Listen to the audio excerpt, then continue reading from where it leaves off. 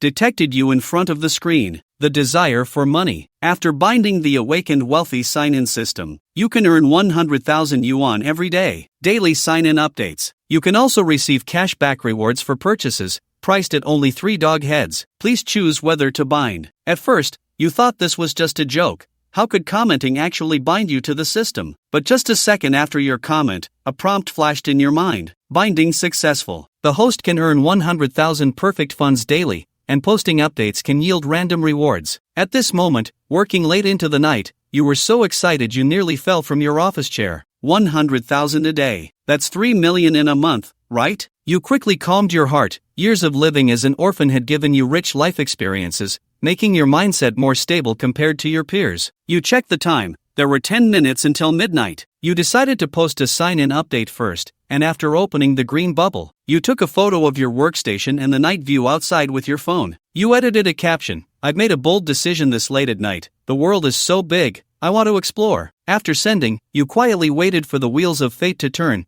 and when your phone struck midnight, the next second, a voice chimed in your ear. Refresh complete. 100,000 perfect funds have been credited. Yesterday's update scored 68. You have received a guaranteed sign-in. Would you like to sign in? Sign in successful. Congratulations, host. You have received a basic cashback card. Your first purchase can yield random multiple cashback. Immediately, your phone received a text. 100,000 yuan credited. Just as you were feeling happy, the green bubble received a message from your boss, Yiming-chun. What's wrong with you? You have time to post updates? Don't you know to reply to my messages? Give up those unrealistic ideas and finish your work quickly. If you can't do it well, there are plenty of others who can. Seeing this message, you couldn't help but laugh. In the past, you endured everything just to make a living, but now that you have a powerful system, why should you tolerate this nitpicking? You randomly replied, call your sister. I'm done. Don't even think about deducting my salary for this month and my year's social insurance and housing fund. If I lose a single cent this month, we'll meet at the labor bureau. After sending the message, you felt an immense sense of relief. Then you started packing up and returned to your low-rent apartment in Hangzhou, planning your future. The next day, you woke up early, planning to tidy yourself up properly. Standing in front of the Hangzhou Tower, you felt slightly nervous. As a local, you knew this was an old luxury shopping center in Hangzhou, a landmark of the city. You walked straight into the Huawei flagship store and asked a sales associate, "Is that foldable phone in stock?" Speaking of phones, I got myself a new one for the new year. The sales associate smiled and said, "Sir, you're in luck. We just received a new shipment today. Please follow me," the sales associate said as they led you inside. They took out a foldable phone from the counter and placed it in your hand. You handed it back and said, "Give me the top configuration." After scanning and paying, the system chimed, detecting your purchase and triggering a rebate for an amount of 21,999 yuan. Ding! Congratulations, host. You successfully drew a twofold rebate and received 43,998 yuan, which has been credited to your account. You were overjoyed. It felt like you earned over 20,000 yuan and got a foldable phone for free. Then you walked over to the Starbucks across the street, sat down, ordered coffee and bread, and browsed your phone, planning to buy yourself a watch. At that moment, an advertisement popped up on your phone, catching your attention. Still worried about shopping for someone? Still troubled about dining with someone? Still concerned about watching movies with someone? Download the companion app now. Local girls are ready to accompany you for fun, dining, and movies. You were genuinely curious and just wanted someone to give you advice while shopping for clothes. With a mindset of trying it out, you downloaded the app and spent 999 yuan to match with a local girl. After the payment was successful, a prompt from the system echoed in your mind. You have drawn a one-fold rebate, which means it's essentially free. Then you contacted the girl, gave her the address of Starbucks, and began waiting for her arrival. After playing with your phone for a few minutes, the glass door of Starbucks swung open. A stunningly beautiful woman walked in, with a figure that was captivating. If you were to rate her looks, she would definitely score a 90. At first sight of her, your eyes showed a hint of surprise, which quickly turned into playful intrigue. You realized you actually knew this companion girl, and she recognized you too. The girl was also shocked to see you, her beautiful eyes revealing a hint of surprise. She was none other than, she was your college classmate, one of the campus beauties, Ji Mushue. You looked at Ji Mushue and greeted her with a smile. I didn't expect it to be you. Coincidentally, Ji Mushue also didn't expect that the order she took was from her college classmate. However, she wasn't embarrassed. After all, earning money honestly was nothing to be ashamed of. Ji Mushue elegantly walked up to you, pulled out a chair, and smiled at you warmly for a long while. Li Wenyuan smiled faintly. It's been a long time since we last met. The goddess of the night is quite busy, so today counts as a reunion of old classmates. Wenyuan chuckled at Ji Mushue, glanced at you, and sighed inwardly. Though you're handsome, we're all adults now. Although Ji Mushue wasn't clear about your family background, she knew it couldn't be that good, so it seemed there was no extra money to be made this time. Still, you were genuinely handsome. So, she thought, let's just consider this a chance to accompany a handsome old classmate. Ji Mushue smiled and said, you can think of it that way. By the way, aren't you working today? What made you come out shopping? You looked at Ji Mushue and joked, I was thinking about you, the gorgeous beauty, so I came out. Ji Mushue was surprised again. In her memory, you were a prominent figure in college but wouldn't usually speak to her like this. What had society taught this man? But isn't this more fun? There was a reason for your words. After 2 years of social experience, you knew that some girls liked bad boys. As soon as you finished speaking, Ji Mushue chuckled and playfully swatted at you with her delicate hand. Old classmates are so annoying now, getting slick with their words. So, what are we doing next? You stood up with a smile and said, accompany me shopping. Help me pick out some clothes. You're the reference. Ji Mushue looked at you in surprise, pointing at the Hangzhou Tower. You nod, feeling a bit bewildered. What's wrong? Isn't this a place to shop? Wan Yen Ji Mushue truly doesn't want to spend money. What kind of place is this? This is the Hangchang Building, the most famous luxury shopping venue in Hangchang. Although she doesn't want to spend money, it really seems like this isn't a place you can afford to shop. After all, if we really talk about it, they have only just graduated for a year and have been working for 2 years. You know your own situation, and Ji Mushue is aware of it too. You're not a rich second generation, you're just an ordinary person like her. How much can an average person earn in 2 years? Perhaps you don't know,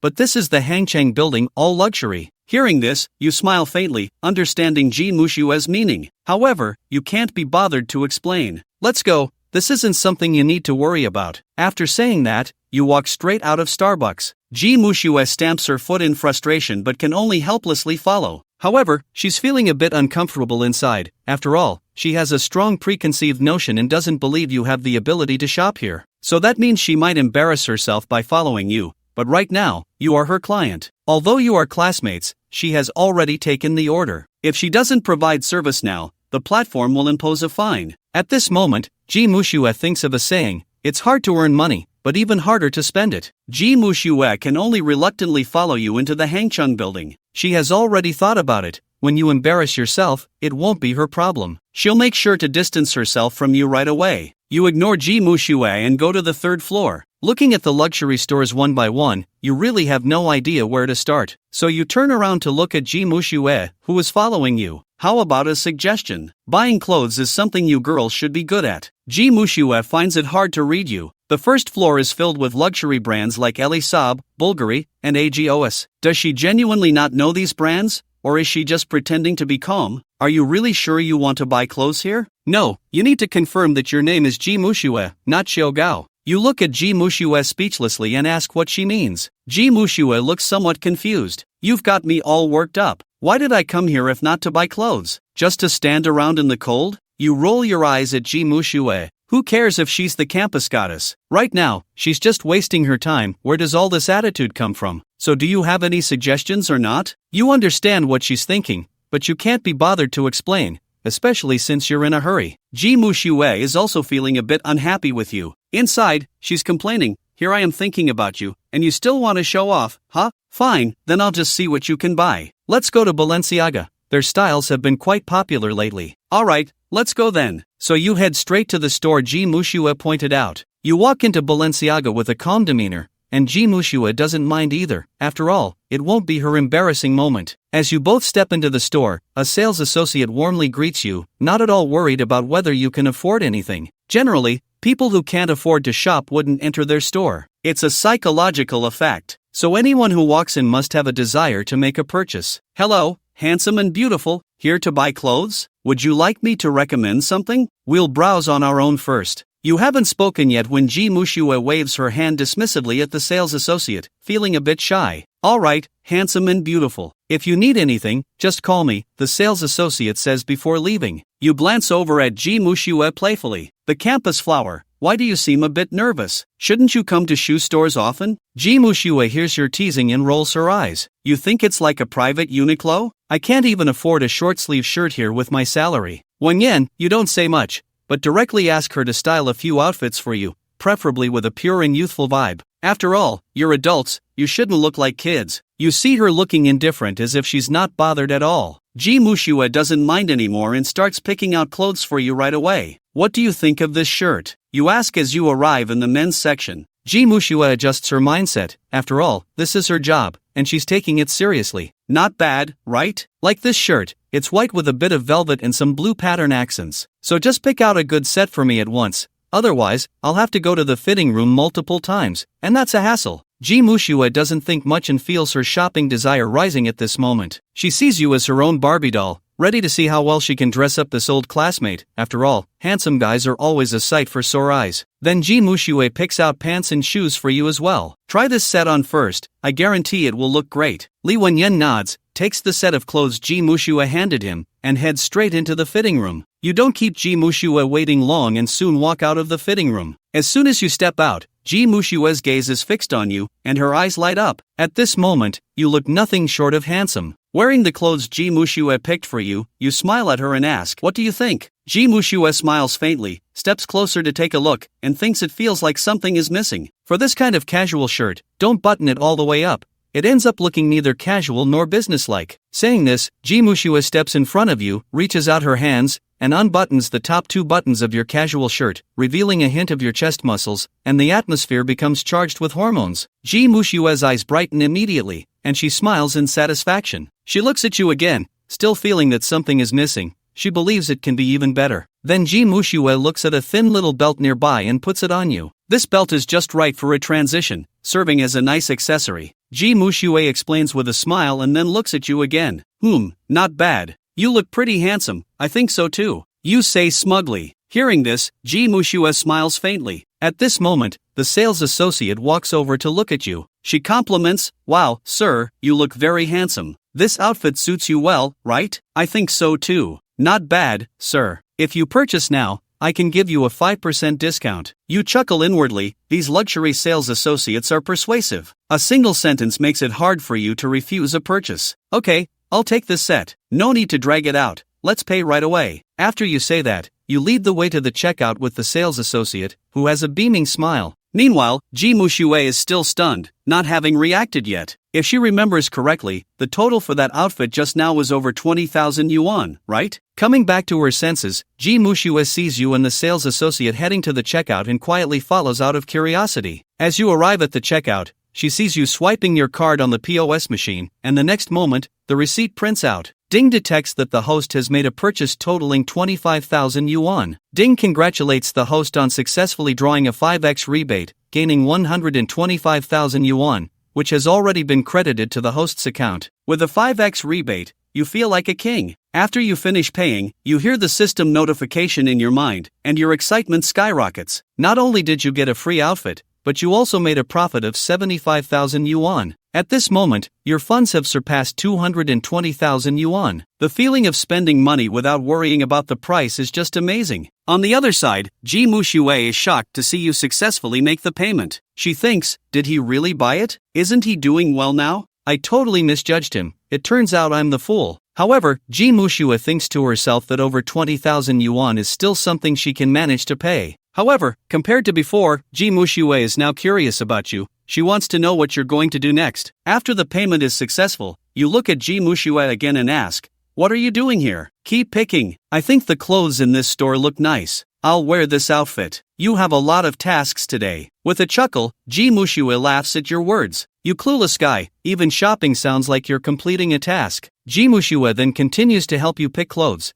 choosing another 5 outfits at Balenciaga, totaling around 120,000 yuan. This time, Ji Mushua comes with you to the checkout, and when she sees you effortlessly make the payment again, Ji Mushua is genuinely shocked. She watches you buy 120,000 yuan worth of clothes without batting an eye. She realizes she underestimated her college classmate. At the same time, she is extremely curious about what you're doing now, as it seems like you're doing quite well. At this moment, you are also extremely excited. Ding detects that the host made a purchase of 120,000 yuan and is processing a rebate. Ding congratulates the host on winning a 4x rebate, giving you a rebate of 480,000 yuan. Wow, amazing! You've hit a 4x rebate. At this moment, you feel like a king. This means you not only got the clothes for free but also made a profit of 360,000 yuan. Now your funds have reached over 560,000 yuan. This feels incredible. Let's go to the next store, Ellie Saab. You look at Ji Mushue, who is in shock, and smile faintly inside. You enjoy seeing this expression on her face. It's quite cute. When Ji Mushue comes back to her senses, she feels a bit embarrassed, but she still takes you to Ellie Saab. This time, Ji Mushue is noticeably more enthusiastic than before. After leaving Balenciaga, you and Ji Mushue arrive at the adjacent Ellie Saab location. Following Ji Mushue's suggestion, you pick out a few more outfits and a wallet, totaling over 300,000 yuan. When Ji Mushue sees you effortlessly pay again,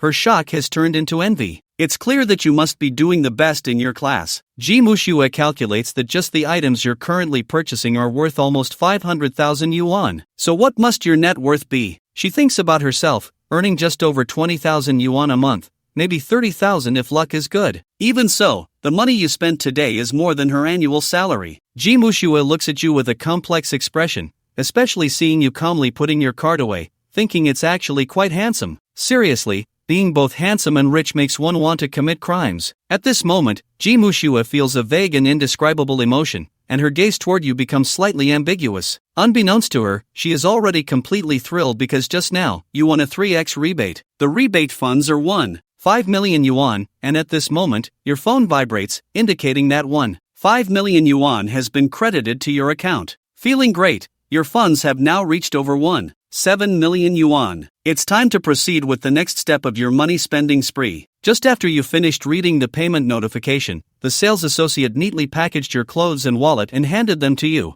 Hello, sir, here are your items. By the way, sir, your purchase fulfills today's store promotion, allowing you to randomly select a gift. You can choose between a small wallet worth 4,500 yuan or a silk scarf worth 3,000 yuan. Which one would you like? You didn't expect such treatment, so you look at Ji Mushue and say, why don't you pick one? Are you talking about me? Ji Mushue asks in surprise, pointing at herself. Isn't that inappropriate? Ji Mushue hesitates for a moment, then declines, saying, you should take it. I don't think I'll need it, and besides, I owe you one. You have great taste. After saying this, you turn to the sales associate and hand Ji Mushue the women's wallet. Ji Mushue sees she can't refuse and secretly wants it, as what girl doesn't like luxury goods? And this is from Ellie Saab. She smiles and takes the wallet, giving you a sweet smile. After thinking for a moment, she says, brother, then I won't be polite anymore. You smile and nod. Great, now you're calling me brother directly. Brother, where are we going to shop next? Ji Mushue asks sweetly. We're going to buy a few watches. Let's go. After checking your phone, you say to Ji Mushue. Ji Mushue is once again shocked by you. Now she knows that when you say you're buying watches, they must be extraordinary. Just what price range are you looking at? You don't pay attention to Ji Mushue's thoughts and instead walk straight out of Ellie Saab, taking her directly to the Audemars Piguet boutique. As a future wealthy individual, how could you not have a good watch? You thought about buying a Patek Philippe, but in Xia country, they only have boutiques in Modo and Daijing, so you have to settle for Audemars Piguet. When Ji Mushue sees you walking into Audemars Piguet, she is momentarily stunned, her expression becoming somewhat nervous. She knows about the brand but has never been inside, feeling a bit anxious. Her intuition tells her to follow you and not embarrass herself. As soon as the two of you walk into the Audemars Piguet boutique, a sales associate warmly greets you. Seeing you and Ji Mushue with luxury items in hand, she knows you are definitely potential clients. Hello, sir, welcome to the Audemars Piguet store. May I ask if you have a specific watch in mind? Do you have the 162020201 model? You come in with a target in mind and immediately inquire about your desired watch. The sales associate smiles and nods. Alright, sir, this way please. She leads you and Ji Mushue to the private consultation area. Top-tier watch boutiques like this one are extremely attentive to customer privacy. The sales associate seats you and Ji Mushue, and after the staff brings small snacks and coffee, she says, now, sir, please wait a moment, I'll call our manager, she says, nodding. The sales associate smiles and leaves. Meanwhile, sitting in the Audemars Piguet private area, Ji Mushue occasionally glances around curiously and looks at you with a complex expression. Several times she wants to ask something, but she holds back and decides to observe quietly. The sales associate doesn't keep you and Ji Mushue waiting long. Soon, a well-dressed man enters the private area, smiling as he approaches you. Hello, sir, I am the manager of Audemars Piguet, my surname is He. I'm pleased to serve you. I heard from Shelley that you need the 1620200201 model. You quickly nod and say, yes, and please don't give me a history of your brand. I'm short on time. I know that store managers not only handle sales but also introduce product history. Right now, time is money, and besides, I like this watch, and the price is reasonable. 1 yen, manager. He is momentarily taken aback but still smiles. It seems you're not unfamiliar with Audemars Piguet,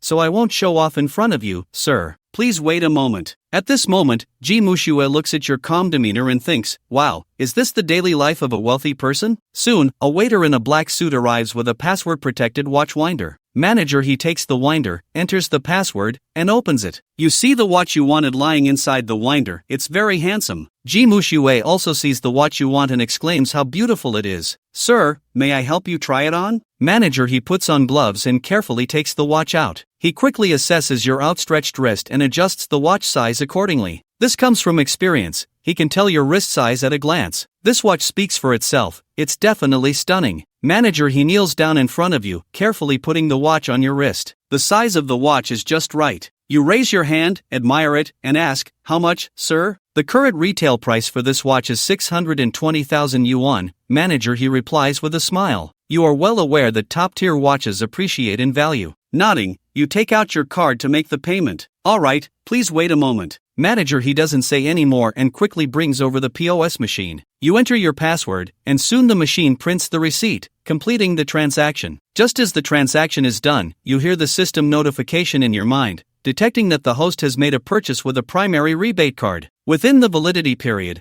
the purchase amount is 620,000 yuan. Randomly drawing for the rebate multiplier, Ding congratulates the host on receiving a 1x rebate, totaling 620,000 yuan, which has been credited to the host's account. You're speechless. You didn't expect to be so lucky, effectively getting this watch for free. Thinking of this, you continue speaking to manager. I'll take this watch. By the way, do you have the 162020 version in salted egg yolk? Hearing this, manager, who often deals with wealthy clients, is also shocked. You're making a purchase of 2 watches worth over 600,000 yuan each. Not only manager is stunned, but so is Ji Mushue. You just spent 600,000 yuan on a watch, leaving her speechless. All she can feel is envy. Now it seems like you're going to buy even more. My goodness, what exactly is this old classmate doing to have so much money? If she remembers correctly, he seems to be an orphan. So everything he has now must have been created by himself. This is a solid example of a self-made individual. Thinking of this, Ji Mushue suddenly has a thought. The one closest to the water gets the moon first. Just as Ji Mushue thinks this, manager, he politely looks at you and says, sir, we happen to have that in our store as well. Wrap it up for me. 1 yen. Manager, he is overjoyed and quickly nods, saying, sir, the current retail price for this watch is 650,000 yuan. Use my card. You swipe your card again successfully, and the system notification sounds again,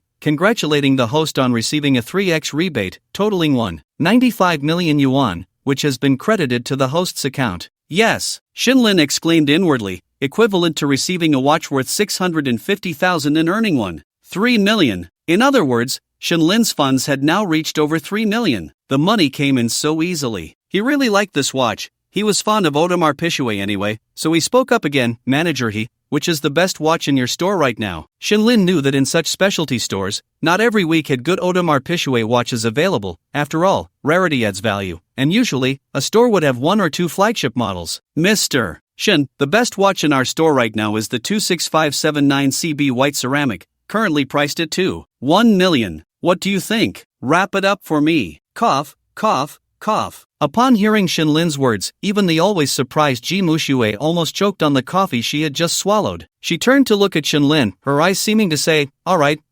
brother, I see your strength. Are you all right? Choking on coffee? Shinlin looked at Ji Mushue with amusement. Ji Mushue quickly lowered her head. It's too hot. Miss, would you like me to get you a glass of orange juice? At that moment, the salesgirl chimed in just right.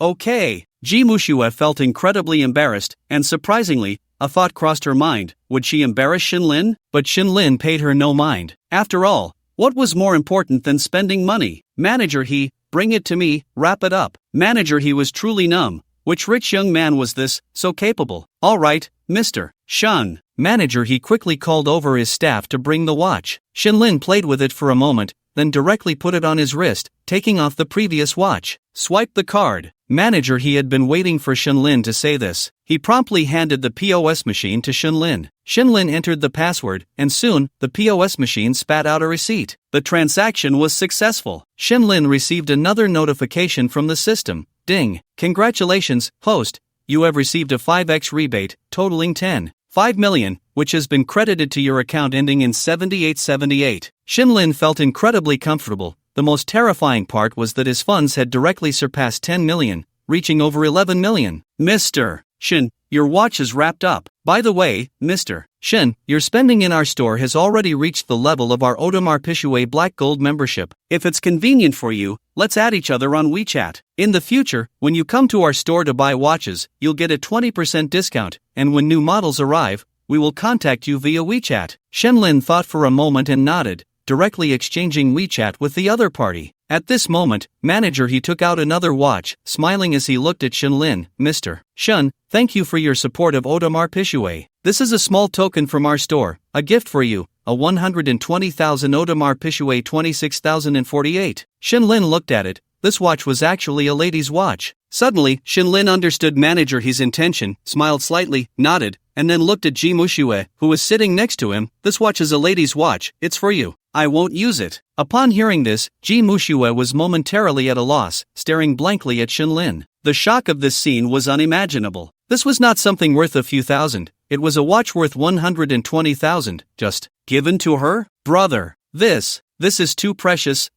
Just take it. I don't lack this little bit. Shenlin truly didn't mind. After all, it was a gift from the store, not something he bought with his own money. Sometimes, such gifts are quite attractive to girls like her. Shenlin was never a particularly refined person. In fact, when he first saw Ji Mushue, he already had an idea to pursue her. There was nothing to hide about it. Throughout the day, Shenlin had been subtly showing Ji Mushue the luxury items he bought, and there was a method to it. After all, could that woman withstand such a test? Moreover, he always adhered to the words of his mentor, Master Tong, which were that money is meant to be spent on women, not for women to spend. Ji Mushue would be lying if she said she wasn't moved. After all, that was a 120,000 yuan Audemars Piguet watch. She herself only wore a Cartier Ballon Bleu, which she had saved up for a long time to buy. At that moment, Ji Mushue imagined wearing a 120,000 yuan watch while shopping with her friends, how impressive that would be, and her vanity would be greatly satisfied. In the end, Ji Mushue succumbed, gazing at Shenlin with soft eyes. Brother, thank you. Shenlin smiled faintly, and at that moment, every move he made seemed incredibly charming to Ji Mushue. With the help of Manager Ji Mushue adjusted the watch's size and put on the 120,000 yuan timepiece. Let's go, I still have a lot to buy. With that, Shenlin stood up, and Ji Mushue followed suit, naturally linking her arm with his. It was very intimate, close together. Shenlin could feel that this girl had certainly indulged in some papaya. He smiled inwardly and then reached out, naturally wrapping his arm around Ji Mushue's slim waist, testing her reaction. If she dared to push him away, then sorry, sister, you're out. As expected, the girl not only didn't refuse but leaned in even closer. Shenlin smiled slightly. This was going well. The two of them walked out of the Audemars Piguet store like a couple. Ji Mushue also realized that to win over Shenlin, she would have to give something in return. They were just tacitly understanding each other. Brother, where are we going now? Ji Mushue leaned against Shenlin's chest, her voice sweet, completely shedding her previous aloofness. Shenlin didn't know where to go, but soon, he caught sight of a huge logo of a fierce horse on the first floor. It could only be Ferrari. This was also a great place to spend money. Thinking of this, Shenlin smiled and said, let's go to Ferrari. I want to order a car. Without any hesitation, he wrapped his arm around Ji Mushue and walked into the Ferrari dealership. As soon as they entered, a well-dressed man in his 30s warmly greeted them. It was mainly because of the luxury shopping bags in Shenlin and Ji Mushue's hands that made the Ferrari manager realize they were not short on cash. Hello, sir, madam, I am the sales manager of the Ferrari Hangzhou Tower store. My surname is Chen. Welcome to Ferrari. How can I assist you? I want to order a car. Time is of the essence. Let's go straight to the configuration room. Shenlin got straight to the point, and with Shenlin's demeanor, Ji Mushue was already used to it. Shenlin knew that supercars like Ferrari needed to be customized. Seeing Shenlin's straightforwardness, Manager Chen was naturally enthusiastic, quickly calling over staff to warmly welcome them, offering Perrier water, and they all headed to the configuration room. Manager Chen opened a computer and accessed Ferrari's internal network, which was the customization official website. Behind it was a liquid crystal display, whatever Shinlin chose would be shown on the screen, allowing him to visually see what his customized car would look like in the end. Ji Mushua looked on with curiosity. It was her first time in the Ferrari customization room. Everything today was a brand new experience for her. At that moment, Manager Chen turned to Shinlin. Sir, what is your surname? Shun, Shinwan-san Shin. Alright, Mr. Shin, what model do you need? F8 Spider. Shinlin replied without hesitation. This was a car he really liked. Although it wasn't as new as the SF90, it was the last version of Ferrari's pure gasoline model. Shinlin appreciated purity. Okay, Mr. Shin, the base price of the F8 starts at 18 million. Let's begin the customization. After Manager Chen finished speaking, a model of the F8 appeared on the LCD screen, showcasing its classic red exterior. Ji Mushua knew that Ferraris were not cheap, but she didn't expect the starting price to be such an astronomical figure. Looking at Shinlin's calm demeanor, it seemed like it was no big deal to him. For a moment, Ji Mushua felt an immense admiration for Shinlin, her body unconsciously leaning closer to him. Shinlin was also quite pleased, wrapping his arm around Ji Mushua's waist, his hands moving up and down her sides. Mr. Shin, do you like this color? Soon, the screen began displaying customization options. Red is fine, but I want a black hardtop. Shinlin thought for a moment and said, Alright, Mr. Shin, the hardtop costs 250,000, and the black color has an additional customization fee of 110,000, excluding tax. Shinlin knew that customization was expensive, but he didn't expect it to be so outrageous. Just for the color of the roof, black would cost 110,000. Nevertheless, he nodded. At that moment, Ji Mushua was like a little kitten, obediently allowing Shinlin to hold her, her heart racing with shock after shock. Mr. Shin, which wheels would you like? The black carbon fiber racing wheels. Okay, Mr. Shin, this set of wheels is 320,000. Shinlin nodded and continued with the customization. Front splitter carbon fiber kit 70,000. Side splitter carbon fiber kit 30,000. Carbon fiber rear wing 350,000. LED steering wheel 250,000. Decals 150,000. Shinlin spent an hour customizing his car, with a base price of 18 million, and after customization, the total came to 68 million. The entire car, including customization, totaled 86 million. Not to mention the luxury car tax, it was estimated that the final cost would be around 8 million. Mr. Shun, the F8 you ordered will be delivered to you in 14 months. Would you like to sign a deposit contract or a full payment contract? Full payment contract. Shinlin didn't want to deal with the hassle. Manager Chen smiled and nodded, pulling out the customization order to draft the contract. When Manager Chen stepped out, Ji Mushua looked at Shinlin. Brother, you're amazing. Buying a Ferrari at such a young age. What are you doing now? Shinlin looked at the shy and cute Ji Mushua, lifting a hand to support her chin. Ji Mushua's cheeks flushed, but she didn't resist, her big eyes staring at Shinlin. I've been doing some investments recently. Shinlin didn't elaborate, but this only added a sense of mystery for Ji Mushua. Brother, that's really impressive. Upon hearing this, Shinlin chuckled and leaned closer to Ji Mushua's ear. I have something even more impressive.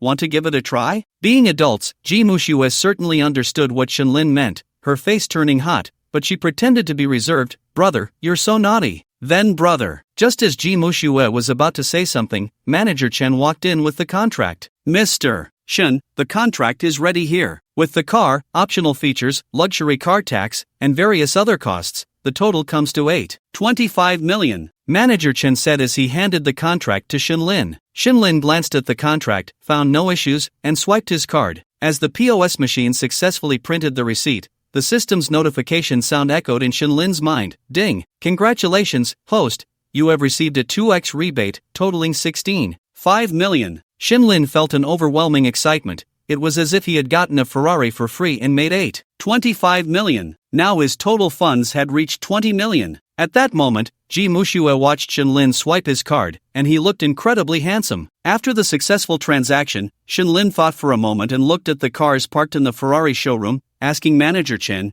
is this 488 in your showroom for sale? Manager Chen smiled and replied, Mr. Shun, all the cars in our showroom are for sale. This 488 was previously reserved with a deposit by a client who later didn't wait for the car. It's still brand new, with an optional feature price of 5 million, equipped with the majority package. If Mr. Shin wants it now, you can drive it away for 6 million. Shinlin took out his bank card. Let's sign the contract. By the way, do you sell license plates? Mr. Shin, coincidentally, we have a special company license plate that can be directly transferred to an individual's name. We currently have one available. Perfect. What number? Hang A888B8. Upon hearing this, Shinlin realized this license plate was a pseudo-leopard number. B and 8 look quite similar. How much? Mr. Shin, the price might be a bit high. How much? Shinlin had no doubts about this. After all, Hangzhou is a city where license plates require a lottery. Although the value of the plates is not as high as in the Magic City, they are still not cheap,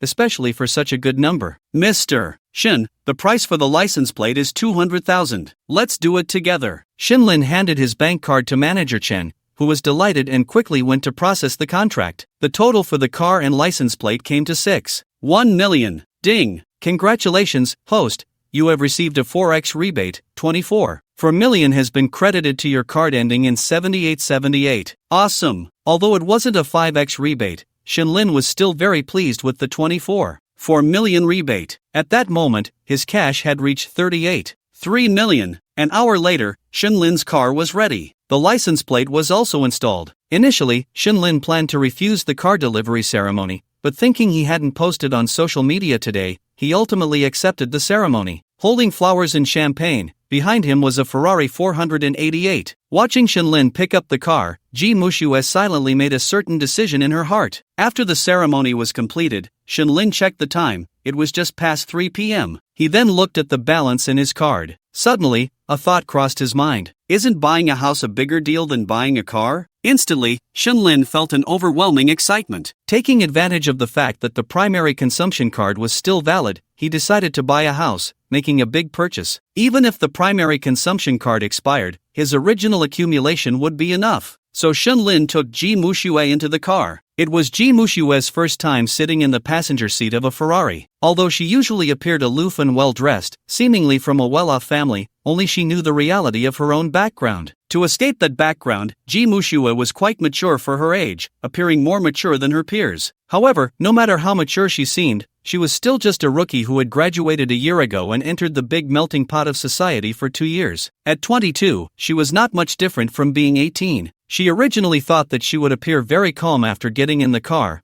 but she still underestimated her own vanity. In the end, she couldn't help it and secretly turned on the camera, preparing to take a few photos. After Shinlin fastened his seatbelt, he looked at Ji Mushue and then smiled at her, saying, "Don't take pictures yet. I'll let you take as many as you want later. I'm in a hurry. Let's go to the next place." Upon hearing this, Ji Mushue's cheeks flushed slightly, as if her little secret had been exposed, making her a bit embarrassed. However, she still showed a sweet smile and nodded at Shinlin. She then fastened her seatbelt. Shinlin stepped on the gas and drove off. The powerful pushback feeling of the Ferrari 488 caught Ji Mushue off guard. But at the same time, there was an indescribable thrill in her heart. Is this what a supercar feels like? At that moment, Shinlin was also not done yet. He thought for a moment and drove onto the ring road. He took Ji Mushue for a thrilling 2 laps. As Shinlin raced on the ring road with Ji Mushue, the excitement deep within her was unleashed. She looked at Shinlin with soft eyes and asked, "Brother, can we open the convertible?" Shinlin glanced at Ji Mushue,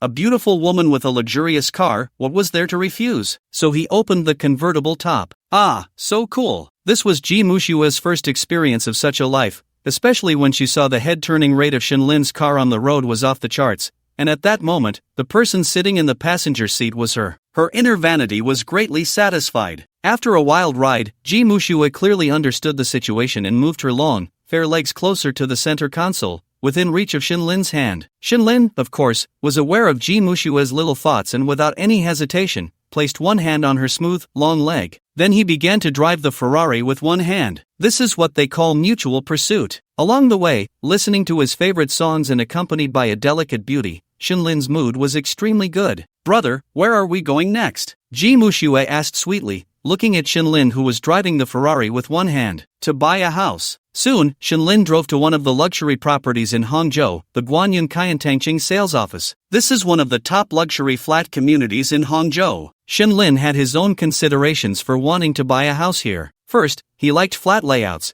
and Guanyin Qiantangqing was a flat layout. Second, Shinlin understood a principle: distant relatives are not as good as close neighbors. The neighbors who can live here are definitely the elite of society, which would help him gradually expand his network. The car soon came to a stop in front of the sales office. Shinlin got out of the car with Ji Mushue. When Ji Mushue first learned that Shinlin was going to buy a house, she had been guessing where he would buy. But after getting out of the car, she discovered that Shinlin was actually going to buy in Guanyun Kayantangching. The price here is 150,000 per square meter. Moreover, Ji Mushue had previously seen that the smallest unit in Guanyun Kayantangching was over 300 square meters. This means that any random house here is worth around 45 million. Even though she knew Shinlin wasn't short on money, Ji Mushue still didn't expect him to be this wealthy. At that moment, Ji Mushue suddenly thought of a rich second-generation student from their university class. A few days ago, he bought a house worth over 10 million, and everyone in the class was fawning over him. What would they think if they knew Shinlin's house? After getting out of the car, Ji Mushue naturally linked her arm with Shinlin's and walked into the sales office together. Sometimes, you can tell whether a community is a luxury one just by looking at its sales office. In front of the sales office of the Yanguan Xiantang, it was different from the typical residential sales offices. It was independently designed, featuring rockeries and flowing water, with a sci-fi architecture surrounded by greenery and small bamboo groves. Upon entering, there were no house models visible in the lobby. Instead, there were small private rooms. This is one of the distinctions between luxury and ordinary residential sales offices. They protect the information of potential buyers, ensuring privacy. After all, in the summer country, most wealthy people actually prefer not to be ostentatious. As Shinlin walked in, a property consultant approached to greet him. "Hello, sir and madam, are you here to view the property?" "Yes." Shinlin got straight to the point. "Alright, sir and madam, please proceed to VIP room 3, where our property consultant will come to verify your funds and provide an introduction." After saying this, the attendant led Shinlin to VIP room 3. Just as Shinlin and Ji Mushue sat down, a server brought over beautifully plated macarons and coffee. The members' lounge was very quiet, with incense lit and soothing music playing, creating a relaxing atmosphere. They didn't have to wait long. The door to the private room was pushed open, and Shinlin looked up to see a well-dressed man in a suit, full of energy, approaching them with a smile. When the man reached Shinlin, he noticed that the consultant's suit seemed to be entirely Armani. The man smiled and extended his hand. "Hello, sir. I am the property manager of Yanguan Xiantang City. My surname is Fong. It's a pleasure to assist you, sir. May I ask your surname?" Shinlin smiled, nodded, and shook hands with him. Shinwan-san Shin. "Alright, sir, if it's not too much trouble, may I arrange for our staff to come and verify your funds now?" Upon hearing this, Shinlin nodded, and Manager Fong stepped out to call someone. At that moment, Ji Mushue curiously looked at Shinlin. "Why is it a man serving us? Shouldn't it be a top beauty?" In Ji Mushue's impression, when buying such luxury properties, the service personnel should ideally be women, right? Shinlin smiled and glanced at Ji Mushue. "There's knowledge behind this." "What do you mean?" Ji Mushue asked, like a curious child. Shinlin thought for a moment and said, "Those who come to buy such luxury homes are either rich or noble. They generally require professionalism and propriety. Developers are aware of this, so it's usually men who handle the reception. Although everyone knows that those who can afford such luxury homes wouldn't have any thoughts about a saleswoman,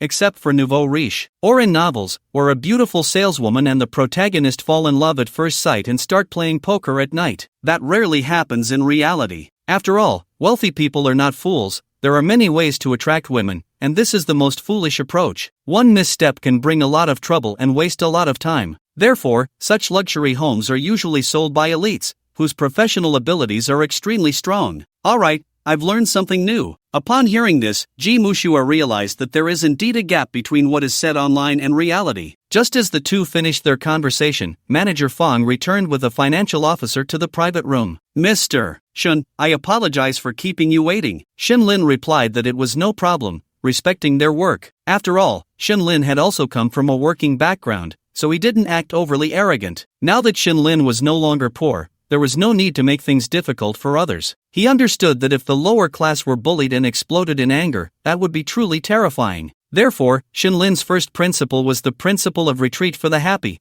As long as it didn't touch his reverse scale and interests, he wouldn't say much. "Hello, Mr. Shin. Let's start the capital verification now. As long as your deposit reaches 13 million, I will be at your service." Manager Fong smiled as he looked at Shinlin. Shinlin didn't waste any time and directly took out his bank card. He was not surprised that the mansion required capital verification. After checking the balance, the other party handed the card back to Shinlin with both hands, politely saying, "Welcome, Mr. Shin, and thank you for giving us the opportunity at Guanyun Xiantang." "Mr. Shin, do you have a property in mind? Or a preferred area?" T2, a 619 square meter house, is it still available? Shinlin had already decided on the way there that if he was going to buy, he would buy the best. Hearing this, Manager Fang smiled and said, Mr. Shin, you qualify, and we just happen to have a 619 square meter house available in T2. It seems we are truly fated. Since you have a plan, shall we go see it on site? Sure, you arrange it. Manager Fang then led Shinlin and Ji Mushue to a sightseeing car, heading towards the Guanyun Shintang community. Throughout the journey, Ji Mushue remained silent, listening to the conversation between Shinlin and Manager Fang. Mr. Shin, these 5 buildings are Guanyun Shintang. This one is T5, the tail sail. This one is T4, the side sail. Over there is T3, the middle sail. The 2 buildings at the back, the lower one is T2, the front sail. And T1 is an office building. Both T1 and T2 have first-line river views. Our community. Shinlin was quite satisfied with his professional knowledge. Finally, the two arrived at the T2 area of Guanyun Shintang and stopped. Mr. Shin, T2 has a total of 27 floors, and the one we are going to see is on the 26th floor. Here, we have 1 unit per elevator. Please, Mr. Shun. Manager Fang swiped the card for the building and then gestured for Shinlin and Ji Mushue to enter. Walking into the lobby, they were greeted by a luxurious decor that surpassed many 5-star hotels. The 3 of them arrived at the elevator and quickly reached 2601, the unit Shinlin was interested in. Pushing open the armored door, as soon as he stepped into the living room, Shinlin fell in love with the place. The entire house had 4 bedrooms, 1 living room, 2 kitchens, 1 study, 1 cigar room, a wine cellar, and a maid's room. The overall decor style was modern luxury, with high-quality materials used throughout. At the same time, the oversized floor-to-ceiling windows surrounded 3 sides. At a glance, the Qiantang River in Shenzhen Century City, along with the Olympic Sports Center, were all in view. Ji Mushue followed throughout, already so shocked that she couldn't speak. Is this the life of the wealthy? It's too luxurious. Shinlin was very satisfied. How much is this one? Shinlin asked after looking around, clearly pleased. Mr. Shin, this one is 150,000 per square meter, including decoration, with 3 parking spaces, totaling 85 million. If you purchase today, I can waive the extra 50,000. Upon hearing this astronomical figure, Ji Mushue's first reaction was not shock, but she looked at Shinlin. Shinlin thought for a moment and then nodded in satisfaction. Although he currently only had over 30 million, there was no rule against making separate payments. Alright, let's sign the contract now. Hearing this, Manager Fang was slightly taken aback but was extremely excited inside. After all, they earned an 8% commission on each sale, which meant either they didn't open for business or they would eat for a year once they did. Ji Mushue was stunned to see Shinlin casually confirm the purchase of a property worth nearly 100 million. The shock in her heart was unimaginable. At this moment, Ji Mushue thought, I must secure Shinlin, this is my only chance. As for what Ji Mushue was thinking,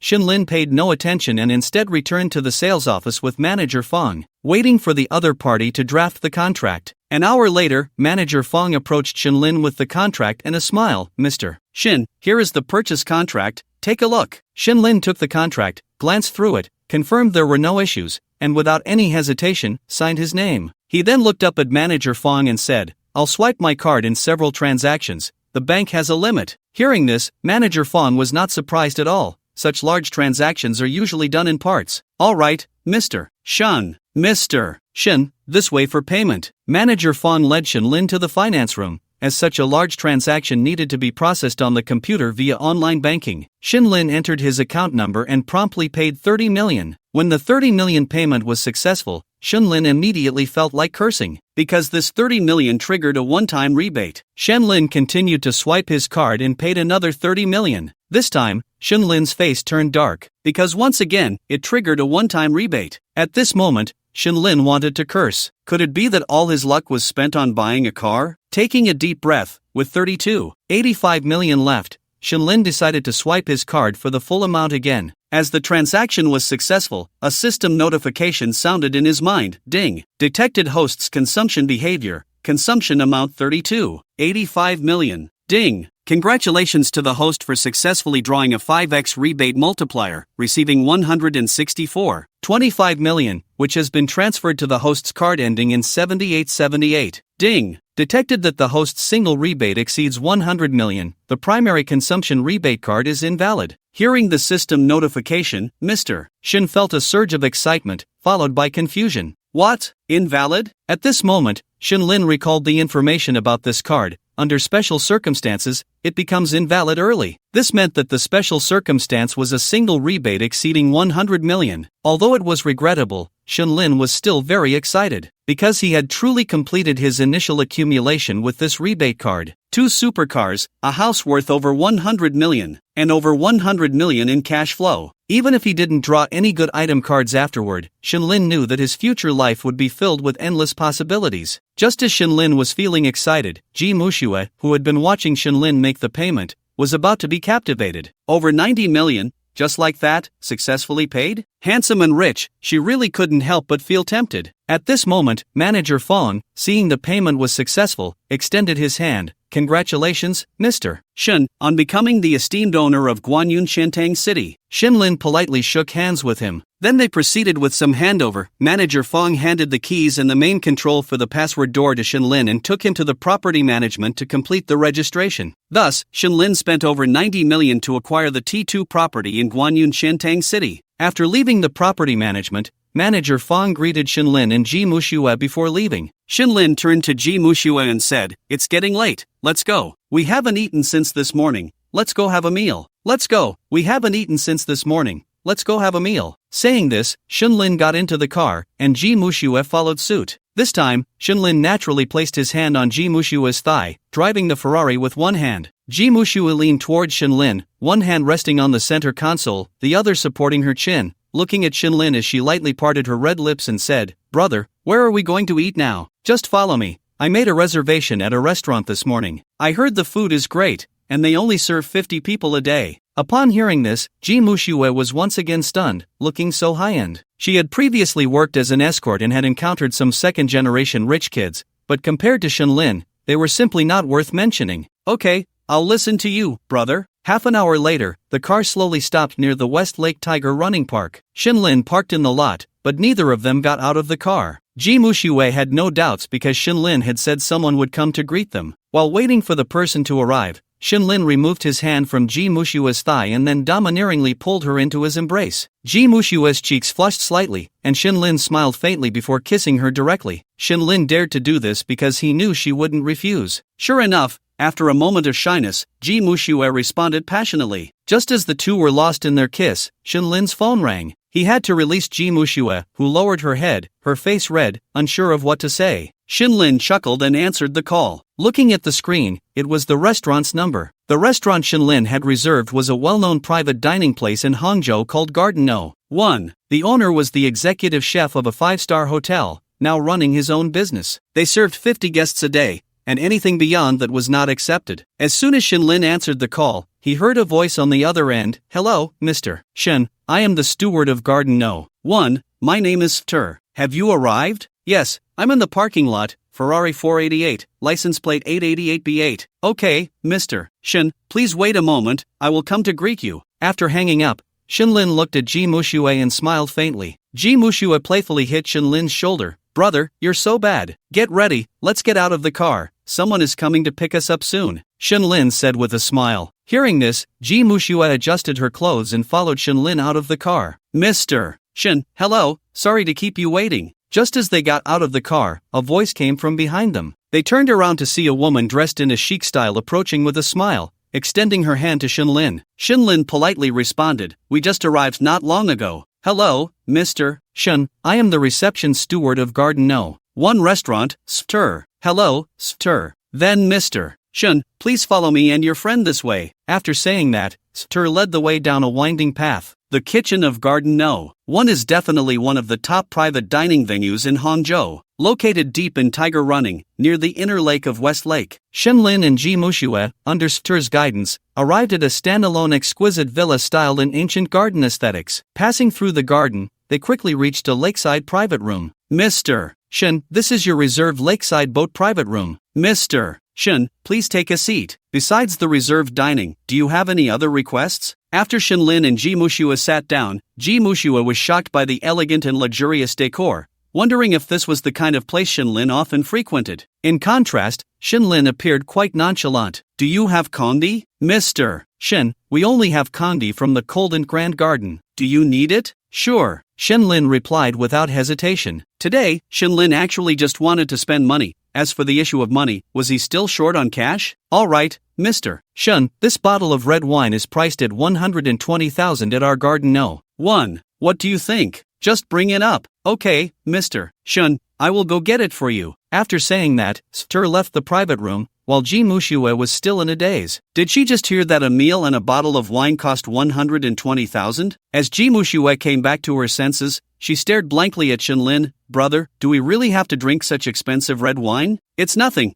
just a daily thing. Upon hearing Shenlin's words, Ji Mushue's understanding of his financial power rose to another level. A single meal cost more than many people's annual salary, and it was just a daily occurrence? How wealthy was Shenlin now? Brother Shen, you. Ji Mushue looked at Shenlin in shock, just about to say something when the door to the private room was pushed open. Stur entered with a waiter. Mr. Shen, here are the dishes you ordered for today. Bird's nest and abalone, goose feet, colorful official swallow, 9 phoenix golden fish. Looking at the array of dishes, Shenlin smiled and nodded. Mr. Shen, here is your Kangdi wine. I've already decanted it for you, enjoy. With that, Stur left. Ji Mushue looked at the delicacies in front of her and swallowed. Shenlin, however, was quite casual, pouring red wine for both of them and raising his glass. Come on, to our reunion. Hearing this, Ji Mushue's cheeks flushed as she nodded. To our reunion. The two took a sip, and at that moment, Shenlin picked up his chopsticks, thought for a moment,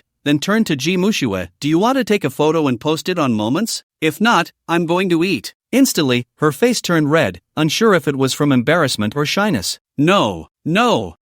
Then I'm eating. You should start eating too. Shenlin looked at Ji Mushue calmly, and she nodded. At this moment, she had many questions in her heart. Brother, have you been investing these past 2 years? After eating for a while, Shenlin heard Ji Mushue's inquiry. He knew she could no longer hold back. Shenlin thought to himself, I thought your self-control was better than this? For this, Shenlin had already thought of how to respond. Yeah, what's wrong? Boom! Ji Mushue's mind went blank upon hearing Shenlin's words. If it had been before, she would have definitely thought Shenlin was just showing off. But after everything that had just happened, Ji Mushue believed it. Just look at Shenlin's calm demeanor. He clearly often attended such occasions. Moreover, spending 120,000 on a bottle of wine, how rich must Shenlin be? Ji Mushue's heart suddenly became lively. Brother, are you still with Jingjing? Ji Mushue asked a bit gossipingly. Jingjing was Shenlin's ex-girlfriend from university, also a classmate, and Ji Mushue certainly knew that. After asking, she felt an unspoken anticipation in her heart. Shenlin put down his wine glass and looked at Ji Mushue with a playful expression. He knew what Ji Mushue was thinking,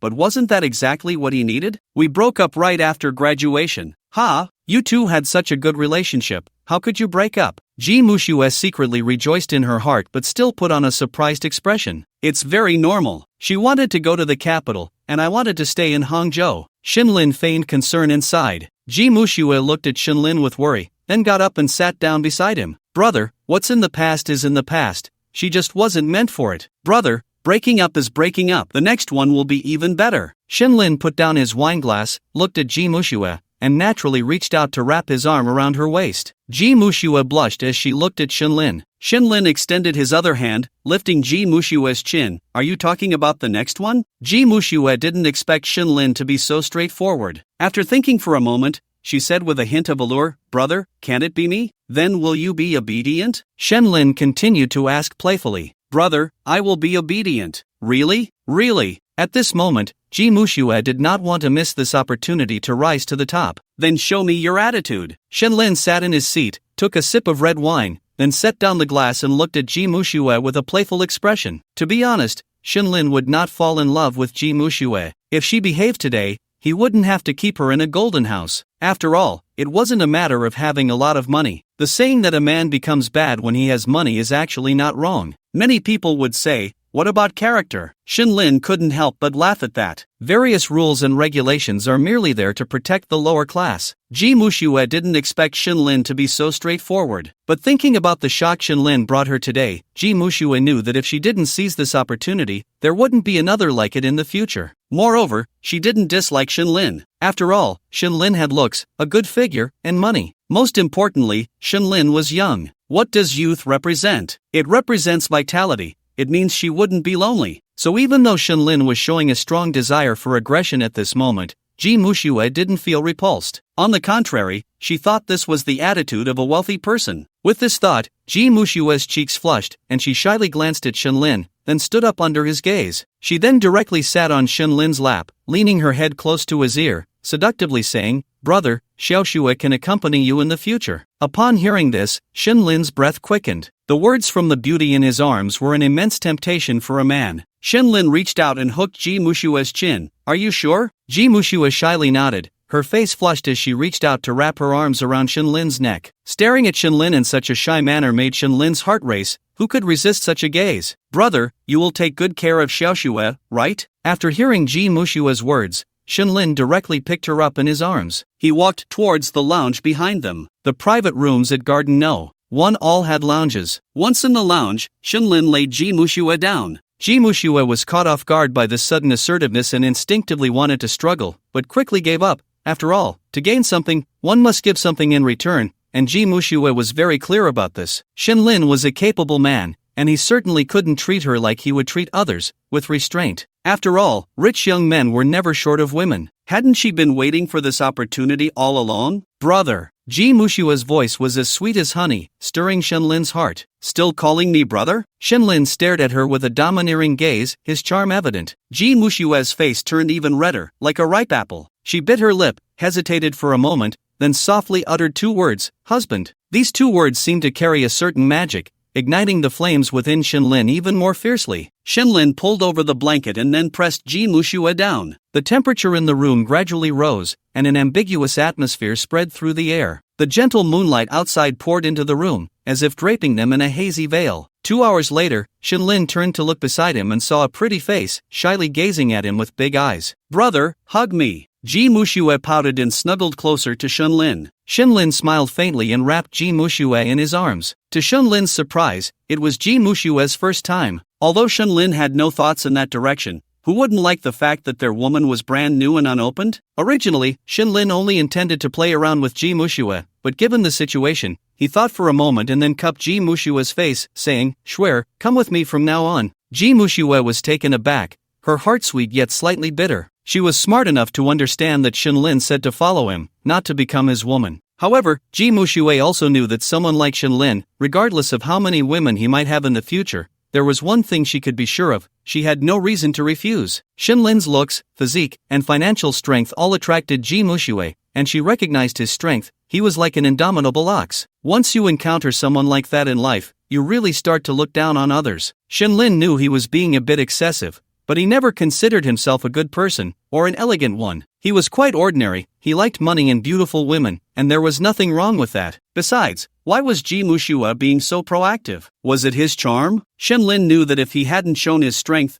would Ji Mushue be with him? Would she be this proactive? Don't kid yourself. But since it was Ji Mushue's first time, it was just right. He could keep her as a canary. "As long as you follow me, I can give you everything except marriage." Seeing Ji Mushue resting her head on his chest without speaking, Shenlin continued, "Of course, you can choose to refuse, and I'll give you some money." Just as Shenlin finished speaking, Ji Mushue lifted her head, looking at him with a pitiful expression. "Can you promise to love me forever? Not abandon me? As long as you don't betray me, there will always be a place for you in my heart," Shenlin said lightly. Upon hearing this, Ji Mushue stared at him for a moment before lowering her head and placing a kiss on his lips. "Brother, no, husband, from now on, Shuer is yours, you must treat me well." After hearing Ji Mushue's words, Shenlin smiled and nodded. The next second, Ji Mushue suddenly pulled up the blanket. An hour and a half later, Shenlin pulled out a cigarette, and Ji Mushue, understanding the hint, lit it for him, showing no signs of being a goddess. Shenlin took a deep breath and exhaled a smoke ring. After everything, a cigarette was better than being a living god. The two enjoyed a moment together before getting up to tidy up and prepare to leave Garden No. 1. Shenlin drove Ji Mushue to her apartment in Hangzhou. Of course, he wouldn't let Ji Mushue go to his place. At the apartment building, inside the Ferrari, Shenlin looked at Ji Mushue.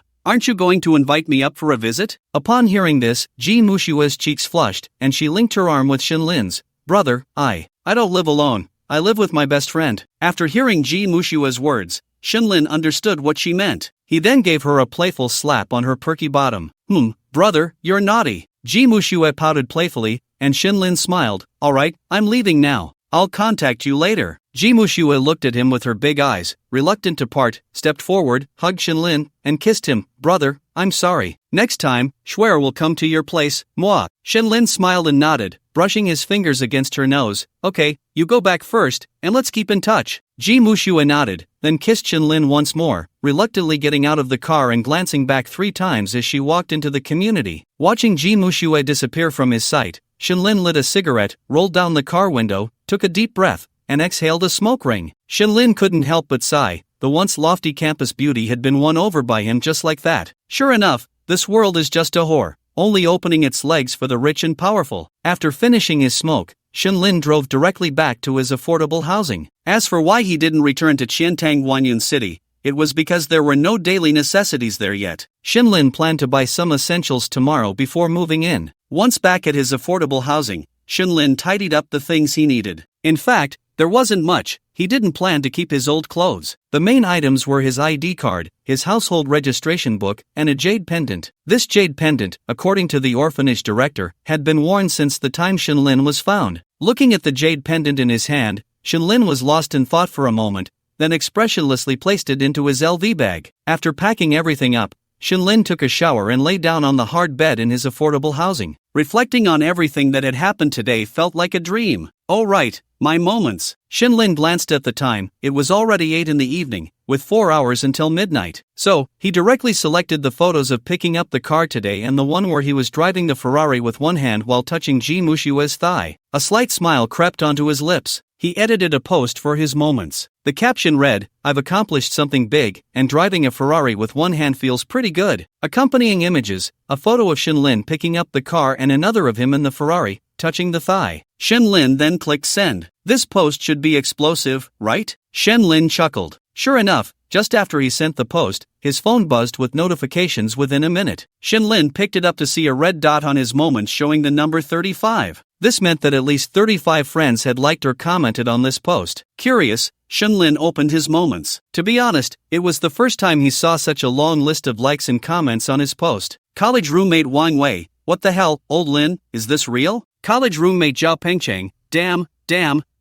dad, let me drive it. College roommate Zhang Bo, damn it, old Lin, you've been playing the fool all along, huh? Colleague 1, oh my god, no wonder you quit your job, turns out you're a rich kid experiencing life. Female colleague 1, brother Shin, the car is so cool, can you invite me for a ride? Looking at the comments, Shinlin chose to ignore them, not wanting to reply. Instead, just as he exited his moments, a group chat named The Man Behind Alibaba was buzzing with dozens of messages. Shinlin looked at the group and couldn't help but smile. This was a group with a few of his college roommates. Upon entering, the 3 roommates were in an uproar. Wang Wei, at Shinlin? Speak. Zhao Pengcheng, at Shinlin, my dear horse, you've been deceiving us for 4 years? Zhang Bo, at Shinlin, you little bastard, you still owe me 4 years of living expenses, damn. Shinlin scrolled to the top and saw the messages from the 3 roommates. He immediately sent out 20 red envelopes of 200 yuan each. Shinlin, what's all this fuss? Isn't this Dragon King returning to the family? If you want to drive, come to Hangzhou, stop whining. Third son, don't disturb your dad, quickly grab the red envelopes and go wash up and sleep. Just as Shinlin sent a joking message, the group chat exploded, but not with replies, rather with notifications of red envelopes being claimed. After all 20 red envelopes were claimed, Wang Wei, at Shinlin, Dad, I also want to try driving a Ferrari with one hand. Zhang Bo, at Shinlin, Dad, isn't that thigh tender? Zhao Pengcheng, at Shinlin, Ancestor, I don't want to drive a Ferrari, I want to ride a horse, smirking. After Shinlin saw the messages from the 3 dog sons, especially from Zhao Pengcheng, he burst out laughing. If Shinlin had any friends, it would definitely be these 3 dog sons from university. After all, during college, knowing he was an orphan, the 3 of them really treated him like a father and took care of him. Today, Zhang Bo bought a pair of shoes that were too big and wore them himself. Tomorrow, Wang Wei accidentally got an extra serving of food and ate it himself. The day after tomorrow, Zhao Pengcheng carelessly bought an extra cup of milk tea and drank it himself. They took turns looking after him, making Shinlin's college life happier than ever. After graduation, the sons would still occasionally call him, order takeout, and transfer money, just to make sure he wasn't hungry or being bullied. Among them, old Zhao repeatedly invited him to the Magic City, helping him find connections for a job in a public institution. Shenlin would never forget these kindnesses for the rest of his life. Shenlin thought for a moment and quickly edited a message in the group. Shenlin, from today on, Dad will always be your strong support. If you need anything, just find me. By the way, from now on, I'll be settling down in Hangzhou. Hangzhou is your home. Come find Dad. Zhao Pengcheng at Shenlin. What the heck? We've swapped roles? Did we agree to this? Wang Wei at Zhao Pengcheng. It seems we don't need to agree. Didn't you just call him Dad? Zhao Pengcheng. It seems you also called him Dad? Zhang Bo, stop bickering. It's more important that old Lin is doing well. Remember, year-end gathering. After chatting with his dog sons, Shenlin was about to exit WeChat. Just as he left the chat interface and returned to the chat list, he noticed that many people he usually didn't contact had sent him messages. Shenlin curiously opened them one by one. University fool Chen Ming, Lin Gu, you've struck it rich recently, huh? I have a project here. I'll send you the link. Check it out if you're interested. It's a hot industry. Online finance http://. Seeing this, Shenlin shook his head in disbelief and directly blocked him. Next, high school jerk, health committee member He Meng, Lin Gu, what have you been busy with lately? Let's find some time to gather with the high school crew. Fist bump, Shenlin smiled faintly, didn't reply, and looked at the next message. Colleague Xioli, Lin Gu, saw your message, please reply. Supervisor Yi asked me to check with you, is your salary and compensation being transferred to your previous card? Upon seeing this message, Shenlin was slightly taken aback and quickly edited a response. Shenlin, is this for real? Has Yi Dog's efficiency improved this much? Confused, colleague Xioli, Lin Gu, Yi Dog isn't that kind-hearted. He saw your recent moments and then ran to the general manager's office like a dog, and the general manager approved it. Colleague Xioli, Lin Gu, I really didn't see this coming. You're here to experience life, huh? You were too convincing before. When do you have time to gather? After reading Xioli's message, Shenlin smiled helplessly. There's a saying that goes well, when you succeed, there are good people around you. Shenlin quickly replied, it's still the same card. We'll talk later, I have some things to do. After sending, Shenlin didn't care whether the other party replied or not, directly exited WeChat, picked up his newly bought folding phone, and scrolled through a certain app while waiting for midnight to arrive. Finally, just as Shenlin was about to doze off while scrolling, the system's prompt sound finally appeared in his mind. Ding. Midnight refresh, 100,000 perfect gold has been transferred to the host's card ending in 7878. Please check. Ding. Midnight refresh, detected that the host sent a Moments post yesterday, currently undergoing comprehensive scoring. Ding. Yesterday's Moments score, 90 points, reaching excellent, awarded guaranteed sign-in times X1, excellent sign-in X1, ding. Would you like to sign in? When Shenlin heard the system's prompt sound, he immediately waved his fist. Indeed, the quality of this social media post was excellent. An extra opportunity to check in had appeared. For Shenlin, the system's check-in was of utmost importance. After all, compared to the daily 100,000, the items obtained from check-ins were the most impressive. Without any hesitation, Shenlin silently chanted in his heart, check in. Ding. Detected that the host has 2 check-in opportunities today. Would you like to check in for both? Yes. Ding. Congratulations to the host for successfully checking in. Ding. Congratulations to the host for obtaining the item, top-tier fighting technique. Ding. Congratulations to the host for obtaining the item, advanced hangover cure formula. After the system's notification sound ended in his mind, Shenlin quickly opened the attribute panel and focused his gaze on the system's warehouse. Soon, in the system's warehouse, Shenlin discovered a shimmering gold item card and a glowing red item card. Seeing this, Shenlin recalled the previous basic consumption rebate card, which only emitted green light. Could it be that the brightness represents the rarity of the card? A thought flashed through Shenlin's mind, and he then directed his attention to the golden glowing card. This card was indeed the card for the top-tier fighting technique. Information about it also appeared before Shenlin's eyes. Top-tier fighting technique, using this card, the host will instantly possess the world's top fighting and killing skills, duration, permanent. Boom! Upon seeing this, Shenlin's excitement could no longer be contained. He jumped up from the bed. What boy didn't have a martial arts dream in his youth? Shenlin quickly focused on the card, his heart racing as he silently chanted, use. Ding. Congratulations to the host for successfully using the top-tier fighting technique item card. As the system's notification sound ended, Shenlin suddenly felt a surge of memories flooding into his mind. The memories slid past his eyes like slides. These memories were all about fighting techniques and killing skills. After the memories faded, Shenlin felt a warm current flowing throughout his body. A quarter of an hour later, many impurities appeared on Shenlin's body. Soon, he realized that this was the system enlightening him. The warm current not only transformed his body, making it tougher, but also solidified the fighting techniques and killing skills he had just absorbed into muscle memory. Shenlin hurried to the bathroom to wash up. Standing in front of the mirror, Shenlin could clearly feel the energy within his body. At the same time, his muscles became denser, and having an 8-pack was just a minor detail. Shenlin felt that at this moment, he could easily kill his former self with one hand. What Shenlin didn't notice was that his aura had undergone a tremendous change. From his previous confidence, it had transformed into a restrained yet slightly domineering presence. That was the aura one could only possess after reaching absolute dominance in a field. Awesome! At this moment, Shenlin felt exhilarated all over. Excited, he casually tried a few moves in the room. He looked incredibly cool. Then, Shenlin turned his gaze back to the red glowing card. The next second, information appeared before his eyes. Advanced Hangover Cure Formula. Using this item will grant you a complete set of advanced hangover cure formulas. The hangover remedy produced using this formula will achieve the effect of being able to drink 100 cups without getting drunk. Hiss! Upon seeing the special effect of the hangover remedy, Shenlin immediately gasped. 100 cups without getting drunk? Instantly, Shenlin realized the terrifying potential of this formula. In today's society, during festivals and business negotiations, who doesn't drink? If he could develop this hangover remedy and put it on the market, wouldn't that be equivalent to directly creating a cash cow? Thinking of this, Shenlin couldn't help but feel excited, and quickly picked up his phone to start checking the hangover remedies on the market. Prices ranged from dozens to thousands. Shenlin even specifically looked at the reviews, and even the effects of the remedies that cost over 1,000 were just average. Wow, this is a huge business opportunity. Although Shenlin didn't want to start a business, now, with such a powerful tool at hand,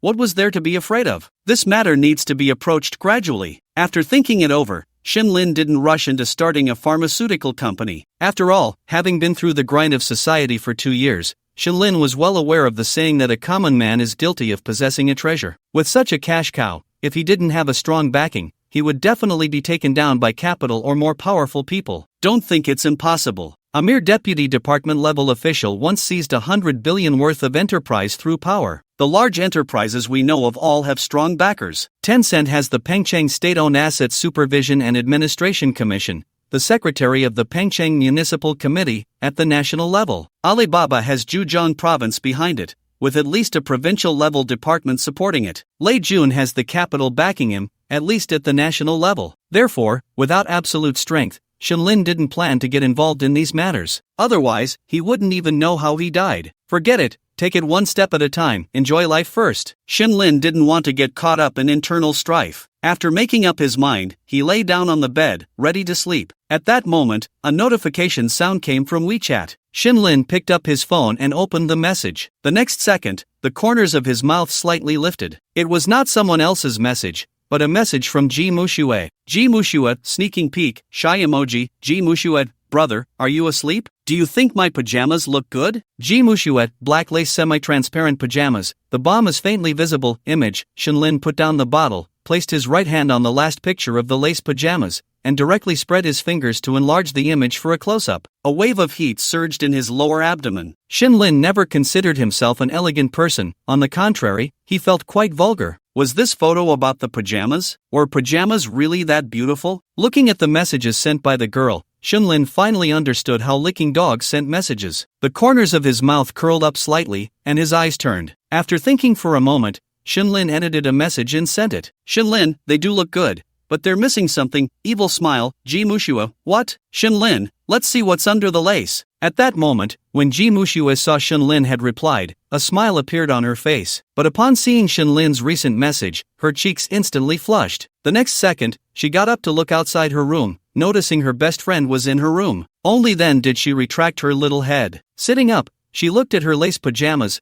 bit her lip, her gaze alluring, one hand raised high with her phone, while the other slightly pulled at her pajamas to take a photo. At that moment, seeing that the girl hadn't replied for a long time, Shenlin shook his head helplessly. Just as he was about to put down his phone, ding-dong, another notification sound came from his phone. Shenlin opened it and nearly had a nosebleed. Ji Mushue, Snow White photo JPG, huff huff, brother, naughty, brother, good night. Shenlin looked at the photo in front of him, then sent Ji Mushue a 6,666 red envelope. Shenlin, alright, Contact me when you have time. Shenlin felt that this was what life was about. This is life skr. The next day, Shenlin woke up naturally, and after washing up, he directly contacted the landlord to check out. Then he drove his car to Qiantang Guanyun City. Yesterday, since he bought the house quite late, Shenlin was too lazy to fuss about it. He didn't contact the property management to prepare daily necessities for himself. So, when he arrived at Qiantang Guanyun City today, Shenlin directly contacted the property manager to buy daily supplies and check in today. It is worth mentioning that the property management of Guanyun Qiantang City is provided by Bowie,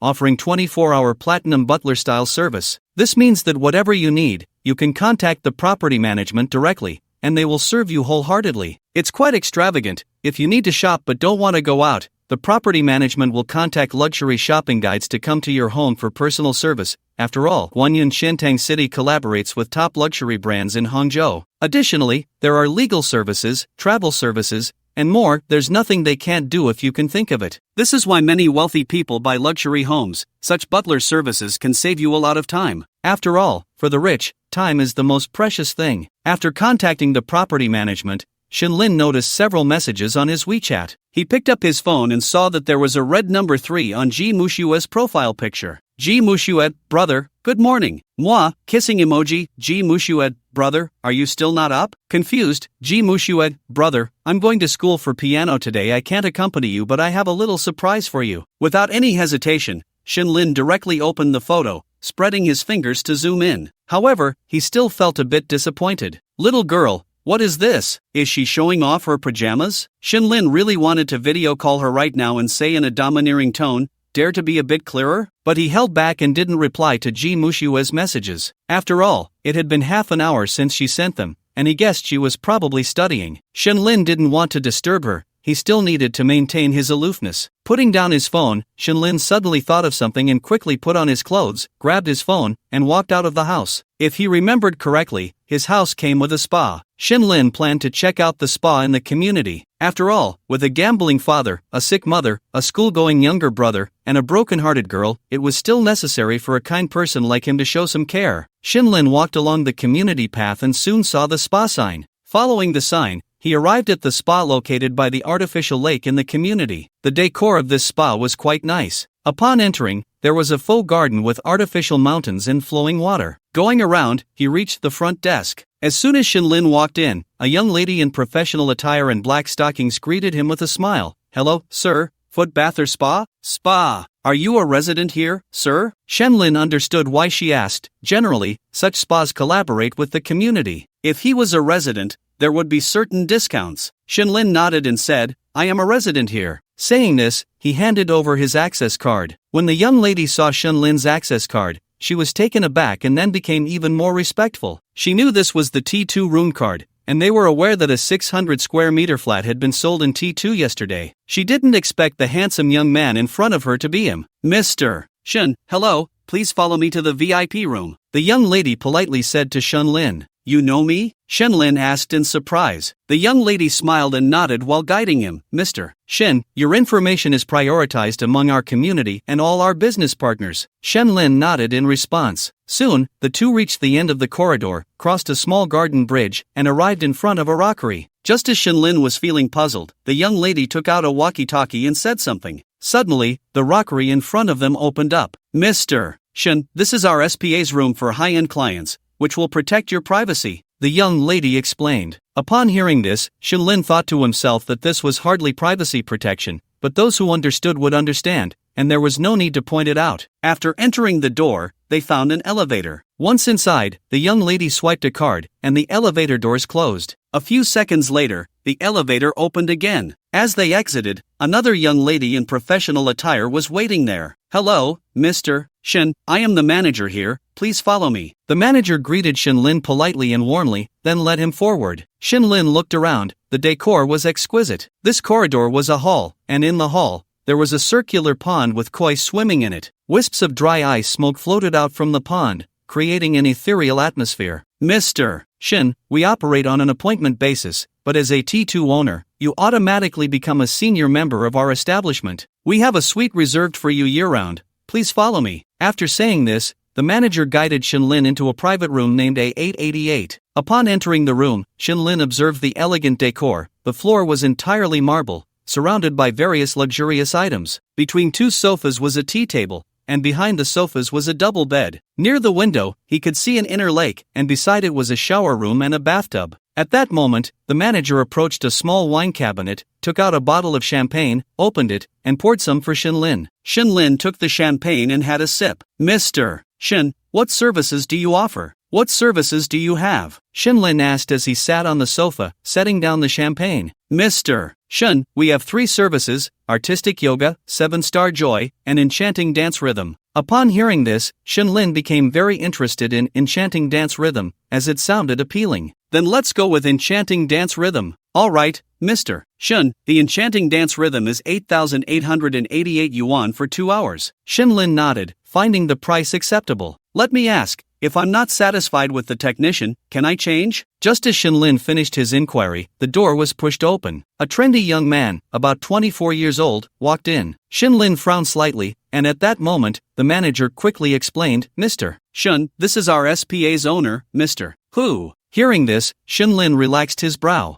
"Hello, young Master Shin, my name is Hu Long, the owner of this SPA. I just received a call from our staff and came uninvited. I hope you understand. Rest assured, if you are not satisfied with our technician, you can change at any time." Upon hearing this, Shinlin looked again at the young man, who was wearing a Givenchy doghead short-sleeve shirt, LV white shorts, and a pair of LV and AJ collaboration sneakers, with a Rolex black date just on his wrist. He seemed very young and casual, even a bit rebellious, but he spoke with great propriety. "That's fine." Shinlin smiled in satisfaction. At this moment, Hulong gave the manager a knowing glance, and the manager greeted Shinlin before leaving. In the room, only Shinlin and Hulong remained. "Young Master Shin, here is my business card. In Hangzhou, if you ever need anything, such as business KTV, bathing, or SPA services, you can contact me." Hulong handed his business card to Shinlin, who picked it up to take a look. It read, "General Manager of Dinghao High-End Private Business Travel Customization, Hulong." Shinlin smiled as he accepted the card and nodded. "Do you also do business KTV?" "Young Master Shin, yes, our family is in Hangzhou, and we are the leaders in this field." Upon hearing this, Shinlin was taken aback. This kid was actually a second-generation rich. "Young Master Shin, Mr. Hu, there's no need to call me Young Master Shin, just call me Ailin. I see you should be older than me," Shinlin said with a smile, not to flatter the other party, but because he knew that he would definitely have a lot of connections in this area in the future. Now that he knew Hulong, they could have more fun later. "Haha, Young Master Shin, actually, I don't want to call you that either, it feels too awkward. How about this, I'll call you Ailin, and you don't need to call me Mr. Hu anymore, just call me Xiaolong." Saying this, he reached out his hand to shake Shinlin's. "Of course," Shinlin replied with a smile. "So, let me arrange for a good technician to come from elsewhere, I guarantee the quality." "I'm looking forward to it," Shinlin said with a smile, and then Hulong took out his phone and made a call. After arranging it, he hung up, and Shinlin chatted with Hulong for a while. He didn't know until they talked that Hulong's family was quite well off with businesses spread throughout the province. His family had started in the KTV and bar business 20 years ago,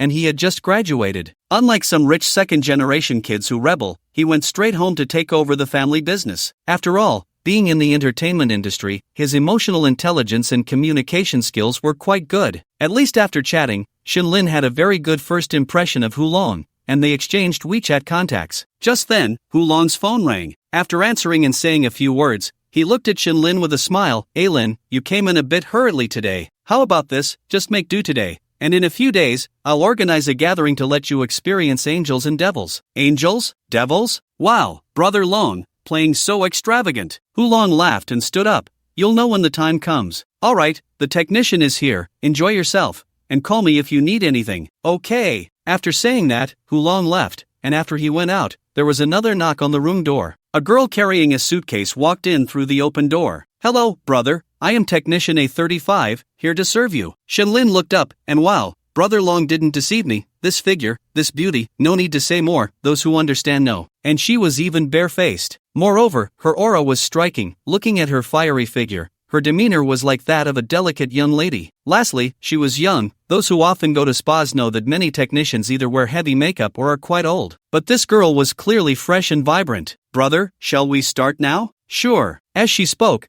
the girl began to let Shinlin lie down and then took out the massage tools from her toolbox. "Brother, is it too hard for you?" "It's fine. Then I'll apply more pressure. If it hurts, let me know. Go ahead. it's okay, I can take it. Then, the girl began to massage Shinlin, somewhat similar to Thai massage, combined with her unique techniques and self-created positions. Shinlin truly felt incredibly comfortable. At first, he was still in a tense state, but as the girl's techniques progressed layer by layer, he gradually became relaxed. Shinlin also felt his originally stiff muscles slowly loosening under her methods. During the session, when Shinlin felt thirsty, the girl would thoughtfully pour him a cup of the shop's unique herbal tea. To be honest, this was the first time Shinlin had tried this tea. It was very pleasant. Sipping the tea, it was a bit bitter at first, but soon turned sweet. It was quite enjoyable, and the sandalwood in the room wafted a gentle fragrance, making one feel drowsy and relaxed. Finally, Shinlin was completely relaxed and began to fully enjoy this massage. Indeed, you get what you pay for. Don't be fooled by the girl's young appearance, her skills are quite profound. 2 hours later, Shinlin walked out of the private room feeling refreshed. No wonder so many people come to the spa when they're tired and worn out. It was indeed nice. As soon as Shinlin reached the lobby, the manager approached him and led him to a nearby sofa, handing him a glass of water. Mr. Shin,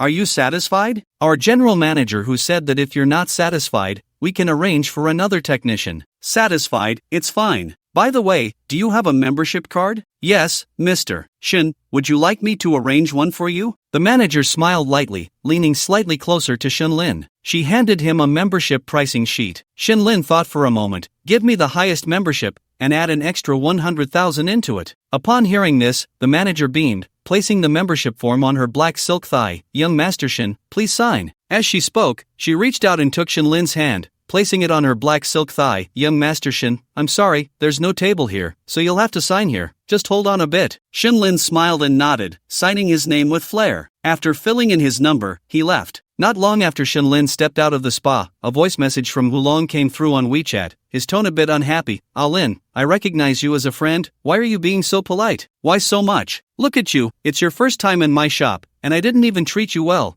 There's really no need to be so polite. Shinlin knew this was just pleasantries. After all, dealing with people is an art. Brother Long, I'm really not being polite. I'll need quite a bit in this area in the future, so I'll have to trouble you then. Shinlin replied with a light smile. Alright, we're friends. I'll give you a 20% discount in the future. By the way, do you have time the day after tomorrow? I'll organize a gathering. Let's have some fun together. This time, Hulong's invitation had gone from a few days later to a confirmed time of the day after tomorrow. Shinlin smiled helplessly. This is the way of human relationships. When he returned home, the property staff followed him in, cleaning the room, folding clothes, making the bed, and so on. An hour later, the house was spotless, and all the living essentials were complete, all from big brands. These were deducted from the property fees. For a T2 owner like Shinlin, there's an annual limit of 3 million that the property can advance, to be paid back when the property fees are settled the following year. After sending off the housekeeper and property service, Shinlin looked at his spacious flat, thought for a moment, and went directly to the floor-to-ceiling window to take a photo. He then edited a post for his social media and sent it out. Social media caption, I can say I've settled down in Hangzhou. Accompanying image, the view outside the floor-to-ceiling window he just took. Location, Zhentang Guanyun City T2. After posting, Shinlin felt a bit hungry and contacted the property to have the Chinese chef from the community clubhouse prepare a meal for him and deliver it home. After all, after a morning of moving and, an exciting spa session,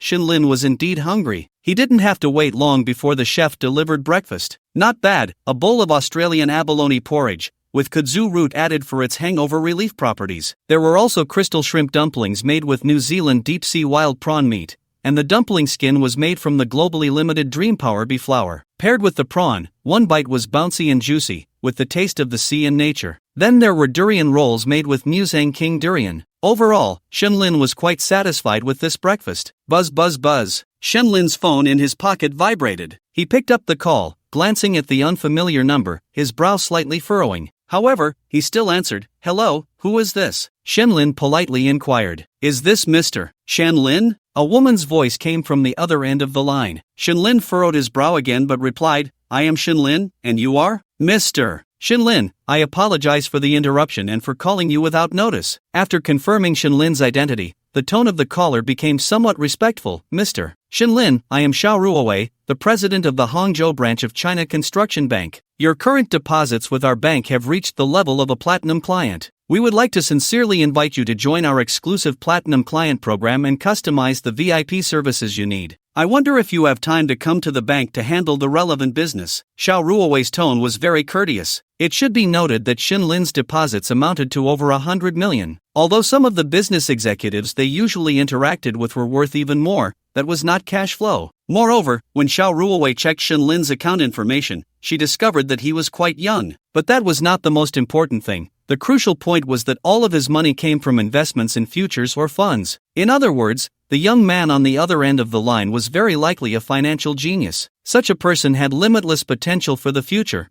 making him more important than many clients worth over 100 million. Therefore, Xiao Ruowei's attitude towards Xin Lin was extremely friendly. After understanding the implication of the call, Xin Lin realized, although his deposits had reached over 100 million and qualified him as a platinum user at the bank, that alone was not enough to warrant such courtesy from the other party. The only explanation was that they knew the source of his funds and were preparing to win him over, or perhaps they had other motives. However, Xin Lin did not feel uncomfortable with such politeness. On the contrary, he was quite looking forward to it. After all, his money would only continue to grow, and he would inevitably have to deal with these elites. Thinking of this, Xin Lin calmly said, "Hello, President Xiao, I happen to have time today. I will come by your bank shortly." His tone did not reveal any excessive emotions. After all, while he wanted to interact with such people, he was not lacking either. Maintaining a balanced demeanor was best. "All right, Mr. Shun, I will be waiting for your visit." The two had a straightforward conversation on the phone. Without much formality, it was enough to set an appointment. The higher the status of a person, the less they would ramble on the phone. Xin Lin hung up. After enjoying his breakfast, he rested for a while, then checked the time. It was 10:30. He then got up,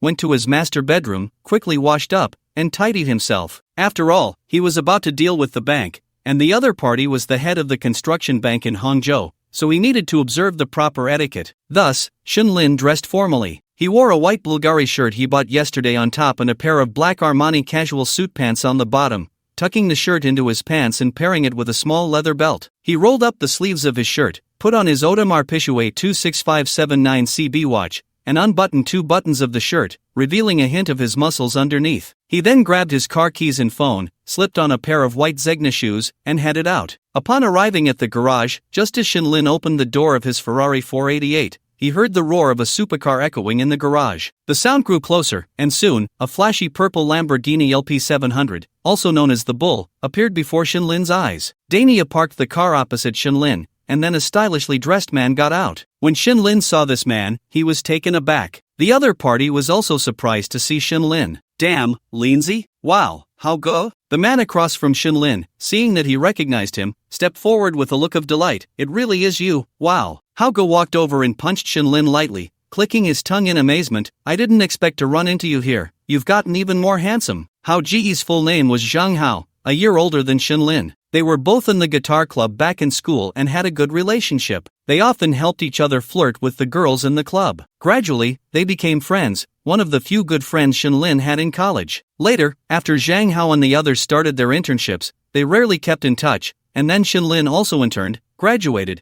and they hadn't seen each other for 3 years. He never expected to run into him here today. "I actually find it unsurprising to see you here," Xin Lin said with a smile. Back in college, Zhang Hao was famously a second-generation rich kid. At that time, he didn't drive a Dania, he drove a McLaren 720S. Hearing this, Zhang Hao looked at Xin Lin in his Ferrari with a smile. "Lindsay, nice, you're driving a 488 now. Do you live here? You're not living here too, are you?" Xin Lin asked back with a smile. "Damn, I live in T2, 2602. How about you?" Zhang Hao asked curiously. "Damn, how go, are we enemies from a past life? I live in 2601. Upon hearing this, Zhang Hao was taken aback, then suddenly realized something. "You're the mysterious rich guy who bought 2601 yesterday?" "Rich guy my ass, just trying to make a living." As they spoke, both of them reached into their pockets and pulled out cigarettes. "Damn, still so in sync." Zhang Hao laughed as he looked at the cigarette Xin Lin pulled out, then at his own, and said, "I didn't expect we'd end up being neighbors." Xin Lin also pulled out 2 cigarettes and handed one to Zhang Hao. They lit them and took a deep puff. "Not bad, we should hang out more. By the way, where are you headed?" Zhang Hao asked Xin Lin. "Going to the bank to take care of some business." "Then you go ahead,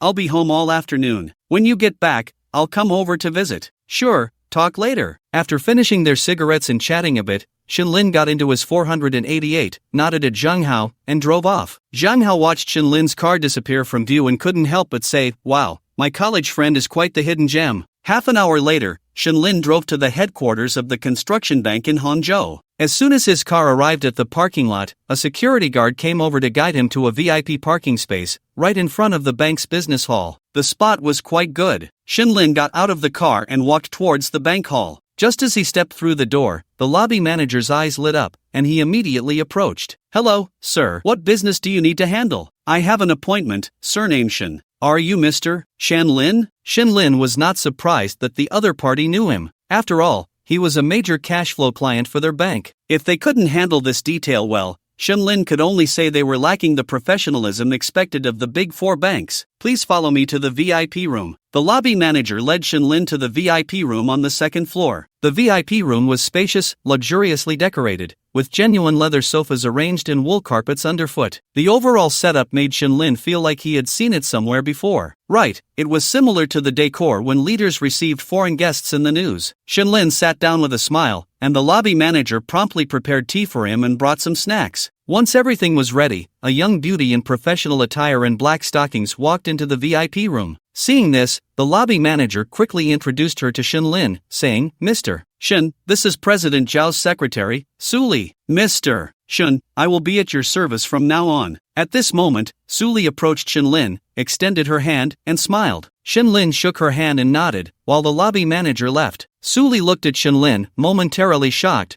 Although President Zhao had just told her that Mr. Shen was very young, she hadn't expected him to be this young. Coming back to her senses, Suli said to Shenlin, "Mr. Shen, I apologize for the inconvenience, but President Zhao has been called to an urgent meeting. He will be here shortly." Upon hearing this, Shenlin felt a bit uncomfortable. After all, he hadn't come suddenly, they had made an appointment for him. So why was there a meeting? Was this a show of power? Despite this, Shenlin didn't show any displeasure and replied, "All right." He didn't push for anything. After all, when he met the other party later, if he wasn't satisfied, he could always switch to another bank for his deposits. He certainly wouldn't grovel. He wasn't short on money. Moreover, Shenlin was well aware that banks had lost their former dominance in recent years. Everyone had gotten used to keeping their money in Alipay. So, with over 100 million in cash flow, wherever he went, he would be treated as a VIP. Shenlin didn't have to wait long. About 5 minutes later, rhythmic high heels echoed from outside the VIP room.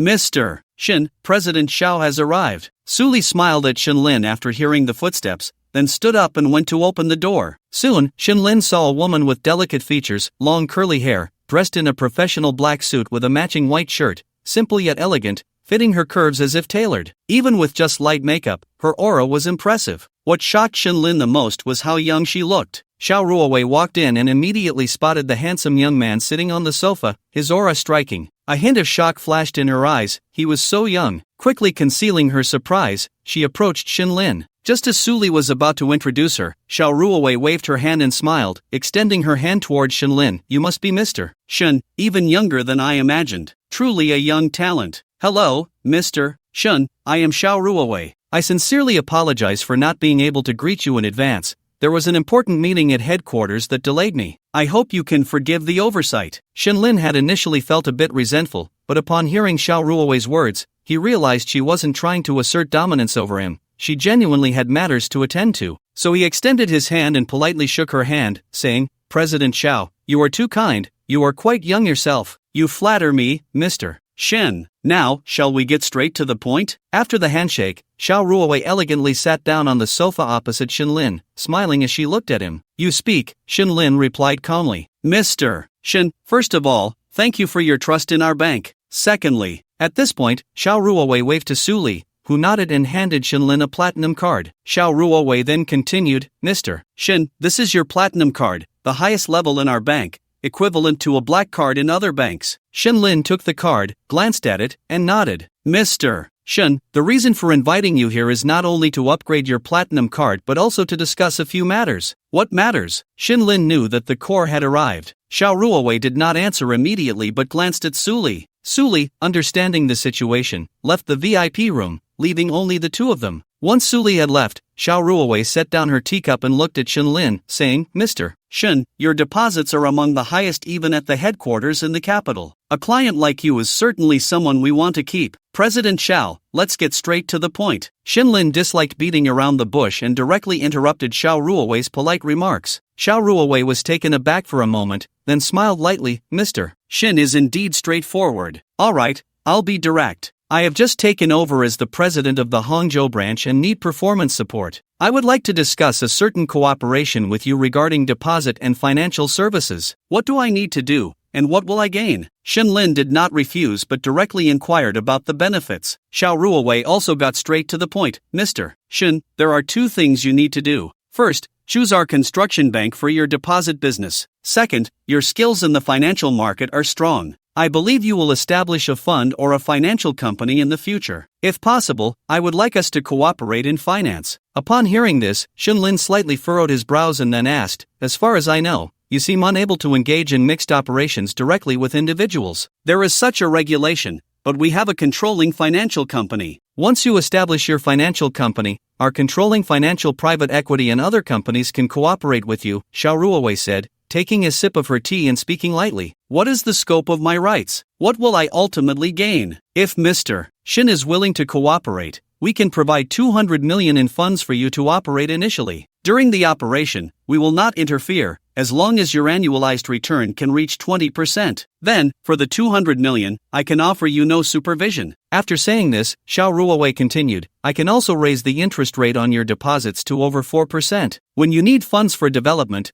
we will provide high-quality certificate of deposit pledge services. Shenlin, upon hearing this, directly asked the crucial question, what percentage? For corporate amounts over 100 million, I can offer you 98%. Xiao Ruowei made a risky decision. The limit for certificate of deposit pledges is usually 95%. This means if you deposit 100 million, you can borrow 95 million, but not the full amount. However, Xiao Ruowei clearly signaled that as a major client, there are exceptions for us. Shenlin remained silent, picking up his teacup and taking a sip, quietly looking at Xiao Ruowei. The two engaged in a silent standoff for a while, and Xiao Ruowei, feeling the pressure, continued to sweeten the deal. If Mr. Shin is willing to cooperate, I can also provide some protection in terms of connections and offer services with high credit limits, such as loans and acceptance bills. I can guarantee that no other bank will be more efficient than us. Of course, regarding your commission and salary, the annual salary is 2 million. As long as you can achieve an annualized return of 20%, your commission, after deducting channel fees, can reach 20%. After saying this, Xiao Ruowei stopped elaborating. Shenlin thought for a moment and then said, Manager Xiao, I can choose construction bank for the deposit business, but I need time to consider the financial cooperation. To be honest, Shenlin was tempted, but it wasn't about his own profits, it was about controlling 200 million in funds. A 20% annualized return would mean 40 million a year. By investing 40 million, he could access a cash flow of 200 million. Moreover, he needed to establish his own pharmaceutical company for the formula of the hangover remedy. The other party also mentioned providing protection in terms of connections. This was an extremely tempting offer for Shenlin, but he did not intend to agree immediately. After all, dealing with banks is not something that can be accomplished in one go. Moreover, if you decisively agree on the first try, it might give others the impression that you are very confident, which could lead to unexpected complications later on. Therefore, one must proceed step by step. Dealing with banks is like dating. The first meeting is about leaving a good impression, the second is about holding hands, and by the third, well, let's get to it. Besides, Shenlin doesn't want to be a private equity fund manager. If he's going to do it, he wants to do capital. So, this cooperation will be discussed later, and he will take the lead. If they can cooperate, great. If not, he'll just pull back a bit. Xiao Ruowei smiled lightly at his words, not having any other thoughts because Shenlin was considering. In her view, as long as it wasn't a clear rejection, consideration meant there was an opportunity. Besides, the storage business had also been completed, so the two stood up and shook hands. Finally, Xiao Ruowei and her assistant Suli personally escorted him to the door. President Xiao, this is it for now. I will contact you once I've made my decision, regardless of the outcome. I look forward to good news from Mr. Shen. Xiao Ruowei smiled and extended her hand. Shenlin shook her hand back, smiling, let's keep in touch. My car is right outside. President Xiao, please stay. Afterward, Shenlin greeted them and, under the watchful eyes of Xiao Ruowei and Suli, got into his Ferrari 488. Xiao Ruowei and Suli watched Shenlin's car leave the bank. At that moment, Suli said enviously, President Xiao, I thought you were young enough, being a city president at 27. I didn't expect that after seeing Mr. Shin today, I'd realize there are so many geniuses. Do you think Mr. Shin will agree to cooperate with us? Xiao Ruowei smiled lightly at her words, let's wait and see. Having left the bank, Shenlin drove straight home. He parked in the basement, got out of the car, thought for a moment, and sent a WeChat message to Zhang Hao. Brother Hao, are you home? Yes. Are you back? Yeah. Then wait for me, I'm coming over to your place. Seeing this message, Shenlin smiled faintly and walked towards the elevator. He quickly returned to his home. Noticing that Zhang Hao hadn't arrived yet, he sent another message. Where are you? Just a moment, I'll be there soon, but I can't come empty-handed. Wait for me, I'll bring you a little housewarming gift. You're too polite, we'll be neighbors and friends from now on, no need for that. Hey, friendship is friendship, but courtesy is courtesy. Wait for me, I'll be right there. Looking at Zhang Hao's message, Shenlin felt a bit helpless. He then thought for a moment and asked the housekeeper to buy some imported fruits to entertain Zhang Hao. Just as Shenlin finished washing and cutting the fruits, he heard the doorbell. He walked over to open the door and saw Zhang Hao holding a bag. Shenlin quickly said, "Come in, we're brothers, you don't need to bring gifts." Shenlin smiled and welcomed Zhang Hao inside. "I just moved in, and everything is still empty. If I don't entertain you well, please don't mind." He led Zhang Hao to the living room. "It's fine, but your decoration is quite similar to mine. By the way, this is your housewarming gift." Zhang Hao was not polite, sitting on the sofa and handing the bag to Shenlin. "You're really too kind," Shenlin said politely as he accepted the gift. He originally planned to set it aside since opening a gift in front of the giver isn't very polite. "Open it and see, I guarantee you'll like it." Hearing Zhang Hao's words, Shenlin joked, "Now I'm curious about what it is." After saying that, Shenlin opened the bag, and soon, 2 wooden boxes appeared before him, with English writing on them. "Oh, Brother Hao, this is quite generous, a Penfolds G5, a bit pricey, isn't it? Auctioned in Hong Kong? Well, my family used to have an auction house in Hong Kong, and we auctioned off a case. I still have a few bottles left, it seems." "Lindsay, you have some knowledge about red wine."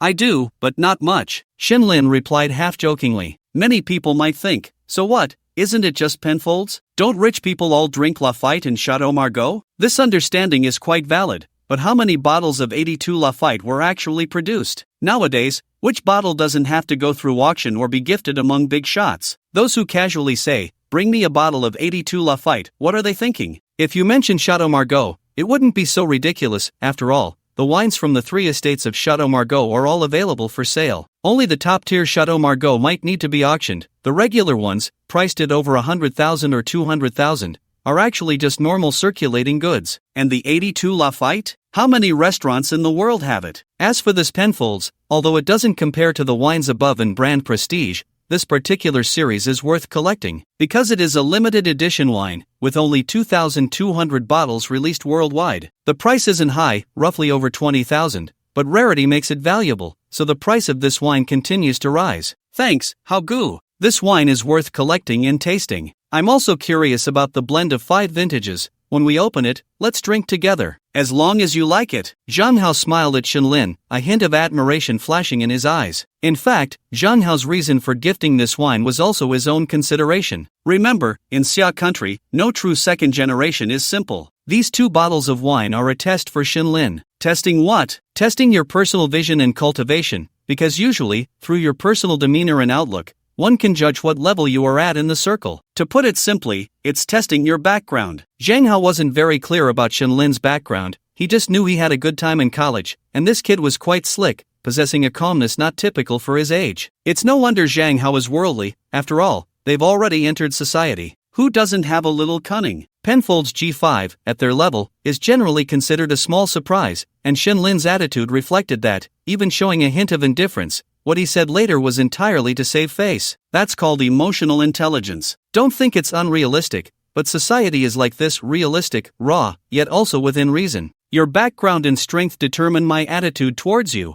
Then Shenlin took out a decanter and poured the red wine to let it breathe, and the 2 sat on the sofa chatting. "I say, old Lin, you really hid yourself well. I couldn't tell in college." Shenlin knew what Zhang Hao was referring to. However, Shenlin didn't plan to honestly say how much he earned. Being adults, they know how to protect themselves, so Shenlin smiled and said, "Isn't it unblocked now? You don't know how much I envied you back then." What seemed like a joke actually revealed some information. At least in Zhang Hao's eyes, he now knew that Shenlin's family was well off, but he was raised in a modest way during college. This kind of educational approach, while not common in this circle, does exist. Hearing this, Zhang Hao chuckled and punched Shenlin lightly. "Not bad, now that it's unblocked, Aren't you about to take off? Well, I still need how good a guide me a bit, Shenlin humbly replied. Humility doesn't mean lacking strength. On the contrary, true high-ranking individuals in the Chinese style are all low-key, possessing a kind of restrained temperament. Forget it, I'm just someone who eats and waits to die. By the way, what have you been busy with lately? Zhang Hao laughed, changing the subject. Just like you, eating and waiting to die.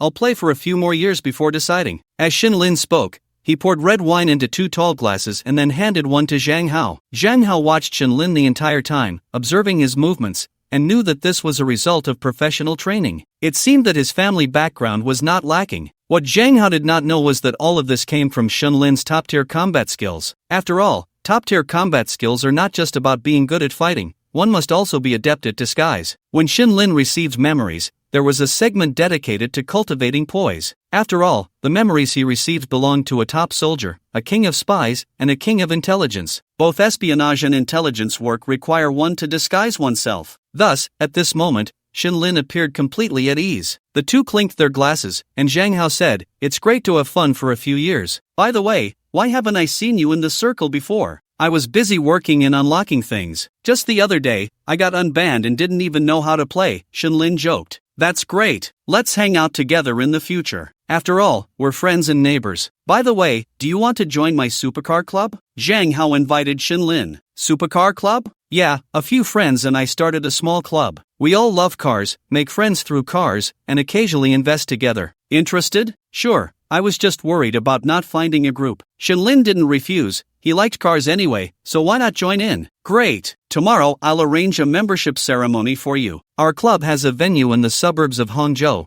specifically for modifying cars and practicing. It's also our base. I'll take you to check it out tomorrow." Zhang Hao had no doubts about Shenlin's abilities. Just the T2 house alone was worth over 100 million, and he had just asked the property management and learned that Shenlin bought it outright. This kind of quality second generation is exactly who he wanted to recruit. "Alright then, I'll follow brother how to see the world tomorrow." Shenlin raised his glass, and the two clinked glasses again. After chatting for a bit, Zhang Hao left. Once Zhang Hao was gone, Shenlin had nothing to do in the afternoon, so he directly teamed up with Wang Wei to play CSGO for the entire afternoon. Life couldn't be more pleasant. Around 6 in the evening, Shenlin and Wang Wei finished their CSGO session. Just as Shenlin was about to head out to find something to eat, he received a WeChat message from Ji Muxue. "Ji Muxue, brother, are you busy right now?" Shenlin looked at the message, surprised that the goddess was no longer aloof. It made sense. After being dumped by him, how could she still act high and mighty? If anyone should be aloof, it should be him. Shenlin thought for a moment and edited a reply. "Shenlin?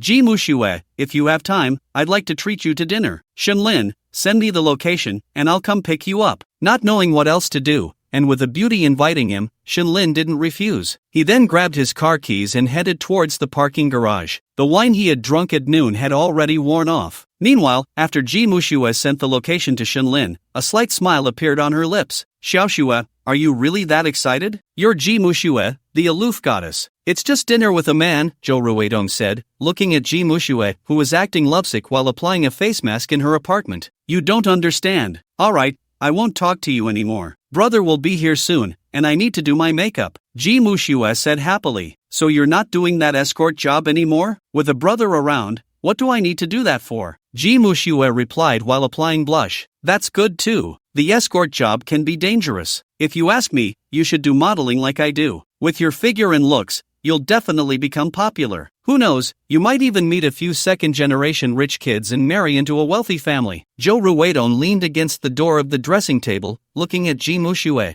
"I'm not interested in second-generation rich kids. Besides, I have a brother now. Have you been cursed or something?" Zhou Ruidong walked over, suspiciously poking at Ji Muxue. "You came back yesterday and kept feverishly saying brother, brother, is he your classmate? I mean, sister, don't get too carried away. You're doing well for yourself. There's no need to lose your mind over love." "I'm not losing my mind. I just think he's the strongest I've met so far," Ji Muxue said proudly while putting on her makeup. "Just a watch worth over 100,000, and that's enough to tie you down?" Zhou Ruidong had seen Ji Muxue come home yesterday wearing an Audemars Piguet, and to be honest, she was shocked. But knowing it wasn't hers, jealousy kicked in. "That watch is just 100,000 or so. Let me tell you, some of the second-generation kids I've met recently are incredibly rich. You know Lamborghinis, right? They wear Richard Mille watches. Now that's real wealth. They have a gathering at a bar tonight, why not join us? Don't go have dinner with your so-called brother. I guarantee that after you see that group of second-generation kids, you'll know what real money looks like. Ji Mushue scoffed inwardly at the thought of someone being richer than her brother. Is Richard Mille really that expensive? Her brother had just bought a house worth nearly 100 million yesterday, but Ji Mushue certainly wouldn't share that with Zhou Ruitong. Instead, she teased, "You're talking about that Hu Xiao you've been fawning over, right?" "What fawning? We're just being normal friends. I heard he's planning to start an MCN company. I just want to see if we can collaborate." "Don't make it sound so sleazy." After saying that, Zhou Ruitong patted Ji Mushue on the shoulder. "Besides, I'm very clear-headed. These second-generation kids are just fish in my pond. When I need something, I give them a little sweetness to reel them in, and they all become easy catches. Anyway,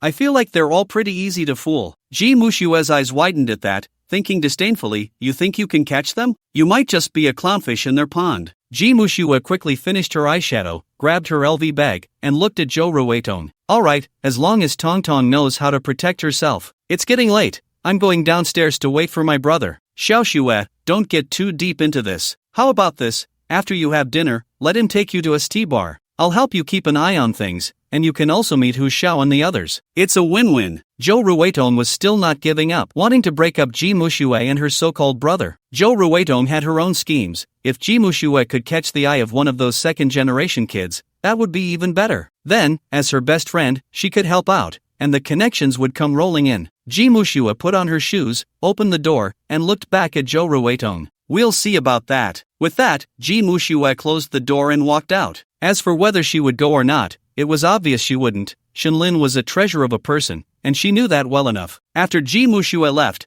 Zhou Ruitong curled her lips lightly. "What are you pretending for? It's just a broken watch worth over 100,000, right? Your brother doesn't even compare to Hu Xiao and those guys." On the other side, as Ji Mushue just reached the entrance of the community, she heard a roaring sound. Looking up, she saw Shenlin's Ferrari 488. Shenlin also spotted Ji Mushue and parked the car right next to her, lowering the passenger window. "Get in." "Okay." Ji Mushue quickly opened the door and got in. Shenlin looked at Ji Mushue. This girl was dressed quite elegantly today. A well-tailored little black dress accentuated her graceful curves, and her long hair cascaded over her fragrant shoulders like a waterfall, each strand seemingly flowing with luster. After getting into the car, Ji Mushue naturally linked her arm with Shenlin's. "Brother, I missed you so much today." "How much?" Shenlin casually placed his hand on Ji Mushue's thigh. Upon hearing this, Ji Mushue leaned closer to Shenlin's ear. "I missed you a lot. While practicing piano today, I was thinking about you, wanting you to do whatever you wanted to me." Shenlin looked at Ji Mushue in front of him, internally thinking that it must be a lie if he didn't feel anything. So, he cupped her chin with one hand and kissed her domineeringly. Then Shenlin asked, "Where should we eat?" Just as he finished speaking, Ji Mushue hadn't replied yet when Shenlin's phone rang. Ji Mushue wisely kept quiet as Shenlin picked up the phone to see it was Zhang Hao calling. He answered the call with a smile. "Brother Hao, what's up?" "Now." "Okay,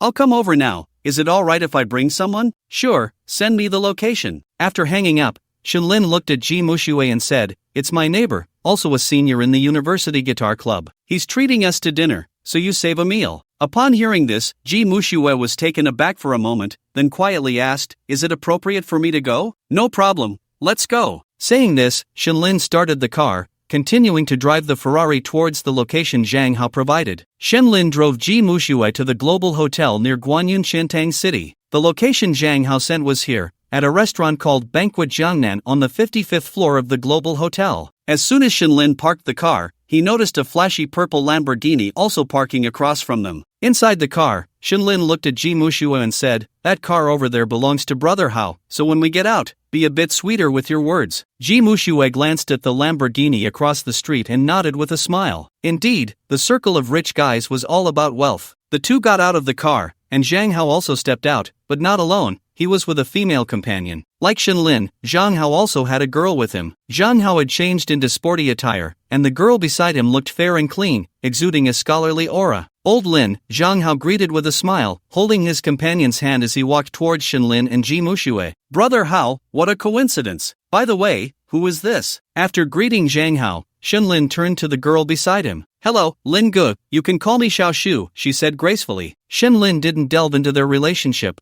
casually nodding, then looking at Ji Mushue. Ji Mushue also greeted Zhang Hao and Xiao Shu with ease. "Hello, Brother Hao. Hello, Xiao Shu, just call me Xiao Shui." After the four exchanged greetings, Shinlin and Zhang Hao walked ahead while Ji Mushua and Xiao Shu walked together behind them. Old Lin, I have 2 friends who invited me out for drinks tonight. I didn't want to go at first, but then I thought of you, so I agreed. After dinner, we can go to a bar and have some fun, Zhang Hao said to Shinlin with a smile. Shinlin nodded, sounds good, I was just wondering what to do tonight. Come on, without me, you wouldn't have too much fun tonight. The girl is nice, what's your relationship? Zhang Hao asked teasingly. Shinlin also laughed and teased back, same to you, what's your relationship? Upon hearing this, the two exchanged glances and smiled, both understanding without saying a word. By the way, about your club membership, I mentioned it to a few of my buddies. Tomorrow morning, we'll go check out the club. I'll call you then. Zhang Hao suddenly remembered something and said to Shinlin. Shinlin smiled and nodded. To be honest, he really wanted to see what the supercar club was like. Soon, the 4 of them arrived at the restaurant, where Zhang Hao had already reserved a private room. Shinlin and Ji Mushua sat together, while Zhang Hao and Xiao Shu sat together. Just as they settled in, Zhang Hao looked at Shinlin and asked with a smile, drink something? Sure, I'm fine with that. Shinlin hesitated for a moment but nodded. White or red? At that moment, Zhang Hao inquired. Since there's a lady, let's go with red. Shinlin thought for a moment and said, all right then. Zhang Hao called over the waiter. The dishes had already been ordered, so they just needed to order the wine. Old Lin, how about a bottle of Petrus? I'm good with anything, since you're treating. Shinlin replied with a smile, and then Zhang Hao ordered a bottle of Petrus worth over 30,000. At this moment, Ji Mushua, sitting next to Shinlin, felt fine. After all, the last time they had dinner, it was all about Kangdi. Xiao Shu, sitting next to Zhang Hao, seemed unfazed as well. After ordering the wine, Zhang Hao noticed Shinlin's watch. Old Lin, wow. The Audemars Piguet 26579 CB in white ceramic, you took it? Hearing this, Shinlin looked at the watch on his wrist. So you mean I'm a gentleman now? What gentleman or not? I can only say we're just not fated. Zhang Hao lamented. He liked that watch too, but the last time he checked, his pocket money was almost gone. He had planned to buy it today, only to find out it had been purchased by someone else. Who would have thought that the buyer was Shinlin? The conversation between Zhang Hao and Shinlin left Xiao Shu sitting nearby, stunned, as if she had realized something, and she asked, Brother Hao, is that watch on Lin Gu worth over 2 million? Zhang Hao nodded. Seeing him nod, Xiao Shu was also shocked. Without thinking, she blurted out, Lin Gu, what do you do? Hearing this, Shinlin glanced at her, then looked at Zhang Hao, smiled, and said nothing. Zhang Hao looked at Xiao Shu with a bit of exasperation. Little friend, don't ask so many questions, just play your game. This was the unspoken understanding between men. Mind your own girl, don't ask too much. At that moment, Xiao Shu suddenly realized something, her expression a bit awkward. She gently bit her lip, smiled faintly, and lowered her head to play the game, easing the tension. The 4 of them then chatted while eating. Of course, it was mostly Shinlin and Zhang Hao talking. Old Lin, let me tell you about my friends who will join us at the bar later. Today, there are 4 of us in total. You, me, and the other 2 are also good friends. One is my high school classmate, and the other is someone I've known in the circle for a long time. The high school classmate is named Tang Feng, just returned from studying abroad, previously did an MBA in Australia, and now plans to start something. His family is in real estate. The other friend is Ding Xin, not from Hangzhou, originally from the northeast. His mom is from Hangzhou, and his family is into investments. By the way, they invested in that popular mobike before. Zhang Hao introduced a few details while sitting in his seat. After all, he was the one bringing Shinlin along today. Just giving a heads up. Sounds good, they all seem impressive. Shinlin was not joking. People like that seemed ordinary at first glance, but in reality, they surpassed over 90% of others. Don't think that second-generation rich kids have to be like Principal Wang or the sons of city leaders. Shinlin could only say that he himself was not yet at that level. Or rather, the truly capable second-generation kids were focused on their own endeavors now. Just think of the sons of city leaders or certain bureau heads. You wouldn't really think they spend all day playing, right? Even if they wanted to play, it would be within their circle. If you haven't reached that circle, it's hard to get in touch with them. Of course, that's a story for another time. Hearing this, Zhang Hao smiled and looked at Shinlin. Hey, talking about that, it's all pretty much the same, just treat it with a normal mindset. In our circle, there is indeed a threshold to get in, but you definitely meet the standards. Just look at your apartment. In our circle, it's among the top few. You have a foundation, it's just to filter out some low-quality people. After all, communicating with people who are not on the same level can be quite exhausting, right? It's like discussing master's and doctoral degrees with a peer while your 8-year-old brother is talking to you about fast food. It's the same principle. However, once you pass this threshold, it really comes down to character and ability, Zhang Hao said lightly. Shenlin fully supported Zhang Hao's remarks. It really is like that. Sometimes, the difference between people, aside from wealth, is more about character and vision. Ji Mushue seemed to be eating nearby, but in reality, she was listening to the two talk and suddenly felt a sense of a circle.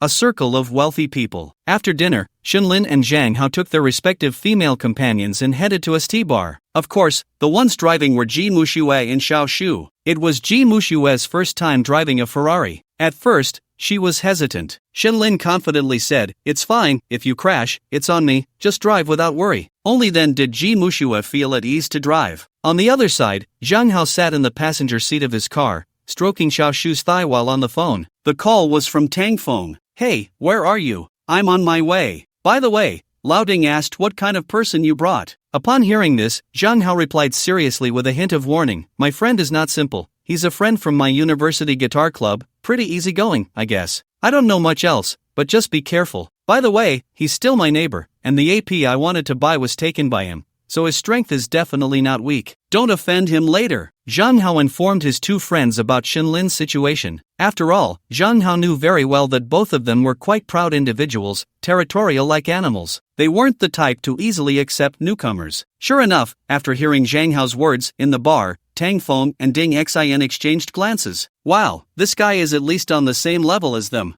Boom boom, boom boom. Everybody, get hyped. Shenlin and Zhang Hao, along with Ji Mushue and Xiao Shu, had just arrived at ST, and as soon as they entered, their ears were bombarded. The roaring DJ music, people dancing wildly, and strobe lights flashing everywhere. Within a few minutes, under Zhang Hao's lead, they arrived at a booth near the center of ST. Zhang Hao brought Shenlin and the others up, then pulled Shenlin to sit right next to a trendy guy who was lounging with his legs crossed, playing on his phone. Ji Mushue and Xiao Shu smartly sat on the other side. The man was dressed very stylishly, and most notably, he had dreadlocks. Lao Tang, still flirting with that girl? Upon hearing this, the man turned his head and punched Zhang Hao playfully. "You're late, self-punish with 3 drinks. Punish, punish, punish. Howsy, you're late. By the way, this is the new friend you mentioned, your neighbor?" Just after Zhang Hao finished speaking with Tang Feng, a muscular guy sitting next to Tang Feng, wearing a tank top, with an AP white panda reflecting light on his wrist, introduced himself. He was Ding Xin. Upon hearing this, Zhang Hao smiled and pulled Shenlin over. "Lao Tang, Lao Ding, this is Shenlin, my university friend, now my neighbor. Lao Lin, this is Tang Feng, my classmate. Bro, pretty handsome, Howsy's friend, so you'll be my friend too. Tang Feng, Tang from Tang Dynasty, Feng from Mountain Peak, you can call me Lao Tang or Crazy Man." Before Shenlin could say anything,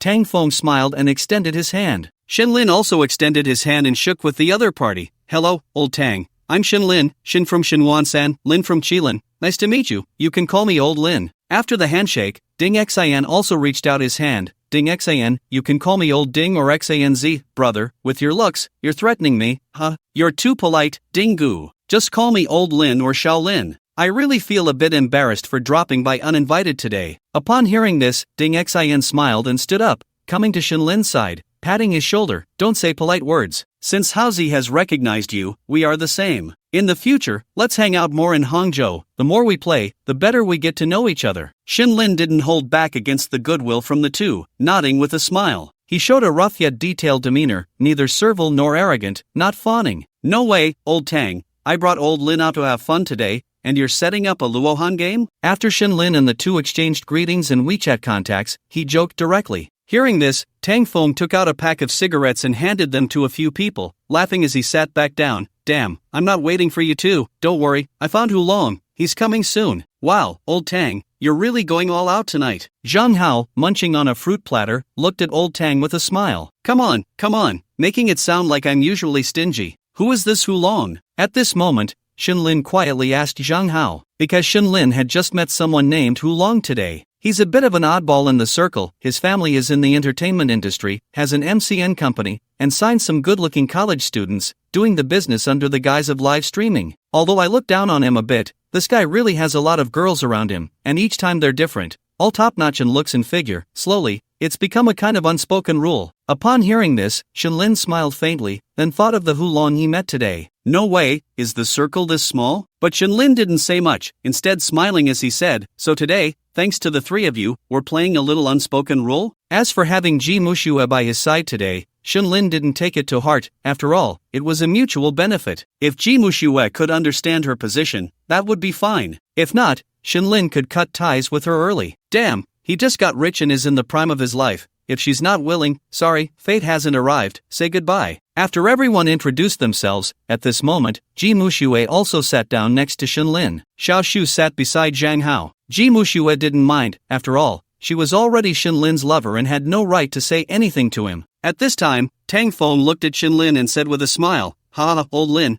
today is just to welcome you." After saying that, Tang Feng directly waved to the marketing girl waiting outside the booth. The marketing beauty, who had been standing outside the booth, walked over with a smile, acting coy. Tang Feng wrapped his arm around her slim waist. "Tang Xiao, how are we playing tonight? First, bring me 2 sets of Shenlong, then 3 bottles of 17-year-old Beijington, and for the other drinks, you can arrange as you see fit. Today is to welcome my good buddy old Lin." After saying that, Tang Feng slapped the marketing girl's perky bottom and then pointed at Shinlin. The marketing girl, seeing this, looked at Shinlin. Wow, so handsome and rich, he really could commit a crime. So she coyly smiled and said, "Lin Xiao, welcome. When you come to ST in the future, remember to look for me. I'll definitely arrange everything for you. Let's exchange WeChat." Shinlin didn't refuse, directly adding her on WeChat, as he would often need such bar marketing while establishing himself in Hangzhou. After adding WeChat, the marketing girl looked at Tang Feng and said, "Young Master Tang, how do you want to play tonight? Do you need a few atmosphere girls?" "No need, there will be someone later, just bring the drinks." After Tang Feng finished speaking, he waved to the marketing girl and whispered in her ear, "The lineup for Shinlong's set,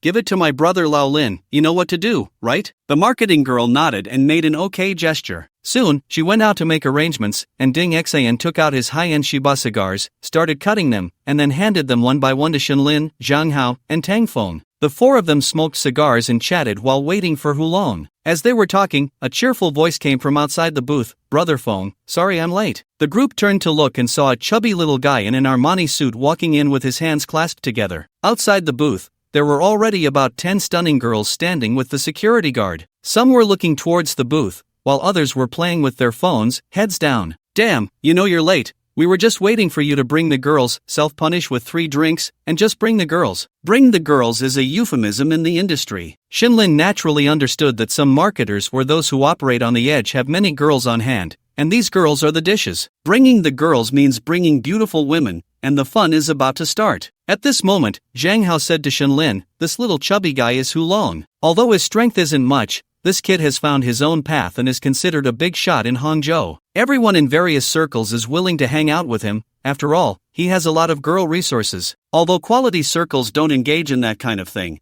who doesn't have some socializing or business to do, right?" Shinlin nodded. At this time, Hulong also clasped his hands together and said, "Punish, punish, punish. Hey, isn't that a reward for me?" After saying that, he filled 3 cups for himself and drank them heartily. "Good, you kid. Quite generous. Come, let me introduce you. This is my new brother, Shin." Just as Tang Feng was smiling and pointing at Shinlin to introduce him to Hulong, Hulong and Shinlin exchanged glances. Hulong was momentarily surprised, not expecting that the wealthy young man he met in the morning actually knew Tang Feng and the others. Just as he was about to greet them with a smile, Shinlin took the lead and greeted him, pretending they hadn't met today. "Long time no see, Lao Wu." After saying that, he casually blinked. Seeing Shinlin like this and noticing Ji Mushui lying in Shinlin's arms, although Shinlin didn't care much about Ji Mushui's attitude, he still needed to show the respect that was due. Hulong immediately understood. "Young Master Shin, you are a busy person. How can you play like us every day?" Hey, wait a minute, Hulong, do you know Shinlin?" At this moment, Tang Feng, who had just been introducing Shinlin to Hulong, looked at the two in surprise. Hulong quickly replied, "Hi, young Master Tang. Young Master Shin is the owner of Guanyin Shentang City. I happen to have a shop over there. Isn't it normal to know each other? I just didn't expect that young Master Shin actually knows you guys." After Hulong finished speaking, without waiting for Tang Feng to respond, he directly changed the subject. "Young Master Tang, are we bringing the girls now? Let the girls come in first? There are still a few girls on the way." Upon hearing this, Tang Feng nodded. Seeing this, Hulong directly clapped his hands towards the girls outside the booth who were being stopped by the security guard. Soon, the security guard let the girls through. One by one, the girls walked into the booth and lined up. There were a total of 10 girls. Once the girls were arranged, Hulong finally said to them, "What are you all standing there for? Call out to them." As Hulong's words fell, the 10 attractive girls present obediently greeted Shinlin and the others. "Good evening, brothers." Seeing the girls greet each other, Hulong introduced them one by one. "This is Tang Xiao, say hello." "Hello, brother Tang." "This is Ding Xiao, say hello." "Hello, brother Ding." "This is Zhang Xiao." "Hello, brother Zhang." "This is Xin Xiao." "Hello, brother Shen." After the introductions, Hulong looked at Shinlin and Zhang Hao. "Xin Xiao, Zhang Xiao, these two?" Hearing Hulong's question, Shinlin and Zhang Hao each looked at their female companions. Just as Ji Muxue and Xiao Shu were about to speak, a security guard walked in from outside the booth. "Dear guests, a girl says she's here to see you. What do you think?" Upon hearing this, Hulong turned around and saw a girl. Everyone looked over, and in the next second, Ji Muxue's eyes widened, because she saw a familiar face that she could not be more familiar with. It was none other than her best friend, Zhou Ruiton. At that moment, Zhou Ruiton was curiously looking towards the booth, and due to the lighting, she had not yet seen her best friend Ji Muxue. When Hulong saw Zhou Ruiton, he directly said to Shinlin and the others, "Sorry, brothers, she's my friend. It just so happens that she has time today, so I invited her to join us." Upon hearing this, everyone turned to look at Zhou Ruiton. Then Tang Feng nodded. Hulong then told the security guard, "Let her in." Soon, Zhou Ruiton walked in, and upon seeing Hulong, she smiled. "Brother Hu, sorry I'm late." Hulong looked at Zhou Ruiton with a calm expression and said, "You'll have to drink 3 cups as punishment. By the way, let me introduce you. This is Tang Xiao, Ding Xiao, Zheng Xiao, Xin Xiao." Hulong pointed them out one by one, and Zhou Ruiton greeted each with a smile. However, when she saw Shinlin, her pupils suddenly widened because she saw that in Shinlin's arms was her best friend Ji Muxue. The two locked eyes. But soon, Zhou Ruiton acted as if she didn't know Ji Muxue and said to Shinlin, "Hello, Xin Xiao." Shinlin nodded, then glanced at Zhou Ruiton. He had caught the look when Zhou Ruiton and Ji Muxue locked eyes, which meant that the two were likely acquainted. Shinlin didn't immediately ask Ji Muxue because at that moment, Hulong was once again inquiring about Ji Muxue and Xiao Shu. "Just call me Xiao Shu." Seeing Xiao Shu speak, Ji Muxue calmly looked at Hulong and said, "Just call me Xiao Shui." Upon hearing this, Hulong immediately smiled and nodded, then looked at the other girls and Zhou Ruiton. "What are you all standing there for? Say hello." The girls, although feeling jealous of Xiao Shu and Ji Muxue, still smiled and greeted, "Sister Shu, hello." "Sister Shui, hello." At this moment, Zhou Ruiton was a beat slow. She looked at Ji Muxue in disbelief, feeling a sense of disparity. Because just a few hours ago, Zhou Ruiton was saying that Ji Muxue's brother was not good, and that brother who was impressive. But in the blink of an eye, she encountered him at the bar. She was merely there to set the atmosphere, yet her best friend was now half the host here, and she had to call her sister. Moreover, judging by Hulong's demeanor, these 4 young masters were clearly more powerful. Thinking of this, Zhou Ruiton felt as if she had eaten something unpleasant. "What's wrong? Can't you say hello?" Seeing Zhou Ruiton not greeting, Hulong's expression immediately turned cold. Seeing this, Zhou Ruiton quickly said, "Sister Shu, hello?" Then she looked at her best friend Ji Muxue, feeling quite uncomfortable inside. Because she had previously told Ji Muxue that she was just playing along with Hulong, but looking at the current situation, it was obvious to anyone that she was under Hulong. When the lie was exposed face to face, a person's heart was filled with mixed feelings. Zhou Ruiton was no exception. She looked at Ji Muxue, her heart extremely reluctant, but she still spoke up, "Sister Shui." "Okay." After Hulong introduced the girls, Tang Feng waved his hand, "Everyone sit down, find your little lover." "Wow, Tang Xiao, you're so bad." A group of girls joked and took their seats. However, the women around Tang Feng and Ding Xian were the most, as Shinlin and Zhang Hao had brought their own girls. Originally, Zhou Ruiton wanted to go to Ji Muxue and Shinlin's side, but just as she was about to leave, Hulong pulled her back. "You sit with me." Zhou Ruiton could only nod. After the girls took their seats, they began pouring drinks for the young masters. When Tang Feng saw that everyone's glasses were full, he stood up, raised his glass, and said, "Come on, let's all drink together." Everyone raised their glasses, and the entire booth became lively. Just as they finished one round, the whole bar erupted in excitement. At that moment, a group of bunny girls holding Shinlong suits began to make their rounds. Meanwhile, the screen behind the DJ displayed the message, "Congratulations to Shinxiao at booth A8 for spending lavishly, sending 2 sets of Shinlong suits, wishing Shinxiao a prosperous life." Shinlin looked at the spectacle before him, raised his glass, and said to Tang Feng, "Brother Feng, no need for many words, it's all in the drink." "Ha, old Lin, you're too polite, let's have fun tonight." Shinlin nodded, then hugged Ji Muxue and waved to the marketing girl, "Bring 3 more sets of Shinlong suits, put it on my tab, and include Tang Xiao, Zheng Xiao, and Ding Xiao's names, make it a big deal. As soon as Shenlin finished speaking, both the marketing girl and Ji Muxue, who was in his arms, were stunned.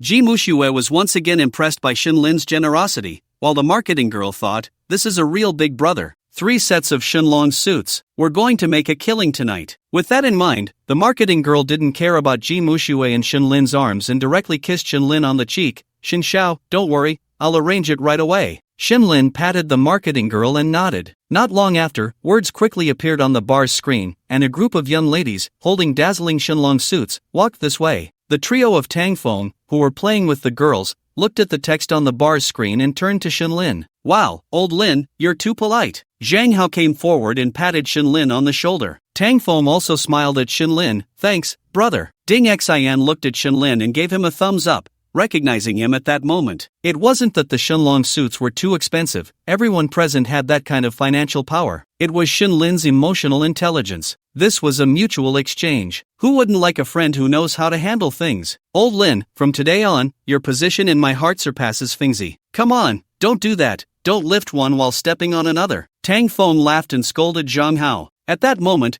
Zhou Ruidong, sitting next to Hulong, looked at him, wrapped her arm around his, and curiously asked, Hugo, what kind of background does Shen Xiao have? Hulong put down his glass, glanced at the few people having fun, leaned in and whispered in her ear, I don't know Shen Xiao's specific background, but I do know he is the owner of a T2 property in Guanyin Shentang City, each unit worth nearly $1 billion. Don't try to play tricks in front of these young masters. I can see through your usual schemes, understand? Upon hearing Hulong's words, Zhou Ruidong's heart sank. Her expression became unnatural, and Hulong smiled faintly at her. You don't really think I wouldn't know about your little moves and schemes, do you? Then are you curious why I don't take the initiative to bring it up? Because you're not greedy enough, but yesterday's amount, combined with the previous one, has already exceeded 100,000. You said if I report this to the police, Hulong sneered. Upon hearing this, Zhou Ruidong felt as if she had fallen into an ice cave. She looked at Hulong in fear, and Hulong pinched her little face. You don't want to go to jail, do you? Zhou Ruidong nodded in terror. Hearing this, Hulong smiled faintly and leaned close to her ear, saying, then be obedient and don't make me unhappy. After saying that, Hulong didn't care about Zhou Ruidong's thoughts anymore. He stood up and walked over to Shenlin. He had seen Shenlin's strength just now. So, while Zhang Hao and the others were playing games, Hulong approached Shenlin, young master Shen. Shenlin looked at Hulong,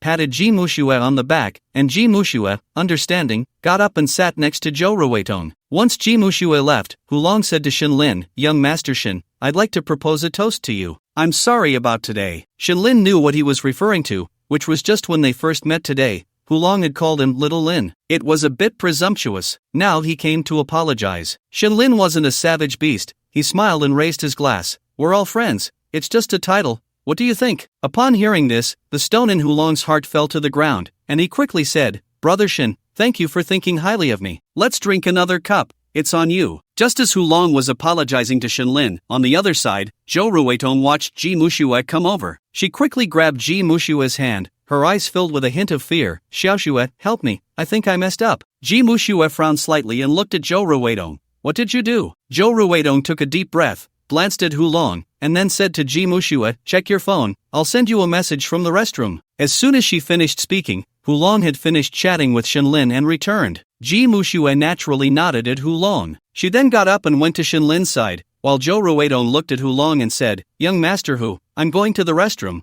I'll come back to drink with you. Hulong nodded. On the other side, after Ji Muxue returned to Shenlin's side, Shenlin looked at Ji Muxue thoughtfully. Seeing that she didn't say anything, he didn't ask. Shenlin then played dice with Zhang Hao and the others. Of course, when they lost a little, Ji Muxue would pour wine for Shenlin, and when they lost a lot and had to drink several cups, Ji Muxue would pour wine for herself instead, drinking on Shenlin's behalf. And it was still voluntary. After a few cups, Ji Muxue received a WeChat message. She glanced at it and her expression turned a bit ugly. At that moment, Zhou Ruidong also returned to the booth. Ji Muxue shot a subtle glare at Zhou Ruidong but didn't immediately tell Shenlin what was going on. As time passed, the atmosphere in the venue began to improve. Other girls from different booths started coming over to toast, and everyone welcomed them. This is how it is in a world of indulgence. After Shenlin and Zhang Hao played for a while, seeing that everyone was too drunk to continue, they lay back on the sofa, watching Hulong dance with the girls in front of them. At this moment, Ji Muxue nestled in Shenlin's arms, acted like a virtuous wife, feeding him fruits and snacks. Shenlin couldn't help but think of a saying, when you have no money, you're the one holding the girl, asking about her well-being.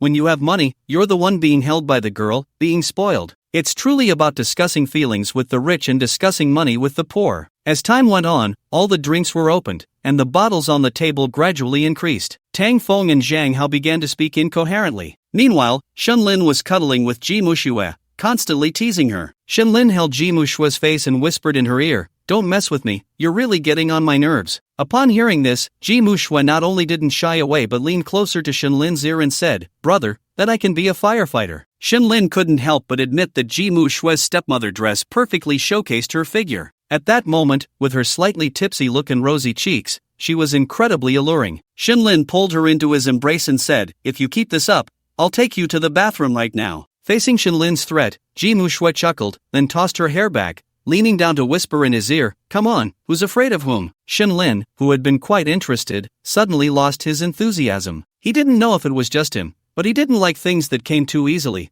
It felt a bit lacking in excitement. It was like preparing to drink, and someone handed you a bottle opener. You could pop the cap right away, and it took away all the fun. Damn it, at least a car needs to rev up. You should warm it up a bit, right? You just dive right in without any restraint? What he liked was the thrill of a push and pull, but this direct approach made Shenlin a bit disinterested. "Come on, this makes me feel very insecure." Holding Ji Muxue, Shenlin thought for a moment and directly asked her, "Do you know the woman next to Hulong?" Shenlin knew that Ji Muxue's behavior today was a bit out of character, and there had to be a reason for it. He quickly recalled the moment Ji Muxue exchanged glances with that woman next to Hulong. Ji Muxue was slightly surprised and asked, "Brother, how did you know?" "Don't worry about how I know. Just tell me, what's your relationship with her? You better not tell me you were like her before." Shenlin felt a wave of helplessness at the thought that Ji Muxue might have been part of Hulong's entourage, so he needed to clarify things. Ji Muxue didn't expect Shenlin to think of her this way, but she replied, She's my roommate and best friend. But, brother, don't misunderstand. I only found out today that she works like this." Shenlin looked into Ji Muxue's eyes, and seeing no signs of evasion, he finally breathed a sigh of relief. At least this girl wasn't lying to him. With that thought, Shenlin said, "Come find me tomorrow, and I'll help you find a place." He didn't want his woman to be around someone like that. Upon hearing this, Ji Muxue felt a surge of joy and quickly kissed him on the lips. But then she remembered the message Zhou Rutong had sent her. After thinking it over, she said to Shenlin, "Brother, let me show you something about Zhou Rutong." With that, Ji Muxue handed Shenlin her chat interface with Zhou Rutong. Shenlin glanced at it, his brows furrowing slightly as he looked at Ji Muxue. "You want to help her?" Ji Muxue noticed the coldness in Shenlin's eyes and immediately realized something, quickly saying, "Brother, I just wanted to talk to you about it. If you don't want to help, that's fine. Anyway, between me and her, you better think that way. This is her own doing. For both emotional and rational reasons, I can't help her." Shenlin interrupted Ji Muxue's words, warning her. Although Ji Muxue was now his woman and he could meet her material needs, it didn't mean she could whisper in his ear about such things. He had just looked into the situation between Zhou Rutong and Hulong. Zhou Rutong had taken advantage of the situation while helping Hulong with girls, which was against the rules. Besides, Shenlin had no reason to offend someone for a woman who had nothing to do with him. Although it seemed that Hulong's strength was not as good as his own, those close to him knew their own circumstances. Right now, Shenlin had just entered the circle. However, Hulong had been mingling in this circle in Hangzhou for a long time. Even if his strength wasn't particularly strong, Shenlin knew that if a real conflict arose, Zhang Hao and the others might not necessarily help him. People are inherently self-serving. At least Shenlin felt that he couldn't expect to risk his life for friends he had just met. After saying this, Shenlin added, "Remember, this is the first and the only time. If you have such thoughts again in the future, we'll act as if we don't know each other." Upon hearing Shenlin's words, Ji Muxue's heart sank. Shenlin was the benefactor she had worked hard to find. If this were to be ruined, she would definitely be unwilling. Moreover, from Shenlin's tone just now, Ji Muxue realized that he was no longer the Shenlin she had known in university. The current Shenlin was more imposing and had a deeper demeanor. She knew she had no ability to bargain with him. So, Ji Muxue hugged Shenlin tightly and said, "Brother, I was wrong. I promise this won't happen again." Seeing Ji Muxue's pitiful appearance, Shenlin didn't say much more. They continued to have fun with a few others. But happy times are always short-lived. "Old Lin, it's getting late. How about we all go home and find our own mothers?" It was almost 11:30 when Zhang Hao and Tang Feng walked over, smiling at Shenlin, who was chatting with Ji Muxue. Shenlin thought for a moment and said to the others, How about we grab a late-night snack before heading back? Sure, I'm a bit hungry. Tang Feng and Zhang Hao didn't refuse, while Ding Xian thought for a moment and said, you guys go ahead. I feel a bit dizzy, I've had too much to drink. I'm heading back first. I'll come find you tomorrow when I'm sober. Ding Xian really had drunk too much, and tonight, Shenlin and the others didn't try to keep him. In the end, Shenlin, Tang Feng, Zhang Hao, and Hu Long each took a girl and headed to the barbecue stall. The girl Hu Long brought was Zhou Rudong. Upon arriving at the barbecue stall, Hu Long took Zhou Rudong to order food, while Shenlin looked at Zhang Hao and Tang Feng. Give me your ID numbers, I'll book a room nearby for you. Enjoy the barbecue and head back whenever. Upon hearing this, Tang Feng and Zhang Hao didn't hold back, and the girls who had come out with them didn't suggest otherwise. After all, going out for a late-night snack was already a subtle implication. Shenlin booked a room at a 5-star hotel near the bar. After making the reservation, they started chatting and eating. While they were eating barbecue, Zhou Rudong frequently gave Ji Muxue meaningful glances, which Shenlin also noticed. Ji Muxue's response reassured Shenlin. She completely ignored Zhou Rudong throughout. More than an hour later, Shenlin wrapped his arm around Ji Muxue's slim waist and directly led her to the suite he had booked. Holding Ji Muxue's hand, he walked to the floor-to-ceiling window, smiled slightly, pinched her chin, and then kissed her. After the kiss, Ji Muxue looked at Shenlin affectionately, wrapped her arms around his, and seductively said, brother, I never expected that one day we would be together. Shenlin smiled faintly, as if recalling something, and said to Ji Muxue,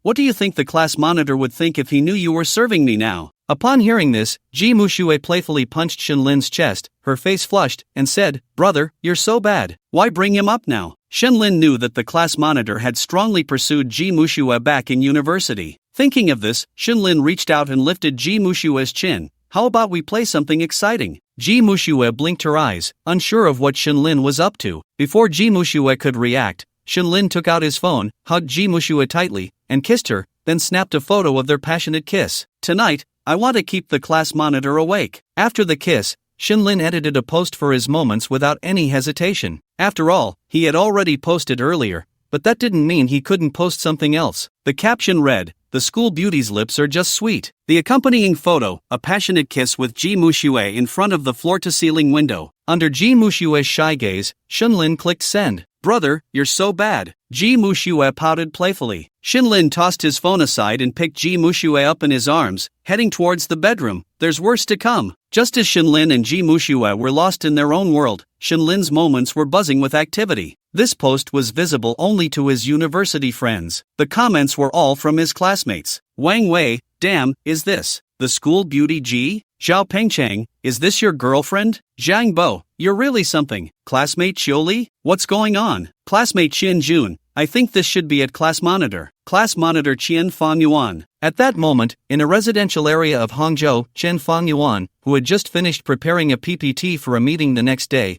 wanted to relax and check his moments. Instead, he saw Shenlin's post, especially the part where Shenlin was kissing his goddess. Anger surged within him. His hands gripping the phone turned tense with rage. Ji Muxue, you little bitch. I've been chasing you for so long, and I wondered why you didn't agree. Turns out you've climbed the social ladder. Qian Fangyuan gritted his teeth, his face twisted in fury. He wanted to take revenge on Shenlin but quickly dismissed the thought. If it were the old Shenlin, he could still handle him. But the current Shenlin, especially after that post about the Ferrari, he had seen it too. He knew that if Shenlin wanted to deal with him now, it would be as easy as squashing an ant. In the end, Qian Fangyuan was left feeling powerless and furious. Tossing and turning in bed, unable to sleep, he could only cry silently in the dead of night, eventually posting a moment's update. Caption, Princess, the night has retreated, and this retreat is for a lifetime. My youth has come to an end. In the morning, sunlight streamed through the gaps in the curtains, and Shenlin, feeling refreshed, woke up first. He glanced at Ji Muxue, who was still sound asleep. She was sleeping deeply. He felt a bit sorry for her, considering he had been drinking last night and couldn't control many things. Shenlin got out of bed, went to the living room, lit a cigarette, took a deep drag, and blew out a smoke ring. He then opened the system notifications he had previously blocked. As soon as he unlocked the notifications, a series of system prompts echoed in his mind. Ding! Refresh at dawn, 100,000 perfect gold has been credited to the host's account ending in 7878.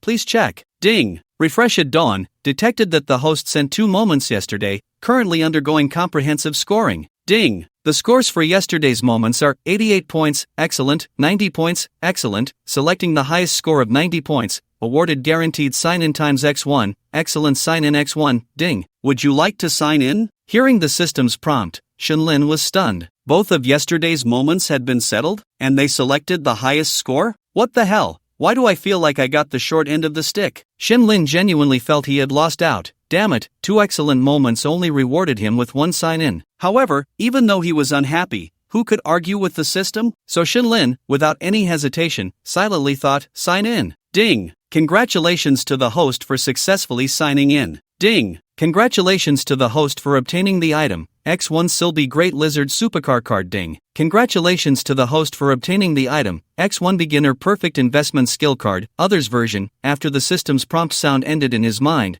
Shenlin immediately opened the attribute panel to check the 2 item cards. Both cards glowed with purple light. First, the first card, X1 Silby Great Lizard Supercar card. Using this card will grant you a globally limited edition Silby Great Lizard Supercar, which will be shipped to you personally by the Siebel Company. When Shenlin saw this card, he was completely stunned. He loved cars, and he knew what the Silby Great Lizard was. It was an absolute top-tier supercar, known as a beast that could burn through a tank of gas in 7 minutes. Within the borders of Xia country, there were no more than 15 of these cars. Just like that, he had directly signed in for such a top-tier supercar? Awesome! Shenlin thought about how Zhang Hao and the others would react if they knew he had this supercar. Just thinking about it made him feel great. Coincidentally, he had been thinking yesterday about building his own supercar garage, and now, the car he wanted had just arrived. It was like wanting to sleep and someone sent a pillow. After a moment of excitement, Shenlin turned his attention to the other card, X1 Beginner Perfect Investment Skill card. Others version. Using this card can grant others the Beginner Perfect Investment Financial Skill. Any industry they invest in will yield a 0.5% profit, with a maximum daily profit of 1 million. The person receiving this card will be absolutely loyal to the host in business and cannot use it for themselves. Hiss! After seeing the information on this card, Shenlin took a sharp breath. What the hell? Isn't this just finding myself a high-level worker? And they'll be absolutely loyal to me. Shenlin knew that this card was incredibly powerful. A daily profit of 0.5%. What does that mean? 200 yuan would yield 1 yuan daily. 2,000 yuan would yield 10 yuan daily. 20,000 yuan would yield 100 yuan daily. 200 million would yield 1 million daily. Wait, 200 million? 1 million daily profit? That means an annual income of 365 million? In other words, the annualized return rate reached a terrifying 182.5%. At this moment,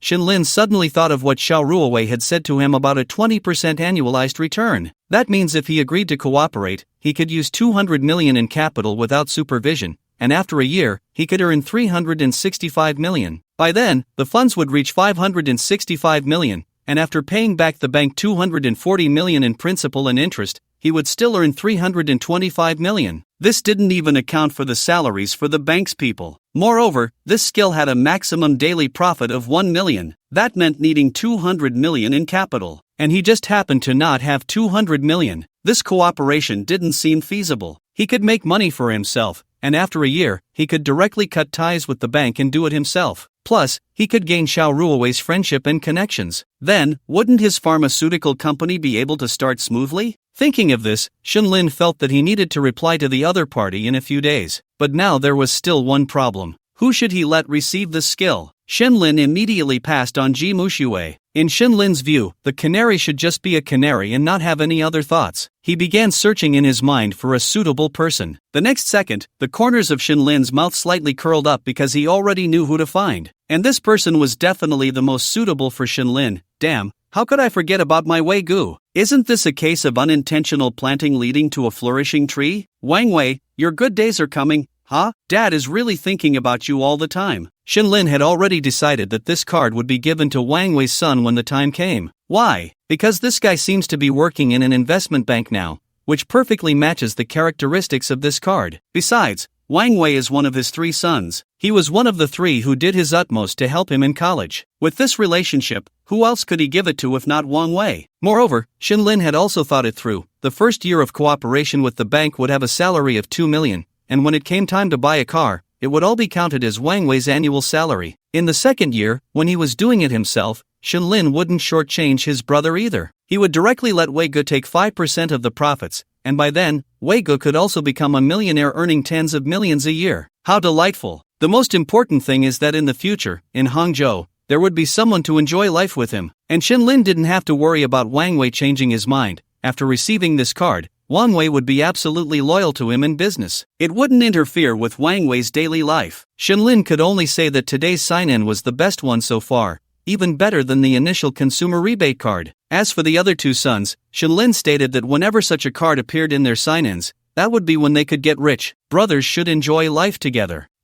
Walked towards the peak together. Shinlin didn't contact Wang Wei immediately, he was waiting for an opportunity. As long as this dog's son came to complain about work again, then Xiao Wei, congratulations, you've gained your father's favor. Just as Shinlin exited the system, he saw Ji Mushue walking out in a black lace bra, directly sitting beside him. Brother, I want a hug. I just woke up and didn't see you, I thought you didn't want me anymore. Shinlin loved having the once lofty school beauty now acting spoiled in his arms. He immediately picked her up and sat her on his lap. Did I wake you? No. Actually, it was Zhou Ruiton who just messaged me. She wants to cut ties with me, but she wants to say it to my face. I don't know what to do, Ji Mushue said with a hint of sadness. Upon hearing this, Shinlin thought it was quite normal. If he remembered correctly, Zhou Ruiton had been taken to a hotel by Hulong last night. Shinlin simply felt that it was all her own doing. Alright, don't worry, I'm here. By the way, I have something to tell you. Upon hearing this, Ji Mushue perked up, looking at Shinlin with a mix of anxiety and anticipation. Shinlin scratched her nose. It should be good news for you. Brother, what do you want to say? I thought about it last night, and of course, it also depends on your hard work. So today, I'll have the property manager take you to see houses, around 5 million. You can choose for yourself. Once you find one you like, call me, and I'll transfer the money to you, putting it in your name. After all, being with me won't give you a title, but I can give you everything else. Oh, and I'll give you a budget of 1 million to buy a car, and then every month, I'll give you 200,000. You can do whatever you want, but all of this is based on the premise that you can't betray me. Otherwise, whatever I can give you, I can also take back, understand? The reason Shinlin treated Ji Mushue so well was that he knew her well, and also because this little girl could provide him with emotional value. Besides, since Ji Mushue was with him, she had already been deprived of her title, so these rewards were not too much to ask. After all, it wasn't a huge amount of money. Lastly, Shinlin didn't like his own possessions being picked up by others. It made him feel uncomfortable. Ji Mushue was momentarily stunned upon hearing this, and then her heart surged with joy. She had followed Shinlin precisely for moments like these. However, Ji Mushue had not mentioned it before, and unexpectedly, Shinlin brought it up. Instantly, Ji Mushue felt deeply moved. She gazed at Shinlin with tender eyes and said, "Brother, you're so wonderful." Shinlin replied, "As long as you behave, it's no problem to buy you some things." Saying this, Shinlin reached for a cigarette, but Ji Mushue, understanding the situation, quickly took the cigarette from him and lit it. Then she embraced Shinlin. To be honest, Shinlin suddenly understood why ancient kings enjoyed wielding power while indulging in the company of beautiful women. It was simply a divine life. "Brother, I'm hungry." While Shinlin was smoking, he looked at Ji Mushue in disbelief and said, "You choose this moment to say you're hungry? I can't even tell what you want to eat with you acting like this." He, brother, I'm just a little hungry." Ji Mushue smiled at Shinlin, who extinguished his cigarette. "You go wash up first, I'll have breakfast sent in." "Great, then I'll go take a shower," Ji Mushue said as she tried to get up, but she clearly underestimated Shinlin's strength. As soon as she stood up, her legs went weak, and she sat back down, looking at Shinlin with a pitiful expression. "Brother, I want a hug. I'll carry you." Looking at Ji Mushue's aggrieved expression, Shinlin couldn't help but laugh and carried her to the bathroom. The two took a bath for over an hour. If it weren't for breakfast arriving, who knows how much longer they would have stayed in there. At the dining table, Ji Mushue sat on Shinlin's lap,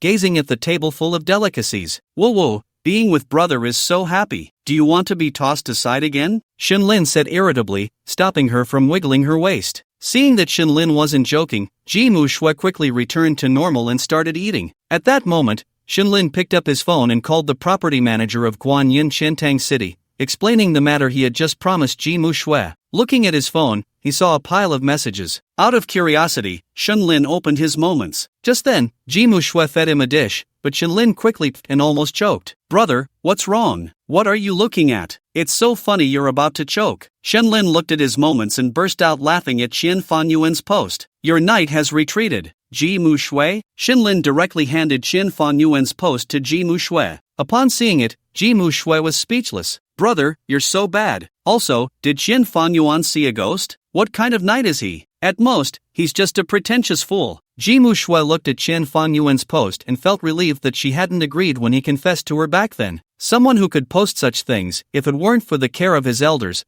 would probably never enjoy a decent meal in his life. Brother, don't mind him, open your mouth. Saying this, Ji Muxue picked up a piece of meat and fed it to Shenlin. It must be said, having money is truly enjoyable. While the two were eating, the butler of Guanyin Shintang City arrived at the hotel where Shenlin was staying, driving a Rolls-Royce. Of course, Shenlin had prepared a surprise for Ji Muxue. The surprise was that when the butler David arrived, he had also brought along a sales representative from Hermes. As soon as David got out of the car, he saw more than 10 Hermes employees dragging a cart full of the latest seasonal items. Mr. David, hello, I'm Zhou Shun, the manager of the Hermes Jinhu store. Is this Mr. Shun? Manager Zhou, Mr. Shun is the owner of our Guanyin Shintang City T2. You'll know how to serve him shortly, let's go. Butler David said flatly as he looked at manager Zhou. Soon, the group arrived at Shenlin's hotel room. However, they did not enter immediately but instead called Shenlin. After receiving the call, Shenlin quickly got dressed with Ji Muxue, and then he said to her,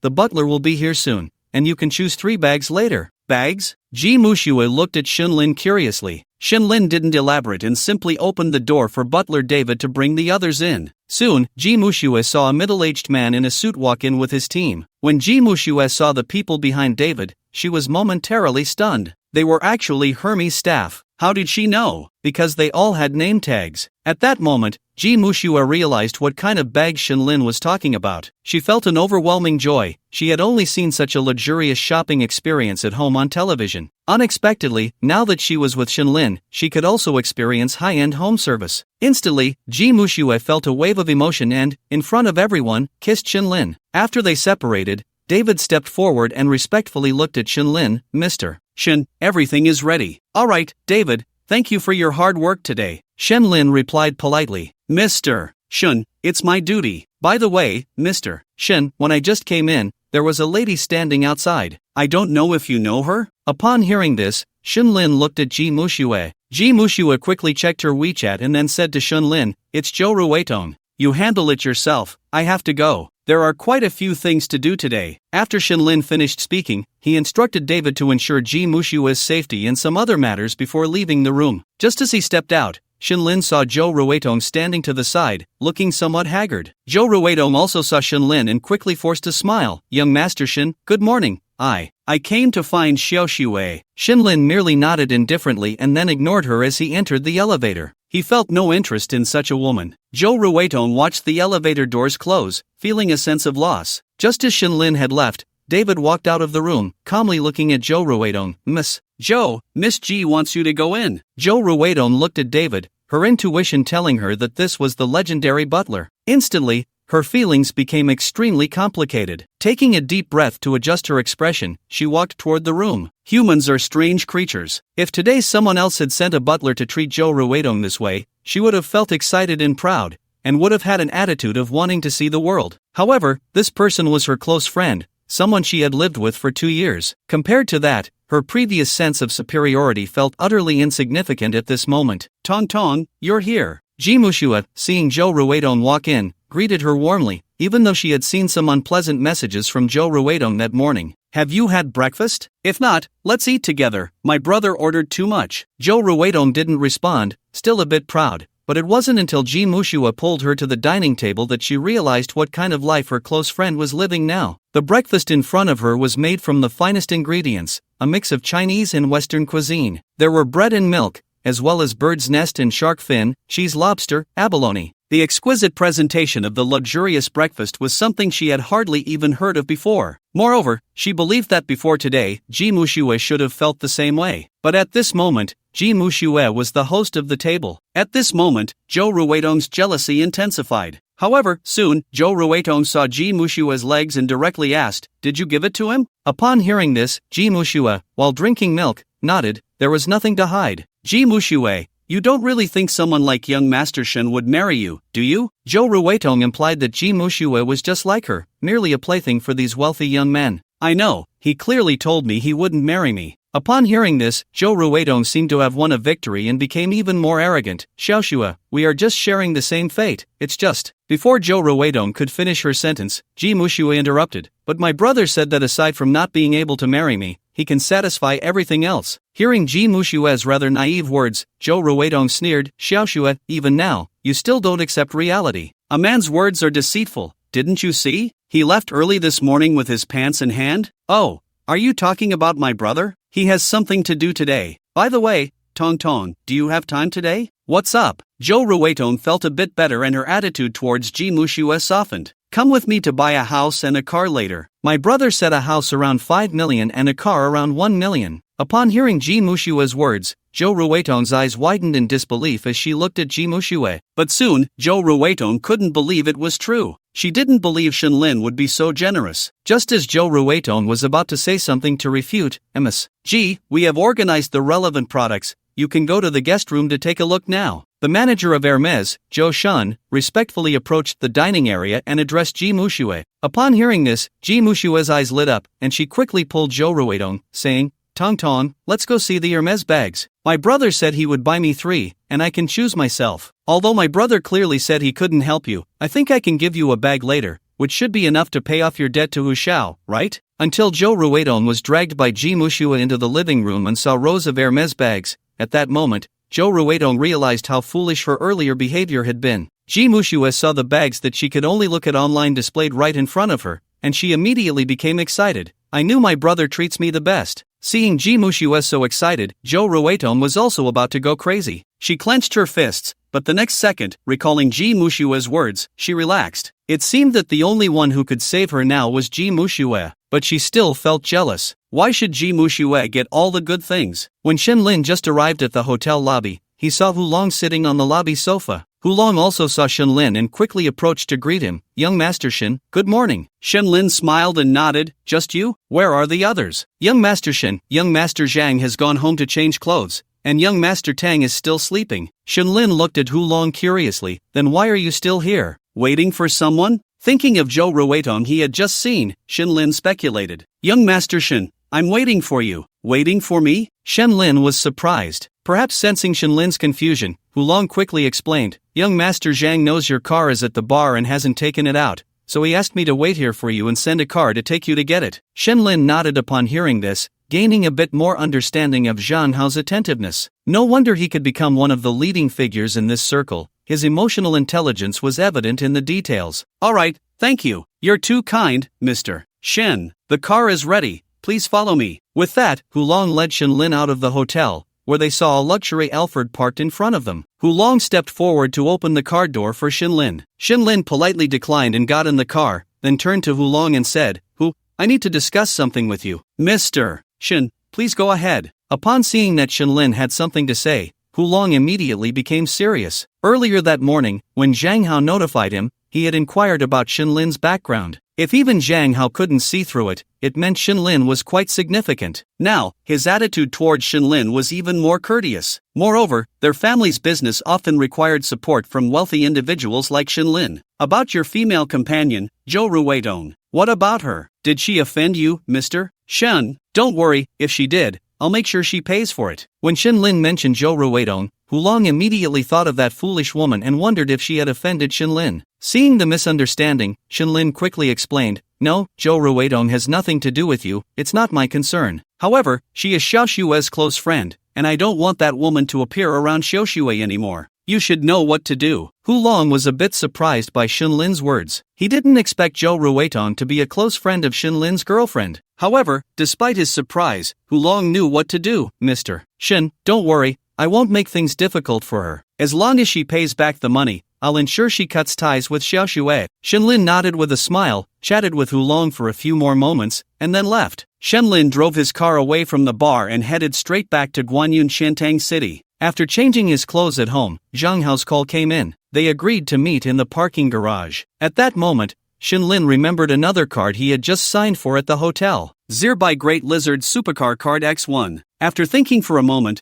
Shenlin silently recited in his mind, use. Ding! Congratulations to the host for successfully using the item, Zirbai Great Lizard Supercar Card. Ding! Zirbai Company will call you today to discuss the pickup of the vehicle. After the system's prompt ended, Shenlin knew that his garage would soon have a top-tier supercar. Feeling delighted, he grabbed the car keys and his phone and headed downstairs. As he arrived at the parking garage, he saw Zhang Hao leaning against the hood of his Lamborghini, smoking a cigarette. "How good, did you sleep well last night?" Shenlin smiled as he walked over to Zhang Hao, teasing him. Zhang Hao kicked Shenlin playfully. "Of course not as good as you, coming back only now. Come on, let's go to the club.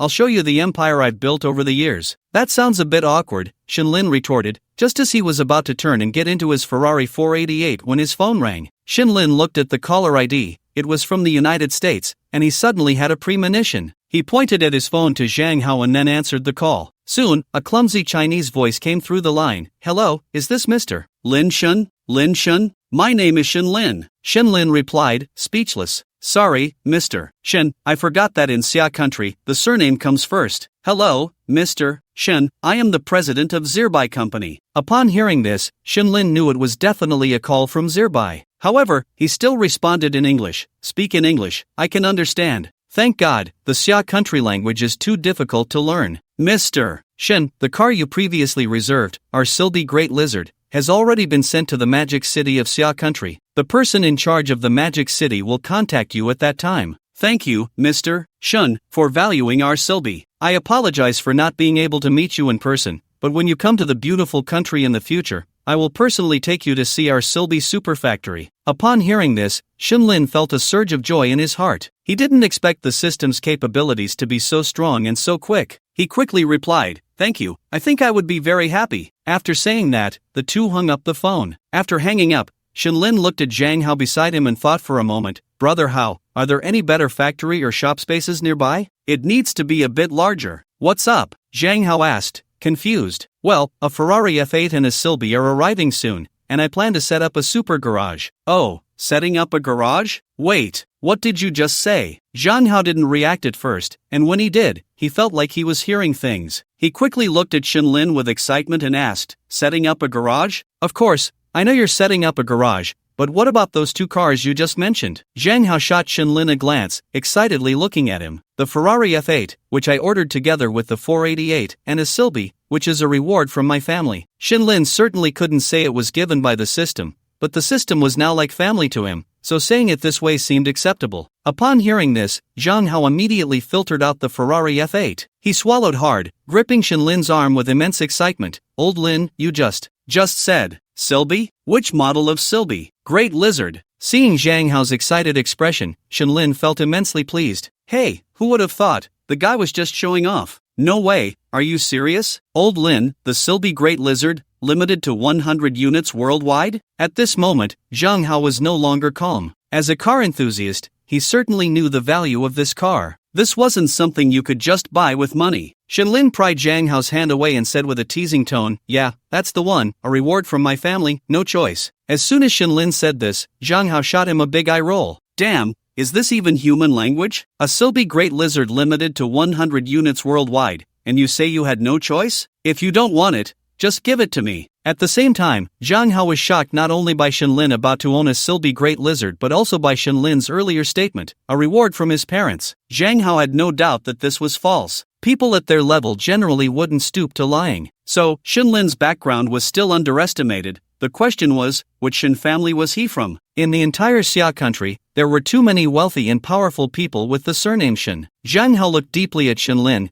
thankful that they had built a good relationship in college. However, upon further thought, Zhang Hao was still very excited. Shenlin joining his supercar club was a done deal. He had been overshadowed by the HZ club for a long time, and if Shenlin joined, perhaps his own club could turn things around. Thinking of this, Zhang Hao knew he had to build a good relationship with Shenlin and keep him firmly in his club. Even if it meant making Shenlin one of the vice presidents, that would be fine. Heck, he could even be the president. "Old Lin, I can only say, awesome. You're too kind. This car isn't much use. A few minutes and a tank of gas is gone. Can't play with it, only collect it. Old Lin, sometimes, I really want to kill you." Seeing Shenlin Fan's Versailles, Zhang Hao was momentarily speechless. Alright, I know you have the big lizard from Silby. Are you done being a show-off?" Shenlin chuckled. "Okay, no more jokes. Let's go check out your club. Let's go." After saying that, the two of them got into their cars and drove towards the outskirts of Hangzhou. Half an hour later, they arrived at an industrial park in the suburbs of Hangzhou. They quickly parked in front of a 5-story factory building. After getting out of the car, Shenlin looked at Zhang Hao. Isn't this just a factory in the industrial area? Zhang Hao smiled and walked up to Shenlin. Don't underestimate this place. Let me tell you, we spent quite a bit of money to secure it. Come on, there's more to it inside. After saying that, Zhang Hao led Shenlin to the small building and swiped his card. The door opened. Soon, Shenlin was stunned. The exterior looked like a 5-story office building, but inside it was truly a different world. The first-floor lobby was filled with various modified equipment, and it had been renovated, resembling a garage for a car king in Los Santos. The second floor was completely hollowed out, with a high ceiling and an elevator that went directly to the third floor, which was the lounge area, coffee, a projector, gaming machines, a wine cabinet, a cigar room, everything one could want. The fourth floor was even more impressive, with 10 top-of-the-line 1:1 racing simulators. The fifth floor was a terrace. As they walked, Zhang Hao said, "This is what we spent money to renovate, not bad, right? This used to be a warehouse for a factory, but it was no longer in use. I, along with Brother Feng and Brother Ding, took it over and established the current HK Supercar Club. The club also offers high-end vehicle services, maintenance, repairs, and some modifications. If a Ferrari comes in that we don't recognize, someone will come out to direct it. The masters are all retired from WTCR and are hired at a high price. Come on, let's check out the back." After Zhang Hao finished speaking, he led Shenlin to the back of the factory, which was a huge area, about the size of 3 playgrounds, transformed into a racetrack. This is where members usually practice driving. When we have time, the club organizes at least 2 outings a month to rent the Ningqing International Circuit for racing. Usually, we just practice here. What do you think? Not bad, right? Zhang Hao looked at Shenlin proudly. Not bad. By the way, why don't I see other members and masters? The masters usually come in at 2 p.m. In the afternoon, there will be many members here. After all, during the weekdays, everyone is busy with their own things, busy with work. Hearing Zhang Hao's words, Shenlin nodded and then said to Zhang Hao, "Not bad, how good, you're quietly doing big things." Shenlin truly admired this. Setting this up was no easy task. He had just taken a look at the small racetrack, and although it was relatively small, it was well equipped with various professional instruments. Come on, let's get you signed up for membership. I've already notified the club members. Those who have time will come tonight to meet everyone. Okay. Then, Zhang Hao took Shenlin to the third floor, where there was a registration hall. Zhang Hao opened the computer and registered Shenlin, then said, "There are 3 types of memberships, junior, intermediate, and senior. Which one do you want? What are the details?" Shenlin sat at the bar, sipping orange juice, and looked at Zhang Hao. Junior membership costs 500,000 a year, with free access to the club's racetrack, 3 free modifications a year, and 1 free experience on a formal racetrack per year. Of course, junior members cannot run for club officer positions. There's also one prerequisite. You must have at least one 911 GTS level car. Intermediate member, annual fee of 1 million, free access to the club's track, 5 free modifications a year, after which a 30% discount on modification fees, 3 free experiences on the official track per year, eligibility to run for committee positions, inclusion in the committee group which is filled with quality networking resources, collaborations can be notified to the club. The club organizes salon gatherings, provided that you own at least 1 car worth 5 million. Senior member, annual fee of 1.5 million, free access to the club's track, excellent benefits, 10 free modifications a year, after which a 40% discount, 6 free experiences on the official track per year, eligibility to run for committee positions, vice president, usually requires connections. The club will do its best to accommodate. If there are quality investment projects, senior members will be notified first. Finally, if senior members have projects that need financing, and the projects are assessed to be feasible, the club will take the lead, either financing within the club or finding professional venture capital, provided that you own a car worth 5 million and have 2 intermediate members or above as guarantors. By the way, our club has currently invested in 5 projects, involving real estate, short videos, advertising, luxury car rentals, and short drama companies. Members can prioritize shares and collaborations in these projects. Upon hearing this, Shenlin nodded, gaining an understanding of the club that Zhang Hao was running. This was not just a club, it was a mutual exchange of connections. Indeed, no second-generation individual is simple. So, what about my membership? Shenlin asked with a smile. You must be a senior member. I discussed it with Fengzi and Lao Ding yesterday, and they will guarantee you. Besides, you now have the Silby Great Lizard, so getting a senior membership is a good idea. Later, I can help you secure a vice president position. What do you think? What does the vice president do? I don't have time to manage. Shinlin directly inquired. It's just a title, to elevate your status in this circle. Usually, the staff handles the management, Zhang Hao explained. Hearing this, Shinlin thought for a moment. Alright then, let's go for the vice president position. By the way, when is your Silby arriving? Just as Zhang Hao asked this, Shinlin's phone rang, a number from Modu. Shinlin smiled at Zhang Hao. Speak of the devil, and he shall appear. Shinlin put the phone on speaker. Hello, is this Mr. Shinlin? Yes, where are you calling from? Hello, Mr. Shin, I am Chen Hui, the head of Silby's Shanghai region. As expected, it was the call from the head of Silby in Modu. Zhang Hao also heard the other party's words and gave Shinlin a thumbs up. Go ahead, Mr. Shin, the situation is this. Your Silby Great Lizard has arrived in Modu, but there is a small issue. Upon hearing this, Shinlin's brow furrowed slightly. Please don't tell me the car was damaged? Zhang Hao had the same thought at this moment. What happened? Shinlin inquired. It's like this, Mr. Shin, all the paperwork for the car has been completed. We should have delivered the vehicle to you immediately, but since you made a sudden reservation, this car was originally intended to be showcased at the Modu Auto Show, and it is considered a heavyweight exhibition vehicle. Many people have come here specifically for it. Chen Hui said earnestly, so, Mr. Shin, could you wait until the auto show is over before we hand over the vehicle to you? Of course, we will also provide you with the market rental fee. Would that be acceptable? Shinlin and Zhang Hao exchanged glances, and then Shinlin thought for a moment and said, how many days are left? 2 days, Chen Hui replied honestly. Upon hearing this, Shinlin thought for a moment, the exhibition is fine, I can only look, not sit in it, and there's no need for rental fees. 2 days later, I will go to Modu to pick up the car, is that okay? Thank you so much, Mr. Shun, for your support. Rest assured, we will take good care of your beloved car. In 2 days, Mr. Shun, you can come directly to pick it up. Alright, let's keep in touch. After saying that, Shinlin hung up the phone. At that moment, Zhang Hao looked at Shinlin and said, Old Lin, how about I notify the group? In 2 days, everyone can accompany you to pick up the car. What do you think? Zhang Hao was quite willing to promote this. Shinlin didn't mind, after all, they were all car enthusiasts, so he nodded. Subsequently, Zhang Hao processed Shinlin's membership upgrade, and after Shinlin paid the 1.5 million membership fee, Zhang Hao added him to the Supercar Club's group. Shinlin glanced at the group name, which was simple, just HK Home. Soon after, he saw a message from Zhang Hao, who had specifically added him. Zhang Hao at Shinlin, congratulations on our club gaining another powerhouse. Shinlin, my good buddy, currently has a Ferrari 488, a Ferrari F8, and is soon to be picked up Siebel Big Lizard. Brothers and sisters, Old Lin is handsome and young, with ideas, come on, I can play matchmaker. Applause, applause. Zhang Hao's group message immediately stirred everyone up. Tang Feng at Shinlin at Zhang Hao, wait, I said you two disappeared early this morning and went to the club. Hold on, Old Lin has a Siebel Big Lizard? Ding Xin at Shinlin at Zhang Hao, wait, Old Lin, you were tight-lipped last night. Is it the globally limited 100 unit Siebel Big Lizard I was thinking of? Wait,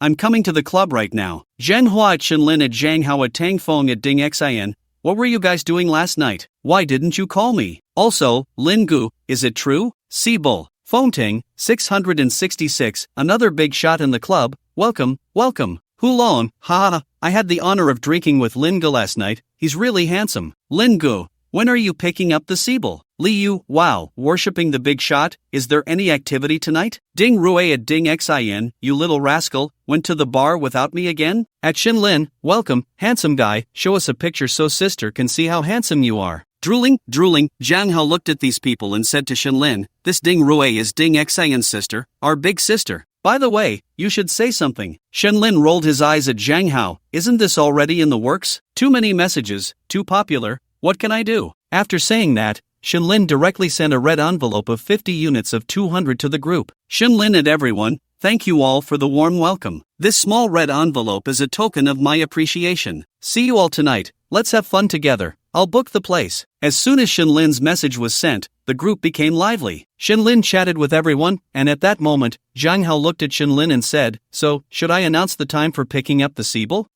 Sure. Since we're announcing it, let's have a team-building event. I'll book the venue in Magic City, and we can all have fun together. How about that? Shinlin thought for a moment and said, otherwise, when a group of people goes to pick up the car, it would be so dull just to pick it up. It would be much better to have a team-building event where everyone can eat, drink, and have fun together. Upon hearing this, Zhang Hao was taken aback for a moment, then smiled and said, sounds good, Vice President Shin. You've already thought of this for the club. How about this? the club and you split the costs 50-50. I'll talk to Fingzi and the others, I'm sure they'll agree. That works. Zhang Hao then began to edit a message. Zhang Hao at everyone, here's an announcement. The day after tomorrow, Old Lin will go to the Magic City Auto Show to pick up the Siebel Big Lizard. It's been a few months since the club had any activities, and Old Lin said he would book the venue in Magic City for everyone to have some fun together. Shenlin saw the message from Zhang Hao. So you all want to flatter me, huh? It seemed like a reprimand, but Shenlin couldn't help but admire Zhang Hao. His emotional intelligence was truly high. Clearly, it was the club that co-funded the event,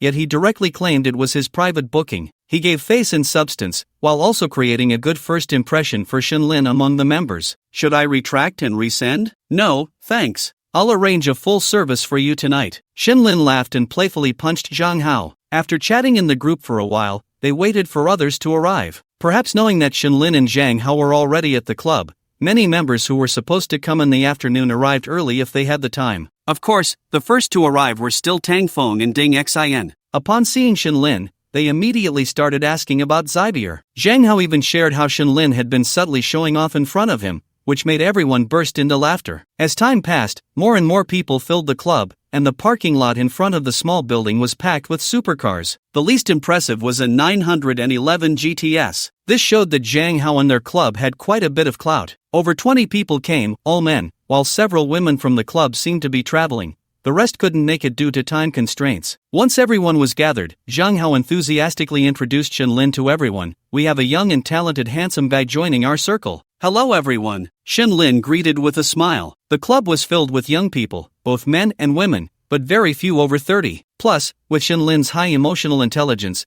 they quickly became familiar, and everyone started calling him Old Lin. He found them much easier to get along with than he had expected. Perhaps they were all on the same level, making interactions relaxed. There were no pretentious people, they were all emotionally intelligent individuals, the true second generation. After getting acquainted with everyone, Shenlin also added many WeChat contacts. He knew that as time went on, these connections would become his network. After chatting for a while, it was already past 6 o'clock. Zhang Hao, Tang Feng, and Ding Xian all came over to Shenlin. He knew these three had something to discuss with him. What's up? It's getting late, I've reserved a private dining place. Let's go eat first, and you can arrange the bar or wherever for tonight. Upon hearing Zhang Hao's words, Shenlin quickly replied, I'll take care of it. Didn't I say I would handle it? Handle what? You're practically a celebrity now. Do you have time to manage that? Tang Feng joked, poking fun at him. Shenlin thought about it and realized it was true. Thanks, guys. Thanks for what? Damn it, you're now our HK's vice president, on par with us. Your face is our face, we're all family now, so no need for thanks. Ding Xian handed Shenlin a cigarette, and soon they all lit up. Shenlin pondered, over 20 people, and we're still going to a bar tonight? It's up to you, just arrange it. Zhang Hao said, blowing a smoke ring. Shenlin thought for a moment, since everyone is here, going to a bar seems pointless, let's go to a KTV instead.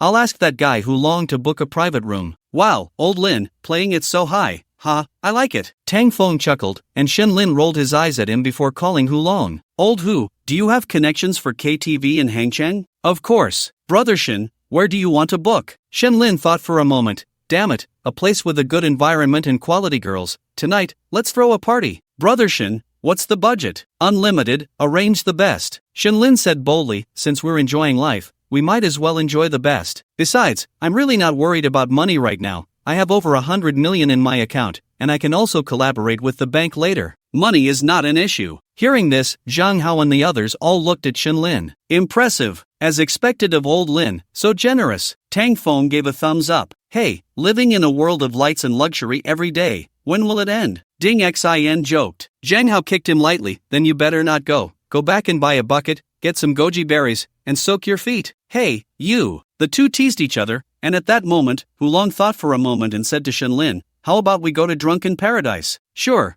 book the biggest private room. Shenlin replied directly. Hulong nodded. As expected of the expert from this side, he picked up the phone and started making the reservation. After Hulong finished booking, Zhang Hao stood up. Brothers, let's head out now. Ideal no. One private kitchen, Old Lin is treating us to dinner. After that, Old Lin will take everyone to Drunken Paradise for tea. Let's go. Wow, Lin Gu, so generous. Lin Gu, so mighty. Ha ha ha, thanks to Lin Gu today, we can finally eat meat. Each of the second generation or first generation entrepreneurs gave Shenlin face. Tang Feng also pulled Shenlin up, waving his hand. "Come on, old Lin, let me show you the scale of our club. Let's hit the streets." After saying that, a group of people walked out of the small building, chatting and laughing, and got into their respective cars. Old Lin follows Old Tang. "We line up in order," Zhang Hao said with a smile as he looked at Shen Lin. After that, Ding Xian directly told everyone, "Let's go, ideal no. One private kitchen. Remember, when we get to the city, keep the gas pedal down a little. Don't disturb the residents. Although the police have registered it, if it gets too big, they won't care, you know." "Okay." Everyone replied in unison, returning to their cars, with Tangfeng leading the way and Shenlin following. Soon, a group of over 20 supercars lined up and headed towards Ideal No. One private kitchen. Shenlin also drove along, and just now, he analyzed Zhang Hao's words and the few cars without license plates he had seen. The club indeed had some power. Someone had connections with the traffic police, allowing such a large gathering to go ahead. Similarly, some cars were still unregistered,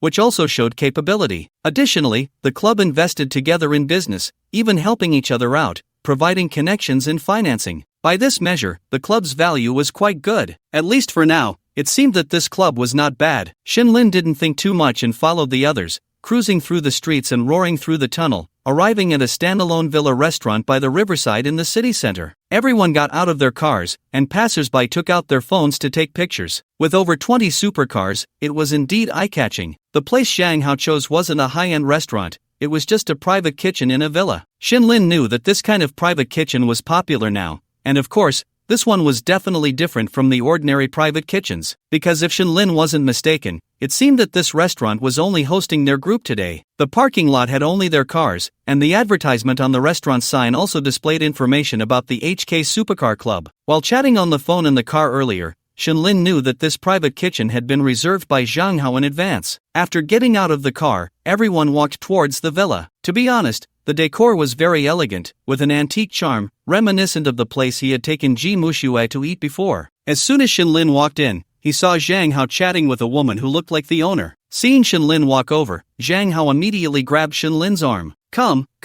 Shenlin, let me introduce you." Zhang Hao pointed to the smiling woman beside them and said, "This is Xia Rao. We usually call her Rao Jia. She is the owner of this restaurant. Shenlin, my buddy, he's a good guy." After introducing Rao Jia to Shenlin, Zhang Hao turned to introduce Shenlin to Rao Jia. Xia Rao looked at Shenlin with great interest. Then she smiled and extended her hand. "Shen Xiaoge, nice to meet you, welcome." "Hello, Rao Jia." Shenlin took a moment to admire the elegant woman in front of him. She looked to be in her 30s, but later Shenlin learned that she was actually over 40. He could only say she was well preserved, wearing a high-slit cheongsam that showcased her graceful figure perfectly. Additionally, her hair was styled high, reminiscent of the ladies from the Republic of China dramas. Moreover, she exuded a refined aura that made it clear she was not an ordinary person. At least, Shenlin knew upon seeing her that this place was definitely not her only business. After shaking hands, Rao Jia smiled at Shenlin and said, "Shen Xiaogu, if you find the food to your liking later, do come more often." "Definitely," Shenlin replied politely. At that moment, Zhang Hao looked at Shenlin with a smile and teased, "Sure enough, handsome guys have privileges wherever they go." "What do you mean?" Shenlin was taken aback, not understanding why Zhang Hao would say that. "Because getting to eat here with Rao Jia isn't simple. Besides making a reservation in advance,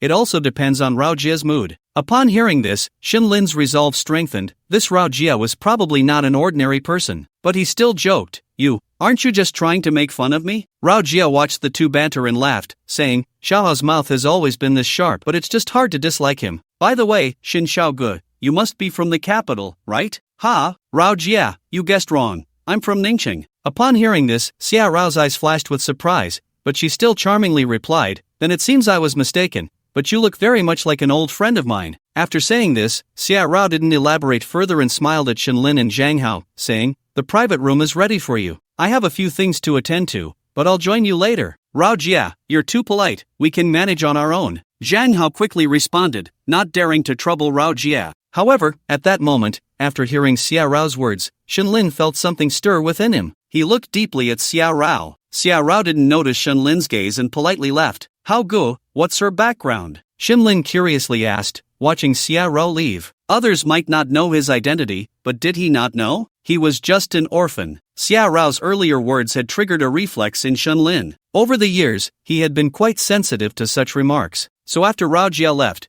Shenlin directly inquired, and seeing Zhang Hao and the others' reactions to Rao Jia, he knew they must be aware of her background. "You asked the right question. Rao Jia is the woman of a big shot from the capital. In Hangzhou, everyone has to give her some face. Communication among smart people doesn't need to be too explicit, and upon hearing this, Shenlin immediately understood. He decided not to ask further. As for his own identity, Shenlin was now just going with the flow. The group arrived at the private room, which was spacious enough to accommodate more than 50 people. They all sat down together and chatted. The dishes were served quickly, and half an hour later, a table full of delicious and fragrant dishes was ready. Most of the dishes are still local specialties, but there are a few different ones. After taking a bite, Shenlin couldn't help but understand why the business here is booming. Aside from some powerful figures wanting to befriend Sister Rao, the flavors here are genuinely good. People from coastal areas prioritize freshness in their food. Shenlin, try this rouge rose shrimp, the signature dish here. Tang Feng, sitting next to Shenlin, served him some food. After all, it was Shenlin's first time here, and they had all been here many times before, so it felt like they were playing the role of gracious hosts. Shenlin smiled and thanked him, taking a bite. The taste is indeed good, he nodded in satisfaction. The fragrance of the rouge flower, combined with the tender texture of the Arctic shrimp, created a delightful impact on the taste buds. Everything was just right. How about we drink a bit now? At that moment, Feng Ting from the club looked at Tang Feng and Shenlin. Feng Ting was the youngest in the club and was still in college, but his family was also quite influential in the club's upper echelons. No one found his suggestion inappropriate. Then let's drink a bit, Shenlin said politely. He had already privately told Zhang Hao and the others that he would be picking up the tab for this meal. So, with guests wanting to drink, Shenlin certainly agreed. Besides, these days, there are designated drivers, so there's no need to worry about getting tipsy. Then let's get some red wine, just a little, since the second half is the main event. How about that? Shenlin looked at everyone and asked, "Hey, Lingo, today you're treating, so whatever you say goes." Exactly, just go with what you think. Some lively second-generation rich kids started flattering Shenlin at this moment. Although they didn't know exactly what Shenlin's family did, they understood that his background was probably the most significant in this circle. After all, living in a house worth nearly 100 million and having 3 supercars,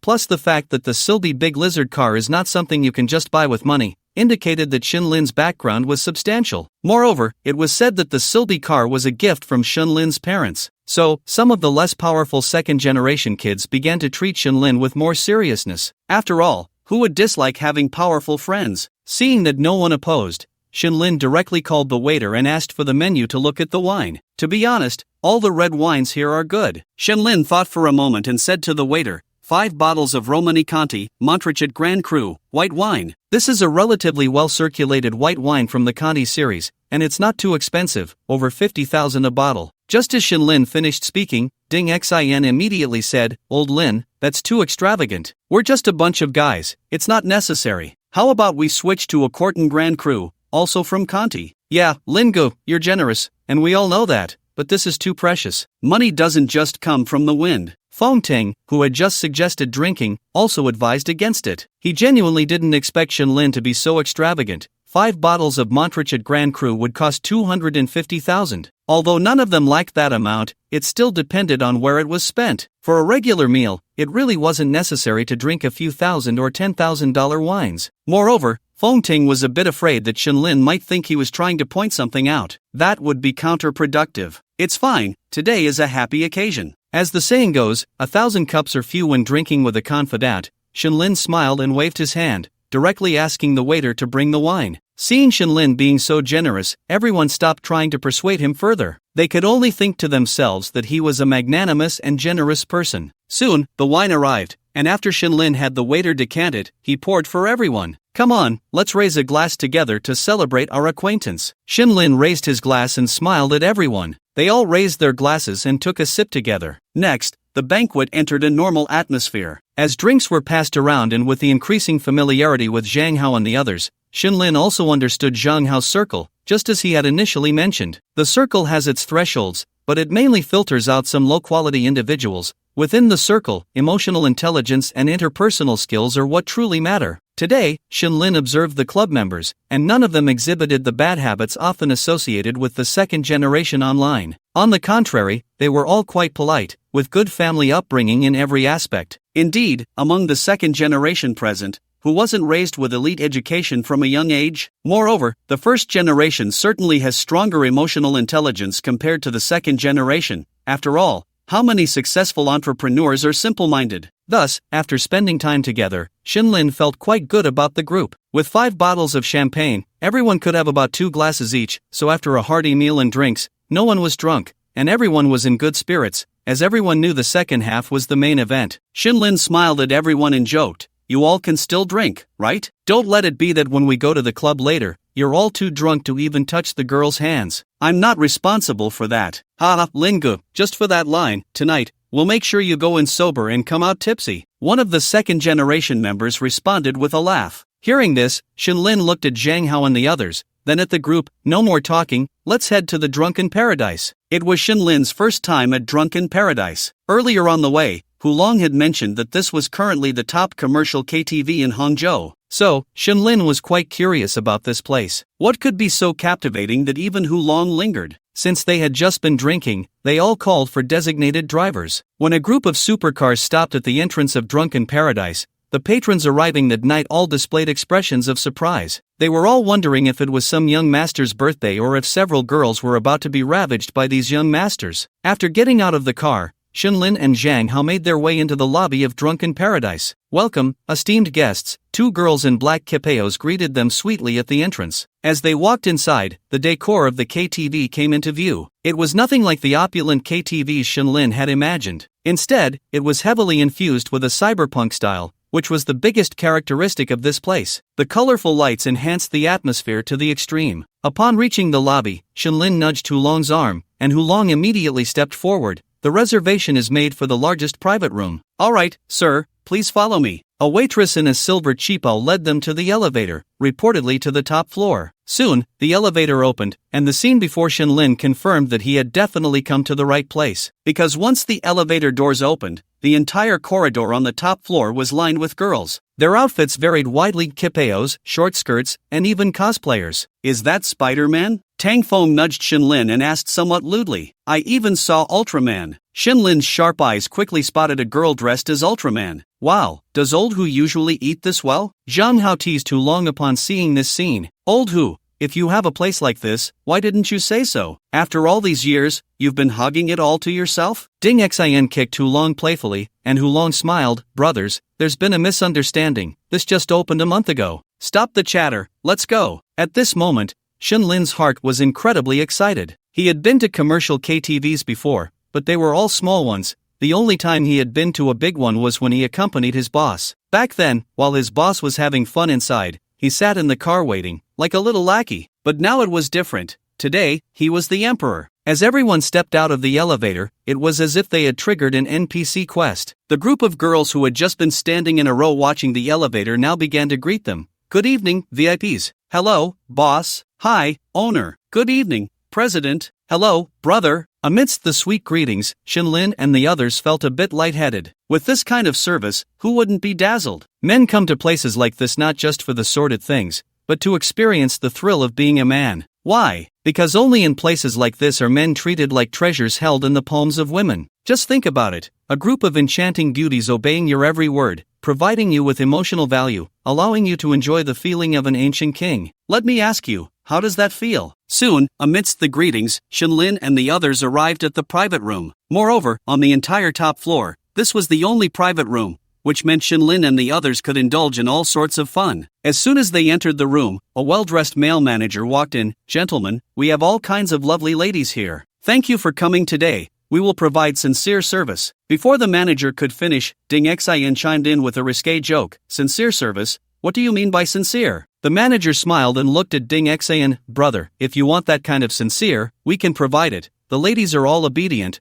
If you're not satisfied, you can change ladies within half an hour, free of charge." After the manager finished speaking, Shinlin nodded and said, "Then what are you guys waiting for? Start ordering. It's party time tonight." With Shinlin's command, everyone beamed with joy and eagerly grabbed tablets to start selecting ladies. Shinlin also picked up a tablet and opened their store's app. Once he entered, he couldn't help but admire it. No wonder business was so good just a month after opening. Choosing ladies was like shopping on a certain treasure site. All sorts of categories were neatly organized: pure types, charming types, mature types, cosplayers, and so on. There were all kinds of types. Shinlin and the others felt like Lu Lao Lao entering the Grand View Garden. Wow, cosplayer category. how about we have a cosplayer party tonight? Tang Feng also saw the categories and looked up at Shenlin and the others, suggesting his idea. Sounds good, ha ha ha. I've been to so many lively places but have never experienced a large-scale cosplay event. Zheng Hua laughed in agreement, and Feng Ting was also eager to try. Then what are we waiting for? Let's choose. Shenlin chuckled. Soon, everyone began selecting cosplayers. Ha ha ha,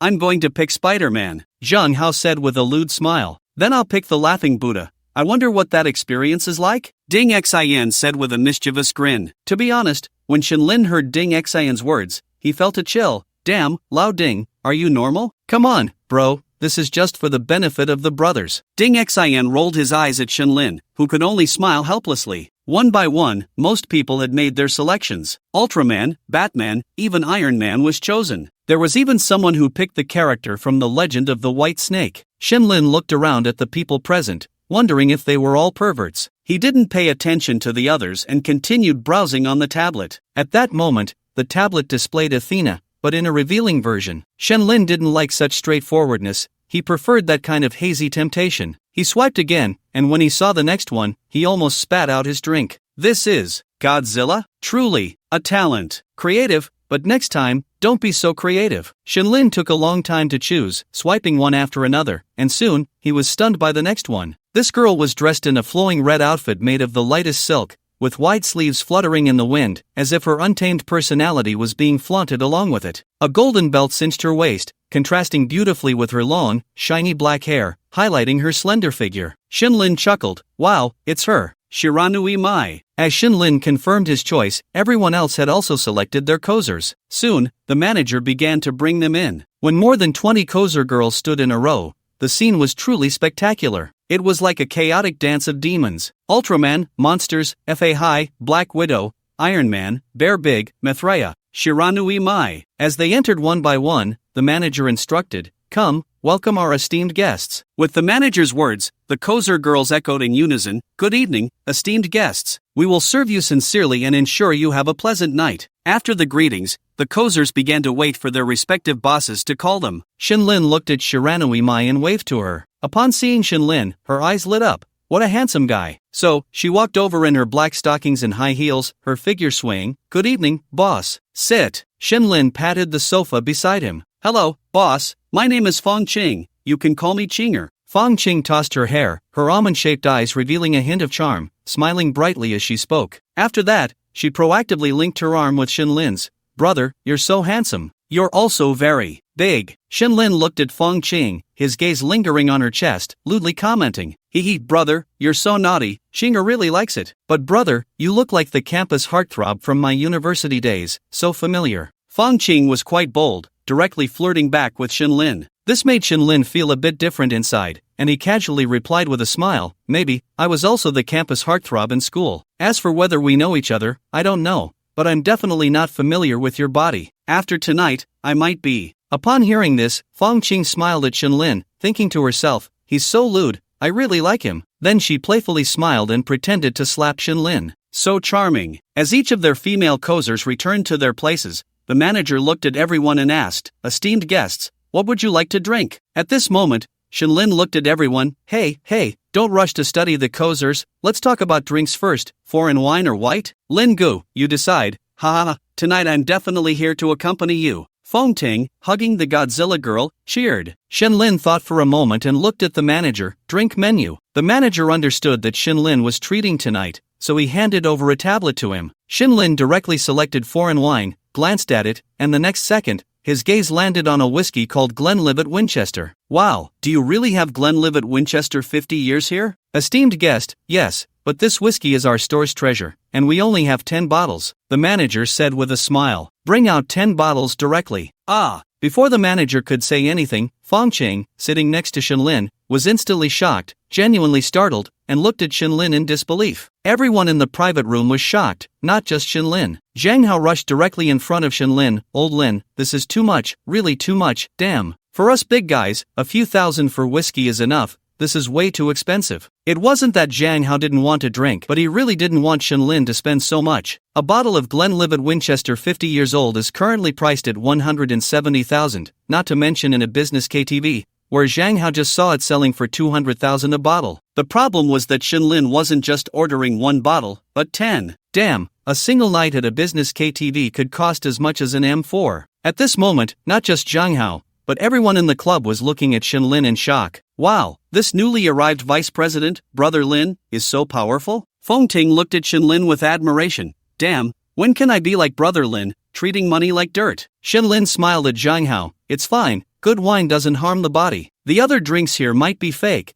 but this one is definitely authentic. It's not that expensive, and besides, it's the first time getting to know my brothers. Let's just enjoy it. After saying that, without waiting for Zhang Hao to continue persuading him, Shenlin directly looked at the manager. Bring the drinks, and for the other drinks, like the monastery stuff, just serve them. The manager was delighted to hear this. He knew these people had money, but he didn't expect them to be this wealthy. This would easily amount to over 2 million. After thinking for a moment, the manager approached Shenlin. VIP, may I ask your name? Shen, as in Shenwan-san, Shenlin replied, puzzled. Young Master Shen, it's like this. This wine is our establishment's treasure, and since it's not cheap, we require payment in advance. Shenlin understood upon hearing this. After all, a bottle of wine worth 200,000, if consumed and then unable to pay, would be a loss even if they took Shenlin and his friends away. Shenlin expressed his understanding and directly pulled out the platinum card given to him by the bank. Swipe it. Shenlin boldly took out the card, and everyone knew they couldn't dissuade him anymore. However, they also knew that Brother Lin was indeed extravagant. Soon, the POS machine confirmed the transaction,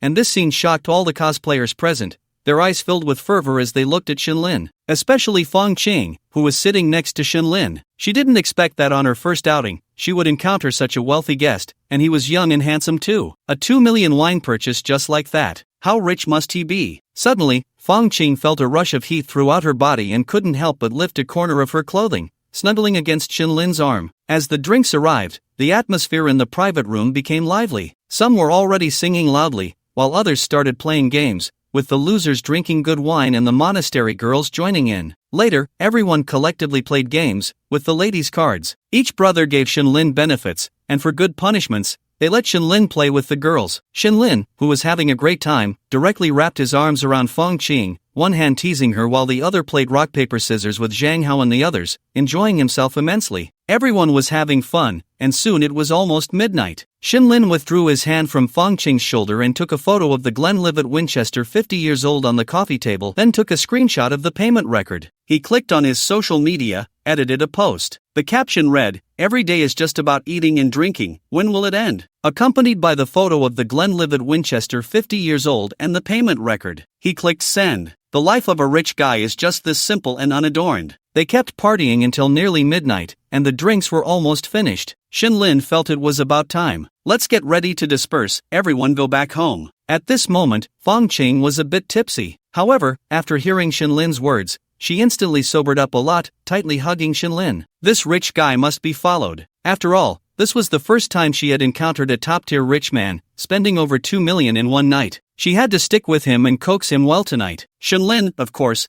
understood what Feng Qing's actions meant. Since he was bored alone that night, he pinched Feng Qing's face and said, "Want to go together for a late-night snack?" Hearing this, Feng Qing smiled and nodded. With the rich guy inviting her, what was there to resist? Not everyone had the chance to interact with top-tier rich men. Just look at the people in this private room. She was the only one serving a true master. At this moment, Feng Qing felt a surge of satisfaction as she noticed the envious glances from her other sisters. Right now, she thought, if the big brother was giving her face, she had to cherish it. Thus, Shenlin wrapped his arm around Feng Qing's slim waist and walked out of the private room. Tonight was destined to be another night of fireworks. But, isn't that just life? Doesn't that man enjoy being in control while indulging in the beauty of life? A group of people came out, some already drunk and shouting nonsensically. Others were cuddling with their partners, whispering sweet nothings. Tang Feng, the jerk, was already drunk, continuously vomiting in the nearby bushes. Shenlin exchanged glances with Zhang Hao. Then Shenlin waved at Hulong. "Lin Gu, what's up?" Hulong hurriedly ran over to Shenlin. This kid was indeed used to the nightlife.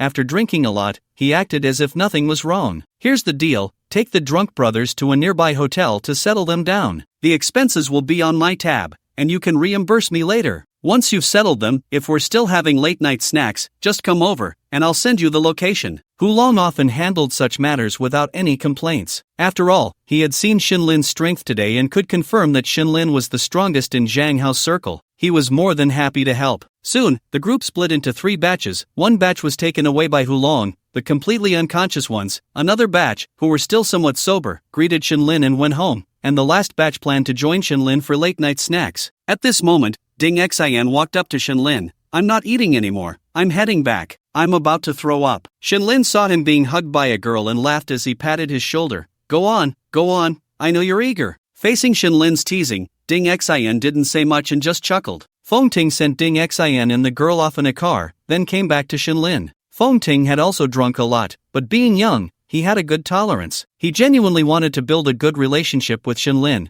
so he decided to join them for late-night snacks. Tonight, he had witnessed Xinlin's extravagance. In their circle, not many could spend like that in one night. This would be his future brother. Of course, he had to build a good relationship. Unbeknownst to Xinlin, he would soon have a shadow following him around in Hangzhou. "Lingu, I know a good late-night snack stall nearby. How about we give it a try?" Feng Ting suggested, and Xinlin nodded. Soon, a group of them headed towards the late-night snack stall. To their surprise, the barbecue place was bustling with business. When Xinlin and his group arrived, there were no seats available, so the owner set up a table on the street for them to sit down. They ordered some skewers but didn't order any more alcohol. Mainly, no one could drink anymore, and Xinlin even ordered a bowl of lamb soup to sober up. After that, he chatted with Feng Ting and Zhang Hao, occasionally teasing Feng Cheng, which drew a playful pout from her. "Lingu, can I take your Sibyl giant lizard out the day after tomorrow?" Feng Ting asked eagerly while eating a skewer, looking at Xinlin. "Sure," Xinlin replied, then opened his mouth as Feng Qing peeled a spicy crayfish for herself and fed it to him. "Forget it.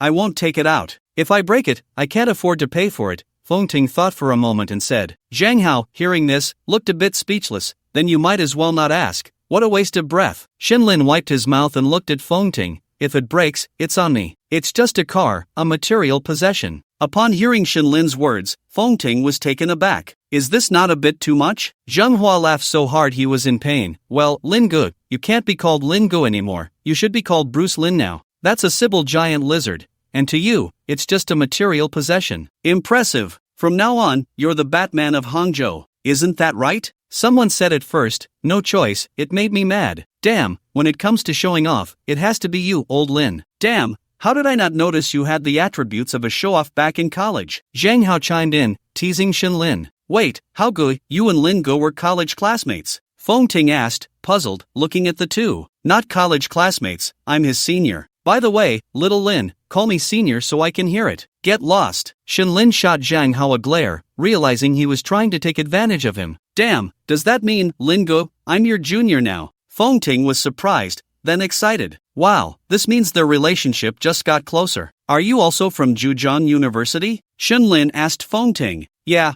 my family donated a building to Zhejiang University before I got in." "You're showing off, aren't you?" Zhang Hao kicked Feng Ting lightly. Xinlin laughed heartily. "Come on, call me senior." "Lingu, I called it. Take me out to play, take me flying." Feng Ting's personality was still childlike. Mainly at school, he didn't hang out much with classmates. He preferred going out to play with Zhang Hao, and now that he knew Xinlin, of course, he wanted to hang out with him. He was the type who liked to be around impressive people. It felt incredibly thrilling. "Sure, since I have nothing to do every day now, next time I go to Zhejiang University, I'll find you and recommend a few pretty classmates." Xinlin grinned. "Damn, Lingu, kindred spirits. No, I mean, senior. So it's true that whoever has milk is the father, right?" Zhang Hua teased Feng Ting. The few of them joked and laughed, finishing their late-night snacks. While eating, Xinlin also booked a suite for them at the nearby Marriott. Then everyone returned to the hotel, each taking their girls back to their own rooms. Fu Ji's life was simply a nightly revelry, a night of passion. The next day, Xinlin woke up groggily, feeling a bit of a headache. He had definitely drunk too much last night. His waist felt a bit sore. Why did his chest hurt a little too? Xinlin focused his eyes and, well, there was another octopus. Pushing the person aside, Xinlin walked out of the master bedroom and went to the guest room to smoke a cigarette, waiting for his mind to clear. At the moment he became sober, Xinlin froze. "Damn, I actually slept with a girl from Shanghai. Is that going to be a problem?" But then Xinlin thought again. It shouldn't be. In places like Drunken Paradise, women should be required to have health checks, right? Damn, I got too drunk. Next time, I absolutely won't do something so dangerous. Thinking of this, Shenlin felt a wave of fear. After adjusting his mindset, Shenlin opened the blocked system. Suddenly, a bunch of system notification sounds appeared in Shenlin's mind. Ding! In the early morning refresh, 100,000 perfect gold has been transferred to the host's card ending in 7878. Please check it yourself. Ding! Early morning refresh detected that the host sent a moment's post yesterday, currently conducting a comprehensive score. Ding! The score for yesterday's Moments post is 87 points, excellent, awarded guaranteed sign-in times x1, excellent sign-in x1 ding. Would you like to sign in? Shenlin expressed that now every day when he wakes up, the thing he looks forward to the most is signing in. Sign in! Shenlin did not hesitate at all and directly spoke to the system in his mind. Ding! Congratulations to the host for obtaining the item, Beginner Company Share Card 1 ding. Congratulations to the host for obtaining the item, Whiteboard Intermediate Skill Card X1. After the system's prompt ended, Shenlin quickly opened the system attribute panel to check the information of the two cards. Beginner Company Share Card. Using this card, you will receive 67% shares of a company valued between 50 million to 2 billion for free. Hiss! Shenlin gasped. Even after going through several sign-ins, he was still shocked by the system's sign-in rewards. As long as he uses this card, he can obtain a company with a minimum value of 50 million and a maximum of 2 billion, and it's 67% of the shares. This is absolute control. Many people think that 51% is absolute control, but it is not. 51% is relative control, and only by reaching 67% is it absolute control. This means that if he wants, he can immediately become the absolute major shareholder of a company valued at 2 billion. System, you really have given me a lot of surprises. Shenlin did not plan to use this card right now. In his view, this card should be used wisely. Then Shenlin looked at the second item, Whiteboard Intermediate Skill Card. Using this card, the host can choose one skill to directly reach the intermediate level. After looking at this intermediate skill card, Shenlin immediately understood its meaning. It meant he had a chance to improve himself without any effort. Without thinking, Shenlin directly thought, use. Ding! Congratulations to the host for successfully using the Whiteboard Intermediate Skill Card. Ding! Please choose the Skill Enhancement field. Shenlin did not hesitate at all and directly said in his mind, Racing. Ding! Congratulations to the host for mastering intermediate racing skills. As the system's prompt ended, fragments of memories appeared in Shenlin's mind, and a warm current flowed through him, just like when he drew the top-level fighting card last time. This was the memory and muscle memory about racing. After receiving the memories, Shenlin knew that he had now mastered intermediate racing skills. As for what level this skill was at, through the memories, Shenlin knew that his current racing level was already that of a professional racer. To be more specific, except for F1 racing, in all other top racing events, Shenlin's current level would easily win championships. How wonderful! Should I go to the club track to experience it today? Shenlin thought and acted, directly returning to the master bedroom to wash up. When Shenlin finished washing up and came out, at that moment, Fang Qing's phone rang. Shenlin leaned against the bathroom door, drying his hair, and did not go out. He saw Fang Chang waking up groggily, answering the phone with a slightly hoarse voice. Hello, I was working overtime last night, catching up on sleep today. Okay, no more, I'm going to sleep. I'll contact you later. After saying that, Fang Chang hung up the phone. At this time, Shenlin also walked out, looking at Fang Chang, who had turned over with interest, and deliberately asked, Who was it? No one, just a friend. Fang Qing looked at Shenlin, stammering a bit. Seeing Fang Qing like this, Shenlin knew it must have been a call from a man. But what does it have to do with me? Shenlin arrived at the bedside, picked up his phone, and casually snapped a photo of Fang Qing's perky backside. Get up, I've had breakfast delivered to the hotel. I'm leaving now, you can check out after you eat. I'll settle the bill. Upon hearing this, Fang Qing was taken aback, quickly sitting up with wide eyes and a pitiful expression. Brother, you're just leaving like this? What do you think? Shenlin said coldly while getting dressed. Hearing this, Fang Qing bit her lip and weakly asked, Brother, can I have your contact information? Shenlin put on his clothes, smiled, and approached Fang Qing, lifting her chin. You've crossed the line. From now on, let's forget each other in the rivers and lakes. I'll inform my friends about the rewards you deserve, but don't push your luck. After saying this, Shenlin ignored her thoughts and directly turned to leave the room. For women from the nightlife scene, Shenlin felt that a pleasant one-night experience was enough. If they wanted to climb up from this, sorry, buddy, but I'm not a fool. After leaving the room, Shenlin noticed a new small group in his WeChat. Inside were Hulong, Zhang Hao, Tang Feng, Ding Xian, Feng Ting, and Zhang Hua. Shenlin, Tang Feng, Ding Xian, Zhang Hua, Zhang Hao. Hulong, facepalm. Shinlin at Hulong, damn it, I don't know the formation. Kicked. Smirking, then he saw the group message notification. Hulong withdrew a message. Hulong. Ding xin, who the hell created this group? Fongting. I did, isn't it for contacting today? By the way, Lin Gu, why are you up so early? Shinlin, going to the club to practice driving, at Hulong, can you handle the situation with my room's guest? Just give her 10,000. Tang Fong? What the hell, is this gold-plated? 10,000? I think 5,999 is enough. Hulong, Lin Gu, leave it to me. By the way, the car is already arranged, and Alfred, license plate hang S66886. Shinlin looked at Hulong's reply and thought, no wonder this guy is doing well. This arrangement is something everyone would like. Shinlin, okay. When Shinlin arrived at the hotel entrance, he saw the Alfred prepared by Hulong and got in directly. After Shinlin left, Hulong went to Shinlin's room. Inside the room, Fong Qing was already dressed and sitting at the dining table eating when Hulong walked in. This is what Lin Go asked me to give you, 10,000, take it. Hulong placed the money directly on the table. Fong Qing tightened her grip on the knife and fork, biting her lip. Hu Xiao, is Lin Gu really just playing around? Upon hearing this, Hulong sneered inwardly but didn't show it, instead saying, what's wrong, are you angry? I'm telling you, you're just not smart. What kind of person is Lin Gu? He's a big shot in our circle, and people like him hate it when women cling to them. How about this, add me on WeChat. As long as you behave, when Lin Gu organizes something, I'll call you. Hearing this, Fong Qing could only helplessly agree and added Hulong on WeChat. Hulong didn't approve it immediately but continued to coax her. Be a little perceptive, don't act up. Of course, you can act up,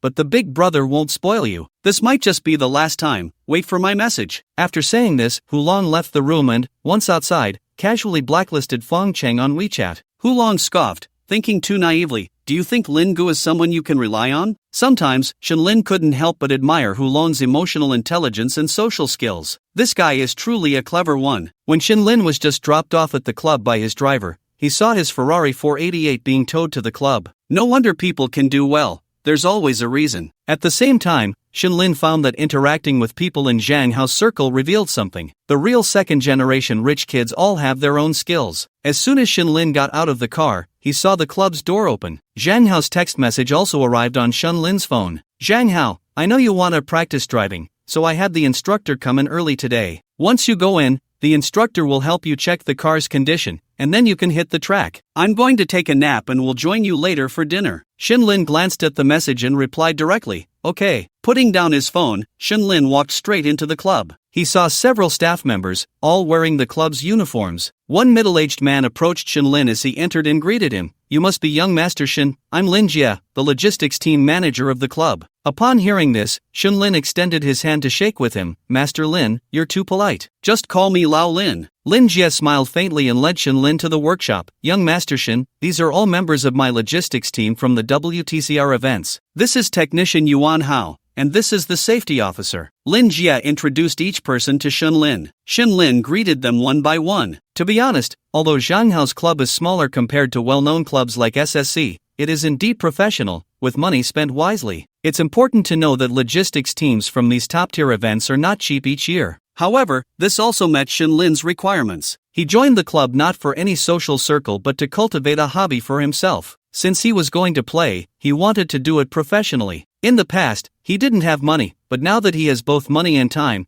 he wanted to treat himself better. From a long-term perspective, spiritual wealth is always better than just burning money and chasing women all day. Isn't there a saying, having a skill means you can get by anywhere? Master Lin, I want to hit the track today, Shinlin said to Lin Jia. That's fine, but we need to check young Master Shin's car first. After all, safety comes first. Shinlin nodded. Soon, Lin Jia sent someone to bring Shinlin's car to the workshop for a comprehensive inspection. Shinlin didn't just stand by, he followed them, and although he was confident in his skills and had learned a lot about racing, it was still his first time, and everything felt new. After more than an hour, the inspection was completed, and Lin Jia said to Shinlin, young Master Shin, you can hit the track now. Since it's your first time, do you want to have a navigator? Although the club's track isn't very large, racing always carries risks, and it was Shinlin's first time on the club's track. He might not be very familiar with the terrain, so Lin Jia prepared to have Shinlin take a navigator to run a few simple laps to get familiar with the track first. Sure, Shinlin didn't refuse, safety was the priority. Although Shinlin loved cars, if he lost his life, what was the point? Plus, with the system now, Lin valued his life even more. Soon, under Lin Jie's guidance, Lin put on his racing suit. The club prepared 3 sets of racing suits for each member. If someone found the club's suits unsatisfactory, they could contact Lin Jie and the others to help buy better ones. After getting dressed and putting on his helmet, Lin and the navigator got into his Ferrari 488. The navigator, Huang Bin, was a retired navigator from a domestic rally race, and he had been recruited by Zhang Hao. Once in the car, Huang Bin took out a tablet, connecting one of its data cables to the car. Huang Bin looked at Lin and smiled casually. "Young Master Shin, you can understand some professional terms, right?"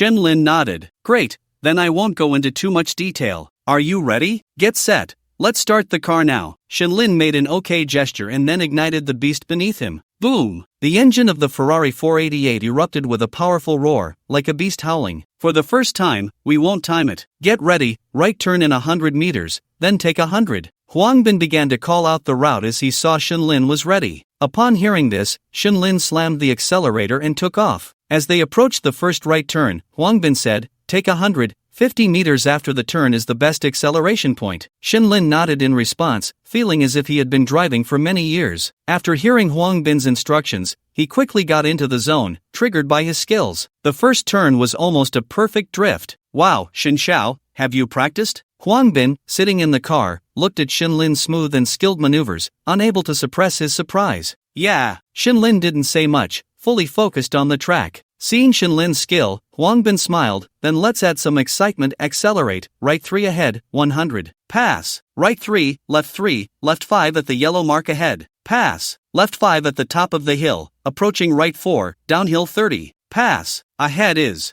Huang Bin and Lin worked well together, and at that moment, in the club, Lin Jie watched the situation on the track through the computer monitor, astonished. Every turn was executed perfectly. "Wow, Lin Xiao, this driving skill, are you sure he just started? I think he could compete." At that moment, the technician Yuan Hao, also standing in front of the monitor, looked at Lin Jie in disbelief. Lin Jie nodded. "It seems Xiao is quite the hidden talent. Notify Huang Bin, after 1 lap. Ask Xiao if he can speed up, and we'll time it." Got it. Everyone loved racing, and after seeing Lin's skills, they were eager to try it out themselves, wanting to see Lin's limits. Inside the car, Huang Bin continued with the route book. "The second to last turn is quite sharp. Try to control your speed." "Okay." Lin felt extremely excited at that moment. He loved the feeling of emptying himself and focusing on the track at absolute speed. "Next lap, interested in timing?" Huang Bin smiled at Lin after hearing Lin Jie's intercom. Lin drifted into the turn, excitedly saying, "Anytime." Seeing Lin's enthusiasm, Huang Bin knew he was confident, then said, "Alright, after the last turn, left 3, right 2, then 100 until the finish line to stop, and then we'll time it." After a stylish drift,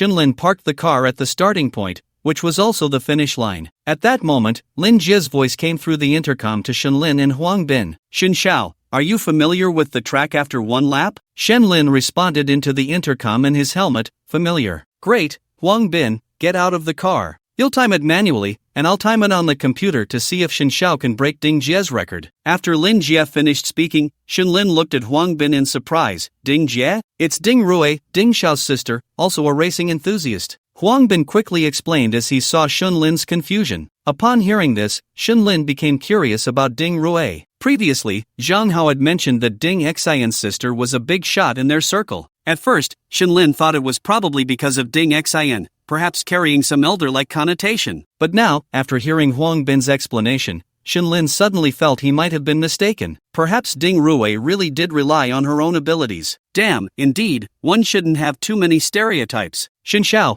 I'll get out of the car now and watch your performance." After Huang Bin finished speaking, he directly opened the car door and got out. Then, Lin Jie began to remind Lin over the intercom. "Young Master Shin, before you start, let me give you a few more tips. First, the third turn is quite sharp. Pay attention to the braking point, otherwise you might understeer and easily have an accident. The fifth turn. Second, in places where you can smoothly navigate the turn, try to drift as little as possible. Sometimes, the speed of a smooth turn can be faster than drifting. Don't chase excitement and show off. If you make a mistake, you'll end up looking foolish." Third, Lin Jie's explanations were still quite humorous, and Lin took note of them. After 1 lap, Lin activated his skills and had a good grasp of the track. After giving his advice, Lin Jie finally asked, "Young Master Shin, are you ready?" "Ready. By the way, let me ask, What's Ding Jie's record? As soon as Shinlin finished speaking, a female voice quickly came through the intercom. It's me, my record is 1 minute 25 seconds 33. The sudden appearance of the female voice stunned Shinlin. Wow, she's here in person? Before Shinlin could react,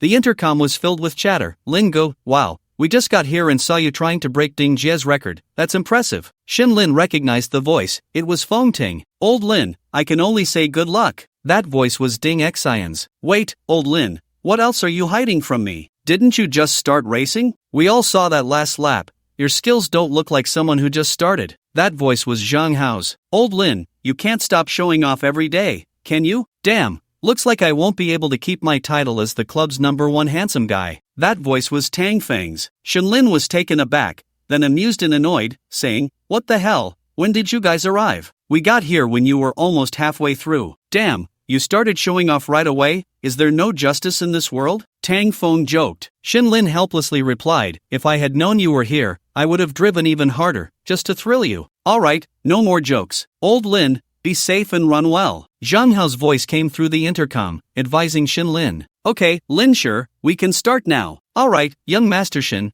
pay attention to the signal lights. Lin Jie's voice reached Shinlin's ears, and then Shinlin stopped overthinking. He directly activated his skills and started the vehicle. Vroom vroom vroom. Shinlin burned rubber right on the spot, the beast beneath him kicking up a cloud of smoke. At that moment, the countdown appeared on the starting line lights. 3, 2, 1. As the last number of the countdown ended, the red light on the starting line turned green. Shinlin slammed the accelerator, and the car shot out like an arrow released from a bow. The intense push against his back made Shinlin even more focused. At this moment, all thoughts were cast aside, leaving only the race car in his mind. Meanwhile, in the P-room, the racing repair workshop, Zhang Hao and the others were also watching the big screen. For Shinlin's safety, Lin Jie held the road book and began to report over the intercom. Speed 120 km per hour, entering the first turn in 1.5 seconds, left 3 right 4 take 100. Inside the car, Shinlin listened to Lin Jie's report over the intercom, a slight smile curling at the corners of his mouth as he accelerated. He showed no signs of slowing down. At this moment, he had absolute confidence in his skills. Soon, he reached the first turn, and Shinlin didn't heed Lin Jie's advice, not reducing his speed to 100 but instead flooring the gas pedal. Young Master Shin, slow down, otherwise this situation will be very dangerous when turning, you might. Lin Jie, seeing that Shinlin showed no signs of slowing down, quickly reminded him. Meanwhile, Zhang Hao and the others were nervously watching the display screen. But just as they were worried, an incredible scene unfolded before their eyes. Lin Jie hadn't even finished speaking when he gaped in astonishment. On the screen, as Shinlin approached the first turn, he showed no signs of slowing down or steering. Just when everyone thought an accident was imminent,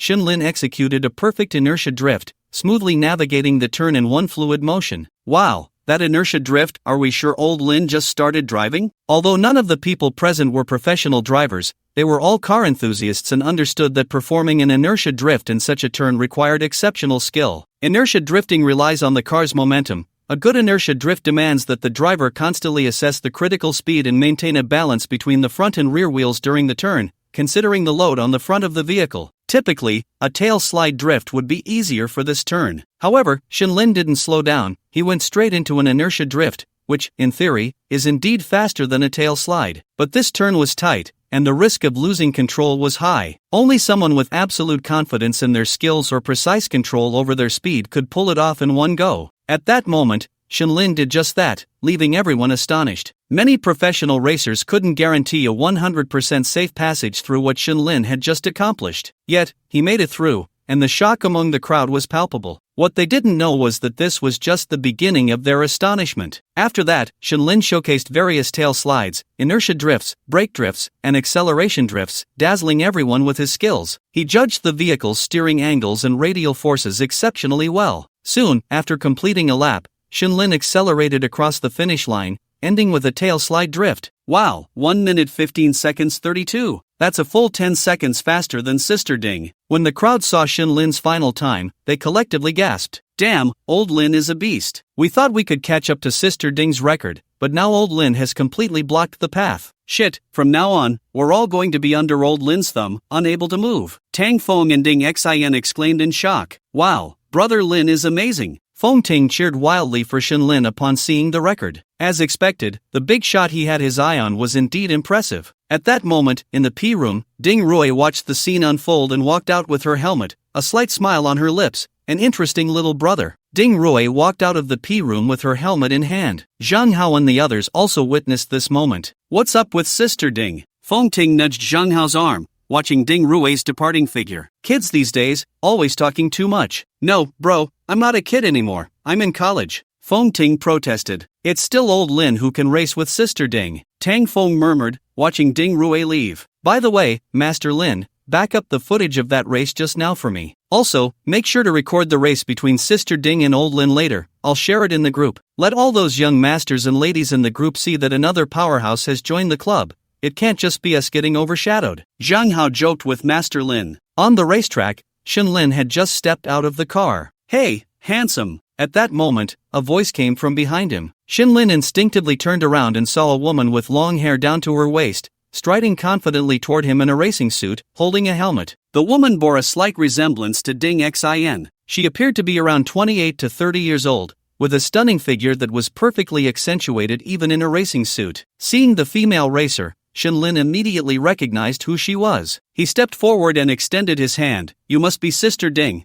Nice to meet you. Hey there, handsome. Your driving skills are pretty good, but I'm not the kind of woman who forces you to call me sister just because of my seniority. Once we hit the track, everyone has to respectfully call me sister. Upon hearing Ding Rui's words, Shen Lin understood instantly. Sister Ding, are you looking to race? The club doesn't call it a race, it's a friendly match. Interested in taking a lap together? Ding Rui stood in front of Shen Lin, smiling at him. Since Sister Ding has said so, of course, I'm up for it. Hearing this, Ding Rui stepped forward and patted Shen Lin on the shoulder, laughing. Oh, handsome, I really like your personality. HK welcomes you. Nice to meet you. Shen Lin replied with a smile. Although they had just met, he could already deduce that Ding Rui was the kind of carefree girl who also loved cars. Seeing Shen Lin agree, Ding Rui said, I'll give you 10 minutes to rest, and let your car rest too. After 10 minutes, we'll race. Finally, someone with real skill has come to the club, otherwise, I would have been bored to death. No need. Let's go straight to it. I feel good right now. Ding Rui was a bit surprised but quickly responded, Old Lin, how's my car? Is it ready? Ding Rui spoke directly into the intercom. All checked, ready to hit the track anytime, came Master Lin's voice from the intercom. Get ready, I'm racing with the handsome guy. After saying this, Ding Rui smiled at Shen Lin, then put on her carbon fiber helmet and walked towards the garage. In a moment, a roar echoed, and Shen Lin turned to see a 458 challenge driving towards him. Soon, with a drift, the car stopped in front of Shen Lin's Ferrari 488. Wow, so cool. To be honest,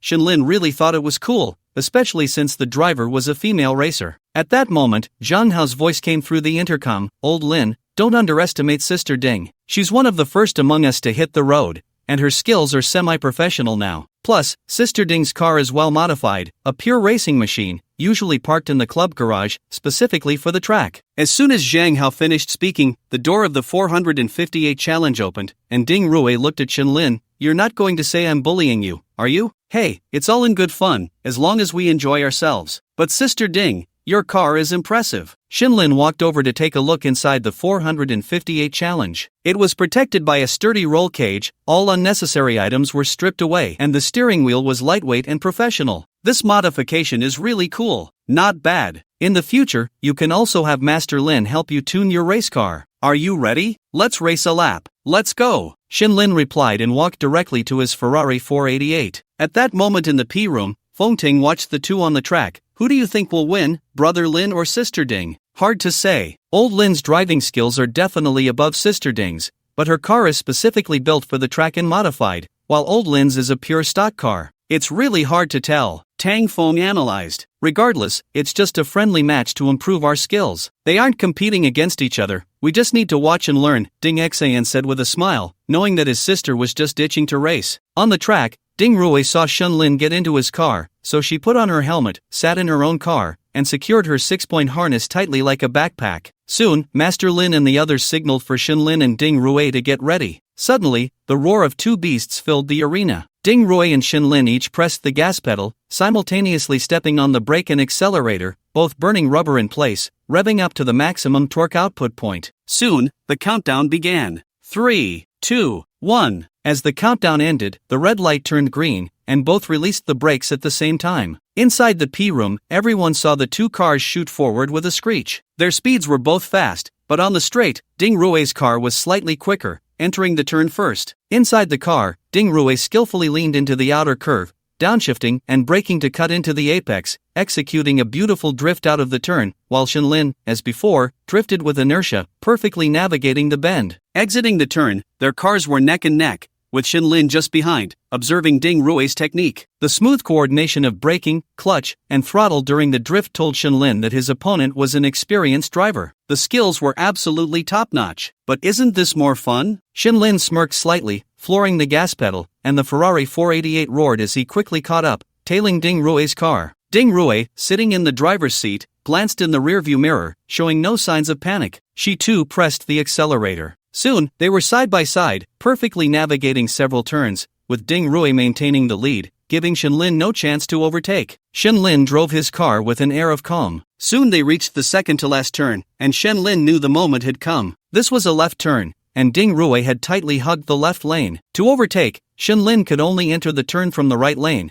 but in a race, at similar speeds, the inside line was always faster. Moreover, if Shenlin chose to overtake on the right at this moment, he would have to increase his speed. Otherwise, he wouldn't be able to surpass Ding Rui. Both Ding Rui and the others in the P room believed Shenlin wouldn't attempt to overtake here. The best point would be the straight before the last turn. However, Shenlin's next move directly told them that nothing was impossible for him. When he was running the first lap, he not only recorded the route but also formed the optimal racing strategy for this track in his mind. To Shenlin, this turn was the best place to overtake, not the straight after the turn. This was the ability granted to him by the system, and it was quite extraordinary. Thus, Shenlin withdrew the hand he had been resting on the Ferrari's window and slammed the gas pedal. He accelerated directly past. "Are the younger guys this fierce now?" Ding Rui remarked, seeing Shenlin's acceleration in the rearview mirror. Soon, she saw Shenlin's car appear on her right. Realizing he was about to overtake her, Ding Rui quickly rolled down her window. "Hey, handsome, don't show off.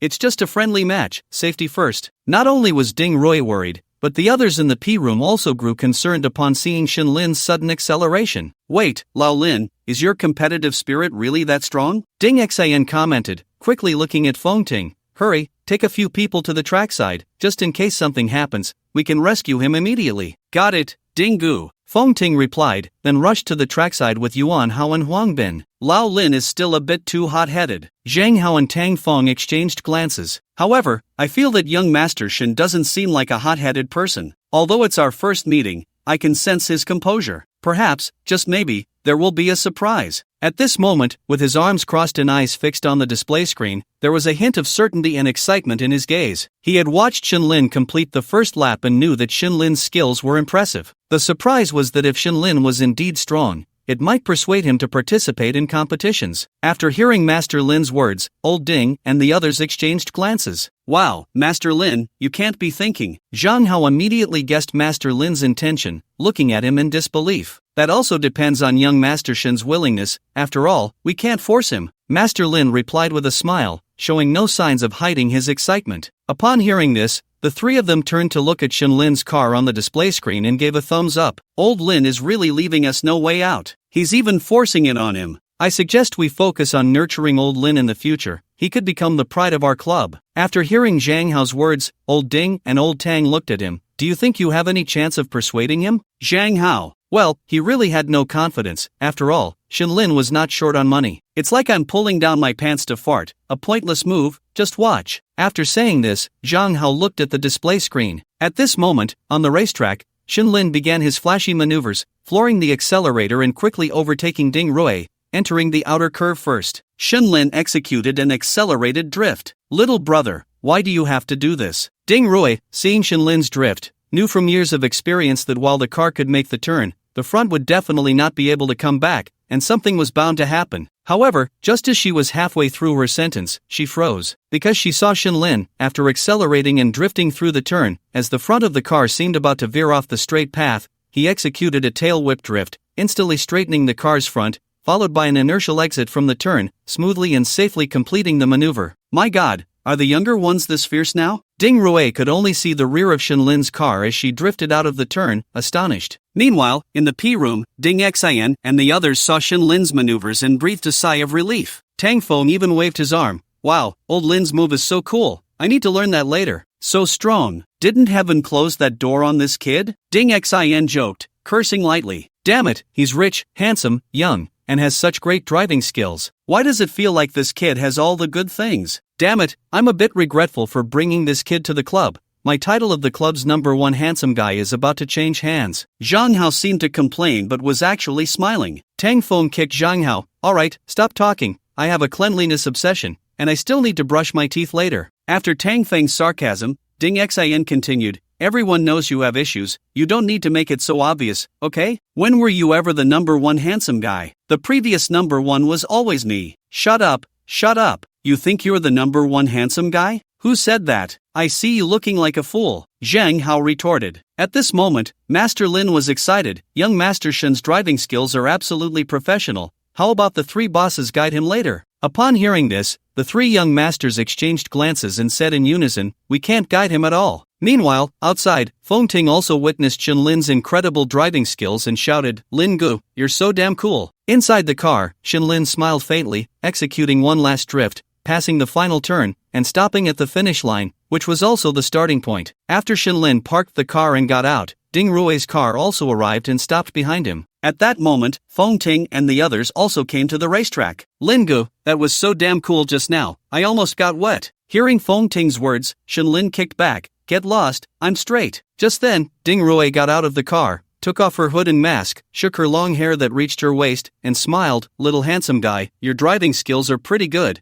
and you're fierce too. From now on, I'll call you brother and let you teach me some skills. I dare not. Shen Lin quickly shook his head, just some friendly sparring. But seriously, I, Ding Rui, rarely admit defeat in driving skills, and you're one of the few. Why didn't you come to the club earlier? Otherwise, I guarantee I would have dated you. Cough cough cough. As soon as Ding Rui finished speaking, Ding Xian walked out from the side of the racetrack and heard his sister's bold statement. He quickly coughed and looked at Ding Rui speechlessly. Sis, you better not let brother-in-law hear that. I'm afraid he'll come after old Lin, and then where will old Lin go to reason? Upon hearing this, everyone burst into laughter, and Shen Lin knew they were just joking. Xin Xiao, are you interested in racing events? After chatting for a while, Master Lin looked at Shen Lin excitedly. Shen Lin was taken aback by the question. Looking at Master Lin's excited eyes, he thought for a moment, Master Lin, let's talk later. I'll discuss it after I bring back the Zybier big lizard from Modu. Okay. Seeing that Shen Lin didn't explicitly refuse, Master Lin didn't press further. After all, someone like Shen Lin, who has money and time, might not necessarily want to participate in racing events. Just mentioning it was enough,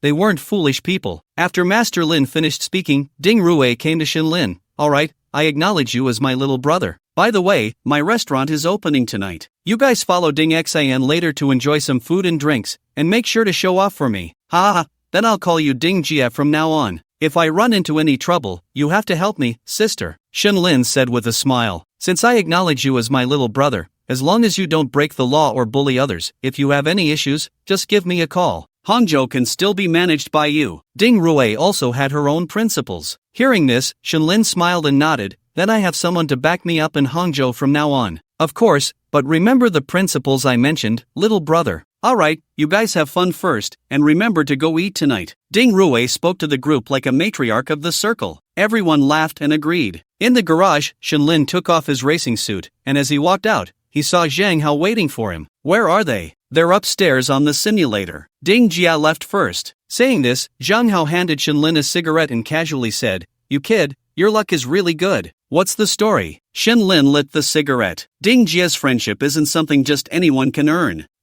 Is the Ding family very influential? Shen Lin was puzzled. According to what Zhang Hao had told him before, the Ding family's influence didn't seem to be enough to dominate Hangzhou. The Ding family is alright, but mainly it's Ding Jia's husband's family, which is very powerful. However, brother-in-law treats us younger brothers very well. You'll understand later. Upon hearing this, Shen Lin understood, smart people don't need to say much. Then Shen Lin and Zhang Hao went upstairs to play on the simulator with everyone. At the same time, Zhang Hao also sent the video of Shen Lin's solo lap and the racing video with Ding Jia to the club group, which sparked another round of admiration from everyone. Of course, Shen Lin wasn't idle either. He had just deliberately dressed up in his racing suit, took a photo with his beloved car on the racetrack, and even got a video of his racing from Zhang Hao. He quickly edited a post for his social media and published it. Caption: "Doing what I love is really comfortable." Accompanying images, a photo and racing suit with a Ferrari, a location map during a race, and a results chart. Shinlin knew that this post would definitely score high. After all, racing was still a prestigious sport in front of some of his classmates. After posting, Shinlin didn't bother to check his social media anymore. For him now, it didn't matter how others viewed his posts. All he wanted was to check in. After all, he used to feel anxious looking at others' posts,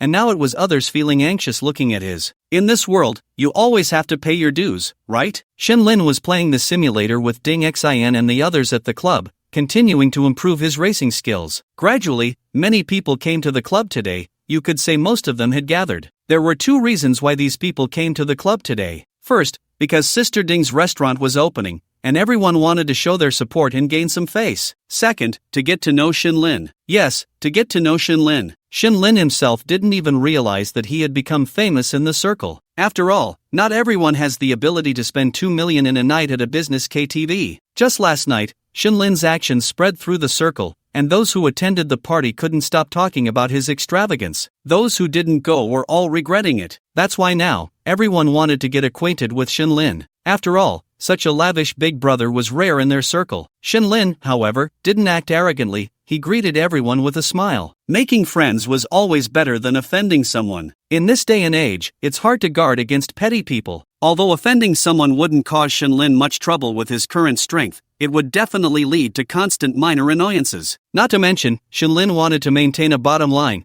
As long as no one crossed his bottom line or touched his reverse scale, everything else was fine. In this society, being high profile is easy, but being low-key is difficult. Shinlin just wanted to be someone who was high profile in work but low-key in life. When friends came, there was good wine. When wolves came, there were shotguns. After getting acquainted with everyone, Shinlin's phone rang. He picked it up to see it was Ji Mushue calling. Shinlin didn't care that there were people around. He answered the call directly. "Hello." Soon, Ji Mushua's gentle voice came through the phone. "Hubby, I found a house I like in the Shansu area, near Century City. It's priced at 45,000 per square meter. How about buying a 120 square meter one?" "Sure, have you found a car?" Shinlin replied without hesitation, still holding the same opinion. Now, even though Ji Mushue was his lover, she was also his woman. Taking good care of his woman and providing her with a good living situation was even better for him. It could unlock many more possibilities. As long as she obeyed, she could have everything. If she didn't, whatever was given could be taken back. Shinlin had that kind of strength now. "Hubby, I have my eye on a Porsche Panamera. Is that okay?" Ji Mushua's voice on the phone carried a hint of caution. After all, it was Shinlin's money. "That's fine. Just tell me the total cost of the house,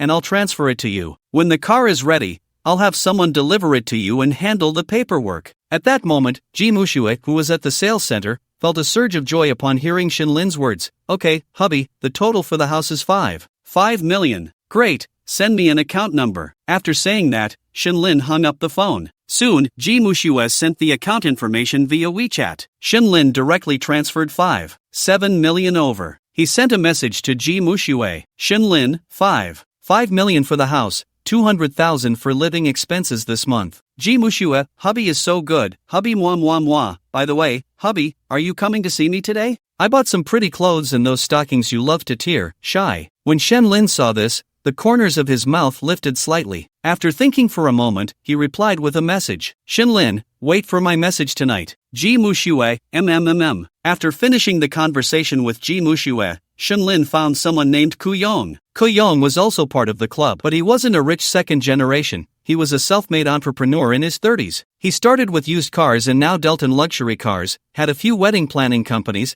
and a modification factory, often taking care of some modifications for the club. He could be considered a good connection. When Shinlin found him, he was chatting with Feng Ting. "Dude, old Ku, you don't know, Lin Ge's skills are really amazing. Next time, when Lin Gu is racing, you should come earlier, it's really impressive." Just as Shinlin walked over, he heard Feng Ting praising him. Feeling a bit shy, he touched his nose and then kicked him lightly. "I say, you brat, don't exaggerate. It's all because of Ding Jie giving way, don't flatter me too much." Feng Ting chuckled. "Lin Gu, you're being modest. By the way, did you come to find me for something?" Feng Ting's eyes were filled with anticipation. He genuinely wanted Shinlin to take him out to have fun. "It's not about you, I'm looking for Kuyong." Kuyong, who was standing by and smiling while watching Feng Ting and Shinlin joke, looked at Shinlin in surprise. Lin Go, what do you need from me? Old Ko, you just said you're in the luxury car business, right? Upon hearing Shinlin's words, Kuyong's heart leaped with joy, and he quickly said, Lin Go, yes. Are you looking to buy a car?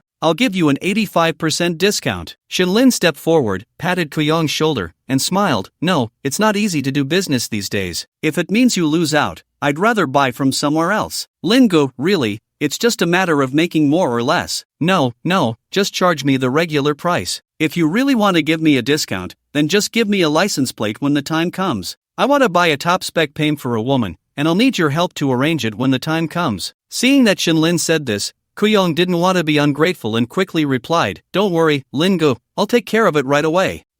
Good, how much will it be? Just let me know on WeChat, and we can have tea together sometime. Shinlin thanked him. Kuyong had been waiting for this sentence from Shinlin and quickly nodded, then I'll wait for Lin Ji's news. After some small talk, it was soon 4:30 in the afternoon. Ding Xian waved his hand. Brothers, we're going out now. My sister's restaurant is all set up. Old Lin, let's go. Coming, let's go. Let's enjoy the breeze. A group of people chatted and laughed, just like yesterday, each driving their own supercars, following Ding Xian to Ding Rui's restaurant. Everyone drove to Century City, arriving grandly in front of Ding Rui's restaurant. The supercars lined up neatly at the entrance. All kinds of different models of supercars had their doors opened, scissor doors, gullwing doors, butterfly doors, creating quite a spectacle. When Shinlin got out of the car, like the other car enthusiasts, he initially thought it was a private kitchen, but upon seeing it, he was taken aback. It was luxuriously extravagant, a standalone building with 18 floors. The decoration was top-notch in every aspect. Shinlin nudged Zhang Hao, Is this a restaurant, not a hotel? Zhang Hao explained with a smile, It's a restaurant, but also a hotel, but it's quite special. What do you mean? Shinlin asked curiously. Hearing old Ding say that the restaurant from the first to the third floor is open to the public, while the fourth floor and above are used for local departments from Jiangsu, Zhejiang, and Shanghai, such as local leaders and public officials who come to Hangzhou for meetings, all stay and eat here, cooperating with the government. Upon hearing this,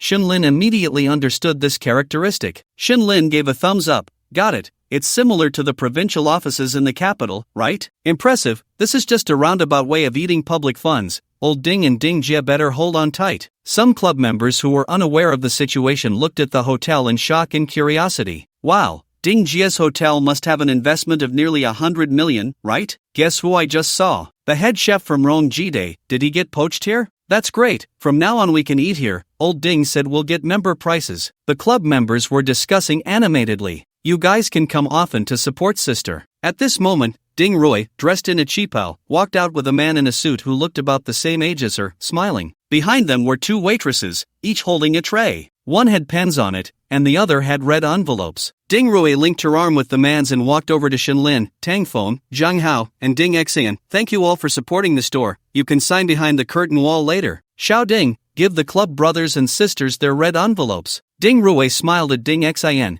and then the two waitresses stepped forward to follow Ding Xian to distribute the red envelopes. Ding Jie, brother-in-law, congratulations, Zhang Hao said to the two with a smile. Shinlin and Tang Feng also politely said, Ding Jie, may your business prosper. We're all family. From now on, when you come to my store, you'll get discounts. After Ding Rui finished speaking, the man standing next to her looked at Shinlin warmly. You must be Shinlin, right? My wife was just talking about you, saying you're great at driving and handsome. Now that I see you, you're even better looking than me. Let's have a chance to exchange driving skills. I also love cars. Old Lin, this is my brother-in-law, Zhou Zi, brother Zhou, Zhang Hao introduced to Shinlin. Upon hearing this, Shinlin smiled and extended his hand. Brother Zhou, you flatter me. I think we're equally handsome, but in life, you're the winner. I look forward to exchanging skills with you. Ha ha ha. Zhou Zi was surprised by Shinlin's words and then laughed. Xiao Lin, very humorous. Don't call me brother Zhou, just like them, call me brother-in-law. When I have time, I'll come to the club to hang out with you guys. By the way, let's go in first.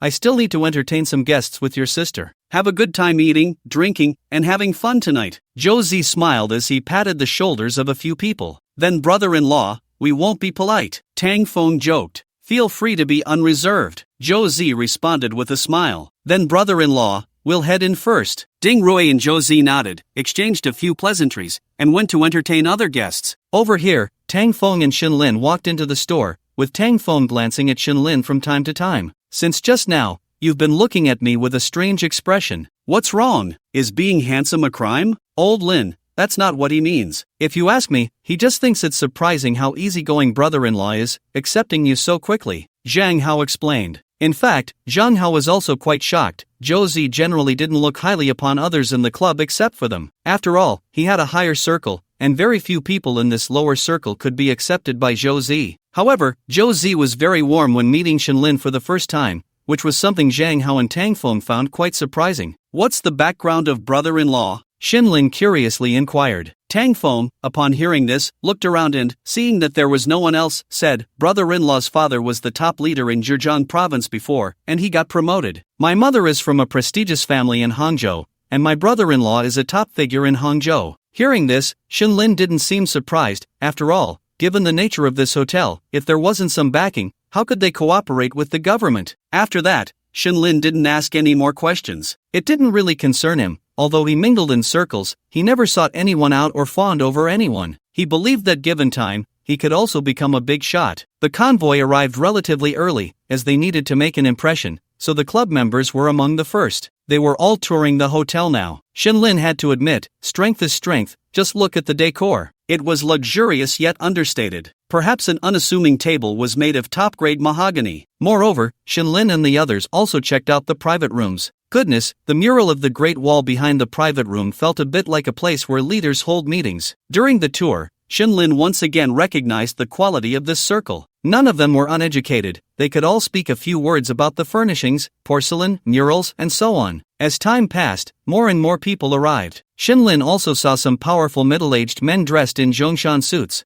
Zhou Zi and Ding Rui personally received them, and after entering, they didn't stay in the lobby but headed towards the private rooms upstairs. Each time a middle-aged man entered, Zhang Hao would remind Shenlin about who was who, and those in the know understood. Soon, a familiar figure entered, Xia Rao. After Xia Rao walked in and saw Shenlin and the others, she smiled slightly and approached them. Sister Rao, you're here too? Zhang Hao said with a smile upon seeing her. Hello, Sister Rao. Shenlin and the others greeted her with smiles. Sister Rao looked at the four of them with a smile. We meet again, gentlemen. Of course, I had to come. I have shares here too. After greeting, Sister Rao answered Zhang Hao's question. The others nodded in response. Sister Rao, aren't you going upstairs? Ding Xin, who had returned at some point, asked with a smile as he looked at Sister Rao. Sister Rao shook her head. The private rooms are filled with pretentious people. It's more comfortable to be with you young folks, and it makes me look younger, doesn't it? That's true. Everyone laughed in agreement. After a few pleasantries, Xia Rao turned to Shenlin. I still think you look very much like a late friend of mine. So, Shen Xiaoge, are you really from Ningcheng? Xia Rao sat beside Shenlin and asked with the words they had just heard. Shenlin was taken aback, looking at Xia Rao in surprise, and then said, Sister Rao, I'm a native of Ningcheng. Would you like to see my ID? Upon hearing this, Xia Rao looked at Shenlin, smiled, and took a sip of tea. That's really strange. How can there be someone who looks so much like you in this world? Shenlin felt a jolt in his heart upon hearing this, but he still didn't show any emotion on his face. Instead, he naturally picked up a teacup, took a sip, and looked at Xia Rao. Oh, really? Now I'm very curious about what your late friend looked like. Shenlin was genuinely curious to see what this late friend of Xia Rao, who resembled him, looked like. Before Xia Rao could respond, a voice came from behind, Mr. Shen. Hearing this, both Shenlin and Xia Rao turned their heads. Shenlin then saw a familiar face and apologetically looked at Xia Rao. Sister, I'll excuse myself for a moment. Xia Rao smiled and nodded. Shenlin then stood up and walked over to greet the person. What a coincidence. I didn't expect to run into you here. It's quite a coincidence. I didn't expect to meet Mr. Shen at a friend's new store opening. The speaker was none other than Xiao Ruowei from the construction bank, dressed in a black open front dress, her long hair cascading naturally over her shoulders. On her long legs,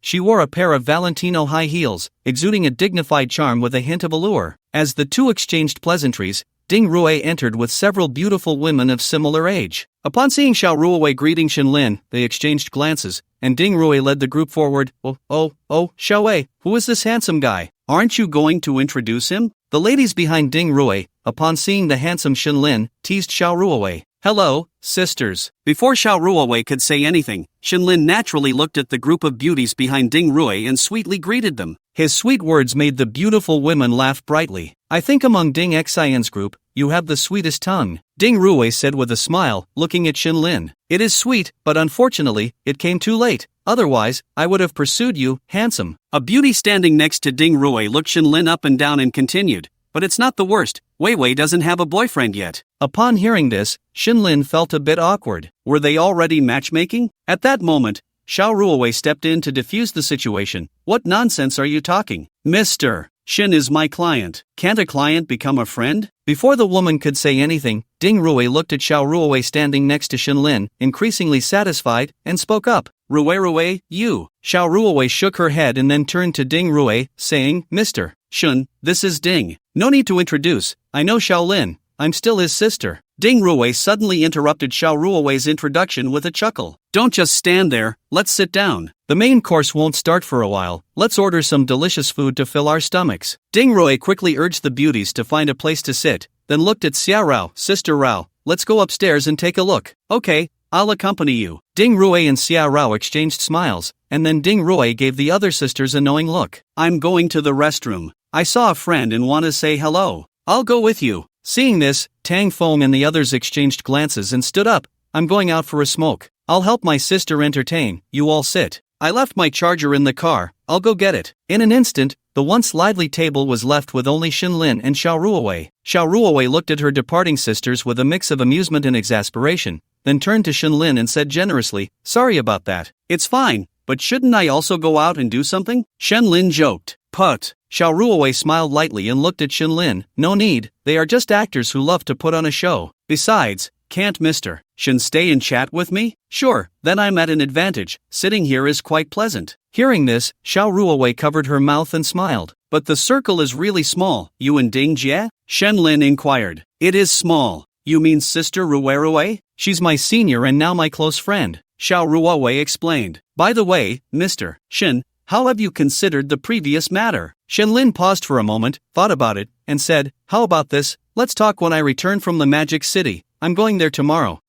That works. Shenlin and Xiao Ruowei continued their conversation, which was quite harmonious. Time passed quickly, and soon it was time for the opening ceremony. Brother-in-law Zhou Zi and some shareholders were already giving speeches on stage. Ding Ruwei and the people who had just disappeared all returned at this moment. Shinlin also greeted Xiao Ruowei and went to sit with the club members at the next table to chat. However, the sisters on Xiao Ruowei's side looked at her with smiles, occasionally glancing at Shinlin, who was chatting with Tang Feng and the others. The meaning was already very clear. What do you mean by this? If you like him, just go for it. One by one, Xiao Ruowei protested softly to her sisters. I just saw you chatting happily with Xiaolin. What were you talking about? Ding Ruwei asked quietly. Talking about some work-related matters. After all, he is my client. Xiao Ruowei replied naturally. OMG, so you're still single? Clients are people too, and he's a strong man. Aren't you afraid of him getting too close? You're the one who's getting too close. Xiao Ruowei pinched Ding Ruwei in frustration. Little troublemaker, dare to fight back? Ding Ruwei immediately started pinching Xiao Ruowei back. As for Shinlin's side, everyone was teasing Feng Ting. Of course, girls are reserved. How can you just go up and say, hey, be my girlfriend? If I were that girl, I would have called the police. Not just the police, I'd kick you a few times. Shinlin and the others laughed heartily at Feng Ting, who had just been talking about a girl he pursued in college. This guy just went straight in and said, hey, be my girlfriend? It had everyone in stitches. If any girl agreed, that would be something else. Shinlin was joking and chatting with everyone until 11 o'clock. Fortunately, since they all drove here and it was the opening ceremony,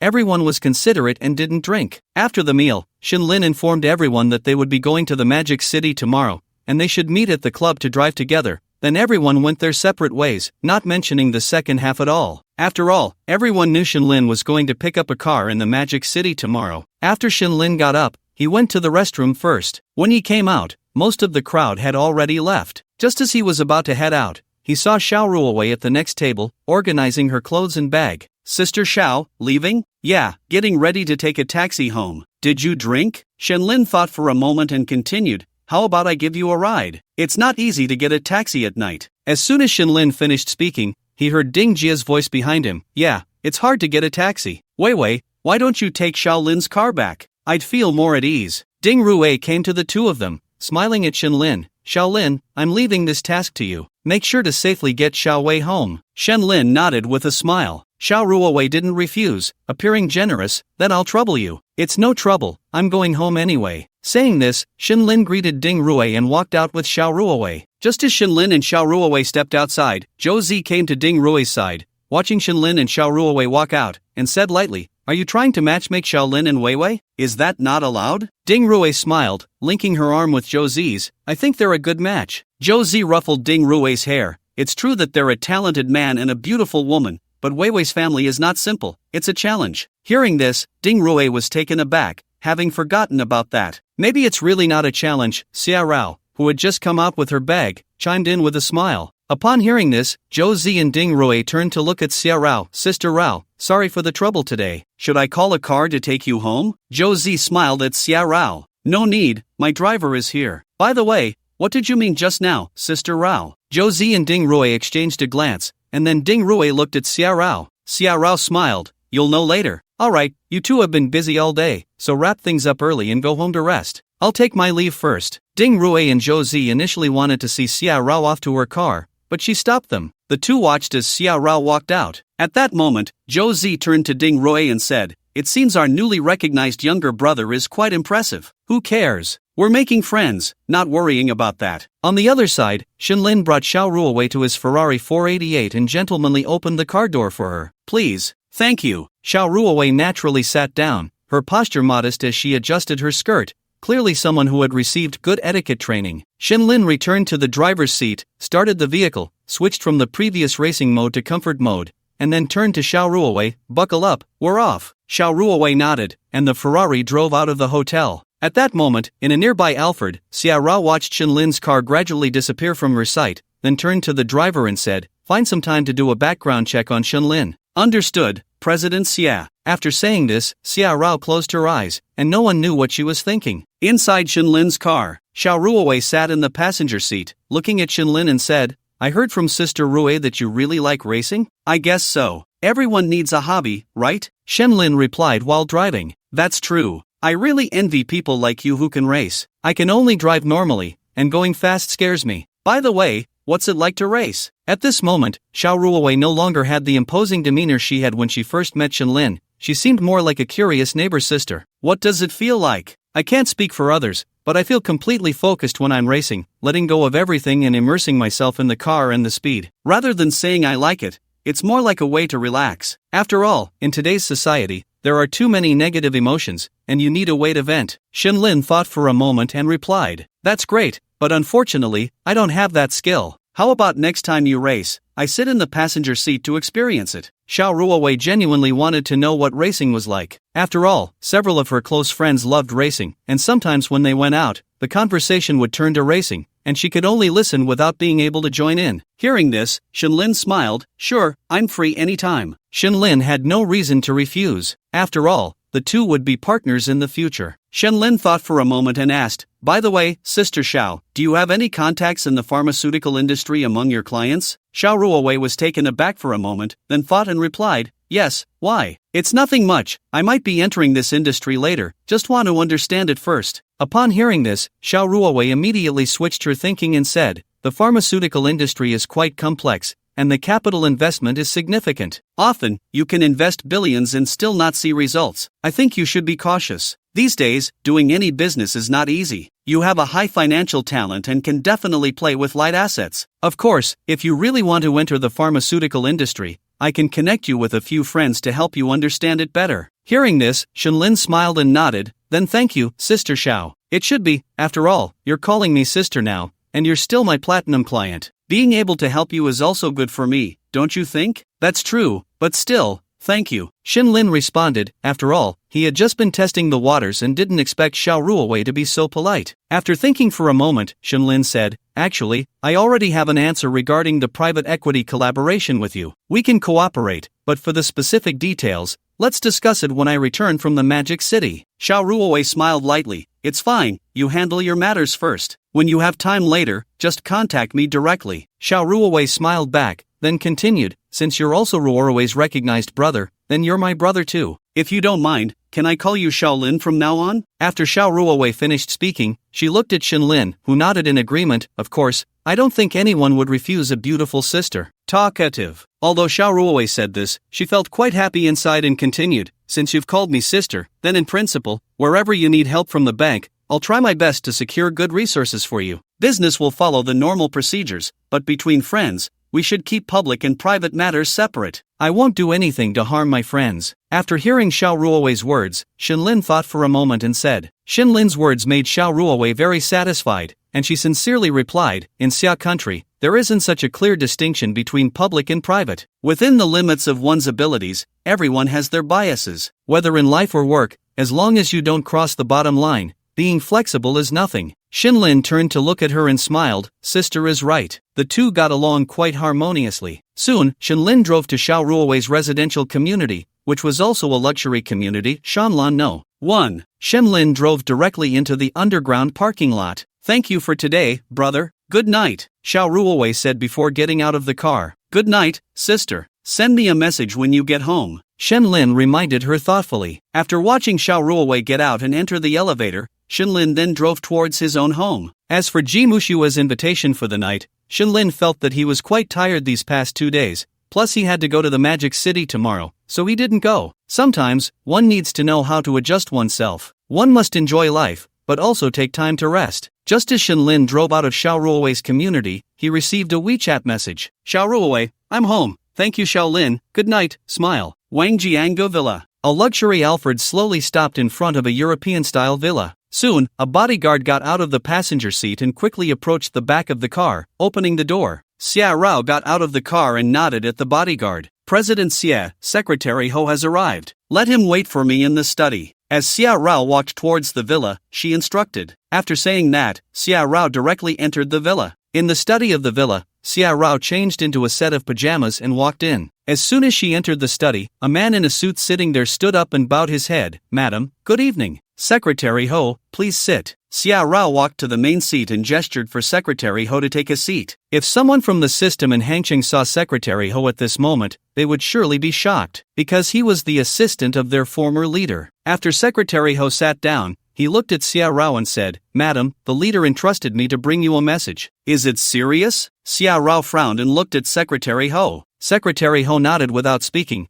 but took out a document from his briefcase, placed it on the table, and pushed it in front of Xia Rao. This is the divorce agreement that the leader entrusted me to bring to you. Madam, please sign your name, and afterwards, I will arrange for you to go abroad. Xia Rao picked up the divorce agreement and glanced at it, her brows slightly furrowed. She set the agreement down, her fingers lightly tapping on it, and the next moment, she looked up at Secretary Ho with a blank expression. So, has the Wang family been completely offended this time? Is there no room for reconciliation? Has the Chiu family given up on him now? Hearing this, Secretary Ho took a deep breath. Madam, you also know that the leader used many connections to suppress Li Xian during this election. Who would have thought that the Wang family was backing Li Xian? Last night, the second master of the Wang family personally went to the Chiu family, and it seems they reached a cooperation. At this point, Secretary Ho had nothing more to say. Bang! Xia Rao slammed her hand on the table, her tone icy. So, the Chiu family is preparing to abandon him now? If they do this, who would dare to stand by their side in the future? If it weren't for the old man giving up that opportunity back then, could the third master of the Chiu family be so glorious now? Xia Rao clenched her fists. Madam, although that's the case, there's nothing we can do. Both the Chiu family and the Wang family are colossal forces. The strength the Wang family currently holds in the circle is indeed what the Chiu family needs, but things haven't reached that point yet. Tonight, the leader also went to the Chiu family, and they indicated that they could let the leader leave unscathed, but the condition is to lay down arms and return to the fields. Secretary Ho said this with a sense of helplessness. Originally, according to the leader's momentum, as long as he was promoted this time, he would also be arranged to go down and gain experience, thus embarking on his own path of governance. However, unforeseen circumstances arose, and the situation changed rapidly. At the moment when everything was still up in the air, no one knew what would happen. Since he can leave unscathed, why do I still have to sign the divorce agreement? Madam, I must tell you the truth. The leader told me that this is just the Chiu family's way of soothing him. It doesn't mean that previous enemies won't settle scores later. This is also to protect you. Xia Rao tightened her fists, thought for a moment, and rubbed her temples. You wait for me outside. I'll give him a call. Hearing this, Secretary Ho could only nod and left the study. Once Secretary Ho left the study, Xia Rao took a deep breath and pulled out a satellite phone from the drawer. She dialed a number. The call was quickly answered,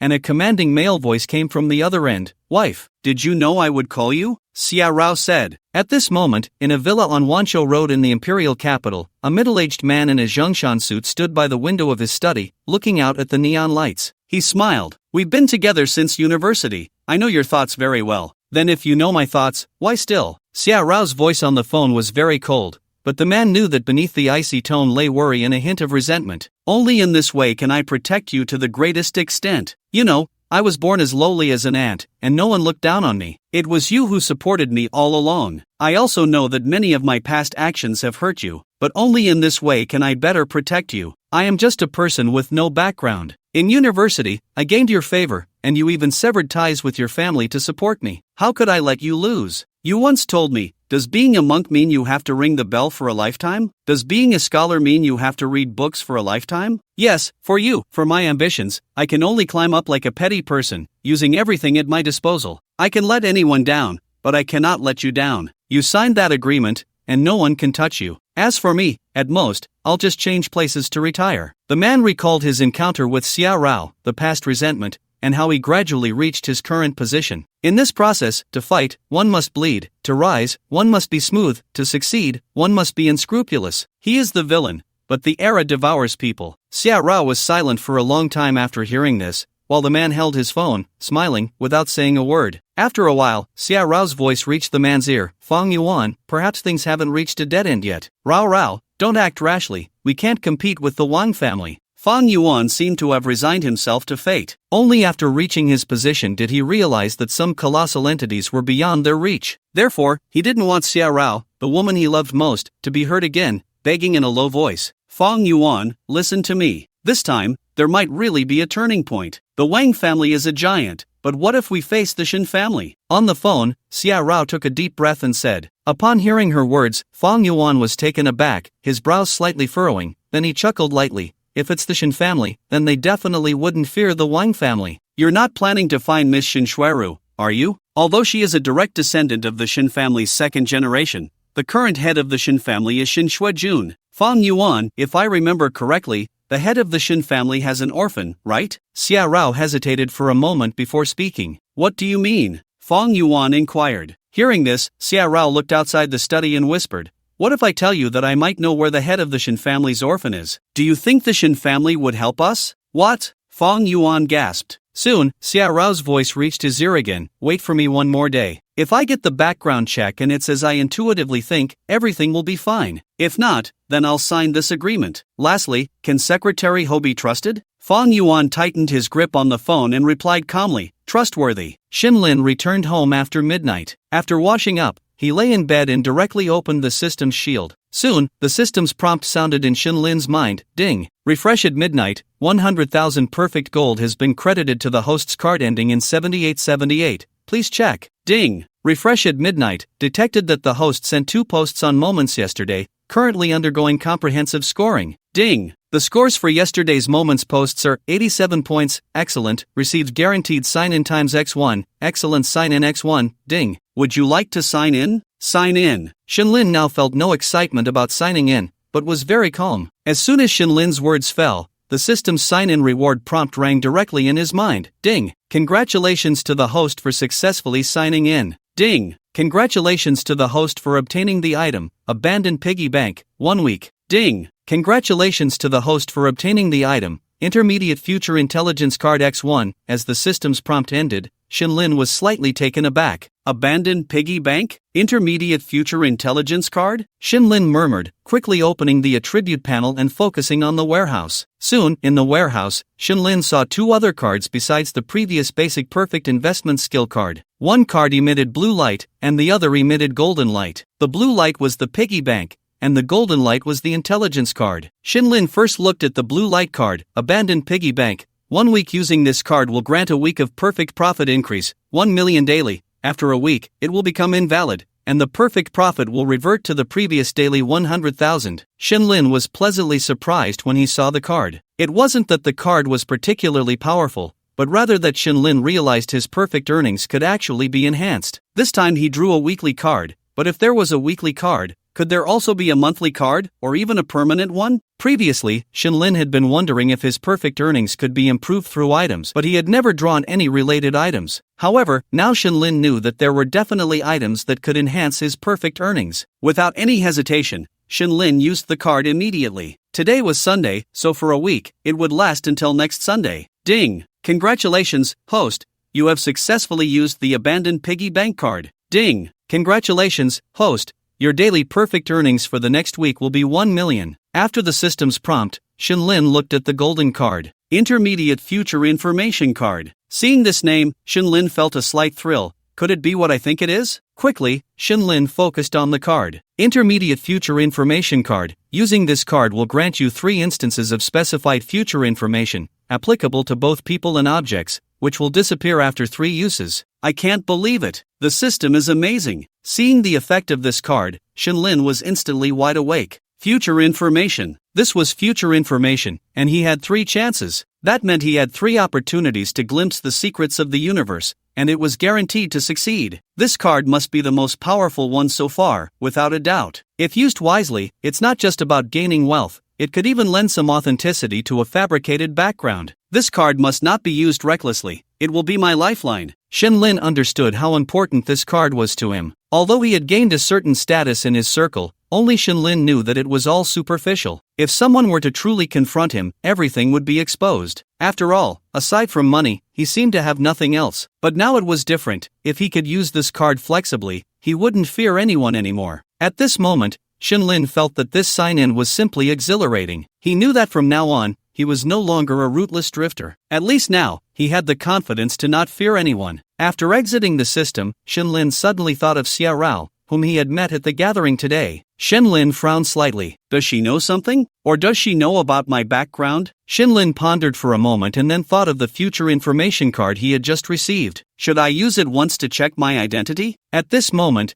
Shinlin hesitated. If he had known the clues to his identity before getting the system, he would have definitely investigated. But now, Shinlin thought, why add to his troubles? He was living well now, with a car, a house, money, and time. Since they didn't want him, why should he force himself into their lives? After thinking it over, Shinlin ultimately dismissed the idea. One person eats well, and the whole family is not hungry. He was very satisfied with his current life. Not wanting to overthink it, Shinlin went straight to sleep, as he had to go to the Magic City the next day. The next day, Shinlin got up early and got ready. He went to the garage and drove to the club with Zhang Hao. When they arrived at the club, all 28 members were present. Last night, Shinlin had contacted Hulong to tally the number of participants and prepare the logistics. As soon as Hulong arrived at the club, he cheerfully walked over to Shinlin. Young Master Shin, all the logistics are ready. 2 Kausalas will take us to the Magic City, and all the cars will be towed since they all have Hangzhou plates. There are some areas in the Magic City that have traffic restrictions,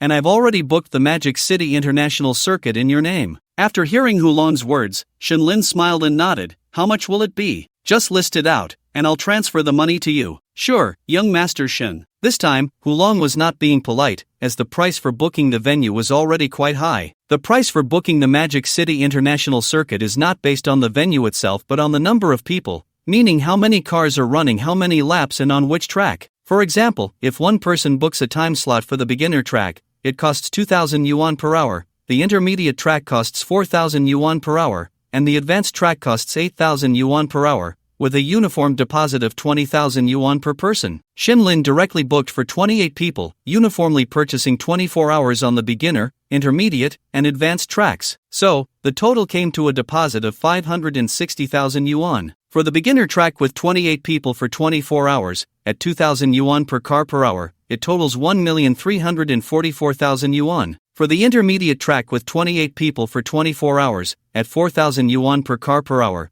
it totals 2,688,000 yuan. For the advanced track with 28 people for 24 hours, at 8,000 yuan per car per hour, it totals 5,376,000 yuan. Altogether, that amounts to 9,968,000 yuan. Nearly 10 million, not including food and drinks, which is estimated to be around 11 million in total. However, Shinlin did not mind spending this money at all. After all, he really did not want anyone else present on the track besides them. Anyway, he happened to draw the abandoned piggy bank, so in reality, Shinlin only spent a little over 4 million. Since they were going to have fun, they might as well enjoy it, and Shenlin had other intentions behind this. That was to showcase strength. Shenlin did not like to curry favor with others but enjoyed having others curry favor with him. They were all wealthy, so there was no need to care about others' opinions. Hulong paid a 30% deposit and the 560,000 yuan deposit, totaling over 3 million. As for the costs of the tow trucks and chartered vehicles, Hulong insisted on not charging anything. Later, Shenlin learned that the costs for the charter and tow trucks were shared among the club members, as Shenlin had already booked the track, and it wouldn't be fair for him to bear all the expenses alone. Shenlin did not insist on this, as everyone was acting out of goodwill. In the end, Shenlin transferred over 3 million to Hulong. The track fees would be paid later. With a contract in place, today for 24 hours, only Shenlin and his group could play. Once everything was ready, Shenlin and the others all boarded the Kausala's business van. The crowd cheered, prompting Shenlin to hold a rally. He simply said, "Brothers, once we get to the Magic City, let's have a blast on the track." The two vehicles started up, carrying 20 people, and set off towards the Magic City in grand style. At this moment, on Shenlin's vehicle, everyone began to liven up. "This time we can finally practice driving properly. We really have to thank Brother Lin for booking the venue. I heard this time it cost about 10 million. With Brother Lin's generosity, we can't just call him Brother Lin. Then what should we call him? Batman. Why? What is Batman's superpower?" Upon hearing this, everyone burst into laughter, and Zhang Hao directly changed Shenlin's name in the group to Hangzhou Batman. They chatted and laughed all the way, and when they arrived in the Magic City, it was just past 10 a.m. Shenlin had just spoken on the phone with Chen Hui, the person in charge of the Magic City, and the cars would be finished displaying by 11 a.m., meaning that around noon, Shenlin and the others could head to the Magic City circuit. Although it took some time, Shenlin felt it was well worth it. Moreover, not everyone goes to the International Auto Show, and this is where we have to mention Hulong's emotional intelligence. He directly arranged for some people to go to the racetrack to warm up first. A small group followed Shenlin to pick up the car. After all, everyone would eventually go to the racetrack, and if they all followed Shenlin to pick up the car, the morning would be wasted. Shenlin actually had one idea in mind, to simply pull Hulong to his side as an assistant. But after thinking it over, he decided against it. After all, Hulong was also a second-generation rich kid. He could only say that he would offer some help in the future. At 10:15 a.m., Shenlin's coaster stopped at the International Exhibition Center. Only Zhang Hao, Tang Feng, Ding Xian, Zhang Hua, and Feng Ting got out of the car with Shenlin and headed to the auto show. The others were directly arranged by Hulong to go to the international racetrack. This was also good, it wasn't too ostentatious. After getting out of the car, Shenlin looked around. There are quite a few people. Of course, it's a world-class auto show. Every year, many people come to see it. So, shall we go directly? Tang Feng said while drinking milk and looking at Shenlin. Let's go directly. Once we pick up the car, we can head to the racetrack to save time. By the way, do you guys have any cars you want to buy? Shenlin finally asked a few of them.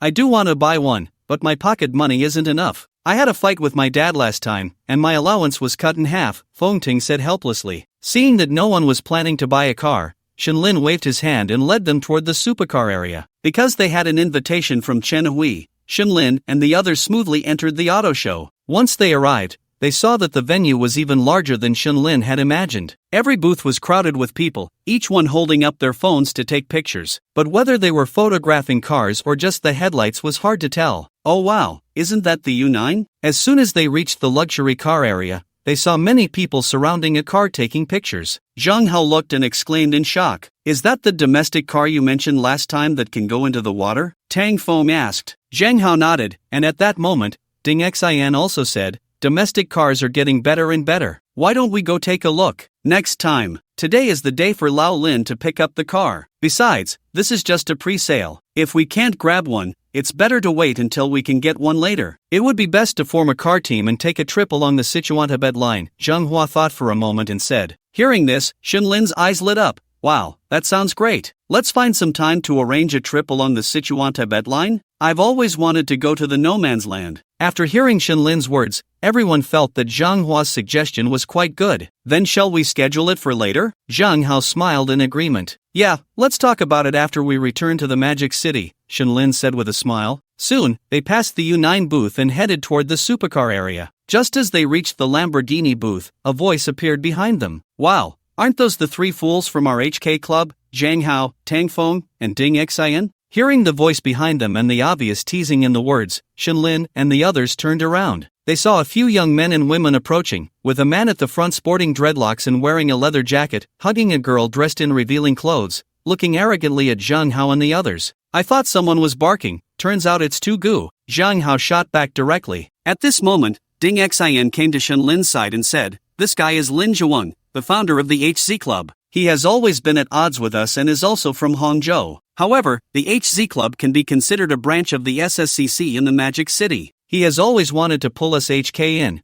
but Brother Hao has never paid him any mind. This is it, I just feel like I'm not giving him face, biting at everyone he sees, and since he works in Earthworks at home, we call him Earth Brother. By the way, I heard his brother-in-law is Jiang Xian, one of the founders of the SSCC Club." Upon hearing this, Shen Lin nodded, indicating he understood. Lin Zhuang hated being called Earth Brother. After hearing Zhang Hao's words, he immediately felt a bit displeased. "Zhang Hao, I still stand by what I said, let your HK join us in HC, and when the SSCC Zhejiang Province Vice President comes, he'll help you out. Otherwise, in the Hangzhou circuit, if I see your HK, I'll pull you down and teach you a lesson one by one. You're so impressive, I'm so scared. Wait until you have that kind of strength before you brag, okay?" Zhang Hao was instantly speechless. Although they weren't the top second generation in Hangzhou, they were not to be underestimated. If it weren't for his brother-in-law, Zhang Hao wouldn't even bother looking at this clown. "Zhang Hao, how did you talk to Brother Lin?" "I'm not afraid to tell you, Brother Lin is here to discuss the P1,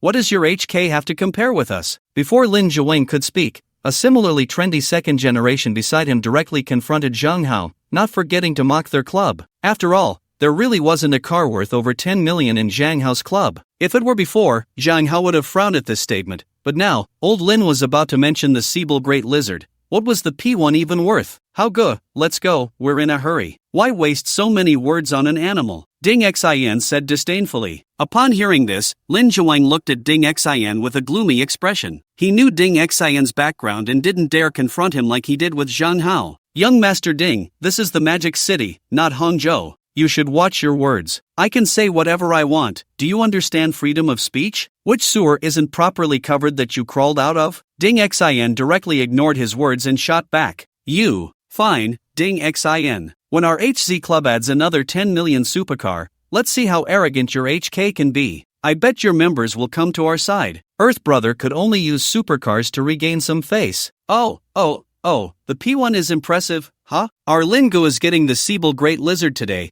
and he's not as arrogant as you. Foam Ting, unable to watch any longer, directly retorted. Upon hearing this, Earth Brother was taken aback, then looked at his people and burst into laughter. "Siebel Great Lizard? Kid, you're bragging without a script. Who doesn't know that at this car show, the Siebel Great Lizard is not for sale? Where did this bumpkin come from? By the way, Lin Gu, who is so impressive, come out and let me see. Is there anyone in Hangzhou I don't know?" Earth Brother said arrogantly. Shen Lin frowned slightly upon hearing this, then stepped forward. Earth Brother was only 1.75 meters tall, quite short, and Shen Lin looked him up and down. "Whose pet is this, out for a walk? Don't you know to use a leash? Letting it run wild and bite. Aren't you forcing the relevant authorities to put it down in the street?" Lin Zhuang heard Shen Lin's mockery and saw Zhang Hao laughing at him. Anger surged in him, and he bit his lip, fists clenched tightly, his knuckles turning slightly white from the force. Then Lin Zhuang walked up to Shen Lin and suddenly revealed a cold smile. "You're really something, aren't you? Who do you think you are? Where did this young punk come from? Your boss Zhang Hao wouldn't dare talk to me like this." Lin Zhuang had never seen Shen Lin before and thought he was just Zhang Hao's little brother, speaking so arrogantly. "Do you believe I'll slap you right now?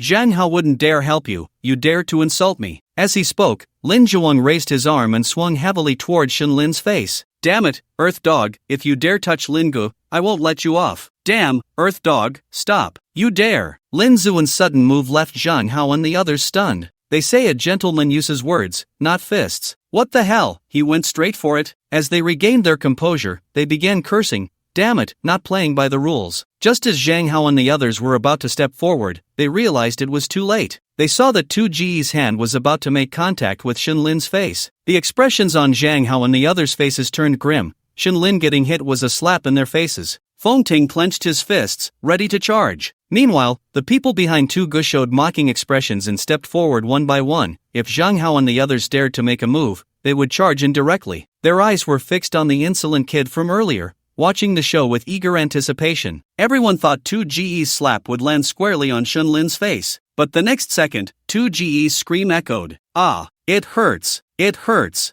Damn it. Let go. It turned out that just as Tugo was about to slap Shinlin furrowed his brows and, as quick as lightning, reached out and grabbed 2Ge's wrist. Then he forcefully twisted it. Kid, let go of Tugo, damn it. The situation changed too quickly. Before Zhang Hao and the others could react, 2Ge's underlings were the first to respond, rolling up their sleeves, all a bunch of second-generation rich kids, who wasn't young and hot-headed. Let's see who dares. Zhang Hao and the others stepped forward to block a few of the kids. At this moment, Ding Xian directly said, damn it, Two-Dog, you really have guts, you dare to bully my Lingo. We three wouldn't dare treat Lingo like this, you're something else, truly something else. No wonder they call you a mad dog, biting anyone you see. Upon hearing Ding Xian's words, Lin Zuans and his people weren't fools. They immediately realized that this unfamiliar person was no ordinary character. After all, it was rare for Zhang Hao and the others to willingly call someone brother. Tugo gritted his teeth, enduring the pain, and glared at Shinlin. Who the hell are you? Shinlin sneered, who I am is none of your business. Now, how do we resolve this? Shinlin continued to twist 2Ge's wrist, speaking calmly. I advise you to let go. We can just let this go. Tugo remained arrogant. Shinlin sneered again and applied more pressure. It hurts, let go of me, damn it, apologize, and I'll let you go. Shinlin's tone remained flat. I'll be damned if I apologize, let go of me, or else when my brother-in-law arrives, you can wait to be dealt with. Upon hearing this, Shinlin shook his head helplessly, looking at Tugo with disdain. So you're just a little punk. I'm quite curious how your brother-in-law plans to deal with me. Just as Shinlin's words fell, a scolding voice came from behind Tugo. Let go of Zuans, damn it. You dare to touch my brother-in-law, you don't want to survive in Magic City? After hearing this voice, 2Ge's people quickly parted to make way, revealing two men around 30 years old approaching. One of them was glaring angrily at Shinlin. Tang Feng and the others frowned slightly upon seeing the newcomers, and Tang Feng quietly said to Shinlin, Lingu, this is Two-Dog's brother-in-law, Zhang Xian, a prominent figure in the second-generation circle of Magic City. Upon hearing this, Shinlin nodded, understanding the situation. If he had encountered such a scene yesterday, he might have been wary, but today, with the future intelligence card, Shinlin felt no fear at all. Not only did he not let go of Lin Zuans,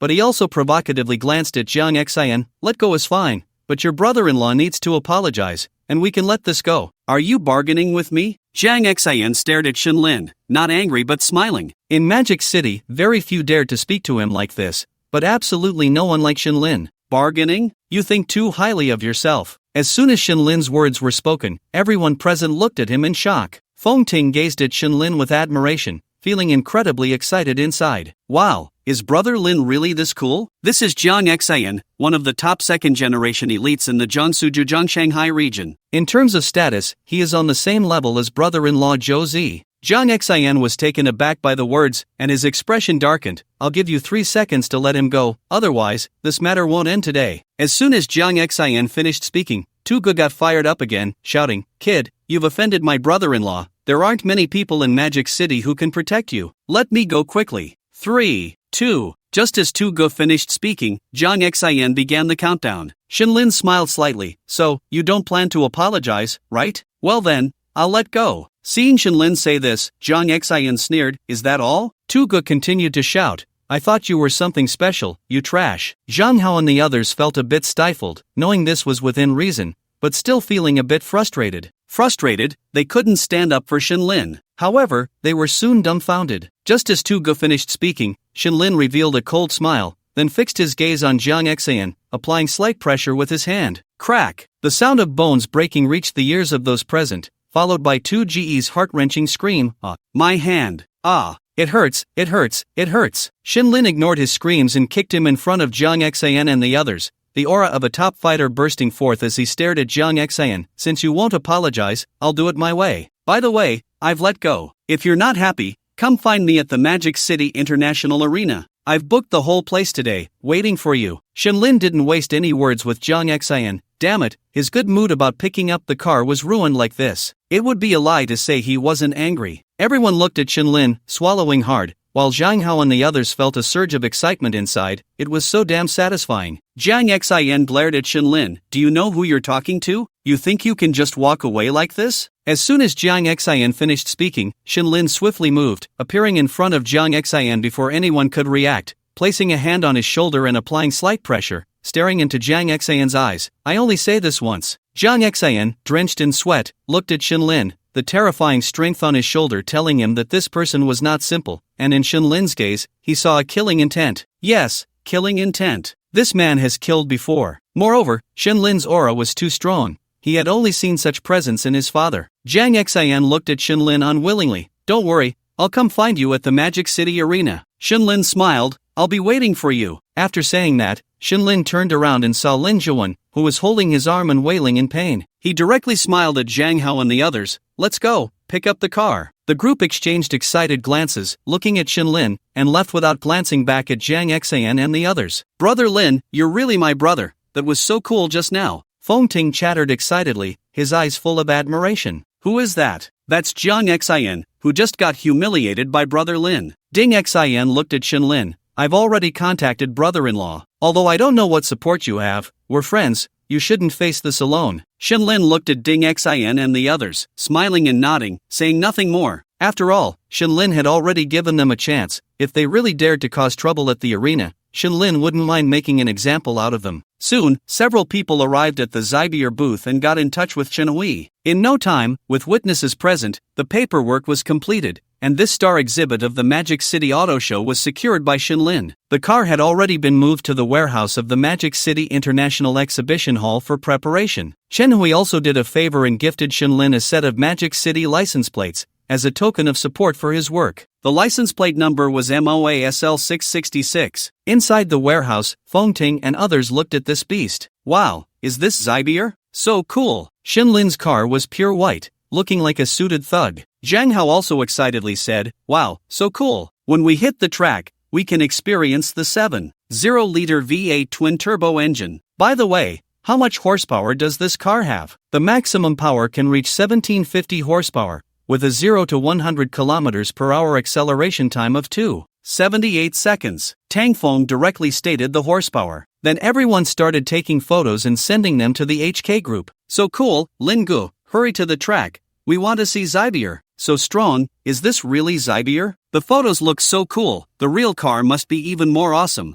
Hurry up, let's go set lap times. Just as everyone in HK was having a great time, outside the exhibition hall, Jiang Xian and others also learned that this Zybier giant lizard truly belonged to that kid. Not a small deal, even Di Gu couldn't get the qualification for this Zybier. Jiang Xian frowned slightly, relieved that he hadn't acted impulsively. The person who could get this car must have some serious connections. However, he couldn't just let it go. He really couldn't swallow this anger. So he looked at the person beside him. Lao Huang, I plan to call Di Gu and the others over to confront him. By the way, you contact Lao Qin and the others. The person next to Jiang Xian was Huang Wei, the founder of the SSCC Supercar Club. Okay, I'll get in touch. Damn it, we can't let this kid bully us SSCC in the Magic City. After saying that, both of them made a phone call. Di Gu, are you in the Magic City? I've run into a tough nut here. Jiang Xian informed the other party over the phone. At that moment, Huang Wei was also on the phone discussing something. Meanwhile, in a tea house in the Magic City, two people hung up their calls simultaneously. So, Lao Qin, are you going or not? Damn it, he's daring to jump on top of us SSCC. The speaker was Yin Di, the helper Jiang Xian had just invited, a big brother in the circle and the heir of Lifan Motors. He was also one of the big players in the Magic City and Imperial Capital circles. Sitting across from him was Qin Feng, who was once known as the Emperor of Shanghai. Hearing this, Qin Feng sneered inwardly and then said nonchalantly, forget it, I have things to do later, so I won't go. Fine, then I'll go first. Whether Qin Feng went or not made no difference to him. He had never even heard of Shenlin. Just right, the other party had gotten a Zybier giant lizard, and he would think of a way to force this kid to sell the car to him. Saying this, Indi happily walked out of the tea house. After Indi left, Qin Feng sneered, a bunch of idiots. The person who can get the Zybier giant lizard must know that it's Jiang Xian and still be so bold. Without some background, how could that be possible? Don't mess it up and end up losing more than you gain. Qin Feng was speechless. In fact, he had always had issues with Huang Wei and Jiang Xian. The current SSCC had become a mess because of a few people. Find a time to withdraw, sigh. A day later, Qin Feng felt incredibly fortunate about his decision that day. At the Magic City International Auto Show Center, after the preparation of the Siebel lizard was complete, Shenlin directly got in. Although it was said online that it could go a few minutes on a tank of gas, that was during aggressive driving. Under normal conditions, it could still cover over 100 kilometers. He turned the ignition. Boom! The Siebel erupted with a roar unique to supercars, a sound that made Shenlin unable to hide his intoxicated expression. It sounds so damn good. It wasn't just Shenlin who thought so, even Zhang Hao and the others showed expressions of delight. This was the spiritual food for car enthusiasts. Shenlin rolled down the window and looked at Zhang Hao and the others. Has Lao Hu arrived? When he was just preparing the car, Shenlin had contacted Lao Hu to bring a few cars over to pick them up. He's here, at the entrance of the venue. Let's go. I can't wait to see how this car performs on the track. Tang Feng was even more excited than Shenlin. So the group said goodbye to Shenlin and walked out of the warehouse. After chatting with Chen Hui for a few moments, Shenlin also drove off. Outside the venue, Zhang Hao and the others met up with the club members, all of whom had arrived in supercars. Hao Gu, where's Lin Gu? Where's the car? Hulong asked excitedly upon seeing them. He'll be out soon, just a moment, he's still preparing, they replied. The convoy of Hulong and the others made many people leaving the venue stop and watch. At that moment, everyone heard a roaring sound. They turned to look in the direction of the noise. Soon, at the end of the internal road, a handsome Seeble lizard appeared in their sight, speeding towards them. Wow, which rich kid got this Seeble? Is it the one from the showroom just now? There are so many rich people, what's one more? Passers-by discussed among themselves, pulling out their phones to take pictures. At that moment, the club members, upon seeing the car, all gaped, nearly drooling. Is this Lin Ge's Seeble? So damn cool. I'm already itching to drive it. Amidst their excitement, Shenlin drove the car in front of everyone, coming to a steady stop with a sharp brake. How is it? Shenlin, sitting in the driver's seat, rolled down the window and smiled at Zhang Hao and the others. It looks even cooler on the road. Limited editions are just different. Ding Xin gave a thumbs up. It's just one word, exhilarating. Tang Feng also praised. Zhang Hao directly opened the passenger door and shamelessly sat down. What are you waiting for? Let's hit the track. Damn, how good, you old sly fox. Shit, why didn't I think of getting in the car? After seeing Zhang Hao get in, the club members all regretted not jumping in immediately. Shenlin shot a glance at Zhang Hao. Damn it, the first time I let a man in. Actually, I can be a woman too, big brother, Zhang Hao said in a teasing tone. Shenlin really couldn't help but want to slap him. Who the hell? Get off my brother. Put. Everyone burst into laughter, and then Shenlin looked at them. Let's go, let's have some fun today. With Shenlin's command, the club members all got in the car. They headed straight for the Magic City International Circuit. Inside the car, Zhang Hao was taking crazy photos, amazed for a moment, then turned to Shenlin. Just now, my brother-in-law called, asking if you're confident? Shenlin knew what Zhang Hao was referring to and nodded with a smile. Do I look like someone who messes around? Hearing Shenlin's words, Zhang Hao wanted to retort, aren't you? But seeing Shenlin's attitude, he knew Shenlin should be able to handle it. While feeling relieved, he was also curious about whose child Shenlin really was. However, despite his curiosity, Zhang Hao wouldn't ask. After all, being friends with Shenlin is more about the person himself. Since Shenlin can handle it, he doesn't think too much and just enjoys the upcoming track, the Shanghai International Circuit. It has always been a famous track internationally. Not only does it host various top international events, but it has even held F1 races. Today, Shenlin has spent a fortune to book the entire venue. As their cars just entered and hadn't even stopped yet, all the club members gathered outside the P room, stepping onto the track to wait for Shenlin's car. Look, the first one,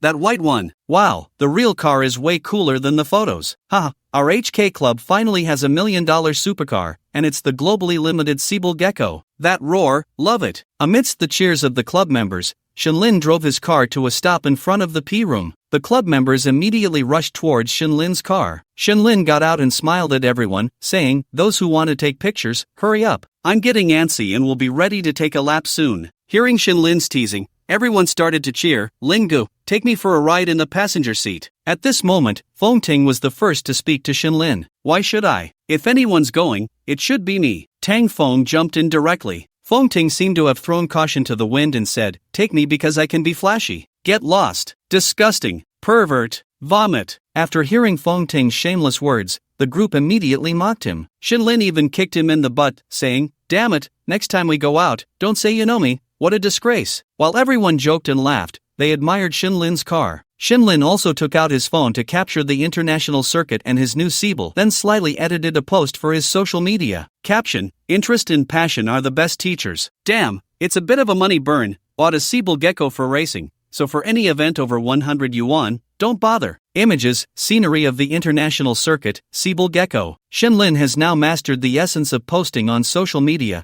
and it came naturally to show off. As for people saying he was flaunting wealth, what does that have to do with him? he just wanted to check in. After posting, Shinlin saw that everyone had finished looking at the car and directly said, "Alright, let's hit the track together." Okay, those who want to take the first lap with Lin go, grab your spots, or you'll miss out. After Fong Ting finished speaking, he opened the passenger door of the Siebel and shamelessly sat down, while the others looked at him with disdain, thinking, damn, what a trickster. However, Tang Fong and the others also went to their cars, all wanting to take a lap with Shinlin's Siebel. Shinlin helplessly got into the car, looking at the track ahead. To say he wasn't interested would be a lie, although he had driven at the club last time. The track was nothing compared to this one, especially since they were on the high-end track of the Shanghai International Circuit. Shinlin was extremely excited inside. Who doesn't love racing if they love cars? Top-notch track, top-notch cars, top-notch drivers, it's simply a perfect match. At this moment, Shinlin could no longer contain his excitement. He rolled down the window and said to those who were going to race with him, "So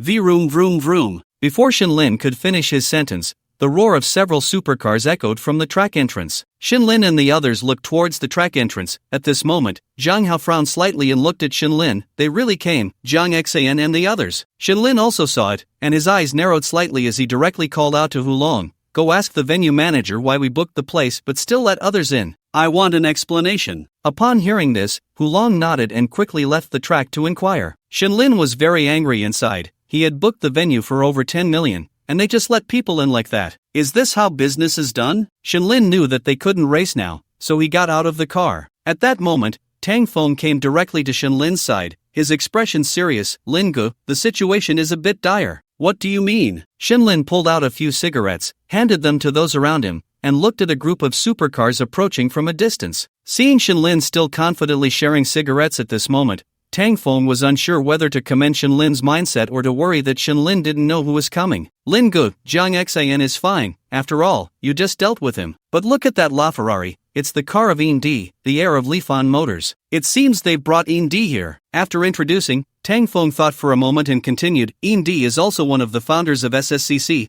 often active in the capital and the Magic City, and is quite a notorious figure in the circle. After all, his father was once the richest man in Xia country, so his influence is definitely not small. Moreover, this guy is famously arrogant and a playboy, a real troublemaker. It might be tough to deal with him today. Should I have my family contact some friends in the Magic City?" Tang Fong said with some concern. Indy's name was well known in the circle. Who didn't know him? He was practically a second-generation rich kid. He was as arrogant as they come, yet many people couldn't do anything about him. Why? This brings us to the hierarchy of the second generation in Xia country. The second generation in Xia country is mainly divided into 3 tiers. The first tier consists of the sons of the 7 major families. In this world, since the Qing dynasty, there have been 7 major families that established a legislative council, occupying 7 major legislative positions. The second tier consists of the children of reserve officials, usually regional officials and lords, along with a few special city leaders. The third tier consists of half-reserve officials, generally composed of deputy reserve officials from various provinces and military lieutenant generals. The fourth tier is a combination of business and political, military, families, where the family has businesses worth billions and at least has descendants of people in the political sphere at the level of deputy committee members,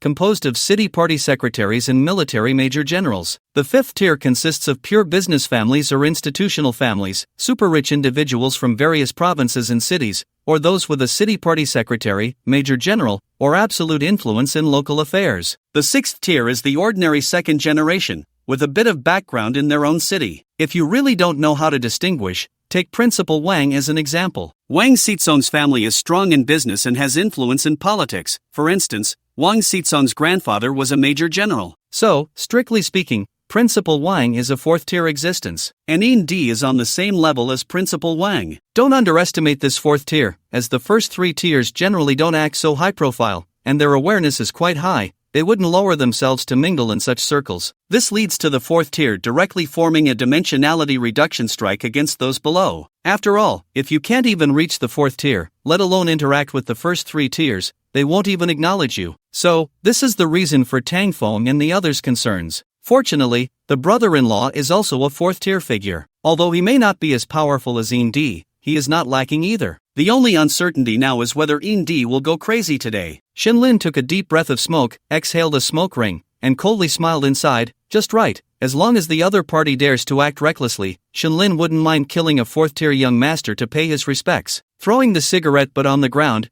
Shinlin calmly stepped on it and looked at Tang Feng and the others, saying, "Don't worry, if I dare to let Jiang Xin come, I'm not afraid of him calling anyone." After finishing his words, Shinlin simply sat down on the hood of the Sibel Big Lizard. Seeing Shinlin's confident demeanor, Zhang Hao and the others said nothing more and, like Shinlin, all sat on the hoods of their own cars, waiting for the arrival of the other party. Vroom vroom vroom. Accompanied by the increasingly loud roar of supercars in the distance, Shinlin and the club members saw the other party's convoy. "You really think highly of me, a La Ferrari, an SVJ, a Senna, and 10 Huracans," Shinlin said with a smile. "Old Lin, after all, you brought the Sibel. No matter how arrogant the other side is, they will take it seriously. After all, this car of yours isn't something that can be bought with money," Tang Feng said calmly while sitting on the hood of his car. "I have to say, the strength of SSCC is indeed in the first tier in Xia country. Just these 3 leading cars surpass many clubs." Zhang Hao frowned, not as relaxed as Shinlin and Tang Feng. After all, Indi's strength was still quite formidable. After speaking, Zhang Hao looked at Ding Xin. Ding Xin quickly understood Zhang Hao's gaze and said,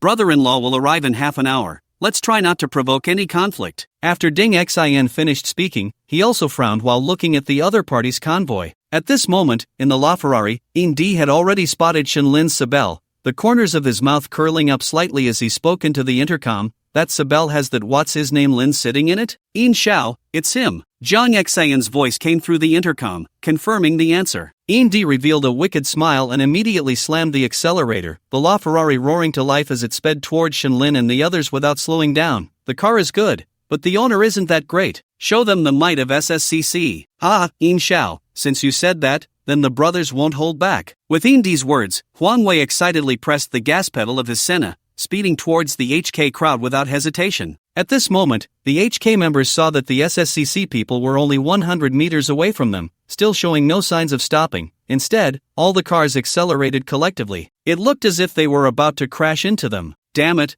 are they trying to intimidate us?" Tang Feng's face turned a bit ugly as he jumped off the hood and moved back a bit. Zhang Hao and Ding Xin did the same. Just as the 3 of them jumped off the cars, the Senna and SVJ suddenly accelerated again, the roaring sound getting closer. Just as the 2 cars were about to collide with Tang Feng's McLaren and Zhang Hao's Lamborghini, they came to a sudden stop. Shinlin's LaFerrari did the same. However, Shinlin remained calm, sitting on the hood of his car, staring at the speeding LaFerrari. At this moment, Shinlin's gaze met Indi's through the LaFerrari's windshield. Seeing that Shinlin didn't flinch at all and even made eye contact with him, Indi said, "Interesting." Indi then accelerated again, the car only 2 meters away from Shinlin, but the LaFerrari still did not stop. "Old Lin, be careful, Lin Gu. Hey, you over there, that's too much." The HK club members, led by Zhang Hao, cursed loudly. Although the other side was SSCC, with Indi at the helm, it didn't matter to them. Besides, they were all indebted to Shinlin, and at this moment, they all acted like agitated wolf cubs,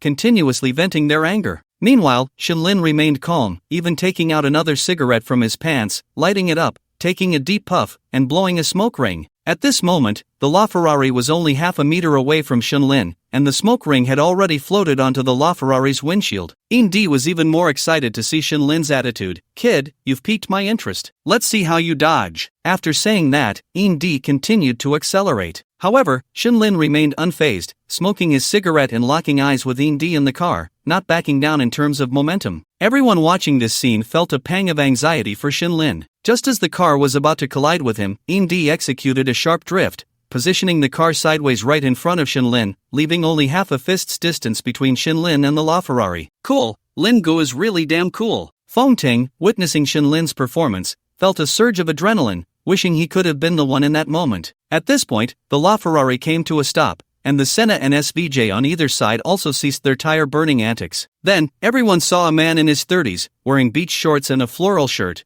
leaning against the door between the passenger and driver seats of the LaFerrari. This man was none other than Indi. Indi looked at Shinlin, clapped his hands, and whistled. "No wonder you're the owner of a Seabayer. Your composure is impressive. You're so confident that I wouldn't dare to hit you?" Shinlin took a deep drag from his cigarette, tossed the butt on the ground, stepped on it, and calmly replied, "It's not that I'm confident, it's that you're still too green." As soon as Shinlin finished speaking, Jiang Xian and Huang Wei also got out of their cars, and the SSCC members parked their vehicles opposite the HK group, all getting out. "Impressive, big brother, daring to talk to young Master Yin like that?" Huang Wei and Jiang Xian approached behind Indi, with Huang Wei giving Shinlin a thumbs up. "Just average. By the way, I only make brothers with my kind, animals don't count. You bastard. Hearing Shinlin's sarcasm, Huang Wei stepped forward but was stopped by Indi. Indi then turned around, smiling lightly as he looked at Shinlin. You know why I'm here. When a person does something wrong, they must face the consequences, right? Shinlin sized up Indi. You said something reasonable, so how do you plan to apologize to me? As Shinlin spoke, Zhang Hao and the others also arrived behind him. Although they didn't say anything, their support for Shinlin was clear. Indi stared at Shinlin. Are you provoking me? Provoking? If it weren't for your people, I wouldn't even know someone like you existed today. Shinlin waved his hand dismissively. Indi pretended to be enlightened. So, you're saying my people were the ones who offended first? Exactly. You said something reasonable again. As soon as Shinlin finished, Indi, with a smile, walked up to him. Oh, I'm really sorry. Since there's a reason for this, then you should. Indi's smile suddenly turned dark as he looked at Shinlin. Have my people bow 3 times in apology, and maybe I can let you off the hook. How about that? From the way you speak, it seems your brain is connected directly to your rectum? Shinlin laughed, having seen arrogance before, but never this level of it. You bastard, how dare you talk to young Masterine like that? Kid, don't think just because you bought a Seabay Air, you can act like you're above everyone. Do you believe that with a single call, young Masterine? Smack! Before Jiang Xian could finish, Indi turned around and slapped him hard. Young Masterine, my family matters are not for you to comment on. Jiang Xian, covering his face, looked at Indi with a somewhat pale and fearful expression, then took a deep breath. Young Masterine, my mistake. Don't let it happen again. After Indi said this, he turned to Shinlin. Sorry for making you laugh. Now, where were we? All right,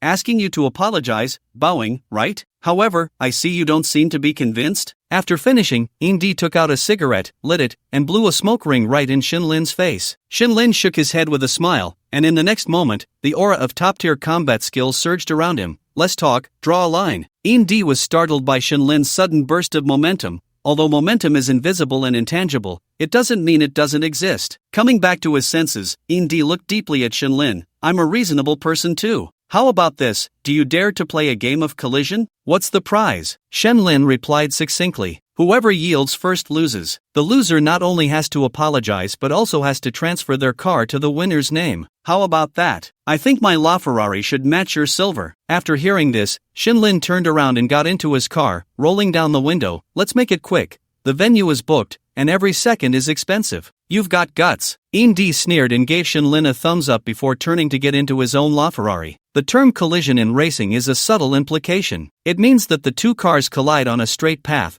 and whoever flinches and turns first loses. Clear the area. Zhang Hao said directly to the HK crowd after Shinlin and Indi got into their cars. Since Shinlin had accepted the challenge, they just needed to trust him. Huang Wei also waved to the SSCC people. Clear the area. As both sides cleared out, only Shinlin and Indi remained on the track. The two cars adjusted their positions, one heading backward and the other forward. Soon, the two cars reached a distance of 100 meters apart, each drifting to turn back. The two cars faced each other, burning rubber in place. At this moment, a woman from SSCC walked to the middle of the two cars. She removed her BRA from her chest. The crowd began to count down. 3, 2, 1. As the word 1 was called out, the beauty threw her black BRA into the air. Inside the cars, Shinlin and Indi both looked at the BRA. It quickly fell to the ground. Boom! Boom! The two cars erupted with the unique roar of a big V8 engine, and both released the brakes simultaneously. The two cars shot towards each other. On the side of the track,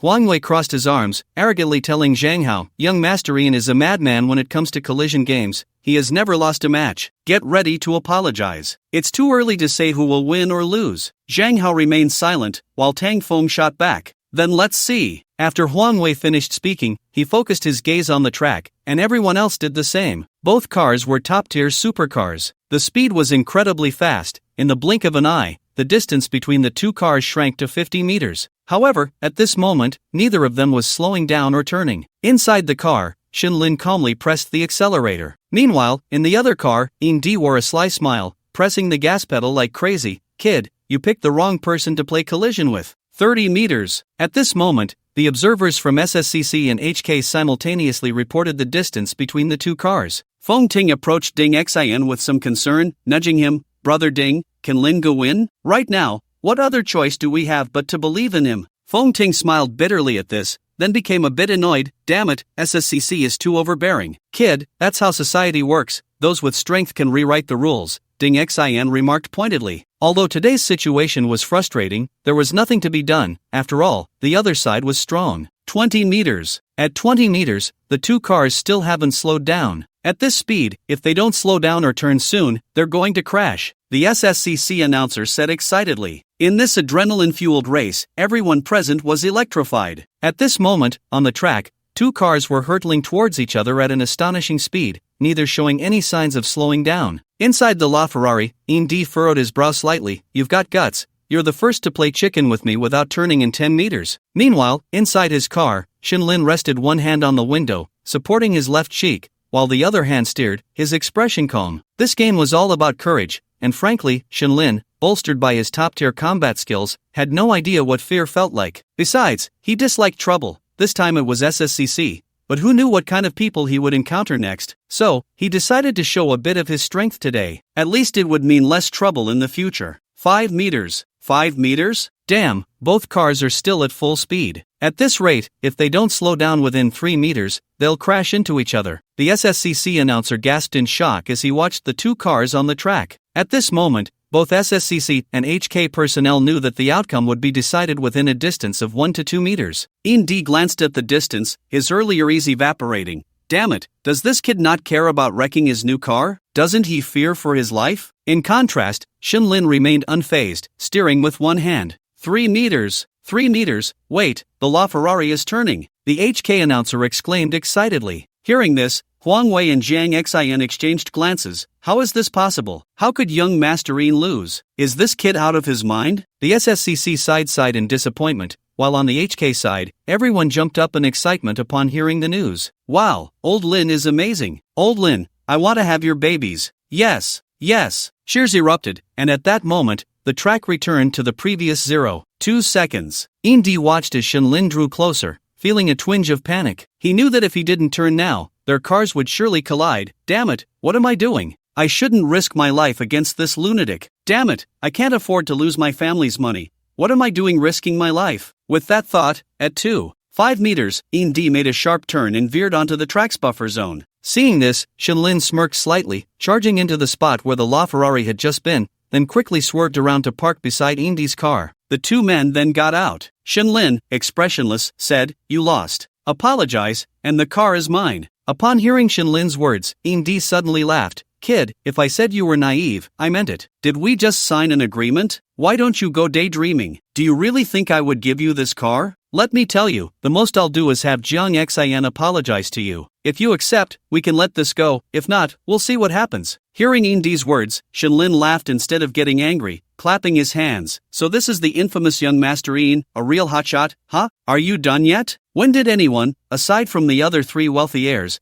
dare to speak to him like this? Shinlin was unbothered, silently thinking, system, use the intermediate future intelligence card on Indy. Ding! Congratulations, host, you have successfully used the intermediate future intelligence card. Remaining uses, X2. Ding! Information about Indy's future has been integrated into the host's mind and sent to the host's email. The email can be resent after deletion. As the system's notification ended, Shinlin immediately received information about Indy's future. Not knowing is one thing, but seeing it is shocking. Indy, no, or rather the Yin family, offended a big shot in the 10th year of the future, leading to bankruptcy, imprisonment for some, and others fleeing overseas. All the damning evidence about Indy and the Yin family will be revealed in the future. Who would have thought this kid would be so ruthless? This kid not only indulges in illegal substances but also has a murder case on his hands. Isn't that amusing? Coming back to his senses, Shinlin smiled and walked towards Indy. I'm giving you another chance. Are you willing to bet and accept the loss? I'll take your grandma. Upon hearing this, Shinlin smiled and looked at Indy, then reached out and grabbed Indy's collar. Are you sure you want to be my enemy? Indy tried to break free, but Shinlin's strength was not something this young master, who often roamed the world of wine and women, could match. Shinlin flashed a charming smile at Indy and began to fabricate an identity. Be my enemy? Do you even deserve that? When I came out, my family told me who I could provoke and who I couldn't. I know it all too well. But unfortunately, your name, Indy, is not on the list of people I can't provoke. In fact, your entire In family doesn't even deserve a name. If you want to clash with me, I'm always up for it. After saying this, Shinlin leaned in close to Indy's ear and spoke in a tone only the two of them could hear. Oh, by the way, 4 years ago in Huizhou, at the Royal Madrid business event, and 3 years ago at the Luhue Club in Rongqing, I think I don't need to say more, right? At first, Indy dismissed Shinlin's words, but after hearing the private conversation, his expression changed dramatically, and he clearly panicked for a moment. However, he quickly regained his composure and looked deeply at Shinlin. Who exactly are you? Who I am isn't important. Are you willing to bet and accept the loss? Shinlin looked at Indy with a smirk. Indy clenched his fists, staring at Shinlin. If it were an ordinary person revealing his secrets like this, he would definitely have someone deal with them on the spot. But is Shinlin an ordinary person? A person who can afford a Sabel giant lizard? Moreover, from the tone of this kid just now, it was clear that his family background was not small. Most importantly, this kid knew about his affairs,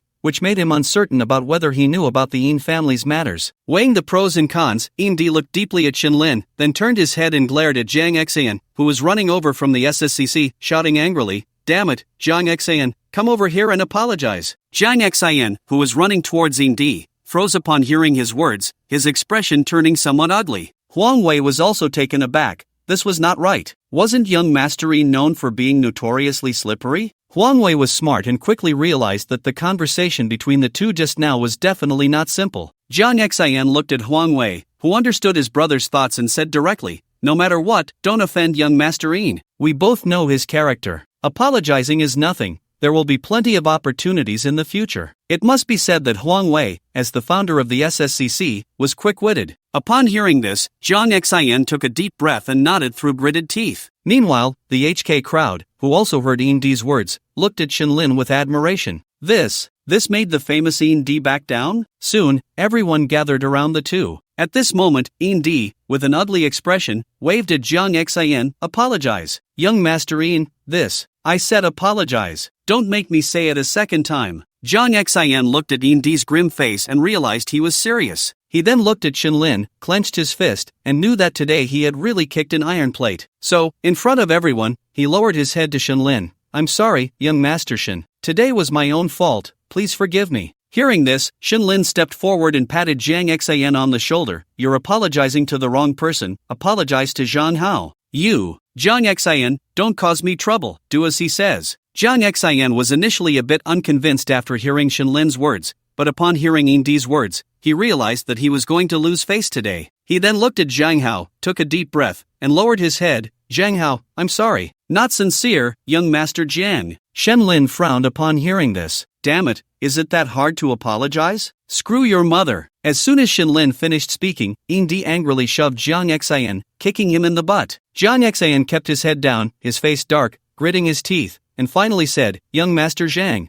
today it's our fault, please forgive us." Seeing this, Zhang Hao looked at Shinlin, who nodded with a smile. Zhang Hao then turned to Zhang Xian, "Young Master Zhang, I accept it, but I want to tell you one thing. We HK just want to play on our own. We don't want to get involved in SSCC's matters." After Zhang Hao finished speaking, Zhang Xian replied with an then stood up and walked directly to his car. At this moment, he had no face to stay here. Indy was the same, directly tossing the keys to the Ferrari to Shinlin. "Here you go. Tomorrow I'll have my assistant come to you to transfer the car. Hope you live to drive it." Shinlin caught the keys thrown at him, weighed them in his hand, and smiled. This isn't what young Master Yin cares about. By the way, young Master Yin is generous and a man of integrity. Sorry for calling you a slippery snake just now. Upon hearing this, the HK people and a few SSCC members couldn't help but laugh out loud. Indy shot a vicious look at Shinlin. "We'll see." After saying that, Indy looked at Huang Wei. "Let's go." Indy and Huang Wei led the SSCC members out of the racetrack, while over here, the HK people cheered one by one. "Damn, Lingu,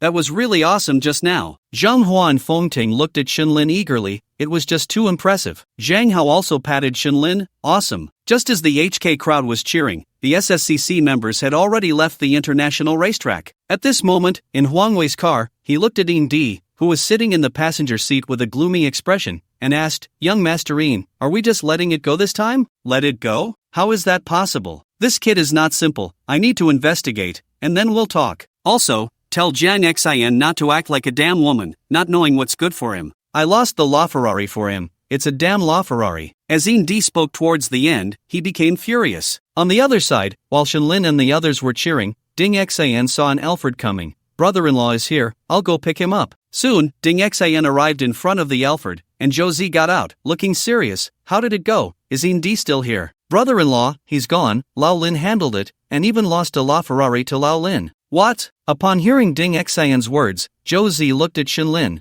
who was surrounded by people on the racetrack. Indy is not the type to gamble and accept defeat easily. Tell me what happened. Josie had dealt with Indy before. The guy was a madman. After receiving Ding Xian's call, he rushed to Modu immediately. On the way, he called several friends. He didn't expect that just after arriving here, Ding Xian would tell him it was resolved. Then, Ding Xian recounted everything that had just happened in detail. Upon hearing this, Josie was shocked. Suddenly, he remembered the ambiguous words from last night from Sister Rao. Josie looked at Shenlin and said to Ding Xian, "From now on, build a good relationship with Shenlin. It might help you in the future." Brother-in-law, do I even need to say that? Lao Lin is already our friend. Shenlin, wait, his name is Shenlin? Yeah, what's wrong, brother-in-law? Ding Xian scratched the back of his head, looking at Josie. Josie didn't respond to Ding Xian but thought to himself, Shenlin, surname Shen. No way. If that's true, then isn't he a royal relative? On Shenlin's side, after resolving the issue with the SSCC people, he directly had Zhang Hao take everyone off the track,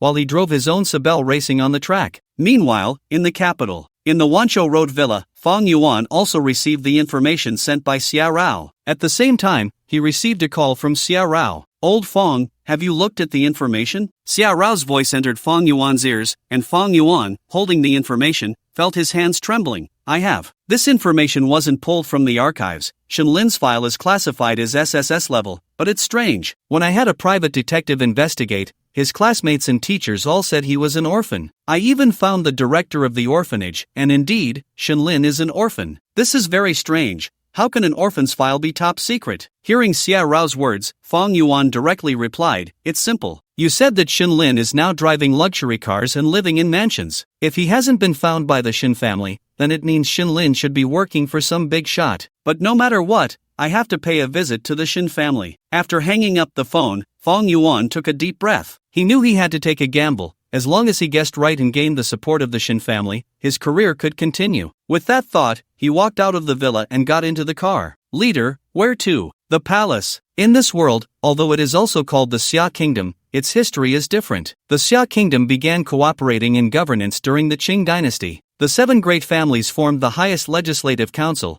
and each session of the council would have 7 elder representatives, each in charge of different fields. However, there is only one position with the greatest power, that is the first elder. The first elder can not only intervene in the other 6 elders but also has a veto power. The status of the legislative council is unshakable and can only be elected from among the 7 great families or from people within the factions of the 7 families. Besides the 7 elders, the next tier consists of substitute elders, usually held by local lords or high-ranking officials, followed by the secondary committee, composed of city-level committee heads and state committee heads. Below them is the inspection committee, made up of county inspectors, district inspectors, town inspectors, and village heads. Fang Yuan's driver drove to the legislative council villa, and just as they were about to enter, they saw a car slowly approaching from the opposite direction. Fang Yuan's car came to a stop because this car belonged to the 3rd master of the Shen family, the 7th elder of the legislative council, who oversees the military affairs of the world. Leader, it's Master Shen's car. The driver looked at Fang Yuan, who was sitting in the back seat. Fang Yuan nodded and got out of the car. Dressed in a Zhongshan suit, Fang Yuan stood in front of the car, smiling as he watched the approaching vehicle. Soon, the car stopped, and the rear window rolled down. A middle-aged man in military uniform, exuding a strong masculine aura, looked sharply at Fang Yuan. This man was Shen Shuewu, the 3rd master of the Shen family. Hello, leader. Fang Yuan greeted respectfully, and upon hearing this, Shen Shuewu retracted his imposing aura and revealed a faint smile. Fang, the elder, my brother asked me to pick you up.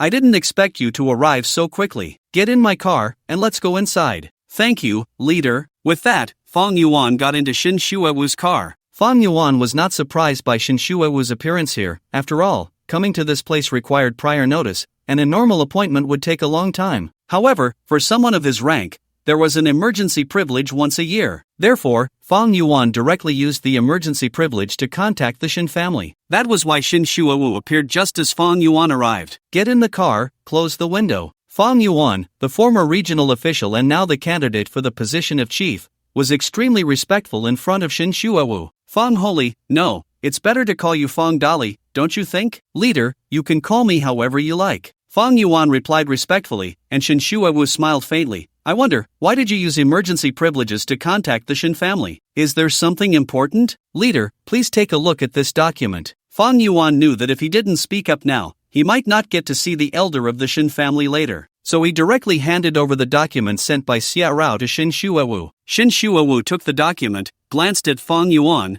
then opened it directly. Soon, his expression became serious, and his breathing quickened. Especially after seeing the photos and the materials, he exclaimed, so similar, too similar, it's like a mold made from my elder brother when he was young. After saying this, Shin Shuewu quickly closed the document and looked sharply at Fong Yuan. Who else knows about this? And how did you find him? Feeling the pressure from Shin Shuewu's aura, even someone of Fong Yuan's level felt immense stress. It should be noted that Fong Yuan was also a big shot in his own right. However, it was understandable. After all, Shin Shuewu was not only the third master of the Shin family but also a high-ranking military figure. Having such an aura was certainly normal. Fong Yuan paused for a moment, then informed Shin Shuewu about the encounter between Xia Rao and Shin Lin. At the same time, he quickly added, Leader, please forgive me for investigating Shin Lin without your approval. Upon hearing this, Shin Shuewu burst into laughter, patting Fong Yuan on the shoulder. If it's true, not only did you not overstep, but you also did a good job. Come on, let's go meet my elder brother. Soon, the car slowly entered the courtyard of the legislative court and finally stopped in front of the No. 1 courtyard. This was the residence of the elder of the Shin family, Shin Shuejuan. As soon as the car entered the courtyard, a group of people in military uniforms surrounded the vehicle. A military officer at the rank of major personally opened the car door and looked at Shin Shuewu and Fong Yuan. Leaders, routine inspection. Little monkey, are you interested in coming with me? Shin Shuewu smiled as he got out of the car, looking at the man in his 30s in front of him. Second master, please don't tease me. As he spoke, he called someone to search him. You brat, what's wrong with going with me? Practicing every day, morning and night, can improve your military skills, strengthen your body, and serve your country, making achievements. Hearing Shin Shuewu's words, the man nicknamed Little Monkey had a face full of black lines. Internally speechless, is that training? You're just venting all those years of resentment from being searched onto me. I must be out of my mind to go. Second master, Fong Dali, the inspection is done. Please follow me to the inner courtyard. The elder is already waiting. You little brat, I'll teach you a lesson later. Shin Shuewu chuckled and then pulled Fong Yuan toward the inner courtyard. In the study of the inner courtyard, a man with a refined demeanor, who exuded the aura of a superior just by sitting there, silently looked at the document Shin Shuewu handed him. Meanwhile, Fong Yuan, sitting beside him, looked at the middle-aged man at the desk with admiration and excitement. This was the elder of the Shin family, and also the current high-ranking official, the contemporary power holder of the Shin family, one of the 7 great families of the imperial capital. And the 7 great families of the imperial capital were all formal members of the legislative council. Among all the contemporary families, the elder of the Shin family was undoubtedly the most powerful, the youngest, and the most legendary figure. From a county official, he rose to his current position in just over 20 years. Although the Shin family had always been strong, none were as powerful and legendary as Shin Shuejuan. The current 3rd generation of the Shin family is also outstanding, being among the best in the top family's 3rd generation. After a long while, Shin Shuejuan closed the documents without saying a word, instead lighting a special cigarette and taking a deep drag. Elder brother, should we send someone to contact Shin Lin now for a DNA comparison? I think this time it's almost certain our Shin family's Qilin child is finally coming back. Shin Shuewu was even more excited than Shin Shuejuan. Only Shin Shuewu knew how his elder brother had been living these years. The Shin family had always been a united clan, with every direct descendant searching for the elder brother's son. Now, they finally saw a glimmer of hope. Shin Shuejuan appeared to be smoking, but inside, he was extremely restless. If one looked closely, this towering man's hands were slightly trembling. Smoking was merely his way of calming the excitement within. Shin Shuejuan stubbed out the cigarette in the ashtray and then raised his gaze. Third brother, this matter is up to you. Take my DNA sample with you. By the way, keep all news under wraps. As soon as the comparison is successful, have the dark guards protect him secretly. Second, until this matter is resolved, there's no need to inform your sister-in-law. Third, Fong Dali, please continue to be a guest at the Shin family for now. Fourth, aside from Director Fong and his wife, everyone else who knows about this matter must be controlled. No one is allowed to leak any information until everything is settled. Shin Shuejuan's gaze was sharp as he looked at Fong Yuan. Hearing this, Fang Yuan felt both surprised and expectant, yet a bit anxious. The surprise was that this Shen Lin was very likely the son of the Shen family's elder. The anxiety was that if he wasn't, then his career might very well come to an end. Shen Shuewu quickly stood up. Elder brother, I'll set off right now. You two go ahead, Shen Shuejuan said to the two, and after they left, he stood up, lit another cigarette, and stood by the window. Li family, this time, the events of 20 years ago will not happen again. This time, let's see who dares to lay a hand on my son. If anyone dares to reach out, I'll chop off their hand. Just as the capital was in turmoil, at the Shanghai International Racing Circuit, Shen Lin had just driven the Zydeer Great Lizard and set a new lap record at the Shanghai track. He parked the car in the P-room. There, he saw Hulong, Zhou and Ding Xian chatting with a middle-aged man in the glass conference room. When the four saw Shen Lin's car arrive, Hulong hurriedly walked out to greet him. Shen Lin got out of the car and looked at Hulong. Who is that? Lingu, the person in charge of the track, came to apologize to you. Hulong smiled at Shen Lin, taking the helmet Shen Lin had removed and placing it aside. Apologize? Shen Lin was puzzled. Yes, apologize. Didn't you ask me to find out why the SSCC people entered the track? This guy is really a sycophant. I just found him, and he immediately told me that we can't afford to offend Indi, saying it's our own business and we should handle it ourselves. Upon hearing this, Shen Lin smiled faintly, intrigued, and then, since you slapped Indi in the face directly, this old guy started asking me about your background. Lingu, I didn't say anything, but look, now that I see my brother-in-law has arrived, he's even more eager to come down. My brother-in-law didn't give him a good face either. They were all waiting for you to make a decision. As Hulong spoke, he led Shen Lin to the front of the glass conference room and the P-room. Lingu, he's inside, insisting on meeting you to apologize in person. Shen Lin nodded and pushed the door open. So this is young Master Shen, huh? Ah, you really are young and talented. As soon as Shen Lin walked into the conference room, the middle-aged man in a suit sitting at the main seat greeted him with a smile and extended his hand. Shen Lin directly ignored the other party and looked at Zhou. Brother-in-law is here. Thanks for today. Zhou smiled and shook his head. It's nothing, you're Ding Xian's brother, and also my brother. Besides, I didn't really help you. Zhou was still very happy that Shen Lin greeted him first. After all, he had already guessed where Shen Lin came from. You can't say that. Just by being here, you're helping me, Shen Lin said with a smile. You brat, no wonder you're doing so well. You speak so nicely. Ding Xian, you should learn from Shaolin more in the future. Stop cursing all day long. Damn, brother-in-law, I have good manners, okay? Ding Xian protested, feeling that he was suffering from an undeserved disaster. Young Master Shen, hello. At this moment, the track manager who had just seen Shen Lin not give him face, although he was unhappy inside, knew that this matter was his fault. Moreover, anyone who could make Indi suffer must have some background, so no matter how uncomfortable he felt, he had to endure it. So, he immediately greeted Shen Lin again. It was then that Shen Lin looked at him. You are the track manager? Seeing Shen Lin respond to him, the track manager felt a surge of joy and quickly said, Young Master Shen, yes, my name is Qianhui. It's a pleasure to meet you. I'm really sorry about today. I'm just an employee and can't afford to offend young Master Yin. After introducing himself, Qianhui quickly explained. Oh, you can't afford to offend young Master Yin, so that means you can offend me? Shen Lin said playfully, staring at Qianhui calmly. Upon hearing this, Qianhui's heart sank. He had messed up. At that moment, his mind was a bit muddled, and he could only awkwardly smile. Ha, young Master Lin, you really know how to joke. I can't afford to offend you either. I'm here to apologize. Forget the apology. I'm not some big shot. Let's get to something practical. Shen Lin thought coldly. Compared to a simple apology, Shen Lin preferred something tangible. After all, he indeed acted unreasonably in this matter. In business, if he booked the venue and casually let others in, who would bear the loss? It wasn't that Shen Lin was stingy, but sometimes, when his interests were violated, it had to be dealt with accordingly. Sure enough, after hearing Shen Lin's words, Qianhui's expression turned awkward as he looked at Shen Lin. Young Master Shen, how about this? You have 28 people today, and I'll waive the fees for 8 of them. Pa, President Qian, business isn't done like that. The SSCC people came with 12. Before Qianhui could finish, Hulong chimed in, directly adding fuel to the fire. This guy had really made him furious just now. You can disregard my old Hu's face, but you can't disregard young Master Shen's face either. Is this little compensation a sign of sincerity in the apology? Hearing Hulong's words, Qianhui cursed inwardly. What are you meddling in? He then looked at Shen Lin, who seemed to be smiling but not smiling, and knew that if he didn't give young Master Shen a reasonable compensation today, this matter wouldn't be settled. Their track only held events a few times a year, and to really operate and make money, they still had to rely on these second-generation rich kids who loved cars. Although he didn't know Shinlin's background, he knew that Intrigue had the ability to keep half of the second-generation rich kids in Magic City from coming here to spend. So, this young Master Shin, who was even more impressive than Intrigue, should also have such power. Thinking of this,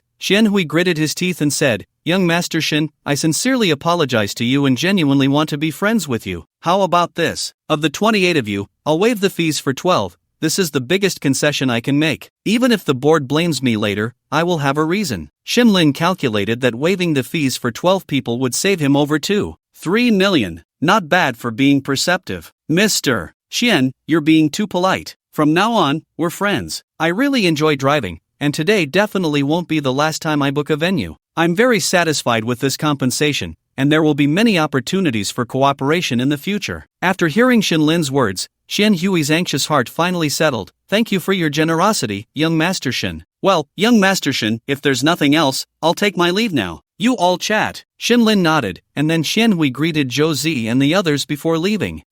This guy was so arrogant just now, but in front of Brother Lin, he still has to eat humble pie. After Qianhui left, Hulong felt instantly relieved. Shinlin smiled and patted Hulong on the shoulder, then turned to Zhou Zi. "Brother-in-law, shall we have dinner together tonight?" "Forget it, I won't go. You young people enjoy yourselves. I still have some business in the Magic City and need to socialize tonight. When I return to Hangcheng another day, we can gather properly." Zhou Zi stepped forward, patted Shinlin's arm, and smiled. "All right then, brother-in-law, I won't keep you. There will be plenty of time in the future." "Yes, plenty of time. I'll take my leave first. You all have fun. Ding Xin, I'll leave in your care. If anything goes wrong, don't worry about my face. Hit him if you need to, scold him if you must." "Hey, brother-in-law, is it normal for you to throw your little brother under the bus like this?" Ding Xin was instantly speechless, and Shinlin laughed, giving Ding Xin a kick. "Kid, see off your brother-in-law." "Old Lin, you, what brother-in-law just said counts. Stop whining, or I'll beat you to death later." Shinlin joked. Ding Xin laughed and gave Shinlin a middle finger before going to see Zhou Zi off. After the two left, Shinlin looked at Hulong. "Old Hu, book a good restaurant in the Magic City for dinner tonight. By the way, let's get the second half going. I've heard the bars in the Magic City are quite nice." Shinlin revealed a lewd smile. "Brother Lin, leave it to me. By the way, should we call some girls for dinner?" Shinlin stepped forward and patted Hulong's shoulder. "What a stupid question. Do I look like a gentleman to you?" Hearing this, Hulong also became lewd. "Brother Lin, I guarantee everyone from the club will be satisfied tonight." After saying that, he directly left the conference room to contact people. At that moment, Shinlin's phone rang. He picked it up and saw it was his son, Zhao Pengcheng, old Zhao's call. Shinlin smiled and answered. "Hello, old Zhao, have you forgotten your dad now that you're in Beijing?" Although he hadn't been in touch with his sons for a long time, Shinlin's relationship with his three sons would never change. "Old Lin, are you in the Magic City now?" The other party didn't even call him son or grandpa, and Shinlin immediately sensed something was off in his tone. "What's wrong? Is something up? Stop the nonsense, old Lin. Why don't you go check on old Wang? I'm a mutual friend with his girlfriend, and I just saw she announced a new partner. Just think about it, old Wang, that love-struck fool." Shinlin was taken aback. "Damn, I see. Hold on, I need to make a call." After saying that, Shinlin hung up the phone and quickly dialed Wang Wei's number. It wasn't that Shinlin was overreacting. It was just that this guy, back in college, almost got himself into trouble over a relationship. Just because his girlfriend ignored him, he dared to go to the top of the school building. Now that they've broken up, Shinlin was genuinely worried about his son meeting the amiable king of hell. Shinlin made several calls, but none went through, and he started to panic. If there was anyone Shinlin cared about in this world, it was his three sons, because in Shinlin's heart, his three sons were family. "Damn it, idiot, answer the phone." Seeing that the call couldn't get through, Shinlin simply stopped trying. What a damn talent, why bother being infatuated with a single flower? Shinlin was very clear about his son's personality. At this time, he wouldn't already be looking for a building to jump off, right? Thinking of this, although Shinlin wanted to curse, he was more concerned. After pondering for a moment,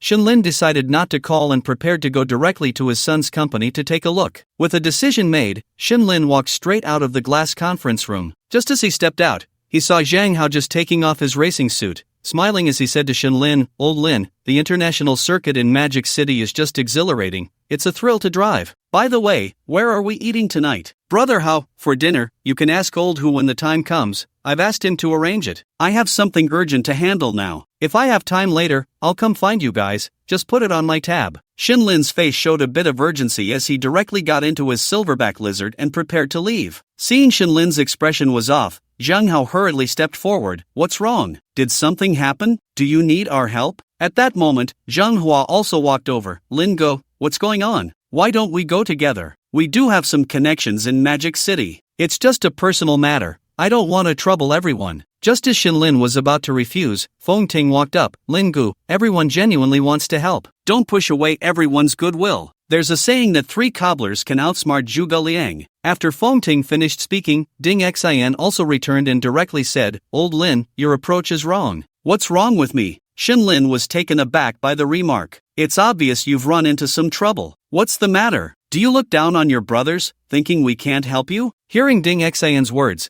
the club members who had just come off the track all chimed in. Exactly, Lin Gu, you won't let us help with anything. If we're going to play together in the future, it'll be embarrassing. Right, Lin Gu, whatever it is, let's solve it together. This is Magic City, not Hangzhou. How can we feel at ease with you going alone? Everyone started to make a fuss. Tang Feng also stepped forward. Just consider us a bunch of lunatics wanting to join in the fun. That's fine, right? Seeing everyone say this, Shinlin didn't feel embarrassed anymore. Alright then, let's go together. Upon hearing this, Ding Xian grinned and looked at everyone. Brothers, let's go. HK will give old Lin some face. Charge. Ha, it's been a long time since we worked together. Let's go. Everyone became noisy, urging each other to get in the car. Shinlin was both amused and helpless. He didn't expect things to develop like this, but he was indeed touched. After all, he hadn't even mentioned what was going on, and the club members were willing to follow him without hesitation. That was absolute trust in him. Why did it feel like the HK crowd had a bit of that passionate, delusional spirit? Old Hu, you drive that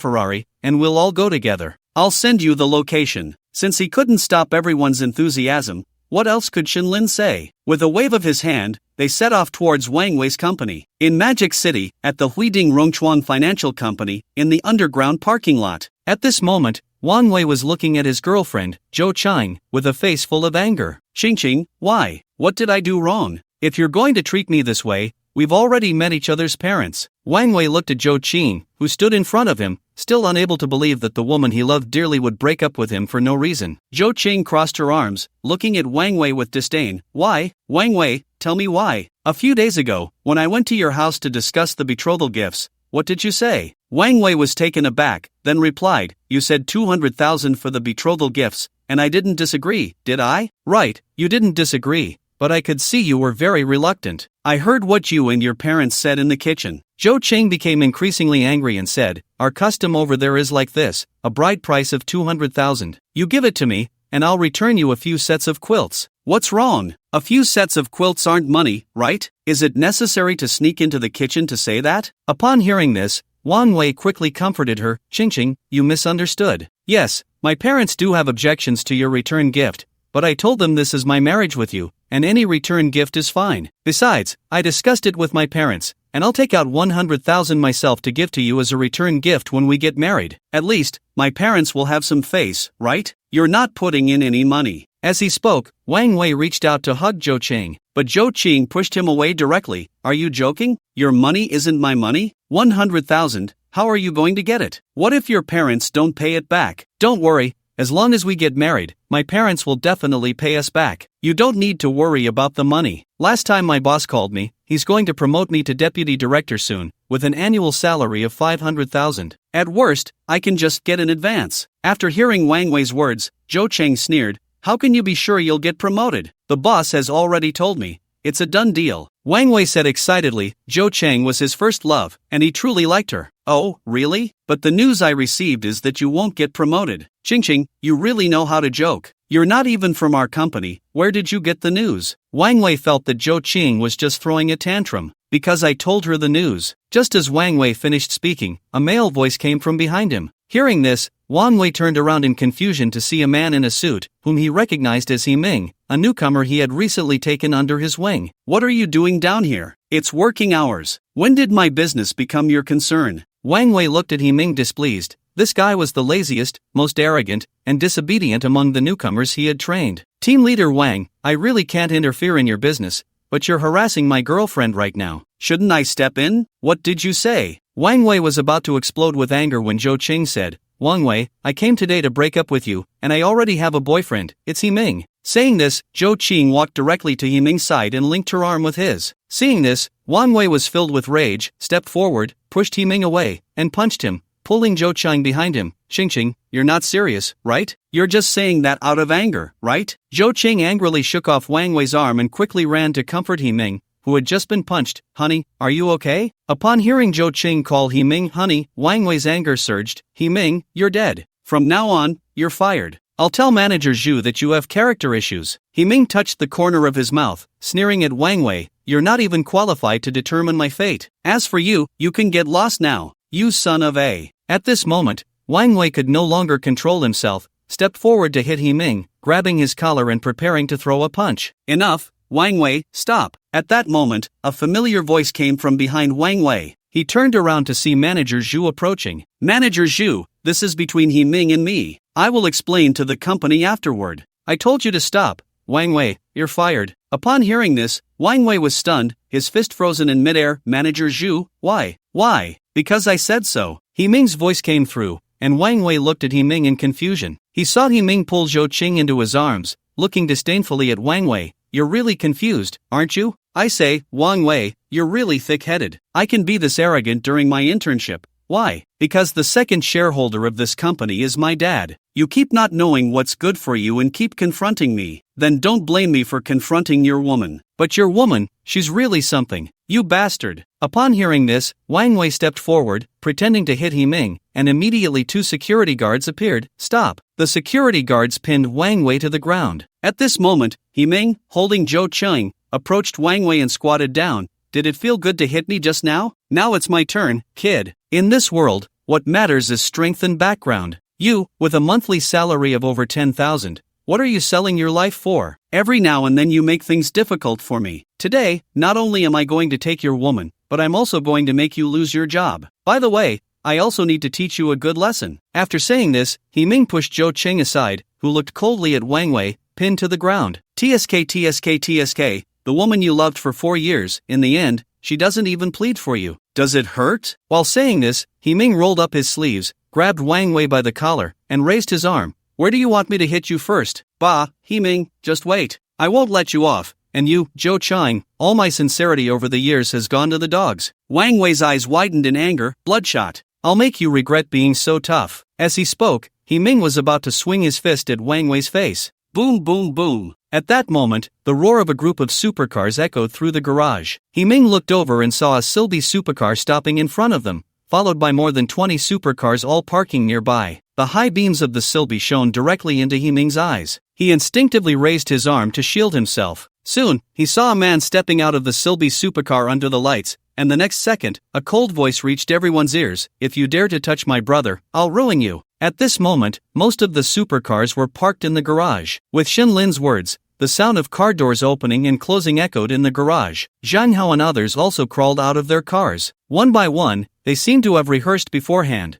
forming a line and standing behind Shin Lin. No one spoke, they just stood behind Shin Lin. After all, they were there to support him. They just needed to see what Shin Lin would do. Himing and the others were stunned at this scene. Is this a joke? I'm just dealing with a team leader from my dad's company, and this is the backup? Especially Shin Lin's group, along with those supercars behind, including a Silby and a LaFerrari. The pressure was immense. Zhou Qing, standing behind Himing, was also stunned, her heart shaken. No way? When did Wang Wei have such powerful friends? At this moment, Wang Wei's HR manager, Manager Zhu, saw this scene and knew that things were going to be difficult to resolve, his brows furrowing. He wasn't a fool, just looking at the cars these people drove, not to mention the $2 million supercars at the front. Even the other cars behind were not something an ordinary person could afford. Manager Zhu looked deeply at Wang Wei, who was pinned down by the security guards, internally complaining, "If you have this kind of background, why didn't you say so earlier?" At this moment, the two security guards who were holding Wang Wei looked at each other, exchanging glances, and after thinking for a moment, they released Wang Wei. Wang Wei looked at Shin Lin, his eyes reddening, but he slowly stood up,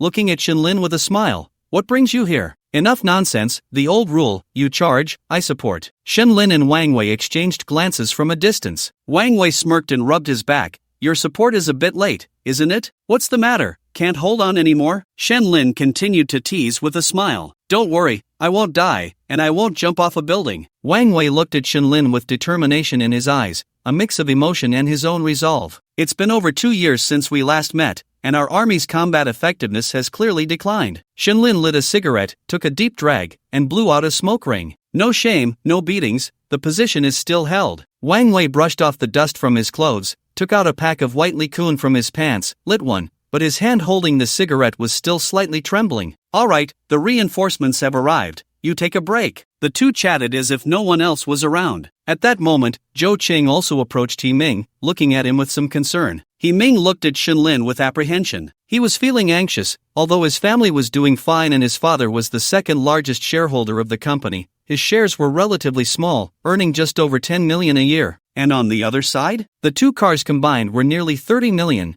not to mention the value of other supercars. Shenlin, with a cigarette in his mouth, glanced at Zhang Hao, who nodded and exchanged a look with Fengting and Hulong. Receiving Zhang Hao's signal, Hulong and Fengting nodded and moved to Wang Wei's side, helping him back to their camp. As Wang Wei was being supported by Fengting and Hulong past Shenlin, Shenlin winked at Wang Wei. Wang Wei certainly understood the meaning and nodded. Seeing Wang Wei nod, Shenlin felt assured. This was the tacit understanding among brothers built over the years. That meant no mercy. Got it. Shenlin turned around, cigarette in mouth, and walked towards the opposite side, feeling a surge of blood in his heart. When Xu Chang saw Shenlin approaching, he thought for a moment and still frowned as he stepped forward. Sir, I think this is all a misunderstanding. How about? Shenlin exhaled a smoke ring and looked at Xu Chang. Are you the person in charge of this company? Not at all. I am the HR manager. Then it has nothing to do with you. It was him who wanted to hit my brother, right? What's his name? Shenlin calmly looked at Xu Chang, cigarette in hand, pointing at He Ming.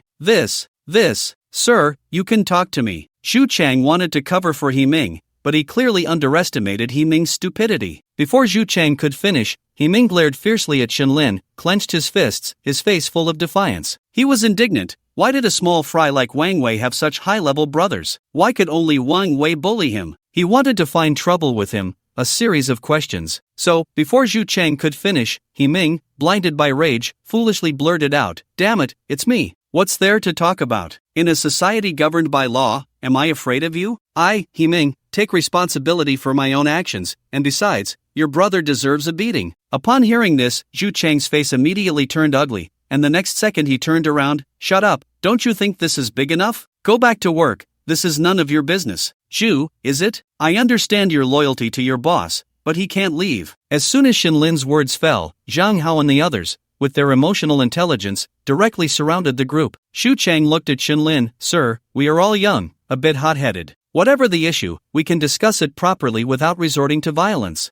I believe Wang Wei doesn't want this either, right, Wang Wei?" Xu Chang had to admit he was indeed a clever person, thinking of the right people at the crucial moment. "Don't give orders to my brother now. Are we talking about human feelings? Where the hell were you when my brother was being bullied?" Shenlin pushed Xu Chang aside and walked up to He Ming with a smile, looking at him. "He Ming, right? You've got guts. Didn't you just say you wanted to beat up my brother?" He Ming looked at Shenlin, his eyes flickering with a hint of evasion, but he still gritted his teeth and said, "That's right, it's me." "Who's your brother? Always making things difficult for me at work? If I beat him up and don't leave him crippled, that would be me being merciful. So what? Are you here to stand up for him? This is an internal matter of our company, and you seem to have no right to interfere, right?" Shenlin smiled at He Ming, then threw his cigarette butt on the ground and stomped on it hard. The next moment, before anyone could react, he swung a punch at He Ming's face. At that moment, Shenlin was filled with extreme anger. If he had a reverse scale, then those 3 dogs were definitely it. He thought back to college, when those 3 dogs had taken care of him, standing up for him against bullies. Memories of college flooded Shenlin's mind. He hadn't even repaid them yet,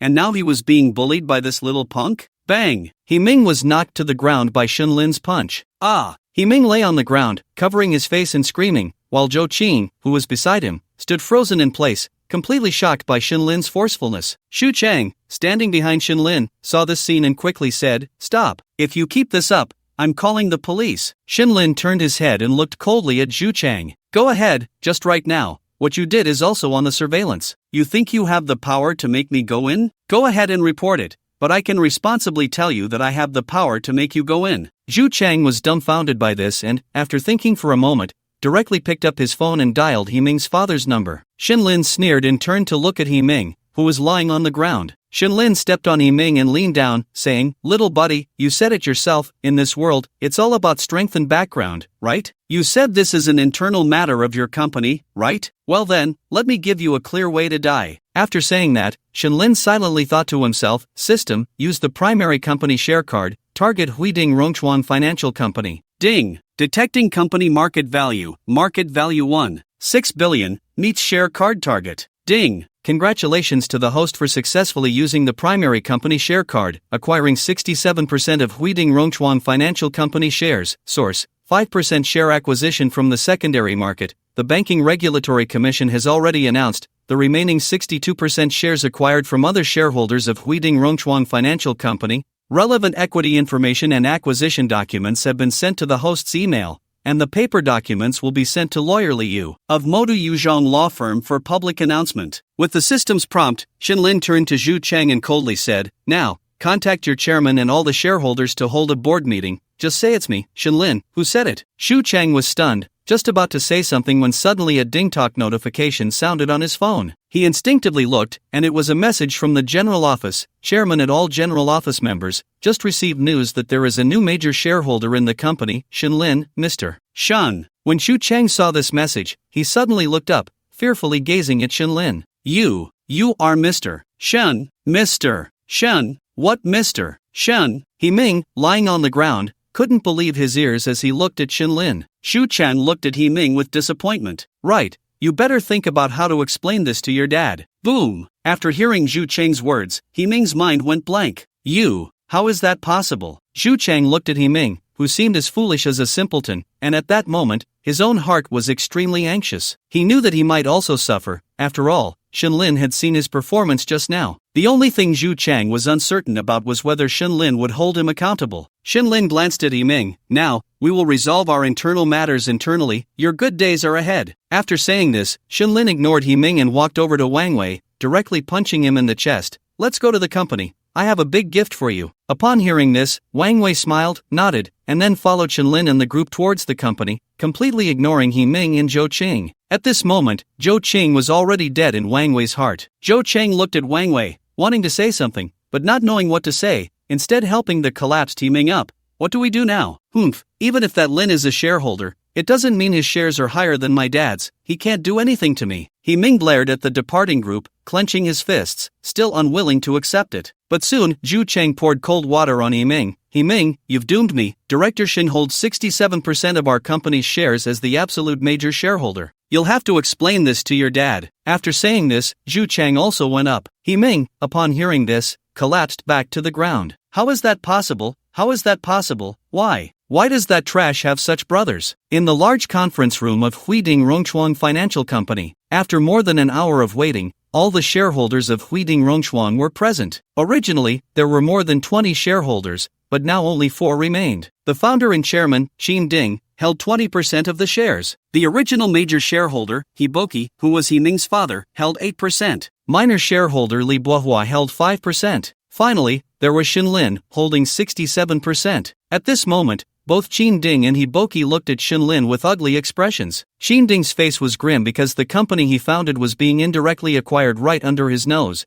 and his future was in jeopardy. He Boki, after receiving Zhu Cheng's call, already knew what had happened. At this moment, looking at Yiming and Zhou Qing standing behind him, he was filled with rage. "Unfilial son, apologize to Director Shen." "Dad, what do you mean, apologize?" He Boki slammed the table in anger, startling Yiming, who quickly looked at Shenlin, lowering his head. "I'm sorry, I was wrong." Shenlin sat in the main seat, not even glancing at Yiming, but directly addressing Qin Ding. "Director Qin, I'm young and straightforward. I'm giving you 2 choices. First, voluntarily withdraw your shares without any compensation. Second, I'll send you in." Bang! Qin Ding, furious and humiliated, did not expect this young man to be so unreasonable, slamming the table heavily. "Director Shen, are you joking? No compensation? And how will you send me in?" Shenlin, upon hearing this, didn't waste words. When he took over the company, the system provided a document that contained evidence of all the shareholders embezzling funds. Without any further ado, Shenlin threw the document in front of Qin Ding. "Look at this document before deciding." Qin Ding looked at Shenlin in confusion, then picked up the document to read. At this moment, Yiming, seeing Shenlin ignore him, lowered his head, gritted his teeth, and clenched his fists. When had he ever suffered such humiliation? Just wait, all of you, just wait. After Qin Ding read the document, his face turned pale. He knew that in front of this document, he had no room for choice. Taking a deep breath, he said, the Yangtze River's waves push the waves ahead. Now it's the world of you young people. I'm sorry, Director Shen, I was rude just now. I unconditionally hand over my shares. Shen Lin smiled faintly and looked at Li Bohua, another minor shareholder. General Li, what is your choice? Li Bohua forced to smile. Since even Qin Ding chose to withdraw unconditionally, it meant that the other party must have grasped something. He was originally a VC, and over the years, the profits from Huiding Rongchuan had already offset his investments. Without any hesitation, he said, I withdraw. Shen Lin didn't linger, directly instructing his lawyer, Siyu, to draft a gratuitous share transfer agreement. After signing the agreement, the two left immediately. Now, Shen Lin's shareholding had reached 92%. Once the others had left,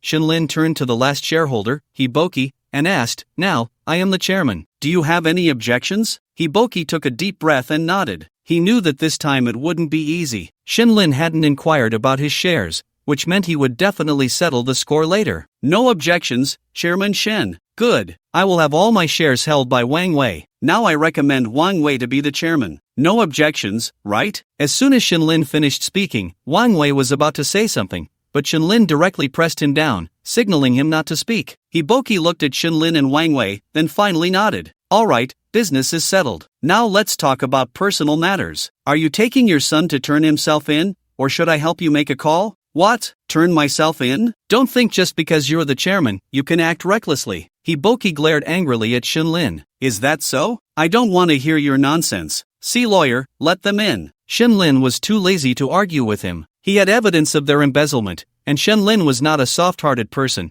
He wouldn't give them a chance to make a comeback. All right, Director Shen. See you said, then directly picked up his phone and sent a text message. Soon, several police officers entered the conference room. Hiboki, Ming, you are being summoned. You are suspected of financial violations. Please come with us. No, officer, you can't slander me. Where's the evidence? Hiboki argued, but Siyu walked directly to Hiboki and said, This is the evidence. Hiboki took a look, and his face instantly turned pale. He hurriedly looked at Shen Lin. Chairman Shen, please let us go. Ming is still a child and doesn't understand. A 20-year-old child? If he doesn't understand, then as his father, you should set an example and take him to reform. Shen Lin laughed, directly ignoring Ming. At this moment, Ming was also panicking, looking at his father. Dad, I don't want to go to jail. Slap. Unfilial son, it's all your fault. How could I have given birth to such a beast? I should have shot you against the wall back then. After slapping Ming, Hiboki trembled with agitation. All right, let's go with us. The police took the two away. At this moment, in the conference room, Zhou Chang watched the scene in shock, then looked at Wang Wei, who was standing behind Shen Lin. Like she had found a lifeline, she rushed over, hysterically saying, Wei Gu, I was wrong. It was all Ming's idea. Please forgive me. Let's get married now. I don't need a bride price. Wang Wei pushed Zhou Qing's hand off his arm and sneered. If I, Wang Wei, didn't have such a brother today, would you let Ming go? Damn it, bitch, I've wasted years of youth on you. Get lost. I never want to see you again in this lifetime. Upon hearing this, Zhou Qing felt as if the sky had fallen. The next second, she went completely mad. Wang Wei, it's all your fault. It's all because of you. You have this background, you should have said it earlier. It's all your fault. Feng Ting looked at the frenzied Zhou Qing, stepped forward, grabbed her by the collar, and dragged her out. This woman had truly incurred the wrath of the crowd. Once the conference room quieted down, Shen Lin asked Zhang how to take the others out while he and Wang Wei stayed in the room. Shen Lin handed Wang Wei a cigarette. From now on, this company will be entrusted to you. Old Lin, I don't have that ability. Wang Wei was grateful to Shen Lin for standing up for him, but he still refused the good intention. No, you do. Just wait. After saying that, Shen Lin directly thought to himself, System, use the primary perfect investment skill card, target Wang Wei. Ding! Congratulations to the host for successfully using the primary perfect investment skill card. Ding! Target Wang Wei has been activated, automatically mastering master-level financial knowledge. While Wang Wei was still puzzled, he suddenly felt as if his meridians had been opened. He didn't know the reason. Could it be that he really had a talent for finance? Way good, you know me, I love to have fun. Managing the company is worse than selling it. Since you like finance, I'll hand this company over to you. In the first year, your annual salary will be 2 million. I'll negotiate a partnership with the bank, and they'll pay you. After that, Your annual salary will be 1 million plus a 5% commission on profits. If you're a real man, just agree. Shenlin looked at Wang Wei. Previously, Wang Wei really didn't want to accept, but now he wanted to give it a try, so he nodded. Old Lin, thanks. Don't worry, I'll manage this company well. As for that Zhu Chang, you handle it yourself. In the future, unless it's absolutely important, you can decide. By the way, are you feeling bad now? Shenlin joked. To say I'm not feeling bad would be a lie. After all these years, I'll just take it slow. Wang Wei took a deep breath of smoke. Take it slow, my ass. A woman like that isn't worth a second of your troubled mood. Come on, buddy, let's go have some fun. After saying that, Shenlin called Hulong in. Old Hu, how's the arrangement? Hulong grinned. Lingu, the yacht party tonight is all set, and the girls are ready. Hearing this, Shenlin playfully looked at Wang Wei. Son, are you going to have some fun? Damn, old Lin, Dad loves you. Wang Wei replied with a lewd smile. Get lost. Who's the son and who's the dad? No respect. Shenlin kicked Wang Wei, then turned to Hulong. Tell Zhang Hao and the others to head straight to the yacht. Tonight, we're going to have a blast. For dinner, just order takeout. Today, I'll make sure you all feel like emperors. Boom boom boom. Boom boom boom. On the Huangpu River, a yacht was docked by the riverbank. At this moment, on the yacht, a bikini-clad sexy DJ was spinning records. Below the yacht, over 30 beautiful women were lining up to board. At the entrance of the yacht, a man who looked similar to Hulong was watching the group of beauties and instructed, Sisters, I won't say much about the rules. Everyone here today is a rich young master. Remember to show your enthusiasm. If anyone makes the guests unhappy, today's salary will be halved. Also, once you get on the yacht, quickly change into your bikinis. By then, each of you should have some sense. Don't throw a diva tantrum, got it? Maybe in your daily lives or at school, you often have the upper hand over men, but that's not allowed here. What you need to do is to please every guest. The young masters don't like green tea, understood? After the man finished speaking, the lined-up beauties nodded in response. Got it, Hu Shao. Seeing the girls respond, the man smiled and clapped his hands. Alright, go up and change clothes. The young masters will be here soon. In the yacht's changing room, Chen Jing had just taken off her clothes and was about to change into her bikini when her phone rang. She picked it up and frowned. It was her best friend, Zhou Ching. After a moment's hesitation, Chen Jing answered the call. Hello, Qingqing, what's up? Whoa, Jingjing, I broke up. Hearing this, Chen Jing felt a bit impatient. Usually, there were no calls, and now she thought of her sister just because she broke up? Chen Jing, hurry up, don't hog the changing room. At that moment, a girl on the yacht frowned at Chen Jing. Chen Jing raised her hand apologetically and said directly into the phone, Qingqing, I have some things to do here, let's talk later. If you broke up, then just break up. With Wang Wei's salary, if he weren't from Shanghai, I would have made you break up with him long ago. Alright, I'll call you later. After hanging up, Chen Jing didn't think much of it. She then took out a complete leopard print bikini from her bag, changed, and looked at her curvaceous figure in the mirror, then smiled wickedly. I heard from Hu Shao that all the guests today are wealthy second-generation kids. I wonder if I can hook one up. I won't be able to pay my bill next month. After changing,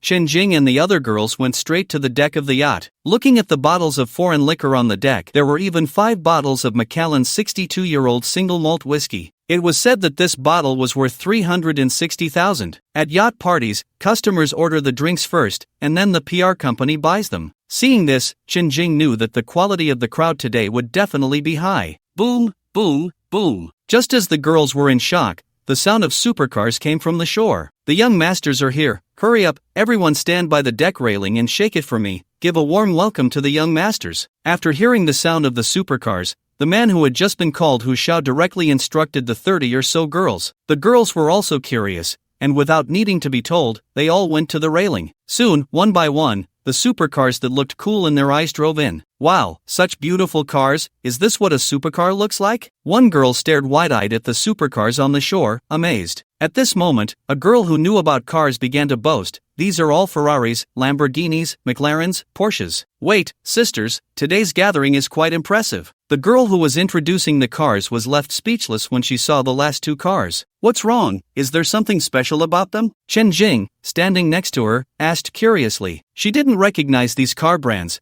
but she knew they were supercars, and they were definitely expensive. Yeah, Ro, is there something special? The other girls also looked at her curiously, ready to hear what she had to say. The girl named Ro had a stunning figure, an S-shaped waist, and a curvy silhouette, exuding a bit of a Western vibe, dressed in a black bikini that made her look alluring and sexy. She glanced at the other girls. You see the cars in front, although they are all Ferraris and Lamborghinis, they are like luxury goods. For example, these cars are like Hermes, probably just some basic models. But the last two, that red Ferrari LaFerrari is like the limited edition Birkin from Hermes, and the last white one is equivalent to the Himalayan diamond buckle Birkin 25. Hiss. Those who originally didn't understand cars suddenly felt a sense of respect after hearing Ro's words. Perhaps many girls didn't know about cars, but not a single girl was ignorant about bags. That was the Himalayan diamond buckle Birkin 25, not something you could buy just because you had money. Well then, Ro, how much are these two cars? A girl next to Chen Jing,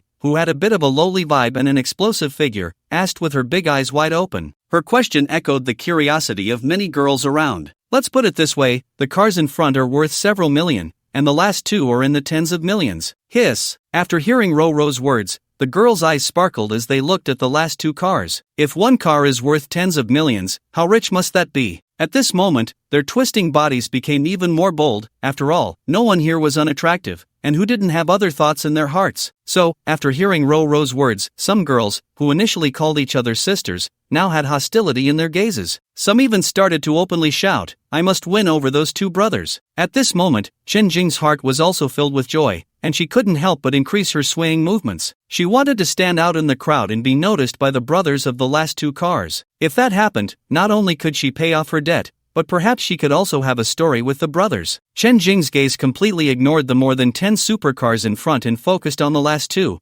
especially the red LaFerrari. Although the white one was also beautiful, she felt the LaFerrari was cooler. At this moment, she imagined herself sitting in such an expensive, eye-catching car, receiving envious glances from passers-by. Her heart couldn't help but race. After all, who doesn't like daydreaming? Her eyes were fixed on that red Ferrari LaFerrari. Soon, Chen Jing saw the car door open, and it actually opened upwards. Wow, what a cool way to open the door. The butterfly doors of the LaFerrari were indeed impressive. Chen Jing's eyes were glued to the driver's seat, and she soon saw a long leg stepping out. Chen Jing's heart leaped. It's a tall brother. In the next second, Chen Jing saw the brother from the LaFerrari step down, facing away from her. That height must be around 1.8 meters. I wonder if he's handsome. Chen Jing thought to herself, eagerly anticipating the brother to turn around. In the next moment, she saw the brother she had been thinking about turn around, close the car door, and then lift his head to look at the yacht. Instantly, the other girls cheered. But at this moment, Chen Jing was frozen, unable to help but rub her eyes several times. Yet each time she saw that face she was so familiar with, it was her best friend's useless boyfriend. She then exclaimed in disbelief, Wang Wei? How is this possible? Chen Jing confirmed again and again that the face was indeed Wang Wei. But how could that be? Wasn't he just a corporate slave? How could a corporate slave afford a tens of millions supercar? Rented? As this thought crossed her mind, Chen Jing scolded herself for being an idiot. Who would rent out such an expensive car? Could it be a young master experiencing life? Chen Jing had no idea what had happened between Wang Wei and her best friend, Zhou Chang. But at this moment, she was too preoccupied to care, because she knew she was about to face a very awkward situation. She knew Wang Wei, and Wang Wei knew her. Just as Chen Jing felt anxious, on the shore, as Wang Wei got out of the car, Shenlin also opened the door and stepped out of the sleek supercar behind him. The girls on the yacht, who were paying attention to Shenlin's car, saw the handsome Shenlin stepping down. Each of them had stars in their eyes. Wow, this brother is so handsome and rich, he makes you want to commit a crime. I have to say, all these young masters at today's gathering are really good looking. I'm in love. The girls have completely gone crazy. Who says only men think with their lower bodies? Who says only men like women singing conquer? After getting out of the car, Shenlin went straight to Wang Wei. So, how is it? Is driving a supercar cool or what? It's awesome, but I just don't know when I can drive it again. Wang Wei looked a bit reluctant as he gazed at the LaFerrari. Shenlin smiled faintly and patted Wang Wei on the shoulder. Stop putting on that ignorant face. You're my brother. What's mine is yours. This car is yours to use for now. When you have the money to buy your own supercar, you can give this one back to me. Upon hearing this, Wang Wei was taken aback and quickly shook his head. No, Lao Lin, you've helped me enough. This is a LaFerrari, not just any car. Stop whining. I won this car, so if I want to let you drive it, I will. What's the problem? You look down on it? Shenlin interrupted Wang Wei. This way good, just accept Lin Ji's good intentions. Even if you return the car to him, it will probably just gather dust in the garage. I think Lin Good definitely won't drive it, he'll find it beneath him. At this moment, Feng Ting walked over with a smile and spoke up. Although he hadn't known Shenlin for long, he understood that Lin Gu was a proud person. This car was just a trophy from a defeated opponent. It would probably feel awkward for Lin Gu to drive it. Hearing Feng Ting's words, Shenlin gave the kid a thumbs up. You're like a worm in my stomach, knowing this already? Hey, being a worm in Lin Ji's stomach means I get to eat and drink well. Feng Ting flattered. You kid, you can achieve great things. I like your flattering personality. Keep talking. Shenlin laughed heartily and then looked at Wang Wei. Alright, let's settle this. Don't be a downer, let's have fun tonight. Seeing Shenlin say this, Wang Wei couldn't refuse any longer and sighed inwardly. I must not let Lao Lin down in the future. Soon, Zhang Hao and the others parked their cars and gathered together, all heading towards the yacht with Shenlin leading the way. At the yacht entrance, Hulong approached Shenlin. Lin Gu, do you like this yacht party? Not bad, really nice. Shenlin had often seen yacht parties in Sanya while scrolling through short videos, and he had envied them so much back then. He never expected to fulfill that dream today in the Magic City. Lin Gu, I'm glad you like it. By the way, let me introduce you to someone. Saying this, Hulong waved at a man at the entrance who looked quite similar to him. The man was the Hu Xiao the girls mentioned, and upon seeing them, he ran over. Lin Xiao, hello everyone. I'm Hu Xiong. Hu Xiong greeted Shenlin and the others enthusiastically. Wow, Lao Hu, don't tell me this is your real brother? Shenlin was surprised as he noticed the resemblance and then heard the name. Hulong chuckled. Lin Gu, you guessed it right. This is my younger brother, Hu Xiong, who is in charge of the entertainment industry in the Magic City. From now on, if you need anything in the Magic City, you can contact my brother directly. Damn, your family's business empire is quite large, huh? Shenlin was genuinely shocked. The high-end public relations and entertainment industry that the Hu family was involved in was truly impressive. The connections he had were unimaginable. Not only was Shenlin shocked,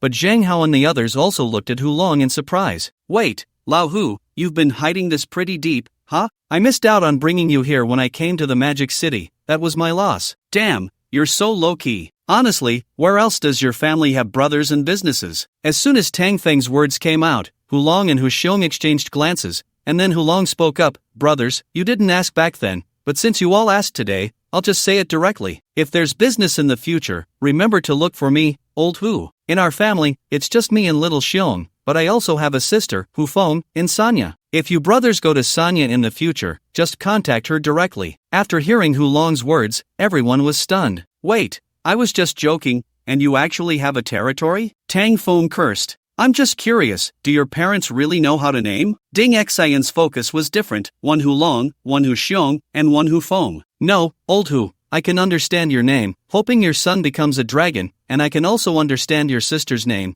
hoping your daughter becomes a phoenix. But your brother, I'm not talking about you, just curious. Ding Xian said while glancing apologetically at Hu Xiong. It's fine, you must be brother Ding, right? It's simple, I was very chubby when I was born, like a bear, so my dad casually named me Hu Xiong, maybe with the meaning of being a strong bear ruling the world. Hu Xiong replied with a smile. I have to say, the Hu family's emotional intelligence is really high. Just look at how they handle things. It's no wonder the Hu family is prosperous. Brothers, don't just stand there, the food has arrived. We're just waiting for you to sit down. Hulong smiled and said to everyone. Hearing this, Shenlin waved his hand. Let's go, brothers. I can't wait to embrace the natural water party. Also, today, make sure to give my brother Wei a grand entrance. Wang Wei felt a surge of emotion, having such a righteous father. Cough. Son, is really nice. Brother Lin, don't worry, with us here, Wei's entrance is guaranteed. Zhang Hao shouted. They were genuinely envious of Wang Wei, as Shenlin had stood up for him before. They all saw it. After all, who wouldn't want to be brothers with Shenlin now? This brother really stood up for his friends, directly buying a company. Who in the room wouldn't envy the relationship between Wang Wei and Shenlin? Although Wang Wei might not seem like much compared to them now, with Shenlin around, it's only a matter of time before this guy takes off. Everyone wasn't foolish, he was definitely a potential stock.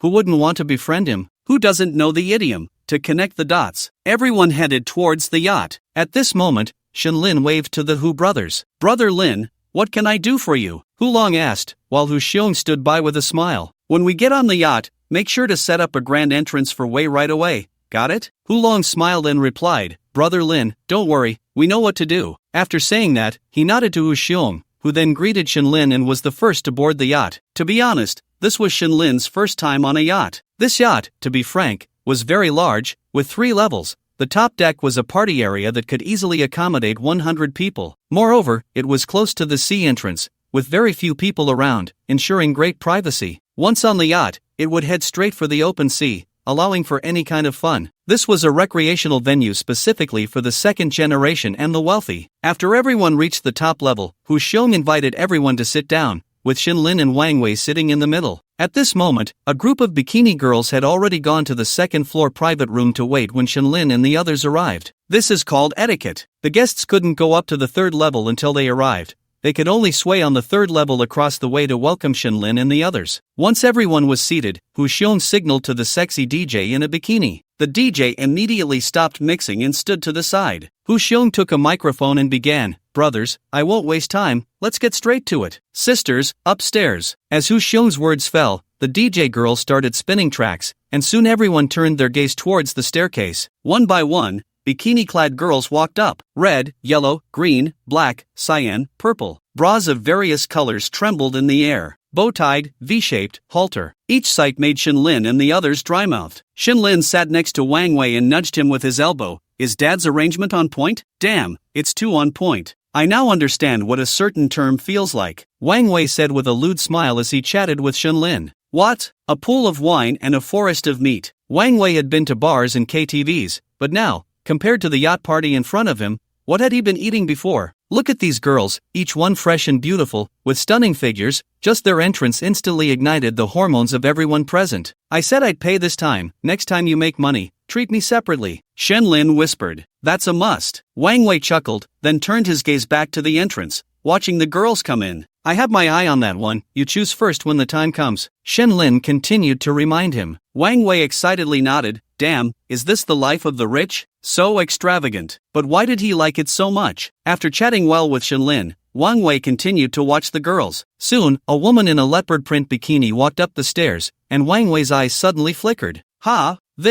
Is this Chen Jing? Wang Wei's eyes lit up, filled with a hint of disbelief. He actually saw someone familiar. A familiar face that had once looked down on him. Wang Wei's heart began to race. After all, although Chen Jing had looked down on him back then, he had to admit she was good-looking, and he didn't expect her figure to be so top-notch. The moment Wang Wei saw her, the corners of his mouth slightly curled up. Wasn't she working as a model? Is this what she meant by model work? What's wrong? Did you take a liking to her? Shenlin teased quietly when he saw Wang Wei's eyes light up at the sight of the leopard print girl. Wang Wei didn't hide it and replied in a slightly excited whisper, "Old Lin, damn, I really have to thank you this time." "Why's that?" Shenlin looked at Wang Wei in surprise. "This girl is Zhou Qing's best friend, the green tea I always told you about who wanted Zhou Qing to break up with me." Upon hearing Wang Wei's words, Shenlin's eyes brightened. "Wow, so thrilling, I get it, ha ha ha." Shenlin laughed, immediately understanding what Wang Wei was excited about. It was somewhat similar to when he encountered Ji Mushua a few days ago while booking a companion. Shenlin couldn't help but exclaim, "This world is really small." Good things always happen to him and Wang Wei. At this moment, Wang Wei's gaze remained fixed on Chen Jing. What man hasn't fantasized about his girlfriend's beautiful best friend? It's human nature, desires, thinking with the lower half. Cough. Normal behavior. Wang Wei looked at her with a half smile. Meanwhile, Chen Jing, who had felt a bit anxious downstairs, now couldn't get off the boat. She could only brace herself and go up. Upon reaching the deck, she immediately spotted Wang Wei and instinctively wanted to cover her face,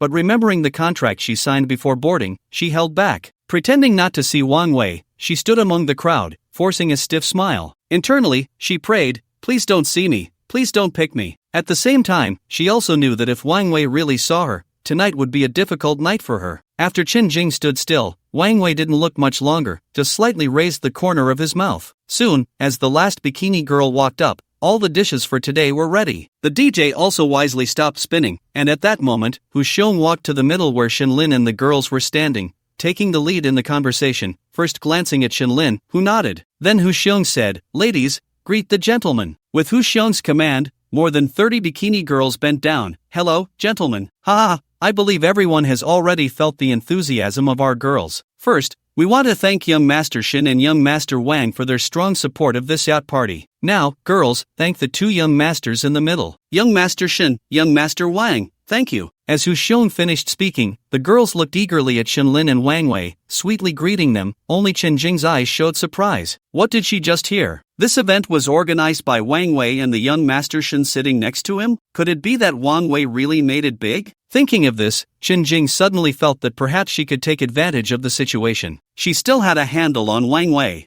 Seeing the girls greet properly, Huxiong continued, "Alright, without further ado, I know everyone is eager, so now I announce that the confusing Star Yacht Party officially begins. Please, young Master Shin and young Master Wang, come forward and count down with me for 3 seconds as the yacht departs." Shenlin and Wang Wei stood up and walked to Huxiong's side. There was a small table next to Huxiong with a glowing ball on it. The three placed their hands on it. "Everyone, count down together," Shenlin shouted. Instantly, the brothers and girls on the deck became lively. 3, 2, 1. As the countdown ended, the small ball on the table lit up instantly, and the yacht sounded its horn. Everyone felt the yacht slowly moving away from the shore, signifying the official start of the yacht party. Shenlin and Wang Wei returned to their seats, and at this moment, everyone began to choose girls. Shenlin was, of course, the first. He looked at a girl in a black bikini with a curvy figure and waved at her. Soon, the girl swayed her waist and came to Shenlin, sweetly saying, "Young Master Shin, hello, you can call me Ro-Ro." Hearing this, Shenlin joked, "Where do you want me to rub?" At this, everyone burst into laughter. "Lingu, we haven't even left the territorial waters, and you're already getting flirty? In terms of flirtation, I concede defeat. Look at how red the girl's face is." Everyone chattered, and Ro-Ro's face was also flushed, not expecting this handsome brother to have such a flirty heart. "Brother, my name is Ro-Ro, not Rub-Rub, but I can give you a rub, brother." Hearing the girl's words, Shenlin patted the sofa on his right, signaling her to sit down. After she sat down, she cleverly leaned into Shenlin's arms, looking like she was ready to be picked. Shenlin didn't pretend to be noble and directly wrapped his arm around the girl's slim waist. He then looked at Wang Wei. "Wei Ge, it's your turn." Shenlin smiled mischievously, and Wang Wei, who had been itching to join in on the fun, nodded eagerly, and the next second, his gaze landed on Chen Jing. At that moment, Chen Jing saw Wang Wei's gaze locking onto her. A smile immediately appeared on her face. "Come on, isn't it just about wanting to have some fun?" Wang Wei directly waved at her, and Chen Jing, in her high heels, swayed her waist and walked over to sit beside Wang Wei. "Young Master Wang, good evening." Wang Wei often accompanied his boss to the bar, and he was quite the veteran at it. With a half smile, he looked at Chen Jing, who knowingly asked, "Beautiful lady, how should I address you?" Upon hearing this, Chen Jing playfully glanced at Wang Wei, tossed her hair, and with a hint of charm in her almond-shaped eyes, smiled brightly and said, "Wang Xiao, just call me Jingjing." Wang Wei, upon hearing this, reached out with his hand and pulled her into his embrace. "Haven't we met somewhere before?" Feeling his restless hand on her waist, Chen Jing instinctively wanted to pull away, but thinking of the current Wang Wei, who seemed different from the old Wang Wei, she didn't struggle and allowed him to take liberties. Indeed, when a man has money, he becomes bad. The once submissive man, who would just smile and not speak even when she retorted a few times, was now completely unrestrained. If Shenlin knew her thoughts, he could only say, "Impressive, being a whore while still wanting to maintain a facade." However, Chen Jing still smiled playfully, boldly linking her arm with Wang Wei's. "Brother, maybe we knew each other in our past lives?" "Oh, is that so? Then let's continue our fate today," Wang Wei shamelessly replied. "Put." Shenlin, listening from the side, burst out laughing. When it comes to being flirtatious, it has to be Wei Ge, even his name gives him an advantage. Soon, everyone gradually chose their drinking companions. The girls who weren't chosen felt a bit down but still played the role of atmosphere creators, swaying their bodies near the DJ. Seeing the atmosphere liven up, Shenlin stood up and looked at everyone. "Come on, let's have a toast." "Thanks, Lingu, Wei Ge is taking us to see the world." As soon as Shenlin finished speaking, Hulong stood up with a girl in his arms, holding a glass and smiling. He gave Wang Wei enough face, so everyone clinked their glasses. Since the yacht hadn't set sail yet, they could only play on the deck for now. Once they were out at sea, that would be the real fun. Everyone began to enjoy themselves. At that moment, Feng Ting walked over to Shenlin's side,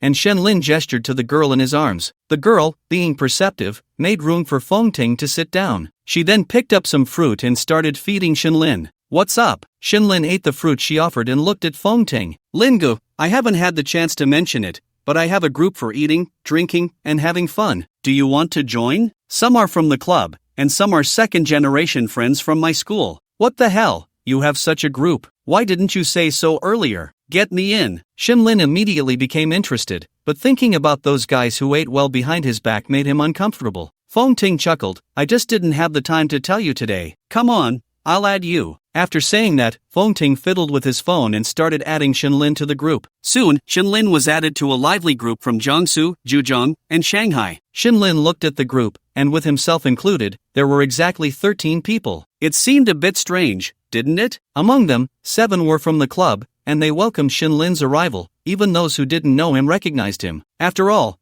Fengting had posted many videos of Shenlin showing off and slapping Ying Di in the face. Just as Shenlin and Fengting were chatting and laughing, Chen Jing, linking her arm with Wang Wei, curiously looked at him and whispered, "Did you break up with Qingqing?" Wang Wei ate the fruit she offered and tightened his embrace. "I thought you were going to keep pretending not to know me? Come on, who knew I would run into you today? By the way, your setup is quite grand." "It's okay. You really broke up. Why?" Wang Wei found it amusing and quickly replied, "Stop pretending. You should know this kind of news better than I do. Doesn't she like to hear your opinions?" Wang Wei's words carried a hint of resentment. "Hey, I really didn't know." "Well, if you broke up, then so be it. Who can't live without whom? Besides, you broke up. We're still friends, right?" Chen Jing's words carried a hint of guidance. Wang Wei could see through it, teasingly replying, "A friend who hugs your waist, eats the fruit you feed him, and looks at your leopard print lingerie. What kind of friend is that? You're so annoying. How did you become so bad?" Chen Jing playfully hit Wang Wei, pretending to be sulky, then clinked glasses with him and continued, "Come on, do we count as friends? I don't make friends with my ex-girlfriend's best friend." Wang Wei chuckled. Upon hearing this, Chen Jing's expression immediately dimmed, but she quickly adjusted. "Hey, you're being petty again. Tell me, how can we become friends? Do you really want to be friends?" Wang Wei's eyes twinkled as he looked at her with a half-smile. "Really? Then come, sit on my lap." "What for? Are you going to sit or not?" At this moment, Wang Wei had a bit of a masculine aura. After all, he had a good son to back him up, so what was there to fear? Chen Jing looked at the assertive Wang Wei, thought for a moment, and nodded. She then sat on Wang Wei's lap. "Hug my neck." "Ha, why so much nonsense? If not, I'll find another girl." "No, I'll do it." Saying this, Chen Jing blushed as she wrapped her arms around Wang Wei's neck, unsure of what he was going to do. The next second, when Chen Jing wasn't paying attention, Wang Wei picked up her phone from the table and unlocked it with her face. "What are you doing?" Chen Jing exclaimed, reaching for her phone, but Wang Wei held it up, looking at her and said, "Right now, you're not my friend, just a drinking buddy. Don't make me unhappy. You." Chen Jing felt deflated upon hearing this. She really didn't dare to provoke Wang Wei now. Wang Wei smiled slightly, letting Chen Jing hold onto him, and then took a selfie of the two of them with her phone. "You won't? You're going to send it to Zhou Qing, right? You're overthinking it." After saying this, Wang Wei directly opened Chen Jing's moments and started editing a post. Caption: "After going around in circles, it's still you." Accompanying photo: a picture of Chen Jing in a bikini, hugging Wang Wei on a yacht. Seeing Wang Wei's bold move, Chen Jing was stunned, quickly realizing this was an official announcement using her own phone. "Big brother, no, really don't mess with me. It's going to kill me." "Then let me ask you, do you want to be friends with me or with Zhou Qing? You choose." Wang Wei had Chen Jing in a tight spot. Chen Jing was taken aback, thinking of Wang Wei's car and everything else, finally gritting her teeth and nodding. But seeing the caption Wang Wei edited, she couldn't help but feel, how did she not notice before that he was this bold? Soon, Wang Wei directly posted on Moments. Just then, Shenlin also saw Wang Wei's bold move and gave him a thumbs up. "Damn, when it comes to being bold, it's still you." Shenlin laughed heartily. "Keep it low-key," Wang Wei joked in response. At this moment,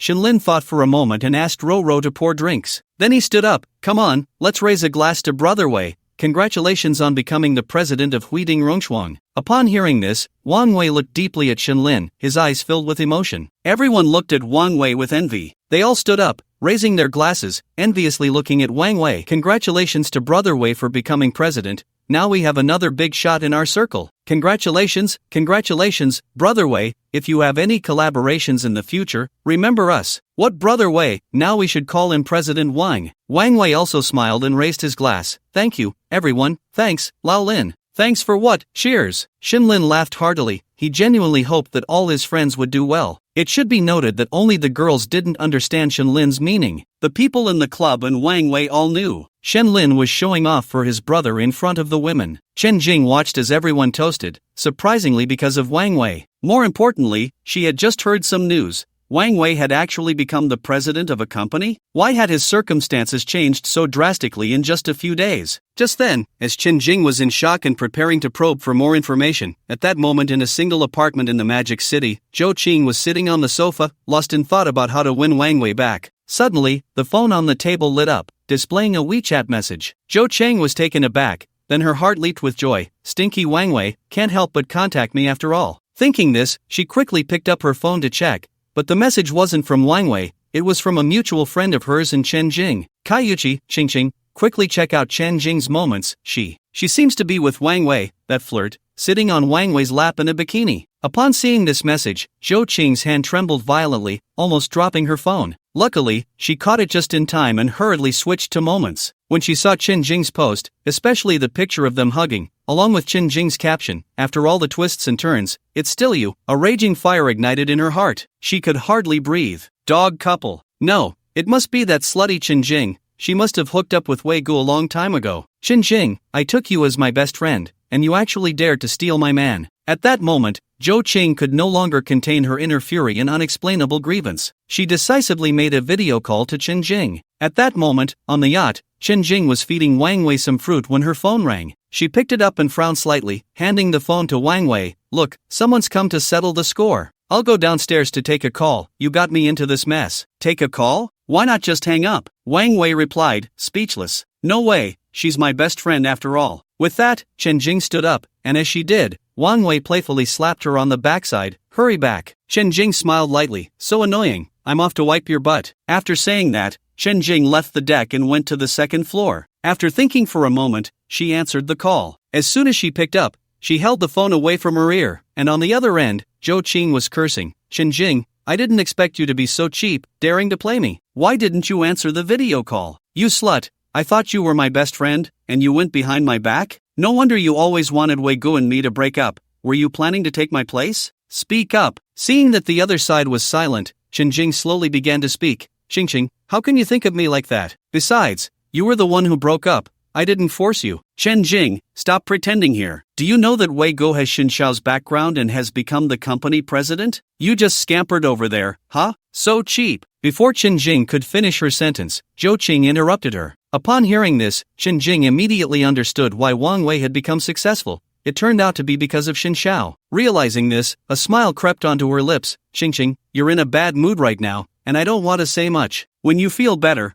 I'll call you back." After saying that, Qin Jing hung up the phone and then looked out at the sea. "Wang Wei, so this is how you rose up. So, the strongest on this yacht is Xin Xiao, right?" Qin Jing smiled slightly, deliberately shifting her BRA down a bit. Then, with a smile, she walked back onto the deck. At this moment, the yacht had already reached the open sea, and Hu Xiong was holding a microphone, saying, "Now let's start the water activities." As soon as Hu Xiong finished speaking, Shenlin and the others saw the yacht staff directly bringing out various entertainment facilities, water slides, banana boats, jet skis, inflatable boats, and so on. In the wide area of the sea, a super large swimming pool was set up using machine partitions. Seeing this, Shenlin immediately became excited and looked at Wang Wei and the others. "What are you waiting for? Hurry up and take off your clothes. Let's go play in the water." After Shenlin said this, he was the first to start taking off his clothes. They had all worn swim trunks when boarding the yacht. When Shenlin took off his clothes, leaving only his swim trunks, the girls present were all surprised. "Wow, Xin Xiao, you actually have an 8-pack. Xin Xiao, do you work out often? Those muscle lines are perfect." "What to do, Xin Xiao? I want to touch." At this moment, Ro Ro, who was standing next to Shenlin, looked at him with shining eyes. "Touch? Then will you rub Ro Ro for me?" Shenlin laughed and patted Ro Ro's butt. "Xin Xiao,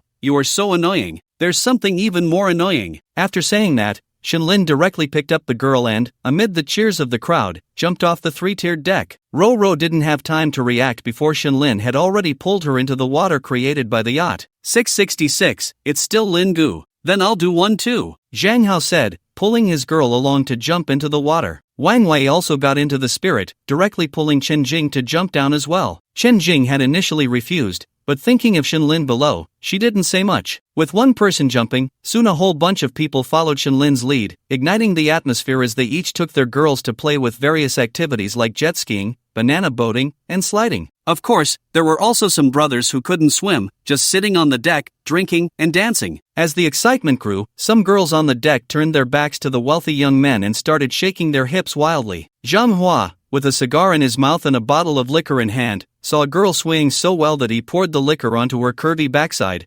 provoking a round of playful protests from the girls. Underwater, Shenlin and Wang Wei were playing underwater volleyball. After a while, Shenlin suddenly wanted to ride a jet ski. "Who wants to ride a jet ski with me?" Shenlin said this casually, but his eyes were on Ro Ro. The other girls wouldn't actively ask to join. After all, young Master Shen had a female companion. At this moment, if someone said they wanted to go, what would their male companions think? But someone was determined to break this unspoken rule. Just as Shenlin finished speaking, before Ro Ro could say anything, Chen Jing spoke up, Xin Xiao, I want to ride the jet ski with you. As soon as Chen Jing's words came out, Xinlin and Wang Wei exchanged glances. Before Xinlin could respond, Hulong said, Beauty, can't you see that our Lingo wants to have fun with Rome? Ro, floating behind Xinlin, also looked at Chen Jing with a wary expression, while simultaneously looking at Xinlin. Chen Jing paid no attention to Hulong's reminder. In her view, only by winning over Xinlin could she reach the pinnacle of her life. Xin Xiao, is that okay? Saying this, Chen Jing swam toward Xinlin, arriving in front of him with an expectant look. Xinlin smiled, lifted the girl's chin, and seemingly smiled while actually delivering a subtle warning. Jing Mei, do you want me to lose face in this circle? Don't be so naive next time. After saying that, Xinlin swam directly to Ro, picked her up, and they both got on the jet ski. At this moment, Chen Jing's expression changed, and her face turned ugly. Now that she had calmed down, she suddenly realized what she had just done. Quickly looking at Wang Wei smiled faintly and shouted towards the yacht deck, That sister, want to ride the jet ski with me? Jump down yourself. Upon hearing Wang Wei's words, one of the girls dancing on the deck, dressed in a purple bikini, jumped down without a second thought. Splash! She landed right in front of Wang Wei, sending up a spray of water, and surfaced with a sweet smile at Wang Wei. Brother, I'm coming with you. Wang Wei laughed heartily, wrapped his arms around the girl's slim waist, and hopped onto the jet ski. Young Master Wang, what about me? At this moment, Chen Jing bit her lip and looked at Wang Wei. Wang Wei smiled at her. Go find someone else, look at that one who wants to play with you. After saying that, he had the girl hold on tight to him, twisted the throttle, and sped off with her. Just as Wang Wei was leaving, Hu Xiong jumped into the water and approached Chen Jing. What are you doing standing there? Let's go to the yacht, change your clothes, and I'll send you back. Your service fee is halved. Hearing this, Chen Jing turned pale. She knew that she would never be able to enter such circles again. What are you dawdling for? Let's go. Brother Xiong, give me another chance, Hu Xiong waved his hand. I'm trying to talk to you nicely, don't make it hard for me. You want to set up a pedestal at my party? What are you thinking? If Lin Xiao and Wang Xiao aren't happy at my party, I'll make sure you're not happy. Hu Xiong and the others didn't think much about Chen Jing. At this moment, Xinlin and Wang Wei were having fun with some club members, each pulling girls along. They even started a competition. Whoever got their girl to a certain point first would receive a kiss as a reward. They were having a blast. Over an hour later, Xinlin got tired of playing and returned to the deck with his group, starting to play rock paper scissors and drink, with a girl by his side. Whenever Xinlin lost, the girl would help him drink. Meanwhile, Wang Wei was flirting with the girl in his arms, and soon she was sitting on his lap, the two of them kissing passionately, oblivious to their surroundings. Xinlin certainly wouldn't let Wang Wei off the hook. While they were kissing, he picked up a bottle of whiskey worth over 300,000 and stood in front of them, pouring it down from above. The two continued to kiss while drinking the whiskey that Xinlin poured. This is life. The group kept partying until after midnight before heading back to shore. Hu Long and Hu Xiong arranged for over 30 Alfreds to take Xinlin and the others to the Ritz-Carlton Hotel in the Magic City, pair by pair. However, no one noticed that Hu Xiong quickly snipped off a lock of hair with scissors while helping the drunken Xinlin into the car. In the Ritz-Carlton Hotel suite, as soon as they entered, Xinlin embraced the girl and headed for the bedroom. Clothes were thrown everywhere. Just as Xinlin and the girl were lost in their passion, at that moment, at a military airport in the Magic City, several helicopters slowly landed. Once the helicopters stopped, the cabin doors were pushed open, and several soldiers with 2 stripes immediately got out to stand guard. Then, 5 soldiers with 4 stripes descended and lined up, all eyes on the helicopter in the center. The first to step out of the central helicopter was a man with 1 ear of wheat star, followed by a middle-aged man with 3 ears of wheat stars, who slowly walked down. As soon as he stepped down, an Audi A6L that had been parked at the airport had a handsome man, around 27 years old, sitting in the back seat,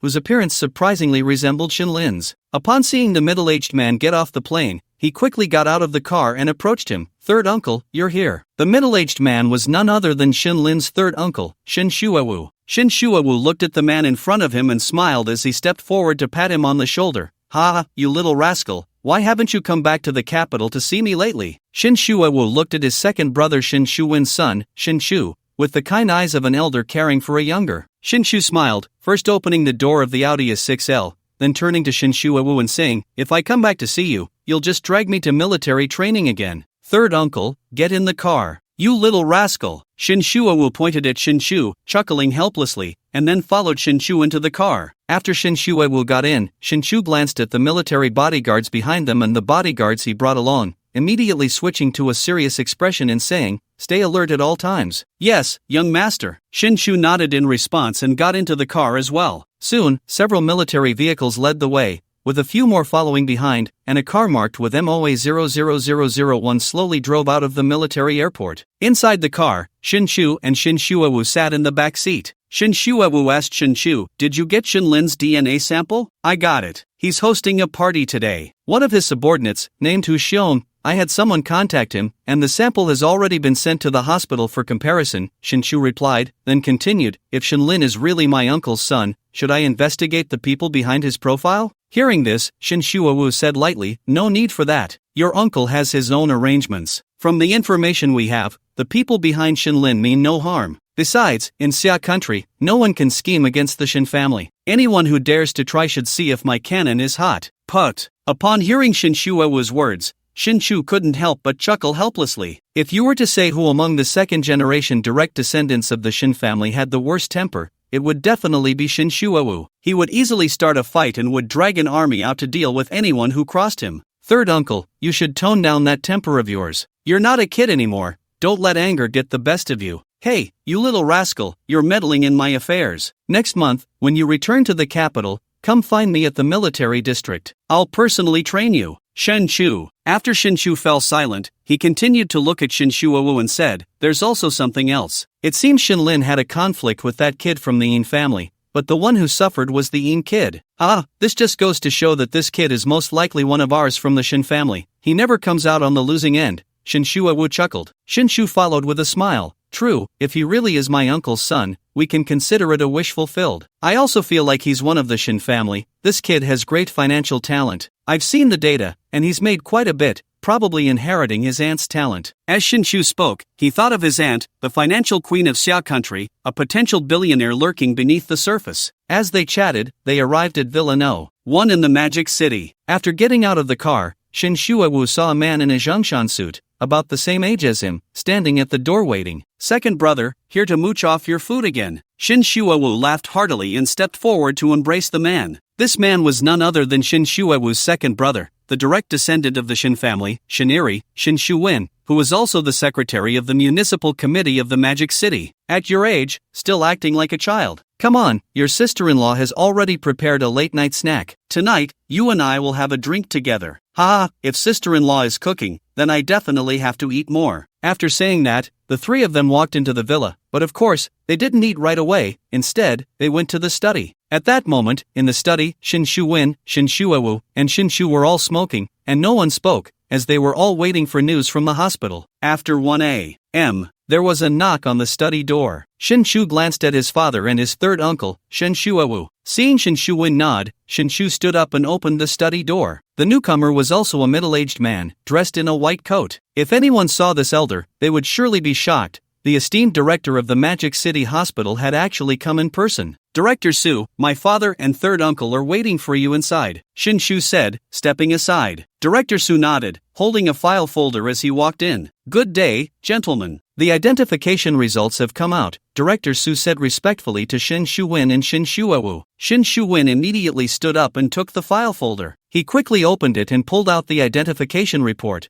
flipping straight to the last page. Name, Shinshuajuan name, Shinlin DNA comparison, similarity 99, 9,999% relationship, father-son relationship. Upon seeing this, Shinshuwen quickly raised his head, an imposing aura emanating from him. First, immediately seal off all information. Second, quickly arrange for the Shin family's secret guards to protect the child at all times from now on. Third, mobilize all resources of the Shin family to uproot all members of the Li family faction in Jiangsu, Zhejiang, and Shanghai. No one from the Li family is to know anything about the child. We must ensure the child can return without worries. Fourth, Shuawu, Xiaochu, prepare to welcome my Shin family's Qilin child back tomorrow morning. The child has suffered these years. The next day, Shinlin groggily opened his eyes. He slowly sat up, rubbing his temples. His head hurt a bit. He couldn't tell if it was a hangover or something else, but Shinlin felt extremely tired. He realized he had drunk quite a lot the previous day and had no memory of how he got back to the hotel. Looking around the messy room, clothes were scattered everywhere, on the sofa in the bedroom, the bedside table, the floor, and even by the window. Shinlin shook his head helplessly. After a hangover, he really had no clarity. He picked up a pack of white liqueur from the bedside table, lit one, and took a deep breath. instantly feeling refreshed. It had to be Whiteley.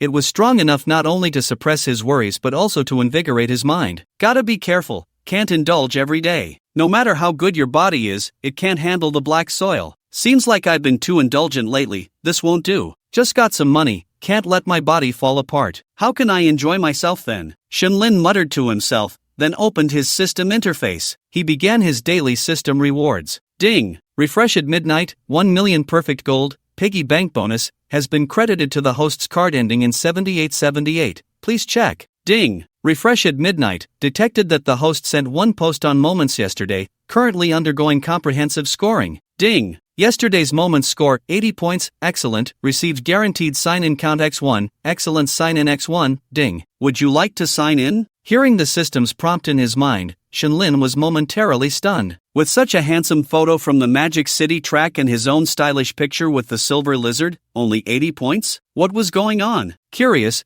Shenlin picked up his phone and opened Moments. There were only 12 likes. There were many comments, and as Shenlin looked through them, he immediately understood where the problem lay. It turned out he had been flaunting his wealth too much recently. Some people had lost the initial shock. Some might even have seen his post and decided not to like or comment anymore. Damn it, this won't do. I'll post less about flaunting wealth in the future. But, they're all a bunch of perverts. Next time, I'll post pictures of girls. Shenlin chuckled. He still had a handle on his Moments. With the kind of scene from last night, eye-catching bikini girls, yachts, Shenlin believed that as long as he posted it, a bunch of lurking old perverts would definitely flood the comments. If I take Viagra with me? At this moment, Shenlin was analyzing the weaknesses of human nature. He had taken Viagra to have fun and posted it on social media, letting other friends see it. Would they think that he would take them out to play too? He even considered that he could guide his daily posts. The more he thought about it, the more feasible it seemed. No wonder I'm so smart. I don't know if my parents are brainless or just foolish to abandon me. I guess my biological parents aren't doing so well. Shenlin pondered for a moment,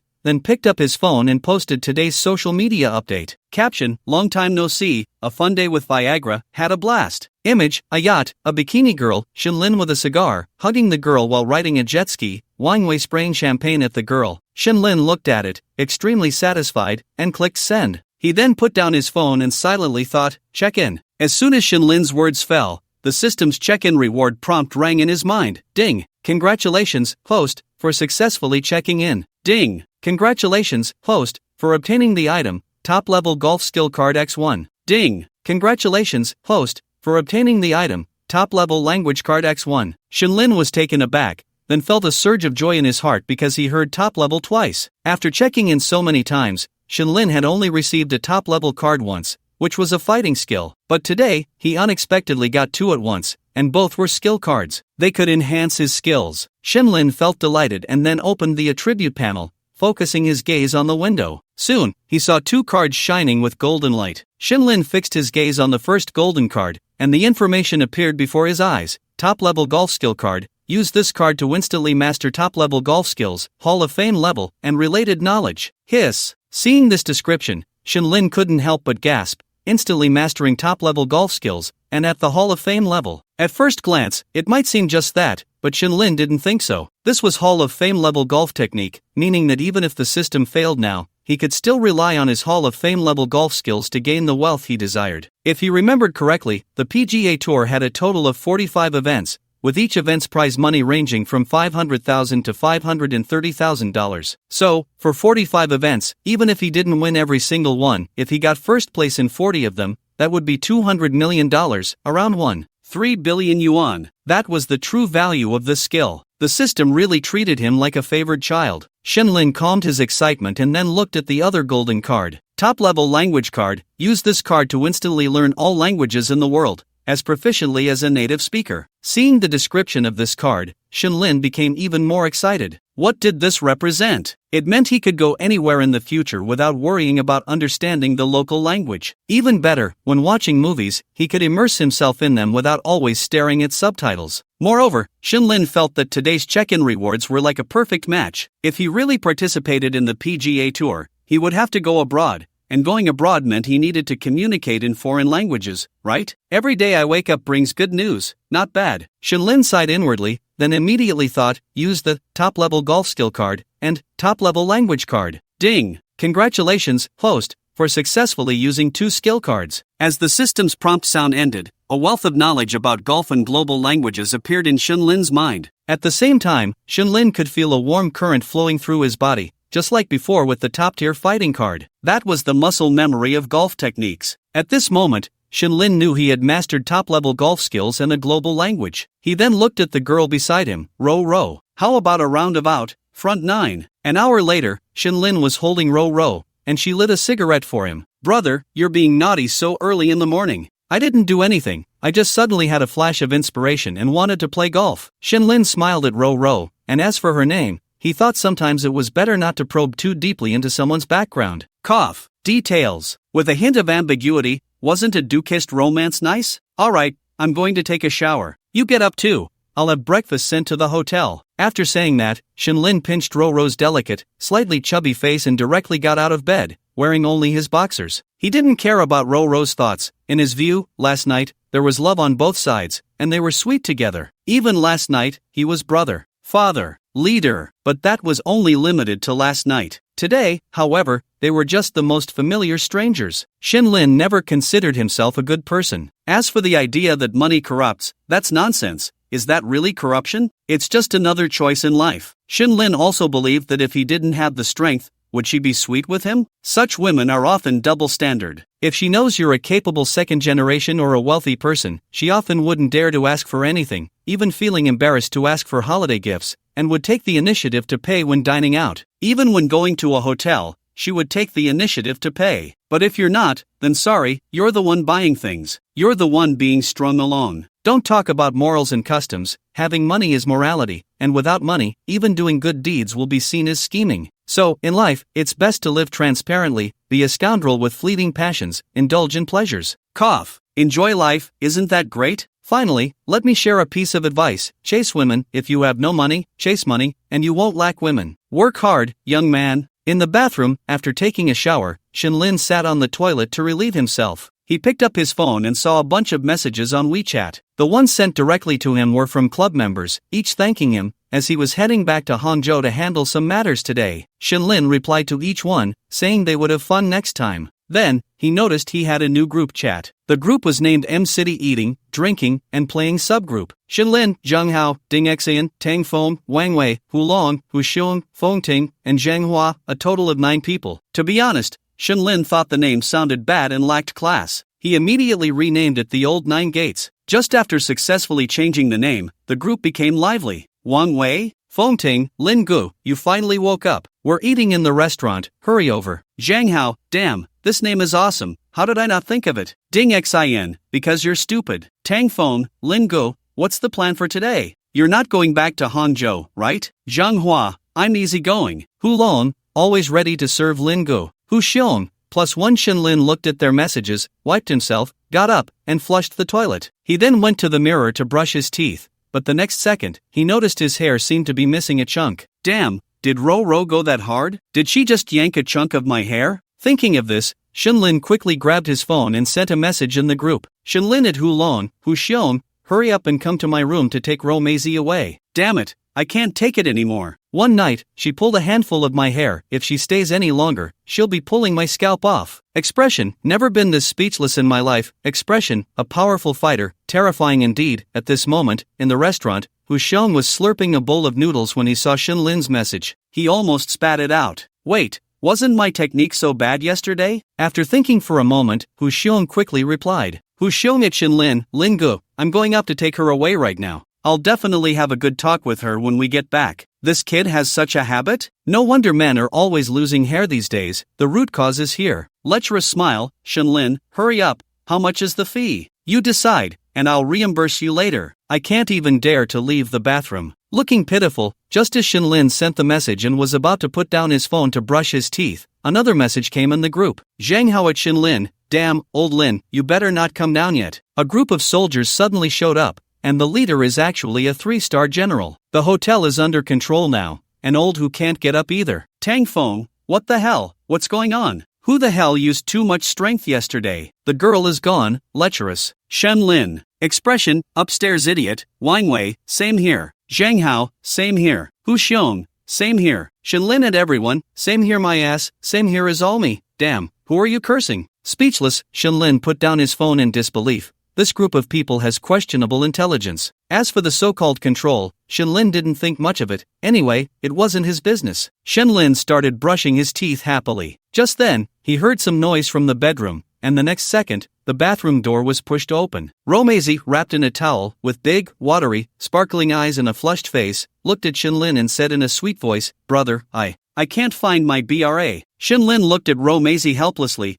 Let's just say, could it be that it's not in the bedroom? Oh, right, but it's all your fault, brother, for throwing things around. After saying that, Romezi turned and walked towards the living room of the suite. The living room was also a mess. Romezi quickly spotted her black BRA in the chaos and was about to grab it when suddenly, the suite's door made a sound as someone swiped a room card. Romezi curiously turned her head, and the next second, she froze in place. Because, after the door opened, several soldiers walked in and stood at attention. Following them, a middle-aged man and a handsome young man entered one after the other. At this moment, Romezi's mind short-circuited. If she wasn't mistaken, the one who came in was a leader. "You, who are you looking for?" The middle-aged man looked Romezi up and down and laughed. "This kid has good taste in girls, just like my youthful days." The speaker was none other than Shin Shuawu, who had come to the hotel early this morning with his men. Behind him, the handsome young man held his head, looking speechless. "Third uncle, is this really the time to talk about this?" "Ah, right.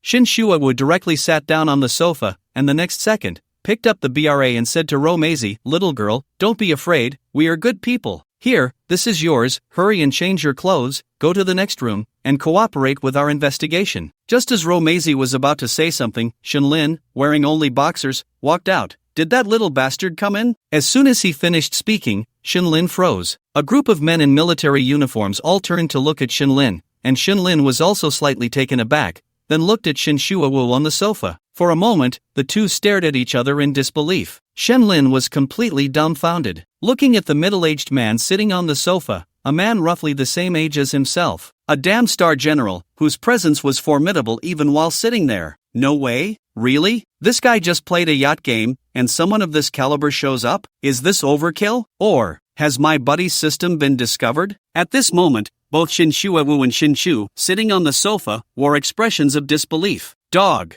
What dog?" But soon, their gazes fell on the jade pendant around Shenlin's neck. Upon seeing that jade pendant, Shin Shuawu and Shin Shu exchanged a glance. That was a birth gift given personally by the old man to each child of the third generation 20 years ago. Everything matched up. Shenlin was momentarily stunned, then forced himself to calm down and said, "Sir, I think you might be in the wrong place." Shenlin's words pulled Shin Shuawu and Shin Shu back to reality. "Kid, your name is Shenlin, right?" Shin Shuawu wiped the playful smile off his face and looked seriously at Shenlin, asking unnecessarily. Hearing Shin Shuawu's words, Shenlin's heart skipped a beat. They were indeed looking for him. Shenlin didn't respond immediately but glanced around, his mind racing with thoughts of top-level combat. If they were really here for the system, then Shenlin would definitely not go down without a fight. "Kid, I'm asking you a question." Seeing Shenlin remain silent for a long time, Shin Shuawu spoke again. Shenlin came back to his senses, knowing what to do, and then replied calmly, "I am." Upon hearing Shenlin's response, Shin Shuawu remained serious and waved to the people behind him. Soon, Shenlin saw several soldiers walking towards Romezi. "Miss, please come with us to the next room. The leader wants to talk." "Brother, I go with them." Romezi didn't immediately agree but looked at Shenlin, who nodded. He didn't want to carry a burden if something went wrong later. Then, a soldier took Romezi out of the room. The door was closed behind them. Just as the door was closing, Shin Shuawu suddenly burst into laughter, stood up, and approached Shenlin, reaching out to grab the jade pendant around his neck. Shenlin's nerves were on edge, and he immediately raised his hand to stop him. "Sir, be careful." Just as Shenlin was about to raise his hand, a man in camouflage behind him, with sharp eyes, pulled Shin Shuawu back and then launched a kick towards Shenlin. But his speed was fast, and Shenlin's speed was even faster. He reached out and grabbed the man's ankle, then moved closer, delivering a back kick that struck the man's chest, sending him flying backward onto the sofa. The scene unfolded too quickly. By the time everyone reacted, several soldiers had surrounded Shenlin. "Don't move." Shenlin warily watched the people surrounding him, and for a moment, the atmosphere in the room was extremely tense. Shenlin had already thought of a way to escape. At that moment, Shin Shuawu hurriedly stepped forward and said, "Everyone, stop." Upon hearing Shin Shuawu's words, the people present exchanged glances. "Third Master, this is too dangerous." "This is my nephew." Boom! Shin Shuawu's powerful declaration stunned everyone present, as they had come here only to protect Shin Shuawu and had no idea what he was doing here. Hearing Shin Shuawu's words, they looked at Shin Lin in confusion. At this moment, Shin Lin's mind was blank. Just now, what did he hear? Nephew? Himself? Everyone get out. Wait by the door. Yes. Seeing that Shin Shuawu had said so, they realized it was a misunderstanding, and one by one they obeyed the order and walked out. Once everyone had left, only 3 people remained in the room: Shin Lin, Shin Shuawu, and Shin Shu. The room was surprisingly quiet. After a long while, Shin Shuawu smiled at Shin Lin. Good kid, you have the blood of our Shin family. Shin Lin still looked confused at the prominent figure before him. Shin Lin, I know you have many questions right now, but let's not be hostile. We are all family. Sit down and let's have a good talk. Child, you have suffered these years. Third uncle, does this look like suffering? Shin Shu said helplessly from the side, then walked over, looking at the bewildered Shin Lin with a smile. Is it okay if I call you Little Lin? Shin Lin came to his senses at this moment. So, his family had come looking for him? No, his biological family. Was this really happening? Shin Lin looked at Shin Shu. I don't understand what you are talking about. After hearing Shin Lin's words, Shin Shu smiled lightly and directly took a jade pendant from his bosom, handing it to Shin Lin. I know this sudden situation has caught you off guard, but you are indeed a member of the Shin family, and more importantly, you are the 3rd generation direct descendant of the Shin family, my cousin. Shin Lin looked at the jade pendant Shin Shu handed him, then glanced at his own pendant again. But he still didn't believe it. A jade pendant can't prove anything. You little brat, just like your big brother, stubborn as hell. Shin Shuawu laughed heartily, then handed the DNA document in his hand to Shin Lin. Kid, take a look at this. Shin Lin took the document, glanced at the 2, then opened it. It was a paternity test. Shin Lin looked at the final result with confusion, and his whole body trembled, but his subconscious told him to stay calm. Shin Lin closed the report and looked at the 2. We've never met. Where did the sample come from? Shin Shu smiled and pointed to Shin Lin's hair. My people had Hushon cut a lock of your hair, and this was the result matched immediately after getting your hair. Shin Lin was stunned. Damn, he misunderstood Romazi. It was actually that Hushon. At this moment, Shin Shuawu stepped forward, patted Shin Lin's shoulder, and laughed heartily. Kid, do you believe it now? Come on, call me third uncle. Shin Lin raised his eyes to look at Shin Shuawu, smiled faintly. Sorry, I can't do that. You all can leave. I don't need to abandon my family. Shin Lin handed the document back to Shin Shu, staring at Shin Shuawu. Shin Shuawu and Shin Shu exchanged glances, both knowing that Shin Lin was throwing a tantrum. Shin Shu smiled at Shin Lin. Little brother, the Shin family has never abandoned you. In fact, we have been looking for you all along. Now, don't throw a fit. Sit down, and we will tell you everything you are confused about, and then you can decide what to do. Hearing this, Shin Lin looked at the 2, thought for a moment, and he also wanted to know how they had abandoned him. Shin Lin didn't hold back and directly pointed to the sofa. Soon, the 3 of them sat down in front of the sofa. Shin Lin sat opposite the 2, while Shin Shu and Shin Shuawu sat together. At this moment, Shin Shuawu spoke up. Child, I know you must have a lot of resentment right now, but you have to believe that our Shin family would never abandon or forsake any one of our own, even if everyone else were to die. All these years, we have been looking for you, and now that we have found you, we are here. Upon hearing this, Shin Lin sneered. Then according to what you said, where are my parents? They probably haven't come, right? After hearing Shin Lin's words, Shin Shu smiled and said, Little brother, do you want to see what your father's name is? Shin Lin was taken aback upon hearing this and picked up the identification document again. He saw his father's name, Shin Shuejuan. The name was very familiar. Shin Lin thought for a moment, and the next second, he looked at Shin Shuawu and Shin Shu in disbelief. You guys, you mean my father is that one? At this moment, Shin Lin gasped. Shin Shu smiled and nodded, taking out a photo of Shin Shuejuan and handing it to Shin Lin. You said to bring your father here, and now he's here. Do you know how big of an impact this will have? When Shin Lin saw Shin Shuawu, he already knew that his background was not small, but he didn't expect it to be this significant. Was it really necessary to be this overwhelming? Seeing that Shin Lin was silent, Shin Shuawu spoke up.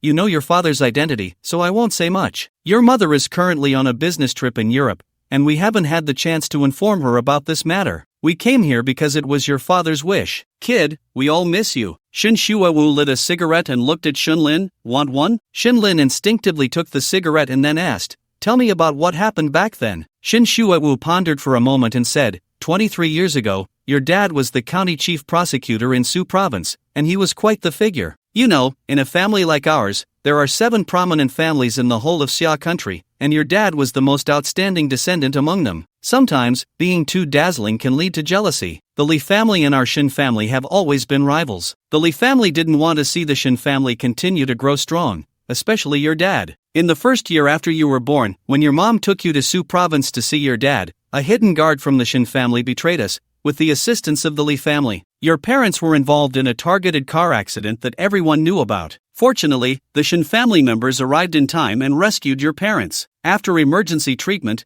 they survived, but by then, you had already disappeared. Since then, we lost all news of you, and over the years, we have been searching for you, dead or alive. However, in the first few years of searching for you, there was always a force intervening. We all knew who it was, but we lacked evidence. It was under their interference that you slowly disappeared into the crowd. Fortunately, you looked just like your dad did when he was young. Fang Yuan's wife, Xia Rao, notified our family when she saw you, which gave us the opportunity to find you. After hearing Shin Shuewu's words, Shinlin fell silent. So it was like this back then, and unexpectedly, it was Sister Rao who found him by chance. No wonder he always said he looked like a certain old friend. Shin Shuewu stood up and patted Shinlin's shoulder. Kid, now that we've found you, come back. With the current power of the Shin family, we can protect you. Kid, you've suffered all these years, but such things won't happen again because of you. The old man is still bedridden, and your grandmother passed away in tears. Kid, can you call me third uncle now? Shun Shuewu looked at Shinlin with anticipation. Shinlin's mind was in a jumble. He didn't know the secrets before, but now that he did, he found it a bit difficult to decide. After all, it wasn't that his parents didn't want him,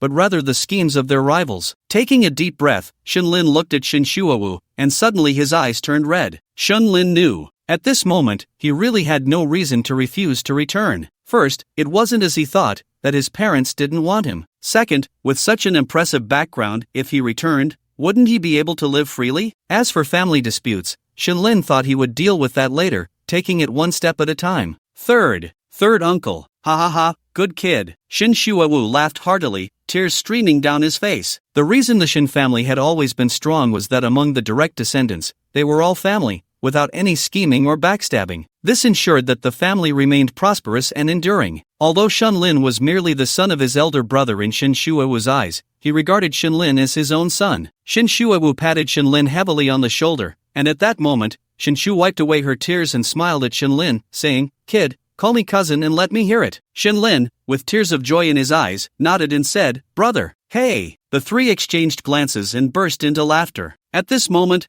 Shinlin looked at the two and asked, So, should I go back to the capital now? Hearing this, Shin Shuewu shook his head and said, Not yet, it's not the right time. Your father will come to pick you up after he settles things with the Lee family. By the way, there are some things I need to explain to you. This is your father's and our shared thought, so listen carefully. Upon hearing this, Shinlin nodded. First, you need to know that your father has two brothers. One is me, Shin Shuewu, and the other is your second uncle, Shin Shuwen, who is a regional leader in the Magic City. You also have an aunt, Shin Shiru, who is currently the chairman of the Guarun Group, a high-ranking official, and your uncle-in-law, Xia Homingshan, is also a regional leader. Then there's your mother, Ni Wei, the daughter of the Ni family, which is one of the 7 great families. After hearing Shin Shuewu's words, Shinlin was utterly shocked, gasping several times. His family was this powerful? Remember to find time to visit your second uncle. By the way, let's get to the point. Regarding your future development, you have 2 options. First, you have a great talent for finance.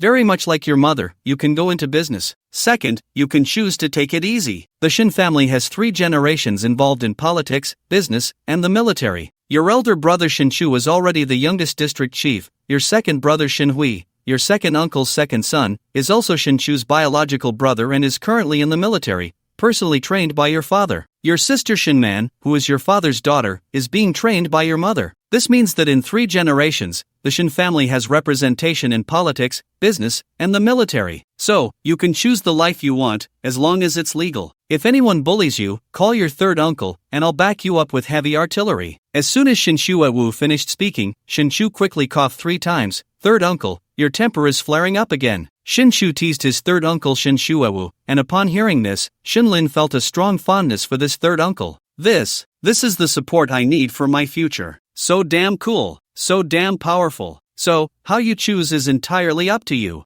Third uncle, actually, I want to play for a few more years. As for the future, we can talk about it later. Anyway, my brothers and sisters are all outstanding." Upon hearing this, Shin Shu and Shin Shuawu looked at Shin Lin. Then Shin Shuawu said, "Then you should enjoy yourself. Whenever you have an idea, the Shin family will fully support you. Also, your third uncle knows you have your own secrets, and the Shin family won't pry. Just know that if anyone dares to bully you, go home and call your parents. The Shin family will back you up, but remember, you must be reasonable and not break the law." Upon hearing this, Shin Lin felt an overwhelming excitement. He had just been wondering if returning to the family would mean being pushed into politics, but now he realized that the Shin family was truly open-minded. This perfectly matched his requirements. Damn it, this connection is absolutely right. Seeing that Shin Lin had already made a choice, Shin Shuawu didn't say much more and directly gave Shin Lin his number and the numbers of their relatives, then said, "Kid, spend some time bonding with your brother. I'll head back to the capital to report to your father. Also, if you don't want to play anymore, you can come find your third uncle.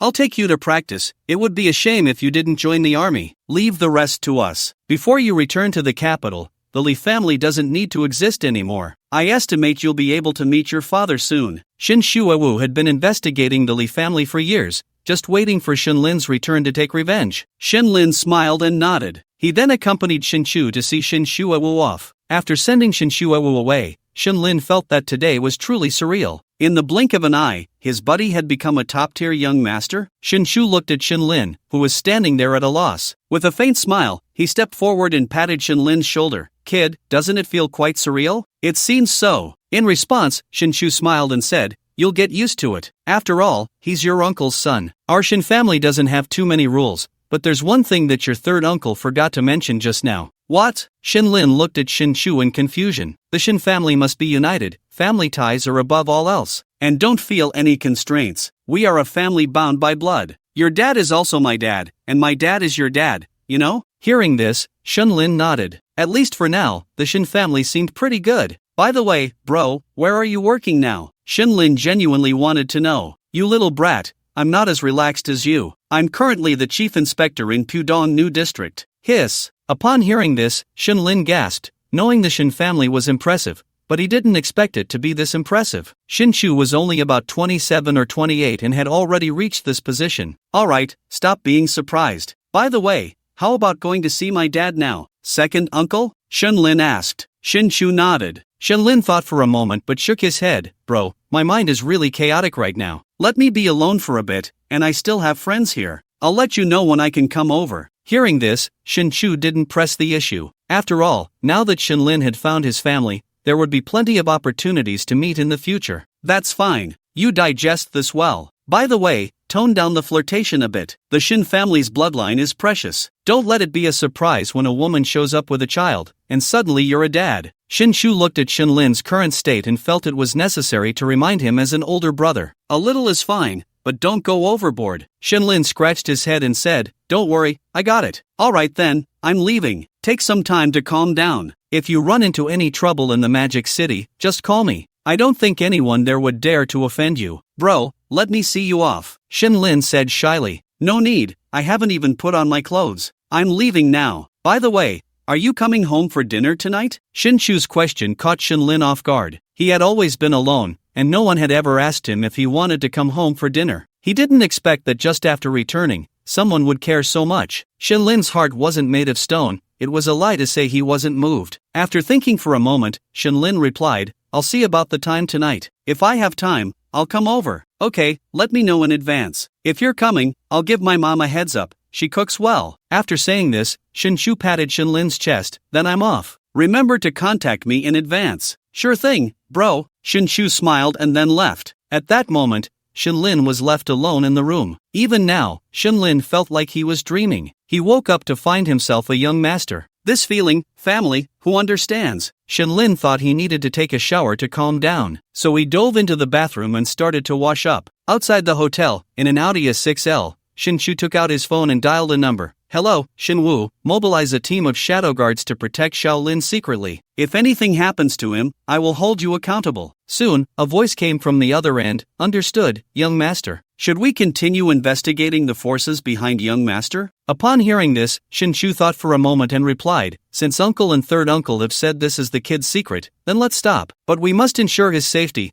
our Shin family cannot afford any more losses. After Shinshu finished speaking, Shinwoo simply responded with an After hanging up, Shinshu drove directly to the subcommittee. He needed to inform his father. After all, his father was still at home waiting. As for why Shinshu didn't come in person, it was because he was busy with official duties. After all, at their level, there really wasn't much free time. In the Magic City, inside the subcommittee office, Shinshu pushed the door open and saw Shinshu wearing glasses, looking at some documents. Upon noticing someone entering, Shinshu raised his eyes, and when he saw it was Shinshu, he quickly put down what he was doing and looked behind Shinshu, puzzled. Where is he? Dad, Shaolin has agreed to return, but he has his own matters to attend to and couldn't come. He will find time to visit home. Upon hearing this, Shinshu nodded and looked at Shinshu. The kid wasn't scared, was he? No, this kid is quite comfortable, just a bit like Uncle when he was young, rather carefree. After sitting down, Shinshu smiled at Shinshu. Speaking of your brother, weren't you a reckless one a few years ago? Dad, let's just say that was in the past. I was young then. Seeing his father bringing up old accounts, Shinshu helplessly replied. By the way, have the shadow guards been arranged? Shinshu nodded and thought for a moment before continuing.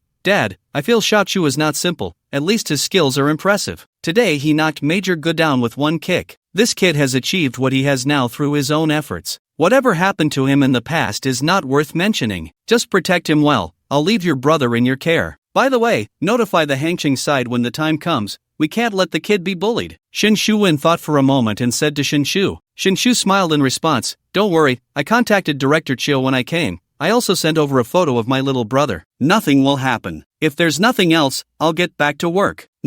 Go ahead. By the way, call your brother tonight and see if he can come home for dinner. Just as Shinshu reached the door, Shinshu looked up and smiled at him. Okay. At the same time that Shinlin was calm and the Shin family was making arrangements. In the Magic City, at a golf course, Indi was reviewing the background check on Shinlin provided by a private investigator. He fell into deep thought. Interesting, an orphan, and the file is indeed top secret. Not simple. Could he really be from the Shin family? Indi looked at Jiang Xian and Huang Wei. In Shao, I asked my friends in the capital. There's no one named Shinlin in either the direct or collateral branches of the Shin family. I suspect this Shinlin is just a spokesperson for some big shot. Jiang Xian thought for a moment and clenched his fist. If that's the case, it's really tricky. We don't know who's behind him. Indi felt a bit frustrated. After all, he lost face with that kid yesterday. If he didn't get it back, he would be laughed at. At this moment, Huang Wei, who had been silent, suddenly spoke up. Actually, there's a way to definitely deal with him. What? Indi and Jiang Xian turned to look at Huang Wei in unison. Huang Wei glanced around, then leaned closer to Indi's ear and whispered a few words. Suddenly, Indi's lips curled up slightly. This method is good, just right. This kid wants to transfer my car, right? Call him and have him come to the court to do the transfer. The sound of water splashed. The shower in the bathroom poured water down from Shinlin's head, slowly flowing down. The mist filled the glass door, allowing a faint glimpse of Shinlin's perfect figure. Shinlin closed his eyes, reminiscing about the magical events that had just occurred. He felt a mix of emotions, somewhat sentimental and excited. Sentimental because he now had family. Excited because his family was extraordinarily strong. Shinlin was also pondering what role he would play in this colossal family. Although, from the current perspective, this family was very united and had given him a high degree of freedom, Shinlin knew that simply being a second-generation heir would not suffice. However, after enduring so many years of hardship, he now just wanted to enjoy life, and that essence could not be changed by anyone. After some thought,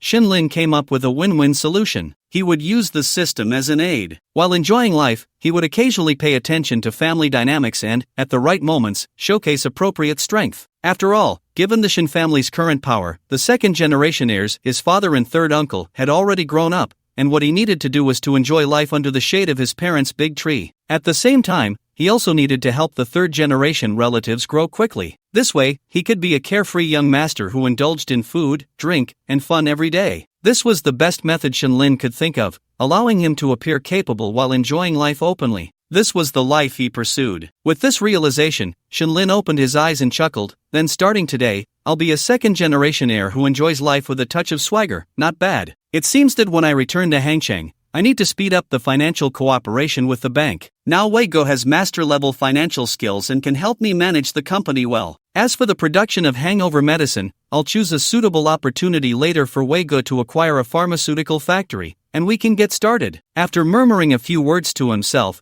Shinlin walked out of the bathroom, got dressed, and prepared to meet up with the main group at the hotel restaurant. After all, today was also a beautiful day. Although he had experienced a thrilling event, Shenlin knew it felt even better. As long as he didn't break the law, he could enjoy life however he wanted. If someone bullied him, he could just call his parents. Shenlin had always envied those with parents who could call them when bullied. But now he didn't envy them anymore. Could your parents back you up with heavy artillery? Probably not, right? But his third uncle could. Shenlin chuckled as he finished dressing. Just as he was about to leave the room, his phone rang. Shenlin looked at it. It was an unfamiliar number. In the past, he definitely wouldn't have answered. But thinking about just returning to the family, could it be a family call? So he answered. Soon, a somewhat familiar voice came through the phone. Are you up? Who the hell are you? Are we that familiar? Although Shenlin found the voice familiar, he really couldn't recall who it was. On the other end of the line, upon hearing Shenlin's words, the breathing became noticeably heavier,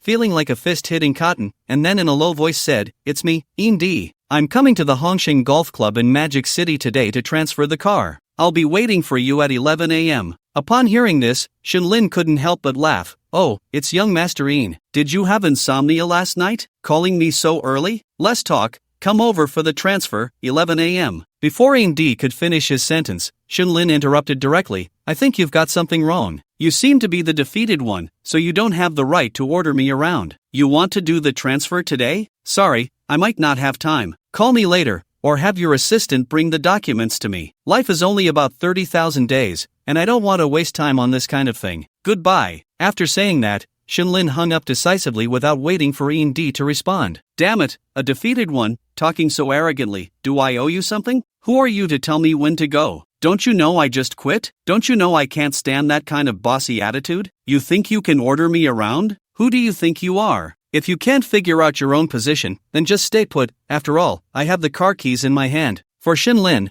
the one who should be anxious about the transfer is him, not me. Why? The car is under Indy's name anyway, so when the time comes, I can rack up a few speeding tickets, run a red light or something, and the fines and points will all be his problem. Damn, I'm really a little genius. Let's see how anxious you are. How can I be this bad? Ha ha. After hanging up, Shenlin grabbed his things and walked out of the suite to find Zhang Hao and the others in the lobby. As for Ro Maisie, well, that's for Hu Xiong to handle. Just as Shenlin hung up the phone, happily heading to join the main group, on the other side, at the Hongqing Golf Club, Indy was so angry he almost smashed his phone on the ground, but then he remembered that this phone was a hard-won threefold, and he couldn't bear to do it. In the end, he slammed his fist on the table. Young Master Ian, what's wrong? Huang Wei looked at Indy's actions, puzzled. Wasn't it just a phone call to notify that kid Shenlin to come for the transfer? Why was he so upset? Indy looked at Huang Wei, holding back his anger, and said, This kid wants me to wait for his call, says he doesn't have time, and claims I'm a defeated one with no right to order him. What the hell? That's my Ferrari. I'm giving him the transfer, and he's acting like he's not happy about it. Is he out of his mind? Are his parents also brain dead to have raised such a fool? Damn it,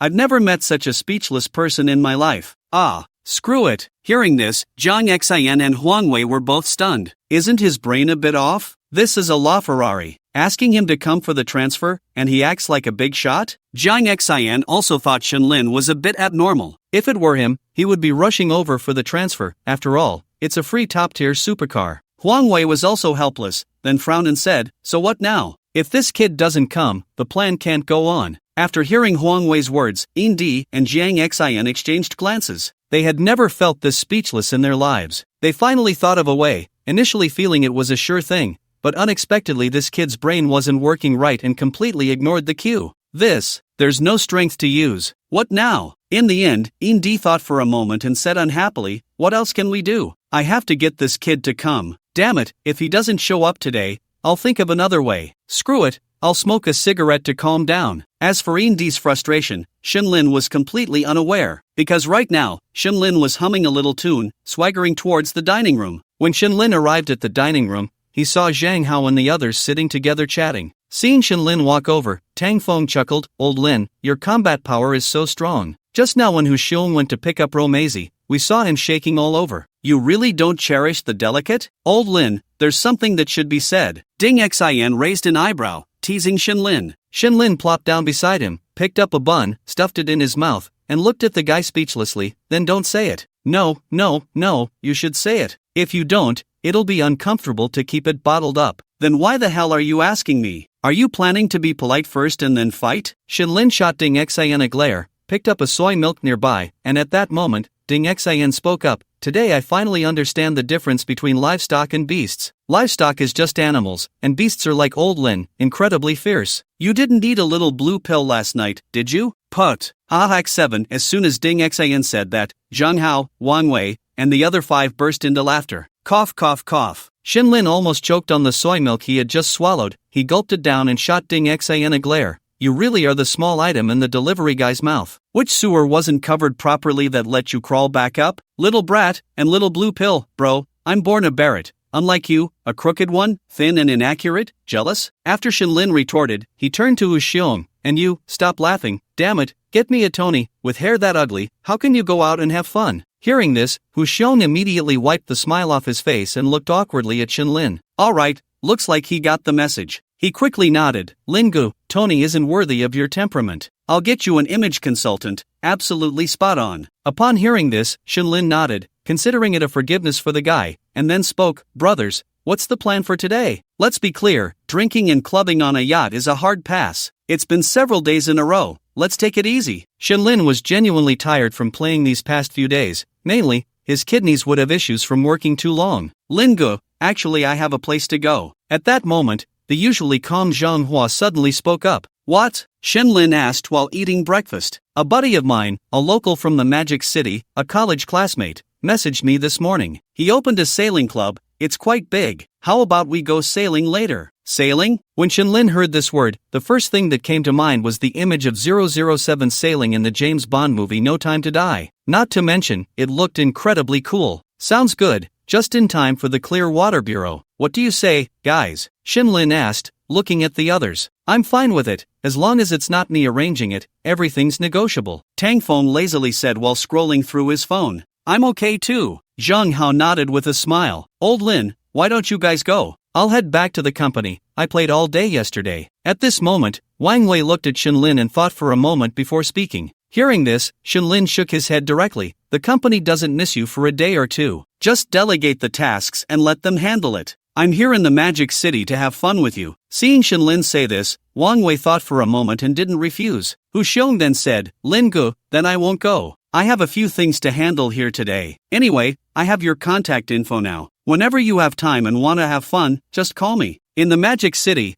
I'll arrange everything for you. That works too. I owe you from yesterday, so I'll transfer the money directly to your brother's account. For this reason, Shinlin really couldn't keep the guy. After all, the Hu family's entertainment industry was so impressive. Their business must be booming every day. After Xiong finished speaking, he stood up and bid farewell to Shinlin and the others. Once Xiong left, Shinlin also finished his breakfast and looked at Zhang Hua. Then let's set off. Okay, I'll send the location in the group. Zhang Hua nodded and then sent a location in the group Weihai International Sailing Center. So a group of people, in a grand procession, drove their supercars towards the sailing center. An hour later, everyone arrived at the Weihai International Sailing Center. It was located in a seaside park at an estuary. Inside the park, by the sea, there was a 3-story glass building. This was the Weihai International Sailing Center. As Shinlin and the others approached the building, they saw a man about the same age as Zhang Hua, wearing a floral shirt, beach shorts, a white sun hat, and with deeply tanned skin. Seeing this man, Zhang Hua smiled and walked up. Old Lu, long time no see. Old Zhang, long time no see. The two embraced, and then Zhang Hua introduced Old Lu to Shinlin and the others. Lingu, this is Lu Xiu, my good buddy from university,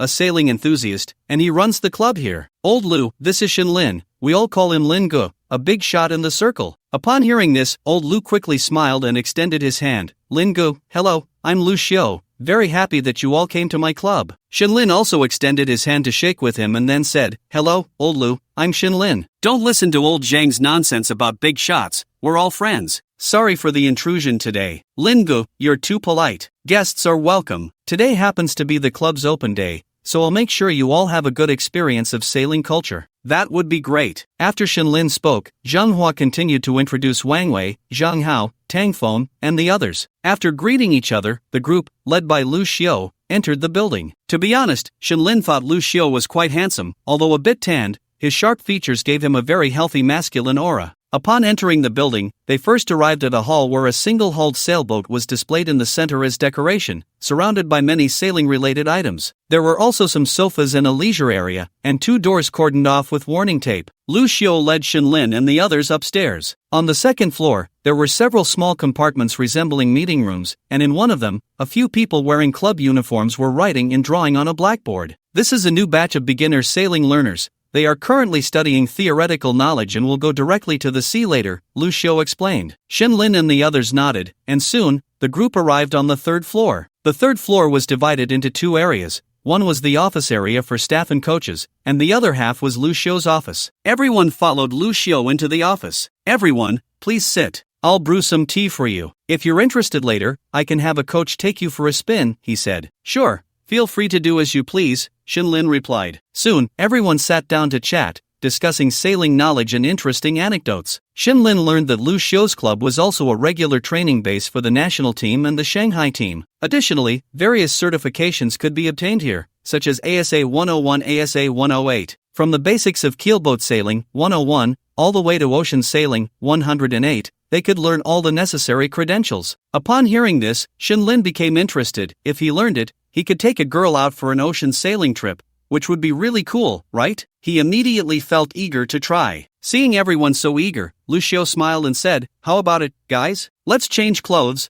put on life jackets, and go experience it together?" Shenlin stood up directly. "Let's go. Today we follow Teacher Lu and learn well." In the changing room, everyone put on waterproof clothes made of a material similar to sharkskin. Then, each person donned a life jacket. Following Lu Xiu, they walked past the warning line and through a corridor. Soon, they arrived at the back of the building. Wow, this view is amazing. As soon as they stepped out, Shenlin saw that behind the building was the estuary, with many sailboat docks built above, where stylish sailboats were moored. In the distance, on the azure sea, a group of people was sailing in a designated area. "Over there is the Magic City team training," Lu Xiu introduced with a smile. "That's great, but when we get off the boat later, will it affect them?" Shenlin thought for a moment and asked. Lu Xiu chuckled, "Your level won't affect them." Put. Upon hearing this, Feng Ting burst out laughing. "Ha ha, Lingu, finally seeing you get put in your place." Shenlin couldn't refute it because it was the truth. A group of people chatted and laughed as they arrived at the sailboat dock. At this time, Lu Xiu began to explain, "These are stable sailboats, very suitable for adult beginners, also known as OP-class sailboats, similar to go-karts in racing. Generally, we adults start learning from stable sailboats. This type of sailboat is low-cost and has a simple structure, usually around 2 to 6 meters. Here, we have 3.5 meters, which is quite friendly for beginners." Shenlin looked at the sailboat, which was different from his impression because this sailboat also had a mast, and the bottom looked like a small hull, shaped like a sailboat, probably only able to hold 2 people. After listening to Lu Xiu's introduction, they called over 8 coaches. Shenlin was also assigned a coach. The coach was named CFA, a sturdy man from the north. "Young Master Shen, let's get on board first." CFA smiled at Shenlin, who nodded and stepped onto the boat, immediately feeling the boat sway side to side, startling him. Fortunately, CFA came up in time to stabilize it and then began to explain the basic operations of the sailboat to Shenlin. "First, young Master Shen, the first thing we do when we get on the boat is to raise the mainsail," CFA said while pointing to a mast in front, where a layer of sail was rolled up. "To raise the mainsail, we need to use this winch. The purpose of the winch is to minimize the direct pulling force of a person's arm and the rope." Shenlin looked at a black winch on the left that resembled a teapot and nodded. "Alright, now we open the sail, and it must be turned clockwise. It's the same all over the world." Saying this, he turned the winch clockwise, and soon Shenlin saw the sail that had just been wrapped around the mast unfold. After quickly pulling out the sail, CFA continued, "When you pull out the sail, you don't need to keep pulling the rope with your hand. Look here." CFA pointed to something that looked like a buckle below the winch. "Young Master Shen, this is a rope clamp. You just pull the rope down at a 30 degrees angle, and with a click, it will be secured." As he demonstrated,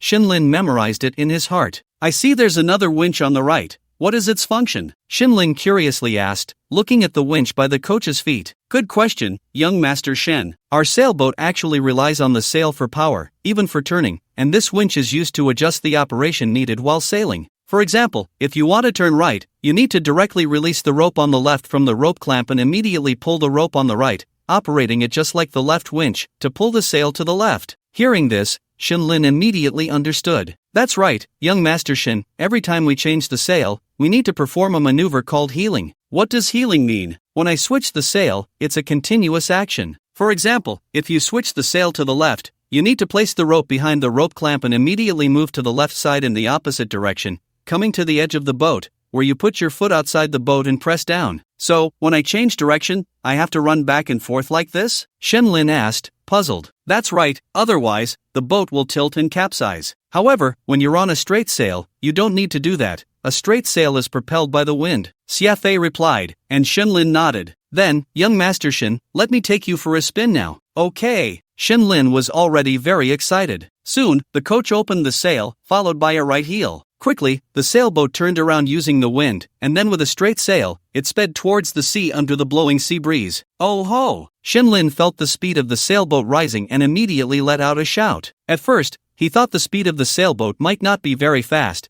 but Shenlin underestimated it. It was indeed very fast. Today, he had unlocked a new skill. Shenlin felt like he was falling in love with this feeling of freedom. After thinking for a moment, he quickly took out his phone to snap a picture, which he would use for his social media post the next day. After the coach took Shenlin for a spin, he became interested and started to steer the boat himself. Under the coach's guidance, he managed quite well. Although sailing looked difficult, it was actually quite simple to get started. At least, according to what Lu Xiu had said before, with just 2 days of ASA 101 training, one could take the certification exam. The difficult part was ASA 108. This involved knowledge of ocean navigation, which wasn't so easy. After steering for 2 laps under the coach's guidance, Shenlin started to get the hang of it. However, it was indeed tiring. Every time he changed direction, he had to heel, which was exhausting. No wonder I see many sailing athletes with such prominent abs. It turns out this is the reason. By the way, Coach Xie, how did you get into this industry? Shenlin curiously asked while they were floating in the sea during a break. How should I put it? It's somewhat of a coincidence. This industry isn't very popular in the country right now. That's true, after all, it's a Western sport, and it's expensive, Shenlin said, assuming. Actually, that's not the case. Generally, you can rent a boat to learn sailing,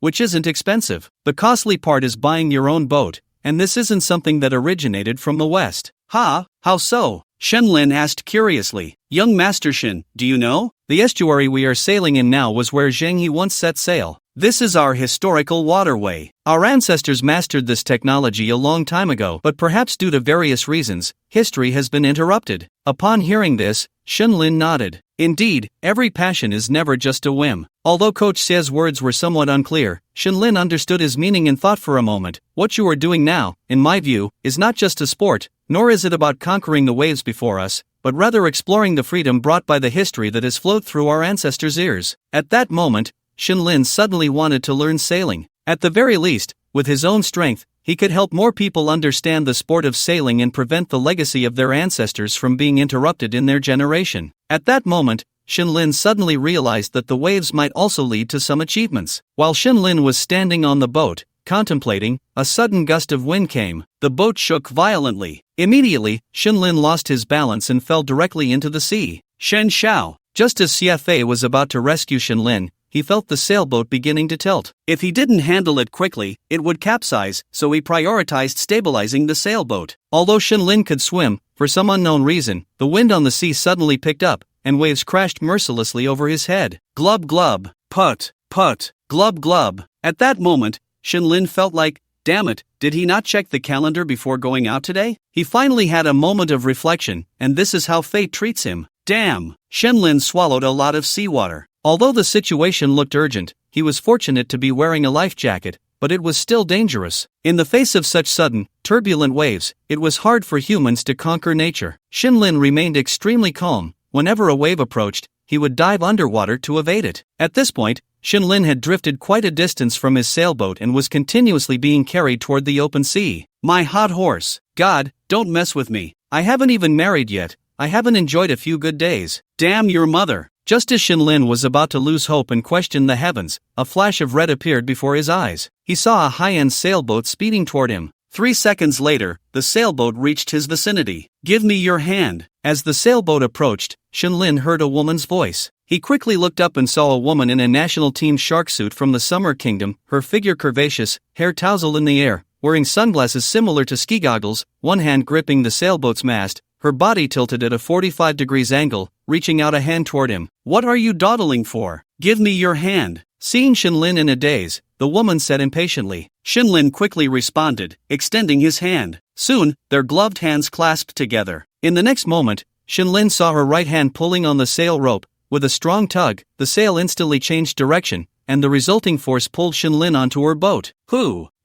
Shinlin lay on the boat, breathing heavily. Damn it, he almost kicked the bucket. Someone must be eyeing his system. Damn it! Hey, are you okay? Just as Shinlin lay on the boat, gasping and still shaken, a voice came from beside him. He then saw a head appear against the originally blue sky. Shinlin looked at the woman. At that moment, she had taken off her sunglasses, and her features were exceptionally beautiful, the most stunning he had encountered among all the women he had met. If he were to rate her looks, he would definitely give her a 98. Still not recovered? Little chick? Seeing Shinlin staring at her, the woman chuckled and teased. Hearing this, Shinlin sat up abruptly. Me? Little chick? Alright, you saved me, so whatever you say goes. Thanks. What's your name, beautiful? How about we add each other on WeChat? I'll treat you to a meal to thank you for saving my life. Shinlin looked at the woman, chattering away. Thanks for the offer, but no need for a meal. Look, your boat is here. After saying that, the woman pointed to the right, and soon, they saw CFA hurriedly steering the sailboat toward the woman's sailboat. He quickly looked at Shinlin and asked, Shinxiao, sorry, are you alright? I'm fine. I guess it's a blessing in disguise. Shinlin replied with a double entendre. Upon hearing this, the woman's brows furrowed slightly, and she promptly kicked Shinlin. Alright, get on your boat, I still need to train. Captain Yao, thank you. If you hadn't suddenly saved young Master Shin, I wouldn't know how to explain it. Xiafei looked at the woman and smiled. You're too polite. Just be more careful next time, the woman replied, then moved to the left, securing the rope she held in her hand to the cleat, turning to Shinlin.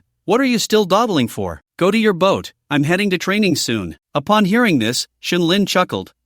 Captain Yao, right? Thank you, really, thank you. I owe you my life today, I must treat you to a meal. How about we add each other on WeChat? Is this never ending? The woman immediately turned cold, and Shinlin awkwardly smiled. It's fine, you go ahead. With that, Shinlin went straight to Xiafei's boat. He then watched as the woman skillfully navigated the sailboat towards another sea area. Coach Xia, who is she? Her name is Xia Shiyao, a formal member of the national team and the captain of the Shanghai sailing team. We all call her Captain Yao. Xia Shiyao, what a nice name. Shinlin looked at Xia Shiyao's departing figure and then asked, does she train here every day? Not every day. Captain Yao usually comes here to train on Mondays, Wednesdays, and Fridays. Got it. Thanks. After saying this, Shinlin glanced again at Xia Shiyao's retreating figure, determined to conquer sailing next time. Soon, Shinlin and the others returned to shore. Lin Go, wow, you scared me to death just now. Are you okay? Lin Go, wow, that national team member was amazing. Old Lin, maybe we shouldn't learn sailing.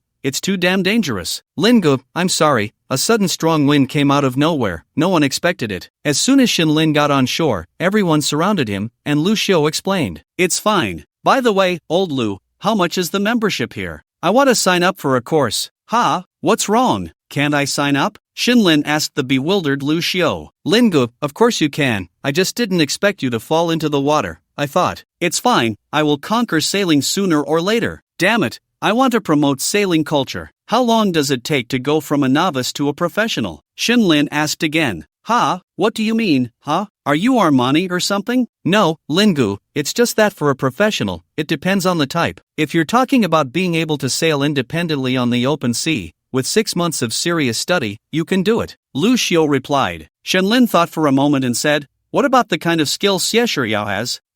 Shinlin's face darkened. Dude, are you kidding me? No, Lingu, let me catch up. You just said, whose skills are you trying to achieve? Xia Shiyao. Thinking of Xia Shiyao's skills made Shinlin feel cool. Hearing this, Lu Xiu quickly thought and said, Lingu, do you want the truth or a lie? The truth. At this moment, Shinlin was filled with motivation to conquer sailing. Lu Xiu looked at Shinlin and took a deep breath. Lingu, the truth is, it depends on talent. Talent? Sure, I have plenty of that. In that case, old Lu, get me a sailboat just like Xia Shiyao's. I'll align myself with the national team and promote sailing culture. Also, how much is the membership fee? Just let me know, and I'll transfer it to you. I need to wash up first, it's freezing. After saying this, Shinlin walked towards the sailing center, leaving everyone in a daze. What's going on? This is the first time I've seen someone become more courageous after setbacks. Old Lin truly is a role model for our generation, Ding Xian murmured as he watched Shinlin's back. Wang Wei seemed to think of something and looked at Lu Xiu. Old Lu, how does that Xia whatever look? At this point, everyone seemed to understand something and all turned to look at Lu Xiu.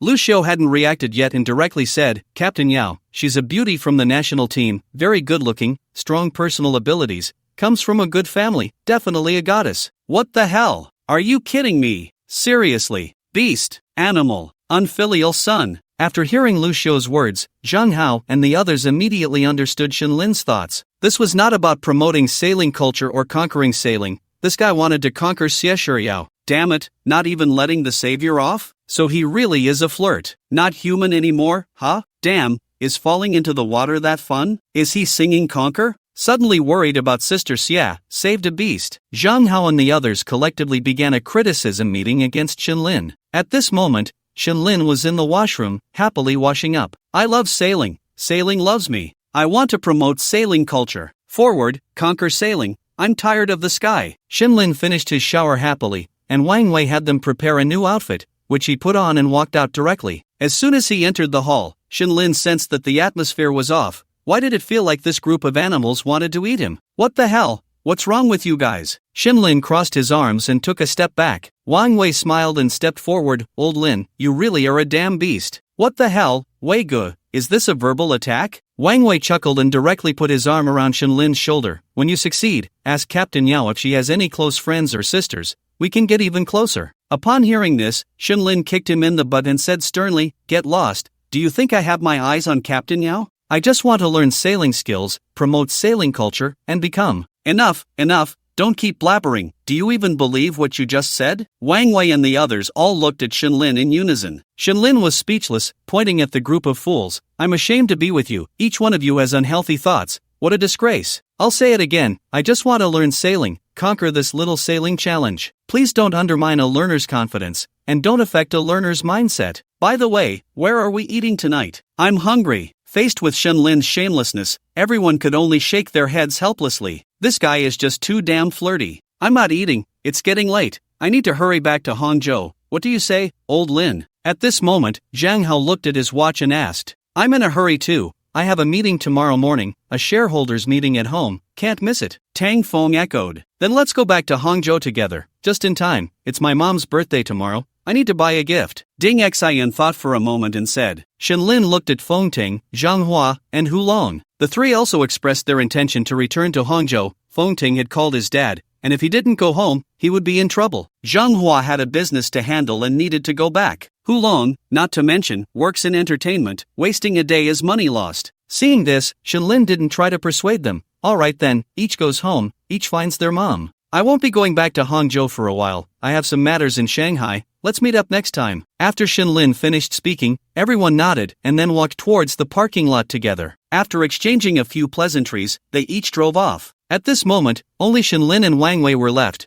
Lu Xiu didn't have time either, as there were sailing competitions coming up, and the national team needed training. As the boss of the sailing center, he had to accompany them. In the end, the lively crowd was left with just Shenlin and Wang Wei. The two stared at each other. Wei Ge, what do you say? I've been playing all day, I'm really tired. I won't accompany you tonight, I need to go home and deal with the annulment. For the past few hours, Zhou Qing has been bombarding me. Alright then, busy, everyone is busy. It's better to be busy. Shenlin helplessly quoted a classic advertisement. Wang Wei chuckled and patted Shenlin on the shoulder. Don't be so gloomy, handle it well tomorrow, and come find you at the first opportunity. No, you handle your matters first, I have some things to take care of too. Upon hearing this, Wang Wei nodded and was about to drive away when Shenlin thought for a moment and said, how about this, you drive my car, and I'll drive yours, and then we can let that idiot Indi handle the transfer. Saying this, Shenlin tossed his Sildy car key to Wang Wei, who caught it and then threw the Ferrari key back to Shenlin. The two then got into their respective cars, with Wang Wei driving Shenlin's car away. Shenlin sat in his car, thought for a moment, and directly called Shinchu. Beep beep beep. Soon, Shinchu answered the phone. Hello, Shaolin. Brother, are you busy? Let's go see Uncle Air tonight. Hearing Shenlin's words, Shinchu was quite happy. Okay, come to the Pudong district government, I'll wait for you. Alright. After hanging up,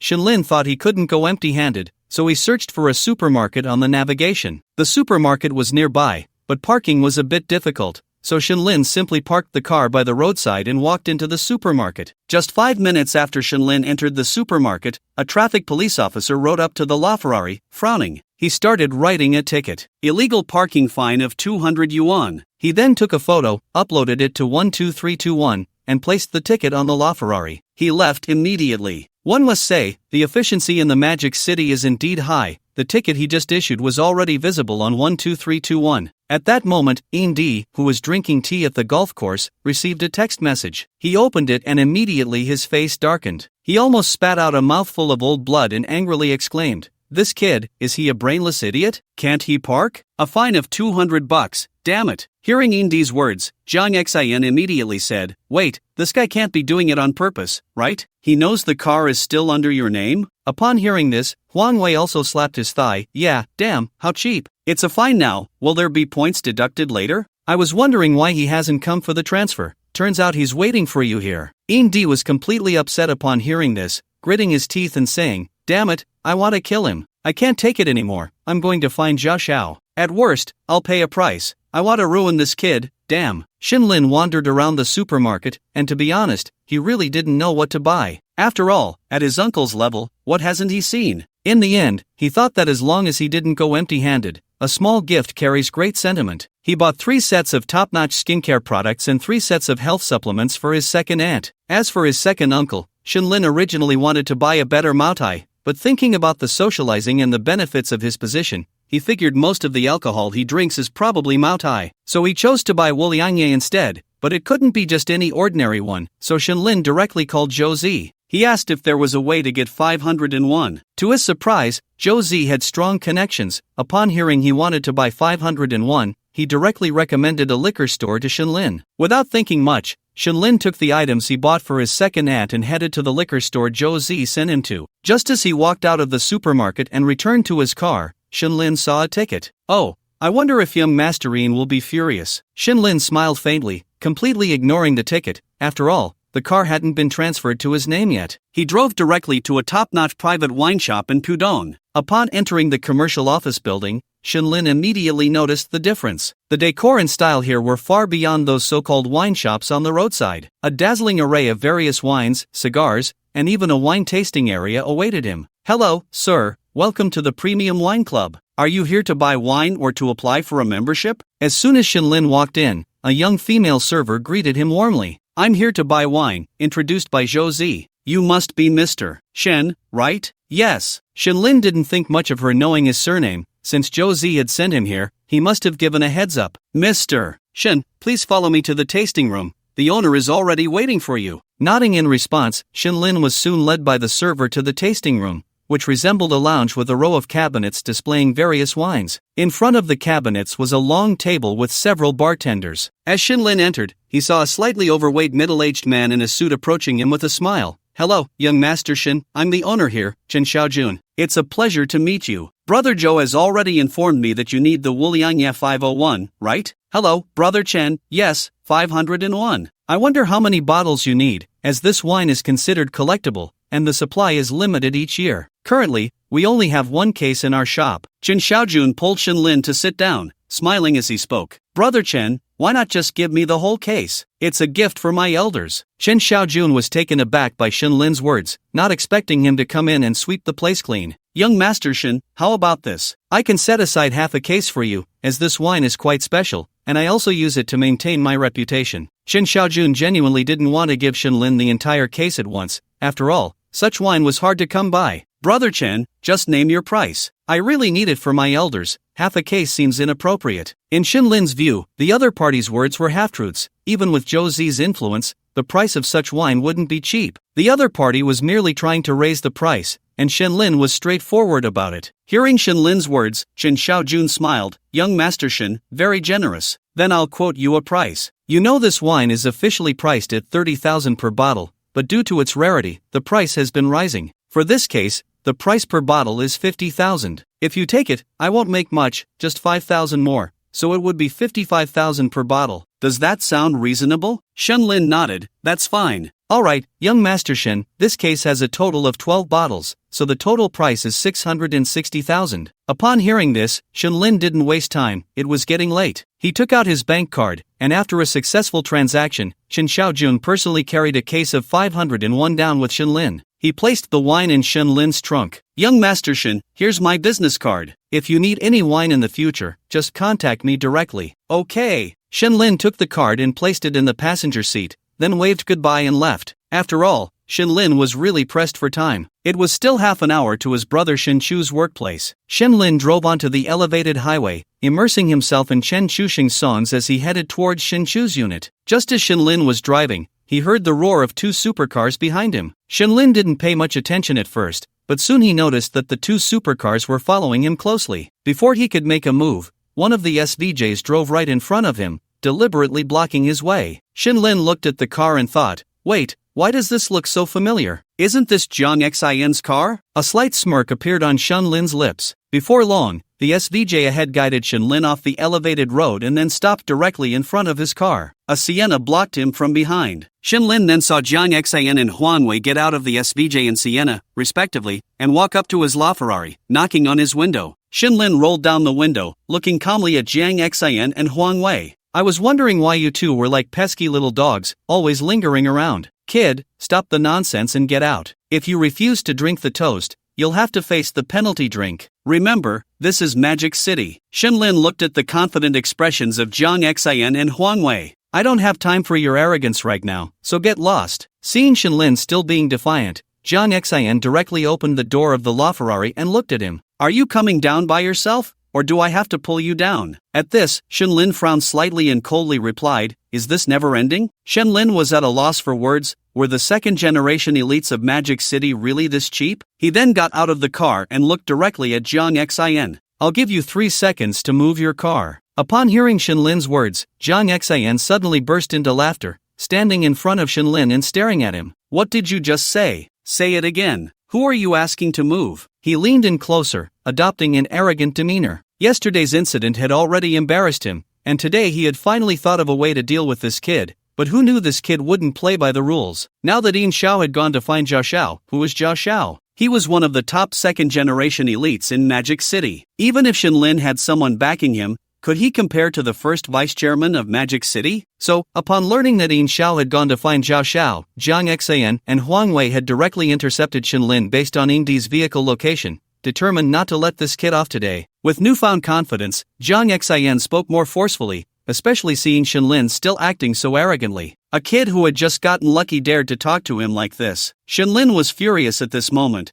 How many times did he have to be provoked? Without saying a word, he slapped Jiang Xin across the face, and before Huang Wei could react, he grabbed Jiang Xin's arm again. "Provoking me repeatedly comes with a price." With that, Shen Lin exerted force. Crack! The sound of Jiang Xin's bone breaking echoed. "Ah!" Jiang Xin let out a terrible scream, jumping up in place, his left arm hanging down, excruciatingly painful. Huang Wei, witnessing this scene, was stunned, swallowing hard. How did he dare? "Kid, you're looking for death, Jiang Xin covered his injured arm with one hand, sweating profusely from the pain while shouting angrily. "Kid, you've gone too far. This time, no one can help you, not even your backers." Huang Wei hurriedly stepped forward to support Jiang Xin, frowning as he looked at Shen Lin. "Just wait to be taken in. Get lost." Shen Lin paid no attention to Huang Wei's words and was about to get back in his car. Since they wouldn't let him be, he wouldn't hold back on the violence. Just as Shen Lin was about to sit inside the car, the roar of several supercars echoed again.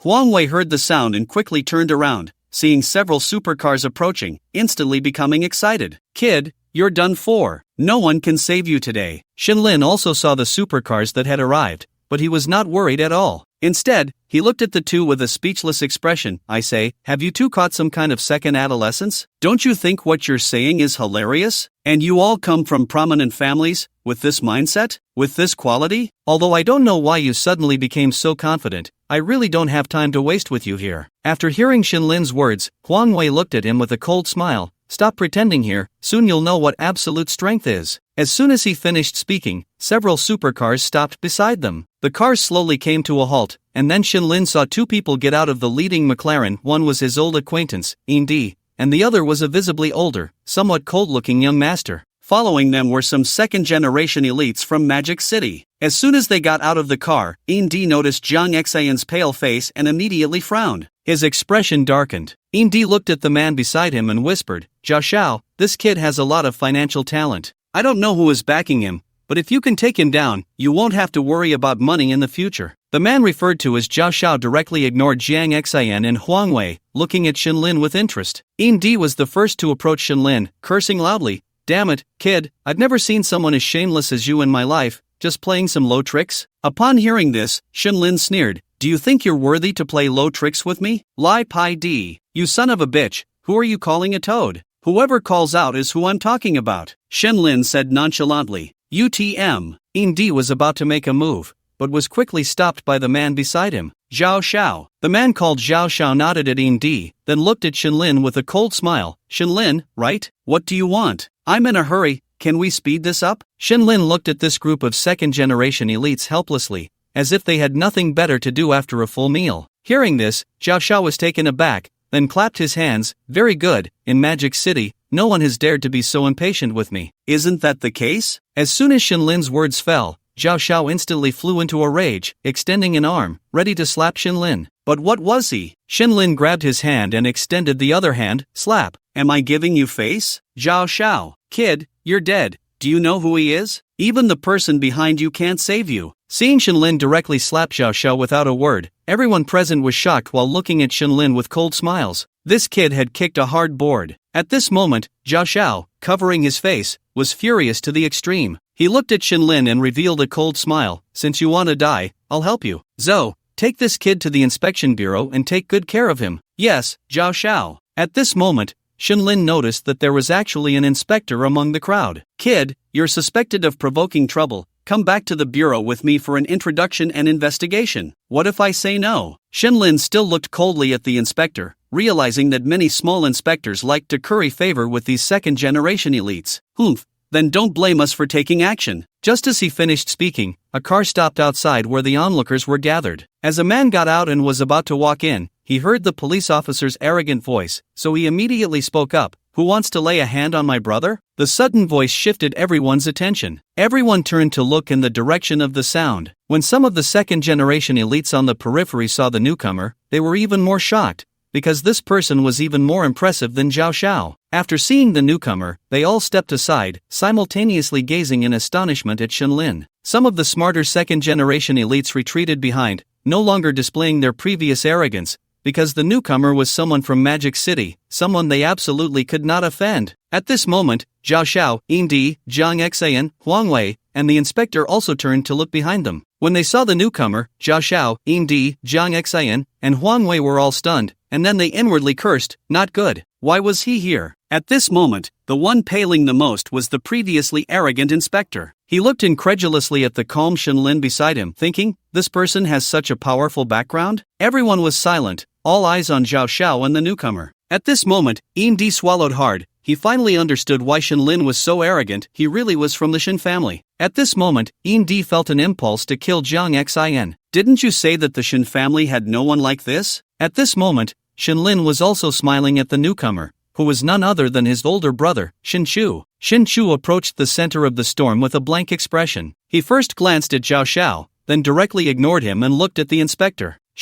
Inspector Shen, you are also here." Slap. Shenchu, with a blank expression, slapped him directly across the face. "As a public servant, instead of serving the people, you cling to the powerful and suppress others. I see you don't want this skin anymore. Get back and resign yourself." "Inspector Shen, if you say another word, I'll take action myself." Shenchu glared at the inspector, who immediately fell to the ground, knowing he was finished. Shenchu ignored him and turned to Zhao Xiao. "Zhao Hao, what's going on? You've been out for a few days, and you're back to being arrogant?" Zhao Hao was Zhao Xiao. He looked at Shenchu with a grim expression. "So it's brother Chu. I didn't know this young brother is related to you?" Although he had just heard Shenchu's words, he still needed to confirm. He needed to know whether the other party was a direct descendant of the Shen family or a collateral branch, which was very important to him. Shenchu knew exactly what he was thinking and looked at Zhao Hao with amusement. "Zhao Hao, you really have guts. You dare to provoke my uncle's son?" Boom! Upon hearing Shenchu's introduction, Zhao Hao and the others' expressions changed drastically, and Di's legs trembled. Those second-generation elites who were clueless didn't understand the weight of this statement. But how could Di and Zhao Hao not know? Shenchu's uncle was that person. Does that mean I've been competing with the son of the family head all along? At this moment, Zhao Hao's heart was also in turmoil. Damn! At this moment, he even wanted to kill Indy. Is this what you meant by saying there's no one with a background? Isn't this a trap for me? Indy also noticed Zhao Hao's cold gaze directed at him. He knew he was finished, having offended three top young masters at once. At this moment, Zhao Hao truly had no intention of sticking his neck out. If the other party were merely a collateral branch of the Shin family, he could still use his father as a shield, but the other party was a top-tier official's son. There was no room for maneuver. Who knew what kind of character this person had? Moreover, to be honest, Shin Chu's status in the Shin family was not even as high as Shin Lin's. He knew this matter had become tricky. If he didn't handle it well, it wouldn't just be him who suffered. Just thinking about this made Zhao Hao's scalp tingle. He must have not checked the calendar before going out today. At this moment, Shin Lin slowly spoke. Now, one by one, let's settle the scores. You. Shin Lin first pointed at Indy. Indy trembled all over, no longer the imposing figure he once was, and looked at Shin Lin with a submissive expression. Young Master Shin, I was wrong. If I had known it was you, even if you gave me 10 times the courage, I wouldn't dare. We're all adults now. If you make a mistake, you have to be punished. Shin Lin showed no mercy to Indy. Damn it, coming to provoke me time and again, you think I'll let it slide? Go to the inspection bureau yourself. If you're looking for trouble, let them judge you as they see fit. Young Master Shin, I won't say it a second time. And you all are the same. Shin Lin pointed at Zhang Qi and Huang Wei. The few of them turned pale upon hearing this, knowing that no one could save them. Then, Shin Lin looked at Zhao Hao. Zhao Hao awkwardly smiled. Lin brother, you see, this is like the flood washing away the Dragon King temple. If you make a mistake, you have to be punished. Old brother, how do you think we should handle this? Shin Lin showed no leniency. Shin Chu smiled faintly. Little brother, it depends on whether you want to wipe them out completely. Upon hearing this, Shin Lin immediately understood his brother's underlying message. They were going to extort something. So he smiled at Zhao Hao and said,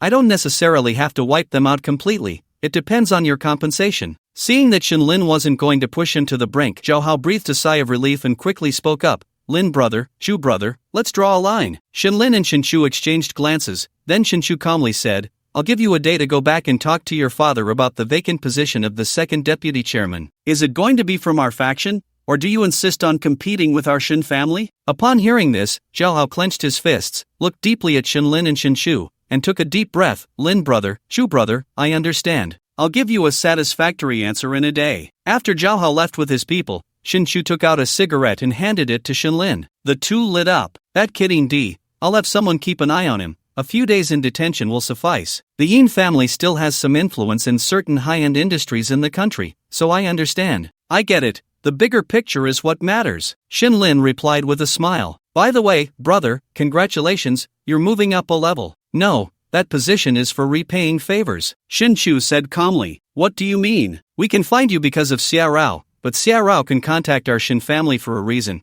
Her husband Fang Yuan wants things to be a bit safer. So, brother, you mean to let him take this position and then retire later? Exactly. The Shin family can't give him a higher position because every higher position requires negotiation. It's not that simple. So, settling for second best, this time we can give him this position as a favor, and when the time comes, he can retire from the main position, which counts as repaying his favor and also gives him some dignity. Of course, you just need to understand these matters. Shin Chu smiled and patted Shin Lin on the shoulder. Hearing this, Shin Lin nodded. For matters like this, it's best to leave it to the family. He just needed to play a supporting role. By the way, how did you know I was here? Do you think we would go through all the trouble to find you without doing some security? Every direct descendant of the Shin family has secret guards protecting them. Just pretend you don't know. Shin Chu explained with a smile. Upon hearing this, Shin Lin had no objections. In fact, he felt it would be unreasonable not to have protection. After that, Shin Chu patted Shin Lin on the shoulder. All right, let's go home for dinner. Your second aunt has already prepared the meal. Okay. By the way, your car is too flashy. Let's take my car. Shin Chu glanced at Shin Lin's car and smiled helplessly. Shin Lin thought for a moment and nodded. Wait,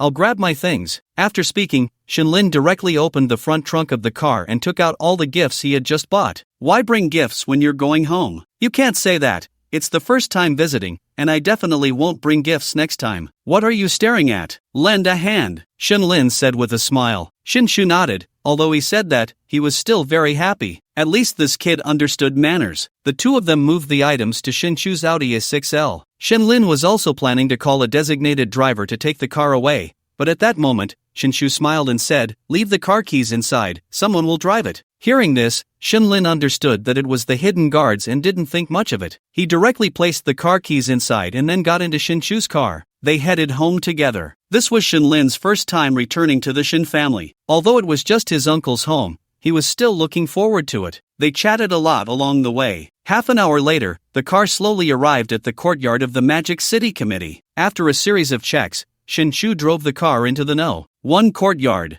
Just as he parked the car, Shinlin saw two middle-aged people standing at the entrance of the small villa, a man and a woman. After Shinlin and Shinshu got out of the car, the man quickly approached them. "Little brother, this is your second uncle, my dad." Shinlin looked at this second uncle, who resembled Shinshu, who he had seen before, and suddenly felt a sense of closeness. Shinlin knew it was because they shared the same bloodline. He smiled and greeted, "Second uncle, I've come to see you." Shinshu looked at Shinlin with moist eyes, stepped forward, and hugged him. Then he placed both hands on Shinlin's arms, looking left and right. "You really look alike. No wonder you're a good child of the Shin family. Kid, you've had a hard time these years. You won't have to suffer anymore." "Dad, this kid is living much more freely than we are now," Shinshu said with a smile. Shinshu shot a glare at Shinshu, then smiled at Shinlin, pulling him over to the middle-aged woman. "Child, this is your second aunt." The woman focused her gaze on Shinlin, her eyes also red, and quickly called out, "Little Lin, good child, it's good to have you back. Good to have you back. Second aunt." Shinlin immediately smiled and respectfully replied, "Hey, don't just stand there.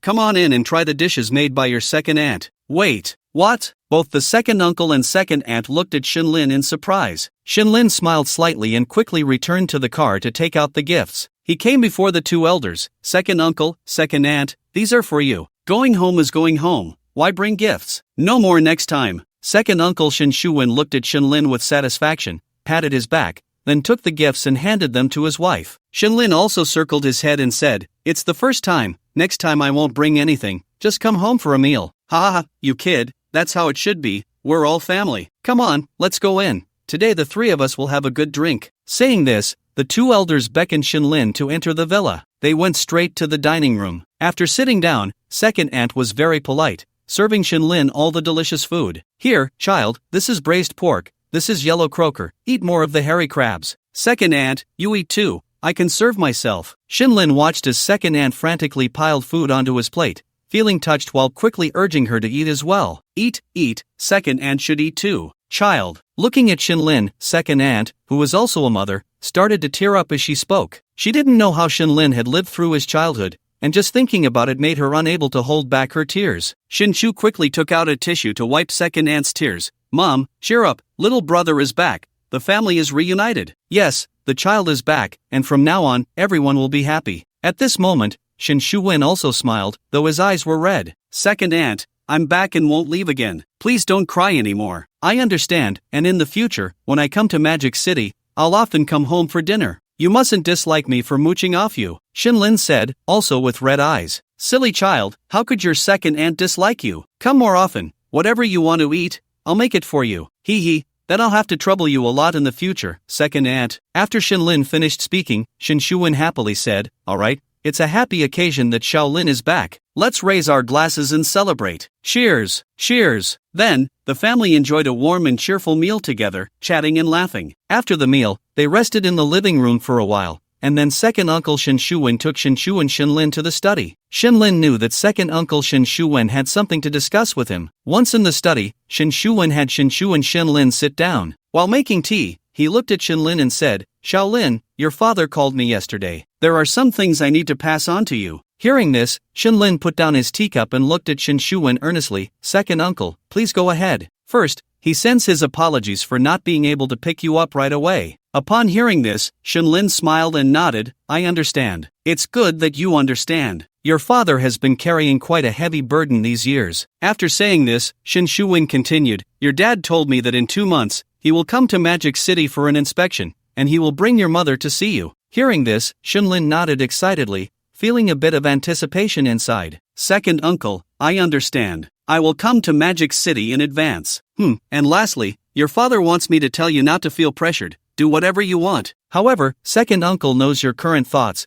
but I still want to tell you, child, you are definitely the direct descendant of the Shin family for 3 generations. I hope that while you are having fun, you don't bury your financial talent. I believe you know what to do." Second uncle Shin Shu-win has always been quite steady, not wanting to be as carefree as the third brother Shin Shu-awu, nor as tough as the eldest Shin Shu-ejuan. In his view, everyone in the Shin family being well is what truly matters. Second uncle, I know what to do. Child, it's good that you know. In 2 months, the Shin family will hold a grand welcome banquet for you in the capital. Second uncle, what about the Lee family? Shun Lin asked. Don't worry about the Lee family. Since we can bring you back in 2 months, we have the ability to handle the Lee family. Hearing this, Shun Lin nodded. Since his father was taking action, it meant there must be some dirt on the Lee family. He didn't need to help. If it really came down to it, he still had 2 future intel opportunities to provide support for the family. After chatting for a while, Shun Lin got up to prepare to return to the hotel. During this time, he was held back by second aunt and second uncle for quite a while, but Shun Lin really wasn't used to sleeping at home. Unable to persuade Shun Lin, in the end, second uncle directly decided to let Shun Lin sleep at Shin Chu's house. Shun Lin had no choice but to agree. Then, Shin Chu and Shin Lin left the villa, got in the car, and returned to Shin Chu's home. Shin Chu's home was also in the city center of Magic City, a house of over 200 square meters. Little brother, you'll sleep in the guest room tonight. Later, we can have a drink together. Brother, your place is pretty nice. By the way, where's sister-in-law? Shen Lin had always been curious. Had Shin Chu gotten married? Sister-in-law? Your sister-in-law is still far away. Shin Chu laughed and scolded. After saying this, Shin Chu went to the wine cabinet, took out a bottle of liquor, and the 2 brothers started drinking and chatting. By the way, did you acquire Huiding Financial? Shin Lin was not surprised. Shin Chu and the others knew, after all, in the Xia country, there was nothing that could be hidden from the Shin family. I knew you wouldn't just play around, planning to manage it yourself? No, I'm leaving it to my classmate Wang Wei. He has a good financial talent. As for me, I still prefer to be a free man. Shin Lin raised his cup and clinked it with Shin Chu's, smiling as he spoke. Why don't you move the company to my jurisdiction? I can look after it then. Shin Chu thought for a moment and said. Shin Lin nodded. If there were connections, why not use them? By the way, brother, do you have economic targets every year? Shin Lin pondered and asked. Of course, why? Planning to help your brother out? Shin Chu put down his cup and asked with a smile. Maybe I really can help you. How so? Upon hearing this, Shin Chu became interested. He knew his younger brother was not simple. I'm planning to open a pharmaceutical factory to develop a hangover remedy. The effect will definitely be good. When the product is out, I'll let you try it first since you have a lot of social engagements. At that time, I was thinking we could collaborate, like increasing employment rates and boosting taxes. Shin Lin thought for a moment and said. He hadn't considered such things before, but now that he had returned to the Shin family and had the strength, he wanted to help his brother achieve better political results and get promoted sooner, so he could be protected in the future. Shin Chu thought for a moment and said, the medicine isn't out yet, so I don't know the specifics. How about this? I can recommend a few pharmaceutical PhDs to you. We can evaluate it later, and if it's good, whatever resources you need, your brother will fully support you. Shin Chu inherited Shin Shu-win's steady character, so he wanted to see the samples first.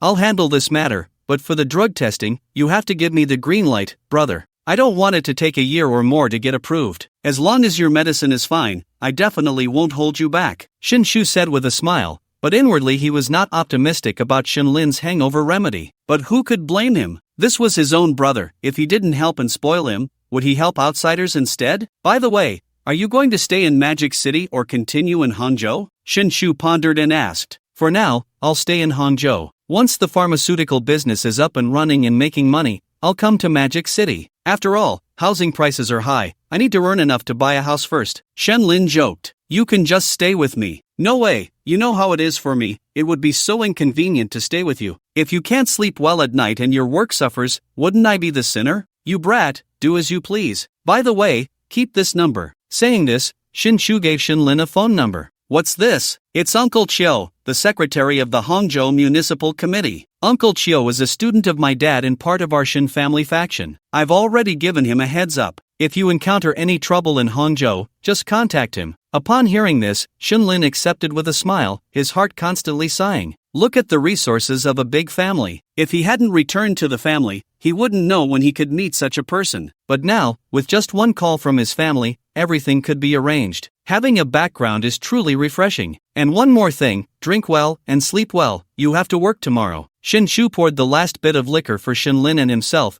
teasing him with a smile. After that, The two chatted and finished their last cup of liquor before returning to their rooms to sleep. That night, Shenlin slept soundly. However, Zhao family was having a hard time. In the study of Villa No. 2 in the Magic City Municipal Committee courtyard, Zhao informed his father about today's events. Bang! Zhao father, Zhao Mingcheng, slammed the table in anger, looking at Zhao with disappointment. Unfilial son, I warned you repeatedly to keep a low profile outside, and now you've gotten into trouble, haven't you? Dad, I didn't know. You don't know a thing. Zhao Mingcheng interrupted Zhao angrily and continued, tomorrow, you will go for grassroots training. When you start listening, then you can be my son. Hearing this, Zhao felt as if the sky had fallen, but he also knew that this time, he had no way out. After all, he had offended the son of a high-ranking official. Also, tell Shinshu tomorrow that we won't be competing for the position anymore. This matter is settled, and regarding today's incident, you need to find a way to keep those who know quiet. The Shin family is not someone we can afford to offend. The next day, when Shenlin got up, Shinshu had already gone to work. As Shenlin walked out of his bedroom, he saw soy milk, fried dough sticks, and buns on the dining table. There was also a sticky note left by Shinshu. You're up. Remember to have breakfast and take care of your stomach. The house code is XXXXXX. Call me if you need anything. I'm off to work. Shenlin looked at Shinshu's note and smiled slightly, sitting down at the dining table. My brother is still so thoughtful. Why doesn't he have a girlfriend? Could it be? At that moment, in the district government office, Shinshu had just sat down when he sneezed. Who's talking bad about me behind my back? Shenlin smiled faintly, eating his meal while opening his system. It was time for the daily check-in, and Shenlin was still looking forward to it. Ding! Refresh at midnight, 1 million perfect gold, savings jar bonus, has been credited to the host's card ending in 7878. Please check it yourself. Ding! Refresh at midnight, detected that the host sent a post on social media yesterday, currently undergoing comprehensive scoring. Ding! Yesterday's social media post scores are 90 points, excellent, awarded guaranteed check-in times x1, excellent check-in x1, ding. Would you like to check in? Yes. Shenlin did not hesitate and directly proceeded with the check-in. Ding! Congratulations to the host for successfully checking in. Ding! Congratulations to the host for obtaining the item, Rolls-Royce Cullinan car voucher x1. Ding! Congratulations to the host for obtaining the item, Top-Tier Con Artist Skill Card x1.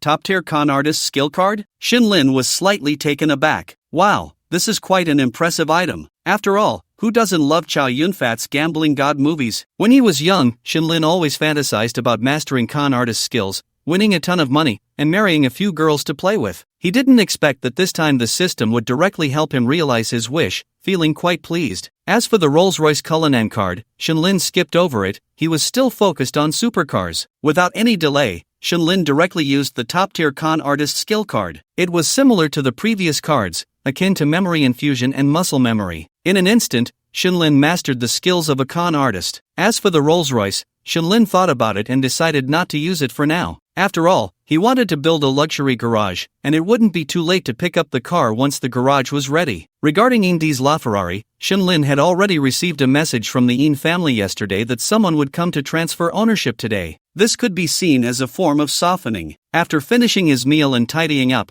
Shenlin went directly to the company to find Wang Wei. After briefing Wang Wei on some matters and instructing him to acquire a pharmaceutical factory, Shenlin also called Lu Xiu, asking him to reserve his sailboat for him, and once it arrived, they would head to the sailing center. As for Xie Shiriao, Shenlin stated that when the boat arrived and he drew a blank skill card, he would show her what true strength looks like. How dare she call herself a little rookie? After everything was settled, it was already 4 p.m. Shenlin sent a text message to Shinshu, saying he was heading back to Hangcheng. Shinshu knew Shenlin was returning and specially drove over to see him, bringing a few packs of exclusive cigarettes and a case of special Maodai liquor. Shenlin, however, was not polite at all and accepted everything without hesitation. He then called a tow truck to bring his big lizard back to Hangcheng. Shenlin didn't want to drive back himself. First, the car consumed a lot of fuel, which was fine for short distances but not for long ones. Secondly, driving a supercar every day was exhausting. By the time everything was sorted out, it was already past 5 p.m. Shenlin asked Tu Xiong to arrange for an Alfred to take him back to Hangcheng. When he arrived in Hangcheng, it was already past 6 p.m., and Shenlin was really hungry. However, he found it boring to eat alone. So, he called Tang Feng. Hey, where are you? Wow, Lao Lin, you're back in Hangcheng? Tang Feng asked with a chuckle on the phone. Just got home, exhausted. Want to go out for a meal? Ah, Lao Lin, you came back at the right time. I'm hosting a pool party at the villa, with a whole roasted lamb. Just come over, I'll send you the location. Wait, I'm not even in Hangchang. You guys are eating so well, huh? Come on, I couldn't think of what to eat tonight, so I called Hao Gu and a few friends over. You should come, I'll introduce you, Tang Feng explained over the phone. Hearing this, Shenlin got excited. Send me the location, I'm on my way. After saying that, Shenlin stood up, dressed himself up a bit, then grabbed the keys to his Ferrari 488 and 2 bottles of special Maotai, heading towards the garage. When he arrived at the garage, Shenlin looked at his car parked in the space and felt a bit awkward. The display just wasn't enough. He really liked the feeling in GTA 5, where you could see all your luxury cars as soon as you entered the garage. Damn it, still not enough money. I hope Weigo can step it up. Whether I live well in the future depends on you. Shenlin even thought about calling Wang Wei to ask him to work more overtime to earn him some extra cash, but he quickly dismissed that thought. I finally understand why bosses love employees to work overtime. If you don't work overtime, how can I live well? Damn, this messed up society. Shenlin complained, opened the car door, and headed towards the location. Tang Feng's villa was near Beimo Lake. Shenlin drove like a flash and arrived at Tang Feng's villa in half an hour. The villa community was called Valley No. 1, a standalone house with a pool. When Shenlin parked, he saw Zhang Hao's car at the entrance, along with a few flashy cars. Wow, cars in this color mean there are girls around. Shenlin got excited. All the talk about not having fun was just that, talk. Sitting in the car, Shenlin directly called Tang Feng. Lao Lin, where are you? Right at your doorstep. Come out to welcome me back. Just come in directly, the code is XXXXX. Okay. Shenlin got out of the car, carrying the Maotai gift box, entered the villa's code, and walked inside. Once inside, there was a small garden in the front hall, and Shenlin headed straight to the back garden and pool area. As soon as he arrived, he was delighted. Everywhere were bikini-clad girls playing in the water, and by the pool, there was a dedicated chef roasting a whole lamb. By the garden, a group of hot girls and handsome guys were drinking and chatting. Wow, I like this. Shenlin smiled and walked over, and Zhang Hao and the others saw him, cheering him on to drink. Shenlin directly refused. Damn it, it's not like I'm late. You guys are eating well behind my back. Damn it, if you want to drink, you drink. After Shenlin finished speaking, Zhang Hao and others who knew him burst into laughter. Tang Feng, also wearing beach shorts and bare-chested, walked over to greet Shenlin. Seeing the gift box in Shenlin's hand, he naturally took it and politely said, "Damn, you come and bring stuff, what a fuss. Then you don't want it." Shenlin kicked Tang Feng. "No way, can I not want something from Shen the young master? Hurry up, sit down." Tang Feng laughed and brought Shenlin to the group of people drinking with Zhang Hao, putting his arm around Shenlin's shoulder and starting to introduce him to those who didn't know him. "Let me introduce everyone, Shenlin, young master Shen, our club's #1 handsome, #1 rich, #1 beast, #1 flirt. Get lost, can't you introduce properly? If you can't, I'll do it myself." Shenlin kicked back, hearing what nonsense it was. "Alright, young master Shen is not happy. Come on, introduce yourself." Tang Feng stepped aside, letting Shenlin take the stage. Shenlin grinned. "Hello everyone, I'm Shenlin. As old Tang just said, #1 handsome, I admit, #1 flirt, I can't agree with that, let's keep it low-key, #2 flirt." Put. Hearing Shenlin's words, a few girls sitting behind Zhang Hao immediately burst out laughing. This guy is quite humorous. How come I haven't seen this big handsome guy in Haozi's circle before? Everyone warmly welcomed Shenlin. At this moment, Tang Feng looked at the item Shenlin brought and exclaimed, "What the hell? Old Lin, unbranded 30-year top-shelf Mutai?" When Tang Feng saw the liquor, he immediately gasped. In fact, there really is an internal supply version of Mutai in the country, but it's usually in white bottles, only those who know can tell. This kind of liquor is top-tier Mutai, but the branded ones are for external sale, while the unbranded white ones are for internal use. Moreover, this is a 30-year top-shelf Mutai, priceless. He couldn't help but be surprised, and he brought out 2 bottles right away. Shenlin smiled and waved his hand. "Today is a happy day, let's open it. Besides, I got it from my brother's place, there's plenty more." Zhang Hao and the others who were close to Shenlin all got up to check out the liquor. Those who didn't know Shenlin, upon seeing his big gesture, also realized that this person was not ordinary. "Wow, are we really opening it?" Zhang Hao looked at Shenlin. "Stop being so formal, open it, eat meat and drink freely." After saying that, Shenlin quietly told Zhang Hao, "Generously pick up girls. Thank you all for your support and love. Let me share my recent feelings. I've been writing seriously, trying to maintain a balance between family and romance. I want to write a different kind of rich man story. This year has actually been quite exhausting because my previous best performing book, A Million Read Rich Man Story, just graduated. Having a rich system is normal, was taken down due to its theme, which was a big blow. After that, I wrote a few books but wasn't very satisfied, and I took a long break, even writing some books on other websites with poor results. Coming back to Tomato, I was quite anxious. From the day the new book was launched, no one had high hopes for me, but you all gave me the confidence to start over. Thank you. I will write this book well, regardless of the results. It's the last day of the year, so I wish everyone an early Happy New Year. May 2025 bring you smooth sailing, good fortune, health, and delicious food. Zhang Hao had a black line on his face. Fine. The earlier part was all nonsense. The last sentence was the truth. No wonder I ended up playing with you, because, like-minded people, a nest of snakes and rats. Zhang Hao and Xinlin exchanged a glance, grinned, and each said a sentence. Get lost. Without some tacit understanding, how can you be a wingman? Xinlin looked at Zhang Hao with disdain. Damn it, normal people are all like-minded. Why do you have to make it a snake and rat's nest? Who's the one with a messed up brain? Zhang Hao helplessly complained, really unable to understand this little brother's thought process. Is this why he's so flashy? Tang Feng watched the two of them and shook his head helplessly. Well, you guys sit down first. Such good wine, we can't just drink it straight. There are ladies here, let me mix a drink. After saying that, Tang Feng happily took the wine and walked into the villa, not knowing what he was up to. Zhang Hao pulled Xinlin to sit down in the garden. I thought you were going to stay in the Magic City for a long time. I came back after handling things. Mainly, I don't have any friends in the Magic City. Can't have fun. Xinlin chuckled. Hearing this, Zhang Hao nodded. Doesn't it feel like this kind of life is better? Of course, life is only about 30,000 days, so enjoy and cherish it. Xinlin raised a glass of the wine Zhang Hao poured, gestured, and downed it in one go. Stop drinking alone. Come on, let me introduce you to some girls. After saying that, Zhang Hao pulled Xinlin to another gathering spot by the pool where several girls were. Xinlin looked at the scene and thought to himself, brother, you really are something.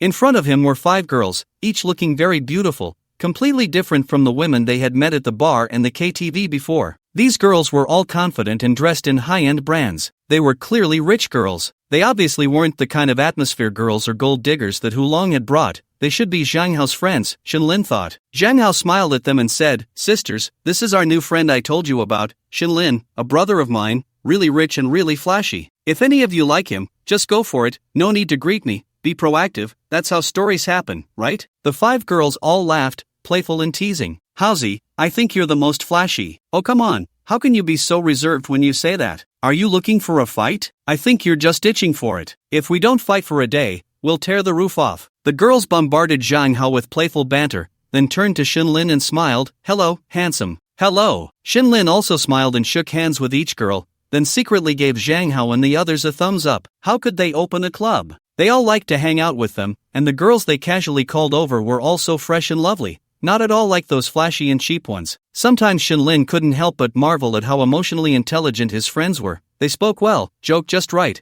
and it was really easy to get along with them. In fact, emotional intelligence is something that really can't be defined. In Xinlin's view, if you feel comfortable with someone, then without a doubt, their emotional intelligence is high. If being with someone makes you angry every day, then that's just pure stupidity. So, Xiao, have you had too much to drink? At that moment, Zhang Hao looked at one of the girls and asked, we've barely started. Perfect, come drink with me, the next door is too fierce. Alright, Lin should come too, you two can drink. The two of them exchanged glances and teased, then we'll get drunk. Getting drunk?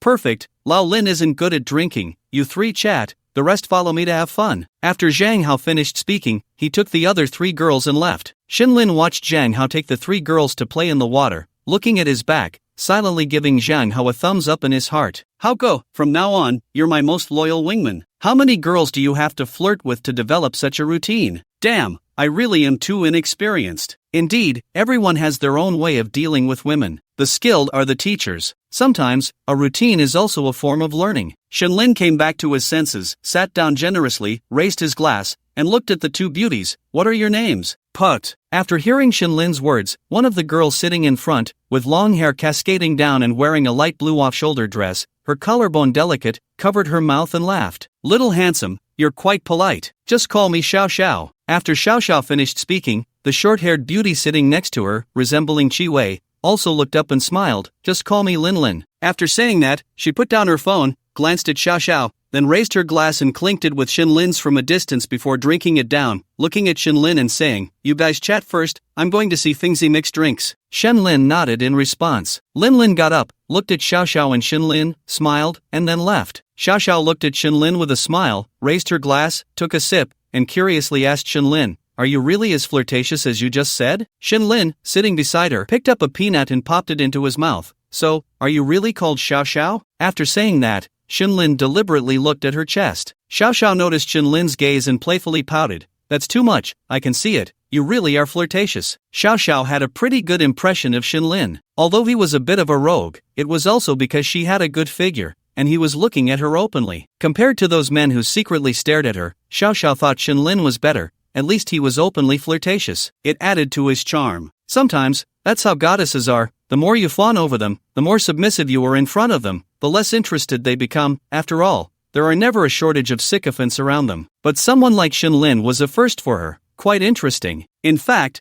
Shenlin's thoughts were very simple. First, with money and background, he had confidence. Second, a goddess is also human, she can also let out foul gas, there's nothing different. Setting aside the identity of a goddess, she's just a woman. We're all human. Why should anyone be superior? Moreover, Shenlin had his own little schemes in doing this. Why do many people fail to win the hearts of goddesses? It's actually quite simple. Don't fawn over them, just interact normally, and occasionally play a little rogue to leave a deeper impression on her. Of course, the premise is that this tactic doesn't work for all girls. You need to know how to adapt. Don't let the readers come and blame Shenlin later, he won't take the fall. From Xiao Xiao's earlier question, Shenlin knew that she was a goddess who could let loose, which is why she came over like this. "Why haven't I seen you before? You're quite interesting," Xiao Xiao asked with a smile. "Then let's toast to our interesting souls." Upon hearing this, Xiao Xiao smiled and nodded, resting her hands on her legs, propping her chin up, and raised her glass. "Cheers, to interesting people." The two laughed and drank a toast. Then Shenlin lazily sat back in his chair,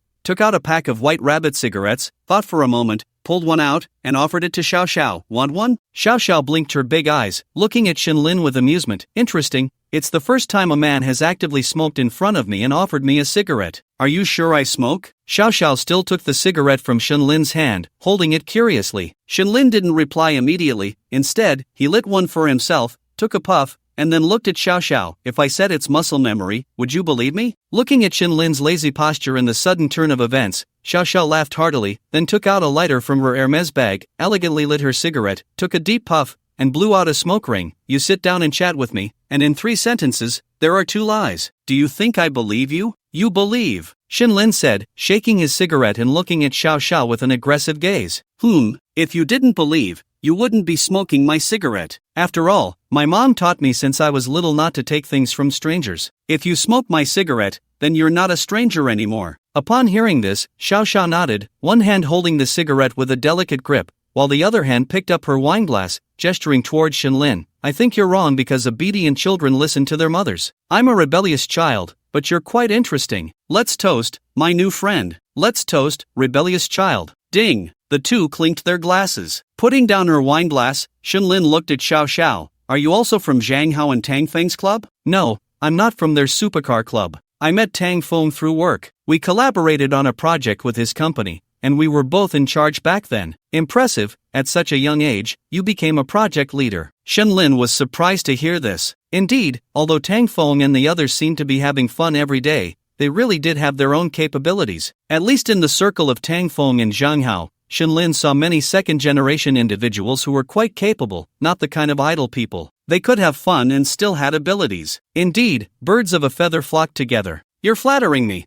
I actually don't have much ability, just a worker, and I'm not doing that anymore." After hearing Shenlin's words, Xiao Xiao shrugged and laughed. "That's pretty good. Why aren't you doing it anymore?" Upon hearing this, Xiao Xiao immediately chuckled and said, "I made my mom angry." Shenlin burst out laughing, and Xiao Xiao laughed too. This is very second generation. Shenlin and Xiao Xiao were quite in sync in their conversation. For example, when they talked about work, Xiao Xiao said that every day at the company, she encountered fools but didn't dare to speak out, as it would have a bad influence. Shenlin, hearing this, humorously compared, "That little bed warms you every day, yet you often fart on it. Why don't you dare to let out a fart when there are all sorts of fools at work?" This directly made Xiao Xiao burst into laughter. As they chatted, the whole roasted lamb was ready, and Tang Feng had also prepared the drinks. The servants in the villa had set all the dishes on a long table. Tang Feng went straight to the DJ booth and picked up the microphone. "Dear hustlers and beautiful ladies, the pool party officially begins tonight. I want to make a statement. If you have a husband or a wife,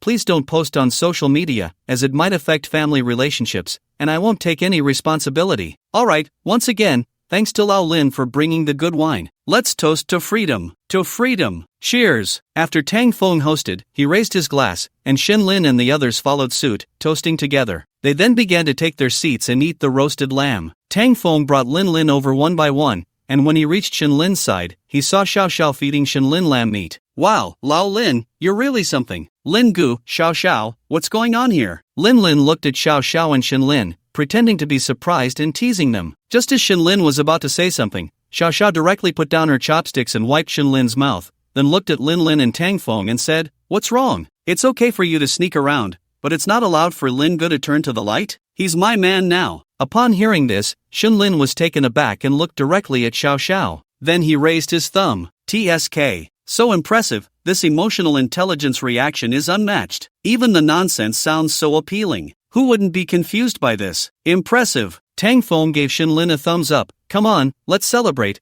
Congratulations to both of you for mixing together." Shin Lin chuckled, "Damn, how come everyone at this party is so good with words? Let's celebrate." Shin Lin smiled and raised his glass, and they all drank together. After a lively meal, everyone started their own activities. Some took their girls to play water guns in the pool, while others went to the villa's KTV to sing. Shin Lin, Zhang Hao, Tang Feng, and Ding Xin each brought a girl and directly started a water mahjong game. In the mahjong game, since it was team-based and not for money, but rather for whoever loses to play games, Shin Lin didn't cheat among friends. After all, they were all friends, and the guys were all trying to flirt. Everyone wanted to lose because the punishment for losing was all rewards. What cup-sharing drinks, what jumping into the water with their partners, what passing tissues, what hugging and cuddling. Whatever was stimulating, they did it. In this vibrant and lively atmosphere, as long as they were happy, that was enough. They were all adults, and no one asked about each other's feelings. After all, couples at parties only act without talking. Everyone was well aware of this. Happy times are always fleeting. Around 11 o'clock, Shin Lin got up to relieve himself, and Zhang Hao gave Tang Feng a knowing glance. Tang Feng followed Shin Lin to the restroom. "Damn, Lao Lin, impressive, you've already got it done?" Standing next to Shin Lin, Tang Feng looked at him and gave him a thumbs up. Shin Lin simply replied with a knowing expression. Tang Feng smiled and continued, "By the way, I need to tell you something. That girl of yours has a boyfriend. Her family is said to have arranged a marriage for her, but that guy is usually busy with work. A bit of a fool, but still, be careful, don't get burned." Upon hearing this, Shin Lin felt a rush in his lower abdomen, and his urge to pee intensified. Isn't this just to speed up set? After saying that, Shin Lin gave a lewd smile. Tang Feng patted Shin Lin on the shoulder. "So, you're destined to experience the pleasures of a rogue tonight, right?" When Shin Lin and Tang Feng came out of the restroom, Shin Lin thought for a moment and took out his phone. He snapped a picture of the party scene. He directly edited a post for his social media. Caption, "In life, all that matters is eating, drinking, and having fun." Image, pool, roasted whole lamb, drinks, girls without showing their faces. After clicking send,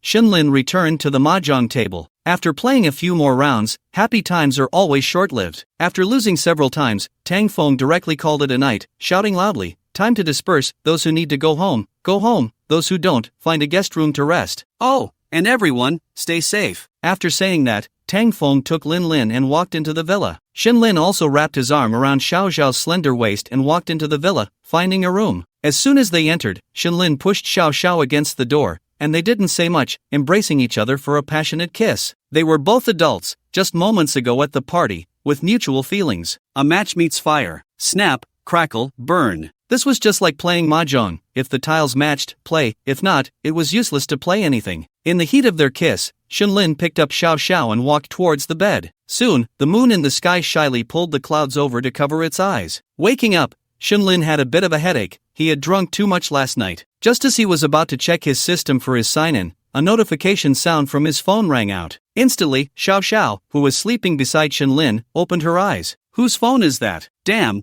is it really necessary?" Shin Lin looked at the slightly nervous Xiao Xiao and teased her with a smile. Xiao Xiao rubbed her eyes and replied with a laugh, "It's better to be cautious. If something goes wrong later, we'll see whose fault it is, yours or mine." After saying that, Xiao Xiao turned around to grab her phone, and Shenlin picked up his phone as well. If it's not mine, then I'll just take a nap. Xiao Xiao checked her phone and said to Shenlin, who nodded, confirming that he had received the message. Shenlin looked at his phone and was surprised to see a message from Xiao Ruowei. Xiao Ruowei, Xiaolin, I saw Ding Xin and the others have returned to Hangzhou. Have you come back? Shenlin thought for a moment and replied directly. Shenlin, Sister Wei, I just got back to Hangzhou last night. Soon, Xiao Ruowei's WeChat message came again. Xiao Ruowei, alright, then you should rest well. When you have time, come to the bank and we can talk about the previous matters. Shenlin, okay. Shenlin replied directly and then set his phone aside. Just as he turned around, he saw Xiao Xiao, who was propping her left cheek with one hand, tilting her body and looking at him. To be honest, Xiao Xiao's looks were indeed very high, especially with the devilish figure Shenlin had already experienced. It was truly perfect. Did I disturb you? Hearing this, Xiao Xiao giggled and snuggled closer to Shenlin. Shenlin, unreserved, stroked Xiao Xiao's back, which was as smooth as milk. No, I woke up and couldn't fall back asleep. By the way, Lingu, I thanked you last night. Shenlin was a bit confused, wondering what she was thanking him for. Just as Shenlin was puzzled, he felt a chill the next second. Xiao Xiao smiled mischievously. What do you think? After saying that, she pulled up the blanket. More than an hour later, Xiao Xiao lit a cigarette for Shenlin and one for herself. Both of them were exhaling smoke. Lingu, as the saying goes, it's easy to go from frugality to luxury, but hard to go from luxury to frugality. What do you think you should do? Xiao Xiao, lying in Shenlin's arms, spoke lazily. Then let's keep in touch, only talk about sports, not feelings? Shenlin said playfully. Hearing this, Xiao Xiao looked at Shenlin seductively and extinguished her cigarette. Agan, Wang Matong. Shenlin thought that Xiao Xiao was definitely the most formidable girl he had ever encountered. An hour later, the two got dressed and got out of bed. Xiao Xiao came forward, wrapped her arms around Shenlin's neck, and gave him a goodbye kiss. Shenlin chuckled, don't be infatuated with me, and don't be reluctant. I'm destined to be your little boyfriend. Behave, alright, let's make plans when we have time. Xiao Xiao rolled her eyes at Shenlin, then stood on her tiptoes to kiss his red lips. Sure, I will definitely be reliable when the time comes. You little rascal. After leaving Tang Feng's villa, Shenlin saw Xiao Xiao driving away on a blue little cow. Shenlin chuckled, thinking, has this guy found a long-term source? Without thinking too much,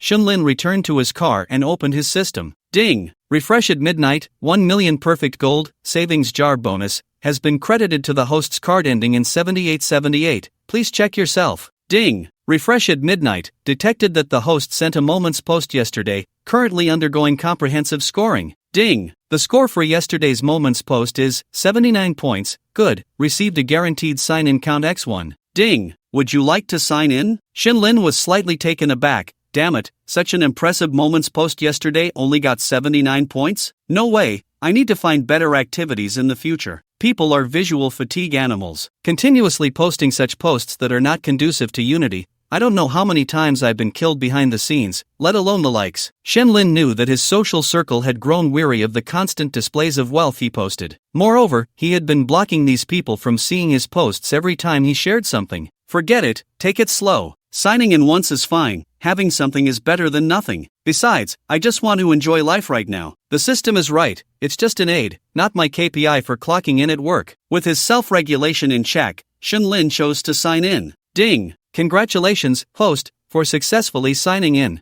Ding! Congratulations, host, for receiving the item, Island Card X1. What is this? Shenlin was taken aback and quickly opened his attribute panel. His gaze fell on the latest card in his inventory, shimmering with a black light. Black light? I've never seen this before. Soon, information about the card appeared before Shenlin's eyes. Island card. Use this card to claim any auctionable island in the world under your name. Hiss. No way. No way. No way. Shenlin was stunned when he saw this card. This card was simply incredible. After being shocked for a while, Shenlin regained his composure. He knew all too well how rare this card was. He murmured to himself, it's a private island, which means I can build my own club on it, right? Wishing everyone a happy new year, may everything go well. Today is a holiday, so please allow me a day off to take my wife out for a meal. I'll return to my usual schedule afterward, and then it's time for even higher level fun, so stay tuned. Seeing this card, Shenlin's excitement was beyond words. As for the club he had just thought of, he realized it was merely a product of his excitement. Having an island just for eating, drinking, and having fun wasn't enough. Damn it, I should get a bigger island, divided into several areas. There should be fun and games, but there should also be something more impressive. Why not create a small country to play with? Once the thought crossed his mind, Shenlin couldn't suppress it. Just think, this island is yours. Developing anything on it is perfectly normal, right? No one can stop you because you are the island owner. I can't rush this. I need to plan carefully. Shenlin suppressed his excitement, intending to take some time to think this through. He also had a preliminary idea. This island could not only satisfy his own desires for enjoyment but also provide assistance to the country, which would be the best outcome. It wasn't that Shenlin had returned to his family and was now thinking about the country. It was just that he was inherently a passionate person. The people of Huaxia are the most formidable. Since ancient times, the people of Huaxia have always stood at the pinnacle of nations. When did the world need so many words? Therefore, Shenlin planned to strategize carefully. An island is equivalent to a fief in ancient times, making him a lord. As a future lord and island owner, how could he only think about eating, drinking, and having fun? Developing the island requires money and manpower.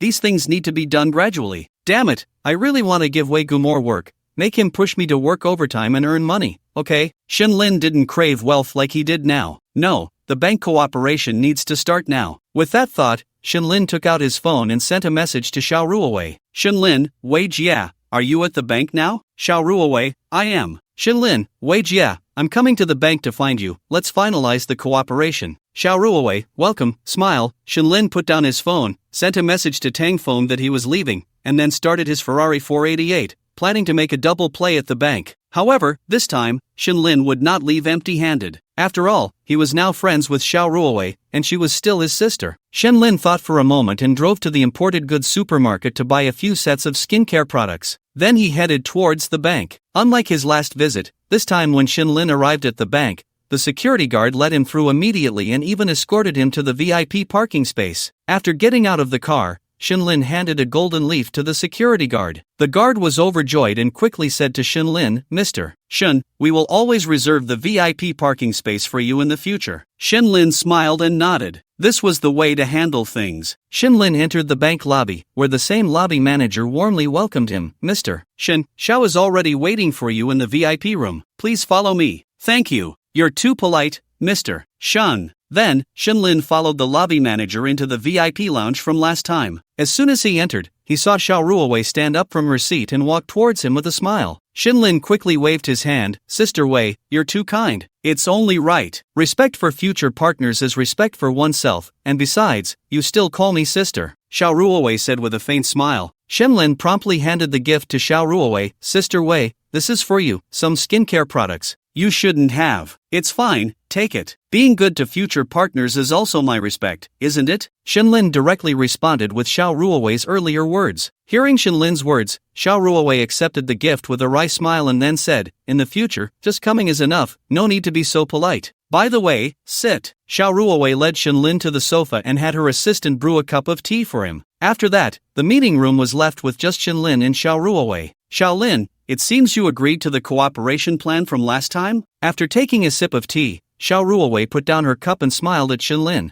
Sister Wei, the principle is that we can cooperate, but I can increase the stakes. Oh, it seems you are quite confident in yourself. However, I have also looked at your recent investments, which are quite good, with a daily profit of 1 million. Xiao Ruowei was not unprepared. She had been keeping an eye on Shenlin's account and knew he had made quite a bit recently. Moreover, Shenlin's recent investments were all just right, not overly greedy, and very stable. Generally speaking, many people at Shenlin's age tend to be reckless. But Shenlin was different. He not only had a strong financial perception but also carried a maturity that was not typical for someone his age. This was very important for someone in finance. Finances like this, stability is the hardest, and Shenlin was not only stable but also made a profit each time. His ability was already beyond doubt. Once, twice, or even 3 times could be luck, but after so many days of consistent profit, it was unnecessary to say more. Now hearing that Shenlin wanted to increase the stakes, Xiao Ruowei was not surprised at all. Instead, she looked at Shenlin with great interest, waiting for his next words. Shenlin put down his teacup, thought for a moment, and said, I can guarantee an annualized rate of 30%. But the bank needs to increase the stakes. Upon hearing this, Xiao Ruowei did not reply immediately. Instead, she picked up her teacup, looked at Shenlin, thought for a moment, and said, how much do we need to increase? 400 million, and it should not be subject to regulation. After 1 year, with principal and interest, I will give the bank 520 million. and the bank needs to provide me with high credit and at least 95% acceptance bills. Shinlin spoke directly without any hesitation. Xiao Ruowei looked at Shinlin and said, 400 million is too much. Even if I believe you, my superior would not take that risk, Xiao Ruowei stated directly. Shinlin smiled, Sister Xiao, you know my strength, you can think about it. Seeing Shinlin's confidence, Xiao Ruowei thought for a moment and said, 400 million is definitely not enough. My authority allows for 200 million without approval, which I can directly give to you. In fact, we can collaborate once first. As long as you have the strength, don't say 400 million, even more, I can persuade the higher-ups. Xiao Ruowei thought for a moment and said, 200 million is too little. Shinlin did not back down and replied directly. Xiao Ruowei thought for a moment, then looked up at Shinlin, at most 300 million, with a 30% annualized rate, I can guarantee it for you. Xiao Ruowei thought for a moment and said, this was her biggest concession. Okay, that's acceptable. So, what about credit and acceptance bills? Credit, in principle, 50%, acceptance bills, still 90%. Not enough. Shinlin picked up his tea and took a sip. Xiao Ruowei looked at the confident Shinlin and thought for a moment before saying, how much do you need? 100% credit, 100% acceptance bills. Acceptance bills mean buying something. You only pay half the money, and the bank covers the remaining half. With a 1-year term, 100% means the bank pays the entire half. I won't make it difficult for you, Sister Xiao. We can sign a betting agreement. If we don't achieve a 30% annualized rate after a year, I'll make up the rest myself. As for credit, I have a financial company worth over 10 billion, Weeding Finance, to provide the guarantee. Shinlin knew that if he didn't put some chips on the table, the other party would definitely not agree. After hearing Shinlin's words, Xiao Ruowei smiled, alright, since that's the case, with a guarantee,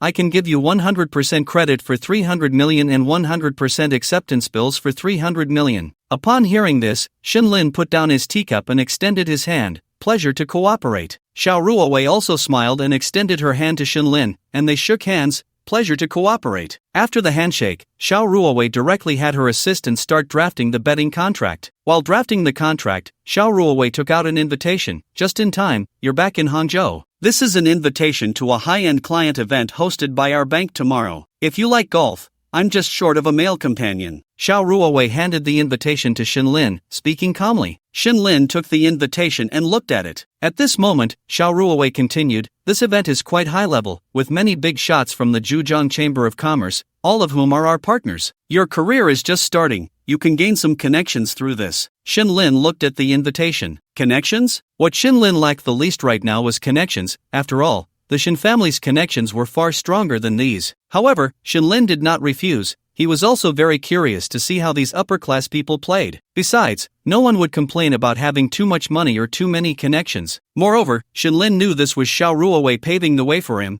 and he did not refuse the goodwill she extended, glad to be of service. Xiao Ruowei smiled and nodded, then tomorrow, you'll be my male companion. By the way, you don't mind if I hitch a ride, do you? How could Shinlin refuse this request? After all, with Xiao Ruowei's looks and current status, many would want to be her male companion. Shinlin had no objections to this. Furthermore, he was genuinely interested in this. After all, he had top-notch golf skills and had never played before, so it was perfect for him to try it out tomorrow. My honor. It's also my honor. One must say, Xiao Ruowei truly lived up to her reputation as a strong woman, with high emotional intelligence and pleasant speech. Soon, the assistant came over with the contract. Shinlin took a look. There were no issues, and then both signed their names. 2 copies were made, one for Shinlin and one for Xiao Ruowei. After finalizing the cooperation, Xiao Ruowei looked at Shinlin and said, I will transfer the funds directly to Weeding Financial tomorrow. As for the credit, I will increase the limit on the platinum card for you, and I'll give you the lowest interest rate. The acceptance bill will have a 100% limit.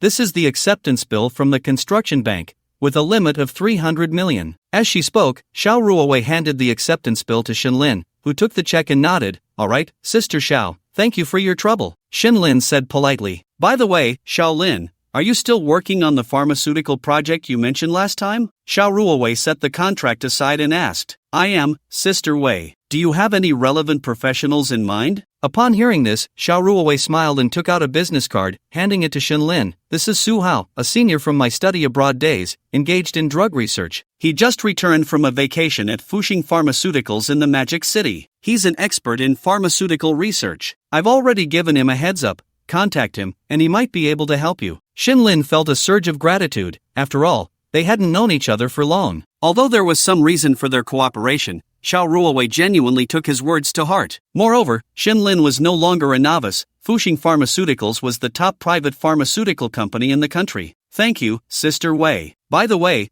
are you free now? How about we grab a meal together? Xiao Ruowei shook her head, saying, It's no trouble, and thank you for the invitation, Xiaolin. I would love to have lunch with you, but I have a meeting to attend soon. Let's do it next time. I'll treat you then. That's fine. I don't want to delay your work, so I'll take my leave now. We'll arrange for next time. Alright, I'll see you off. With that, they both stood up, and Xiao Ruowei personally escorted Xinlin to the bank entrance. Sister, you don't have to see me off. You can get back to your work, Xinlin said. Alright, Xiaolin, I'll just see you to here. By the way, I'll hitch a ride with you tomorrow at 9 in the morning. No problem. I'll contact you in advance then. Okay. After exchanging pleasantries, Xinlin nodded and left, feeling quite excited inside. With 300 million in private equity, 300 million in credit, plus 300 million in acceptance bills, and the 100 million he had in hand, Xinlin's cash flow had reached 1 billion. It was time to give Wei Gu a heavier burden. Xiao Ruowei watched Xinlin get into his car until it disappeared from her sight. Then she smiled and turned to head back to the office. Her assistant looked at her and said, Xiao, did you give him too much authority? There's a betting agreement in place, so this authority isn't too significant. But if he can really achieve it, it's great for me, especially since I just took office and need results. The assistant nodded. I just feel that you shouldn't put all your eggs in one basket. High risk means high reward. Sometimes, in our line of work, you need a bit of courage and a gambling spirit. Besides, I believe in him. He won't let me down. On the other side, after Xinlin drove out of the bank, he received a call from his older brother, Xinchu. Xinlin parked the car and answered. Hello, brother, what's up? Xiaolin, didn't you say you needed a pharmaceutical expert? I found one today, named Su Hao. I've already given him a heads up. I'll send you his phone number on WeChat, and you can contact him. Xinlin was taken aback. Su Hao, brother, is the Su Hao you're talking about from Fuxing Pharmaceuticals? You know him? Looks like you've really done your homework. Xinchu laughed on the phone. No, someone just introduced him to me. Who? Xinchu found it a bit coincidental and instinctively asked. Xiao Ruowei, the president of the construction bank in Hangzhou. Is that so? Alright, I understand. You contact him, and I look forward to your good news. Oh, by the way, brother, find someone trustworthy to go to Huiding Financial to see Wang Wei. I will send the pharmaceutical formula to Wang Wei and have him contact Su Hao. Okay, I will arrange it. After the two hung up, on the other side, in the district committee office of the Magic City, Xinchu put down his phone. Xiao Ruowei, from a banking family, the young lady of the Xiao family. So, she knows Xiaolin's identity now? After thinking for a moment, for Xinlin's safety, Xinchu directly called Xinwu. Investigate the relationship between Xiao Ruowei and Xiaolin. Remember, do it secretly. Young master, should we warn the Xiao family? No need. If they have no ill intentions, just act as if we don't know, Xinchu said. On the other side, Xinlin did not drive immediately but called Wei Gu. Wei Gu, my brother will send someone to connect with you later. In your email, I will send you a pharmaceutical formula. Draft a confidentiality agreement, and then go with my brother's person to find Su Hao. I will give you his contact information. Make sure the other party develops it as soon as possible. By the way, have you found a pharmaceutical factory? Xinlin was just a hands-off manager, directly handing over the tasks to his people. Currently, we have found 3, all of decent size, but their performance isn't very good. Take over the largest one. Tomorrow, Xinghui Private Equity will transfer 300 million to the company. Once you receive it, immediately acquire the pharmaceutical factory. Okay, Lao Lin. After hanging up, Xinlin directly sent Su Hao's phone number and the encrypted pharmaceutical formula to Wang Wei's email. The rest of the matters were left to Wang Wei. Xinlin wasn't worried at all. After all, Wang Wei was 100% trustworthy in his work, and the system's card ability was no joke. After taking care of these, Xinlin thought about going to the golf course tomorrow but realized he wasn't equipped yet. After thinking for a moment,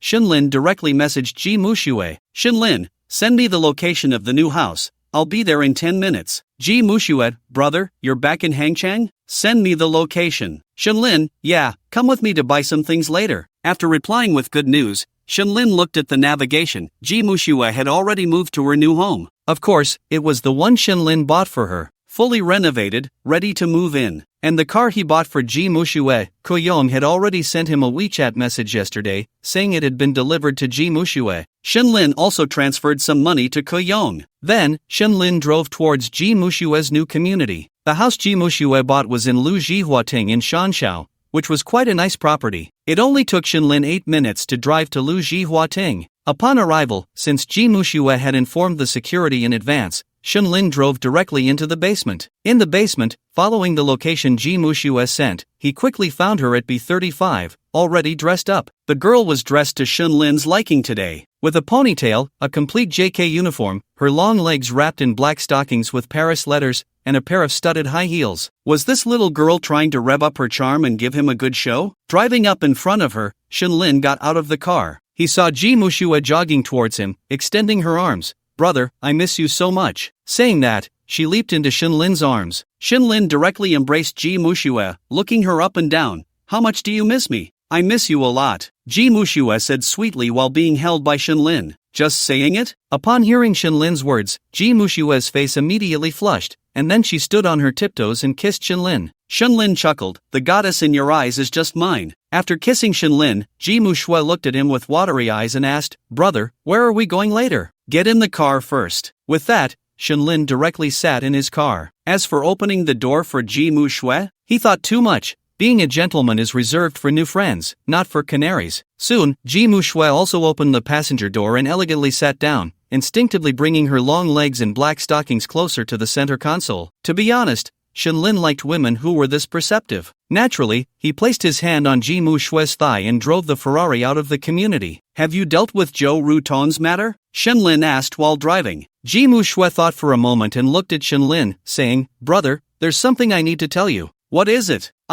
I used the Hermes bag you bought for me to give to someone else, asking her to pay back the money." Ji Muxue was cautious when saying this. She didn't dare to hide it from Shenlin. After all, he would find out with just a little inquiry. It was better to confess than to be exposed later. Shenlin turned to look at Ji Muxue, his expression unchanged. "That's your freedom, but if you use my money, you need to think for me. You paid for her. What do you want Hulong to think?" "Brother, I was wrong. If you're wrong, you need to be punished. Next month, there will be no 200,000, only 80,000, and then it will return to normal." Shenlin felt quite speechless inside. In his view, Ji Muxue was just that kind of naive girl, but the good thing was that she took the initiative to confess. However, a punishment was still necessary, otherwise, it would be out of control in the future. As a canary, being obedient was the way to survive. Hearing this, Ji Muxue giggled. "I knew brother treats me the best." Upon hearing this, Shenlin couldn't help but slowly move his hand up and even deliberately opened the convertible roof. The wind blew, but the little girl's face remained flushed. Soon, Shenlin drove the car to a mall's parking garage. He then turned to Ji Muxue, who looked at him with a charming gaze. "Get yourself ready." Shenlin chuckled and got out of the car. After waiting outside for 5 minutes, Ji Muxue got out delicately and naturally linked her arm with Shenlin's. "Brother, are we going to buy something?" "Yeah,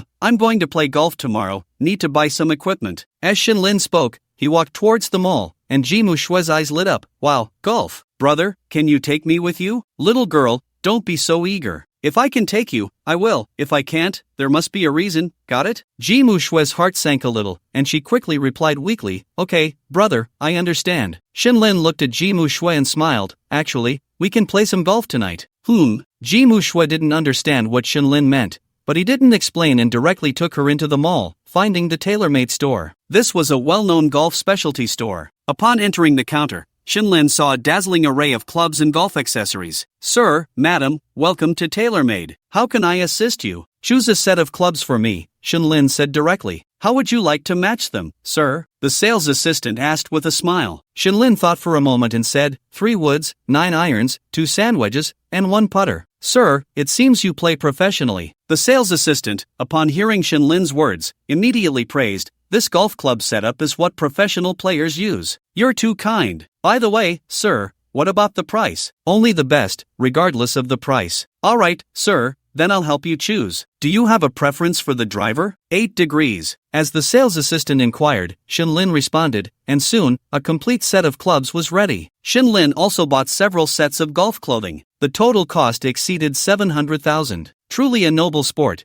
This entire set is something many people cannot afford. After purchasing the clubs, Shenlin took Ji Muxue to Audemars Piguet to buy a 15710 ST in the avocado color from the Offshore Sports Series, which he would wear while playing golf tomorrow. After shopping, Shenlin took Ji Muxue back to her home. After swinging a few golf shots vigorously, he left. He needed to return home to check on the island situation. Originally, he planned to go right after leaving the bank today, but now he had to play golf tomorrow. So he invited Ji Mushue, just in time to buy things and experience the charm of lettered black stockings. Feeling refreshed, Shenlin drove his Ferrari home. Women, how could they be more important than having one's own island? Upon returning home, Shenlin immediately went to his study. He opened his computer directly. The island card states that any island up for auction can be obtained at will. Shenlin thought for a moment and went straight to the relevant island auction website. Instantly, many islands up for auction appeared. The auctioned islands were mainly in the following areas: North America, South Pacific, Central America, Caribbean, Asia, and Europe. Shenlin began to look through each region. First was North America, where there were currently 2 islands up for auction. The first was a 20-acre, 4046, 86 square meters, island located near Florida and Miami. Wow, Florida? No freeloaders allowed? Forget it,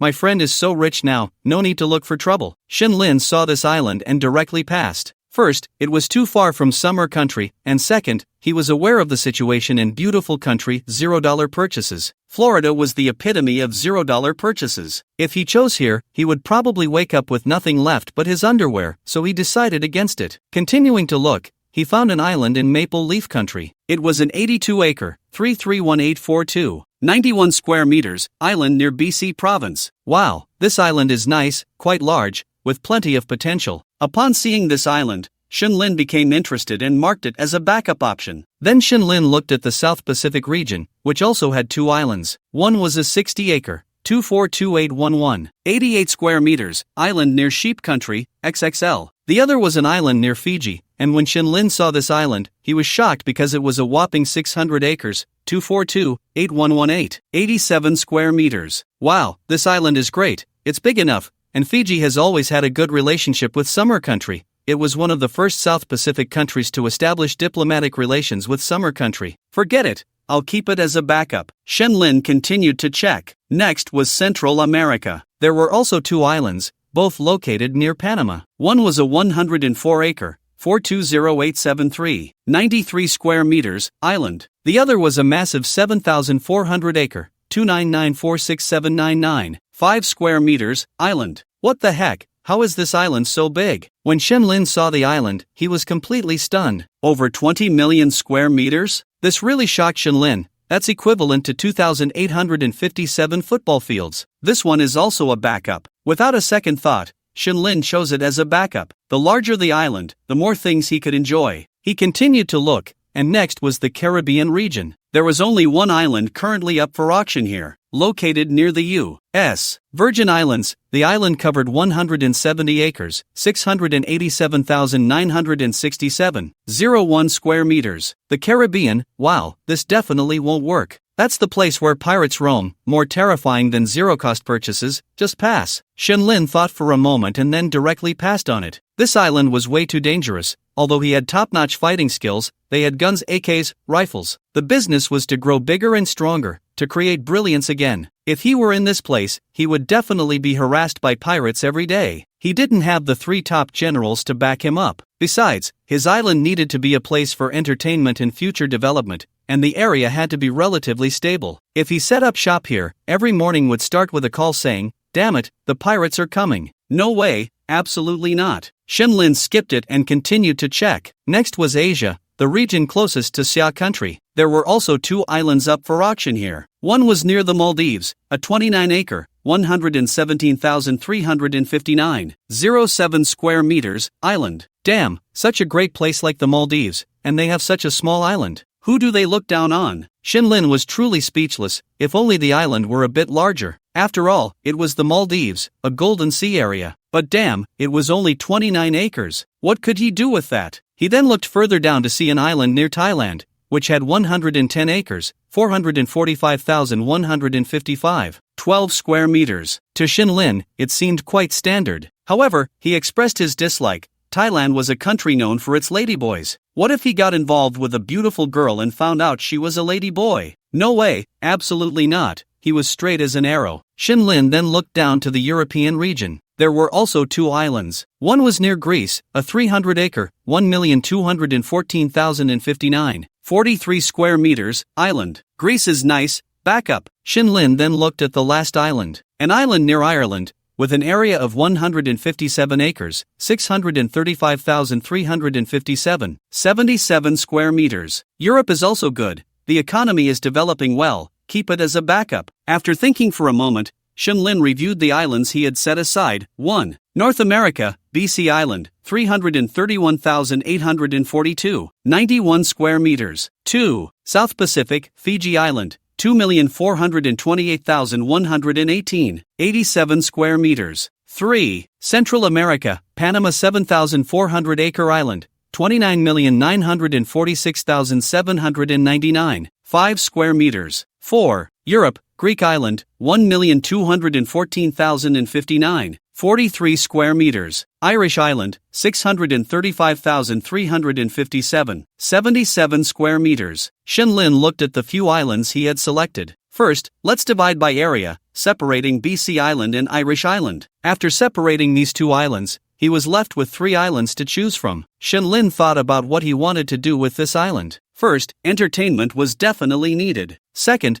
conducting some research on the island was also possible. Finally, what help could he provide to Xia country? Shinlin mainly considered these 3 questions. After thinking for a moment, Shinlin directly opened the world map and began to look at the situation around the 3 islands. First, he examined the islands near Fiji. The country of Fiji is relatively friendly to Xia country, but its geographical location is quite unremarkable. It is an archipelago nation, with a permanent population of only a few hundred thousand. Surrounded by vast oceans, Shinlin felt that developing such an island would require too much investment with little return. Moreover, its geographical position would not help Xia country at all. So, Shinlin simply passed on it. Next, he looked at the islands near Panama in Central America. This island is the largest, and Panama is geopolitically very important. After all, many people may not be familiar with the country of Panama, but they would certainly know about its canal, the Panama Canal. It is a crucial link between North and South America, as well as between the Pacific and Atlantic Oceans. The economy is relatively prosperous. Additionally, Panama is quite small, so if Shinlin encountered any trouble, Xia country could step in to resolve it. Finally, there are the islands near Greece, located in the Mediterranean. This area is surrounded by well-known countries, bustling with activity and a prosperous economy,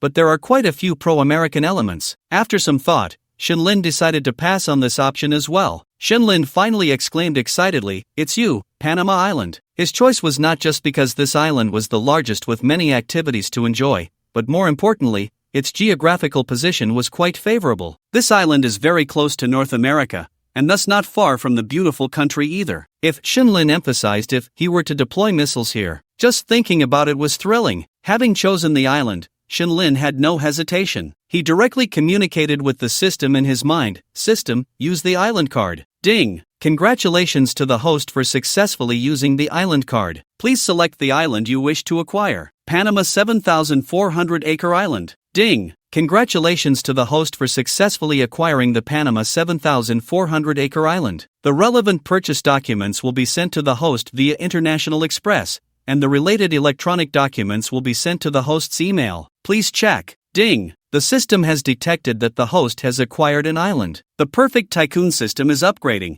with an upgrade countdown of 8 hours. During the upgrade, all related abilities can still be used normally. Upgrade? Shinlin was stunned upon hearing the system's prompt. He never expected that acquiring an island would also trigger a system upgrade. This was the first time he encountered such a situation. If this is the case, does it mean that drawing certain items can lead to a system upgrade? Previously, I drew a piggy bank, which increased the system's perfect profit, although it wasn't permanent. But I never thought that drawing certain items could also upgrade the system. Shinlin felt a surge of joy. He could conclude that his system could actually grow. This surprise was even more exciting than acquiring the island itself. After all, everything he had now was given by the system. Even if the current system is at LV1, and it's already this impressive, how much more powerful will the upgraded system be? It's a pleasant surprise, but the upgrade takes 8 hours. It's just past 4 p.m. now, which means the system will finish upgrading by midnight. It looks like tonight will be another sleepless night. At this moment, Shinlin was extremely eager for the system's upgrade. Ding dong! Just as Shinlin was pulling his thoughts back, a notification sound came from his phone. He opened his phone to find the email icon. It should be the relevant documents for the island. With curiosity and excitement, Shenlin logged into his email on the computer and quickly discovered an international email. It was a message in 3 languages. Inside was the language of the Duck Country, a minor European language, Spanish. Shenlin knew that Panama had previously been colonized by the Duck Country, so their official language was Spanish. Next was English, which, although Shenlin didn't want to admit, was undeniably the global lingua franca. Finally, there was Chinese, perhaps because he knew he was from Xia country. Shenlin glanced at the document, which contained the following items. First, the official document from Sotheby's auction house. As one of the top 10 auction houses, Sotheby's had a strong credibility. Second, relevant certification documents from the International Maritime Organization. Third, an official recognition document from the Republic of Panama. Fourth, documents regarding the ownership of the island and its naming. Fifth, an official recognition document from Xia country. Sixth, investment certification documents. Each document was in 3 languages. The Sotheby's document included proof of the island's auction and its selling price. When Shenlin saw the price, he gasped in amazement. The selling price of the island was an astonishing one, $5 billion. Shenlin couldn't help but take a deep breath. This meant that if the bank recognized it, his net worth was already infinitely close to 10 billion Xia coins. Terrifying. The documents from the International Maritime Organization, Panama, and Xia country confirmed that this island now belonged to Shenlin. Finally, Shenlin looked at the ownership document. It was similar to a land deed in Xia country. From now on, this island would be Shenlin's private island, with a term of 999 years. Upon seeing this, Shenlin could only say one thing: blissful. The last document was the naming document within the ownership file, which required Shenlin to name the island and then send it to Sotheby's auction house. They would then contact the relevant organizations for registration. This meant that in the future, this unnamed island would be marked with the name Shenlin shows, both on GPS and on future world maps. At this point, Shenlin was stunned. Wow, this is amazing. This is a show-off artifact. In the future, if anyone tries to flaunt their luxury cars, watches, or mansions, I can just pull out the electronic map and say, "This is my island." Just asking, who else is there? What should I name it? Shenlin thought for a moment, his mind completely blank. Damn it, I haven't posted on WeChat today. If I can't get some likes with this post, I might as well buy a block of tofu and crash it. Without hesitation, Shenlin took screenshots of some documents, then screenshots of the payment records from Sotheby's, and began editing his WeChat moments. Caption: bored, so I bought an island to play with, but naming it is a hassle. Friends, any suggestions? Images, photos of the Panama Island, payment records from Sotheby's, international certification documents. Looking at it, Shenlin decided not to block anyone this time. He wanted to showcase his strength. Besides, he was the prince. Who was he afraid of? Shenlin checked again, saw no issues, and directly posted his moments. As the little circle on WeChat spun, it quickly displayed that the post was successful. After posting, Shenlin stood up, opened a bottle of Penfolds G5 for himself, and waited for his friends to brainstorm ideas. Sitting in front of his huge floor-to-ceiling window, he poured himself a glass of red wine, gazing at the river view outside and the gradually darkening sky, along with the upcoming night scenery. He couldn't help but sigh. That's life. He didn't have to wait long before his phone buzzed with a flurry of notifications. Shenlin smiled slightly. Just giving you a little shock. Can't hold back anymore. Ha ha. Shenlin opened his moments and quickly found a pile of likes and many comments, most of which were from club members. Shanghao, bro, is this real? Tang Phone, I told you, you're Bruce Lin, the Batman of Hangzhou, my god. $5 billion. Ding xin, Lin Gu, pft. Island Master Lin, can I come play? Wang Wei, Dad, can I become the young island master? Feng Ting, damn. Lin Gu, you're my real brother. Being friends with you makes me feel so cool. Zhou Zi, congratulations. How about calling it Qilin Island? Laughs, Ji Mushued, brother, wow, you're amazing. Can you take me to the island to play golf? Shy, Shenlin thought for a moment and replied uniformly, Shenlin, you all learn Chinese from PE teachers, so pay attention to the topic. Whoever comes up with a good name will be the first batch to go to the island and have fun. Just as Shenlin finished replying, his phone rang, and to his surprise, it was a call from Shenchu. Shenlin answered the phone with a smile. Hello, bro, what's up? Shaolin, did you buy an island? Shenchu's voice on the phone carried a hint of excitement. Yeah, what's wrong? Shenlin pretended to be confused. Shaolin, I just saw that the location of this island is very special, with strong geopolitical attributes. Third uncle knows about it too. By the way, third uncle has already set off for Hangzhou. You need to host him when he arrives. Shenlin was taken aback but quickly understood the implications, smiling as he said, okay, I'll contact third uncle. Just as Shenlin hung up, third uncle's call came in. "Hello, third uncle. Ah, you little rascal, well done. We've always wanted to buy that island, but beautiful country has been blocking us. I didn't expect you to buy it. I'm coming to Hangzhou now, wait for me, I want to see how many missiles we can deploy on that island, ha." After third uncle finished speaking, he hung up, leaving Shenlin's head buzzing. It was all third uncle's infectious laughter. However, what shocked Shenlin the most was that from third uncle's words, he learned that when the island was put up for auction, Xia country was actually trying to buy it too. But due to continuous obstruction from beautiful country, it had never succeeded, and he, because of the system, had easily acquired the island. How could third uncle not be happy? For Shenlin, this island already had a preliminary plan in his heart, and one point was actually not much different from what third uncle thought. After all, Shenlin had always been a rebellious youth, so he wasn't afraid to deploy some things on his island that would give beautiful country a headache. Moreover, the most important thing was, since third uncle said so, it meant he definitely wasn't afraid of beautiful country causing trouble, so why should he be timid? Secondly, if he cooperated with the family or Xia country,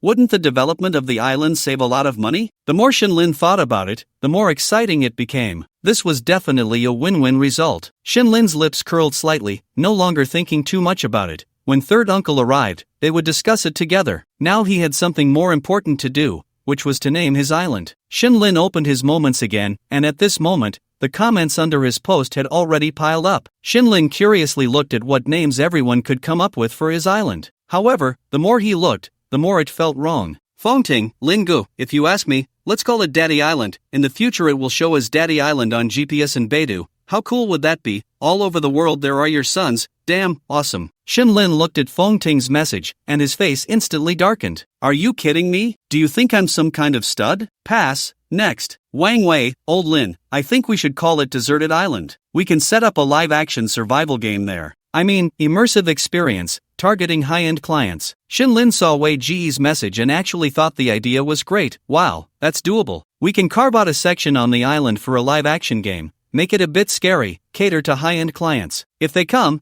they can just fly in on a private jet, play for a day, and then head back home. No wonder you're my financial minister, your money-making ideas are brilliant. As for the name, let's skip that. Then came Zhang Hao's message. Zhang Hao, don't mess around with those random ideas. Just call it Pleasure Island, set up all kinds of entertainment facilities. You're the gambling king of Macau, you'll be the entertainment godfather of the island. Good at naming, but don't do it next time. However, this idea is not bad. Once we develop it, we can set up some legal casinos. You guys can bet however you want, and I'll just take a cut. Can't lose. Shenlin genuinely thought it was a good idea. Why should there only be one gambling king? He realized that letting this group of fools come up with names was a disaster, but when it came to entertainment, they were all top-notch. Shenlin didn't want to read anymore. He already knew these guys didn't have much creativity. Just as he was about to exit WeChat, a new comment popped up. The profile picture caught his eye. It was Xiao Ruowei. Out of curiosity, Shenlin checked Xiao Ruowei's message. Xiao Ruowei, Little Lin, congratulations on becoming the island owner. I have a name for you, Yanlin Island. Yan represents the descendants of Yan and Huang, and Lin represents you, as well as the fact that the descendants of Yan and Huang are all Qilin children. Upon seeing this name, Shenlin's eyes lit up. I have to say,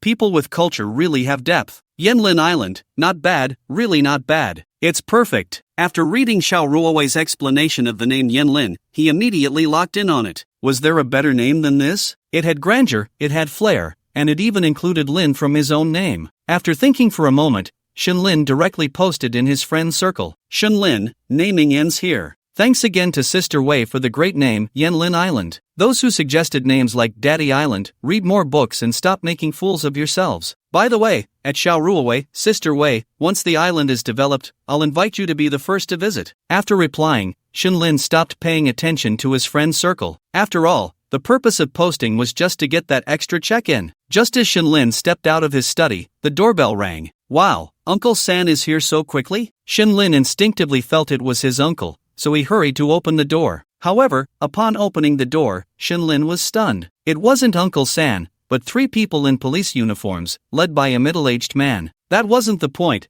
The key was that this man was wearing a white shirt. Behind him stood two other men in police uniforms, but neither wore a white shirt. Who are you? Shenlin asked curiously. The middle-aged man in the white shirt looked Shenlin up and down and coldly said, Are you Shenlin? Yes, that's me. What's going on? Come with us. The middle-aged man in the white shirt got straight to the point without any small talk. Shenlin was taken aback for a moment, thinking it might be Uncle San's people, and then smiled, saying, "Sure." Seeing Shenlin so agreeable, the middle-aged man's furrowed brow relaxed. It seemed he knew what trouble he was in. As long as he could cooperate, that was good. Soon, Shenlin grabbed his phone and followed the three out. When they reached the basement, Shenlin saw a police car parked next to his Ferrari. Shenlin was about to get into his Ferrari when the man in the white shirt, frowning, looked at him displeased and said, "What are you doing? Driving?" Shenlin was a bit confused by the question. Just as Shenlin finished speaking, the man in the white shirt revealed a cold smile. "It's the first time I've seen someone drive themselves to our place. Kid, get in the police car." Shenlin was taken aback. The tone didn't seem right. He immediately became alert. "Well, I still don't know who you are or where you're taking me. Now you want to ask?" the middle-aged man said, and the two people behind him moved closer to Shenlin, afraid he might run away. The middle-aged man in the white shirt stepped forward, looking at Shenlin, and pulled out a summons from his briefcase, saying to Shenlin, "We are from the national security, and we suspect you are a spy for another country. Please come with us for an investigation." Shenlin was stunned and looked at the man in the white shirt with a bit of helplessness. "Wait, what's your basis for suspicion?" Shenlin pointed at himself and continued, "A spy? Are you sure you have the wrong person?" Shenlin couldn't help but laugh. He never expected to be suspected of being a spy. "Whether you are a spy will be clear after questioning. Now, no more nonsense, get in the car." "No, what's your basis for suspicion?" Shenlin certainly couldn't just go with them. After all, it was the national security. The man in the white shirt looked at Shenlin and said, "Not a spy? Then let me ask you, as an orphan, where did you get so much money? And you know better than I do that your money was earned just in the past few days. I've never seen any financial genius accumulate capital in such a short time. I've never seen a financial genius who could make $1.5 billion right off the bat. And that island in Panama, people from Xia country can't buy it, but you managed to buy it directly. So there can only be one explanation: you have multiple identities behind the scenes. Lastly, your file is classified as top secret. Can I assume that you have already infiltrated the upper echelons?" The middle-aged man spoke each word clearly, his gaze sharp, looking like he was enforcing the law impartially. "I think you misunderstood. By the way, can I make a phone call? I believe once I make the call, you'll see this is all a misunderstanding." Shenlin didn't expect that his situation would be grasped so accurately by the other party. However, he wasn't surprised by their suspicions. What he said was very true. If it weren't for the system's intervention, no financial genius in the world could be as terrifying as Shenlin. In fact, to some extent, Shenlin had already surpassed Buffett in the financial market. So it was normal for them to have suspicions. Not having them would be strange. Therefore, Shenlin felt they were just doing their job. And there was nothing wrong with that. A phone call would resolve everything. After all, they were all serving the people. Moreover, Shenlin now knew his identity and didn't want to bring shame to his family by being labeled a playboy. So he had always been very polite. However, Shenlin's politeness did not earn him any respect. After Shenlin finished speaking, the middle-aged man directly waved his hand to his two subordinates. "Take him away. Anything can be discussed at the station." They didn't even give Shenlin a chance to make a phone call. Before Shenlin could react, the two colleagues behind the man in the white shirt directly grabbed him. Shenlin wanted to resist, he had the strength to do so, but after thinking about it, he decided against it. They were just doing their job. At worst, he would waste a little time and go with them for an investigation, believing that he would be cleared in the end. Additionally, Shenlin thought a little more. Later, as his system upgraded, perhaps the benefits would be even better. For now, following along was a good idea. It would explain things, and in the future, the national security would not trouble him. The last point, Shenlin was not worried at all. His older brother Shenchu had said that there were secret guards protecting him, so even if Shenlin did not contact his family, they would know where he was. After coming to this realization, Shenlin smiled and said, "You don't need to be so wary of me. I said I'm not, so I'm not. I'm just going with you for a trip." Seeing Shenlin's attitude, the man in the white shirt was a bit surprised, then said, "Then get in the car." Shenlin did not hesitate and got into the car. After he got in, the three others quickly followed. Once inside, Shenlin realized there was also a driver. He sat in the back seat, between two national security agents, and was made to wear a black hood. Throughout the journey, Shenlin remained silent. About half an hour later, he felt the car come to a stop. Soon, he felt himself being lifted out of the car. After walking for a long time, the two men finally brought him to a place to sit down, and only then was the hood removed. In the next moment, Shenlin found himself in an interrogation room. Sitting across from him were the three men who had brought him. He was left sitting on a chair in the interrogation room. The man in the white shirt looked at Shinlin with a blank expression and asked, "Name?" Shinlin smiled helplessly. "Sir, you really have it wrong." Bang! Just as Shinlin finished speaking, the middle-aged man slammed his hand on the table. "Just answer what I ask. Name." Shinlin, feeling helpless, silently prayed for his uncle to arrive soon. Shinlin. Age? 22 years old. Identity? What identity? Shinlin asked, puzzled. "You are an orphan. Just say you are an orphan, understand? But I'm not an orphan." Shinlin replied, speechless. Hearing this, the middle-aged man's brows furrowed slightly, and the next moment, he looked sharply at Shinlin, then sneered. "Not an orphan, huh? Then tell me, what is your father's name?" Shen Shuejuan. As soon as Shinlin finished speaking, the person taking notes looked up in surprise,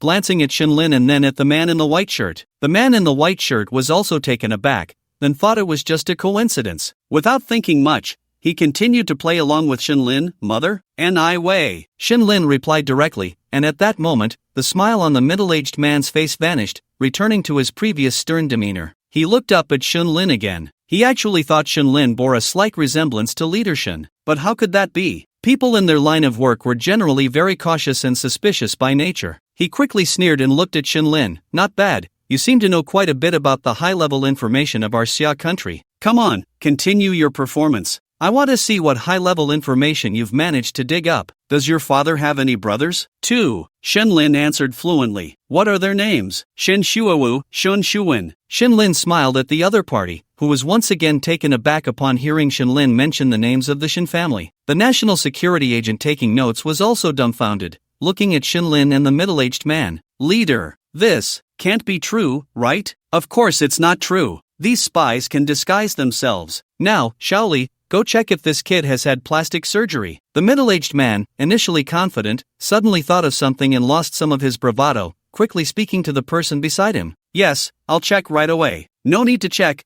Damn it, Wu, are you blind? My nephew looks just like my older brother. Why would you check? Go check your own damn eyes. So many years have passed, and you're still as stubborn as ever." Before Shaoli could finish, the door of the interrogation room was slammed open, and an angry yet speechless voice, laced with national essence, echoed in the ears of those present. Shinlin's face darkened. That voice could only belong to his third uncle. "So, while I'm out here bringing honor to the family, you just go around cursing at everyone, right?" Shin Shuewu entered with several school officials, looking at the man in the white shirt, Shuewu, then at Shinlin, and laughed heartily at Shinlin. "You little rascal, your third uncle is here." Shinlin nodded helplessly, feeling that his third uncle didn't resemble a soldier at all, but rather a bandit leader, the kind who curses at everyone he meets. At that moment, in the interrogation room, aside from the man in the white shirt, the other two national security agents were stunned upon seeing the newcomer. They exchanged incredulous glances with Shinlin, then quickly saluted Shin Shuewu. "Hello, leader." "Hello, my foot. Why haven't you released my nephew yet? And you, Cho Wu, after all these years, still so stubborn. You're still a student of Old Master N.I., and you haven't noticed how much my nephew looks like my elder brother?" Upon hearing Shin Shuewu's words, the two national security agents exchanged glances and looked at the man in the white shirt, Xiuwu. Xiuwu looked at Shin Shuewu speechlessly. "Shuewu, I have to ask,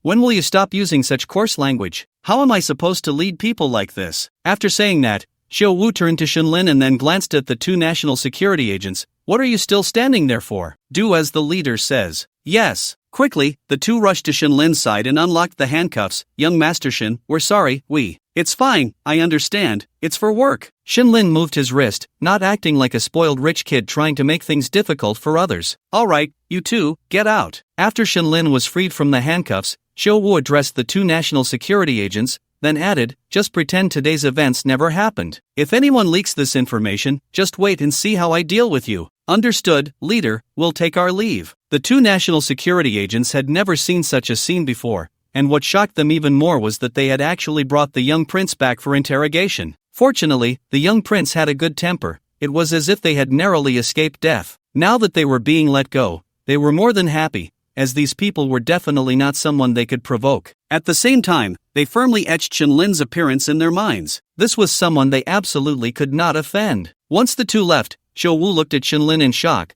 then turned to Shin Shuewu in confusion. Is what you said true? Is this really my elder brother's son, the teacher's grandson?" Shin Shuewu stepped forward, laughing as he patted Xiuwu's shoulder. "Of course it's true. I'm here, how could it be wrong? I just found him and didn't have time to notify you before you guys brought him in for questioning? You take your work seriously, but sometimes you need to be flexible. Otherwise, with old Master Ni's support, you would have been promoted long ago. How could you still be here as the governor of the 3 provinces? Come here, Shaolin, this is your Uncle Chiu, one of your grandfather's most prized students. After saying that, Shen Shuewu waved at Shenlin. Shenlin smiled and walked over. Uncle Chiu, hello. Xiuwu looked at Shenlin and stepped forward to pat his shoulder. Shaolin, I'm sorry, but I think you should understand your uncle. I understand, so I've been cooperating all along. Good boy, no wonder you're the grandson of the old master, you have guts. Xiuwu laughed heartily. In fact, when he first heard Shenlin mention the Shen family, Xiuwu had already begun to doubt, but he hadn't expected it to be true, and he felt quite emotional at that moment. Shenlin is a member of the Shen family, so he no longer doubts his operations in finance. He feels that it might be because he has returned to the Shen family, with Miss Ni Wei helping him. But, just like Miss and Big Brother said, by the way, Shuewu, does the old man know? Xiuwu pulled Shenlin's hand and looked at Shen Shuewu inquiringly. He didn't know at first, but with your meddling, now he knows. His big uncle is coming soon. I was planning to announce it in 2 months, to give old man and I a surprise, but now it's all your fault. As he spoke, Shen Shuewu kicked Xiuwu directly. Xiuwu laughed heartily. I told you, Shen family, how can you hide something as important as a child? Thanks to me, thanks to being in these 3 provinces. If it were known in other provinces, the child would have suffered who knows what grievances. Xiuwu felt that the Shen family's approach was not good and complained a bit. After all, he was the grandson of his own teacher, lost for so many years, and now found, yet still kept in the dark. Shen Shuewu looked at Xiuwu and said, you don't understand anything. Not making it public is to protect the child. Nonsense, how does that protect anyone? I think you're confused, single-minded. Do you really not hear what's going on outside? Shen Shuewu looked at his friend, feeling a surge of anger. After Shen Shuewu said this, Xiuwu seemed to think of something. Are you saying that the recent matters with the Li family are being handled by your Shen family? Of course, no need to say more to you. Let's go to the office. I have urgent business to find this kid in Hangcheng. Shen Shuewu said directly, then waved to Shenlin. Come on, kid, let's go to the office and plan things out. Okay. Shenlin nodded and politely greeted Xiuwu. Then Uncle Chiu, I'll go with third uncle first. Go ahead, kid. This time it was a misunderstanding. I'll treat you to a meal another day. By the way, do you have a girlfriend? Xiuwu, shut up. With your fierce daughter, don't even think about getting involved with my nephew. Shen Shuewu thought of Xiuwu's violent daughter and looked at his weak nephew, directly refusing. Hey, Shen Haizi, how can you talk like that? What's wrong with my daughter? If we don't clear this up today, I'll interrogate you too. The usually refined Xiuwu, upon hearing Shen Shuewu's words, also started cursing. Shenlin saw the situation was not right and hurriedly stepped forward to mediate between the 2 old rascals. Third uncle, Uncle Chiu, don't argue. Uncle Chiu, my third uncle is just like this, understanding is key. By the way, third uncle, aren't we supposed to plan? Let's go and plan. Upon hearing Shenlin's words, Xiuwu's anger subsided by half, and he looked at Shen Shuewu. Shen Haizi, this time, for the sake of my little nephew, I won't deal with you. If you dare to speak carelessly next time, just see how my interrogation skills fare. After hearing Xiuwu's words, Shen Shuewu first looked at Shenlin. You little brat, turning your elbow outwards. What do you mean I'm just like this? After saying that, he looked at Xiuwu again. I'm afraid of you? If it weren't for the urgent matter now, let's see whose interrogation skills are better, yours or my artillery. Shen Shuewu looked at Xiuwu defiantly, then turned to Shenlin. You little brat, let's go to the office. It's a shame I'm your third uncle, helping others. In 2 months, when we return to the capital, I'll personally train you. Shenlin looked at Uncle Chiu helplessly and smiled. He then followed Shen Shuewu, preparing to leave the interrogation room. Just as Shen Shuewu reached the door, he suddenly stopped and looked back at Xiuwu. Shenlin was taken aback, thinking, could it be that third uncle wants to scold him again? The next moment, Shen Shuewu calmly said, when his big uncle arrives later, let him wait. We have important matters to discuss in the office. Xiuwu saw Shen Shuewu suddenly become serious and realized that the matter was significant. He nodded, go ahead, I will talk to him when the time comes. Hearing this, Shen Shuewu nodded and then took Shenlin out of the interrogation room. As they exited, Shenlin curiously looked around at everything. It was somewhat reminiscent of the scenes in TV dramas set in bases, with people moving around, not only police but also soldiers. Cameras and LCD screens were everywhere. Kid, this is the headquarters of the national security in the Jiangsu, Zhejiang, and Shanghai provinces, Shen Shuewu said without looking back. Shenlin nodded in response and then curiously asked, third uncle, what about you and Uncle Chiu? Hearing this, Shen Shuewu slightly curled his lips. Your Uncle Chiu, your father, your second uncle, your maternal uncle, and your third uncle all went to the same school back then. Upon hearing this, Shenlin nodded. So that's why there was such a big difference in their ranks,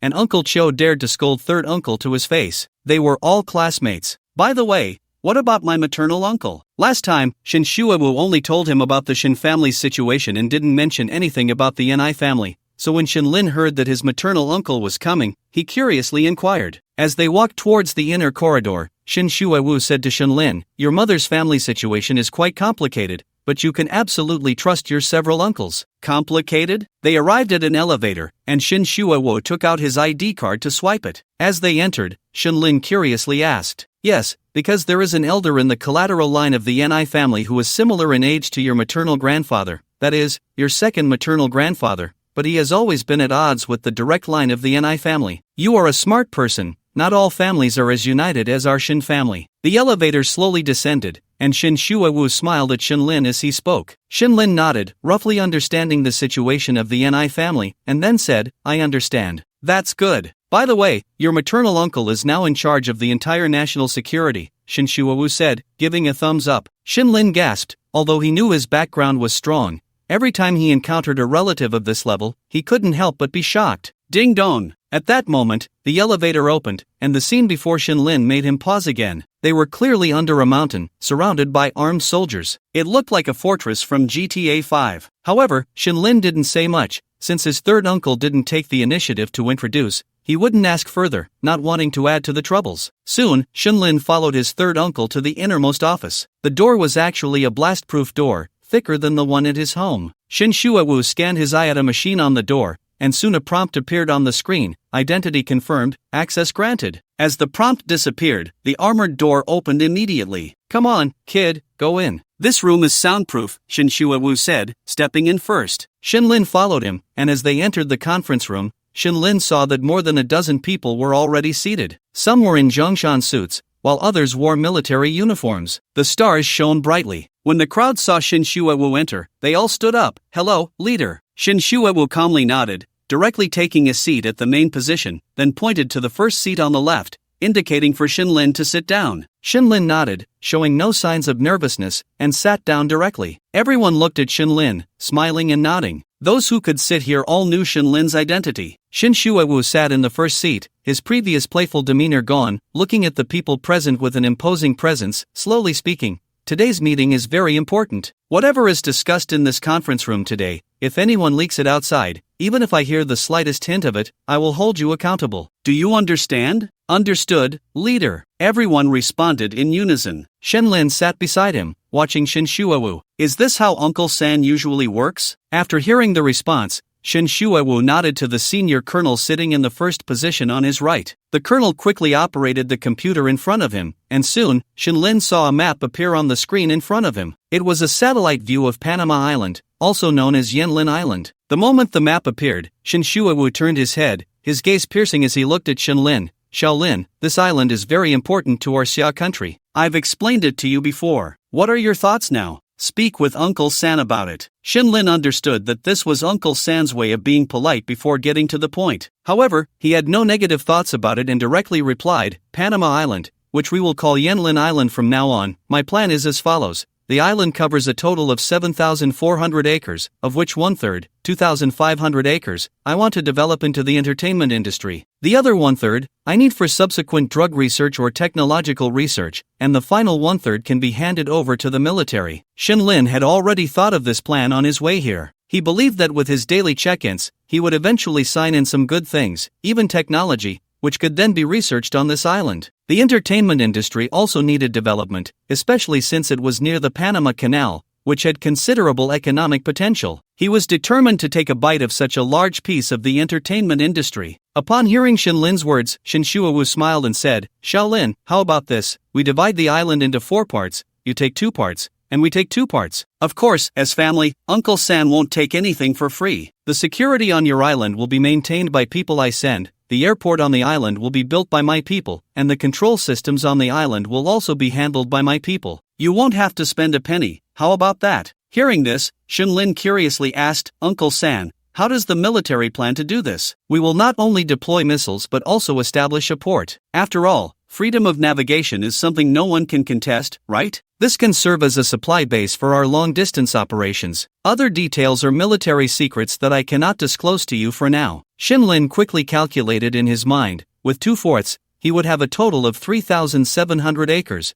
which was quite substantial. So, he nodded and said, "That works, but you all need to fulfill what was just mentioned." Shin Shuawu laughed heartily. "Little brat, would Uncle San still owe you a debt? By the way, I came today to bring you a surprise. Xiao Ho, bring it up." After patting Shinlin on the shoulder, Shin Shuawu turned directly to the senior colonel who had just operated the computer. The colonel stood up, saluted respectfully, and said, "Yes, leader." Shinlin looked at Shin Shuawu in surprise. A surprise? What surprise? Just as Shinlin was puzzled, he saw the colonel walk out of the conference room and return shortly after, holding a military uniform with both hands, marching in step, and standing in front of Shinlin, gazing at him enviously. "Uncle San, what is this?" Shinlin felt a bit of a guess in his heart but still uncertainly inquired. Shin Shuawu stood up and smiled as he patted Shinlin on the shoulder. "Kid, your abilities are known to your third uncle. When we first met, you took down my special forces king with one move. Although I don't know where you learned your skills, you didn't bring shame to the Shin family. Secondly, you have indeed made a contribution this time, and contributions deserve rewards." As Shin Shuawu spoke,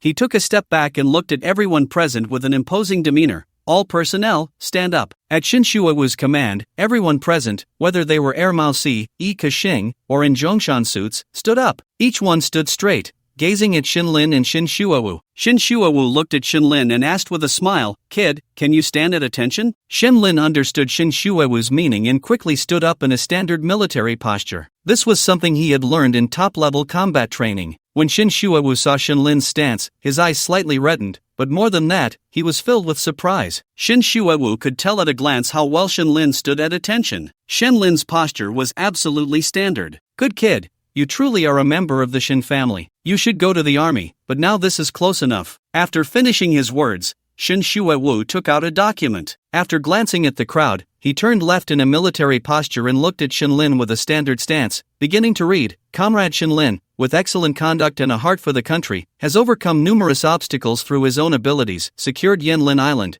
and actively cooperated with the Xia country. His dedication is commendable. Hereby, in gratitude for Comrade Shinlin's contributions, and upon the directive of relevant leaders, he is hereby awarded the rank of Major General and will be responsible for managing all affairs of Yanlin Island." Upon hearing Shin Shuawu's words, Shinlin was taken aback. Although he had just thought that his third uncle might give him a rank, he never expected to be directly awarded the rank of Major General, and to be in charge of Yanlin Island.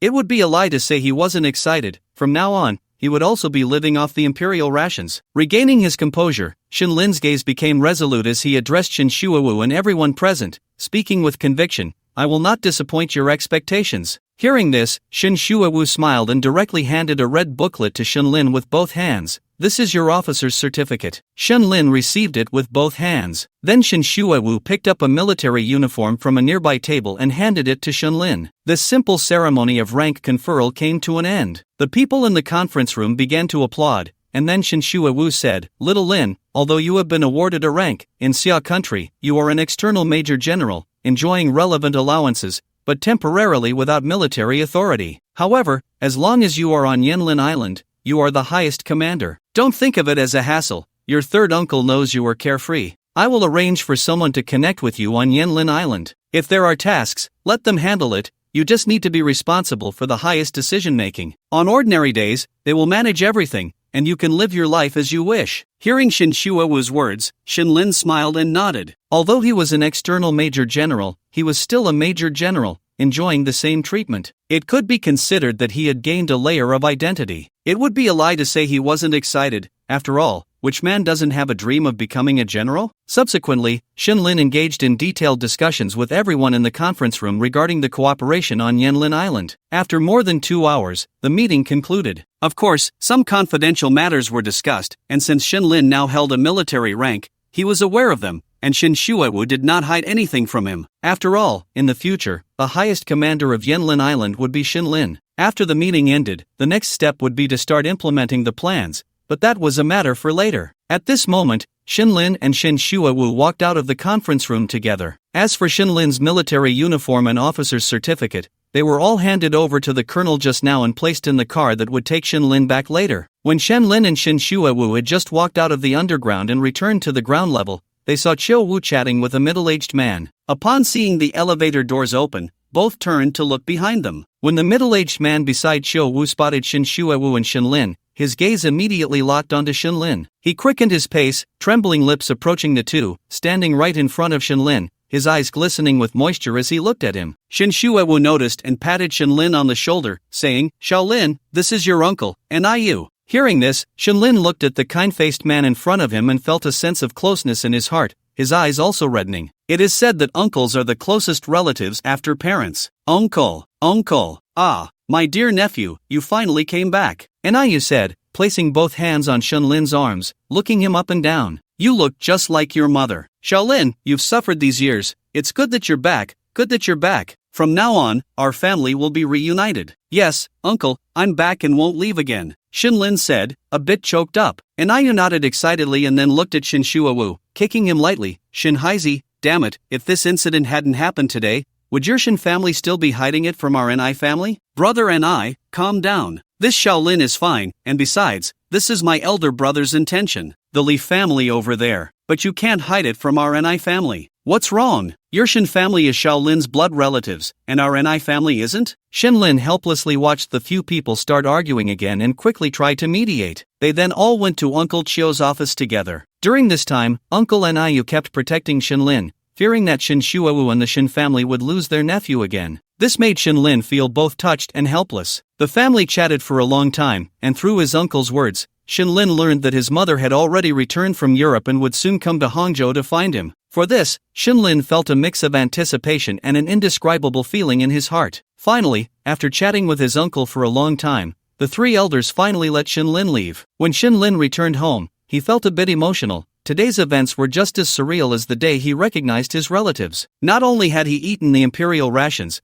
but he had also met his uncle and learned that his mother was about to come to Hangzhou to see him. Just as Shenlin arrived home and changed into slippers, the system's prompt sound appeared right on time in his mind. Ding! Perfect God-level system upgrade successful. Please check the new attribute panel. The book has been reviewed. It seems someone reported it. However, for those who have added it to their bookshelf, just continue reading. It will be modified and updated simultaneously. After the prompt sound echoed in his mind, Shenlin quickly changed into his slippers, then sat down on the sofa to start checking the new system. Name, Shenlin, age, 22, appearance, 95, others, max, system warehouse, open, perfect earnings, 2 million perfect earnings gold daily, piggy bank boost, island earnings boost, island mall, open, reputation points, 0, sign-in times, 0, upgrade instructions, 1. The island is a special item that increases daily perfect earnings gold to 1 million. 2. Open the island mall. The trading currency for the island mall is reputation. Please check. 3. Reputation points. The more famous the host,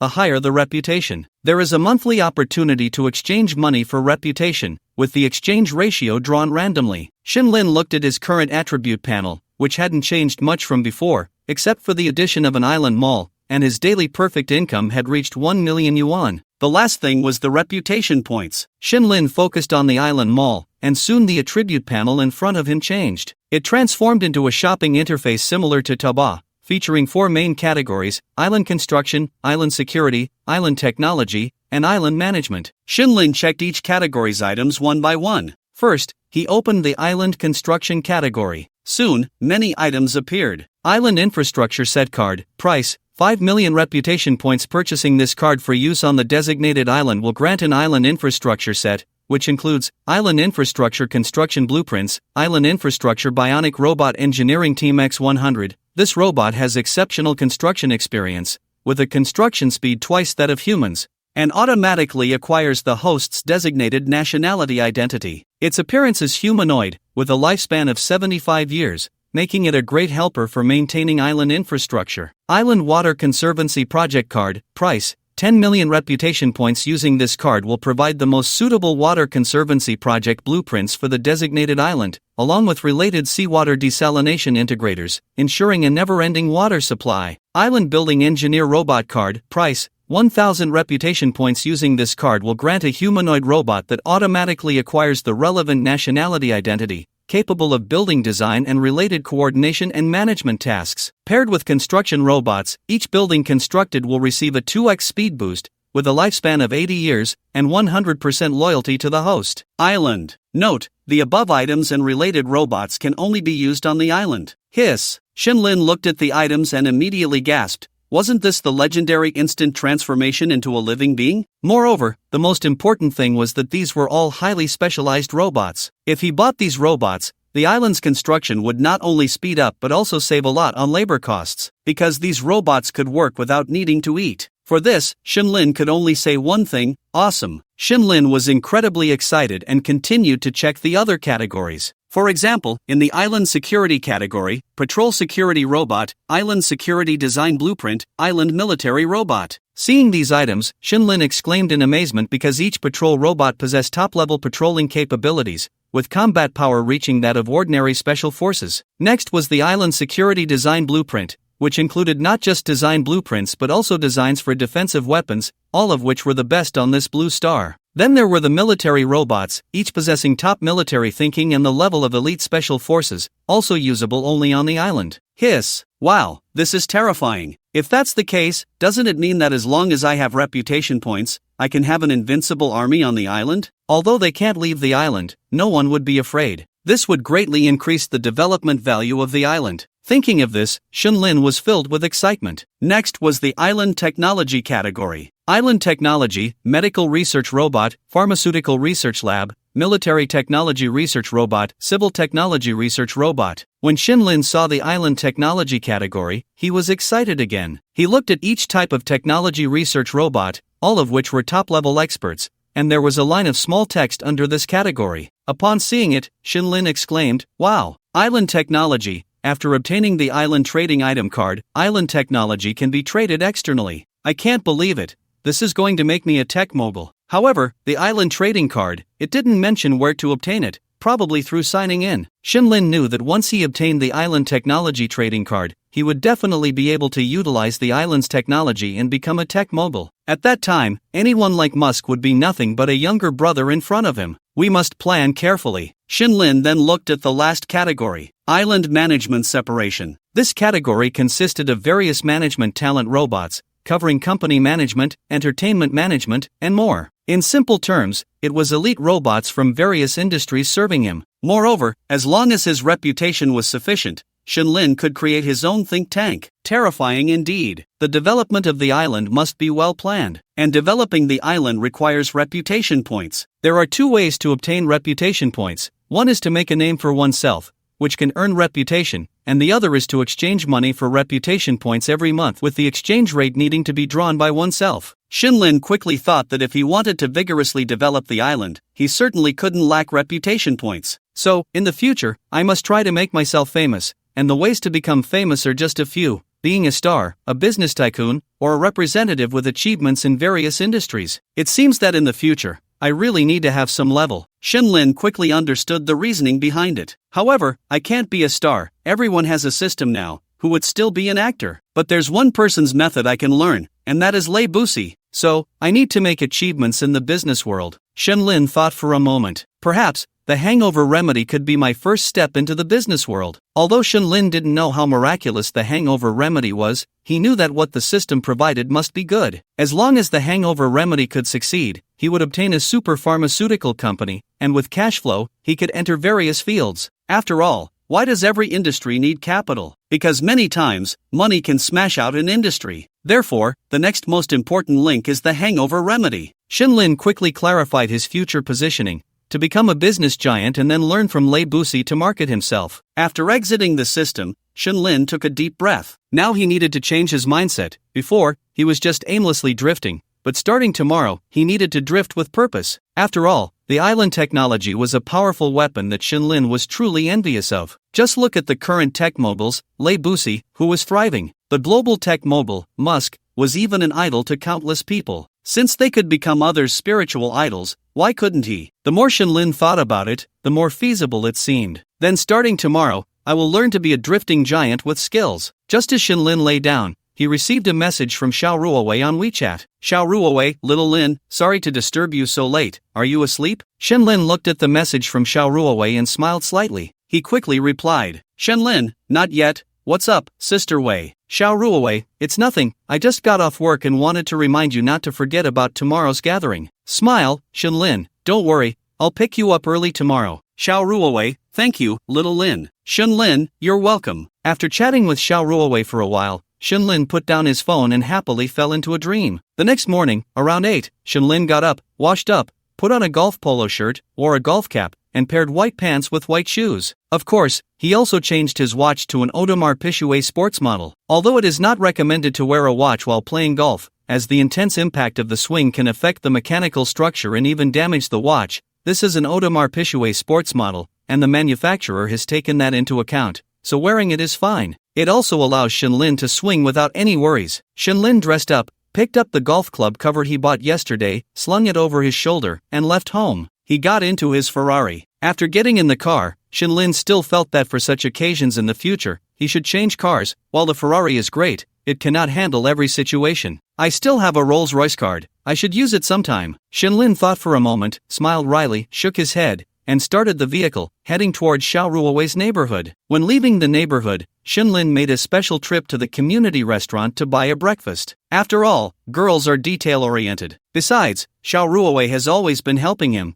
Bringing a breakfast is not too much, right? Although Shenlin has returned to the Shen family and has absolute power, he prefers to keep a low profile as much as possible. Shenlin hopes to make a name for himself. Therefore, in Hangzhou, Shenlin is still a newcomer in the business world and doesn't really know any business magnates. This is why Shenlin attaches great importance to this gathering. When he hasn't achieved absolute fame, this is understandable, but once you are famous, it becomes others flattering and fawning over you. Soon, Shenlin arrived at the neighborhood where he had dropped Xiao Ruowei off last time. Just as he reached the entrance, he saw Xiao Ruowei walking out. Today, Xiao Ruowei was dressed very attractively. She wore a pink polo golf shirt on top and a pair of white ultra-short sports shorts on the bottom, perfectly showcasing her long legs. On her delicate, flawless face, she wore a pair of Tyrannosaurus sunglasses. What surprised Shenlin the most was that they were wearing the same style of cap. This doesn't count as a couple's style, does it? Upon seeing Xiao Ruowei come out and walk towards his car, Shenlin displayed his gentlemanly demeanor and got out of the car. Sister Wei, good morning. You look so vibrant today. As Shenlin got out, he greeted Xiao Ruowei while reaching out to take the golf cover from her hand and placed it in the front trunk. Xiao Ruowei smiled at Shenlin and said, "Thank you, Xiaolin, you have such a sweet mouth." Shenlin smiled and nodded, then opened the passenger door of the Ferrari, inviting Xiao Ruowei, "Beautiful lady, please get in." Xiao Ruowei smiled and nodded as she got in, and then Shenlin also got in the car. After getting in, Shenlin took out the sandwich and milk he bought and handed them to Xiao Ruowei. "I figured Sister Wei hasn't eaten yet, this is breakfast for you." Xiao Ruowei accepted the breakfast and smiled at Shenlin. "Thank you, Xiaolin, I'm very happy today." "As long as you're happy, having a good mood, today Sister Wei, you will definitely host your event well. I can't wait to see your charm." Hearing Shenlin's compliment, Xiao Ruowei smiled and nodded. "Then I will do well, I'm also looking forward to showcasing." Soon, the car drove slowly, and the two chatted. Time passed quickly. After getting off an overpass, Shenlin drove the car to the suburbs. The Damo Golf Club is one of the top golf venues in Hangzhou. Built by the mountains and rivers, it is surrounded by villa communities, and the venue is equipped with various entertainment facilities, clubs, and restaurants. It can be considered a comprehensive large private business venue that integrates socializing, dining, and golfing. Perhaps because today is an event hosted by the construction bank, when Shenlin parked the car and walked towards the venue with Xiao Ruowei, he saw a signature wall set up at the entrance of the golf course. On the signature wall, there was a prominent advertisement for the construction bank. The two followed the staff to sign their names, and as they did, luxury cars kept arriving one after another. Rolls-Royces, Bentleys, Maybachs, Alfords, and so on. Most were business vehicles, and Shenlin only spotted a few supercars. They were all driven by people around his age, but Shenlin also recognized a few familiar cars. It was none other than Ding Xin and his friends. After signing, an assistant in a red cheapo approached Shenlin and Xiao Ruowei. "President Xiao, Mr. Shen, please allow me to take you to your seats for the event." Shenlin and Xiao Ruowei nodded and followed the young lady into the event venue.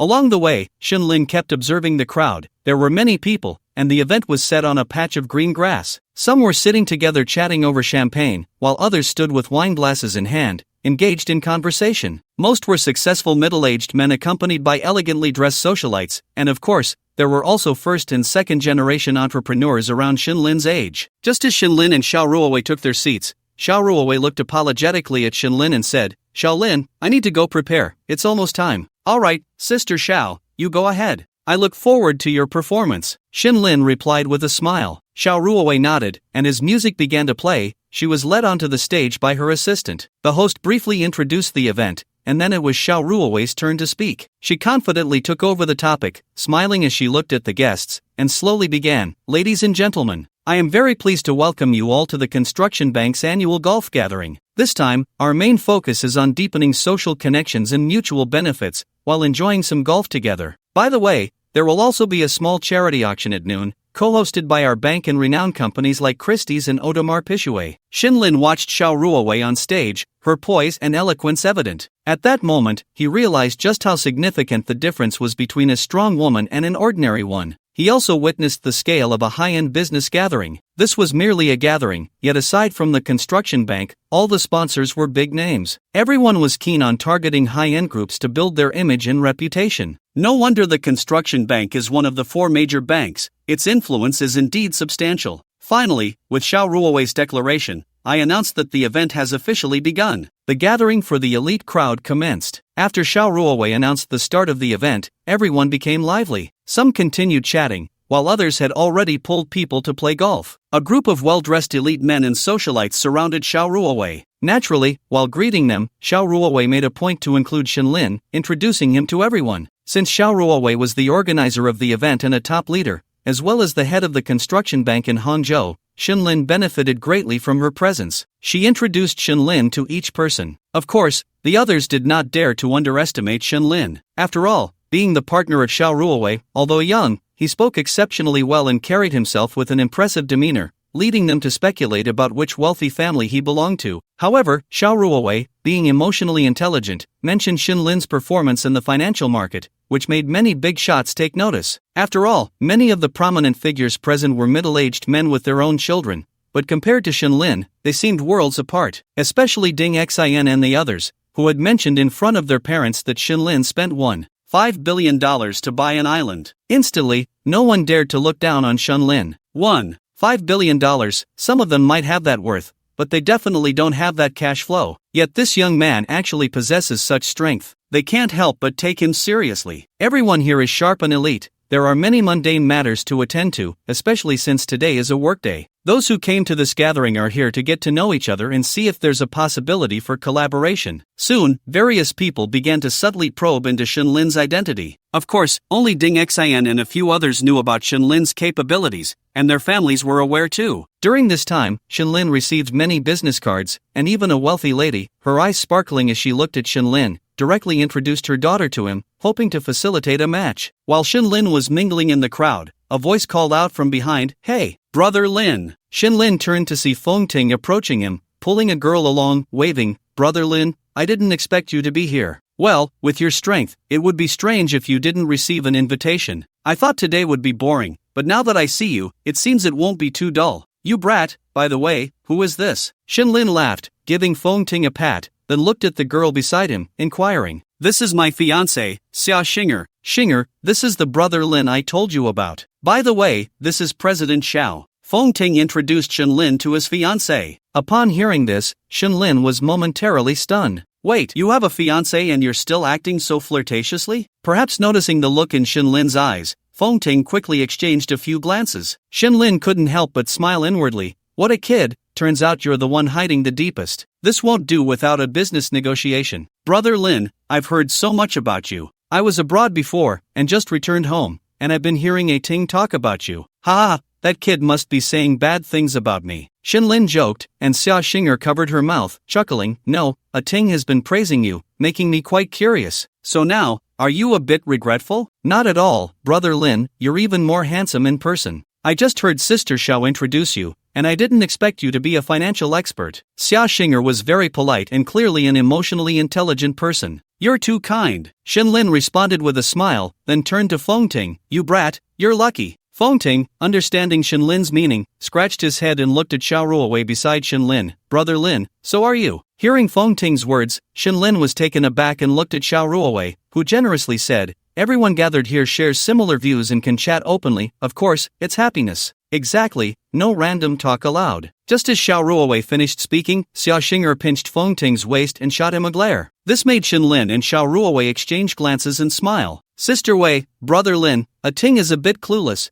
You'll have to bear with him more in the future. By the way, Sister Wei, I see your golf club is great. Can you take me along when you play later? I'm also an amateur, but let's learn from each other, Xiao Ruowei replied cheerfully. While they were chatting, Ding Xin and the others arrived, greeting everyone, and they all started to chat together. Let's go play some golf. Coming here without playing would be a waste of the outing. Shen Lin smiled at his friends and Xiao Ruowei. Everyone nodded, each bringing a caddy, and they hopped onto the golf carts heading to the course. The rules of golf are simple: get the ball into the hole. But generally, it depends on how many strokes it takes to get there. Typically, the minimum standard for a golf course is a par 3. As long as you get the ball in within 3 strokes, your skill level meets the standard. Of course, it also depends on the specific course. For example, the standard par for an 18-hole course is different, which is 72 strokes. If that's not clear, let me give a simple example. For 18 holes, professional golfers generally finish in the range of 63 to 66 strokes. Amateurs usually score above 72 but below 85. As for beginners, they probably score over 100. Soon, everyone arrived at the course, which was already quite crowded. Ding Xin smiled as he put on his golf gloves and asked the caddy behind him for his own club,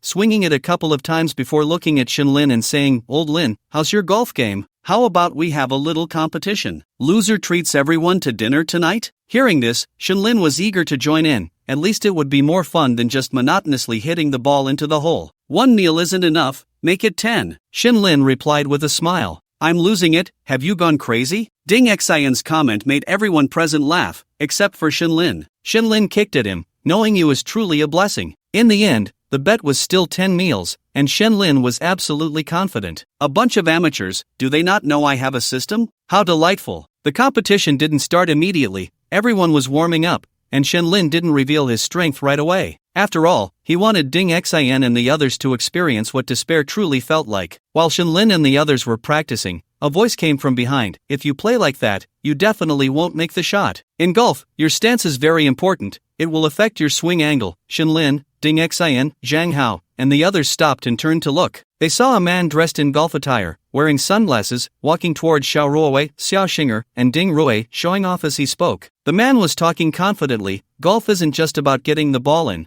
there's a lot of knowledge involved. Wei, how about I teach you?" Upon hearing the man's words, Ding Xian scoffed and nudged Shin Lin. "Someone's trying to steal your partner, aren't you going to say something?" Shin Lin didn't respond but watched with interest. At that moment, Xiao Ruowei looked up at the man, a hint of annoyance flashing in her eyes. She then glanced at Shin Lin before turning to the man and said, "It's better if you call me by my name, or President Xiao." Most people would understand that this was a rejection, but the man seemed thick-skinned, acting as if he hadn't heard, smiling at Xiao Ruowei and saying, Wei, we've known each other for so long, it feels strange." Hearing this, Xiao Ruowei slightly furrowed her brows but found it hard to refuse, especially since the event was hosted by her bank, and she was the person in charge. Just as Xiao Ruowei was unsure how to decline, Xia Xing'er, with her quirky nature, rolled her eyes and said, "Wow, handsome, since you're so knowledgeable, why don't you teach me?" Upon hearing Xia Xing'er's words, Feng Ting, standing next to Shen Lin, chuckled and whispered to him, "This guy is in for it." Just as Feng Ting finished speaking,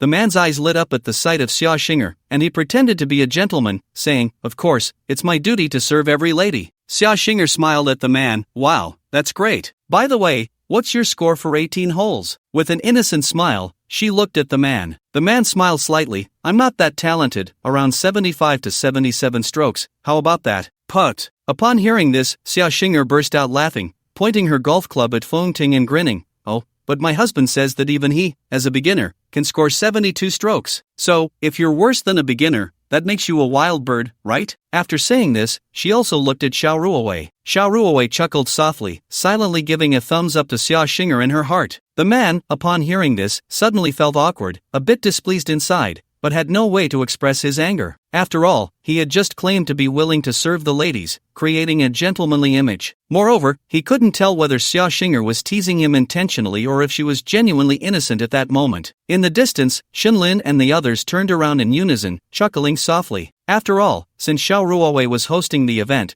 they had to give her face and couldn't laugh openly in front of her. Shen Lin chuckled and kicked Feng Ting lightly. "Your wife is quite interesting, huh?" A bit scheming, Feng Ting replied with a smile. Did others not know him? With her innocent face, she always did some rather ruthless things. Dear friends, today we will have 3 updates first. I need to revise the text, and then wait for the review. Until the results come out, I will keep updating. Also, thanks to the Gift King, Shenron, actually, just watching my book and sending free gifts is enough. Thank you all for your support and unwavering loyalty. As long as the review results are not out, I will keep updating. If I come out of the little black room and there are chapters that haven't been updated in these 2 days, I will make up for them later. Feng Ting and Shenlin had just finished their conversation when they saw the man continue to wear a forced smile while looking at Xia Xinger, Xiao Ruowei, and Ding Rui, the few girls. Wei Wei, your friend is quite interesting. Are you ready? Let me teach you. Upon hearing this, Xiao Ruowei's brows slightly furrowed, and at that moment, Ding Rui, who had been silent, looked at the man with a hint of amusement. Did this man not realize he was no longer welcome here? Men and women should keep their distance. This gentleman, since you are so capable, why not play together for a while and learn from each other? At this moment, Shenlin walked over with a smile, looking at the man before him, his lips curved in a friendly manner, as if genuinely inviting him to play ball. Who is this gentleman? As soon as the man's words fell, Xiao Ruowei stepped up to Shenlin's side, naturally linking her arm with his, smiling as she introduced, Mr. Xiao, this is my date today, Mr. Shenlin. Shenlin, this is Qiu Hui, Mr. Qiu. Seeing Xiao Ruowei linking arms with Shenlin, Qiu Hui's expression showed a hint of displeasure, but he still maintained a forced smile as he looked at Shenlin. So it's Mr. Shen. You look quite young. Upon hearing this, Shenlin knew exactly what the underlying message was. 1. He was saying he looked too young, like someone living off others. 2. He was questioning whether he was sure he wanted to be humiliated in terms of skills. Everyone was smart, some things you could understand, and if you couldn't, you would truly become a joke. This was the art of conversation. Mr. Xiao is a senior. I would love to admire the senior's style and learn from each other to make progress. Wouldn't you agree? And with so many ladies present, I think showing off a few skills would help them understand your technique more intuitively than just talking about it, wouldn't it? After Shenlin finished speaking, before Qiu Hui could respond, Xia Xinger, who loved to stir the pot, excitedly chimed in. I think what Ling Du said is very right. Since you have the skills, why not show them? Isn't that more charming? It also lets us see the gap between us and Mr. Xiao, doesn't it? Upon hearing Xia Xinger's words, Xiao Ruowei turned to look at Shenlin. For some reason, since the first time she met Shenlin until now, she always had a natural trust in him. After thinking for a moment, she looked at Qiu Hui and said, how about we have a match? Then I shall respectfully obey. Seeing Xiao Ruowei say this, Qiu Hui had no intention of refusing. Moreover, in Qiu Hui's view, Shenlin was so young. What skills could he possibly have? It was just right to showcase his professionalism in front of his goddess. At the same time, he was confident in his own golfing skills. Most importantly, Qiu Hui was a member of the Hangzhou Golf Club and had never seen someone like Shenlin before. This meant that the opponent's skills posed no threat to him. Therefore, he felt quite excited inside. Sorry, little brother, you are still too inexperienced. You will become a stepping stone for me and Wei Wei to take our relationship to the next level. Seeing Qiu Hui agree, Shenlin wasted no time and said, then let's head straight to the first hole. Sure. With that, a group of people headed towards the first hole. At that moment, Zhang Hao approached Shenlin. This kid was a bit modest just now. The people from the golf club are semi-professional. I just asked a friend, is he confident? As soon as Zhang Hao finished speaking, Ding Xian shot him a glance. So what if they are semi-professional? Whether old Lin wins or loses, that kid can't steal the spotlight. After all, Sister Wei chose old Lin, right? Shenlin smiled helplessly. Shut up. Although I don't want to admit it, it's true that Sister Wei is on our side. The truth is really cruel. Feng Ting chuckled, feeling relieved. Because Shenlin's match with Qiu Hui was the first confrontation of the day, many people came to watch. Among them were those who knew Qiu Hui, who laughed and said, is young Master Qiu here to bully the newcomer? Who is that on the other side? I've never heard of him. He's a friend of President Xiao, rumored to be a financial big shot, quite strong, but I don't know how he is at golf. Hee, is this a local snake versus a river dragon? This is getting interesting. At this moment, both sides arrived on the field. Qiu Hui put on his golf gloves and gestured to Shenlin. Mr. Shen, you are the guest. Please go ahead. Then I won't be polite. Let me embarrass myself first. Shenlin smiled at Qiu Hui, enjoying the show-off, so he thought, don't blame me. Xiao Ruowei was a bit worried but still believed in Shenlin, saying to him, good luck. Okay. Shenlin replied and stepped onto the field. At this moment, Xiao Hui looked at Xiao Ruowei, a hint of arrogance in his voice. Wei, as long as you agree to have dinner with me, how about I give this little brother some face later? Xiao Ruowei crossed her arms and calmly looked at Xiao Hui. This person was someone she met at an event after coming to Hangzhou. His family was in real estate development, and he had been pursuing her, but Xiao Ruowei had no good feelings for him. She always felt he was quite ostentatious and a bit pretentious. At the same time, he was somewhat arrogant, so she directly refused. Mr. Xiao, I'm sorry, but I have a lot of work recently. As soon as she finished speaking, Shenlin stepped onto the field. Both of them looked at Shenlin, and no one spoke. Xiao Hui was confident in his skills. After all, he was a regular here, and with his skills, it was like playing at home. To show his generosity, Xiao Hui waved his arm at Shenlin. Come on, Mr. Shin, don't feel pressured, just play normally. After saying that, Xiao Hui continued in his heart, just hit the ball out normally. Shenlin looked at Xiao Hui and smiled faintly. The guy was quite interesting. He then stood with his legs apart, placed the club in front of the ball, made a few standard swings, and then waved at the referee in the distance, signaling to tee off. Everyone's gaze was on Shenlin. For the first hole, Shenlin used a wood club. After receiving the referee's signal, Shenlin executed a series of standard swinging motions and a proper twist of the waist. Bang! He struck the ball directly into the sky, aiming for the distant hole. Soon, everyone watched as the ball flew in a parabolic arc before landing near the hole and then bouncing straight into it. Witnessing this scene, everyone present burst into applause. A hole-in-one. This skill, old Lin is so strong. Xiao Hui's expression darkened as he glanced at the ball, knowing that in 18 holes, the number of strokes matters. A hole-in-one means at least a 4-stroke lead. Although Xiao Hui felt a bit speechless inside, he still forced a smile and said to Shenlin, Mr. Shin, you're lucky to have a great start. I look forward to your next performance. Upon hearing this, Shenlin handed the club to the caddy and the group walked towards the next hole. Shenlin smiled at Xiao Hui. You flatter me.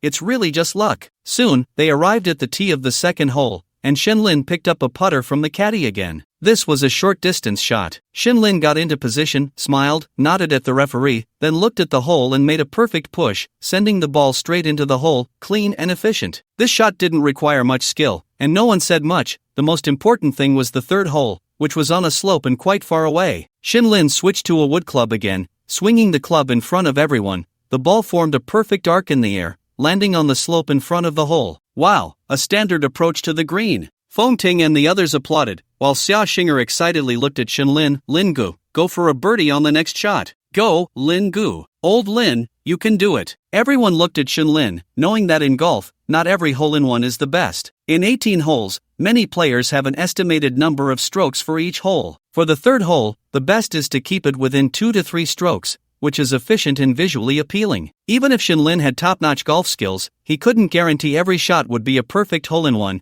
He could only strategize based on experience on how to play each hole and reduce his strokes. In this case, if Shenlin made the second shot in, it would be a birdie, just one step below a perfect shot. At this moment, Xiao Hui's expression was a bit grim. He had already realized that Shenlin's strength was formidable. He slowly spoke, a birdie is a bit challenging. From this position, getting the second shot in is tough. Mr. Shen, if it were me, I'd play it safe and go for 3 strokes. Shenlin smiled at Xiao Hui, calmly switched to the putter from the caddy, gave a thumbs up, measured the distance in front of him, and then looked at Xiao Hui. What if I make it? Before Xiao Hui could say anything, he saw Shenlin finish speaking and directly push the putter. Everyone watched as the ball rolled straight towards the hole and dropped in. 2 strokes completed. Birdie, the referee announced. Wow, did you see that moment from Lingo? So cool. Xiao Ting, you better learn from that. Xia Xinger excitedly patted Feng Ting's shoulder. I said, how could old Lin randomly bet on 10 meals? Turns out, this guy is also top-notch in golf. Xiao Lin, go for it, really impressive. Just as Zhang Hao and the others finished speaking, Xiao Ruowei smiled at Shenlin, gave him a thumbs up, and cheered him on. The surrounding audience also applauded,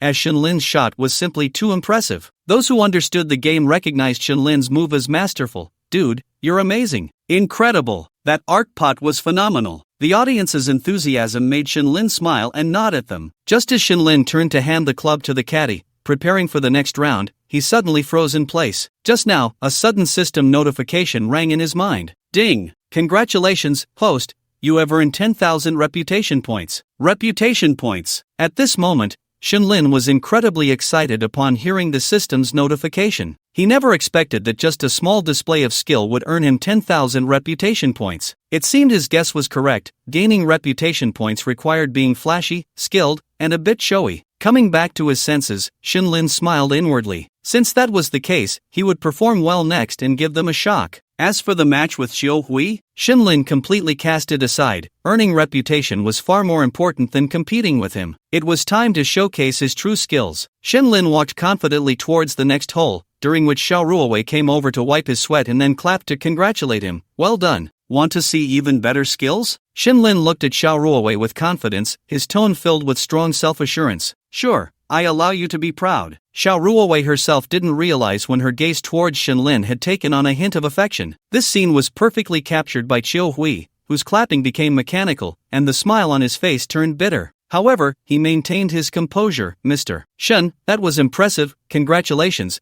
but you've successfully ignited my fighting spirit. Shinlin knew the other party was not giving up. He smiled and nodded. Then let's continue. Continue. Xiao Hui knew he had no way out. Soon they arrived at the fourth hole, and Shenlin took the first shot. This hole was still quite far, and everyone was guessing how many strokes it would take Shenlin to get the ball in. 4 strokes, I think. 3 strokes. I also think 3 strokes. Everyone was guessing, but no one dared to guess 1 or 2 strokes. After all, they were all players and wouldn't make wild claims. But Shenlin was destined to amaze them. He stood at the tee, took a deep breath, and planned for 2 strokes, so he needed to hit with enough power but not too much. Taking a deep breath, he swung. The ball flew over the sand, and after a parabolic arc, it quickly landed on the ground far away, and the next second, it rolled into the hole. No way! No way! Feng Ting saw this scene and immediately pulled Xia Xinger up, excitedly looking at Shenlin. Old Lin is awesome. That shot was so cool. People around were praising him, while Shenlin was also stunned. Did he really just get a hole-in-one? What incredible luck! At this moment, Xiao Hui was already staring at Shenlin in shock. Even clapping felt laborious. But he didn't know this was just the beginning. In the next 14 holes, Shenlin cleared the field with 24 strokes, and by the end of the 18 holes, he had a total of 28 strokes. He created a legend. Wow, from now on, if anyone dares to play golf with me, I'll just open the door and let old Lin in. This is simply divine. With this skill, he would have already won the Masters if he were a professional. Everyone was flattering Shenlin, and at this moment, he felt quite pleased. In such a short time, his reputation points had already reached 100,000. The audience and guests on site were all eager to add Shenlin on WeChat. Shenlin handed the club to the caddy and walked up to Xiao Hui, smiling as he said, I had great luck today. It's your turn, Mr. Xiao. Xiao Hui looked at Shenlin, feeling a bit angry inside, but still maintained his composure, looking at Shenlin with a faint bitter smile. Mr. Shen, since you're a professional, I willingly concede and won't embarrass myself. As soon as Xiao Hui finished speaking, Xia Xinger and Feng Ting exchanged glances, then the two approached Xiao Hui. Mr. Xiao, it's fine. Our husband is also semi-professional and doesn't dare to play with Lin Gu. The fact that you can challenge Lin Gu shows that you're not a little wild bird anymore. You're a headstrong bird. Xiao Xia, how can you speak like that? Mr. Xiao is still our guest today. If you ask me, Mr. Xiao, your intentions are good, guiding everyone in playing ball, but I still think you could go to smaller gatherings in the future to guide people. After all, who among us doesn't know how to fall a couple of times, right? As their conversation ended, Xiao Hui clenched his fists, trying hard to restrain himself, and smiled at Feng Ting, saying, What young Master Feng said is true, then I shall take my leave. After saying that, he left directly. Just as he was leaving, Xiao Ruowei stood beside Shenlin, smiling as she watched the lively duel of Feng Ting and Xia Xinger. However, there was a hint of envy in her smile. Having someone who resonates with you and shares your temperament to play with is truly a happiness. Shenlin looked at Xiao Ruowei and smiled, saying, Sister Wei, I didn't let you down, can I have a hug? Upon hearing Shenlin's words, Xiao Ruowei's face immediately turned red, but she still naturally embraced Shenlin. After that, everyone chatted for a while before the charity auction began. However, Shenlin had nothing he wanted to buy and instead focused on his reputation points. His reputation points were steadily increasing. So far, they had reached 200,000 points. Shenlin looked at the reasons for the increase in reputation. A large part of it was due to the status of the people present. The reputation generated by an important person is different from that of an ordinary person. Shenlin felt quite pleased with this. It seemed he should attend more gatherings with big shots in the future. Shenlin currently did not plan to use his reputation points, as his uncle and the others were still building the island. He hadn't obtained the island trading card yet, so it was best to keep the reputation points for now. Once he got the island trading card, he could create a tech-type robot, research some technology, and become a tech mogul. However, Shinlin did not forget to post on social media, directly sharing the recently taken golf photos and the charity auction scene, editing his post. Caption: a thrilling game of golf, a pretty good auction. Why can't I handle the finer details today? Images, golf photos, auction photos. As the last item of the auction concluded, the evening cocktail party began. At the cocktail party, Shinlin and Xiao Ruowei became the center of attention. Shinlin and Xiao Ruowei moved through the social scene, and at that moment, the band on stage began to perform, bringing the event to a climax, inviting people to join in. Xiaolin, do you play any instruments? Do you want me to go up and sing? Shinlin asked with a smile, looking at Xiao Ruowei. Xiao Ruowei tossed her hair lightly and said casually, actually, I like bands. If possible, shall we collaborate on a song? Sure, then I'll go up and sing a piece. Shinlin wouldn't miss such an opportunity to boost his reputation. Great, then I'll play the guitar for you. Saying this, the two went up on stage. Zhang Hao and the others in the audience cheered as they saw Shinlin and Xiao Ruowei take the stage. Come on, old Lin. Lin Gu, so handsome. The rest of the people present also smiled as they watched the two. Mrs. Chen, look at President Xiao and Mr. Shin, they really are a golden couple, aren't they? Can't argue with that. At this moment on stage, Shinlin communicated with the band, standing in front of the microphone, looking at Xiao Ruowei, who was putting on the guitar. What song do you want to hear? Do you know any cliché songs? Very tasteful, then let's start. Shinlin gave Xiao Ruowei a thumbs up, and she responded with a smile. Then, Xiao Ruowei began to play, and immediately a soothing, lively, and lazy melody filled the air, complemented by the drums in the background, creating an extremely comfortable atmosphere. Shinlin also started to sing along with the rhythm. Your dream falls into my palm, the moon casts its light on you. Fleeing in the dangerous dawn, the sun and moon, mountains and rivers witness my rush to you. As Shinlin sang to this point, he swayed continuously and then looked at Xiao Ruowei, who was playing the guitar beside him. Xiao Ruowei also looked at Shinlin while strumming the guitar, humming along. I'm tired of cliched love. Who says romance is always romantic? Don't poke through my outer layer, without something special, it's just tacky. I have no talent, but I still want to love you, preferably without leaving a trace. Today's gathering ended with Shinlin and Xiao Ruowei's performance. Overall, Shinlin's biggest gain today was nearly 300,000 reputation points. Finally, while singing on stage, Shinlin harvested another wave of reputation points. A Ferrari 488 slowly drove up to the entrance of the community. Shinlin turned to Xiao Ruowei, Sister Wei, we're here. You look stunning today. Xiao Ruowei, sitting in the passenger seat, glanced at her watch, thought for a moment, and said, it's still early. How about we go to a bar for a drink? If you're free tomorrow? Shinlin was taken aback by her suggestion. What's wrong? Is that not okay? Xiao Ruowei looked at Shinlin, her eyes showing a hint of disappointment for some reason. Shinlin came back to his senses and smiled. Sure, I just didn't expect that I would go to a bar? Xiao Ruowei looked at Shinlin. No, I was just thinking, if you go to a bar, you would definitely be the most dazzling one. Shinlin sincerely praised her. Xiao Ruowei smiled. I haven't been to such places in a long time. Since I started working, I haven't gone at all. Back in school, I would occasionally go, but mainly with Ding Ruwei and the others. Today just happens to be a break in my work. I don't know if I can adapt to the bar scene now. After saying that, Xiao Ruowei sighed a bit. After all, she wasn't young anymore. Then let's go together and adapt to the current times. Shinlin reassured her that he would take care of everything. Hearing this, Xiao Ruowei felt a little pleased and nodded. In fact, she didn't really want to go to the bar, she just wanted to spend more time with Shinlin. Shinlin, on the other hand, felt that this side of Xiao Ruowei still carried a hint of warmth, not the cold, unapproachable career woman. After all, life sometimes needs to be relaxed. Let's go. Where do you want to go? A quiet bar or a rock one? Shinlin started the car and asked. With our outfits, let's just go to a quiet bar. Besides, we're nearing 30, we can't rock out anymore. Upon hearing this, Shinlin shook his head. Just because you're nearing 30 means you can't go to a rock bar? That thinking is wrong. Look at those in their 40s, still wearing leather jackets, riding Harleys,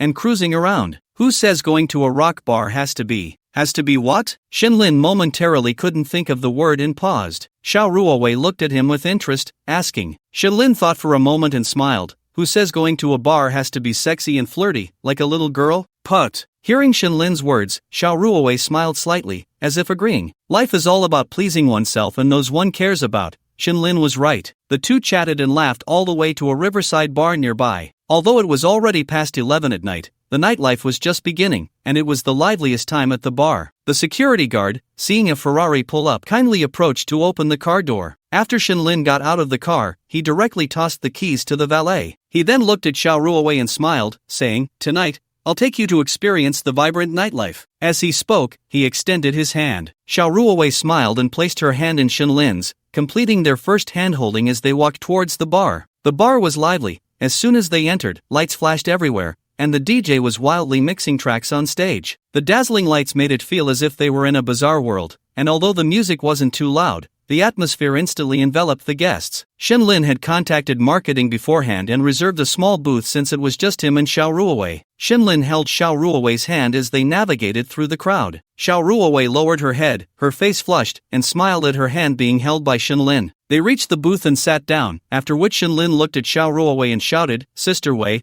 what do you want to drink?" Because the bar was quite noisy, she replied, "Anything is fine." With that, Shinlin snapped his fingers, and marketing brought over a few specially crafted cocktails. Once the drinks arrived, Shinlin and Xiao Ruowei chatted while sipping. "I haven't been to a place like this in ages. It finally feels like I'm young again." "Sister Wei, don't be so modest. With your looks, you clearly just graduated from university." Shinlin laughed and clinked his glass with Xiao Ruowei's. "You're quite the charmer. How many young ladies have you fooled?" Xiao Ruowei asked, looking at Shinlin. "Sister Wei, it's strange how this world works. Those who are blunt aren't liked, while those who are sweet-tongued are met with suspicion. Isn't that unfair?" "Put." Xiao Ruowei was quite pleased with Shinlin's response. "Alright, let's let loose at the bar. Don't just sit in the corner. Come on, let's relive our youth." "Ha!" Xiao Ruowei was taken aback, and before she could set her drink down, Shinlin stood up and naturally took her hand, leading her to the dance floor. "We're here to have fun. Beautiful lady, don't hesitate, let's go." Shinlin pulled Xiao Ruowei into the dance floor, and they began to sway to the DJ's rhythm. After half an hour of dancing wildly, they were exhausted and returned to the booth. "Phew, did that relieve a day's fatigue?" Shinlin smiled at Xiao Ruowei as they sat down. Xiao Ruowei was catching her breath, glanced at her watch, and said to marketing, "Cosmopolitan." Shinlin looked at her with a smile, "Don't drink too much.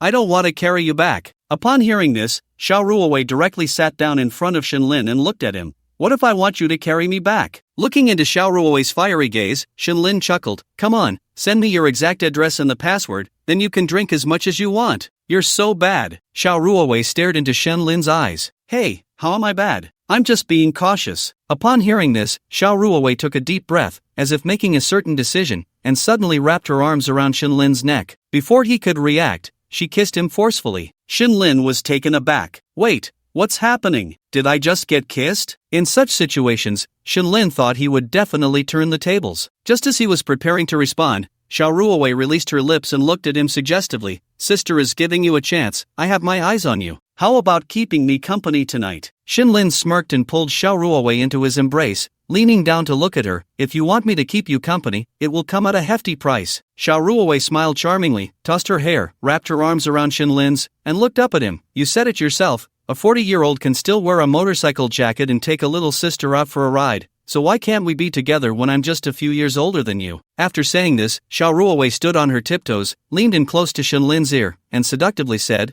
"I want to take the initiative this time. Once this village is gone, this shop won't be here anymore. Want to come home with me?" Shinlin held Xiao Ruowei, feeling that saying he had no feelings would be a lie. Sometimes, Xiao Ruowei felt more like a confidant to Shinlin. He lightly brushed his nose against hers. "Let's go home." So Shinlin took Xiao Ruowei's hand and walked out of the bar, having Hulong send a car to pick them up. At Xiao Ruowei's home. "Welcome home." Xiao Ruowei linked her arm with Shinlin's and leaned on his shoulder, saying, "I didn't expect this to happen today, and I didn't clean the house, so don't mind it. It's not that messy. Don't worry about it. It's much cleaner than mine." Shinlin spoke the truth as he looked around Xiao Ruowei's home. It was also a luxurious flat, but the decor leaned towards a Nordic style, with cooler color tones. There were many Baroque elements. It was clear that a lot of thought had gone into the decoration. "It's very clean and fits the image I have of you in my heart." Shinlin briefly toured the house, which had a wine cellar, a gym, and even an outdoor swimming pool. "The pool is nice. I don't have one over there." Xiao Ruowei leaned against the balcony door to the pool and said, "I like to work out and swim, so I bought this place. After starting work, I have less time to exercise and swim, so I enjoy it at home. That's why you have your current charm." Shinlin never hesitated to give compliments. Women naturally smiled at those who appreciated them. "You can look around slowly. I'll go open a bottle of red wine to welcome you. Thank you. After saying that, Xiao Ruowei went to open the wine, while Shenlin continued to explore and soon arrived at the study, where he saw numerous financial books that had been read. Shenlin understood the self-discipline of a strong woman. Then he moved on to the living room, where several paintings had an abstract feel. Although he couldn't understand them, looking at the orderly home, Shenlin knew that Xiao Ruowei was a woman with her own quality of life. This painting isn't a famous one, it's a friend's work. I thought it looked nice, so I shamelessly took it back. Xiao Ruowei walked up to Shenlin and handed him a wine glass. You're too polite. Shenlin took a sip and smiled, saying, Penfolds G5? Not bad, as expected of you, your charm adds points. Xiao Ruowei nodded with a smile, clinking glasses with Shenlin and taking a sip. I've been drinking it recently, but I don't have the talent to taste the wine in one sip. Shenlin spoke honestly. The two sat down on the sofa. Xiao Ruowei let her hair fall to one side, took a sip, and set her glass down. That means, in some ways, we are the same kind of people, right? By the way, your birthday is coming up. Shenlin looked at Xiao Ruowei with some confusion. Our bank has your identity information. Xiao Ruowei smiled mischievously. Hearing this, Shenlin smiled slightly, took a sip of wine, and thought for a moment, I usually don't celebrate. No, how can you ignore it? I want to celebrate it properly for you, Xiao Ruowei said earnestly. She didn't know Shenlin's identity. In fact, he had spent his birthdays alone for years, and it wasn't even really a celebration because he didn't know if that day was actually his birthday. After hearing Xiao Ruowei's words, Shenlin looked at her, and it would be a lie to say he wasn't moved. In Shenlin's eyes, Xiao Ruowei's character seemed to be that of someone who would seize opportunities and be resolute, while also enjoying taking the initiative. Shenlin smiled. Your gaze right now is a bit frightening. Kiss me, Xiao Ruowei said directly, staring at Shenlin. Shenlin was taken aback by Xiao Ruowei's sudden words. At that moment, Xiao Ruowei wrapped her arms around Shenlin's neck, her red lips like fire. Feeling Xiao Ruowei's breath and that wonderful touch, Shenlin's defenses quickly crumbled. He wasn't Lu Xiaohui. With the girl being so proactive, it would be rude to hold back. Besides, Shenlin did have feelings for Xiao Ruowei, especially after spending some time together. He couldn't help but lift her onto his lap, embracing this alluring body that exuded temptation. Xiao Ruowei held onto Shenlin's neck, their eyes locked, and Shenlin could see the affection in her gaze. I don't know when I started to like you. I know I'm being abrupt today, but I really have feelings for you. Will you stay and keep me company? When Xiao Ruowei said this, she no longer resembled a strong woman. Instead, she seemed like a petite and delicate girl. Shenlin didn't respond with words but answered with action. He lifted her soft, curvaceous body and stood up. At that moment, Xiao Ruowei leaned against Shenlin's shoulder and shyly whispered in his ear, the bedroom is the first room on the left. Shenlin smiled and carried Xiao Ruowei toward the master bedroom on the left, followed by the sound of a door closing. That night, a passionate encounter began. Just think for yourself, I won't write more, I'm scared. The next day, the sound of water in the bathroom woke the drowsy Shenlin. He opened his eyes to sunlight refracting through the outdoor pool outside the master bedroom, shining into his eyes. Shenlin slowly sat up, feeling a bit of pain in his waist and soreness all over. There were a row of bite marks on his arm and a few strawberry marks on his neck. The messy sheets and clothes scattered on the floor told Shenlin that last night's battle had been extremely intense. Shenlin shook his head helplessly, then looked at a splash of red on the table, instantly stunned. Shenlin rubbed his head. His buddy had been completely taken by Xiao Ruowei. Just then, the sound of water in the bathroom stopped. Soon, Shenlin saw the bathroom door pushed open, and Xiao Ruowei, drying her hair and completely unclothed, walked toward him with a faint smile on her face. Her rosy cheeks were smooth and elastic, and the lack of covering on her figure was breathtaking. Shenlin had always thought that Xiao Ruowei had the best figure he had ever seen among all women, and she was also the best maintained. Xiao Ruowei wasn't the kind of slender figure. Instead, she had curves with a bit of baby fat. Those who understood knew. Especially at this moment, Shenlin recalled the way her hips swayed like waves when he pushed her last night. She was simply a stunning beauty. Seeing Shenlin in a daze, Xiao Ruowei stepped forward and smiled. What's wrong? Did I wake you? Why don't you sleep a bit more? I'll prepare breakfast for you, and then you can get up? Shenlin was indeed a bit tired,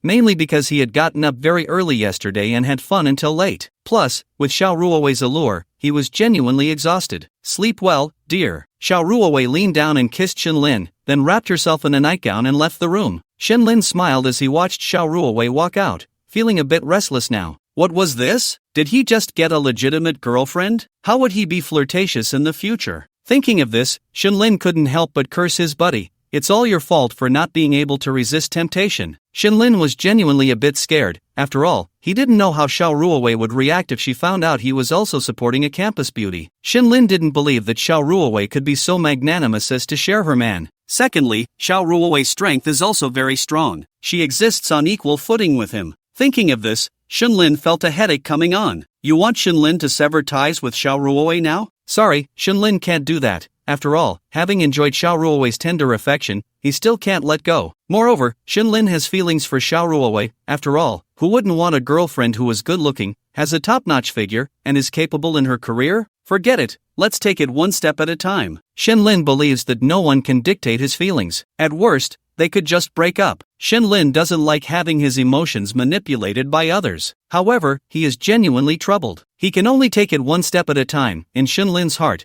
Xiao Ruowei is definitely not someone he can share with other women. After all, those women, compared to Xiao Ruowei, are vastly inferior. They would get along harmoniously for their own interests, but Xiao Ruowei definitely wouldn't. She has status, a good family background, and is capable. However, after thinking it over, Shinlin felt a bit apprehensive. At most, he would just have one official girlfriend, and then he could have flings outside. At least right now, asking Shinlin to settle down is still impossible. In fact, it's not that bad. At least he likes his official girlfriend, and with his family background, he must marry someone exceptional. So, in a sense, Shinlin is also in a free relationship. Finding a woman he likes, who also likes him, isn't too bad. In fact, he feels like he has gained something. Having Xiao Ruowei as an official girlfriend, who is often busy with work, gives him a sense of freedom. Don't take advantage and then act innocent. After all, he is riding the wave of success. Thinking of this, Shinlin felt a bit pleased inside. He decided not to overthink it, just take it one step at a time. If there's fate, they will naturally reach the end together. Then Shinlin directly opened his system, as he couldn't miss the daily check-in. Ding! Refresh at midnight. 2 million perfect gold has been credited to the host's card ending in 7878. Please check. Ding! Refresh at midnight. Detected that the host sent a post on social media yesterday, currently undergoing comprehensive scoring. Ding! Yesterday's social media score is 88 points. Excellent. Received guaranteed check-in times X1. Excellent check-in X1. Ding. Other people's earnings card.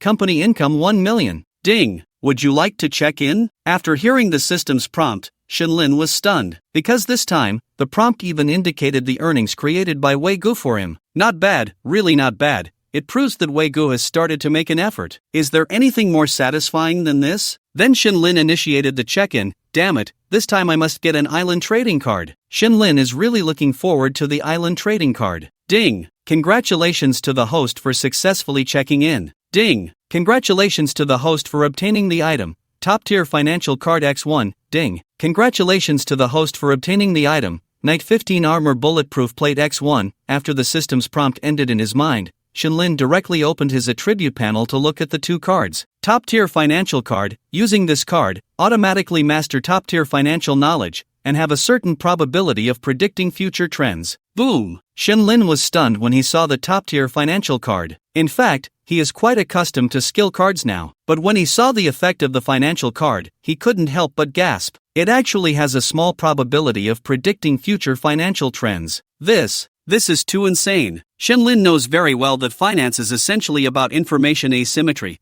It's also a form of gambling. If you bet right, then you can earn a fortune. But that was a gamble, with risks involved. At this moment, he could use his financial knowledge to calculate the future trends with some probability. With such an impressive card, Shinlin naturally wanted to use it immediately. Use the top-tier financial card. With Shinlin's command, the system's prompt echoed in his mind once again. Ding! Congratulations, host, for successfully using the top-tier financial card. As the prompt ended, Shinlin's mind was filled with the world's top financial knowledge. Some things that he had previously been confused about, he now understood. I need to find a time to make some calculations. Shinlin chuckled to himself and then looked at the Knight 15 card. It was an armored off-road vehicle. Shinlin examined it and thought it looked good. He had a Rolls-Royce card from before, so he decided to use them both. Use the Knight 15 card, use the Rolls-Royce card. Ding! Congratulations, host, for successful usage. Ding! Please choose a collection method. 1. Pick it up at the 4S shop yourself. 2. Since the host has a company under their name, it can be collected by the company. Shinlin thought for a moment. Without any hesitation, he directly chose the second option. At the same time, he realized that maybe he should get an assistant now. After all, doing everything himself was a waste of time. With this thought, Shinlin felt it was feasible to find an assistant when he had the time. Having come to this conclusion, Shinlin got out of bed, washed up, and took a shower. At that moment, Xiao Ruowei walked in. "I've put your change of clothes on the bed, remember to change." She had just called her assistant to buy them. Shinlin nodded. After coming out, he looked at the neatly arranged suit on the bed. It seems having a girlfriend isn't so bad. Shinlin put it on and walked out of the bedroom. By the time he reached the dining room, Xiao Ruowei had already prepared breakfast. "Try the sandwich I made. By the way, do you want milk or coffee?" Xiao Ruowei, dressed in a lace nightgown, turned to look at Shinlin like a virtuous wife. "Coffee is fine. I guessed you would prefer coffee too." Xiao Ruowei smiled in response and began to make coffee for Shinlin, using only the finest coffee beans. She then brought 2 cups of coffee to the dining table. Shinlin sat down. He was indeed hungry. After all, he had expended a lot of energy last night. Xiao Ruowei made a few fried eggs and 2 sandwiches. While eating, Xiao Ruowei chewed slowly and elegantly, often glancing at Shinlin. Feeling her gaze, Shinlin looked up. "Is something wrong?" "No." She smiled, took out a tissue, and gently wiped the corner of Shinlin's mouth with her delicate hand. "Eat slowly. If you don't have enough, you can have mine." "It's enough. Your cooking is delicious." Shinlin lifted his coffee and took a sip. At that moment, the atmosphere fell into silence. Last night, neither of them had broken the ice, but something had to be addressed, right? Shinlin was still pondering how to bring it up when Xiao Ruowei spoke first. "Shinlin, how about we date? I feel very relaxed and happy when I'm with you." After saying that, Xiao Ruowei continued, "Let me tell you about myself first. I'm 26 this year, 4 years older than you, so we can be considered peers. I'm from Shanghai, the only daughter in my family. My mother runs a business in Shanghai, and my father works at a high-level position in a bank in Beijing. After studying abroad, I joined the construction bank and worked at the grassroots level for 2 years. A year later, I became the president of the Hangzhou branch. Also, it's not that I didn't date before, I just hadn't found the right person. My orientation is normal,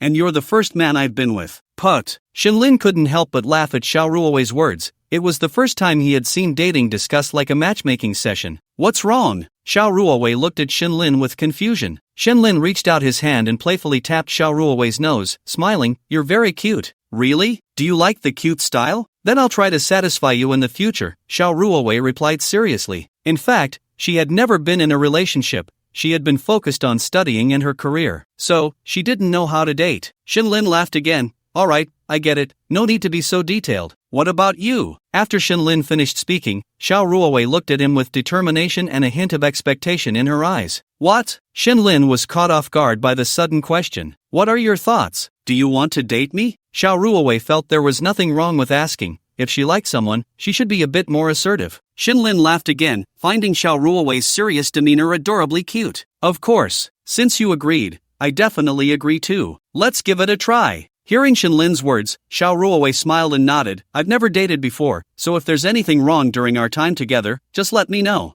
I'll sort out my shortcomings and try to improve." Stop. Xiao Ruowei looked at Shinlin in confusion. "Is there something wrong? Just tell me, and I'll correct it next time." Shinlin smiled, got up, and sat down next to Xiao Ruowei, pinching her cheek. "No, we're dating, not discussing a project." At his words, Xiao Ruowei was taken aback, thinking if she had created the wrong atmosphere. "Am I too businesslike?" "A bit, but it's okay, take your time." Shinlin took Xiao Ruowei's hand. "Actually, our interactions don't need to be forced. Just be like before, occasionally surprising each other. What do you think?" "I really like that." Xiao Ruowei nodded. Their relationship was thus established, with Xiao Ruowei becoming Shinlin's official girlfriend and Shinlin becoming Xiao Ruowei's official boyfriend. They were not children, and it wasn't a passionate whirlwind. They were drawn to each other. However, the process of dating seemed different from others. To sum it up in one sentence, it was about doing first and loving later. It was quite magical, yet very novel. Soon, they chatted and laughed over breakfast. Xiao Ruowei returned to her bedroom to change clothes, pulling Shinlin along. "By the way, I'll prepare your clothes at home in the future, and I'll give you the password. When you come over, you won't need to notify me." Shinlin smiled and nodded, watching Xiao Ruowei change. Today, Xiao Ruowei was still dressed in work attire. To be fair, Xiao Ruowei had a great figure. The suit accentuated her curves beautifully. Each movement she made while changing was full of charm. Coupled with her aloof demeanor, if Shinlin hadn't known about Xiao Ruowei's enthusiasm from last night, he would have definitely thought she was a cold goddess. Perhaps because Shinlin was watching her change, Xiao Ruowei deliberately tidied up her makeup, then put on her watch, sitting at the vanity to apply her makeup, her every smile and frown radiating warmth. Isn't it against the rules to wear your own clothes at the bank? Shenlin asked curiously. It is, but I only want to wear it for you. Hearing this, Shenlin felt warmth in his heart and reached out to hold Xiao Ruowei's hand. I like every side of you. Smooth talker, she said, pretending to be annoyed. Yet, she affectionately wrapped her arms around Shenlin's neck and gave him a sweet kiss. Then, they held hands and went downstairs. Since they had been driven back by the Hulong faction's driver yesterday, today it was Xiao Ruowei driving. Shenlin was a bit shocked when he saw Xiao Ruowei's car. It turned out to be a big Land Rover. After getting in the car, Shenlin curiously asked Xiao Ruowei, why do you like Land Rovers? Convenient, they can go anywhere. You know, in Hangzhou, sometimes it's hard to find parking in the city. Just step on the gas and drive right up the steps. Hearing Xiao Ruowei's words, Shenlin was stunned. Wow, is my wife that bold? Indeed, Xiao Ruowei had a bit of a contrasting personality. Xiao Ruowei dropped Shenlin off at the bar from before, since his car was there. As Shenlin was about to get out, Xiao Ruowei smiled and said, goodbye. Shenlin, while unbuckling his seatbelt, looked at Xiao Ruowei in surprise. Seeing his astonished expression, Xiao Ruowei was also taken aback. Then Shenlin cupped Xiao Ruowei's face and kissed her. How should we say goodbye in the future? Upon hearing this, Xiao Ruowei's face immediately turned red, but she still gracefully replied, goodbye, dear. It's this side of you that is charming. Shenlin kissed her again, got out of the car, and said, how about I pick you up tonight? What time do you finish work? Shenlin thought for a moment. After all, they were together now, and he needed to show his attitude. 5 o'clock. Okay, then I'll pick you up at 5. As Shenlin said this, he kissed Xiao Ruowei once more. All right. Joy sparkled in Xiao Ruowei's eyes. No matter the age, women are always fond of this kind of thing. On the other side, after Shenlin got out of the car, Xiao Ruowei drove to the bank. Today, Xiao Ruowei was in a good mood. As she walked into the bank, several staff members saw her and greeted her with smiles. Xiao, good morning. Xiao, you look great today. Xiao, you must be very happy today. Xiao Ruowei smiled and responded to each of them. At that moment, her assistant walked over. Xiao, good morning. By the way, here's your schedule for today. Oh, and there's something important. Xiao Ruowei took the schedule and walked toward her office, asking, what is it? Jiangnan Bank needs to raise funds and dilute some shares. Upon hearing this, Xiao Ruowei nodded. Got it. Back in her office, Xiao Ruowei thought about what her assistant had just said. Jiangnan Bank is a commercial bank in the Jiangsu-Jiujiang Shanghai area and is currently quite strong. The most important thing is that the Hangzhou Construction Bank is also one of its shareholders. This time, Jiangnan Bank is raising funds, presumably for an IPO. Thinking of this, Xiao Ruowei thought of Shenlin, as she knew about his financial talent. After some contemplation, Xiao Ruowei directly called Shenlin. While driving, Shenlin's phone rang. He looked and saw it was Xiao Ruowei, so he answered, what's up, dear? Just parted ways and you're already thinking of me? Hearing this, Xiao Ruowei blushed and replied, I think about you every moment. By the way, I want to tell you something. What is it? Shenlin asked in confusion, wondering if Xiao Ruowei had left something in her car. Are you interested in banks? Xiao Ruowei's question left Shenlin a bit puzzled, so he pulled over to the side. What do you mean? Do you know Jiangnan Bank? I know, what's up? Shenlin lit a cigarette and asked. Jiangnan Bank is looking to raise funds for an IPO and is willing to give up some shares. If you're interested, I can recommend you. The shares aren't many, but Jiangnan Bank has great development potential. I thought about it. You will be producing medicine in the future, so you need to have sufficient cash flow. Once you become a director at Jiangnan Bank, getting loans will be a priority. Unknowingly, Xiao Ruowei was already thinking ahead for Shenlin. Upon hearing this, Shenlin gasped. After all, it's a bank. Ordinary commercial banks are highly sought after. As long as shares are available, many big shots would be eager to get a piece of the pie. Shenlin was no exception. After all, he would need a lot of prestige and a certain social status in the future. A board seat in a bank held status wherever one went. Shenlin didn't want to reveal the Shen family's trump card unless absolutely necessary. After thinking for a moment, Shenlin asked, how confident are you? 70%. The major shareholder of Jiangnan Bank is my uncle. Also, if you don't have enough funds, I have 200 million here that I can lend you. Upon hearing this, Shenlin felt a warmth in his heart and thought for a moment before saying, money is not an issue. When? Probably next month. There will be quite a few people then. Shenlin nodded. Let's discuss the details tonight. All right, dear, then I'll get back to work. After hanging up the phone, Shenlin felt a surge of excitement. He was determined to acquire shares in this bank, and as for the money, he had ways to manage it. After the call, Shenlin didn't immediately think about the bank matter. He would talk to Xiao Ruowei in detail tonight. However, he also noticed Xiao Ruowei's affection for him. So, he called Kuyong. Young Master Lin, good morning. After the call was answered, Kuyong's voice carried a hint of laziness, likely just waking up. Brother Yong, sorry for calling you so early, did I wake you? Shinlin said politely. Hey, young Master Lin, don't mention it. I'm more than happy to receive your call. Brother Yong, is there something you need? Yes. Can you send me the location of your car dealership? I'm going over to buy a car as a gift, Shinlin said with a smile. Sure, I'll send it to you on WeChat. I'm heading to the store now. Sorry for bothering you, Shinlin replied with a smile. After hanging up, Kuyong sent Shinlin a location. Shinlin looked at it. It was near Hainyu, and since he had nothing to do today, he thought it would be a good opportunity to play with cars and maybe hit the track at the club later. Shinlin started the car and headed towards Kuyong's dealership. Half an hour later, Shinlin drove to a high-end residential area and soon spotted Kuyong's dealership, Yongchaewi. The dealership was large, and from the car, Shinlin had a clearer view. It was a glass building, 4 stories high, filled with luxury cars. Shinlin parked in the dealership's internal parking lot. Just as he stopped the car, he saw Kuyong walking over with a smile. Young Master Lin, good morning. Have you eaten? Want to grab a bite together? Shinlin got out of the car and patted Kuyong's arms. I've eaten. My wife made breakfast this morning. Wife? Young Master Lin, are you married? No, just in a relationship. Congratulations. I assume you're here to help your sister-in-law pick a car? Kuyong, with high emotional intelligence, quickly guessed Shinlin's intention for coming to see cars. Yes, that's right. Then please, come inside. By the way, does your sister-in-law have a favorite car? She drives a big Range Rover now, and yes, you know her. Shinlin thought for a moment and said, I know? Who? Kuyong suddenly became interested and led Shinlin to his office on the 3rd floor, brewed tea for him, and asked with a smile, Xiao Ruowei. Kuyong, who was handing Shinlin the tea, froze for a moment, looking at Shinlin in shock. Young Master Lin, impressive. You've got a flower from Hangzhou. If it's Sister Wei,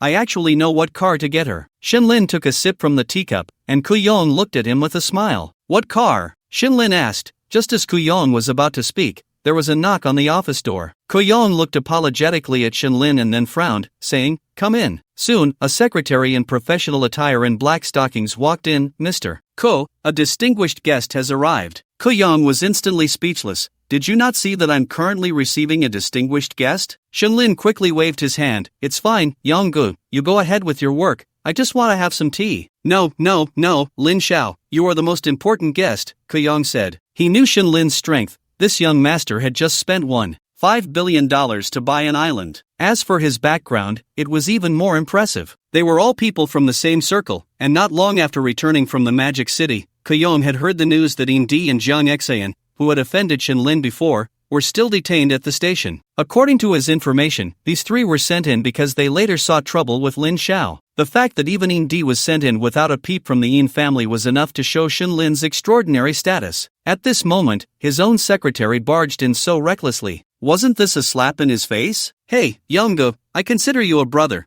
but if you keep this up, I really won't come to your place to buy anything next time. Shinlin pretended to be uncomfortable as he looked at Kuyong. Kuyong quickly smiled and said, All right, Lin Xiao, let me ask who it is. After saying that, Kuyong looked at the secretary, who also glanced at Shinlin, fully aware of her boss's demeanor. However, she was quite proud. Generally, he wouldn't personally receive just anyone. Now, even with someone who needed his personal attention, he was not receiving them just for this young man, which said something. Who is it? Kuyong inquired. It's Li Yigo and Tong Jingcheng. Upon hearing this, Kuyong was speechless. If it weren't for Shinlin, he would indeed personally receive these 2. After all, they were powerful internet celebrities. But in Kuyong's eyes, how could these 2 compare to Shinlin? Just as he was about to refuse, Shinlin showed interest. Oh, the ancestors have arrived. What, Lin Xiao likes watching Tong Jingcheng's videos? Should I call them up now? Sure. How can we come to Hangcheng and not meet the ancestors? Shinlin was also intrigued. Hearing this, Kuyong nodded. Then Lin Xiao, you wait here, I'll go receive them. You go ahead. Shinlin waved his hand, and soon, Kuyong left the office. After a while, Shinlin heard several hearty laughs outside the office. Then, he saw Kuyong walk in with 2 people. One was muscular with green hair. It was none other than Li Yigo. The other was a handsome man holding a selfie stick,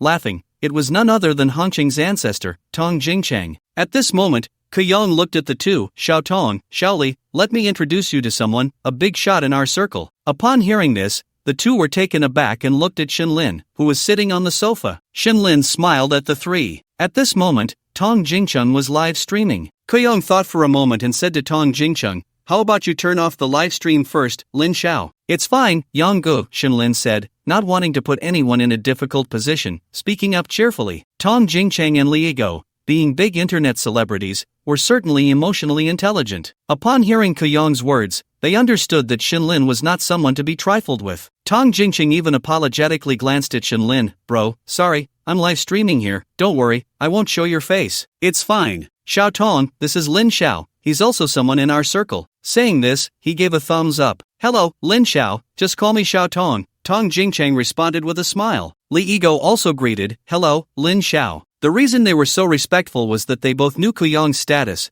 In front of Kuyong, neither dared to claim superiority, let alone someone whom Kuyong respected. They wouldn't be foolish enough to ask, who are you to be so impressive? Otherwise, they would have long been unable to survive in this circle. Hello, you two, have a seat. After hearing Shenlin's words, the two smiled and nodded, sitting down on a nearby sofa. At that moment, Kuyong brewed some tea and said to them, by the way, you know the Zirbai Great Lizard, right? The one in Magic City belongs to young Master Lin. Upon hearing this, Li Yigo, who had just been guessing who Shenlin was, suddenly realized. After all, he was aware of the matters concerning Jiang Xian and the others in Magic City. He couldn't help but gasp. It was a good thing he hadn't acted arrogantly just now, this was a real big shot. Meanwhile, Tong Jingcheng hadn't yet reacted to what kind of car the Zirbai Great Lizard was, and at that moment, his live stream exploded. Viewer 1, whoa, the Zirbai Great Lizard? Viewer 2, bro, check out what the big shot looks like, he sounds really young. Viewer 3, what is the Zirbai Great Lizard? Is it tasty? This viewer's question echoed Tong Jingcheng's confusion.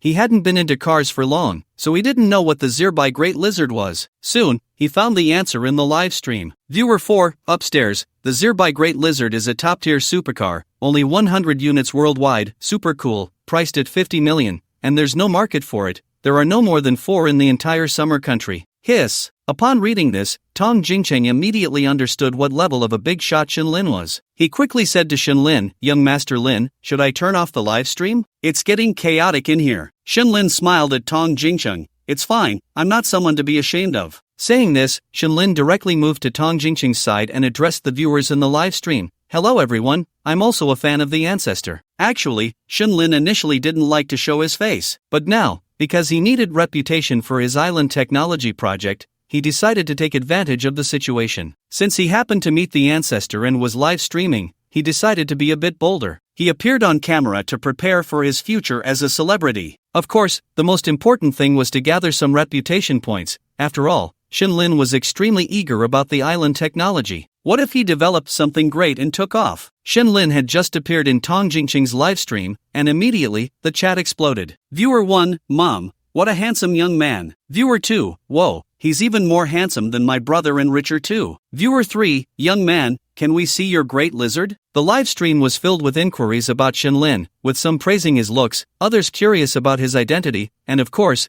the majority wanting to see Shenlin's Zirbai Great Lizard. Tong Jingcheng looked at the viewers' questions and quickly turned to Shenlin, his eyes showing a hint of apology. Young Master Lin, the brothers don't mean anything bad, It's fine, let's save it for next time. Today, I'm driving a Ferrari. How about we exchange WeChat? I have some questions about short videos that we can discuss, and next time, you can come to my garage to show the brothers my cars. I also have a LaFerrari. Shenlin said seriously to Tong Jingcheng. He was destined to follow the path of Lei Busi, and now he needed to create some buzz. When he really started live streaming, he wouldn't want the audience to not know who he was. Tong Jingcheng nodded with a smile. Okay, bro. Of course, he was happy to make friends with a top-tier second-generation rich kid, especially when he heard that Shenlin also had a LaFerrari. Tong Jingcheng knew this was a real big shot. Then, the two exchanged WeChat in front of the viewers. But at that moment, the live stream had already exploded. Viewer 4, caught a wild big shot, so handsome, so young, and rich. Viewer 5, my brother, this is holding onto a big leg. Viewer 6, indeed, there are rich people everywhere in summer country. Viewer 7, curious about whose son this young man is. Regarding the lively atmosphere in the live stream room, Shenlin didn't think too much about it. After all, this was Tong Jingcheng's live stream. He couldn't overshadow the host. After adding Tong Jingcheng on WeChat,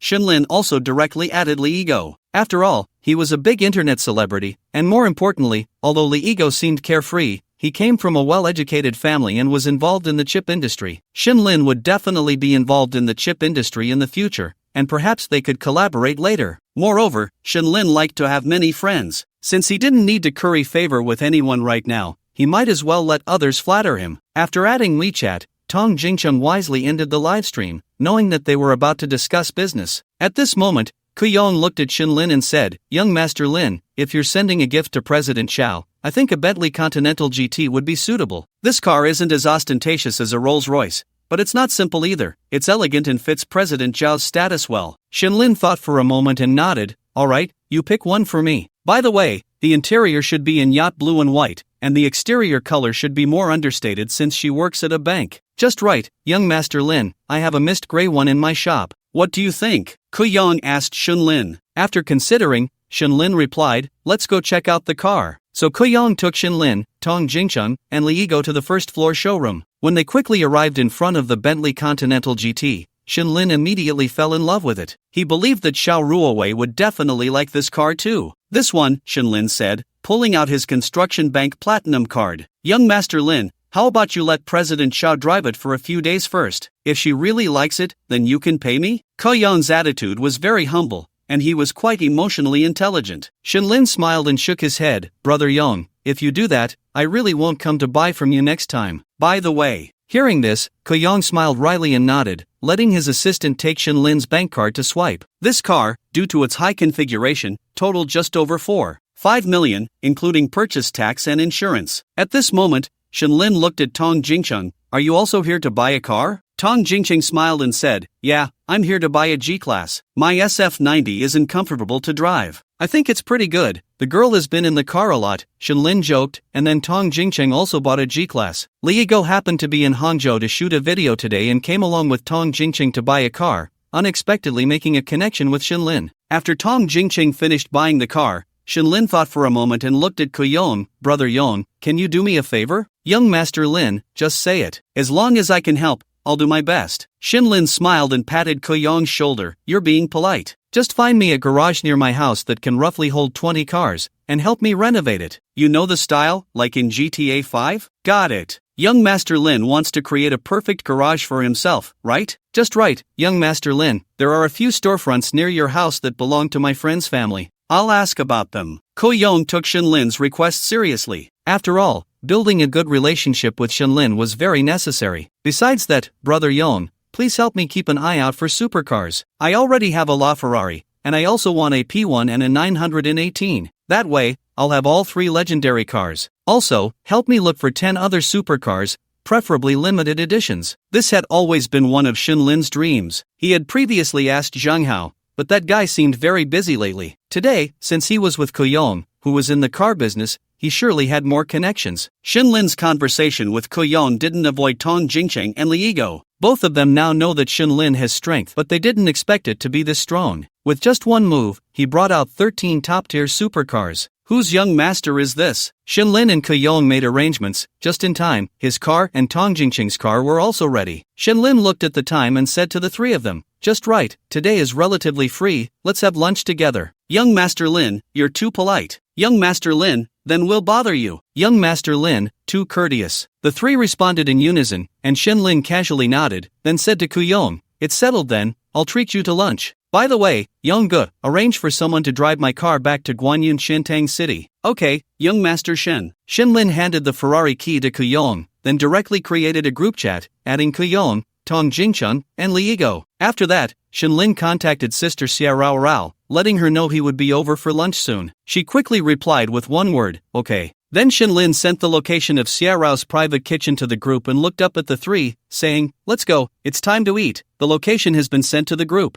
Shenlin drove the Bentley Continental GT in front, leading Tong Jingcheng and the others to the private kitchen by the river. Just as he parked the car, he saw Sister Xia Rao already waiting at the door. When Shenlin brought Tong Jingcheng and the others to the entrance, Xia Rao greeted him with a smile. "Little brother Shen, long time no see." "Sister Rao, long time no see, still as beautiful as ever. Today I brought a few friends to eat." Shenlin said with a smile. No one mentioned Fong Yuan. The private room is ready for you. By the way, we have a new dish today, fresh ingredients airlifted from New Zealand. I hope you can give me some feedback later." Sister Rao welcomed Shenlin and the others into the private room, and Shenlin nodded. "Looks like I came at just the right time today." "I think so too. I heard magpies chirping as soon as I went out. Must be a distinguished guest coming." didn't expect it to be little brother Shin. Inside the private room, Xia Rao smiled at Shinlin. Alright, you all chat first, I won't disturb you, I'll come over later to toast. Sister Rao, you just do your thing, we're just having a simple meal. Shinlin also said politely. Of course, you all chat. After saying that, Xia Rao smiled and walked out of the private room. At this moment,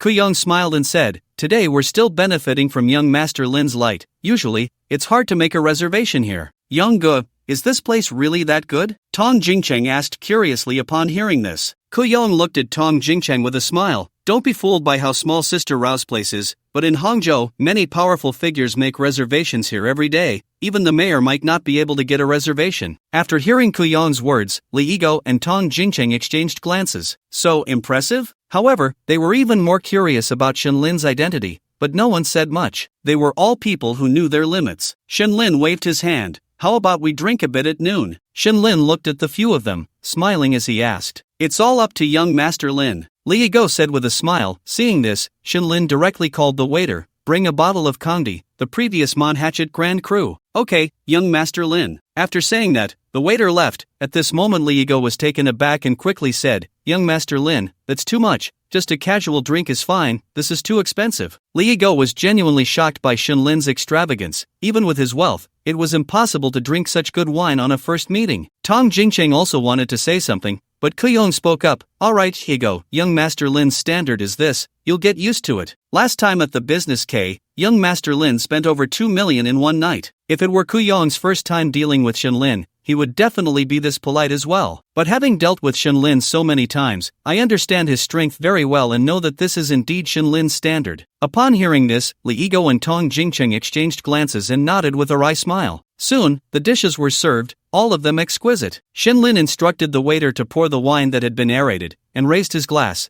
I'm very happy to meet you all. Let's have fun together in the future. As for me, I don't have any heirs. If we can have fun together, great. If not, that's fine too. We can go our separate ways. What young Master Lin said is right. Yes, yes, yes. Tong Jingcheng and Li Yigo responded with smiles. The group then clinked glasses and took a sip. At that moment, Shinlin looked at Tong Jingcheng and said, next time, I'll come to your bar to have some fun and bring a few girls. After saying this, Shinlin gave a lewd smile. Ha ha, it seems young Master Lin is one of us. Just say the word, and I'll personally accompany you. Tong Jingcheng replied with a laugh. By the way, Yigo, next time I go to Rongqing, I'll be looking for you. Shinlin raised his glass and smiled at Li Yigo. Of course, as long as young Master Lin comes, I will definitely welcome you. The two clinked glasses from a distance. The group chatted and quickly became familiar with each other. After finishing their meal, Shinlin looked at the time and said, I have something to do this afternoon, otherwise, I would have gone out to have fun tonight. Let's do it next time. No problem, young Master Lin, you're busy, just contact me anytime. We're all in Hangzhou, just give me a call, and I'll be there. Tong Jingcheng had a good impression of Shinlin,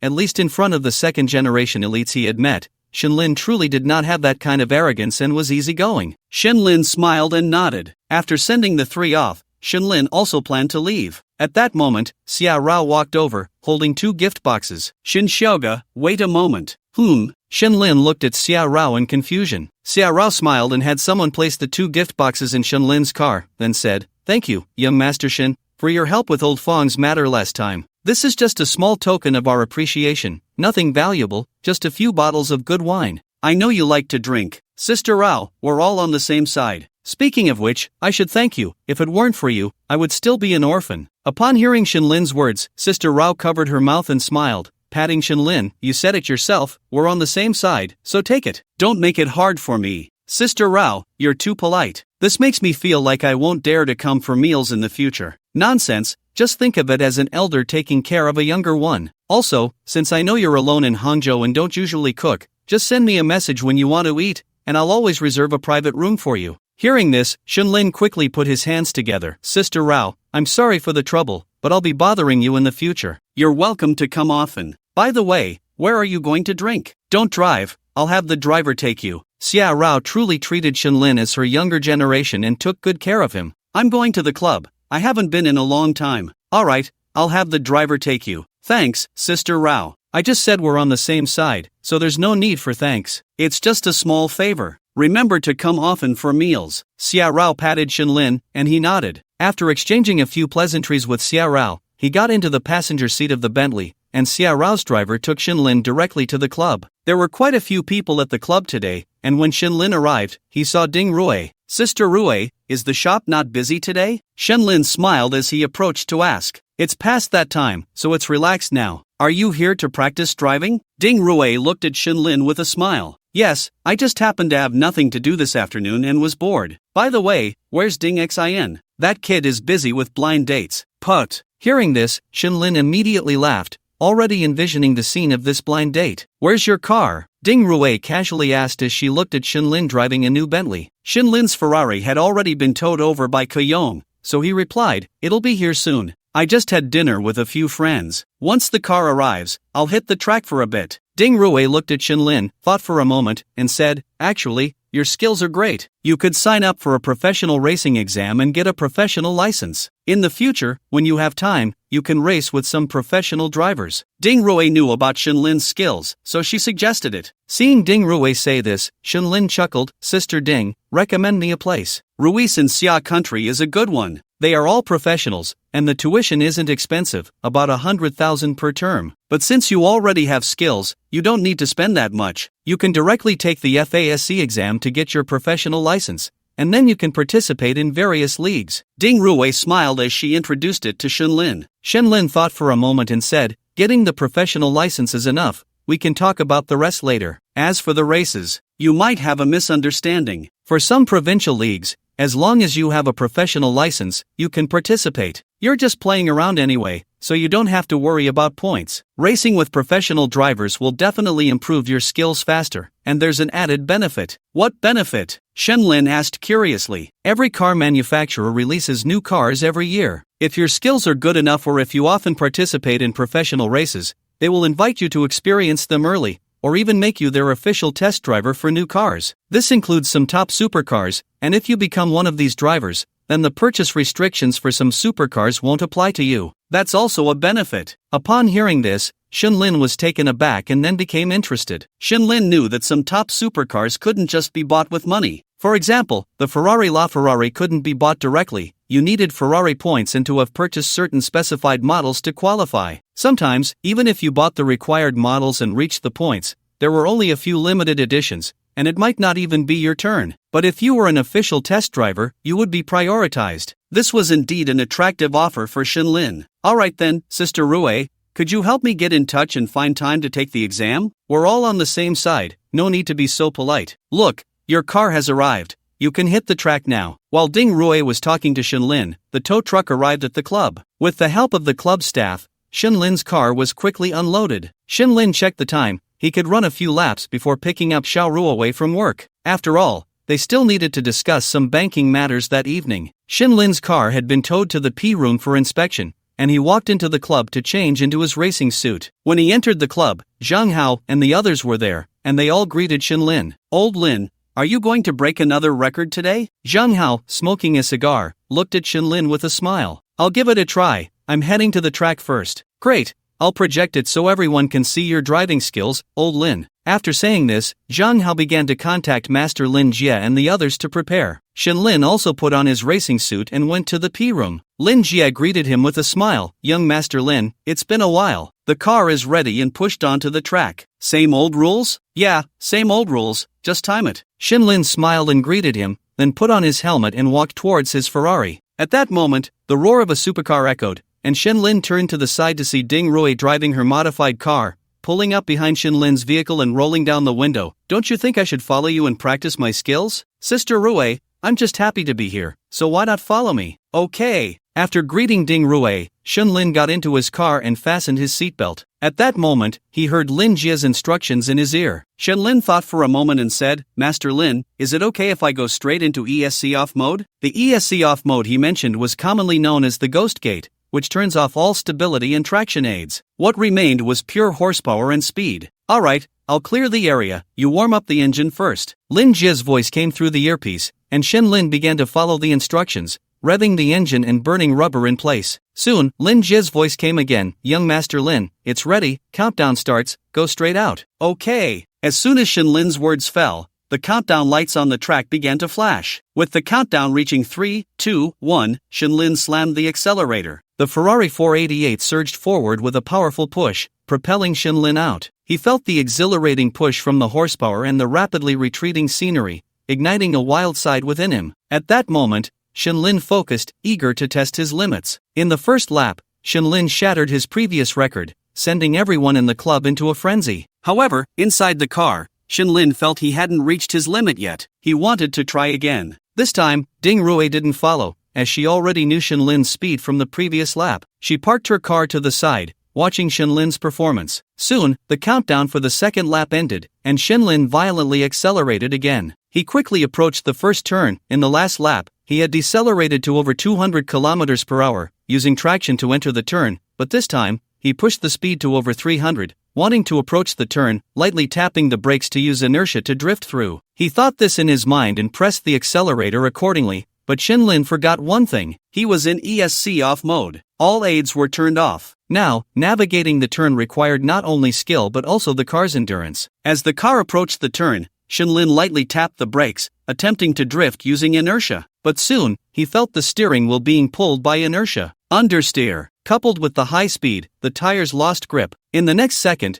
Shinlin felt himself spinning uncontrollably, the deafening screech of the tires filling his ears. Soon, the Ferrari rolled over, sliding sideways off the track. The car first hit the buffer zone at the edge of the track, then crashed into the sponge pads in front of the track's guardrail. The front of the Ferrari 488 crumpled inward. Debris flew, and a pungent smell of smoke filled the air. The airbags in Shinlin's car deployed, and he was left dazed. At that moment, upon seeing the scene on the track, everyone finally reacted. Ding Rui quickly got into her car and rushed to the scene. After getting out, she immediately tried to pull the car door open. Zhang Hao and the others, upon seeing Shinlin's accident, also ran towards the track. At this moment, Ding Rui was banging on the window, calling out to Shinlin while tugging at the door, "Hey, Shinlin, are you okay?" But the door wouldn't budge. Ding Rui looked at the approaching Zhang Hao, anxious. "Quick, get the window breaker." Zhang Hao immediately turned his head and anxiously said to the staff, "Quick, the window breaker." While speaking, he ran towards Shinlin's car. Fortunately, when someone rushed out just now,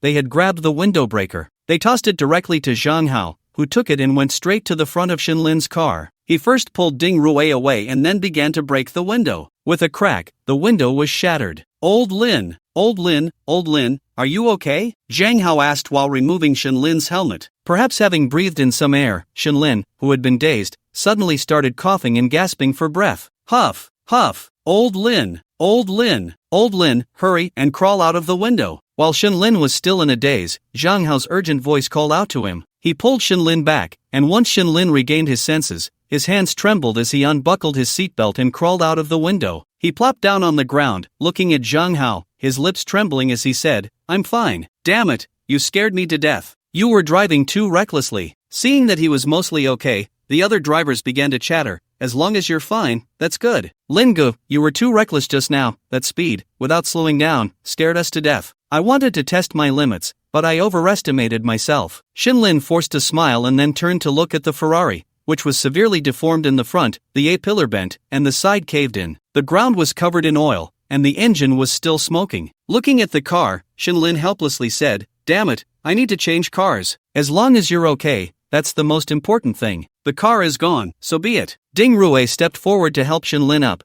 speaking in a caring tone like an older sister to her younger brother. "Exactly, Old Lin, really, you drove too recklessly. Don't play like that in the future. You still have so much to live for. Don't do this," Zhang Hao also advised helplessly. At that moment, Tang Feng and the others arrived. Tang Feng chuckled, circling around Shinlin and then taking a photo. "Damn it, Old Lin, I finally saw you take a hit. Shut up if you can't say anything useful. What are you joking about at a time like this?" Zhang Hao punched Tang Feng lightly, and Tang Feng chuckled, I was wrong. But Old Lin, this car will need to go back for repairs. It's probably over 2 million, right?" Although the car was insured, everyone present knew that the insurance wouldn't cover it because it was on the racetrack, which was outside the compensation scope. The owner would have to pay out of pocket for repairs, and given the extent of the damage, the cost would be astronomical. Shinlin had lost the initial fear and instead smiled as he said, "Who knows, I overestimated myself. But I was getting tired of this car anyway, time for a change. This wreck, even a dog wouldn't want to drive it." "Don't say that, Lingu, I also have a Ferrari. I'm not a dog, Feng Ting joked. Shenlin immediately laughed. Seeing that Shenlin was okay, Tang Feng finally breathed a sigh of relief. He had intentionally said those things to ease Shenlin's fear, and now that Shenlin was fine, he quickly pulled out a cigarette. Here, have one, to calm down. He placed the cigarette in Shenlin's mouth and lit it for him. Shenlin took a deep puff. You know what, it really does help. No matter what, a smoke after an event is better than anything. With this puff, even the king of hell wouldn't take me. Ha ha ha. Alright, stop messing around and take off your clothes. At this moment, Ding Rui looked at Shenlin with concern, now knowing that Shenlin was with Xiao Ruowei. After all, she had received a call from Xiao Ruowei that morning. The girl had been asking how to date. Under Ding Rui's questioning, she learned that Shenlin was with her best friend. She had always seen Shenlin as a younger brother, and now it was even more so. Then they asked Shenlin to take off his clothes. No way, Sister Rui, is it really that intense? Should we avoid this? Tang Feng said with a cheeky grin. Avoid what? Take off your clothes and see if you got hurt anywhere. That scene just now was so dangerous. As she spoke, Ding Rui playfully tapped Tang Feng on the head, and he chuckled. Shenlin took the advice and directly removed his shirt, revealing his muscles underneath. Instantly, the people in the club erupted in cheers, and several girls even screamed. Shenlin's physique was just too impressive. The looks directed at Shenlin were practically glowing. Ding Rui also noticed Shenlin's build and couldn't help but exclaim inwardly, that Weiwei girl eats so well. Good thing you're fine. Put your shirt back on. If you don't, I feel like you won't be able to walk later, Ding Rui said with a smile, glancing at a few of her friends teasingly. Shenlin felt a bit chilly and quickly put his shirt back on. Good thing nothing happened. There's a reason why Ferraris are expensive, after all. Nothing happened at all, Feng Ting said with a hint of fear, then continued. I need to get my dad to shell out some coins and buy a 488. Soon, Zhang Hao had the staff contact a towing service to take Shenlin's car away. Everyone left the track, and regarding the incident, most were still in shock. It was only later that they learned Shenlin had actually turned off the ESC mode. Thus, Zhang Hao immediately issued a rule that no one could use the ESC off mode in the future. You really don't want the car? Zhang Hao asked, looking at the 488 with a hint of regret. No, I'll buy another car later. Next time, I want to play with a V12. By the way, if you guys come across a P1 or something like that, keep an eye out for me. As soon as Shenlin finished speaking, Ding Rui teased, a P1 is a rare find. It's really hard to come by. But you don't have to be fixated on that car. There are other options, right? Are you saying, Sister Rui, that you have a connection? Shenlin looked at Ding Rui with a smile. I do, and it's also a V12. A few days ago, a friend of mine from Deep City has a friend who deals in parallel imports and got a Lamborghini LP750 SV. If you're interested, I can get you in touch. Wait, Sister Rui, is that the one limited to 600 units worldwide? Shenlin immediately became interested. Alright, I'll contact you later when I have a break. Thanks. Shenlin nodded with a smile, then checked the time. It was already past 4 p.m. He quickly said to Sister Rui and Zhang Hao, Sister Rui, guys, I'm going to bounce for now. I need to go pick someone up. After saying that, Shenlin stood up and prepared to leave. At that moment, Feng Ting said, Hey, I thought you were coming today, Lingu, to have some fun. Lingu is in love now. Ding Rui laughed. What? No way. Dude, who is it that can take you down? Zhang Hao and the others immediately became curious. Ask Sister Rui, I'm leaving now. She knows. Shenlin was not surprised that Ding Rui knew about his relationship with Xiao Ruowei. After all, in general, women and their close friends often have the inside scoop. Once Shenlin left, everyone turned to Ding Rui in unison. Ding Rui smiled and shook her head. I won't say anything since he didn't say it himself, but you'll find out soon enough. I'm off to see how that kid Ding Xin is doing on his blind date. On the other side, after leaving the club, Shenlin drove straight towards Xiao Ruowei's direction. When he was close to the bank, he bought a bouquet of flowers. After all, women love details and a sense of ceremony. It's in their nature to expect romance. In fact, Shenlin really liked Xiao Ruowei. It was just that his personality made it so he couldn't settle down right now. He still wanted to have fun. Shenlin never considered himself a good person, nor was he a scumbag. At the very least, Shenlin would provide a home for every woman he acknowledged. He would also treat every woman he liked fairly. As for Ji Muxue, Shenlin felt more of a perverse interest. After all, when he had no money, he fantasized about keeping a mistress. Now that he was wealthy, of course, he had to give it a try. Therefore, Ji Muxue's position in Shenlin's heart would definitely not surpass that of Xiao Ruowei. Shenlin could give Xiao Ruowei a title, but he would not give one to Ji Muxue. After buying flowers, Shenlin drove to the bank. As expected, he was first stopped by the security guard, but upon seeing Shenlin, the guard's attitude immediately changed. After all, The cigarettes Shinlin had given in the security room were still not finished. Mr. Shin, same old spot. Thanks, here you go. Shinlin handed the guard a 1916 cigarette that Kuyong had left in the car when he picked it up today, not minding since he was used to smoking by Lee. Mr. Shin, you're too polite. It's nothing, I'll head in first. After saying that, Shinlin parked his Bentley in the VIP spot and sat in the car to send a text to Xiao Ruowei. Soon, Xiao Ruowei came out with a smile, but Shinlin's eyes lit up because Xiao Ruowei had actually changed her clothes. She wore a Chanel dress paired with Valentino high heels, elevating her entire aura. Although she was in a dress, her top-notch figure was still perfectly showcased. Shinlin got out of the car, smiling as he looked at Xiao Ruowei walking towards him. You look beautiful today. Hearing her lover's compliment, Xiao Ruowei felt very happy inside and replied with a smile, I wasn't sure if you'd like it, I specially changed at home just now. I like it. Shinlin then opened the passenger door, and soon, Xiao Ruowei saw 100 roses in the passenger seat. Xiao Ruowei looked at Shinlin in surprise. Thank you, darling, I really like the flowers. As long as you like it, Shinlin said with a smile, and as soon as he got in the car, Xiao Ruowei hugged his arm and gave him a sweet kiss. Shinlin chuckled, I thought you wouldn't kiss me? Xiao Ruowei shook her head. There were all colleagues outside, you know. Alright,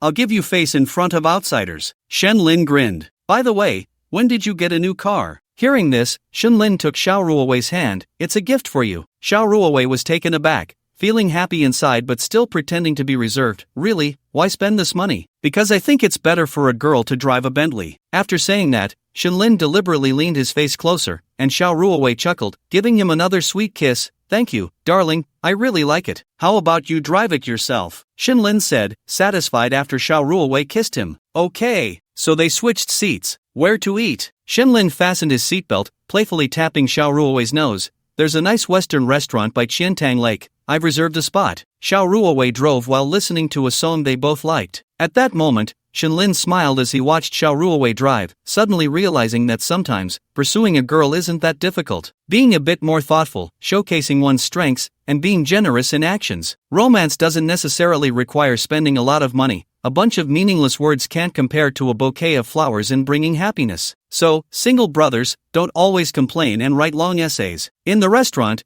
the two sat high above Hangzhou on the 36th floor, by the floor-to-ceiling windows, eating and chatting while enjoying the night view. This restaurant is nice, but in the future, when we have time, we can try going abroad to see which place has better flavors. Shinlin held Xiao Ruowei's hand and said. Xiao Ruowei leaned against Shinlin's shoulder. Sure, as long as we have time, we can go to many places together. After saying this, Xiao Ruowei thought for a moment and continued, Actually, I really want to go on a road trip. That sounds good. When you have time, I'll take you. Shinlin didn't refuse, after all, he liked it too.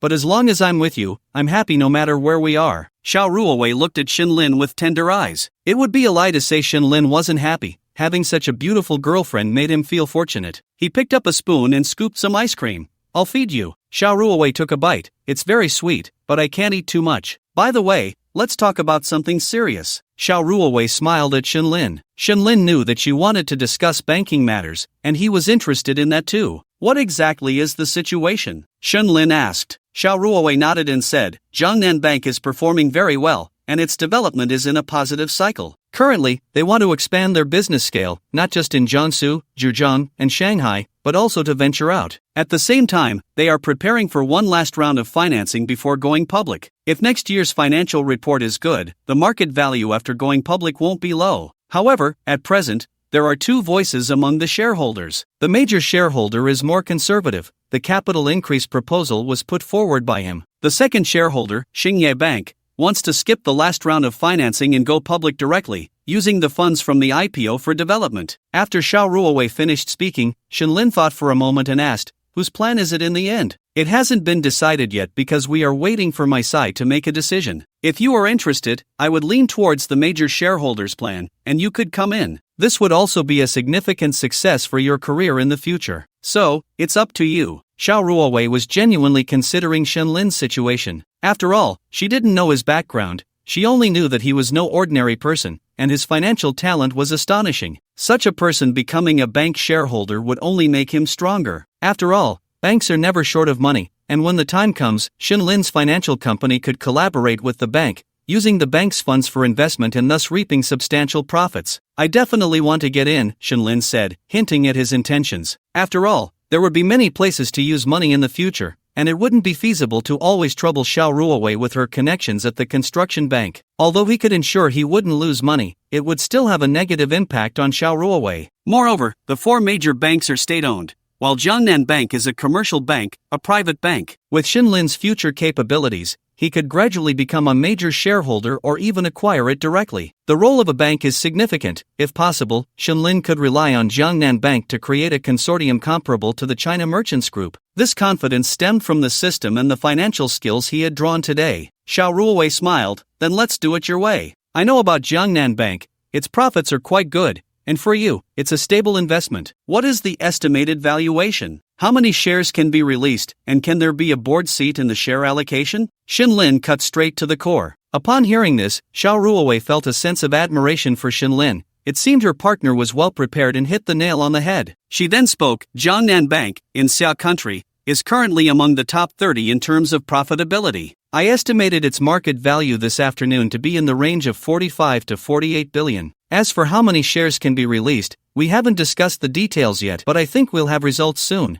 I'm going to the Magic City because the shareholders' meeting is about to be held. Xinlin nodded upon hearing this. The headquarters of Jiangnan Bank was in the Magic City. After Xiao Ruowei finished speaking, she thought for a moment and asked, I want to ask about your bottom line. How much can you invest? As of now, Jiangnan Bank has a total of 7 shareholders. As long as the released shares have a 2% allocation, you can become the 8th individual shareholder and secure a board seat. Upon hearing this, Xinlin frowned, thought for a moment, and said, let's aim for a bit more. I'll do my best, but at the right time, you also need to show your strength. After all, besides cash flow, bank shareholders value many other attributes, and the support of third-party attributes is also very important. Xiao Ruowei analyzed to Xinlin. How about this? You go to the meeting first. If it's feasible, find a time to invite the chairman out for dinner, and I will showcase my strength. Xiao Ruowei looked at Xinlin in surprise and then smiled and nodded. Looking at Xinlin, it seemed he was determined to succeed. By the way, there's one more thing that could be quite important and could earn you some points. Xiao Ruowei seemed to think of something and said to Xinlin, what is it? The membership recruitment for the Hangzhou Chamber of Commerce is about to start this year. If you're interested, I can recommend you. At that time, we can collaborate on various resources. After all, the president of the chamber here is Mr. Ma Yun, whose influence ranks among the top 3 in the provincial chambers. Hearing this, Xinlin smiled and nodded. If it were before, he might not have considered it, but now, for the sake of reputation, he definitely wouldn't let this opportunity slip by. Sure, I'll trouble you with that. By the way, can you give me a copy of the internal documents of Jiangnan Bank? Xinlin asked with a smile. Of course, I'll organize it and send it to you later. Then let's wish for our success. Cheers. Xinlin raised his glass and smiled at Xiao Ruowei. Xiao Ruowei also smiled back, happy to strategize for Xinlin. Cheers. By the way, our situation is probably known by people in the circle. Should we make it public? After having a drink, Xinlin asked Xiao Ruowei. Actually, I'm fine either way. If you think it's necessary, we can make it public. If you don't think it's needed, we don't have to tell anyone else. As long as I'm with you, it doesn't matter. Xiao Ruowei's response made Xinlin quite happy. At least, from this answer, it seemed that Xiao Ruowei was not the type of woman who needed to control everything. She understood how to provide emotional value for herself and also knew how to give herself freedom. After thinking for a moment, Xinlin said, then let's make it public to avoid endless questions later. Alright, I'll follow your lead. After saying this, Xinlin directly wrapped his arms around Xiao Ruowei and took a selfie of them kissing. He then edited the post for his social media. Caption, busy with work, loved by someone, with expectations for peace and joy. Accompanying image, a kissing photo with Xiao Ruowei. After editing the post, Xinlin published it. Xiao Ruowei also posted a similar update, but her caption changed to, you are the joy I hide in the breeze. Let's go home. I have a surprise for you. At this moment, Xiao Ruowei put down her phone and leaned close to Xinlin's ear. Xinlin would certainly not refuse the invitation from the beautiful woman. The two walked hand in hand back to Xiao Ruowei's home. Once home, Xiao Ruowei brought Xinlin a pair of swim trunks and said, I've heated the pool, just wait for me. As she said this, Xiao Ruowei's face was still a bit red. Xinlin smiled and nodded, looking forward to the surprise Xiao Ruowei had for him. He quickly changed into the swim trunks and entered the pool. Not long after Xinlin entered the pool, Xiao Ruowei tiptoed out. When Xinlin saw Xiao Ruowei's outfit, he was momentarily stunned, and his breathing became rapid. Because at that moment, Xiao Ruowei was wearing a bikini, with cat ears, and even a little tail. What is this? Xinlin swam closer to Xiao Ruowei and asked her. Xiao Ruowei generously removed her hand, which she had been covering, and blushed as she said, "I think you'll like it." After saying that, she jumped into the water, and Shinlin immediately wrapped his arms around her. Under the moonlight, by the pool, with a beautiful woman, the night was romantic and enchanting. The next day, Shinlin was awakened by the sound of his phone ringing. He opened his eyes to see Xiao Ruowei sleeping peacefully in his arms and shook his head helplessly. Last night had indeed been a night of excessive activity. Shinlin covered Xiao Ruowei with a blanket and glanced at his phone. It was a call from Wang Wei. After a moment's thought, he answered it directly. As soon as he picked up, he heard Wang Wei's excited voice, "Son, that hangover remedy of yours, Dr. Su Hao has produced a batch of samples based on your formula. Son, we're going to make it big. This hangover remedy is incredible. Do you have time tomorrow? Come to Magic City." Shinlin was taken aback upon hearing Wang Wei's words. The hangover remedy was successful just like that? Was the efficiency really this fast? Shinlin quickly asked, "Son, how effective is it? Tell me first so I know what to expect." "Old Lin, you should just come to Magic City. This medicine is simply miraculous. Hurry up. We're going to get rich." Wang Wei didn't give Shinlin a chance to ask about the medicine's efficacy, which left Shinlin feeling extremely helpless. "All right, I'll head over today," Shinlin said before hanging up the phone. "Where are you going?" Just after hanging up, he heard Xiao Ruowei's voice beside him. Shinlin turned to see her propping her left cheek with one hand, looking at him curiously. Shinlin stepped forward and embraced the beautiful woman. Remember I told you about that medicine I was developing? Our first product is ready, and they want me to go to Magic City to discuss it." Upon hearing this, Xiao Ruowei broke into a gentle smile. "Congratulations. By the way, what time are you leaving?" "The sooner, the better," Shinlin replied honestly. Xiao Ruowei nodded and then kissed him on the forehead. "You go wash up first, I'll pack your things and prepare breakfast." Shinlin was taken aback by her words. Suddenly feeling warm inside, he thought that having a girlfriend who wholeheartedly cared for him was really nice. He picked up Xiao Ruowei and kissed her. "Thank you." "You're welcome. Hurry and wash up. I'll take care of it." Xiao Ruowei cupped Shinlin's face and urged him. Shinlin nodded and walked directly to the bathroom in his shorts. Shinlin liked to shower in the morning because it made him feel refreshed for the day ahead. While showering, he opened the system. The system's prompt sounded in his mind. Ding! Refresh at midnight. 2 million perfect gold has been credited to the host's account ending in 7878. Please check. Ding! Refresh at midnight. Detected that the host sent a moment on social media yesterday, currently undergoing comprehensive scoring. Ding! The scores for yesterday's social media post are 92 points, excellent, received guaranteed sign-in times X1, excellent sign-in X1. Ding! Other people's earnings card, company income 1 million. Ding! Would you like to sign in? Sign in. Ding! Congratulations to the host for successfully signing in. Ding! Congratulations to the host for receiving the item, Perfect Piggy Bank X1. Ding! Congratulations to the host for receiving the item, Top-Level Flight Driving Skill Card X1. After hearing these two prompts, Shinlin's heart filled with joy. He had unexpectedly received another piggy bank from this sign-in, along with a top-level skill. Shinlin quickly began to check the two cards. Perfect Piggy Bank. This card has two usage methods. Choose one. 1. Using this card will grant a daily perfect gold income boost of 50 million for 7 days. 2. Decompose the card to obtain a permanent piggy bank card X1, which provides a daily perfect gold boost of 2 million. After looking at the two options, Shinlin chose the second one without hesitation. Although 50 million in income is high, it only lasts for 7 days, and after that, there's nothing. The permanent card, while it doesn't seem to offer as much as 50 million daily, has the advantage of longevity. With a daily boost of 2 million, even if the piggy bank is gone, his daily income would still be 1 million. Moreover, Shinlin discovered that the piggy bank occasionally draws higher level cards. Can they all be decomposed? Or is it that any card related to perfect gold income can be decomposed? This was a question for Shinlin, but he didn't think too much about it. After all, signing in is random. After using the second effect, Shinlin looked at another top-tier card. Top-tier Flight Driving Skill Card. Using this card will grant you top-level driving skills for all flying tools. Hiss! Upon seeing this card, Shinlin smiled. Doesn't this mean that as long as he uses this card, he can fly a plane? Awesome! Now that he has an island, he can fly to Yanlin Island. Wow, just thinking about it feels cool. Without any hesitation, Shinlin used the card again. Just like before, it was a combination of memory and muscle memory. Shinlin instantly mastered top-level flight driving skills. Once I'm done with this busy period, I'll buy a plane to play with. Shinlin chuckled and continued to wash up. When Shinlin finished washing up and came out, he saw a neatly arranged suit on the bed. At the same time, a small suitcase was open beside it. Inside, Shinlin's change of clothes, toiletries, and grooming products were neatly organized. This shows how attentive Xiao Ruowei is. Shinlin smiled slightly, put on the clothes, and just then, Xiao Ruowei walked in. Time is tight, I made you 2 fried eggs and toasted some bread. You go eat first, I'll clean up here. After saying this, Xiao Ruowei came to Shinlin, hugged him, stood on her tiptoes, and kissed him. Shinlin nodded. It's fine,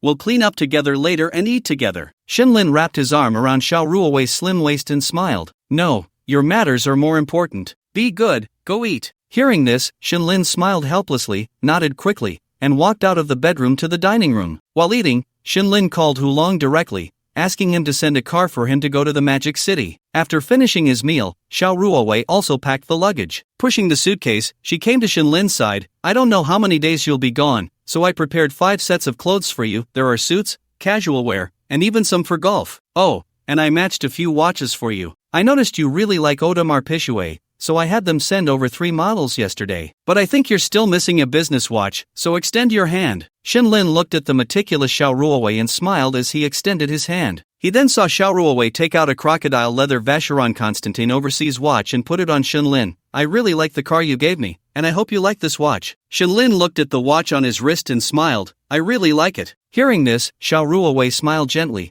her every expression full of charm. Xiao Ruowei stepped forward to tie Shinlin's tie. Since you're going for a business negotiation, you should pay attention to your image. After organizing Shinlin's clothes, Xiao Ruowei looked at Shinlin in front of her and said, very handsome. You are very beautiful too. Shinlin praised as he admired Xiao Ruowei's figure beneath the lace nightgown. As long as you like it, Xiao Ruowei replied, extending her arms to wrap around Shinlin's neck. Darling, I will miss you, but as expected, we will meet in the Magic City. Shinlin leaned down and kissed Xiao Ruowei. I'll wait for you in the Magic City. Shinlin did not let Xiao Ruowei see him downstairs. Instead, he went down by himself. As soon as Shinlin arrived downstairs, he saw an Alfred parked there. The driver saw Shinlin and quickly got out to greet him, respectfully saying, Good morning, young Master Shin. Good morning. Shinlin smiled at the driver. The driver nodded, understanding the situation, took Shinlin's luggage, opened the door for him, and then placed Shinlin's luggage in the trunk before getting in the car and starting the engine. He turned to Shinlin and asked, Young Master Shin, shall we set off now? Would you like to rest or listen to some music? Let's listen to some music, just play whatever. Okay, young Master Shin,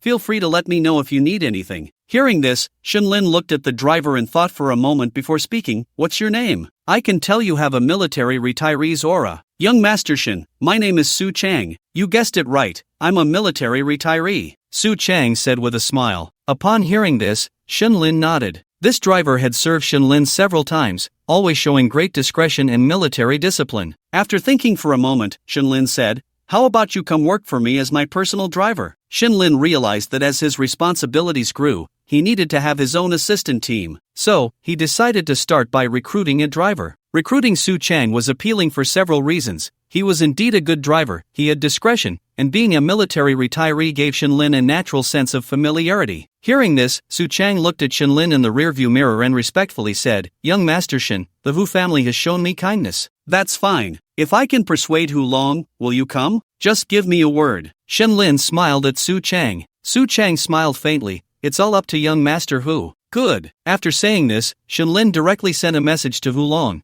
stating that he wanted Su Chang to be his driver from now on. Soon, Hulong replied, okay, he would contact him. Shinlin smiled slightly, indicating that he would treat him to a meal when he returned to Hangzhou. Hulong said that from now on, you will follow me. By the way, what is your current salary? 15,000 plus 5 insurances in one fund, Su Chang answered truthfully. Shinlin thought for a moment and said, how about this? I'll offer you 30,000 plus 5 insurances in one fund, and you'll work for me. Also, if you have any comrades, you can recommend them. I need a bodyguard team with good character. Hearing Shinlin's words, Su Chang felt delighted and quickly said, Thank you for your recognition, young Master Shin. Rest assured, I will arrange everything you instructed. Well, as for the annual salary for the bodyguard team, keep it around 300,000 per person, 10 people. I'll leave it to you to handle. After saying this, Shinlin closed his eyes and began to take a short nap. Su Chang drove steadily, with very few bumps. Soon, after an hour and a half, Shinlin arrived at the underground parking lot of the Huiding Rongchuan Financial Company in the Magic City. Wang Wei was already waiting with his assistant. As soon as Shinlin got out of the car,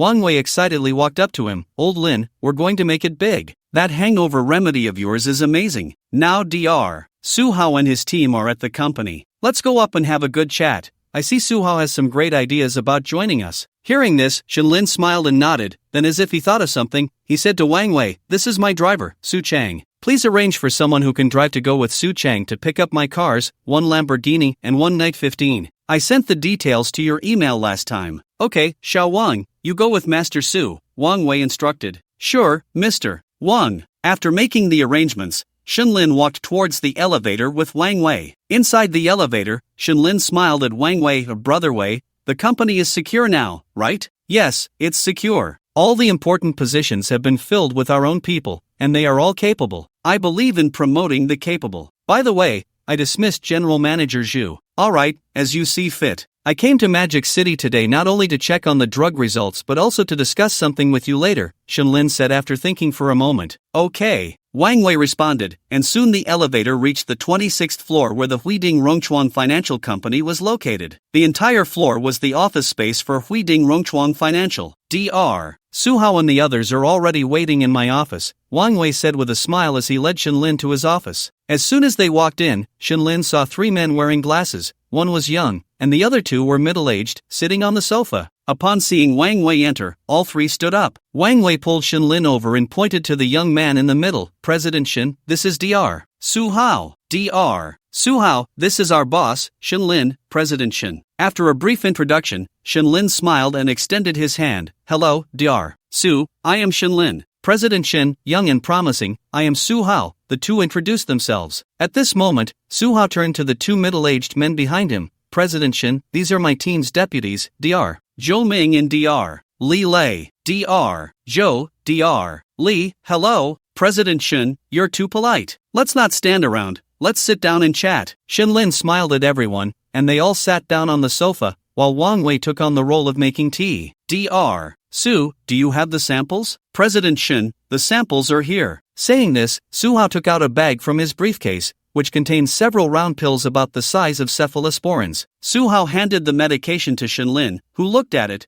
How effective is it? President Shen, I don't know where you got this prescription, but I can tell you that this hangover remedy is a game changer compared to those on the market. We tested it on someone who usually can only drink 2 bottles of beer. After drinking 2 bottles, he took the hangover remedy, and in just 10 minutes, only 10 minutes, he was able to drink again, and he managed to drink more than half a case without feeling dizzy at all. The only side effect was a bit of bloating. Hiss. Upon hearing Su Hao's words, even though Shenlin was somewhat prepared, he was still shocked. If it could have such a strong effect on someone who usually has a low tolerance for alcohol, then what would happen if it were given to someone who can drink a lot? Wouldn't they become a god of wine? In an instant, Shenlin understood the value of this drug. It was truly a for business socializing. President Shen, how about we try it out now? Just in time, Mr. Wang bought some alcohol, Su Hao said with a smile. Hearing this, Shenlin nodded, sure, but I'll call someone else to join us for drinks, discuss matters, and test the strength of this hangover remedy. The person Shenlin wanted to call was, of course, his brother Shenchu. As for why he wanted Shenchu to come, there were actually 2 reasons. Shenlin had already decided to recruit Su Hao to his side. The first was to let Su Hao's 2 team members see his capabilities. The second thing is to let Shenchu know the effects of this medicine, so he can better understand its value and expedite the approval process with the drug administration. At the same time, it would support him and show how to collaborate with relevant units. Therefore, Shenlin did not hesitate and directly called Shenchu. Hey, brother, I'm in the Magic City now. Come over to my place. The hangover remedy is out. Let's try it together. Okay, I'll send you my location. After hanging up, Shenlin chatted with Su Hao and the others, but they didn't discuss the medicine since not everyone had arrived yet. 20 minutes later, Shenchu arrived at the office. When Wang Wei saw the newcomer, he was momentarily stunned, looking at Shenlin in disbelief. A multitude of questions filled his mind. What the hell? Your brother is the district chief prosecutor of Pudong? Although Shenlin had given Wang Wei his contact information last time and had his brother send someone to find Wang Wei, throughout the process, Wang Wei had no idea about that person's specific identity. He only felt that they were Shenlin's people, so he didn't know that Shenlin's brother was Shenchu. Thus, when he saw Shenchu walk in, he was completely shocked. Shenchu and Shenlin didn't pay attention to Wang Wei. When Shenchu entered, Shenlin immediately stood up and said to everyone, "This is my brother, the district chief prosecutor of Pudong." Su Hao smiled and stood up. "Chu Ge, I was wondering why you suddenly contacted me. It turns out Mr. Shin is your brother. I see. By the way, is the medicine ready? Shin-Chu greeted Su-Hao with a smile and casually inquired. Su-Hao nodded and then introduced the two people behind him to Shin-Chu. The two assistants of Su-Hao realized the moment Shin-Chu walked in why Su-Hao wanted to persuade them to switch jobs. With a background, economic strength, and impressive medicine, such a company could develop and thrive, making revitalization pharmaceuticals completely incomparable. Just by seeing Shin-Chu, the two already had their answer in their hearts. After Shin-Lin invited everyone to sit down,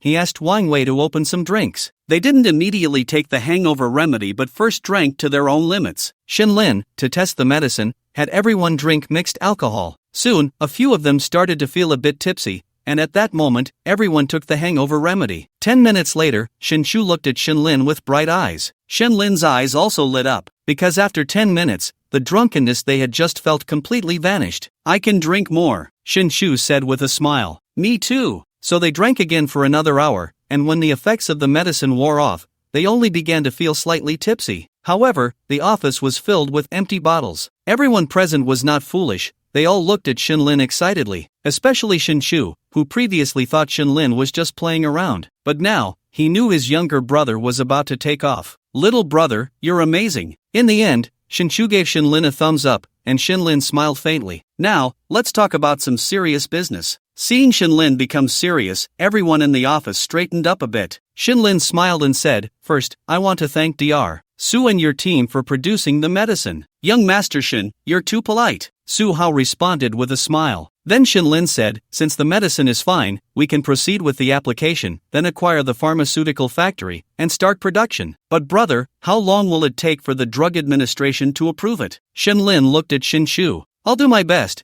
But you know that any drug testing and clinical trials take at least 3 years. That's something that can't be changed. Upon hearing this, Shin-Lin frowned slightly. 3 years was still too long. Right now, Shin-Lin was eager to launch the product and make money, so his worth would rise, and his reputation would increase. Moreover, if one holds such a money-devouring beast in their hands, it would be convenient for anything they wish to do in the future. Brother. Before Shin-Lin could finish, Wang Wei interjected, Old Lin, Brother Chu, Dr. Su, why do we have to define this product as a drug? Upon hearing this, everyone looked at Wang Wei in surprise. Shin-Lin also asked in confusion, What do you mean? Wang Wei thought for a moment and picked up the hangover remedy from the white bag, looking at everyone. First of all, this is a new drug that is not available on the market, which means we can only take the new drug route. The development cycle of a new drug to market is very long and requires significant investment. Even with Brother Chu giving us the green light, 3 years is still too long for us. Moreover, when the drug is sent for clinical testing, we also need to pay for it,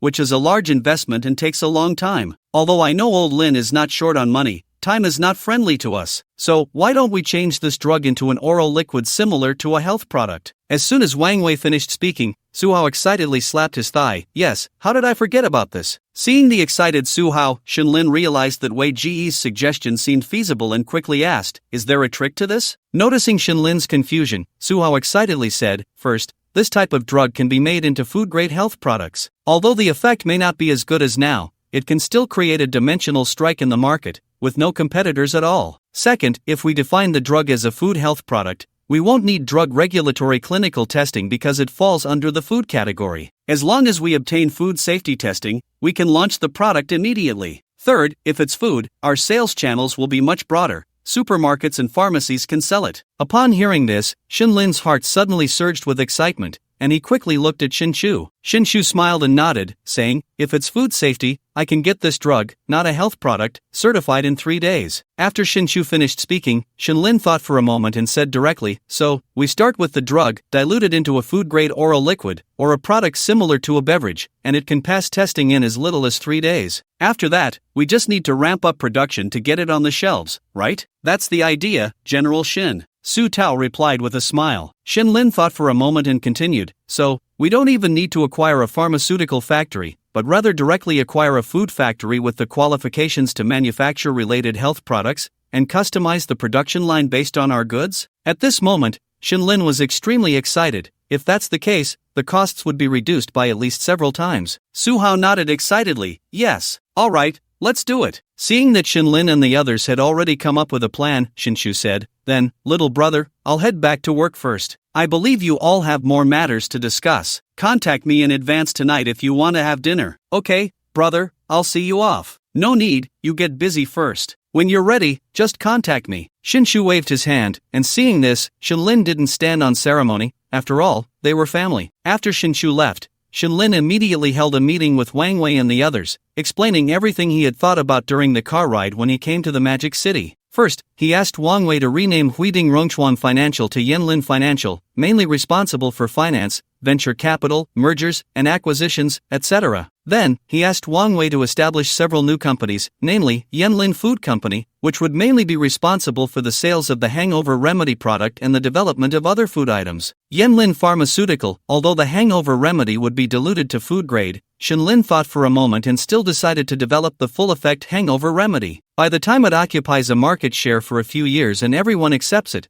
he would then launch the hangover remedy. At that point, the entire high-end and mid-range market of the hangover industry would be firmly in Shinlin's hands. The last one is Yanlin Technology Company, which Shinlin plans to collaborate with for island technology research in the future, making it his most important company. Shinlin needs to lay out his plans in advance. This way, Shinlin would have 4 companies under his name, and he also had Wang Wei directly establish a group company, Yanlin Group. During this period, Shinlin successfully recruited Su Hao. Yanlin Pharmaceutical was handed over to Su Hao for management, with an annual salary of 2 million plus 4 years of options. After 4 years, Su Hao would be able to obtain 5% equity in Yanlin Pharmaceutical. The other 2 would receive an annual salary of 1 million plus 5 years of options, and after 5 years, each could obtain 1% equity in Yanlin Pharmaceutical. At the same time, Wang Wei's salary was also changed to match Su Hao's, with an annual salary of 2 million plus 4 years of options, and after 4 years, he could obtain 5% equity in Yanlin Financial. Additionally, after 4 years,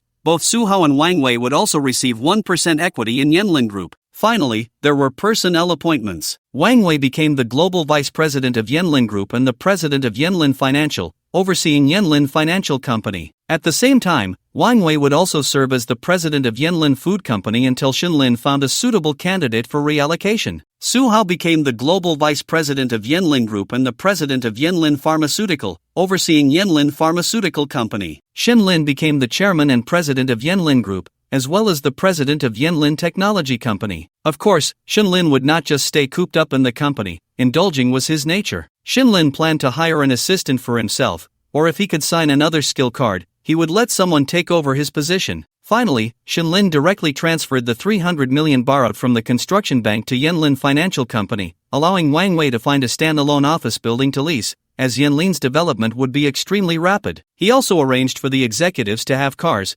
purchasing a batch of Mercedes S and several Alfords in the company's name. After all, with this strength, it should be showcased. In Xia country, doing business is all about face. Although Shinlin had a background, he wouldn't always be in the company. The most important thing was to make money afterward and establish his own headquarters building. After the meeting, Shinlin looked at Wang Wei and said, "I have a task for you. Find me an assistant, a woman, not a vase." Wang Wei chuckled. "Actually, you don't need to emphasize gender, bro. Can I not arrange it well for you? Get lost." Shinlin kicked Wang Wei directly and then said, "So, how about we indulge together tonight?" "Indulge my ass, you give me so much work. I'll be working overtime tonight. You go indulge by yourself," Wang Wei said with a smile, and Shinlin helplessly nodded, stepping forward to pat Wang Wei on the shoulder. "Son, with this attitude, Daddy is very happy, but I'm not satisfied with the way you speak. Come on, call me Daddy, and I'll give you a night off. Get lost." Wang Wei pushed Shinlin out of the conference room and said, "I'll get busy first. If I have time tonight,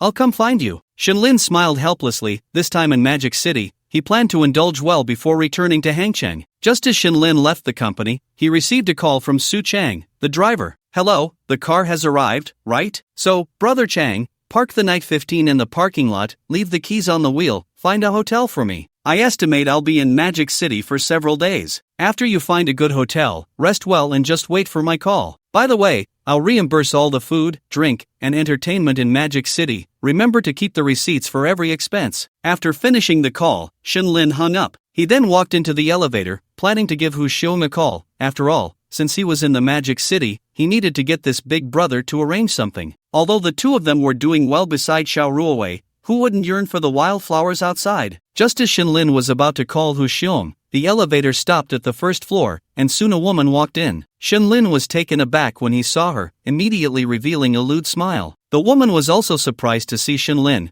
then quickly showed a satisfied smile. Wow, Xiao Xiao, what are you doing here? Yes, the woman who walked in was Xiao Xiao, the one with whom he had a fleeting romance at Tang Feng's villa. Lingu, that's what I should be asking you. What are you doing here? I have a company upstairs and came down for something today. That's quite a coincidence. This floor is my mom's company, Xiao Xiao said with a smile. The elevator doors closed quickly, and the next moment, Xiao Xiao ran straight into Shinlin's arms. Brother, I've missed you these past few days. Saying this, she offered a kiss. Shinlin patted Xiao Xiao's perky bottom. Missed me? Or do you have something you want? Shinlin chuckled, thinking it was just right. He didn't know where to have fun in the Magic City, and unexpectedly ran into an old acquaintance. Xiao Xiao looked at Shinlin with a playful pout. I really missed you, brother. How about we find a hotel now? Hearing Xiao Xiao's words, Shinlin deeply understood how desperate she was. It's not time yet. I just came to the Magic City and don't know where to go. Are you familiar with it? If you are, take me out for some fun. Upon hearing this, Xiao Xiao shook her head, wrapping her arm around Shinlin's.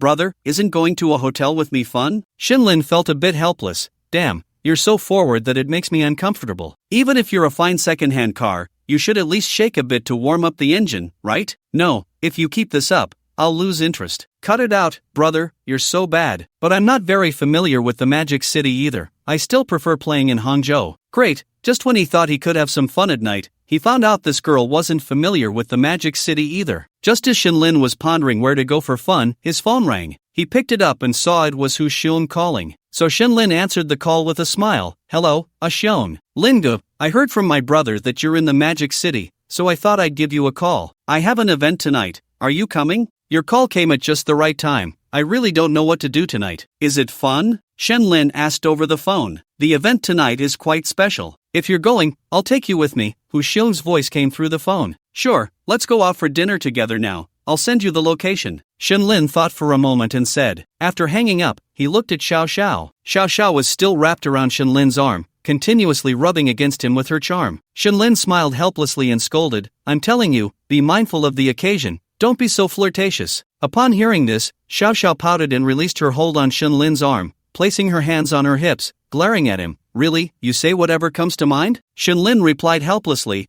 I'm just responding to your boldness. Isn't that the truth? After hearing Shinlin's words, even though she was sometimes very bold, Xiao Xiao still blushed. She pouted her lips and glared at Shinlin again, signaling him to wait. Moreover, her eyes rolled, and the next moment, she pressed the button for the 13th floor. Seeing this, Shinlin was a bit puzzled. What the hell? Is this really the Xiao Xiao I know? After a few days apart, has she turned over a new leaf? Then should I still play with a good girl? This seems a bit excessive, doesn't it? Shinlin has a principle. That is, he does not force good women into the trade, nor does he persuade prostitutes to become virtuous. So, what should I say now? I really want to pull out my phone and ask online. Shinlin saw Xiao Xiao with her back to him, looking at the elevator display, ignoring him. Shinlin also did not take the initiative to comfort her. Come on, you've already turned over a new leaf. Why should I comfort you? Besides, there are so many broken pieces of her waiting for me to comfort them. Who am I supposed to show a face to? So Shinlin also ignored Xiao Xiao, thinking to himself how long she could endure. Soon, the elevator reached the 13th floor and opened its doors. Shinlin thought Xiao Xiao was getting off. Just as he was about to look up, the next second, Xiao Xiao turned around, flashed a charming smile, and then Shinlin was directly pulled out. It wasn't until they exited the elevator that Shinlin noticed there was no one on the 13th floor. However, there was a glass door with a password. Before Shinlin could react, Xiao Xiao had already unlocked the password door and pulled him inside. This was clearly a warehouse. Why did you bring me here? Shinlin was pulled by Xiao Xiao towards a small office in front. Once inside, the office was a bit dim. Before Shinlin could react, Xiao Xiao directly pushed him against the door and offered a passionate kiss. In the dim light, Shinlin's eyes widened. Goodness, does this guy have the potential for a reverse push? Was he being reverse pushed again? But what's with the thrill? Last time it was at home, but this time, damn, although it's a small room in a warehouse, it feels like a public place. I don't even know if there are cameras or if anyone will come. Anyway, Shinlin felt it was absurd but also very exciting. Just as Shinlin was thinking this, Xiao Xiao released his mouth, leaned against him, and seductively said, Don't worry, there are no cameras. This is a place my boyfriend and I often come to. Hearing Xiao Xiao's words, Shinlin suddenly felt like he had been buffed. If a good woman says so, what else is there to refuse? Although, Xiao Xiao doesn't really count as a good woman, right? Thinking of this, Shinlin wrapped his arms around Xiao Xiao's delicate waist, He turned her around, pushed her against the door, not giving her a chance to speak, and pressed his lips against hers. After kissing for a while, Shenlin whispered in Xiao Xiao's ear, "Turn around, lie down." An hour later, Shenlin stood at the door of the small room, looking outside and then inside. "Are you done? What are you rushing for? It's all your fault. I have no stockings to wear," a sulky voice came from inside the room. Soon, 3 minutes later, Xiao Xiao walked out, but she was a bit different from when she went in. When she entered, she was still wearing stockings, but now she had a pair of smooth, white legs. Sometimes, Shenlin couldn't help but admire a woman's complexion. As if nothing had happened, she naturally linked her arm with Shenlin's. "Let's go, it's time to eat." The two of them, in perfect harmony, entered the elevator in turns, heading to the basement. Soon, they arrived at the basement,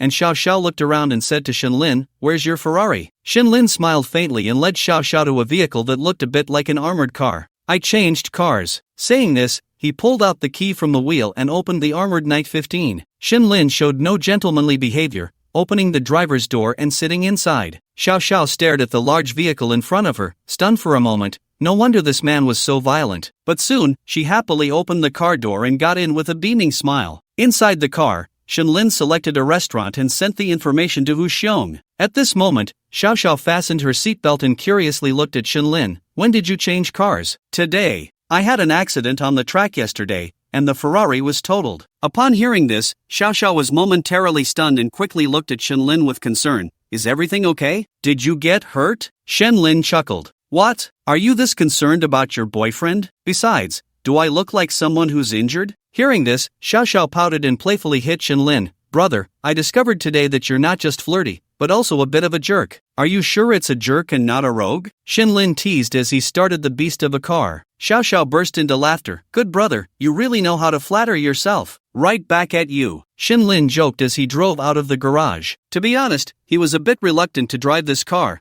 It was just too damn big. But he liked sitting in it. The space was ample, and he would let Su Chang drive it later. "Do you have friends in the Magic City too?" Xiao Xiao asked curiously. "Of course, a popular guy like me has at least 3 or 5 friends wherever I go." "Oh, I see, more like fair weather friends. By the way, I'll book a hotel for tonight. How about a waterbed room?" After saying this, Xiao Xiao looked at Shenlin excitedly. Shenlin suddenly twitched his hand. "Wait, are you Liu Bei? What do you mean? 3 visits to the thatched cottage." Upon hearing this, Xiao Xiao burst into laughter and then playfully glared at Shenlin, raising her phone. "All right, Ritz-Carlton, presidential suite, spacious, so we can rest well tonight." Shenlin sighed helplessly. History never said that inviting Zhuge Liang was done this way, you know? This is inhumane, wasting energy. Just as Shenlin finished speaking, Xiao Xiao looked at him leisurely. "No worries, I have a friend from a family of traditional Chinese medicine. When the time comes, they can prescribe anything, deer antler, bear bile, wild ginseng, more than enough." Shenlin turned to Xiao Xiao and raised his middle finger. "You old man, do you think I'm a water buffalo?" Shenlin bantered with Xiao Xiao all the way, and it was quite enjoyable. Soon, he drove to a nearby Chinese restaurant, Dongpuno. 1. After reserving a private room, Shenlin and Xiao Xiao entered and waited for Hu Xiong.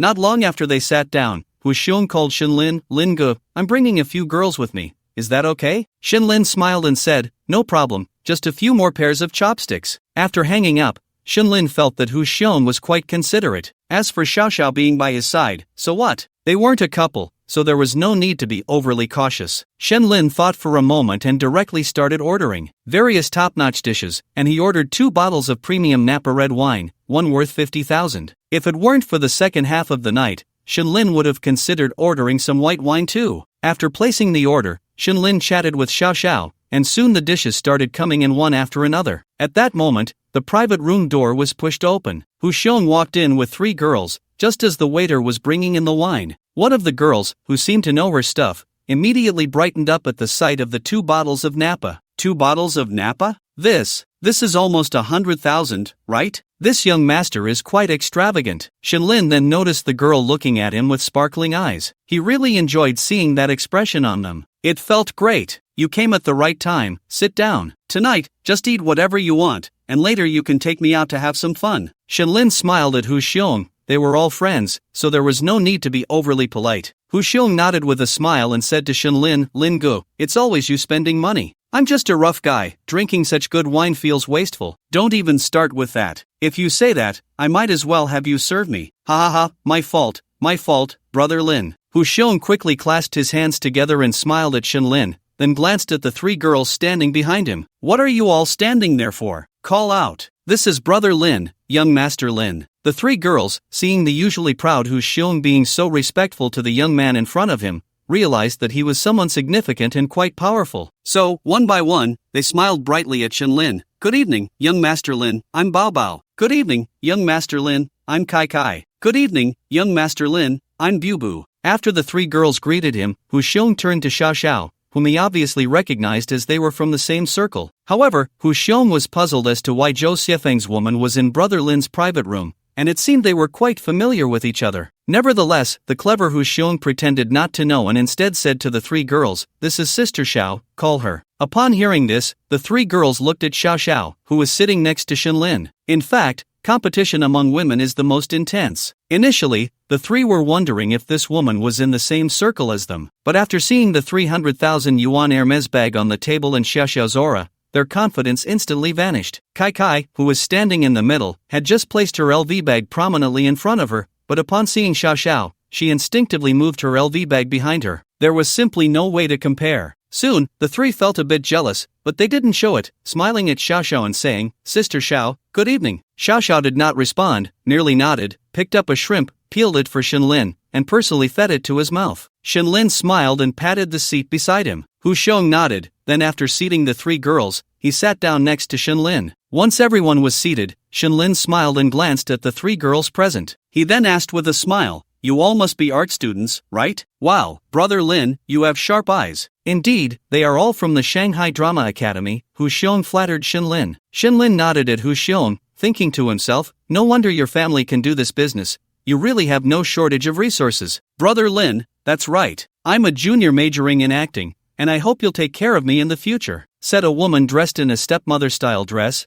looking a bit like a mature woman. Shen Lin remembered her name was Bao Bao. I can't take care of you, after all, you're everyone's Bao Bao, right? Brother Lin, you're so bad, Bao Bao said, blushing and playfully looking at Shen Lin. Shen Lin laughed heartily, while Xiao Xiao, sitting beside him, showed no expression. To her, these women posed no threat. What about you? What are you studying? Shen Lin's gaze shifted from Bao Bao to Kai Kai. Kai Kai was about 1.7 meters tall, with long hair, wearing a baseball cap, a white crop top, tight jeans, and a pair of Gucci sneakers, along with a Tiffany four-leaf clover necklace. It was a typical outfit for a girl in the circle. Seeing Shen Lin asking about her, Kai Kai smiled and said, Brother Lin, I'm also a junior, majoring in dance. Shen Lin smiled and nodded, that's great. I've heard dancers have excellent flexibility. Hee hee, if you have time, Brother Lin, you can come watch my dance performance, Kai Kai invited. Shen Lin nodded and then looked at the last girl, Bu Bu. This girl was also a standard 1.68 meters tall, wearing a hat, but with short hair and large round hoop earrings, dressed in Western-style makeup, wearing a beige blazer, a pleated skirt, and paired with knee-high boots. Shen Lin could only admire her. She truly wasn't afraid of the heat. What about you? Lin Gu, I'm studying directing. Directing is great. I really like directors, especially those who make high-definition films. They're my favorite. Put. As soon as Shen Lin's words came out, Xiao Xiao burst into laughter. She patted Shen Lin on the shoulder. You're so bold. Compared to you, I'm just a small fry. The girl was blushing at this moment, unable to help but glance at Shen Lin a few more times. This young master was the most handsome among all the circles they mingled in, but he also seemed to be the boldest. Alright, stop staring, let's eat. Shen Lin waved his hand, signaling the waiter to pour the wine. Soon, with the presence of the girls, the atmosphere became lively. After a few rounds of drinks, Shen Lin curiously looked at Hu Xiong. Xiong, was what you said on the phone about the event true or false? Hu Xiong put down his chopsticks and nodded with a smile. It's definitely true, haha, he's Wang Zhonglei's son, and he often throws these kinds of parties. Hearing this, Shen Lin felt quite excited. Awesome, a celebrity gathering. I've never been to one. Hu Xiong thought for a moment and asked Shen Lin, by the way, Lin Gu, do you know Qin Feng? What's up? Faced with Hu Xiong's sudden question, Shen Lin countered. It's just that today's event is hosted by Wang Yuanhao and Qin Feng. They contacted me. Oh,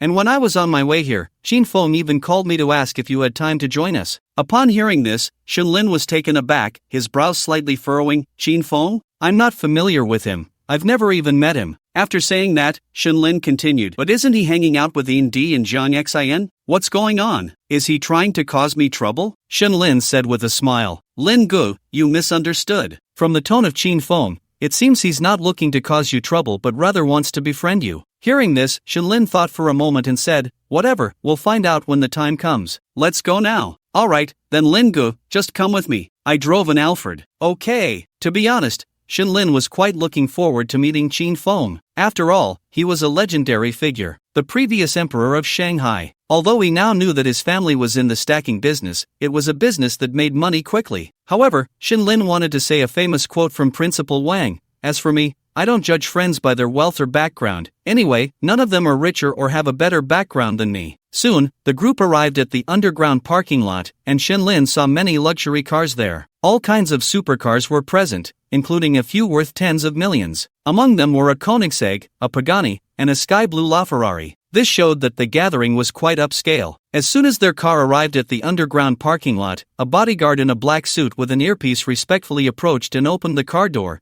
inviting Shinlin and the others to get out. After Shinlin and the others got out of the car, Hu Xiong took out the invitation and then followed the bodyguard into the elevator. After exiting the elevator, they arrived at the hall of the manor. Inside the hall, some were tasting red wine, some were playing baccarat, and others were playing poker. Outside the manor, there was an open-air dance floor where some people were dancing. Shenlin looked around and quickly spotted some familiar yet unidentifiable celebrities. At that moment, Hu Xiong explained, "These are all people with a level 3 invitation, they can only gather in the hall." This gathering has been turned into a well-known private party in the entertainment industry by Wang Yuanhao and Qin Feng. Level 2 invitations are generally for big directors and some powerful investors. Level 1 invitations are all capital. Shenlin nodded at this and looked at Hu Xiong. "So what's yours?" Shenlin picked up a glass of champagne from a tray held by a passing waiter and took a sip while asking, "Me? I have a level 2 invitation, so I can go to the second floor. After all, our family also invests in some TV dramas in the entertainment industry." Upon hearing this, Shenlin nodded. "But, Lingu, this is your invitation." Saying this, Hu Xiong took out a red card from his suit pocket,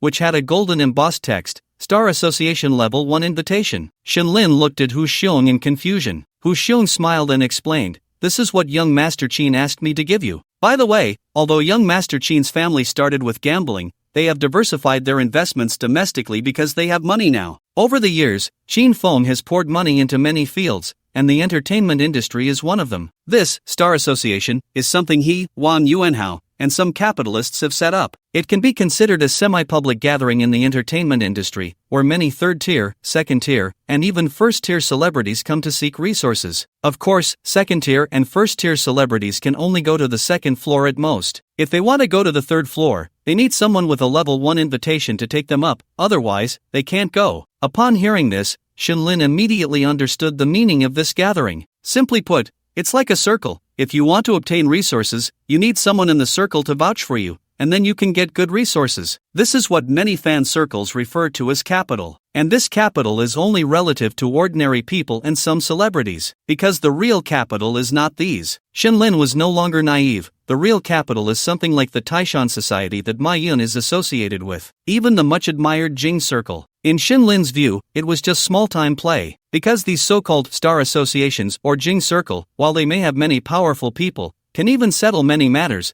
they are ultimately just small-time play if you don't enter the sea. What sea? In Xia country, if you have no one in the sea, you can't even be called capital. This is also what his third uncle and older brother told Shenlin. However, Shenlin was originally here to have fun, so going up to take a look was no big deal. After thinking for a moment, Shenlin looked at Xiao Xiao beside him. "Are you coming up with me?" "No need, I see my boyfriend over there." Xiao Xiao's words almost made Shenlin feel a chill down his back. "Damn, sister, you really are a bit wild. Why didn't you say you saw your boyfriend earlier?" "Luckily, I didn't make any moves just now." It's not that Shenlin was afraid of her boyfriend, but he felt it was a bit inappropriate. "Look, it's that guy over there on the second floor, sitting and chatting with people, wearing glasses." Xiao Xiao pointed to a man in a suit sitting at a table in the second floor corridor, chatting with several middle-aged men. To be fair, he was a bit handsome. "Alright then, you can go home. I'm going to the third floor to have some fun." You go ahead, I'll go find him." "Don't worry, I'll still accompany you tonight." Shenlin was taken aback. "You should just shut up." With that, he walked directly towards the staircase, leaving the other 3 girls to be taken care of by Hu Xiong. It was none of Shenlin's concern. When he reached the staircase, a bodyguard looked at him and said, "Sir, please show your invitation." Shenlin smiled faintly and took out a first-level invitation. Instantly, the bodyguard's attitude changed 180 degrees. "Sir, please follow me to the third floor." As Shinlin was heading upstairs, on the other side, in a private room on the third floor, if there were outsiders present,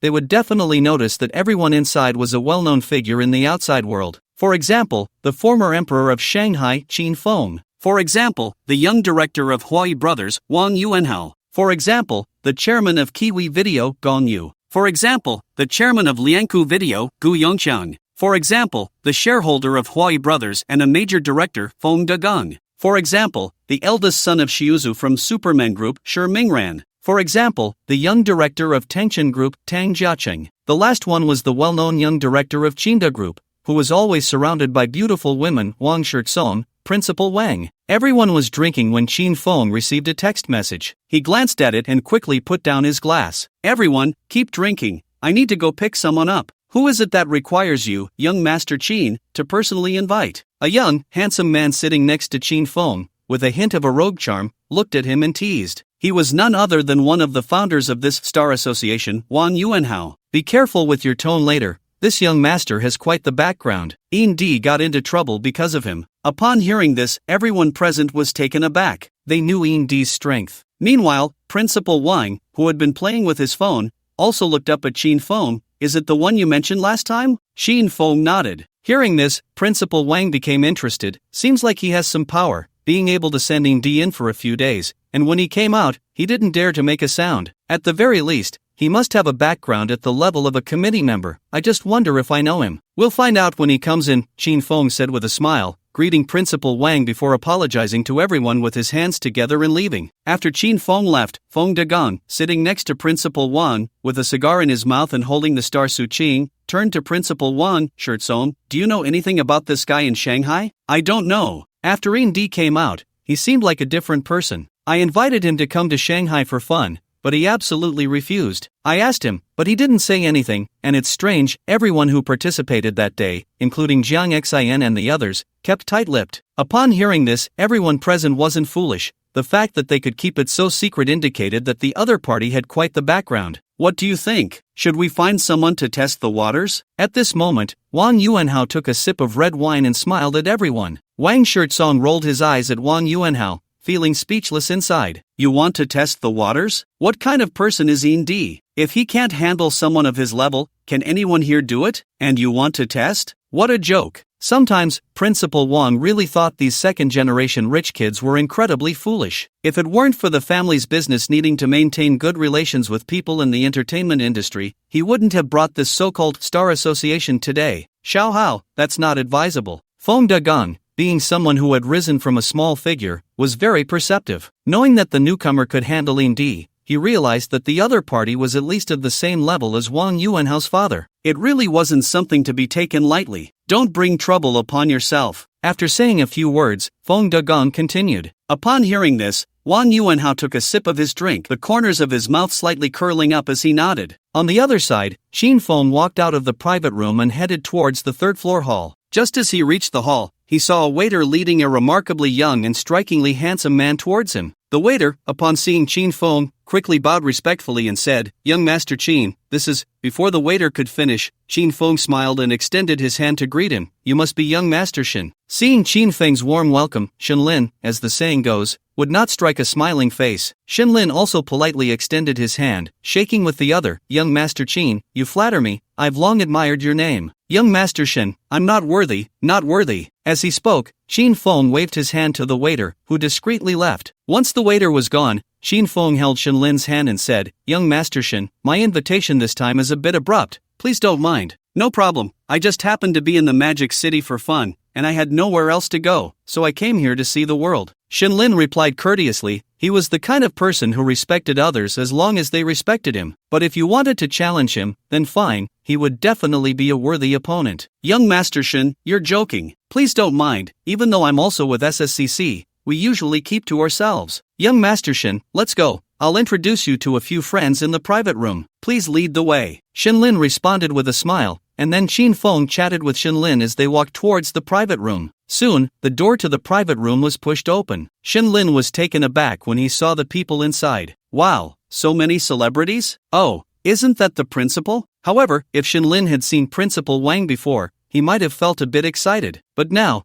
It seemed that Principal Wang was just like that. It was fine to interact normally. While Shinlin was sizing up the people in the private room, they were also sizing him up. Everyone's first impression of Shinlin was that he was young and handsome. At this moment, Shinfeng pulled Shinlin and introduced him to the crowd. This is Shinlin, young Master Shin. After speaking, Shinfeng looked at Shinlin, young Master Shin. Let me introduce you. This is Wang Yuanhao, young Master Wang, the young director of Huai Brothers. This is Principal Wang. I don't think I need to introduce him further. This is the young director of Tangchen Group, Tang Jiacheng. This is the great director, Feng Dagong. As Qin Feng introduced, everyone greeted Shinlin with smiles, and Shinlin responded one by one. Afterwards, everyone invited Shinlin to take a seat. At this moment, Qin Feng looked at Shinlin, young Master Shin. There's no other meaning, just for everyone to get to know each other, have some fun together. If we can have fun together, that's great. If not, it's no big deal. Shinlin nodded in response. Just as Qin Feng finished speaking, Principal Wang, who was sitting next to Shinlin, extended his hand and smiled at Shinlin. Young Master Shin, you look unfamiliar. I haven't seen you before. I didn't expect you to be so young. I heard you have a lizard from Taiwan University? Principal Wang asked familiarly. Shinlin smiled and nodded. Yes. Wow, impressive. Brother, when can I see it? Shinlin smiled at Principal Wang. If you want to see it, you can come to Hangzhou. I'm usually in Hangzhou. Next time you come,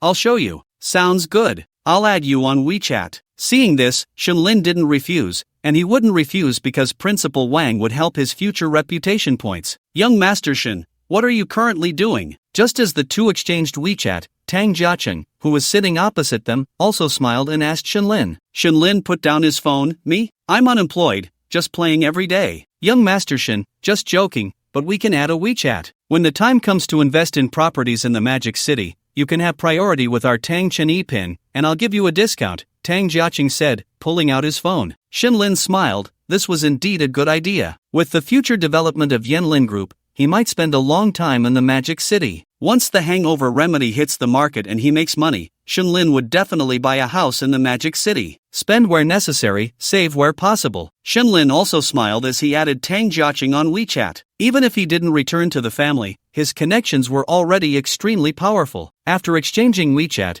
the others present also hurried to exchange contacts with Shinlin. However, only Wang Yuanhao remained still, sitting there drinking, occasionally glancing at Shinlin. After the WeChat exchange, Qin Feng smiled and began to talk to Shinlin about the Starry Sky Gathering. Our gatherings usually involve investing in movies or TV dramas. Everyone sits down to chat about production costs, investors, and cinema representatives like the principal. In any case, we hold all the good resources. The entertainment industry still has a large pie. There's a lot to earn every year. After hearing Qin Feng's introduction, Shinlin understood that this was the capital of the entertainment industry, controlling everything behind the scenes. By the way, Mr. Han from China Film Group is also one of our members, Qin Feng recalled and continued. Han Sanshur? Looks like young Master Shin knows him well. Yes, that's him. So your gatherings have some strength in the entertainment industry. Besides the Jing Circle, it's you guys, right? Shinlin said with a smile. Pretty much. There are only so many people in the circle. We see each other often, and we collaborate when we can. But sometimes, the Jing Circle can be a bit overbearing,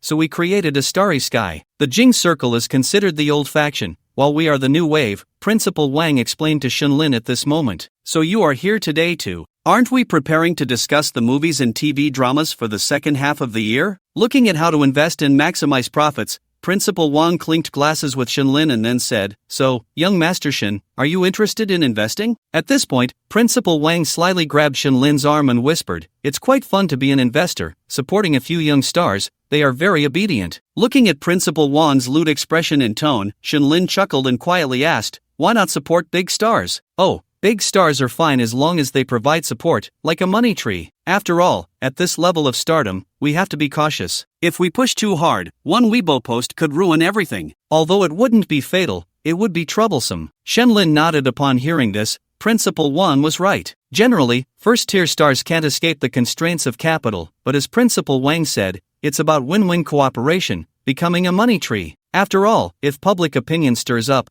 the higher-ups will intervene to settle things, which can be quite troublesome. Of course, this doesn't mean that someone without a background can go against capital just because they become a first-tier star. That would be naive. Only by entering this circle can one understand why capital is called capital. It's not just about having money. Shinlin took a drink and was about to speak when Wang Yuanhao said, alright? Let's continue discussing the 6 movies for the second half of the year. Director Fong is responsible for 1, tentatively investing 200 million. Now, let's talk about how much each of US will invest. How, money isn't the issue. What I'm concerned about is how many artists our company can bring in. We will definitely invest in Director Feng's film, but how much depends on how many slots you can give us. Chairman Gong Yu of Kiwi Video smiled and asked, by the way, How, we all believe in Director Feng's film. It has box office appeal. I've read the script for this old canon, and to be honest, it's not bad. But to make it a hit, we must find a top star. Of course, we need a few audition slots for the lead role. Chairman Gu Yongxiang of Liangku Video Site took a sip of his drink,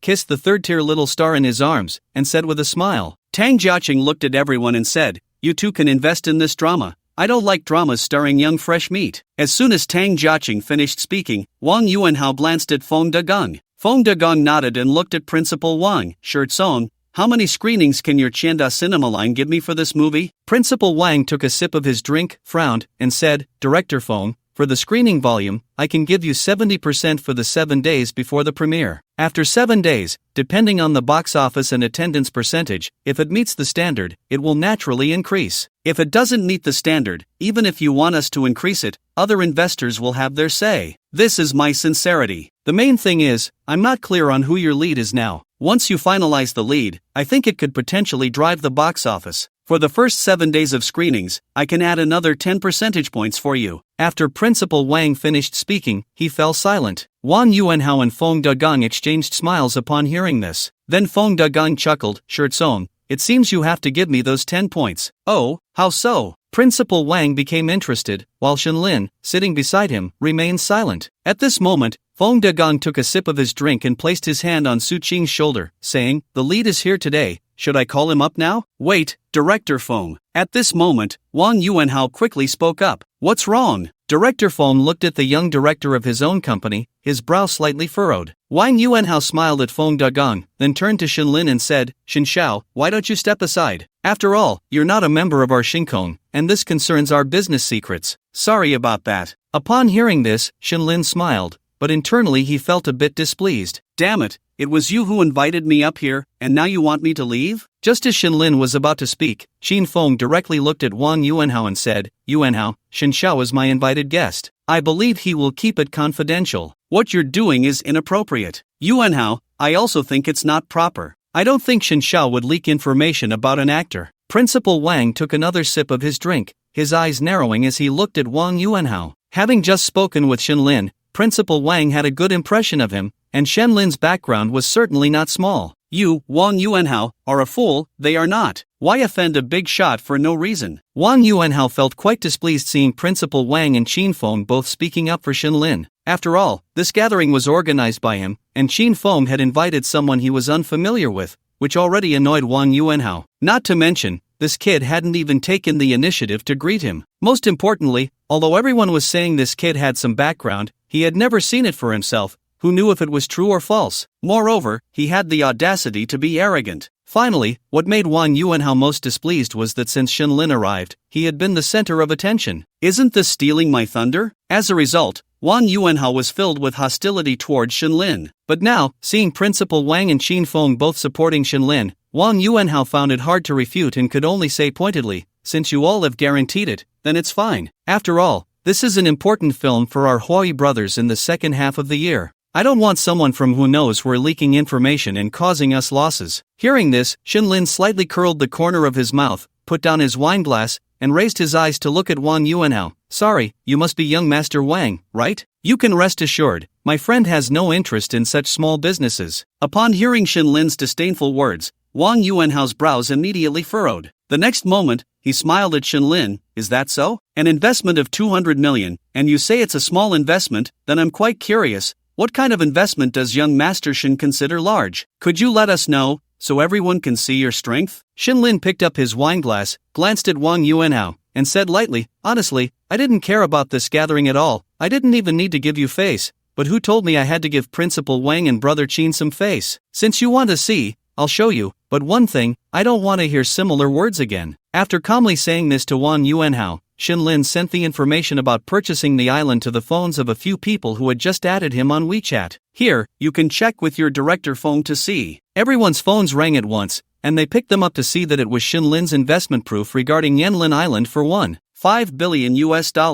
Upon seeing this, everyone gasped in shock. Damn, the mysterious rich man from Xia country who bought the Panama Island is you, old Lin. Principal Wang looked at Shinlin excitedly after seeing this. Fortunately, he hadn't offended him just now. $1.5 billion, and he's still so young. What a background. It felt like he was richer than himself. Keep a low profile, keep a low profile. Shinlin smiled at Principal Wang and said. To be fair, he had noticed how Qin Feng, Principal Wang, and Tang Jiaqing had spoken up for him just now. At this moment, Wang Yuanhao, seeing Shinlin's investment, looked at this younger man in shock. He could only swallow hard in his heart, but he still stubbornly said, since you have this strength, then I'm not worried about you leaking information, you can afford it. Hearing this, Shinlin looked at the kid with amusement. Just as he was about to speak, Principal Wang patted Shinlin's hand and said, Alright, Yuanhao, let's just let this go, don't be so petty, who here is worse off than you? Hurry up and finalize the investment, I still want to go have fun with brother Shin later. Shinlin looked at Principal Wang in surprise,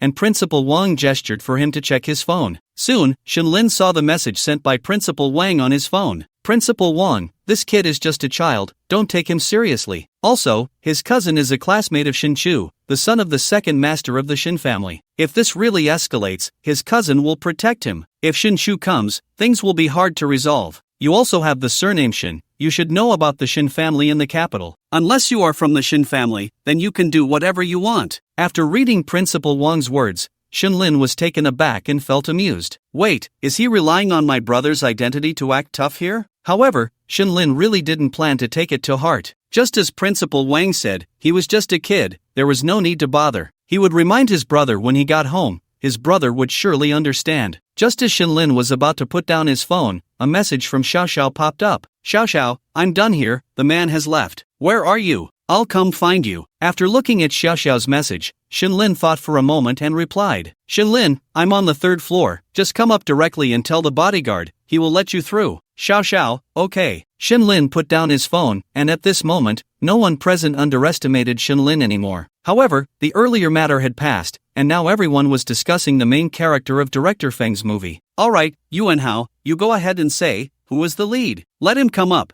we want to see. There are still several investments to discuss, so let's be quick about it. At this time, Tang Jiaqing looked at Wang Yuanhao with a bit of displeasure. Wang Yuanhao smiled faintly and looked at Director Feng. Director Feng, call someone up. I'll do it right away. Before he could finish, the private room door was suddenly pushed open. A waiter rushed in. What's going on? Can't you see we're in a meeting? So flustered. Just go resign now, damn it. Wang Yuanhao frowned at the intruding waiter, immediately venting all his dissatisfaction from earlier with Shinlin onto him. The waiter's expression changed instantly upon hearing this, and he hurriedly said, Young Master Wang, I didn't mean to, it's Zhou Fan. He got into an argument with a member at the stairway on the 2nd floor, and they're fighting right now, look. Bang! Hearing the waiter's words, Wang Yuanhao's temper flared up, and he quickly turned to the people present and said, You all continue chatting, I'll go take a look. Damn it, daring to cause trouble at my gathering, do they want to die? With that, he stormed out. Just as Wang Yuanhao stepped outside, Shinlin's WeChat notification rang. Shinlin picked it up to see a message from Xiao Xiao. Xiao Xiao, brother, hurry over, at the stairway, Zhou Fan is bullying me. Shinlin frowned slightly upon seeing this message. Damn,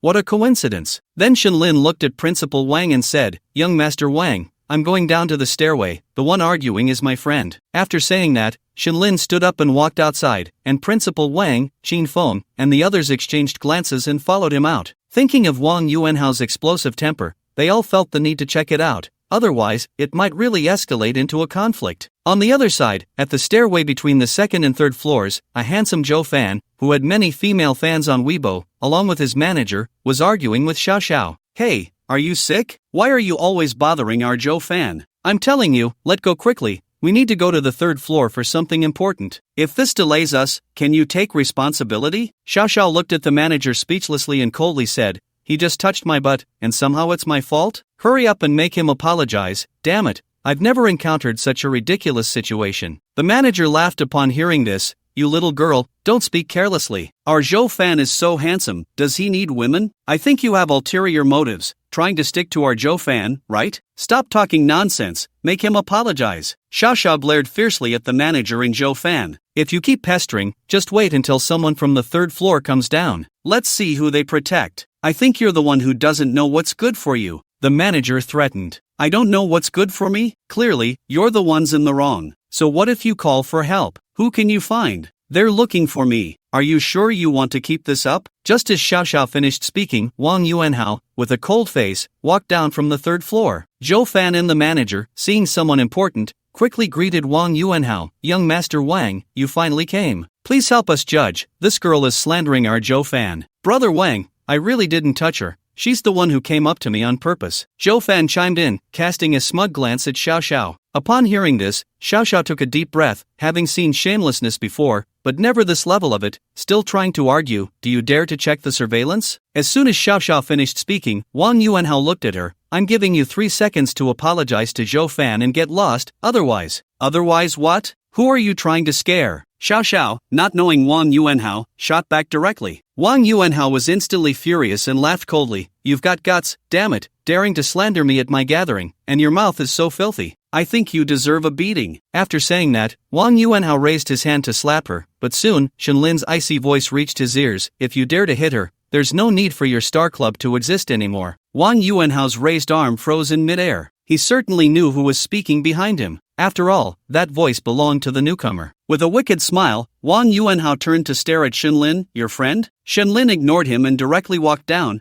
pulling Xiao Xiao behind her. Are you okay? Seeing Shenlin arrive, Xiao Xiao nodded with a look of grievance. Shenlin laughed heartily and ruffled Xiao Xiao's hair. Don't worry, with me here, no one can bully you. Xiao Xiao looked up at Shenlin with wide eyes, her gaze filled with admiration, nodding eagerly. Wang Yuanhao, seeing Shenlin completely disregard him, lowered his head to look at his own hand and scoffed. Was he being completely looked down upon? Wang Yuanhao had his own pride. In Magic City, even Zhao Hao, young Master Zhao, had to give him some face. Why? Because his sister was a good friend of Shin Chu from the Shin family. The Wang family could be so arrogant in Magic City because he, a young director of an entertainment company, could collaborate with so many big shots whose market value and status were higher than his own and interact with them on equal terms. Wasn't it all because of his sister's good relationship with Shin Chu? Wang Yuanhao had his reasons to be arrogant. Even if Shenlin was rich, buying an island for $1.5 billion, so what? In Xia country, money might be at the top, but it couldn't settle everything. What mattered was background, connections, and his family had a connection with the first family of Xia country. Although his own hard power was lacking, in the circle, he was not someone who could be ignored. But today, he was repeatedly disregarded by a fool. This made the once proud Wang Yuanhao unable to tolerate it. If we talk about Wang Yuanhao's character, he wasn't like this before. When his sister hadn't met Shin Chu, he was just average in the second-generation circle of Magic City. At that time, he was often bullied. But ever since his sister's ambiguous relationship with Shin Chu came to light,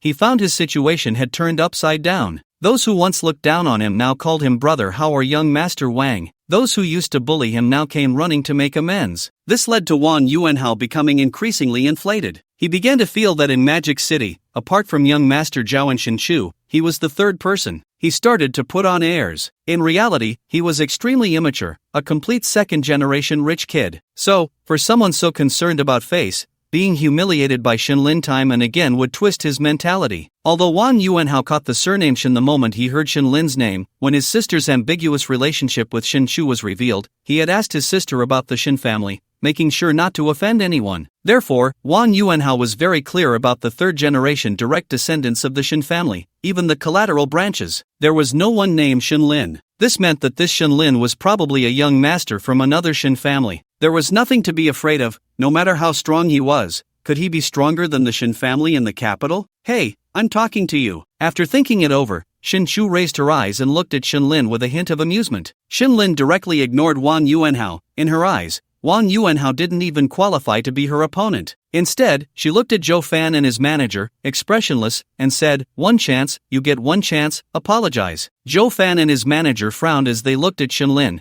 both unsure of who Shenlin was. After all, Shenlin had also come down from the third floor. This indicated that she was not someone they could offend. So, upon hearing Shenlin's calm yet authoritative words, Zhou Fan and his manager immediately turned to Wang Yuanhao. Young Master Wang, we apologize? My people don't need to apologize, Wang Yuanhao said domineeringly to Zhou Fan and his manager. Perhaps Wang Yuanhao's words gave Zhou Fan and his manager some confidence. Their expressions instantly became arrogant again, and Zhou Fan's manager stepped forward, looking at Shenlin with a mix of politeness and a hint of threat. Brother, this matter is indeed your friend trying to take advantage of my fan, not the other way around. Isn't it a bit unreasonable to ask us to apologize for something we didn't do? Are you going to use your status to bully our fan? You are young Master Wang's friend, and we don't want to escalate this too much. Let's just pretend this never happened, and be more careful next time. Shenlin heard the manager's words and looked at him, her eyes narrowing slightly. So, are you teaching me how to do things? I'm not. It's just that young Master Wang said if you smack. Shenlin slapped the manager directly across the face. Ah, young Master Wang, look. The manager, not daring to offend Shenlin, quickly looked at Wang Yuanhao. Wang Yuanhao glared at Shenlin with a dark expression. Shenlin, I've put up with you for a long time. Now, immediately apologize to my person, or I will make sure you regret it today. Shenlin remained expressionless, still ignoring Wang Yuanhao, and looked at Zhou Fan and the manager. Do you really think this trash can protect you? Or do you think I'm made of paper? The truth is clear to you, so let's check the surveillance and see who really harassed whom. As soon as Shenlin finished speaking, Wang Yuanhao could no longer hold back, clenched his fists, and swung at Shenlin. Damn it, some nobody thinks they can lay hands on my people just because they have an invitation, and ignore me, huh? Stop! Principal Wang, Qin Feng, and Tang Jiaqing rushed over when they saw Wang Yuanhao about to strike Shenlin. Principal Wang shouted loudly. However, Wang Yuanhao acted as if he hadn't heard, still swinging his fists at Shenlin. Shenlin simply turned around, her gaze icy as she looked at Wang Yuanhao, quickly extending a hand to grip his arm, sidestepping to get close to him, and bending down. Bang! Wang Yuanhao felt a sudden flip, and the next second, he was thrown over Shenlin's shoulder and slammed to the ground. Ah, fuck you, you're dead. Wang Yuanhao lay on the ground wailing, having never experienced such humiliation before. At that moment, Principal Wang and the others realized the situation had escalated. Principal Wang, Qin Feng, and Tang Jiaqing hurried to the scene. Feng Dagong and the others also stepped forward to help Wang Yuanhao up. At this time, Principal Wang frowned and looked at Shenlin. Brother Shen, you're too agitated. I just sent you a message, didn't you see? The Wang family doesn't matter, but they have Shenchu backing them. This is tricky. As soon as Principal Wang finished speaking, Feng Dagong, who was helping Wang Yuanhao up, looked at Shenlin. Young Master Shen, that was excessive, right? Although you are very capable, hitting someone is still wrong, isn't it? Shenlin let out a cold laugh, took out a cigarette, and lit it. What, were you blind when he was about to hit me? After saying that, Shenlin blew a smoke ring towards Feng Dagong. Whatever means you have, show them. I, Shen, will take it on. Hearing this, Feng Dagong was a bit angry. He was on Wang Yuanhao's side and said directly, Young Master Shen, please apologize. Otherwise, when Miss Wang arrives, there will be no room for negotiation. Feng Dagong brought up Wang Yuanhao's sister. Before Shenlin could respond, Wang Yuanhao broke free from Feng Dagong and glared at Shenlin in anger. Alright, you brat, you're dead. Where are the bodyguards? Get out here and take care of him. If anything happens, I'll guarantee you. Wang Yuanhao shouted, and immediately several bodyguards rushed down from upstairs, surrounding Shenlin. At this moment, Zhou Fan and his manager looked at Shenlin with cold eyes, a hint of mockery in their gaze. Fool, daring to act against young Master Wang at a star-studded event, just wait to be dealt with. One of the head bodyguards approached Wang Yuanhao. Young Master Wang, what's going on? Stop with the nonsense. Just take care of this kid and break his hands. If anything happens, I'll take responsibility. At this moment, Wang Yuanhao had lost his rationality. This was the perfect opportunity for him to make an example of these people. I, Wang Yuanhao, am 1/3 of the sky in the Magic City. After hearing Wang Yuanhao's words, the head bodyguard nodded and then looked at his men surrounding Shenlin. Go, take care of this kid. Stop, Yuanhao, this is unnecessary. Let's all sit down and talk. At this time, Principal Wang frowned and looked at Wang Yuanhao and the bodyguards surrounding Shenlin. Exactly, what's wrong? Do you want to be a gangster? Tang Jiaqing had always been displeased with Wang Yuanhao. If it weren't for his sister, this kid wouldn't even be worthy of sitting with them. Qin Feng also stepped in to speak for Shenlin. After all, Shenlin was his guest. Yuanhao, give me some face, let's just leave it at that. We're all friends, there's no need to make it so tense. As soon as Qin Feng finished speaking, Wang Yuanhao burst into laughter, a bit crazed as he glared at Qin Feng, Principal Wang, and Tang Jiaqing, angrily saying, What have I done? No one expected that Qin Fang's 2 sentences would ignite the powder keg in Wang Yuanhao's heart once again. His veins bulged in anger as he pointed at Qin Feng and the others, roaring, "All friends? Damn it, have you treated me as a friend?" Wang Yuanhao continued to shout, "As soon as this kid arrives, you all fawn over him. Damn it, how long have you known him, and how long have you known me? Now it's even better, one by one, you're all siding with this kid? Yuanhao, be a bit more welcoming to new friends. I don't think that's wrong. If you feel we've offended you, how about this? When we go back, I'll toast you a few drinks, okay? Can we just end it here?" Qin Feng frowned as he looked at Wang Yuanhao. What a damn fool. Not only did Qin Feng think Wang Yuanhao was a fool, but so did Principal Wang and Tang Jiaqing. They all scoffed inwardly. A person who can spend $1.5 billion to buy an island, someone so young who can come up with $1.5 billion,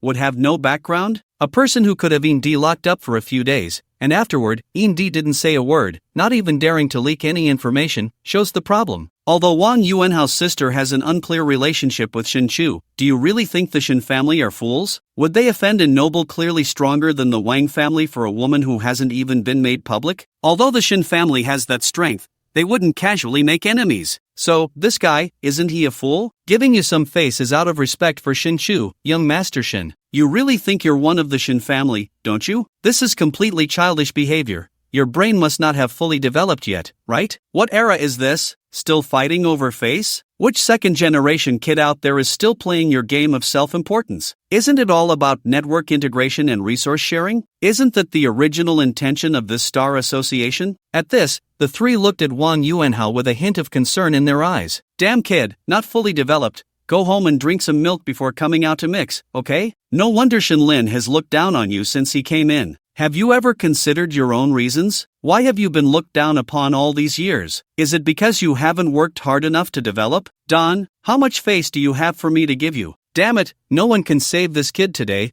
get him. Wang Yuanhao didn't listen to Qin Feng and the others at all, still going his own way. In his view, if things escalated, his sister would cry a few times in front of Brother Shen, and this matter would be over. He had to deal with Shen Lin today. Damn it, who does this little punk think he is? Being so arrogant in the territory of Magic City? If this matter gets out, how am I supposed to mix in Magic City in the future? Shen Lin sneered and then looked at Qin Feng and the others, saying, "Thanks, guys, I'll handle this." Seeing Shen Lin say this, Principal Wang thought for a moment and said, "Old Lin, since you say so, you must be confident. But I still remind you, don't hurt that kid. Everything can be discussed, just teach him a lesson. I think, when the time comes, that kid will call his sister. Even if Brother Chu comes, I don't think Brother Chu will make things too difficult for you. We'll help you speak." Shen Lin smiled and nodded at this. As for not hurting this kid, it all depended on whether he would listen. At the same time, Shen Lin had a good impression of Principal Wang and the others. At least they knew about his brother's background and still stood by his side. These friends were worth having. What the hell are you all standing there for? Get rid of this kid. Wang Yuanhao, not wanting to see Shen Lin still standing, shouted loudly. Hearing this, the bodyguards all frowned and charged at Shen Lin. But sorry, they picked the wrong person. When they moved, Shen Lin didn't hold back. The aura of his top-notch fighting skills surged forth. Shen Lin acted swiftly.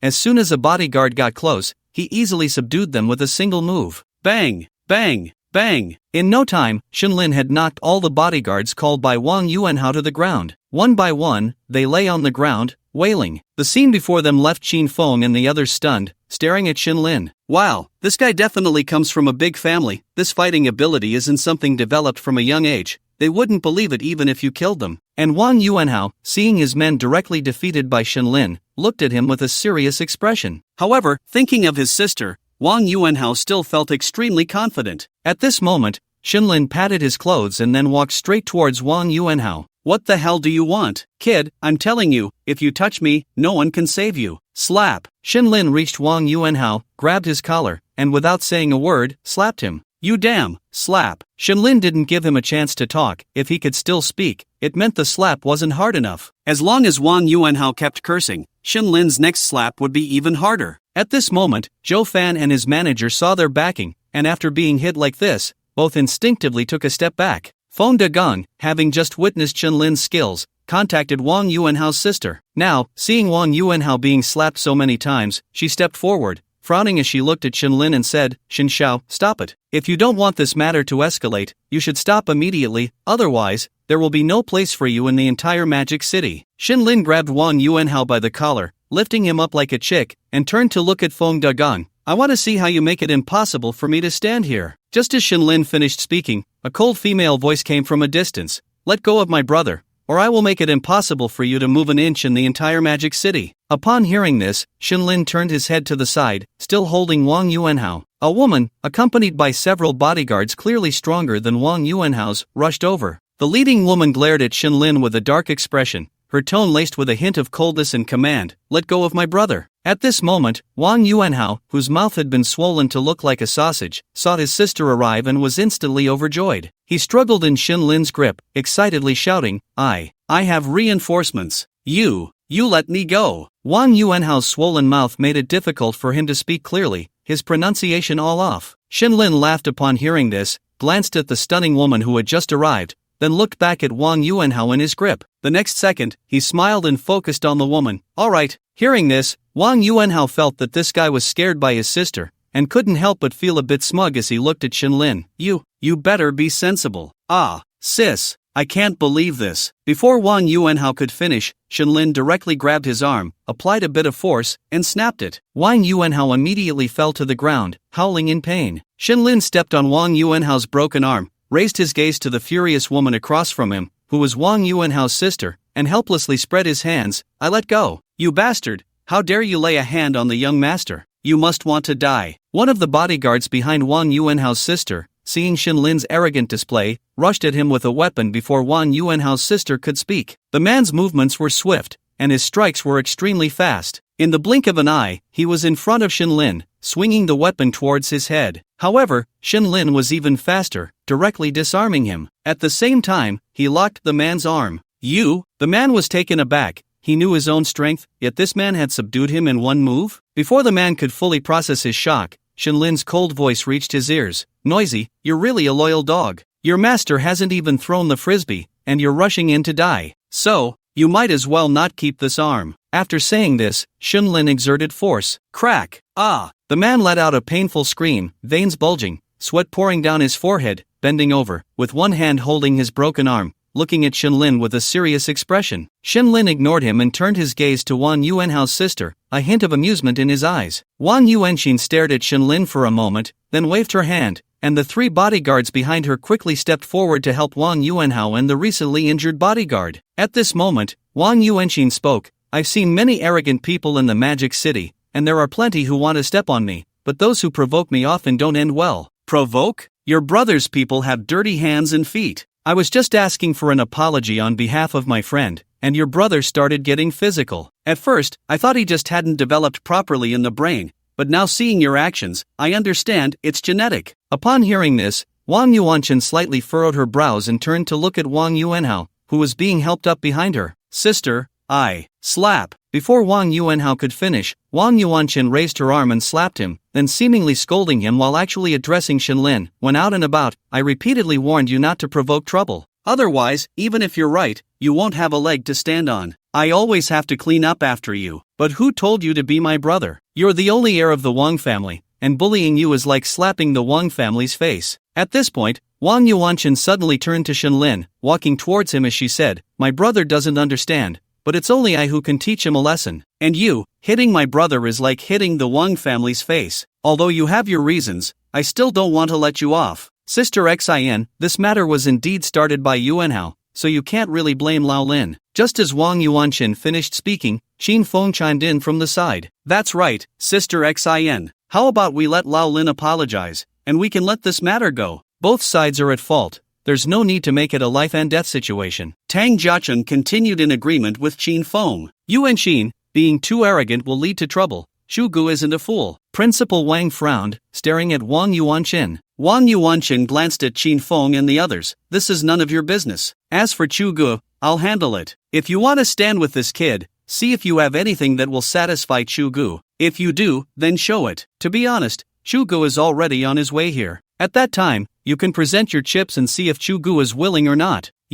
Principal Wang clenched his fists, about to speak, but was directly stopped by Shinlin. Lao Lin, you. Shinlin smiled and waved his hand. It's fine, I'll handle it myself. Thanks, guys. After saying that, Shinlin looked directly at Wang Yuanqin. So, what you're saying is that your Wang family is just acting under someone else's name, right? Haha, if you can use connections, then there's no such thing as a name. If you have the strength, why don't you go and cling to a name yourself? Wang Yuanqin scoffed at Shinlin's words. She then continued, since Chugo hasn't arrived yet, I'll give you a chance. Shinlin smiled faintly, intrigued. Oh? Let's hear it. What opportunity? Brother, you. Just as Shinlin finished speaking, Xiao Xiao hurriedly stepped forward, grabbing Shinlin's arm. Although she didn't know the Wang siblings, she knew Hu Chugo was the third-generation direct heir of the Shin family, Shin Chu. At this moment, she felt a bit ashamed, blaming herself for insisting that Zhou Fan apologize. Perhaps none of this would have happened if it weren't for her. She didn't think Shinlin could stand up to Shin Chu. Shinlin playfully pinched her nose.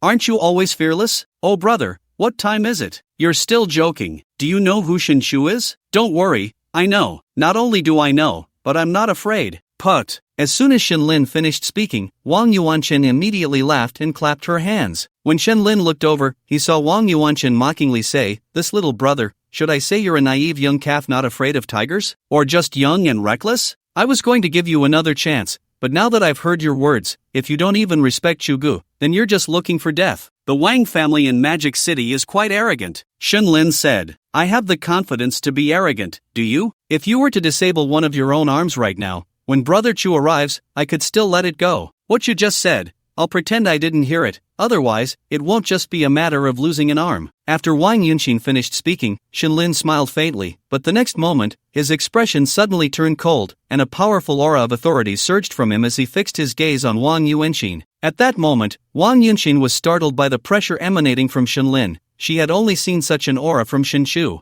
However, despite her shock, Wang Yuanqin was fully confident in the person backing her and maintained her composure, saying, I hope when he arrives, you can still be as calm as you are now. As soon as she finished speaking, Shinlin felt a surge of anger within him. Someone was flaunting the Shin family's name in public, and he was eager to find out whether it was his older brother's directive or if they were simply unaware. He looked at Wang Yuanqin with a hint of amusement, saying, yes, I hope he comes, and you can still be so fearless. Shinlin was genuinely angry. Today was not a wasted trip. He had actually encountered someone using his family's name to show off. Those who didn't know might think the Shin family was always this domineering, using their power to intimidate others. They might even think that the Wang family in Magic City was just another branch of the Shin family. They were being so arrogant in front of the third-generation heir of the Shin family, not to mention how they appeared to outsiders. Initially, Shinlin hadn't taken Wang Yuanhao seriously. It was more about teaching him a lesson. But with Wang Yuanqin's arrival, Shinlin's thoughts changed in an instant. Now he needed to confirm one thing, whether his older brother knew about this. If he did, then Shinlin would definitely have to report this to his second uncle regarding Shinshu. If Shinshu was unaware, then he probably wouldn't need to intervene himself, because Shinlin knew that if Shinshu was in the dark, he would likely be even angrier than Shinlin. So now, he just needed to wait for his older brother to arrive. With this thought, Shinlin turned to Zhou Fan and his manager. You two, I'll give you one last chance. Will you apologize or not? Zhou Fan glanced at his manager, then stepped forward. Young Master Shin, although you are powerful, we are not pushovers. I haven't done anything wrong, so why should I apologize? Exactly, if young Master Shin intends to force this matter onto us, we won't accept it. Moreover, with so many fans, if this escalates, it won't be good for anyone. I hope young Master Shin will think it over. As soon as Zhou Fan's manager finished speaking, Xiao Xiao stepped forward, glaring angrily at the two. I've seen shameless people, but I've never seen anyone as shameless as you. Before Xiao Xiao could finish, Shinlin pulled her back and looked at Zhou Fan and his manager. Oh, you have some backing, huh? Today, I'll strip you of that backing. I hope by then, you can still be so arrogant. After saying this, Shinlin turned directly to Wang Yuanqin. Wang Yuanqin, right? When your people arrive, bring them to the box to find me. With that, Shinlin took Xiao Xiao's hand and headed towards the box on the third floor. The people present looked at Shinlin, exchanging glances. Wang Yuanqin was stunned. Did Shinlin really not know who Shinshu was? How could he dare to speak to her like this? Well, since you want to die, I'll help you. At this moment, Qin Feng and the others exchanged glances. Principal Wang clearly realized that Shinlin knew who Shinshu was. Why was he still so fearless? Wait, Shanlin? Last name, Shen. No way? Could Shin Lin also be from the Shin family? But there was no one by that name in the Shin family. Could he be from a collateral branch? But it seemed that none of the leading figures from the collateral branches had someone like Shin Lin. Or is it that this Shin Lin is the illegitimate son of some big shot from the Shin family? Principal Wang, what do you say? At this moment, Shin Feng looked towards Principal Wang and Tang Jiaqing. Tang Jiaqing waved his hand. To be honest, I'm not very fond of the Wang family's style. Even if Brother Chu comes, he won't hold it against us. I'll go in and keep Shin Brother company. Me too. I feel like there's going to be a good show. Principal Wang said meaningfully, as he was now 90% convinced that Shin Lin was indeed from the Shin family. If he weren't from the Shin family in the capital, who would dare to ignore Shin Chu like that? Hearing this, Shin Feng nodded. The person is brought by me, and I will speak to Brother Chu about it later. By the way, Xiao Xie, take your people to the monitoring room and keep a close watch. Until this matter is resolved, no one is allowed to enter the monitoring room. Qin Feng was also one of the founders of the Star Association and had his own influence. After Qin Feng finished speaking, a bodyguard beside him nodded and directly led his people towards the monitoring room. Watching the three young masters enter the private room, Wang Yuanqin and Wang Yuanhao exchanged glances. Then Wang Yuanqin coldly smiled inwardly. Once Brother Chu arrives, you won't be able to escape. With this thought, Wang Yuanqin looked at the other few people. What do you all think? Wang Yuanqin looked at Gong Yu, Gu Yongxian, and Shi Mingran. After all, Feng Dagon was originally one of their own. The three exchanged glances, and at this moment, Gong Yu looked at Wang Yuanqin and said, Yuanqin, is it true that young Master Chu is really coming? Wang Yuanqin nodded. You all saw it. This kid is a practitioner. Our people can't handle him. I can only let Brother Chu come. Hearing Wang Yuanqin's affirmative answer, the three seemed to have made a certain decision, and Gong Yu said, Yuanqin, we are all on the same side. By the way, after this matter, I will contact the chairman of Weibo, Yu Guowei, and create some public opinion to make this kid famous. Yuanqin, the movies from your Huai brothers for the second half of the year, we've all invested in. As for Shin Lin, who is he? Oh, do I know him? Gu Yongxian laughed heartily, while inwardly scoffing at the actions of Principal Wang and the others. In Xia country, apart from the 7 great families, who would dare to wrestle with the Shin family in the capital? They were still too young. Sister Yuanqin, my dad said that our family only does business and doesn't take sides. I don't stand with anyone, understand? Upon hearing this, Wang Yuanqin nodded. Since the other party said so, she wouldn't say much more. However, future cooperation would definitely not be as much as with Gong Yu and Gu Yongxian. Inside the private room, Shin Lin looked at Principal Wang and the others who had returned with him and smiled, nodding. Thank you, brothers. Hey, don't say so much. I've long been unhappy with Wang Yuanhao and Wang Yuanqin. Even that Feng Dagang dared to argue with me on Weibo before, Principal Wang said speechlessly. Exactly, the Huai brothers, under the leadership of these two siblings, will eventually meet their end. After all, there are people who collect debts, Qin Feng also said helplessly. Over the years, if it weren't for making a bit of money, he would have long confronted that Wang Yuanhao kid. Over the years, this kid has relied on his sister and has taken advantage of Brother Chu countless times. If it weren't for this kid being a bit clever and knowing how to pull everyone together to make money, who would care about him? Tang Jiaqing also said with a smile, don't worry, we know Brother Chu too. He's not someone who can't tell right from wrong. Over the years, we've just been giving Brother Chu face. Although Tang Jiaqing said this, he wasn't entirely confident. After all, Shin Chu had also restrained himself a bit in recent years. Once the only big boss in Modu, it was hard to say for sure. However, compared to that foolish Wang Yuanhao, Shin Lin was more worth pulling in. Just as they were chatting and laughing in the private room, on the other side, in the underground parking lot of the manor, an Audi A6 slowly came to a stop. Inside the car, Shin Chu spoke into the Bluetooth phone. I understand, Dad. Don't worry,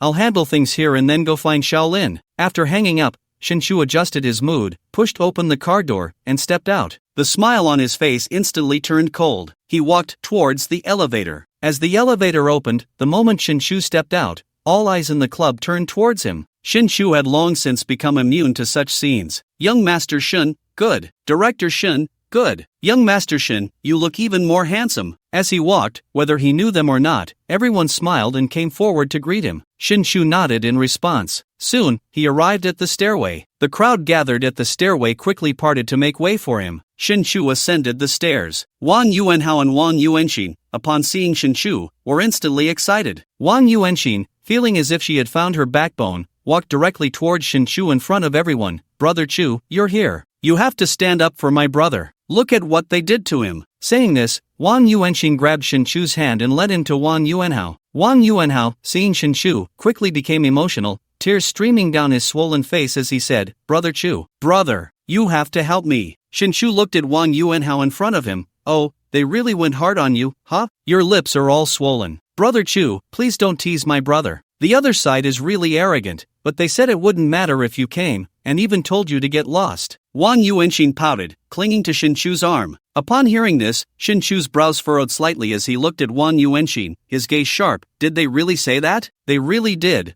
Brother Chu, you don't believe me? Shinchu thought to himself, I can only believe half of what you say. Shinchu was no fool, he knew that Wang Yuanxin must have mentioned his name. Anyone in the circle wouldn't dare to disrespect him, let alone tell him to get lost. Even the third-generation heirs of the other 6 families wouldn't say such things. However, who could blame Wang Yuanxin for being one of his women? Let's go take a look. To resolve your issue, the premise is that you didn't just lie to me, okay? Let's handle this quickly. I have important matters to attend to. Upon hearing this, Wang Yuanxin's heart skipped a beat, but she quickly nodded. Brother Chu, it's in the private room. I'll take you there. Shinchu nodded, and at this moment, Wang Yuanhao was also extremely excited, thinking, damn it, Shinlin, let's see if you live or die. Wang Yuanxin led Shinchu towards the private room, and as they passed by Gong Yu and the others, they all greeted Shinchu enthusiastically. Shinchu nodded in acknowledgement. At this moment, inside the private room, Shinlin looked at the time and said, they should be arriving soon. Seeing Shinlin so calm, Principal Wang felt even more excited. There was no doubt that Shinlin was from the Shin family, otherwise, why would he be so composed? Just as Principal Wang was about to speak, the door to the private room was pushed open. Principal Wang and the others looked up, and when they saw the man beside Wang Yuanxin, they all gasped. That man had indeed come. So the 3 of them stood up. Brother Chu, you look even more handsome. Brother Chu, long time no see. I didn't expect you to really come. Brother Chu, long time no see. The 3 greeted Shinchu with smiles, while at that moment, Shinlin remained calmly seated on the sofa, watching Shinchu walk in with a hint of amusement in his eyes. At this moment, Xiao Xiao, upon seeing Shinchu, couldn't help but tighten her grip on Shinlin's arm and whispered, brother, if it doesn't work out, I'll contact my mom. She has worked with Shinchu before and should be able to talk to him. Shinlin patted Xiao Xiao's hand, signaling that it was unnecessary. At this moment, Wang Yuanxin, Wang Yuanhao, Zhou Fan, and Zhou Fan's manager, who had entered with Shinchu, were all looking at Shinlin with a playful expression. Zhou Fan thought disdainfully, with Brother Chu as a backing, does young Master Wang still fear you? Zhou Fan's manager, the young fool, now that Brother Chu is here, why aren't you speaking? Feng Degong thought, the kid is still young. Wang Yuanhao was even more excited, stepping forward to Shinchu and saying, Brother Chu, it's him, this little brat, he hit me and shamelessly said you're trash, not even worthy of carrying his shoes. The private room was relatively dim, and when Shinchu first entered, he really didn't see Shinlin. But with Wang Yuanhao's indication, Shinchu raised his gaze and saw Shinlin sitting on the sofa, looking at him with amusement. He was momentarily stunned. Isn't this my little brother? Their eyes met. At this moment, Wang Yuanxin also said, Brother Chu, it's this young man, very arrogant, his words are unpleasant. If he didn't disrespect you, I would have dealt with him myself. Hearing Wang Yuanxin's words, Principal Wang deliberately stepped forward and said, Brother Chu, it's not like that, there's a misunderstanding. Whether it's a misunderstanding or not, I will judge for myself. Shinchu smiled and glanced at Principal Wang. After seeing Shinchu's expression, Principal Wang was excited inside. Damn it, he really guessed right. Shinlin is definitely a member of the Shin family, and he knows what kind of person Shinchu is. Principal Wang had played behind Shinchu and them when he was in the capital. There was no cold face at first. It wasn't even calm. Instead, it was accompanied by a faint smile. It was clear that Shinchu was not angry. Seeing Shinchu say this, everyone fell silent. Wang Yuanxin and the others looked at Shinlin with mockery. Weren't you very strong just now? Now that Brother Chu is here, why are you silent? Just as Wang Yuanxin and the others were thinking this, Shinchu suddenly laughed. You little brat, are you even laughing at my jokes? Boom! As soon as Shinchu's words came out, Wang Yuanxin and the others, who had just been secretly pleased, were stunned. What did they just hear? This person is Shinchu's brother? No, it must be a mistake. Wang Yuanhao had the same thought as Wang Yuanxin. Compared to Principal Wang and the others, the 3 of them exchanged glances. Qin Feng was incredibly shocked. So that's it, so old Lin, you are Shinchu's brother? Tang Jiaqing was even more excited. Damn it, before, Wang Yuanxin and the others had climbed up to Shinchu, thinking they were on top, but unexpectedly this time, my buddy also climbed up to the Shin family. Principal Wang was even more internally shouting yes, yes, more excited than anyone else. At this moment, Wang Yuanhao stepped forward to look at Shin-Chu. Brother Chu, this. Slap. Shin-Chu smiled at Shin-Lin, then turned around in front of everyone and directly slapped Wang Yuanhao. This scene made everyone present realize that they hadn't heard wrong. No wonder the other party wasn't even afraid of Shin-Chu, who would be afraid of their own brother. Seeing Wang Yuanhao being hit, Zhou Fan and his manager's faces instantly turned pale. They knew they were done for. They had offended someone from the Shin family. Their legs were trembling. Wang Yuanxin was also stunned, so that's how it is, but she knew that there was no Shin-Lin in the direct line of the Shin family, so he must be from a collateral line. Taking a deep breath, she quickly smiled and said, Brother Chu, you see, it turns out to be a case of the flood washing the Dragon King temple. Unexpectedly, we are family. Who is family with you? As soon as she finished speaking, Shin-Lin poured himself a glass of wine, looking at Wang Yuanxin with amusement. Upon hearing this, Wang Yuanxin's face stiffened, awkwardly glancing at Shin-Lin, then thought to herself, just a collateral line, and now I'm giving you a way out, but you won't take it, will you? Thinking of this, Wang Yuanxin directly linked her arm with Shin-Chu's. Brother Chu, do you think your brother has misunderstood me? Shin-Chu pushed away the hand that Wang Yuanxin had wrapped around his arm, looked deeply at her, and said, Now, you will tell me everything that happened today in detail. If you hide even a little, I can't protect you. Shin-Lin is my brother and also my uncle's son. In the family, his status is higher than mine, understood? Boom! Shin-Chu's words left everyone who had just been speculating about Shin-Lin's identity in shock,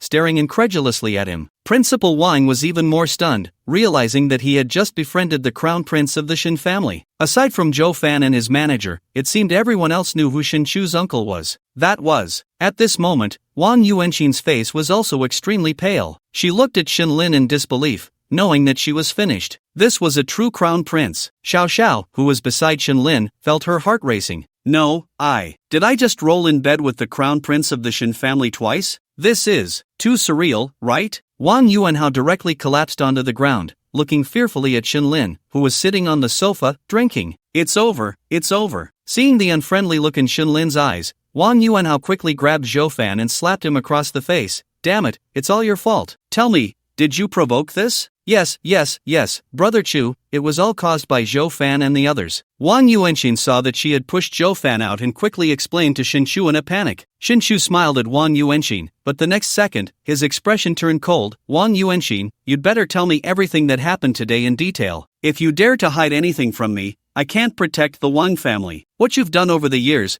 big or small, I haven't questioned. But today, you need to give me an explanation because I need to give my brother an explanation. Hearing Shin-Chu's words, Wang Yuanxin knew he was genuinely angry and quickly recounted everything that had just happened. Shin-Chu smiled, and the next second, he slapped Wang Yuanxin across the face. Wang Yuanxin covered her face, not daring to look at Shin-Chu, trembling in fear. Wang Yuanxin, over the years, you have been doing business in my name, and I haven't questioned it. After all, it was a form of compensation for you. But you shouldn't flaunt and act arrogantly under the banner of the Shin family. I can clearly tell you that today, even if it wasn't my brother, but anyone else, if they used me, Shin-Chu, as a fire extinguisher, you are thinking too much. Do you remember what I said when I came in? Wang Yuanxin's heart sank at his words. Shin-Chu smiled at Shin-Lin. You little brat, you should have called me earlier. Shin-Lin smiled, took a sip of his drink, and looked at Shin-Chu. You handle it, or should I? Shin-Chu helplessly smiled. Since you said that, I'll leave it to you. I won't interfere. Just to be clear, she can do business in my name.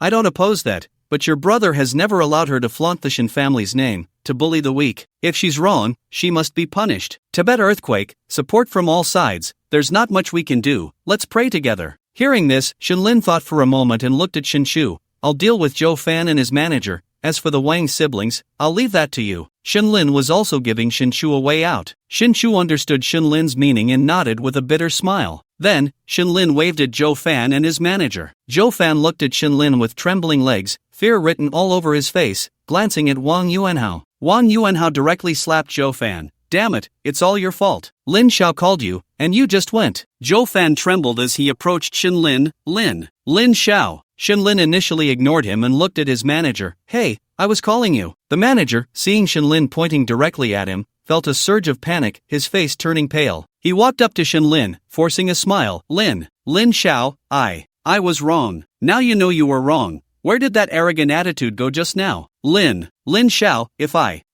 knew you. You knew I was Shinchu's brother, so you apologize, right? Can I understand that if I weren't here today, you'd continue to act tough? Shinlin looked at the manager with amusement. The manager quickly waved his hands, flustered. No, Lin Xiao, since you like to twist the truth and don't like to speak honestly, then I'll make you tell the truth. Shinlin interrupted the manager's words. The manager looked at Shinlin with confusion and fear. It's actually very simple. You are Zhou Fan's manager, and you know best about the illegal things he has done. Now, open your Weibo and edit out his illegal actions one by one, and post them. Upon hearing Shinlin's words, both the manager and Zhou Fan were stunned. The manager quickly knelt down. Lin Xiao, I was wrong. You can punish me however you want. I have elders above me and children below me. I don't want to repeat myself. Either you go in with him, or you let him go in. You choose. After Shinlin finished speaking, as if he thought of something, he looked at Qin Feng again. Brother Qin, please pull up today's video surveillance, edit it for Xiao Xiao, and send it to me. We'll post it together later. Qin Feng nodded quickly. Lin Xiao,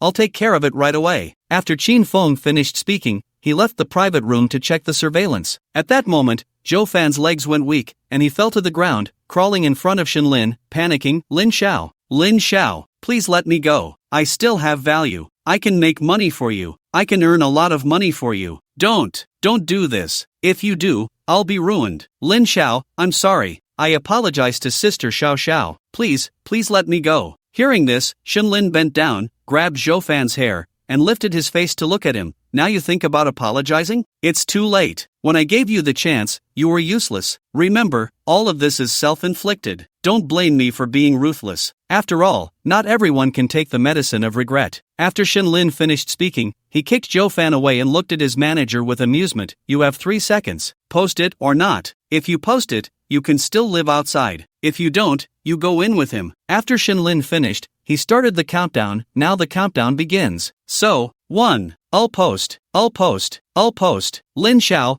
I'll post. The manager was genuinely scared. It was more appropriate for Zhou Fan to go in than for him. Besides, if he posted, he would only offend the entertainment industry. At worst, he could go to another industry. But if he didn't post, he believed Shinlin had the power to send him in along with Zhou Fan. Moreover, just now, he realized that Shinlin wasn't just talking. The countdown alone showed that Shinlin was an unpredictable person. If he didn't agree now, he wouldn't even have the chance to regret later. Who counts down like that? Directly to 1. Shinlin smiled playfully and clapped his hands. Not bad, those who know the times are heroes. Now, let me see you post. The agent trembled as he took out his phone, glancing at Zhou Fan, who was currently bowing repeatedly on the ground. Gritting his teeth, he began to edit a message. I, Zhou Fan's agent, Su Guofa, am reporting Zhou Fan for illegal activities, with the following evidence. 1. Indecency towards a 17-year-old minor. 2. Engaging in group promiscuity. 3. Hypocrisy. Just as Su Guofa finished editing,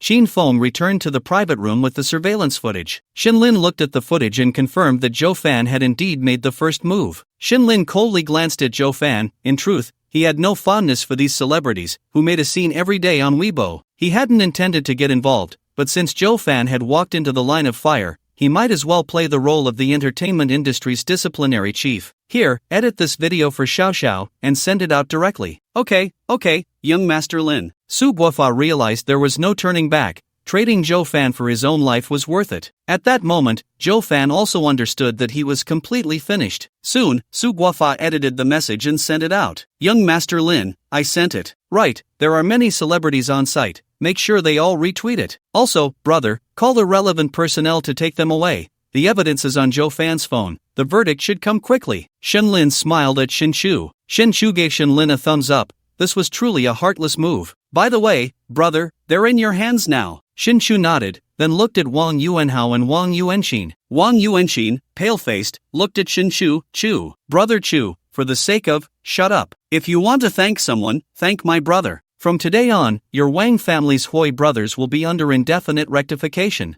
I'll give you time to sell your family's shares, and then you and your family can get the hell out of the country. Don't ever think about coming back. This is the last bit of dignity I'm giving you. Now get lost. After hearing Shinshu's words, Wang Yuanxin and Wang Yuanhao knew everything was over. They quickly nodded, and Wang Yuanxin led Wang Yuanhao away. Just as they left, Shinshu took out his phone and sent a message to his secret guard. After the Wang family sells their stocks, detain them at the airport for tax issues and illegal trading. You should know what to do. Also, Zhou Fan and his agent Su Guofa should be taken in as well. Understood, young master. After sending the message, Shen Shu looked at Shen Lin, patted his shoulder, and glanced at Xiao Xiao. You little brat. Next time something like this happens, just call me directly, or handle it yourself. It's really embarrassing. After dealing with Wang Yuanhao and the others, Shen Shu looked at Shen Lin and said, we need to talk about something privately. Upon hearing this, Shen Lin nodded and said to Xiao Xiao and Principal Wang, you guys, Xiao Xiao, step outside for a bit. My brother and I have something to discuss. Alright, young Master Lin, Brother Chu, we'll wait for you outside. With that, the group left the private room. As soon as they stepped out, they exchanged glances. Old Wang, did you know about this all along? Qin Feng kicked Principal Wang. Principal Wang chuckled. I didn't know at first, but I guessed it later. I didn't expect it to be true. By the way, today's events are confidential. No one can speak of it except us, understood? Principal Wang thought for a moment and still advised those present. Tang Jiaqing nodded with a smile. I almost didn't come to the star meeting today. Luckily, old Qin called me. It was worth it. By the way, do you have any thoughts on the Huai brothers' stocks? At this moment, Qin Feng rested his chin on his hand and inquired. Since you say that, you must have some ideas. Go ahead. Today, encountering such a situation, as the host, I definitely have a responsibility. Otherwise, we brothers can collectively acquire the stocks, and when the time comes, we can give a large share to young Master Lin. This way, young Master Lin will know our sincerity, and we can get on his ship. With young Master Lin backing us, it would be better for everyone to make money together in the future, right? After hearing Qin Feng's words, Principal Wang and Tang Jiaqing both nodded. At this moment, Gong Yu also stepped forward, rubbing his hands, and looked at Principal Wang and the others, saying, brothers, why not count me in? After all, we are also a platform for promotion and distribution. Upon hearing this, Principal Wang stepped forward and patted Gong Yu on the shoulder. Mr. Gong, you didn't stand in line properly just now, and young Master Lin didn't blame you, which is already a stroke of luck. What's wrong? Now you still want to reap the benefits without any effort? Is there really such a good thing in the world? Principal Wang smiled at Gong Yu, internally dismissing him. Damn it, we are all taking the risk of opposing Brother Chu, and we successfully stood in line. Why should you just come in whenever you want? Gong Yu, hearing this, shook his head helplessly, feeling even more indignant towards Wang Yuanqin and his sister. Damn it, it's all because of these two siblings. At the same time, Gong Yu and the others were still quite anxious, not knowing if young Master Lin would come to settle accounts with them afterward. At this moment, they were all thinking about compensation plans in their hearts. Qin Feng looked at the few old-timers, exchanging glances with Principal Wang and the others,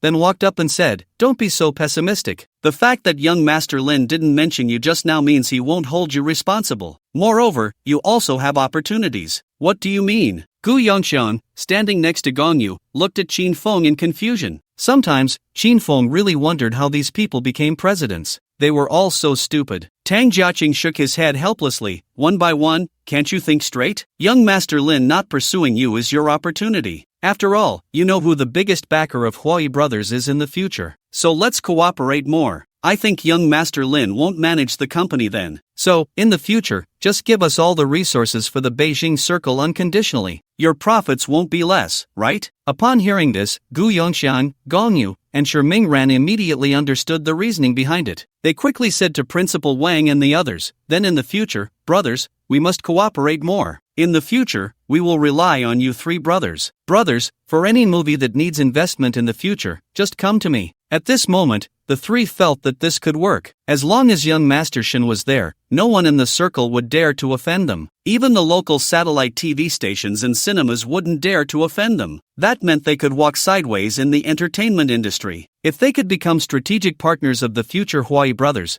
wouldn't that mean they were, in a way, climbing up to the Shen family? Just thinking about it made them feel good. So none of them left, just standing outside waiting. At this moment, Xiao Xiao, who was nearby, still hadn't come to her senses. At first, Xiao Xiao only thought that Shen Lin was the young master of that big family. But after today, she felt she had underestimated Shen Lin's background. Just thinking about rolling in bed with Shen Lin before made Xiao Xiao excited. She even had thoughts of breaking up with her boyfriend now. But soon, she dismissed that idea. She decided to maintain their current relationship because Xiao Xiao was clear that with Shen Lin's family background, he would definitely not marry her in the future. Even if she broke up with her boyfriend and planned to be with Shen Lin, Xiao Xiao already knew that Shen Lin would definitely say goodbye to her. After all, men have their quirks, and Xiao Xiao was well aware of that. In this way, I can not only roll in bed with Shenlin but also gain Shenlin's friendship. Who knows, in the future, there might be things that Shenlin can help solve. Right, I can't break up with my boyfriend, I even need to get married sooner. After all, no man dislikes excitement, right? While each of them had their own thoughts outside, inside the private room, Shenchu glanced at Shenlin and directly said, Xiaolin, my dad knows about your pharmaceutical work. He is very happy and sees your progress in your career. The old man asked me to tell you to go ahead and do it boldly. If there are any problems, he will support you. Shenlin smiled and nodded, then looked at Shenchu and meaningfully said, You don't want to talk about this matter, do you, brother? Shenchu stared into Shenlin's eyes, looked for a moment, and couldn't help but sigh inwardly. His younger brother was indeed extraordinary. At first, when Shenlin was found, Shenchu was very worried. After all, an orphan who grew up alone might lack abilities in various aspects. However, after several interactions with Shenlin, Shenchu realized that his younger brother was not simple, he was truly the bloodline of their uncle. He is a dragon wherever he is. It was precisely because Shenchu knew Shenlin was exceptional that he spoke up, Little brother, I need an opportunity. Upon hearing this, Shenlin's brows slightly furrowed. What did Uncle Air say? My dad thinks I'm still young and need more experience, but I believe I'm ready. That position? Shenlin directly asked. The secretary of the Hangzhou Municipal Committee. I received news that Secretary Chiu is about to take a position in the northern frontier, moving up further, and while I am doing well in the Magic City, I am always under my father's pressure. I understand what you mean. What do you need me to do? Shenlin asked curiously. I need your future Yanlin group to support me continuously, the rest, I will handle myself. Shenchu said directly, and Shenlin smiled and nodded. Then let's wish for a pleasant cooperation, brother. Rest assured, as long as I am here, I will definitely help you boost your political achievements. Shenchu smiled and patted Shenlin's shoulder, then raised his hand. Brothers united. Shenlin also placed his hand on top. Their strength can cut through metal. Shenlin knew that Shenchu had his own pride. Although he hadn't spent much time in the Magic City, every time he came, Shenlin would hear some people discussing. Shenchu's current position was due to having a good father, and while Shenchu had strength, he couldn't escape the influence of his predecessors. The only way he could prove himself was to govern a region and showcase his abilities. This was not just to prove himself but also to prepare for future advancement. After all, with the Shen family taking action against the Li family, the other 5 families in the imperial capital, except for the Ni family, would not want to see the Shen family dominate alone. In Shenchu's future promotions, there would definitely be many obstacles, but as long as Shenchu had sufficiently good political achievements, he could silence these people and even block their interference. The third generation of the Shen family, as leaders in the political arena, was destined to be Shenchu's role, while Shenlin currently leaned more towards business, as it offered more freedom. Moreover, with the future technological advancements on Yanlin Island, there would be better development within the influence of his family. It was precisely Shenlin and Shenchu's decision today that would lead to the Shen family's third generation becoming a powerful force. Of course, there was also an older brother they had never met, even stronger than the Shen family's second generation. Of course, all of this was for later. After chatting with Shenchu, the two smiled and walked out of the private room. Brother Chu, young Master Lin. Brother Chu, young Master Lin. Just as they stepped out, Principal Wang and the others greeted them with smiles. Shenchu nodded to them and then looked at Principal Wang and said, Wet green onion, my brother will need your care in the future. Principal Wang, upon hearing this, circled his head and said, Brother Chu, you're joking. I think it's more like young Master Lin is taking care of me. Alright, you all chat, I'll take my leave first. Shenchu smiled at Principal Wang and then left the clubhouse. After Shenchu left, everyone turned to look at Shenlin, and Xiao Xiao naturally came to Shenlin's side, linking her arm with his without saying a word. Shenlin looked at the group with amusement. Guys, stop calling me young Master Lin. If you really consider me a friend, just call me Old Lin. To be honest, Shenlin was really not used to being called a young master by friends. Upon hearing Shenlin's words, Principal Wang and the others exchanged glances and laughed, saying, In that case, we'll be bold and call you Old Lin. By the way, Old Lin, today's matter was my fault for not arranging it well. Xin Feng looked at Shenlin, feeling a bit ashamed. Shenlin chuckled, since it wasn't arranged well, how about you take charge of the second half? Of course, let's go have some fun at the bar. Xin Feng responded generously, and then the group headed towards the bar, estimating that this star meeting had probably come to an end starting today. N1T Bar in Magic City was a very upscale establishment. It was a members-only bar located on the top floor of the financial center in Magic City. Generally, those who came here were either wealthy businessmen or celebrities. Seeing how familiar Principal Wang and the others were, Shenlin knew they were regulars. When they arrived at the bar, Shenlin didn't let Xiao Xiao come along. After all, the public opinion was quite intense, and it was possible that Xiao Xiao could be exposed, so Shenlin directly sent her off to find her boyfriend, suggesting they meet again next time. This left Xiao Xiao looking at Shenlin with a hint of resentment, but Shenlin didn't think much of it. Dude, I've already helped you today, and you're still sulking at me? Next time, I'll give you a good smack. In the private room number 1 at N1T Bar, Shenlin and Principal Wang were smoking high-end cigars and drinking foreign liquor. Old Lin, what do you think about this? Principal Wang shared the thoughts he had just discussed with Qin Feng regarding the Huai Brothers Company with Shenlin. Upon hearing this, Shenlin smirked. Can we support a celebrity? Put. Hearing Shenlin's words, Principal Wang and the others burst out laughing. Old Lin, that's a piece of cake. If you want someone, we'll just send her over to you. Principal Wang patted his chest. Shenlin took a sip of his drink and grinned mischievously. What about Sun Yining? Put. Ha ha ha. Shenlin's remark made Qin Feng and Tang Jiaqing laugh uncontrollably, and they all turned to look at Principal Wang. Principal Wang was momentarily stunned, then bitterly smiled. Old Lin, you can't joke like that. I really can't handle that woman. Then why the hell did you swear you were okay with it? Generally, I'm okay with celebrities, but is Sun Yining okay? That's a direct KO for me. Principal Wang drank a glass of liquor, frustrated, thinking this joke was just too much. Alright, I won't tease you anymore. So, what about Yang Dama? Shenlin continued to smile. Alright, Old Lin, I was wrong.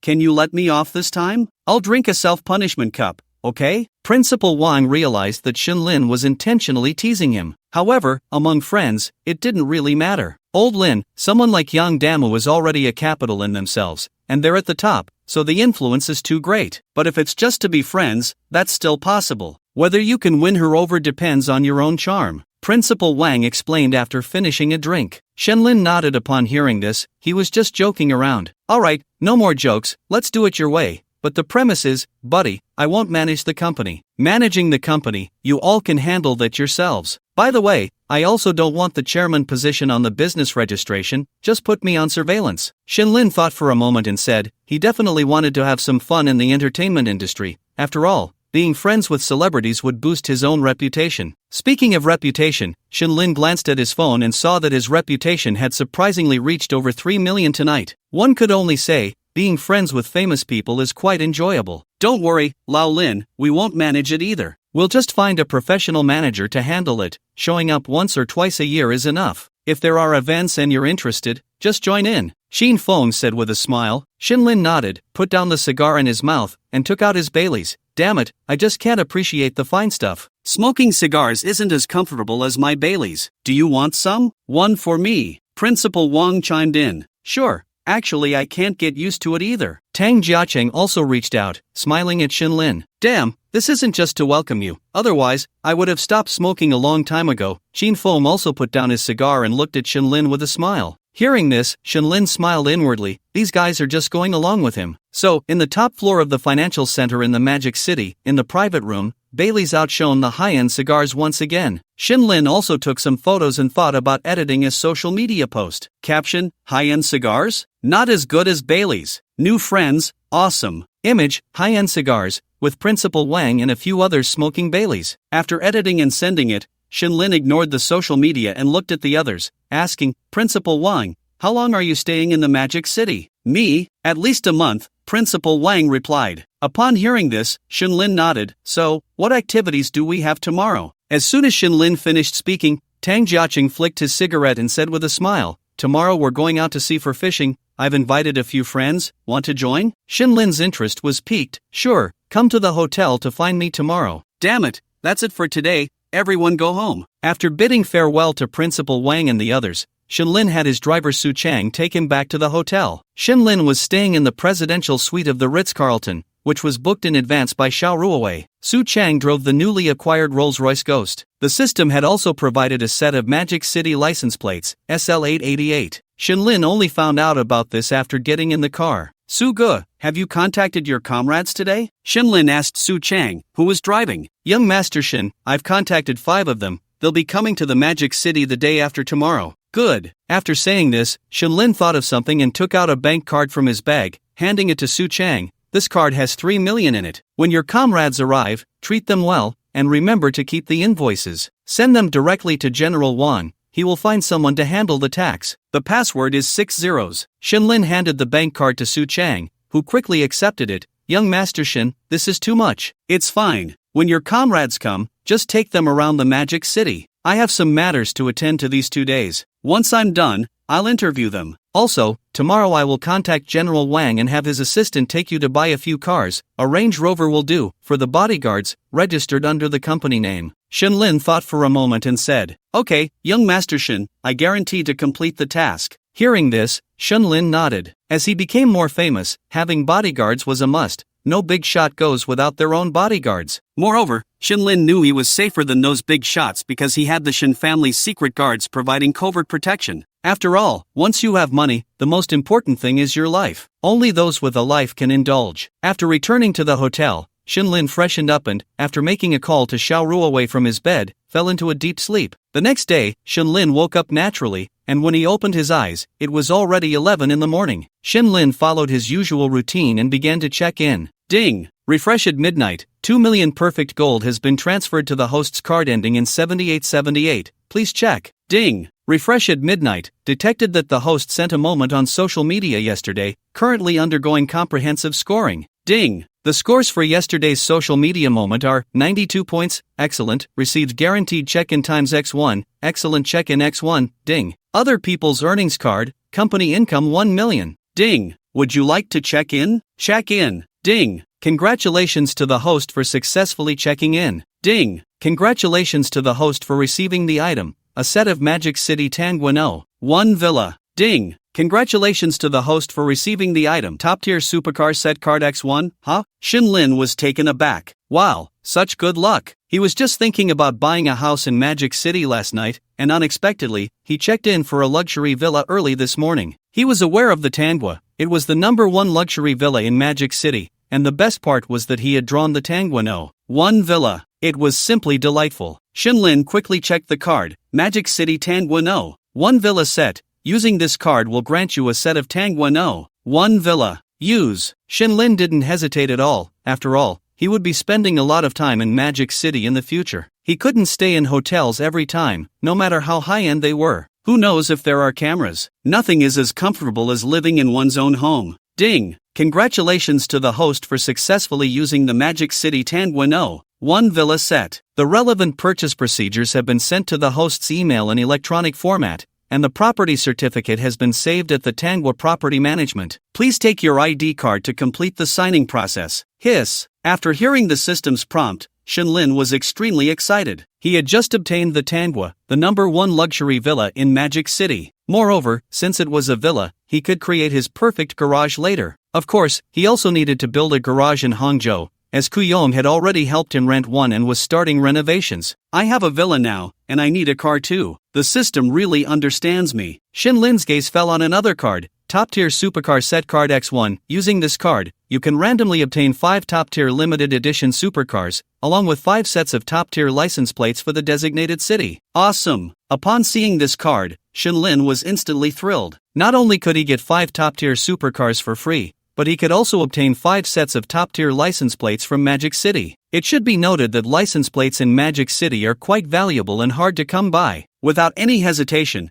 Shenlin used it directly. Ding! Congratulations to the host for successfully using the top-tier supercar set card. Ding! Congratulations to the host for obtaining the top-tier supercar Lycan, one of the 7 limited editions worldwide, automatically receiving license plate MOASL 111. Ding! Congratulations to the host for obtaining the top-tier supercar Pagani Zonda R, limited to 15 units worldwide. This vehicle automatically receives registration permission and can be driven on domestic roads. License plate MOASL 222. Ding! Congratulations to the host for obtaining the top-tier supercar McLaren P1, limited to 375 units worldwide, automatically receiving registration, MOASL 333. Ding! Congratulations to the host for obtaining the top-tier supercar Bugatti Chiron, limited to 1 unit worldwide, transferred through formal channels, automatically receiving registration, MOASL 444. Ding! Congratulations to the host for obtaining the top-tier supercar Lamborghini Veneno Roadster, limited to 14 units worldwide, transferred through formal channels, automatically receiving registration, MOSL 555. Among the above models, except for the P1, all the others are on their way by sea and will arrive in the Magic City in 3 days. The relevant vehicle pickup documents will be sent to the host's email for self-viewing. The P1 is parked at the Pudong Luxury Car Exchange, and the host can pick it up by themselves. Every prompt sound from the system shocked Shinlin for a second. His whole body trembled. Lycan, Pagani, P1, Dark Knight Voice, Poison, Dammit, System 666. These are all top-tier limited edition supercars in the world, and he just got them? Moreover, that's not even the most important part. The crucial thing is the Pagani Zonda R. The system actually turned this car, which cannot be driven on the road, into one that can be driven and registered. Shinlin could only say one thing, YYDS. Shinlin took out his phone and called Su Chang. Brother Su, I have a new car that has arrived at the Pudong Luxury Car Exchange. I'll send you the pickup documents on my phone. Please drive it to the hotel for me. Okay, young Master Shin. After hanging up, Shinlin happily got out of bed to wash up. Coincidentally, he was going sea fishing today, so he would take the P1. After showering, Shinlin had the butler prepare lunch, and brought it to his room. After enjoying his lunch, Tang Jiaqing's call came through to Shinlin's phone. Hello, brother Tang. Old Lin, I'm downstairs at your hotel. Are you up? Hold on, I'll be right down. After Shinlin finished speaking, he picked up his phone and walked out of the hotel. Just as he reached downstairs, Su Chang's call came in. The car had already arrived at the hotel entrance. Shinlin walked out and saw Tang Jiaqing standing next to the P1, taking pictures. The next second, Shinlin received a WeChat message from Tang Jiaqing. Tang Jiaqing, picture, I dropped it. Old Lin, is this your P1? Shinlin smiled and walked over to Tang Jiaqing. I dropped it, how did you know? Damn, it really is yours. I saw the license plate, SL. It just arrived today, Shinlin said with a smile. At this moment, Su Chang came over to Shinlin, handing him the car keys and the relevant documents for the P1. Young Master Shin, here are your car keys and the green book. Thanks, brother Su. You go ahead and get busy. I'll drive myself today. Shinlin smiled at Su Chang. Alright, young Master Shin, have fun. After Su Chang left, Shinlin looked at Tang Jiaqing. Where are Principal Wang and the others? They just got up. So what do we do now? Shinlin asked curiously. Just go to the dock, gather there, and then we'll take my yacht to go fishing in Shanzhou City. Okay. Shinlin grinned and was about to get in the car when a roar of a supercar came from behind. Curious, Shinlin turned to look and saw a Lamborghini Aventador slowly stopping behind Tang Jiaqing's Aston Martin. Upon seeing this car, Tang Jiaqing smiled at Shinlin. A friend is here, let's get in the car. Aren't we going to say hello? Shinlin asked curiously. No need, they are all public figures. Be careful of paparazzi nearby. Hearing this, Shinlin was taken aback and became curious. Damn, who is it? You'll know when we get to the dock. No, if you don't tell me now, I'm itching to know. Just tell me, is it a guy or a girl? Shinlin was really curious. Tang Jiaqing chuckled, a girl. Upon hearing this, Shinlin immediately took out the car keys, opened his P1, and looked at the still-dazed Tang Jiaqing. What are you dazed for? Lead the way, dock gathering. Watching Shinlin's expression change in an instant, Tang Jiaqing felt extremely helpless at that moment. Who am I? Where am I? Why do I have to tell him it's a girl inside? Shaking his head helplessly, Tang Jiaqing got into his Aston Martin. Soon, the three cars drove out of the hotel in sequence. While on the road, Shinlin deliberately slowed down, waiting for the Lamborghini to overtake him for a moment, curious to see who was inside. However, the car window was pitch black, couldn't see a thing. Helpless, Shinlin could only follow Tang Jiaqing's car towards the dock. Upon arriving at the dock, Shinlin was slightly taken aback. Goodness,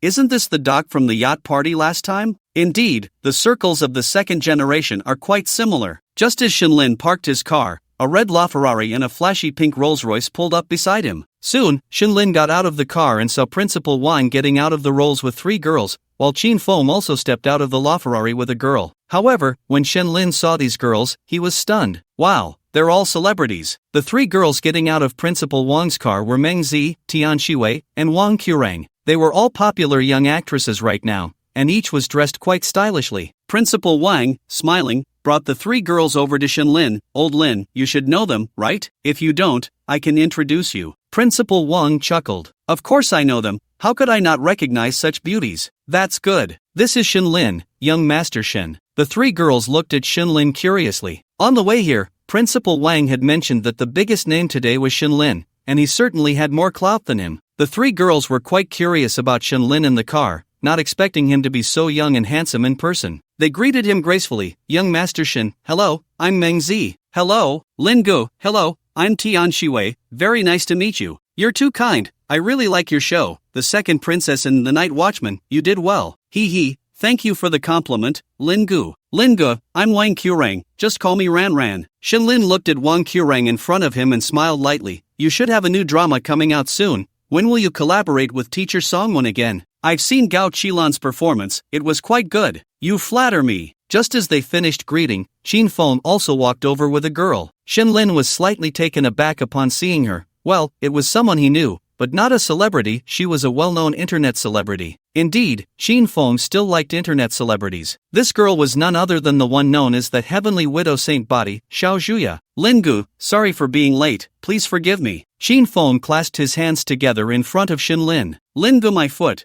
Why are you being polite? Shenlin kicked Qin Feng in the butt, and Qin Feng chuckled. Damn, if I had known, I wouldn't have been polite. By the way, let me introduce you, this is Xiao Zhuya, not sure if you know her. Of course I know her, the Heavenly Widow Saint Body, right? Upon hearing Shenlin's words, Xiao Zhuya's face turned red, and she sweetly said, Hello, Lin Gu, just call me Xiao Zhu. Hello? Shenlin smiled and nodded. The interaction between Shenlin and Qin Feng made Meng Zi and the others exchange glances. After all, he was someone who could get Zhou Fan into trouble. Regarding what happened to Zhou Fan last night, people in their circle had their own news. It was said that Zhou Fan had offended a top young master at the Star Gala. Moreover, Wang Yuanhao, a top figure in the entertainment industry, had to sell his company's stocks because he offended this young master and was reportedly about to go abroad. Without this young master's permission, he could never return to the country. Therefore, when Principal Wang contacted them to go fishing today, they initially didn't want to go, but upon hearing that this young master would be there, they hurriedly came. After all, in their circle, they actually had no real backing. On the other side, after parking the car, Tang Jiacheng got out and nodded at the people in the Lamborghini. Then Shenlin and the others saw the doors of the Lamborghini's driver and passenger seat swing open,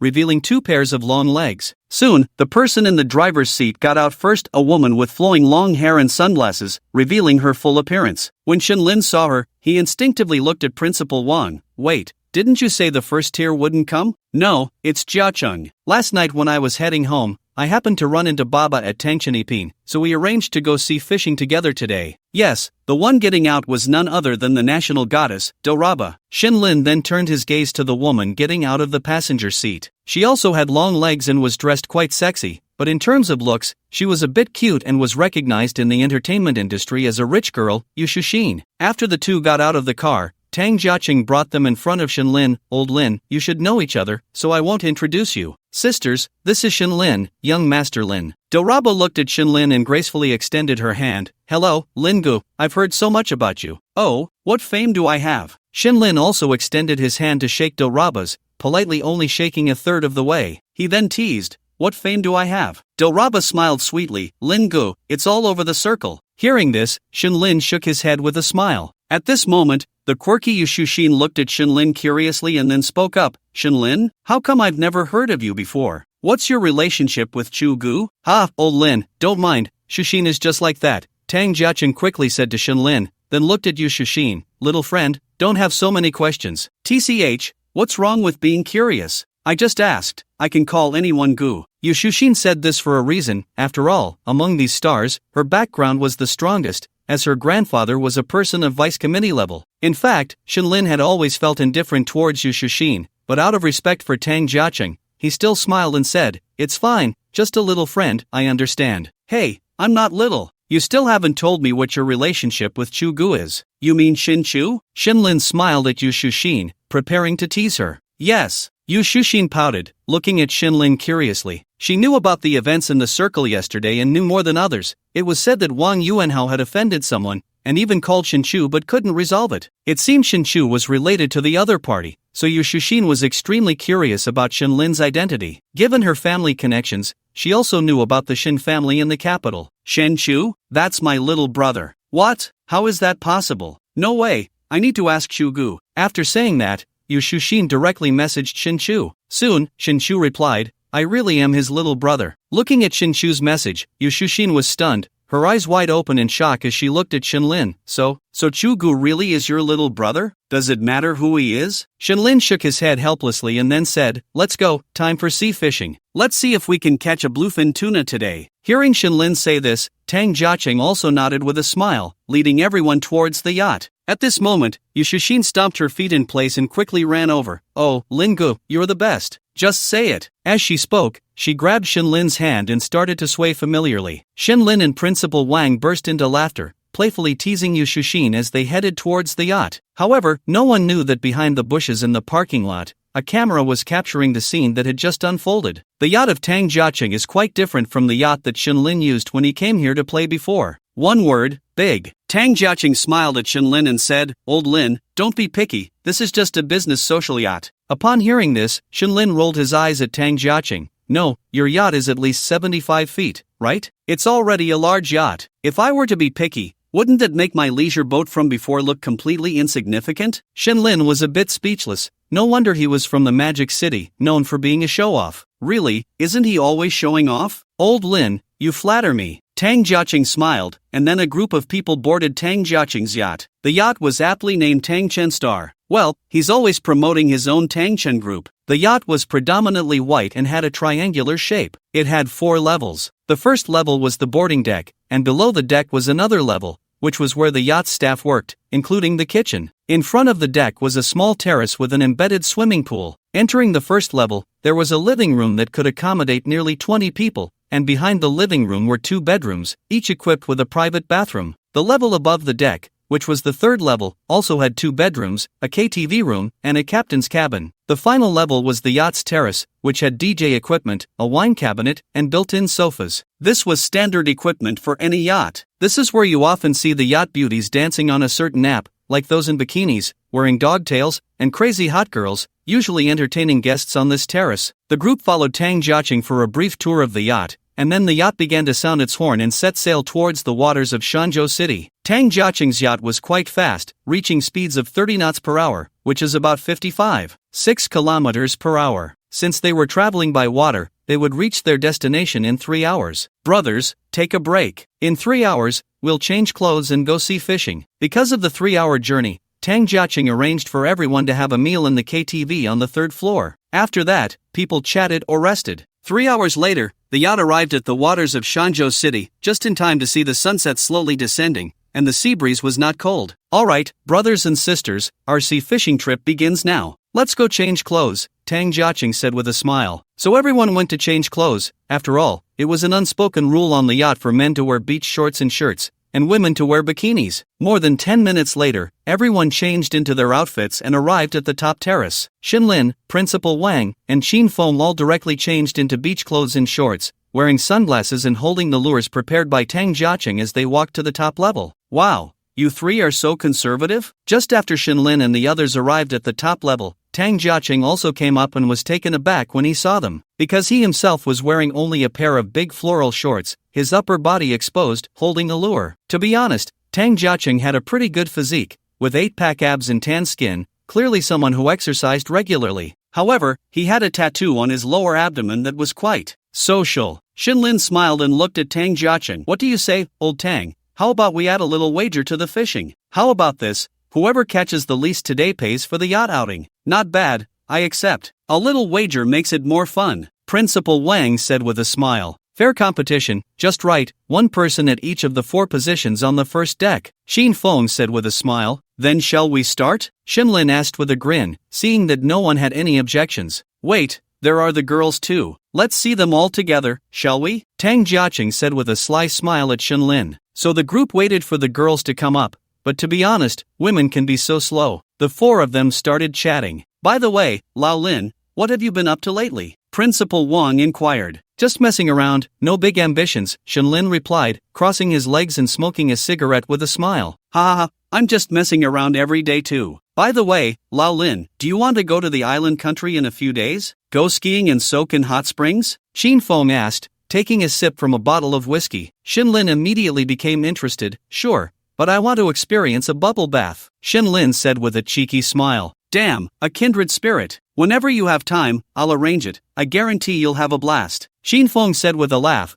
then looked at Principal Wang and Tang Jiaqing. what about you two? You guys go ahead. I need to go to Kimchi Country soon. IG has a competition, and as the big boss, how could I not go? Principal Wang said, taking a puff from his cigar. Tang Jiaqing also shook his head with a smile. Next month, I'm heading to Hong Kong for a project at the peninsula, going to take a look and also attend a Sotheby's auction to buy something for the old man. His birthday is coming up. Alright then, Lao Lin, contact me directly when you have time, and I'll arrange it for us to go. OJBK. Just as they were chatting, the girls had also changed their clothes. After a while, 4 women walked out of the cabin. The girls chatted as they walked up. When everyone saw them, their eyes widened in surprise. They were stunning. The first to appear before everyone was Meng Zi, wearing a hot red bikini, her skin snow white. The little girl looked thin and weak, but unexpectedly had such a good figure, curvy in all the right places, and she had a tattoo on her leg, clearly a girl of contrasts, wearing sunglasses and smiling as she greeted the 4. Following Meng Zi was Wang Qiren, the sister of Gao Qilan from the TV drama Gao family. To be honest,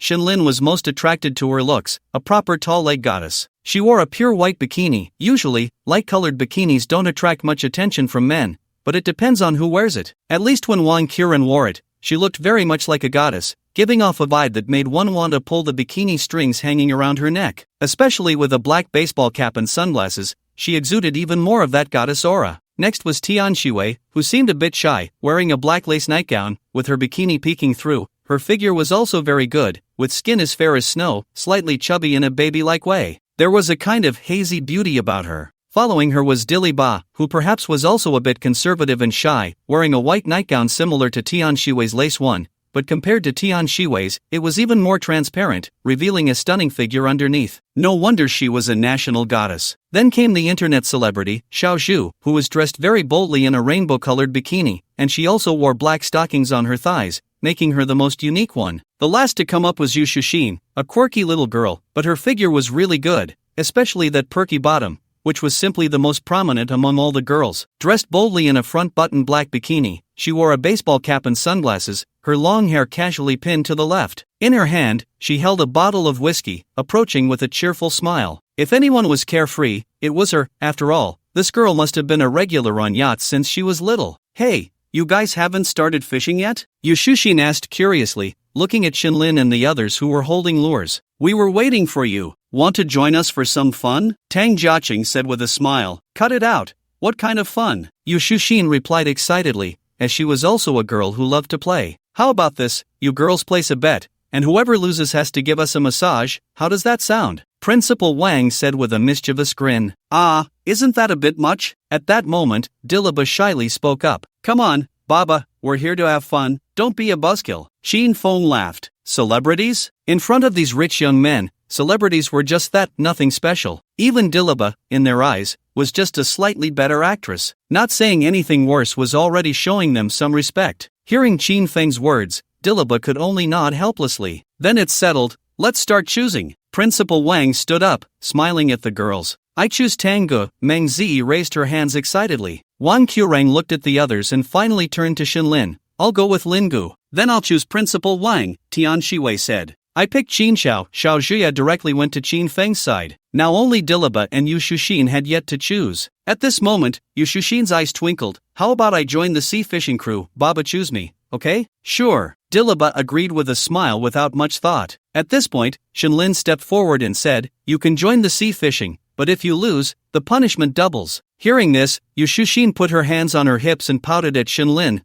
Not at all gentle. So, what's the punishment? Yu Shuxin stared at Shenlin. Although she was lively and proud, she knew that in front of Shenlin, her pride meant nothing. First, if you lose at sea fishing, you'll be the little maid of the first-place fisherman, doing whatever they say until we get off the boat. Of course, if you win, any one of us you choose will be your servant. Second, if you lose at sea fishing, Dilaba will also have to give a massage to the first-place person. How about that? Shenlin said with a smile, looking at Yu Shuxin. Upon hearing this, Yu Shuxin didn't immediately agree but looked at Dilaba, who nodded. Only then did Yu Shuxin, puffed up with anger, raise her arm and wave. Fine. Seeing Yu Shuxin agree, everyone burst into laughter. Then let's get started. If you want to eat abalone, catch it yourself. As soon as Shenlin finished speaking, Principal Wang and the others burst out laughing. Incredible, this guy Lin is so bold, always making suggestive remarks. The girls instantly understood, shooting Shenlin a glance without saying a word. So suggestive, too suggestive. Thus, they took their chosen partners and headed to the fishing spot on the first floor deck. Principal Wang and Tian Shiwei were on the east side, Tang Jiaqing and Meng Zi on the west, Qin Feng and Xiao Zhuya on the north, and Shen Lin and Wang Qurang on the south. Meanwhile, Yu Shuxin and Dilaba went directly to the front of the boat, right in front of Tang Jiaqing and the others. Shen Lin and Wang Qurang were on the south side. To be honest, Shen Lin still had feelings for Wang Qurang, though not romantic ones, but rather some physical attraction. Lin Gu, good luck. Wang Qurang looked at Shen Lin excitedly, and Shen Lin chuckled. Fishing was something he often did before he got the system, so he was quite skilled at it. Shen Lin cast his line towards the sea surface and then turned to Wang Qurang,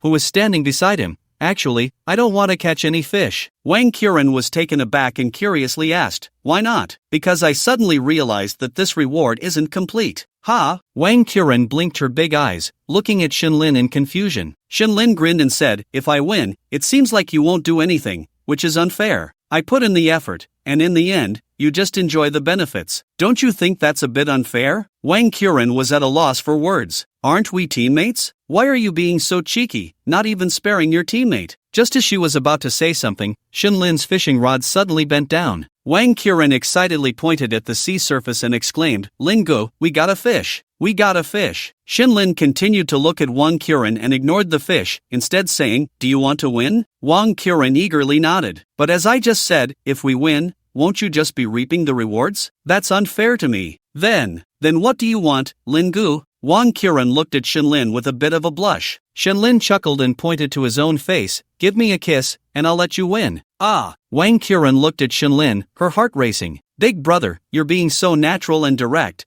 It's making the girl a bit flustered. What do you mean ah? Look, I'm fishing for you. You don't want us to lose and have to go give those 3 idiots massages, do you? Shen Lin directly brought up the massage. Isn't it more worthwhile to kiss me than to give a massage? Shen Lin continued to coax her. Lin Gu, you're being unreasonable. Wang Qurang pouted at Shen Lin. Oh, if that's the case, then I'll just let the little fish go. Fish are so cute. Why catch them? Shen Lin said as he reached for scissors to cut the fishing line. Wang Qurang quickly stopped him. Lin Gu, you're so bad. Have you heard the saying? Benefits must be exchanged at equal value. Shen Lin continued with his unreasonable logic, trying to persuade Wang Qurang. Wang Qurang blushed, glanced at Shen Lin, and then looked around. Seeing that no one was paying attention, she stood on her tiptoes and kissed Shen Lin on the cheek. Shen Lin felt the touch on his face and chuckled. First a kiss on the cheek, then on the lips, and finally, just take it slow. As for Wang Qurang being a star, what does that have to do with Shen Lin? Besides, anyone who could come to this gathering, to some extent, was making a statement. In their eyes, a star was just an actor. In Shen Lin's eyes, a star was still a person. They poop, eat, what's the big deal? Setting aside her halo, she was just a woman. Moreover, with Shen Lin's abilities, isn't it easy to support a star? Besides, the entertainment industry is a big melting pot. Who can remain clean and innocent? Rather than letting others exploit the rules, why not save oneself? Yes, save, definitely not exploit. Women have always been attracted to the strong, and Shen Lin felt he had that strength, didn't he? If he didn't have that strength today, would these goddesses and stars, who seem so high and mighty in the eyes of outsiders, come to a yacht gathering? Would they listen to a few of them? That's thinking too much. So, to see things clearly, one needs to look through the essence to see the underlying logic. If you're willing to come and play, you're already sending out some signals. At least, you're not just here to play, with men and women, yacht fishing. If nothing happens, do you really believe that? So, if you have a benefit to exchange, I have the leverage. That's all there is to it. This is why Shen Lin can boldly say flirtatious things, and he is very confident that Wang Xiuran will definitely agree. Shen Lin doesn't believe that when she arrived, Principal Wang didn't mention her background. And just now, during the team selection game, was it really just a simple game? However, girls like to be reserved, and Shen Lin is happy to enjoy that, so he will just keep peeling away her reserve, and that will be fine. In fact, at this point, Shen Lin's mindset is such that if you come on too strong, he would lose interest instead. That man, doesn't he have a desire to conquer? It's still the same saying, the upper class does lower class things. Watching Wang Xiuran kiss him, Shen Lin chuckled and then directly pulled the rod, pulling a fish out of the sea. Net. Wang Xiuran softly murmured in response to Shen Lin, quickly picking up the net to catch the fish. Oh, not bad, that was a lucky kiss, and it turned out to be a wild little yellow fish. Upon hearing Shen Lin's words, Wang Xiuran's face immediately turned red, and she shyly glanced at Shen Lin before looking at the fish, excitedly saying, wow, it's actually a wild little yellow fish. Second rod, this time, Lady Luck, is there another kiss? Shinlin said while naturally rebaiting the hook and looking at Wang Xiuran. Sometimes, women are strange creatures, they may be reserved at first, but once they have the first time, the second time becomes much more relaxed. Wang Xiuran then stood on her tiptoes and kissed Shinlin's face again. Shinlin quickly shook his head. No, this time it has to be here. Saying this, Shinlin touched his own lips. Hearing this, Wang Xiuran took a deep breath and playfully said, Lin Gu, you're naughty. Actually, it's quite a bargain. I can make you win, can't I? Shinlin's words had double meanings, just to see if the girl had emotional intelligence. Sure enough, as soon as Shinlin finished speaking, Wang Xiuran's eyes lit up. They were all in the entertainment industry, and no one was a novice. Shinlin's words were actually a veiled promise that he would protect her in the future in the entertainment circle. Wang Xiuran revealed a sweet smile, then looked around to see that no one was paying attention, and kissed Shinlin on the lips with her fiery red lips. Afterward, she lowered her head, blushing as she looked at the little yellow fish in the net. The little yellow fish was beautiful and precious, but ultimately it was caught and trapped in the net. Just like her just now, in this lifetime, she could only be held in Shinlin's hands. However, if this net were made of gold, it wouldn't be bad either. After all, just like the wild little yellow fish in the sea, no one would notice it. Only when it enters the human net does it become precious, right? In fact, it wasn't just Shinlin taking advantage. The remaining few fools were the same. For example, Principal Wan was directly hugging little Tianmei's waist, fishing together. For instance, Tang Jiachang was holding Meng Ziyi, seeking to explore. For example, Xin Feng was embracing and kissing little Zhuya. Among these people, perhaps only Yushu Xian and Di Li Ba were actually fishing normally, occasionally sharing their excitement over catching fish. Meanwhile, Principal Wang's fishing rod hadn't even been cast out yet. Xin Feng had fish on his line, but he preferred the fish in his arms. As for Tang Jiachang, he wouldn't even bother to pull in a fish that was biting. In short, they were all reserved people, while Shinlin was openly flirtatious. On Shinlin's side, it was quite comfortable. Every time he caught a fish, he would take a chance to flirt, making Wang Xiuran blush, and eventually, she leaned against Shinlin. As long as he caught a fish, they would kiss once. How pleasant. An hour later, everyone seemed to have agreed upon something. Each person carried their own fish bucket to the first deck. Yushu Xian looked at Shinlin and the others, suddenly stunned. Wow, you guys caught so many? Game over, we lost. Shinlin exchanged glances with a few others. Just before the final tally, a staff member on a jet ski had given Principal Wang, Tang Jiacheng, Xin Feng, and Shinlin each a little fish. It was impossible for a man to lose. Plus, Shinlin had caught one himself, and surprisingly, he came in first. Shinlin chuckled and said to Yushushin and Dilaba, Alright, now Baba and Shinshin, come up with me for a massage. Ran, you two, let Baba give you a massage. After saying that, Shinlin smiled at Principal Wang and directly took the three of them up to the top floor. Principal Wang grinned and hugged the little Tian girl, saying, Then we'll go to the third floor. Xin Feng, on the other hand, took little Zhuya directly to the bedroom on the deck, while Tang Jiacheng took Meng Zi to the bedroom as well. Each of them enjoyed a star's massage. On the top floor, Shinlin and Wang Qurang lay on yoga mats on the floor. At that moment, a staff member came up with coconut oil and handed 2 bottles to Shinlin and the others. Then he went to Principal Wang and the others, giving each of them a bottle. Shinlin couldn't help but give a mental thumbs up to Principal Wang and the others. Damn, you really know how to have fun. Everything was prepared. Were they starting to break the ice already? By the time they got off the yacht, everyone would be familiar with each other. The open sea, the yacht, and beautiful women, what a delightful experience. Shinlin smiled at Yushushin. You just give me a massage, Baba will massage Ran. Yushushin pouted, Can we change the punishment? I don't know how to massage. She looked at Shinlin, who chuckled, Then what can you do? I can eat. Shinlin's eyes widened. Was this girl really that bold? He thought for a moment and then said, Alright, come with me. By the way, Baba, make sure to give Ran a good massage. After all, our Ran is the winner. After saying that, Shinlin pulled Yushushin to another bedroom on the 3rd floor. However, as soon as they entered, they heard Principal Wang's voice from the next room. Yes, I'm feeling it, harder, yes, my back, my shoulders.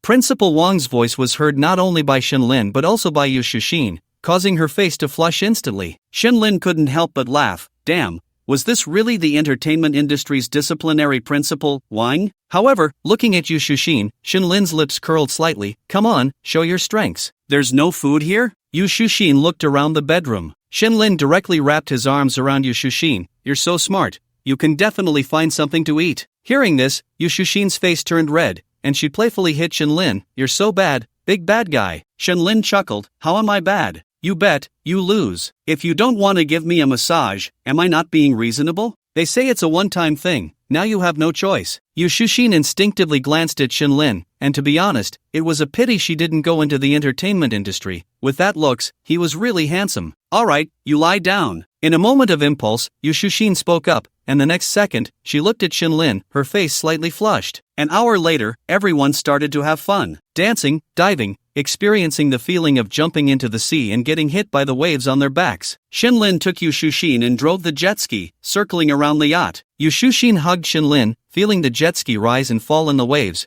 and couldn't help but shout loudly. Principal Wang and the others were playing with water parachutes, each one screaming in delight. However, happy times are always short-lived. Since some people on the yacht had to work the next day, at 8 p.m., the yacht began its return journey. As for fishing, Shenlin looked at Yu Shushin in his arms and said, "Isn't this just catching a fish?" After the yacht docked, Yu Shushin kissed Shenlin and immediately said, "Lingu, I'm leaving now. I have to go to Hongdian to shoot tonight. If you have time, you can come visit me on set." Shenlin was not surprised that she had work to do. After all, she was a popular star. He nodded, and then everyone changed their clothes and left the yacht. Li Ba left with Yu Shushin. After the two left, Shenlin turned to Wang Siyu Ran and asked, "What about you? Are you going back tonight?" Hearing Shenlin's somewhat meaningful question, Wang Siyu Ran was momentarily taken aback, her expression a bit unnatural as she said, "Lingu, I'm going back tonight too. I have work." "Oh, really? Do you really have work?" Shenlin's lips curled slightly. Just moments ago,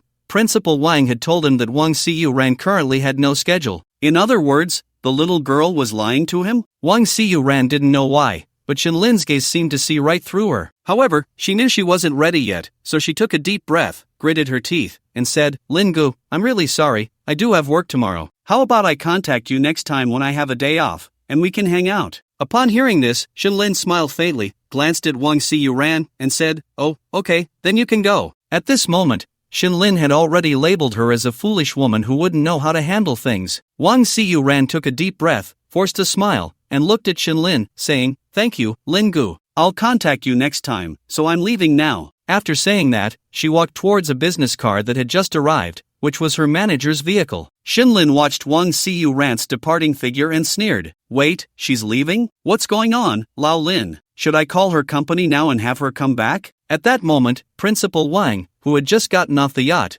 looked displeased after seeing Wang Siyu Ran leave. Shenlin smiled lightly. "No need, she has the right to choose, doesn't she?" "No, Lao Lin, this girl doesn't understand the rules. You're being too kind." Principal Wang felt this was a matter of principle. Since she agreed to come out to play, she should follow the rules. Leaving like this without understanding was embarrassing for him. After all, he had brought her. Shenlin chuckled and patted Principal Wang's shoulder, saying, "She has the right to choose, but I also have my rights, like blacklisting her." Shenlin said with a smile, inadvertently exuding an air of authority. He never considered himself a good person. "Since you like to break the rules, then don't blame me." Upon hearing this, Principal Wang immediately clasped his hands together. "Lao Lin, I misunderstood, I was wrong. Ha. In that case, I'll call her management company right now. She really doesn't understand the rules. How should we handle it? Should we have her come back or what?" Shenlin looked at the sea and said lightly, "A forced melon isn't sweet. If it doesn't work, just break it. After all, other melons also need resources, right?" Principal Wang understood Shenlin's meaning, which was to completely blacklist her. Once he understood, Principal Wang made a call to Wang Siyu Ran's management company to blacklist her. Don't think that people like Principal Wang are easy to talk to. In Shenlin's view, it's normal for the other party to have concerns. But if you have concerns, why did you come in the first place? Resources can be obtained just by being close? You think you can get something for nothing? Is there such a good thing in the world? What's wrong? Are you too proud? Are we beneath you? Since you came, you have to follow the rules. These are the unspoken rules. If you break them, you have to be punished. Shenlin wouldn't show any softness or play the saint. Some rules that benefit him, Shenlin always follows. If he were to fulfill her wishes, it would break the unspoken rules of their circle, and in the end, he would become an outlier within it. Who would still want to call him if such benefits were to exist in the future? Although he looked down on it, Shenlin wasn't foolish enough to rely on his status to forcibly disrupt an unwritten rule in the circle. That wouldn't be impressive, it would be stupid. Of course, it all comes down to this. As long as the rules benefit him, Shenlin abides by them. But if it touches upon his interests, he wouldn't hesitate to uproot it. The world is inherently a survival of the fittest. Even for second-generation rich kids, the lives they enjoy now were fought for by their ancestors amidst blood and strife. So, why should anyone expect to gain resources from us without giving anything in return? Do they really think we're fools? What now? Where to? Shinlin, now without a female companion, looked at the three fools, each with a woman in their arms, and asked, somewhat speechless, how about we call a girl over to keep you company? Forget it, a little simplicity is nice sometimes. Whether there's a second half or not, I'm heading home to sleep, Shinlin said as he lit a cigarette. There was supposed to be one. We were going to my villa to have some fun, but in your current state, you probably don't want to play anymore. Taking them out isn't realistic either. There are paparazzi everywhere. Tang Jiaqing thought for a moment, knowing they could operate under the table, but they certainly wouldn't let outsiders know. After all, these stars were the ones making them money. They all knew how to maintain their public image. So, no events then, right? No events, then let's go home. I'm tired anyway, Shinlin said helplessly. After greeting the three fools, he got into his McLaren P1. Boom! A roar erupted as Shinlin's car ignited, and he rolled down the window, giving the fools the middle finger. Brothers, I'm off. Ha ha ha, he's triggered. Old Lin, it's fine, we'll continue tomorrow, that's it for today. Principal Wang laughed heartily. Shinlin shot one of them a glance and pressed the accelerator, leaving the dock. After Shinlin left, Principal Wang looked at Qin Feng and Tang Jiaqing. What the hell is up with Wang Qiren? Just acting high and mighty, a little banishment will do. I'm off, I'm tired, Qin Feng said, wrapping his arm around Tian Meizi as he got into his car. Principal Wang shook his head helplessly. Forget it, I'll find old Lin for tea tomorrow and talk then. I'm off. Yeah, each to their own, find your own milkmaids, Tang Jiaqing said with a smile. On the other side, in a business van, Wang Qiren felt a bit restless, but thinking that Shinlin hadn't been angry just now, she comforted herself. I shouldn't have offended anyone, right? Ding dong, ding dong. At that moment, Wang Qiren's manager's WeChat notification rang, and the manager sitting next to her quickly picked up the phone to check. The next second, her face turned pale. She hurriedly looked at Wang Qiren. Ran, it's bad. President Su said you need to stop all your work from now on and take a good rest. What? Upon hearing this, Wang Qiren trembled all over. She had finally made it to today, and now, suddenly, Shinlin's face and his earlier smile flashed in her mind. Thud! Wang Qiren's heart skipped a beat, her breathing quickened, and her hands trembled as she hurriedly looked at her manager. Ask President Su what's going on. The manager looked at Wang Qiren with disappointment. You can see for yourself. Saying this, she handed the phone to Wang Qiren. Wang Qiren saw the latest message from General Su. Wang Qiren had offended someone, and that person called me, wanting to get back to work, so let her clean up her own mess. After seeing this message, Wang Qiren's lips trembled. She was truly scared. She knew very well who Principal Wang and the others were, and Shinlin was an even stronger presence than them, and she had just offended Shinlin. Thinking of this, Wang Qiren quickly picked up her phone, found Shinlin's WeChat, and began to edit a message, each word appearing incredibly sincere. At this moment, Wang Qiren deeply regretted it. She had just had a chance to rise to the top, but her so-called restraint and pride had made her lose everything. On the other side, Shinlin, immersed in driving, suddenly heard the WeChat notification sound. He picked up his phone and saw it was a message from Wang Qiren. He opened it and took a glance. Wang Qiren, brother, it's me, Ran. I didn't mean it just now, I was just curious. I clearly enjoy being with you, but my heart was holding back, wanting you to invite me personally. Brother, maybe it's because I've been under a lot of work pressure lately and feeling down. Brother, please forgive me, Ran will come to find you right now. Looking at the WeChat message that resembled a small essay, Shinlin glanced at the beginning and lost interest in reading further. He casually blocked Wang Qiren. At that moment, Shinlin suddenly felt like laughing. He thought of his ex-girlfriend from college. When they were about to break up, he was just like Wang Qiren now, a bit humble, sending a long string of small essays, hoping to move the other person. Perhaps, back then, the other person was just like him. They probably couldn't even be bothered to look at his small essay, right? So, don't be a sycophant, and don't be a weakling. Loving yourself is the best. Just stay away from everything and everyone that drains you. Rolling down the car window, Shinlin lit a cigarette, took a deep breath, and exhaled. The smoke was blown away by the wind outside the car window, disappearing without a trace. Shinlin knew that what disappeared was not the smoke but the old version of himself. Now, he had elevated his mindset once again. Time is precious, love yourself well. Time flies, find the right person to confront. In this flashy world, be yourself freely, and making yourself happy is the most important thing. After finishing a cigarette, Shinlin threw the butt out. Just as he was about to close the car window and head to the hotel, his phone rang again.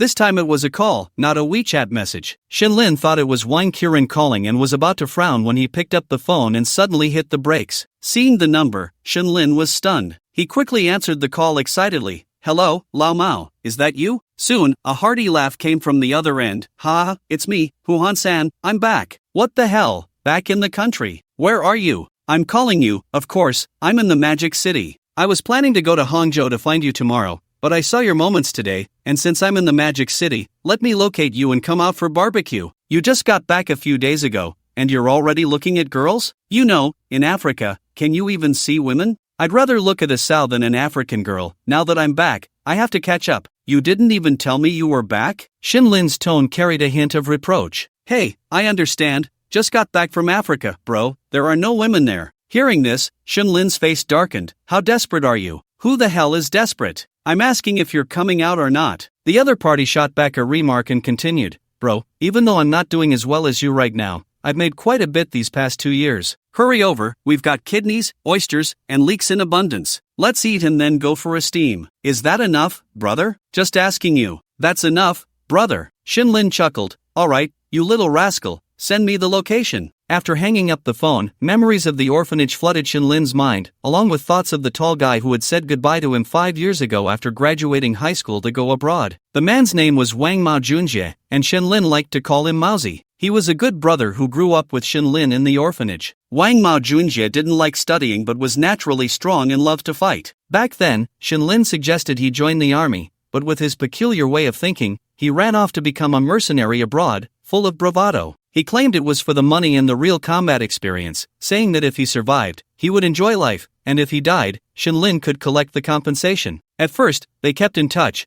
but after the incident with Brother Ka, Wang Mao Junjie sent him a message saying he was going to find Brother Ka, and then there was no news. During that time, Shinlin was constantly worried about this kid. Later, he saw on the news that Brother Ka had been dealt with, but there was still no word from this kid. At that time, Shinlin thought the kid was dead. Who knew? Later he received a text from this kid saying he was fine and not to worry, that he was off to train. And then there was silence again. During that time, Shinlin had just started dating, and gradually he stopped paying attention to Wang Mao Junjie. Looking back now, he felt he really wasn't a good person, forgetting his brother in the warmth of love. However, it seemed this guy wasn't much of a person either. When he came back, the first thing he did wasn't to find Shinlin but to look for women. Thinking about it this way, Shinlin's guilt towards his brother vanished instantly. They were both the same. Shinlin drove towards the location that Lao Mao had sent him. It wasn't in the urban area of the Magic City but in the suburban Dingjie district, a bit far, but Shinlin had just returned from the seaside, so it was convenient, especially since he was driving a McLaren P1.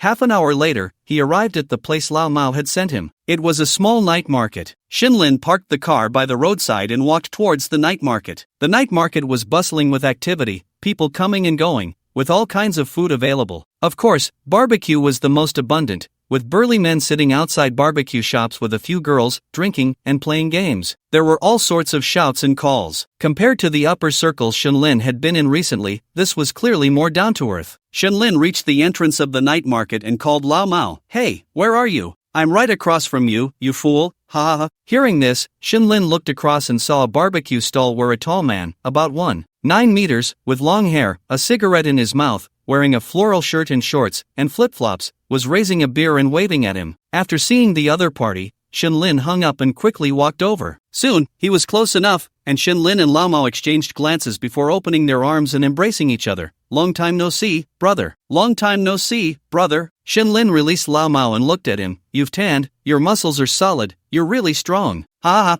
don't talk about me, you've gotten strong too. You used to be a little chicken, I was the one carrying you in fights. Stop standing around, sit down." Lao Mao laughed and gestured for Shinlin to take a seat, then turned to the boss. "Boss, bring me 3 boxes of Hogarten, lamb skewers, beef skewers, kidneys, oysters, whatever you have, just bring it all. Today, I want to drink with my brother until we drop." Hearing this, the boss chuckled. "Alright, by the way, if you eat too much, don't go tearing down walls tonight." Ha ha ha. Shinlin laughed at this, finding the boss quite amusing. Damn it, after eating so much, who the hell would go tear down walls? I'd rather go tear down a bathhouse. Lao Mao chuckled, enjoying the banter, and pulled out a cigarette to offer. "It's been 5 years, brother, we're not leaving until we're drunk tonight. No kidding. Shinlin grinned, lit the cigarette, and asked, you're back, not planning to leave again? Lao Mao looked at Shinlin with a big grin and said, leave? Hell no. There's money to be made outside, but the stench of body odor is strong. If you want to find a girl, the body odor kills the mood. It's better back home. Hearing this, Shinlin teased, I think you just couldn't stand being lonely and came back. So, what are your plans now? Shinlin opened a bottle of liquor and handed one to Lao Mao, then opened another for himself. They clinked their glasses. Let's see how it goes. No need to think about it now. Anyway, the money I've made these years could last a lifetime. Let's just relax. By the way, the people around here are really something. Around here? Watch out for scams. Just enjoy the drinks. Tonight,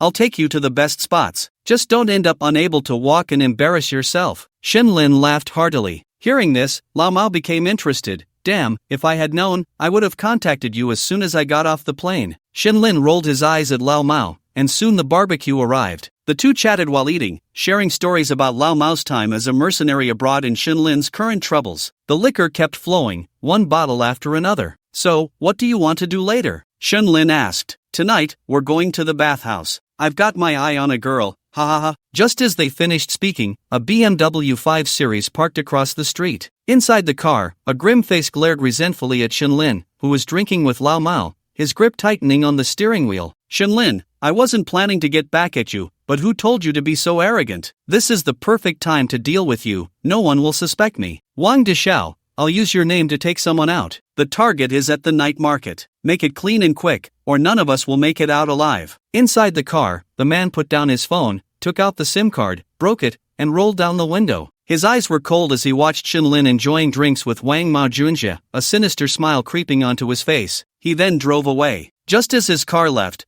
a Land Rover slowly followed the BMW, disappearing into the night market. At that moment, people suddenly appeared from all directions in the night market. They looked like they were out shopping, but if one paid attention to their eyes, it was clear they were surrounding Shinlin and Wang Mao Junjie. Everyone was wearing headphones. A couple among them whispered something into their earpieces, and the next second, the woman took off her backpack while the man reached into his coat. The man's gaze was fixed on Shinlin, and in the next moment, a flash of malice crossed his eyes. Make your move. After he spoke, the woman beside him and several nearby disguised individuals placed their hands on their coat chests. Just as they were about to pull something out, a series of fireworks suddenly lit up the night sky. Wow, fireworks, so beautiful. Aren't fireworks banned in the Magic City? Which brave soul is risking it to entertain us? Ha ha ha, let's take some pictures. Shinlin and Wang Mao Junjie, who were enjoying their drinks, couldn't help but look up at the sky. Damn, Lao Mao, looks like meeting me today was the right choice. We even get to see fireworks. Cheers! Wang Mao Junjie also raised his gaze to the fireworks in the sky, one hand resting on his waist, a fleeting glint of murderous intent flashing in his eyes. He then lifted his glass towards Shinlin and said, cheers. After clinking their glasses, Shinlin tilted his head back to drink, and Wang Mao Junjie did the same. But unlike Shinlin, his peripheral vision was constantly scanning the surroundings. In the night market, those who had just been ready to act all turned their attention to the fireworks in the sky. Among the crowd, a couple suddenly froze. The man frowned and was about to turn to the woman beside him, who set off the... But before he could turn his head, he felt a liquid flowing at the back of his head. The next moment, darkness enveloped him. The woman beside him experienced the same, her vision going black. However, neither of them fell. It turned out that behind them were two individuals supporting them, looking relaxed, even taking selfies with their phones alongside the people they were assisting. A similar scene unfolded around Shinlin and Wang Mao Junjie. Soon, these individuals helped their companions away,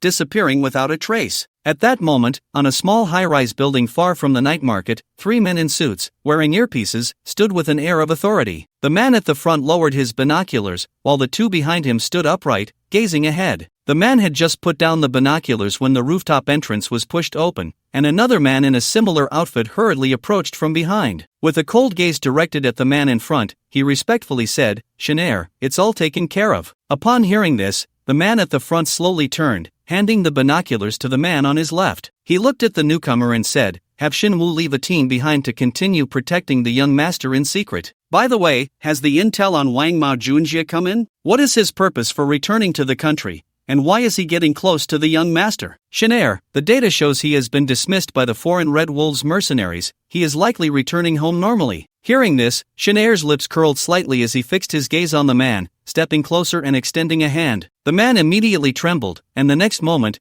Shanair placed his hand on his shoulder. The intel team can be replaced, stand down. With that, Shanair led his men away from the rooftop. Meanwhile, a BMW 5 Series had just driven towards the night market, heading for a nearby tunnel. As the BMW entered the tunnel, a man in a red vest, labeled Tunnel Maintenance, chewed on a piece of dogtail grass. He smiled at the BMW as it drove into the tunnel and then set up a maintenance barrier in front of it. Inside the tunnel, the driver of the BMW was a face that Shinlin would definitely recognize, illuminated by the tunnel lights. It was none other than In-D. As In-D drove into the tunnel, he was in a good mood. Hee, Shinlin, the capital city isn't just home to you, the only prince. Just as In-D was feeling smug, suddenly, a Land Rover abruptly blocked his path. In-D was taken aback, slamming on the brakes, nearly hitting his head on the steering wheel. Damn it, can't you drive? Damn, I. As In-D glared at the Land Rover, ready to curse, the next moment, he began to tremble. Because at that moment, a man in a suit stepped out of the Land Rover, hands in his pockets, smiling as he slowly walked towards In-D's car. How is this possible? Shin family's dark guard leader Shin-E, why? Didn't Li Xiao say that there are no dark guards around Shinlin anymore? As In-D was in shock, Shin-E had already arrived at the driver's side door, bending down to knock on the car window. In-D looked at Shin-E in fear, hurriedly fumbling to grab a satellite phone from the passenger seat. Just as he was about to dial, the next second, boom, the window of the BMW 5 Series suddenly shattered. In-D saw a hand reach in, and the next moment, it grabbed his shoulder. No, Shun-E, you can't kill me. But before In-D could finish his words, he felt a force pulling him from the car, dragging him to the window. His entire face was pressed tightly against the glass, unable to speak. Then, In-D saw another hand reach through the window and open the door. Get out! In-D heard the command, and in the next second, he was yanked out of the car and slammed hard onto the ground. A foot was placed directly on his face. In-D trembled all over, looking fearfully at the man before him. Shin-E smiled as he bent down, staring at In-D and said, In-D, tell me, who sent you? What are you talking about? I don't know, Commander Shin, it's a misunderstanding. I didn't do anything. In-D swallowed hard, looking at Shin-E in terror. Shin-E twisted his neck, and the next second, he kicked In-D in the abdomen, sending him flying more than a meter backward. Cough.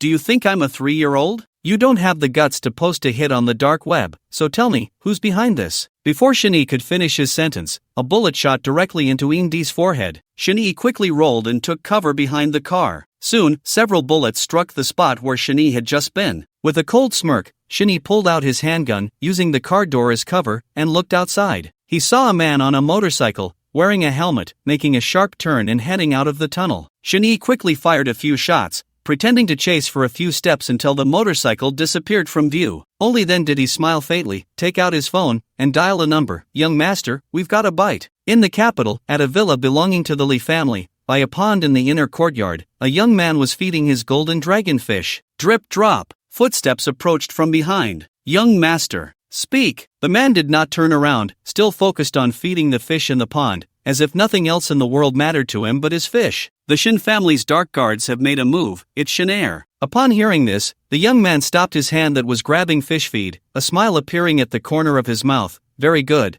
then everything can be explained clearly. The Shin family attacked my Li family for no reason, and I was still puzzled. The Shin family shouldn't be so reckless. The young man smiled slightly. He was Li Mubai, the eldest son of the Li family, and the most outstanding among the 3 generations of the Li family. A few days ago, he attended a gathering and accidentally heard about In-D's situation. At that time, Li Mubai took notice. In-D's background had only the Zhao family and the Shin family in the Magic City with such power. Every piece of information about the Shin family, big or small, Li Mubai paid great attention to. Moreover, he had long coveted the In family's assets. This was just the opportunity he needed. Li Mubai had his connections find In-D, offering to help him take revenge. In-D had been brooding over this matter and, thinking of Li Mubai's identity, suddenly felt more confident. Besides, Li Mubai had also promised to arrange manpower for him. From that moment on, In-D was filled with confidence, determined to seek revenge on Shinlin. However, what In-D did not know was that Li Mubai did not use the power of his family, but instead, on the dark web,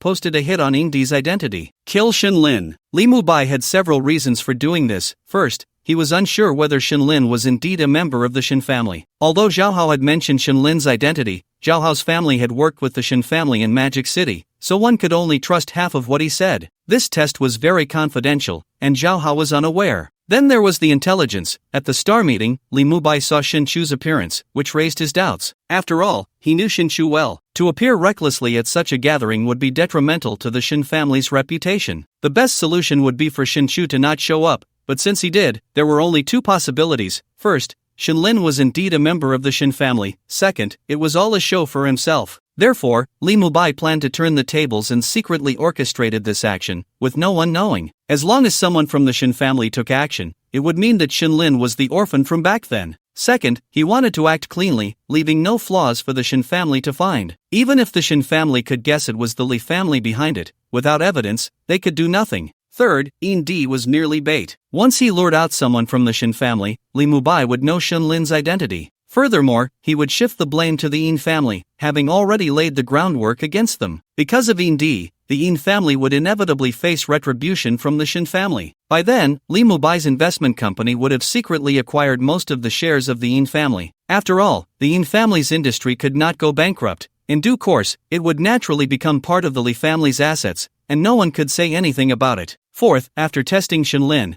the Shin family had not publicly announced his information. At least among the other 5 major families, aside from the Ni and Shin families, no one knew Shinlin's identity. Therefore, even if Shinlin were to perish during this process, the Shin family would have no reason to retaliate. This was the rule of the imperial capital. Fifth, only Li Mubai knew in his heart. Young master, what should we do next? The person behind Li Mubai continued to inquire. Li Mubai tossed the fish feed into the pond, and several silver and golden dragonfish jumped out, scrambling for food, while Li Mubai's gaze was solely focused on the golden dragonfish. After seeing the golden dragonfish snatch the food, he slowly said, "Maintain surveillance. Before Shinlin returns, use someone else's hand to kill. The Ni family's side branch has always wanted to break away, right? Add some fuel to the fire." "Understood. Go ahead." "Yes." After his subordinate left, Li Mubai stood up and gazed into the distance. When balance lasts too long, some feed is needed to make the peacefully coexisting fish fight until they bleed. In Magic City, in Shinchu's office, Shin Er walked in. Looking at the busy Shinchu, he stepped forward and respectfully said, "Young master, it's all taken care of." Upon hearing this, Shinchu raised his eyes, set down his work, and looked at Shin Er. "Are you sure it's someone from the Li family?" "Yes, when you issued the order, we tracked every dark guard of the Li family. Today, the one who killed Indi was Li Wu from the Li family." Shin Er replied respectfully, "All right, go ahead. Protect young Lin well." After Shinchu finished speaking, Shin Er hesitated but did not leave. "What's wrong? Is there something else?" Shin Er scratched his head, looking at Shinchu. "Young master, I don't quite understand. The family had clearly said to keep it confidential. Why push young master out?" Hearing this, Shinchu set down his work, slowly stood up, and walked to the window. The Shin family can seal off information within their own sphere of influence, but they cannot seal some people's mouths. "Young master, do you mean?" "Yes, sometimes passive defense is not as effective as taking the initiative," Shinchu said. "But how can you be sure that Indi will agree to Li Mubai? Moreover, this is very dangerous. If Indi refuses Li Mubai, then it would be pushing the young master to the forefront. The young master hasn't returned to the family yet, and he has been away for years. If you recklessly pull him into this whirlpool, it could be disastrous. If something happens to the young master, big brother, you." Upon hearing this, Shinchu slowly turned around and looked at Shin Er, who says Shaolin doesn't know. "Don't underestimate the bloodline of the Shin family," Shinchu said with a smile, his thoughts drifting back to when Shinlin was troubled by Indi shortly after recognizing his family in the Magic City. With the secret protection of the Shin family's dark guards, how could he not know that Indi was looking for trouble with Shinlin? That day, as soon as Shinlin walked into the supermarket, he received a call from Shinchu. "Shaolin, Indi is looking for trouble with you. How do you plan to handle it?" "If no one provokes me, I won't provoke anyone. Since he has provoked me, I will chop him up." "But, brother, you called me for more than just to tell me that Indi is coming for me, right?" In the supermarket, Shinlin continued to pick out items as he spoke. Smart, as expected of someone from the Shin family. "Do you really have no resentment towards the Li family?" Upon hearing this, Shinlin clenched his fists and calmly replied, "Then let's use him as bait. Isn't that perfect? So you know what to do?" Shinchu chuckled on the other end of the line. "Establish a persona, seek benefits, repay favors, and set the bait." Shenlin needed to establish a persona. What kind of persona? A violent and vengeful one. This is why he disregarded the bigger picture and crippled Jiang Xin in public. At a critical moment, Shinshu said one thing, little brother, it all depends on whether you want to leave no survivors. This was said deliberately, to inform everyone present that if Shinlin did not have Shinshu's organization and advice, he would directly cripple Indi and others. This left the first impression of Shinlin as a reckless man, and it had to be said in front of Zhao Hao. After all, whether it was Jiang Xin or Indi, neither had the persuasive power of Zhao Hao. Shinshu understood Li Mubai. As long as it was about the Shin family, Li Mubai would pay attention to every detail, big or small, so he would definitely seek out Indi or even Zhao Hao to understand what happened that day. Of course, Shinshu understood Li Mubai, and Li Mubai understood Shinshu as well. At this point, another spark was needed. Just in time, the emergence of the Star Association was another spark. Shinshu secretly contacted Hu Xiong to bring Shinlin into the Star Association. This led to Shinlin deepening everyone's impression once again, getting into fights at the slightest disagreement, further establishing his image. After that, the two brothers conversed in the private room. It was actually quite simple. It was about giving Li Mubai a chance to act,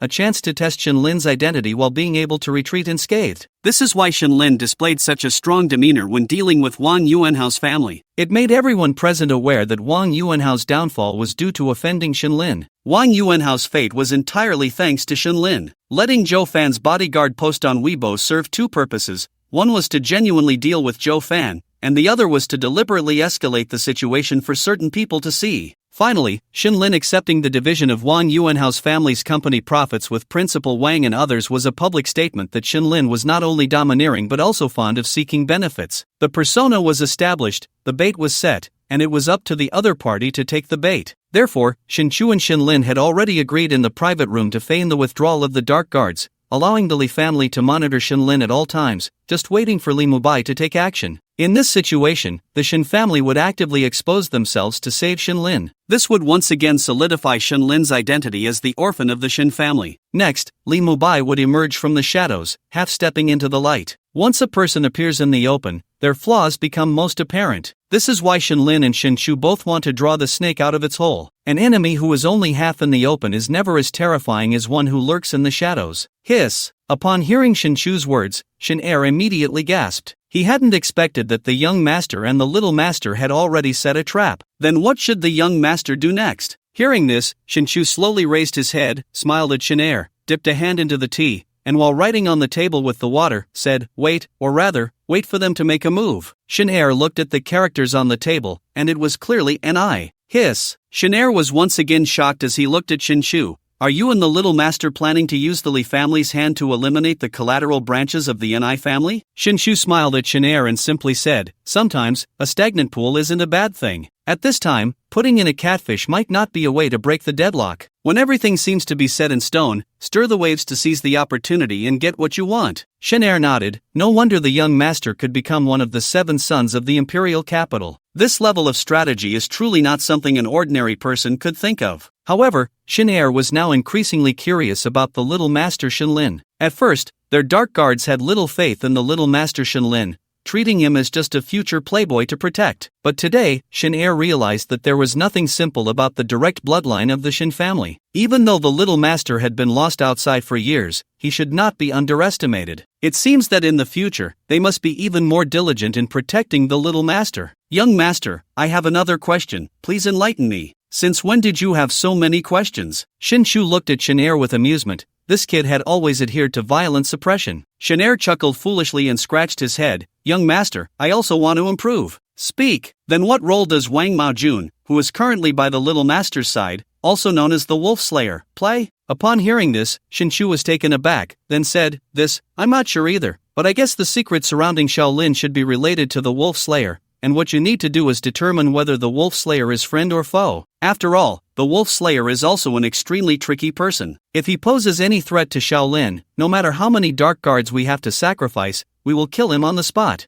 Upon hearing this, Shin-er quickly nodded, understood. Shinshu smiled at Shin-er and waved his hand. Shin-er then directly left Shinshu's office. After Shin-er left, Shinshu immediately furrowed his brows and picked up a photo from the table. If Shinlin saw this photo, he would surely be shocked, as it was a picture of himself as a child in the orphanage with Wang Maojun. Wolf Slayer, what exactly is your purpose? I can't believe you were expelled from the Red Wolf mercenaries. After all, they don't have the strength to expel you. As one of the leaders of the world's #1 assassin organization, Shadow, did you really return home with no other purpose? I just wonder if Shaolin knows that his good brother is actually one of the 3 renowned leaders of Shadow, or is Shaolin also part of Shadow? But no matter what, when friends come, there is meat, when wolves come, there are guns. I hope you have no other intentions, otherwise, I will have air uproot Shadow. Just as the Li family and the Shin family were secretly clashing, our protagonist Shinlin was walking into a bathhouse with his good brother, arms around each other's shoulders. To be honest, the current bathhouse is built like a palace. Tall buildings, round tower tops, a small square in front, and in the center, a huge water curtain fountain. Shinlin and Wang Mao Junjie had just walked into the bathing center when they were greeted at the entrance by a row of attractive young women in kipeos, who, trained to perfection, nodded and bowed in greeting. "Welcome, gentlemen. Please come in." Shinlin and Wang Mao Junjie exchanged a glance, both revealing lewd smiles. "Damn, I was born for this bathing center. That sweet voice makes me feel all tingly. Old Lin, tonight, I want 3 dragons." Shinlin looked at Wang Mao Junjie speechlessly, thinking this guy must have spent too long in Africa. "Can you not embarrass me? Just go inside." With that, Shinlin pushed the old man into the lobby. As soon as they entered, a beautiful woman in a black professional outfit, with a curvy figure, approached them holding a walkie-talkie, warmly welcoming them. "Hello, gentlemen. You both look radiant. There must be some good news." Before Shinlin could respond, Wang Mao Junjie grinned and directly wrapped his arm around the woman's slender waist. Although she wasn't a working girl, she certainly had her charm. "You have such a sweet mouth. How did you know? Ha ha ha. By the way, I'm here with a friend, looking for some fun. You know what I mean?" The woman, not offended by Wang Mao's embrace, playfully swatted his arm and led the 2 of them toward the 3rd floor, swaying her hips. "You 2 brothers, coming here to spend, I'll make sure you have a clear arrangement. You both seem like important people. How about I arrange our top-tier service for you?" "What kind of service?" Wang Mao Junjie raised an eyebrow, teasingly touching the woman's soft hand while occasionally glancing at Shinlin. Shinlin had always thought of himself as quite the flirt, but now, compared to Wang Mao, he felt a bit less experienced. Had Wang Mao really not had a black girl in Africa? Hearing this, the woman felt a surge of joy. It seemed these 2 were indeed wealthy, and there was potential here. She giggled and wrapped her arms around Wang Mao Junjie's sturdy waist. "Brothers, our top-tier service here features lovely ladies, and after a bath, you'll enjoy premium imported oil massages, plus various performances. If there's something fun, bring it on." "Today, I'm just here to have a good time with my brother," Shinlin quickly said, then looked at the woman and then at Wang Mao Junjie. "How about you stay and keep my brother company? Thank you for thinking highly of me, but at my age, I can't compete with the young ones. However, if you 2 opt for the top-tier service, I can come back later to toast you and perform a little something. How about that?" I must say, it's no wonder she became the manager. Her words were both pleasant and appropriate,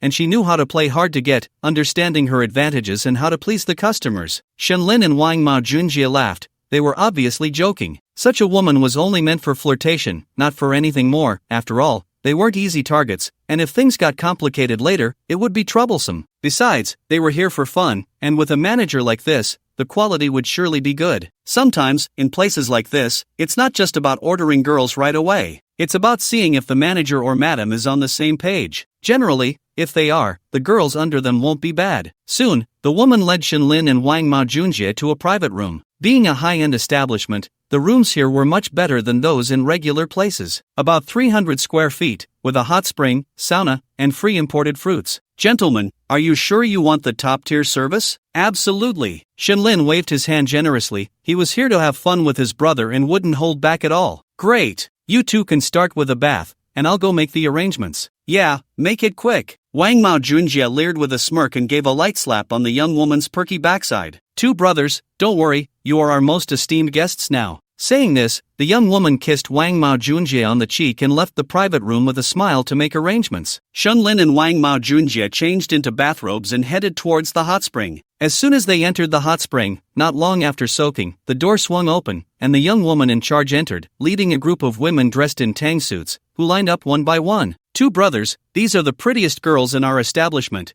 Take a look and choose." Shinlin and Wang Mao Junjie exchanged glances and smirked. Shinlin then said, "Keep them all. Whatever the cost, just let it be." Upon hearing this, the young woman in charge was momentarily stunned. Oh my, they had encountered big clients. This deal would be quite profitable, but she still confirmed, "2 brothers, do you want to keep them all? If you do, even if only 1 or 2 provide services, the service fees for the other girls will still need to be paid." "Stop talking nonsense. let's enjoy ourselves however we want today. How much is it? Seeing Shenlin say this, the young woman in charge quickly nodded excitedly. Then I'll have them start serving you right away. Oh, and I'll come back later too. That sounds great, bring it on. Wang Mao Junjie laughed heartily, and soon over 10 girls entered the hot spring, all dressed in white tang suits. As the clothes got wet, they became somewhat translucent. What a delightful scene. Shenlin and Wang Mao Junjie each embraced 2 girls, leaning back in the hot spring while chatting. The other girls were busy scrubbing their backs, pouring drinks, and feeding them fruits. The young woman in charge also came to the front of the hot spring in her tang suit, accompanied by several girls,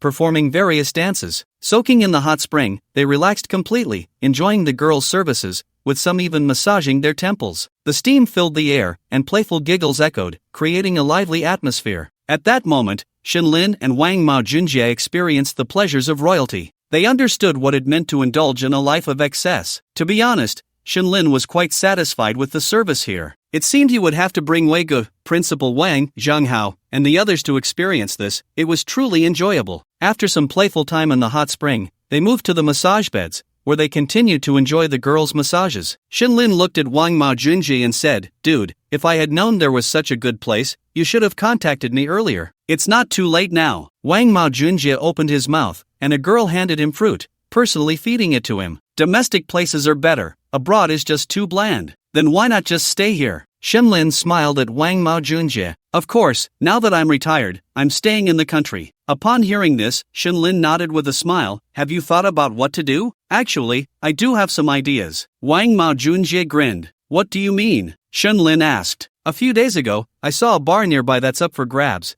How about we take it over together? Just right, I know a lot of people abroad too. We can bring in some European and American marketing. It'll definitely be a hit. Hearing this, Shenlin's eyes lit up. Wow, that sounds good. You're more extravagant than I am. Then it's settled. We'll go check out the bar tomorrow. When we take it over, let's decorate it luxuriously and make it a high-end bar. I'll invite my second-generation friends to come by every day, and with their cars parked out front, the prestige will go up. Shenlin thought for a moment and said. Upon hearing this, Wang Mao Junjie chuckled, raising his glass. Then let's toast to our grand ambitions. Shenlin also raised his glass. To our grand ambitions. Shenlin and Wang Mao Junjie, while enjoying the ultimate service from the girls, discussed the bar business. Of course, Shenlin would only provide the funds. Management would still be left to Wang Mao Junjie. Moreover, Shenlin suddenly felt that opening a bar was indeed a good idea. Why? First, there would be a fixed place to hang out and gather in the future. Second, his hangover remedy product would soon be launched, and he could promote it in the bar, which would surely bring in profits. After all, who goes to a bar without drinking? Who would willingly raise a white flag while drinking at a bar? If someone can't handle it, they could just buy the remedy and keep drinking,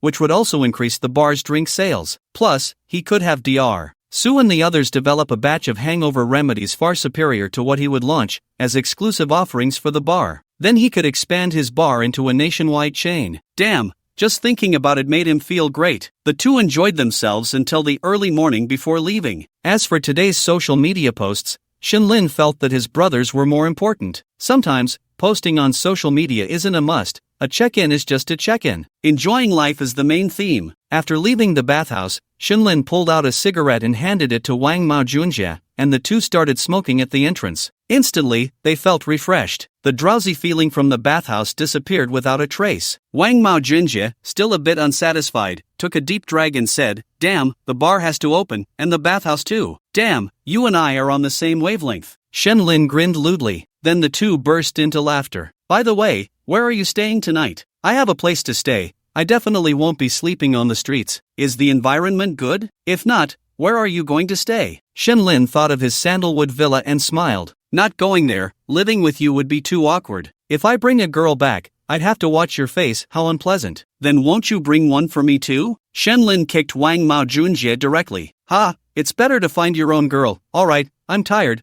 Let's go home and find our own moms. Wang Mao Junjie tossed his cigarette butt on the ground, stepped on it, and smiled at Shenlin. Shenlin nodded and looked at Wang Mao Junjie, saying, seriously, if it really doesn't work out, just come stay at my place. It's a villa, big enough, even if you bring a woman back, I might not even know. Get lost. Oh, there's one more thing I forgot to tell you. At that moment, Wang Mao Junjie seemed to remember something and said to Shenlin, what is it? Shenlin looked at Wang Mao Junjie in confusion. Sister Xin is coming back to the country. Upon hearing this, Shenlin was taken aback, memories of the girl who protected him and Wang Mao Junjie in the orphanage flooding back. The girl was 3 years older than Shenlin and Wang Mao Junjie. In middle school, she was found by her biological parents and went abroad, but they had kept in touch. Back then, Sister Xin would occasionally send them good things from abroad, like imported chocolates and cigarettes. That made Shenlin and Wang Mao Junjie the most popular kids in the yard. Every day, a bunch of kids would follow them around,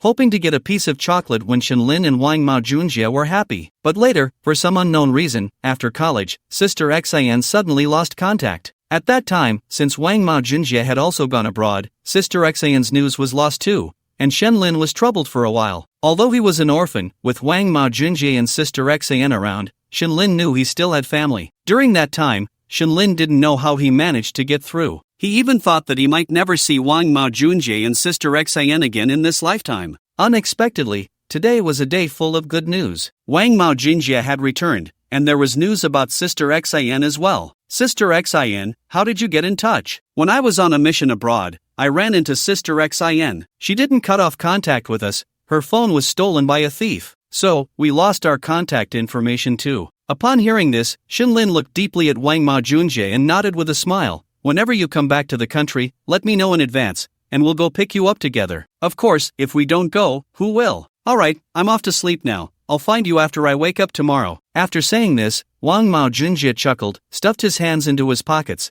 and hummed a little tune as he left. Shenlin watched Wang Mao Junjie's departing figure and reined in his smile. You little rascal, still hiding things from me. Let's see when you decide to tell me. Shenlin shook his head helplessly and returned to his car, then immediately called Shinshu. Hey, brother, I'm at home, come over yourself. Okay. After hanging up, Shenlin had a cigarette and drove towards Shinshu's house. Meanwhile, after leaving the bathhouse, Wang Mao Junjie received a phone call. Looking at the caller ID, he smiled faintly and answered, Hello, Sister Xin. At that moment, in a manor in Europe, on the second-floor balcony, a woman in a red lace nightgown held a glass of red wine and asked with a smile, Is Shaolin alright? Sister Xin, he's fine. The assassin should have been dealt with by the Shin family. That's good to hear. However, find some time to visit the Li family. My people dare to act. I see they no longer want their overseas assets. Understood. The day after tomorrow, I'll return to the country. Don't tell Shaolin for now, it's not time to meet yet. Alright, Sister Xin, but I have to hang up now. Wang Mao Junjie walked into an alley, smirking coldly, and said lightly into the phone, be careful. It's normal for the Shin family to be on guard against you, remember to keep it subtle. Got it, Sister Xin, hanging up. Sister Xin smiled slightly as Wang Mao Junjie ended the call, then picked up a photo, looking at Shenlin, and gently traced it with her finger. Shaolin, your sister is coming back. I wonder if you're still shy? On the other side, after hanging up, Wang Mao Junjie put his phone in his pocket and spoke to the air. Friend, come out. With his words, a voice appeared at the end of the alley, a man in a suit with his hands in his pockets, walking and smiling. Killing wolves? No, Master Wang. What is your purpose for returning to the country? Are you friend or foe to the young master? Wang Mao Junjie lit a cigarette, took a deep puff, and blew out a smoke ring. Shin family, Shini, Commander Shin, I'm just returning to the country normally. Your Shin family seems to have no control over me, right? Shini stopped under a light, looked up at Wang Mao Junjie, and said in a relaxed tone, Master Wang, I need to determine if you are friend or foe, otherwise, you won't be leaving here today. Shini looked at Wang Mao Junjie with a charming smile. Why bother? I'm afraid I can't disclose that. Just as the old Russian finished speaking, a cold wind began to swirl, making even the neon lights above Shini's head flicker. Shini smiled as he stared at Wang Mao Junjie. If that's the case, it doesn't seem like a good omen for you. Oh, is that so? I think it's not a good omen for you either. Wang Mao Junjie threw the cigarette butt on the ground, stepped on it, and looked at Shini with a playful expression, hands in his pockets. As Wang Mao Junjie finished speaking, a man and a woman dressed in leather emerged slowly from the dark alley behind him. The woman was incredibly alluring, while the man carried someone on his shoulder, forming a triangle that surrounded Shini. You are Shini from the Shin family's dark guards? Not bad at all. Should I say you are confident or overestimating yourself? Dare to come find trouble with us, the shadows? The woman circled Shini, then laughed charmingly. I really admire your spirit of flying into the fire. The Shin family, I really want to have a go, but this is a gift for you. Catch it well. I won't be responsible if you get hurt. The man beside the woman threw the person he was carrying directly at Shini. Shini smiled as he reached out and caught the man by the neck, lifting him up to examine his face. the corners of his mouth curling slightly. Oh? Li family's dark guard, Li 11, just a piece of trash. After saying that, Shini tossed him aside and looked at the man and woman. Wang Luzhu, this is different from what you just said. The top assassins of the shadows, Rakshasa and Iron Tower are here. It seems your motives for returning to the country are not pure. However, I will accept this gift. After Shini spoke, he raised his gaze to Wang Mao Junjie, a surge of hostility erupting around him. You still haven't answered my question. Tisk tsk, Commander Shin, those who dare to speak to our Wang Luzhu like that usually don't end well. Oh dear, sister sees your delicate skin and doesn't want you to be ravaged by the Luzhu, so let me handle it. After Rakshasa finished speaking, she immediately launched a whip kick towards Shini, who twisted his neck. Quickly, he extended one hand and caught Rakshas's leg. A good leg, but it's a pity, your temperament is a bit too fierce. After saying that, Shini exerted a bit of force, and Rakshasa immediately sensed something was off, preparing to lift her other leg to execute a scissor kick around Shini's neck. But just as she lifted her foot, Shini moved. One hand held Rakshasa's leg while the other arm blocked her incoming attack with her other leg. In that instant, Shini released the grip on Rakshasa's leg, clenched his fist, and struck hard at the leg that had just been blocked. Bang! Rakshasa was sent flying against the wall beside her. The next second, she saw a kick coming towards her chest. You dare! Iron Tower, furious, immediately threw a punch at Shini without hesitation. Shini smiled, but his eyes flashed coldly. He reached to his waist, and a triangular military dagger shot towards Iron Tower. With no choice, Iron Tower could only dodge, but just as he did, Shini's figure, like a ghost, appeared in front of him, one hand supporting Iron Tower's chin while the other formed a fist, striking towards Iron Tower's chest. Bang! Iron Tower was sent crashing into the wall beside him. Put! He spat out blood, looking at Shini in disbelief. Shini dusted off his clothes and stared at Wang Mao Junjie. Wang Mao Junjie smiled faintly, looking at Shini. As expected of Commander Shin, do you two now see the gap? This is the cream of the crop in ZNH. Even if you possess top-tier special forces strength, you can still be effortlessly toyed with. Wang Mao Junjie glanced at Rakshasa and Iron Tower, then looked back at Shini. Thank you, Commander Shin, for teaching my subordinates. I'll treat you to a drink when you have time. After saying that, Wang Mao Junjie turned and walked away. Shini also smiled faintly and did not make another move, while Rakshasa and Iron Tower helped each other up, looking deeply at Shini before following Wang Mao Junjie into the darkness. Just as they had just left, several figures emerged behind Shini. Commander Shin, why did you let them go? Shini lit a cigarette, glanced at the barely consciously Shi lying on the ground, and slowly said, the other party has no ill intentions towards the young master. This is their token of sincerity. Then why did you just act against Luocha and Tieta? One of the dark guards from the Shin family asked from behind. Kid, it's hard to repay a favor. That's called guidance. Take Li Shi back and wait for the orders from the eldest and the young master. Understood. What about the shadow? The dark guard inquired. Upon hearing this, Shini looked again in the direction where Wang Mao Jun had left, a slight smirk appearing on his lips. Being used as a laborer. For now, they are friends, but only concerning the young master. We still need to keep an eye on them. However, it shouldn't be us. Call the second young master and have his people monitor them. After finishing, Shini stuffed his hands into his pockets and turned to leave. On the other side, Shinlin and Shinshu were sitting in Shinshu's living room, drinking. Soon, Shinshu received a text message. After reading it, he turned to Shinlin and said, Li Shi from the Li family has been captured. What do you plan to do next? Release him back to the Li family, Shinlin replied after taking a sip of whiskey and thinking for a moment. Shinshu looked at Shinlin in surprise. Shinlin smiled faintly, leaned in to whisper something in Shinshu's ear. The next second, Shinshu smiled and nodded. Then let Shini dump this kid near the trash can. Shinshu chuckled and continued, it won't be long before the collateral branch of the Ni family learns of your existence. What do you plan to do? When soldiers come, I'll block them. When water comes, I'll cover it. By the way, give me the information on the collateral branch of the Ni family. It seems you have your own ideas. If you need anything, just speak up. By the way, Auntie has returned to the country and will probably come to see you soon. Shinshu recalled something and said to Shinlin. Shinlin was taken aback upon hearing this, then smiled and nodded. He felt a bit of anticipation and a bit of nervousness, but he quickly calmed down. After all, from the moment he acknowledged his family, Shinlin knew this day would come eventually, and he was mentally prepared. Then Shinlin smiled. Try to wait for me to return to Hangchang. There are still many matters to handle in the Magic City. It's time for me to establish a layer of protection for myself, apart from the Shin and Ni families. After chatting for a while, Shinlin and Shinshu each returned to their own rooms. Back in his room, Shinlin lay on the bed, looking out at the night sky, lost in thought. In the study of the Shin family villa in the capital, Shinshuawu looked at the intelligence handed over by the Dark Guard, his brow slightly furrowed. He raised his eyes to Shinshuejuan and asked, "Elder brother, what is the intention behind this move?" Firstly, to eliminate those disobedient members of the Ni family for the lady. Secondly, to establish authority for my son. After all, the Dark Guards of the Shin family are also members of the Shin family. Shinshu and Shinhui have gained the approval of the second uncle and the Dark Guards to command them,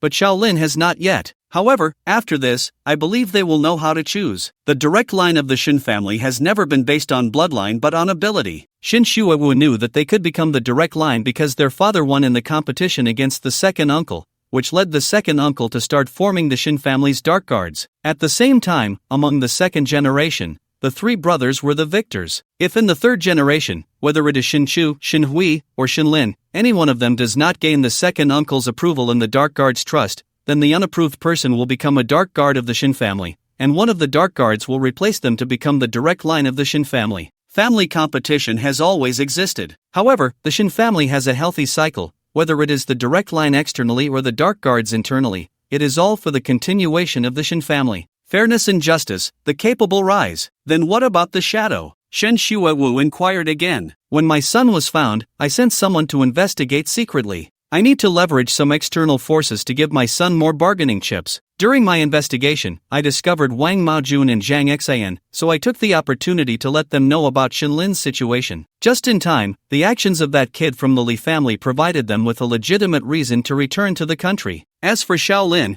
whether he can gain the favor of the Shadow depends on himself. Moreover, the Shadow, the Li family, and even the other 5 families have some business dealings. Shun Shuejuan smiled faintly. So, not allowing Shaolin to return immediately is to clear his background. No wonder you had me find everyone from the orphanage and send them abroad. This way, no one knows about Shaolin's relationship with the Shadow. It seems like we are pushing Shaolin out, but in reality, it is hidden even deeper. With this trump card, we can ensure that Xiaochu, Xiaohui, and Shaolin have more options in the future competition among the younger generation. Shen Shuawu thought for a moment and said, "We cannot interfere in the competition among the younger generation, but it doesn't mean we can't assist, right?" Hearing this, Shen Shuejuan smiled and continued, "Among the third generation, Li Mubai, Shangguan Shui, and Zhang Chengfeng, Xiaochu is already a unique presence. Among them, Li Mubai is Xiaochu's main competitor. With Shaolin's return, they will inevitably make moves against Shaolin to balance Xiaochu." Shin Shuewu chuckled upon hearing this. That's true, but in their eyes, the weakest Shaolin is actually the hardest nut to crack. In this way, in politics, there is Xiaochu, in the military, there is Xiaohui. The seemingly inactive Shaolin is instead pushed into the business world. No, the positioning you give Shaolin is not just in business, but he is involved in all 3 areas. In the business arena, this kid has a strong financial insight. It is said that he is currently building his own Yanlin group. At the same time, Shaolin's romantic interest, the girl Xiao Ruowei, is not simple either. It is said that she is preparing to approach banks to make Shaolin a shareholder. With that identity, he can secure a spot at the business conference, and with the support of his sister-in-law, he can also obtain a position as a representative, indirectly entering politics. In the military, as long as Shaolin grasps the Shadow while Xiaohui is executing overseas missions, he will indirectly collaborate with the military, along with Yanlin Island. So, the seemingly most extravagant Shaolin is actually the 3rd-generation head of the Shin family. Although Shen Shuewu was carefree, he quickly analyzed Shin Shuejuan's intentions upon reaching his current position, which was not that of a mere servant. If this is truly the case, then in the future, among the 7 major families, the Shin family will definitely occupy 2.5 seats. No, it's 3.5, even 4.5. Shin Shuejuan smiled as he looked at Shin Shuewu.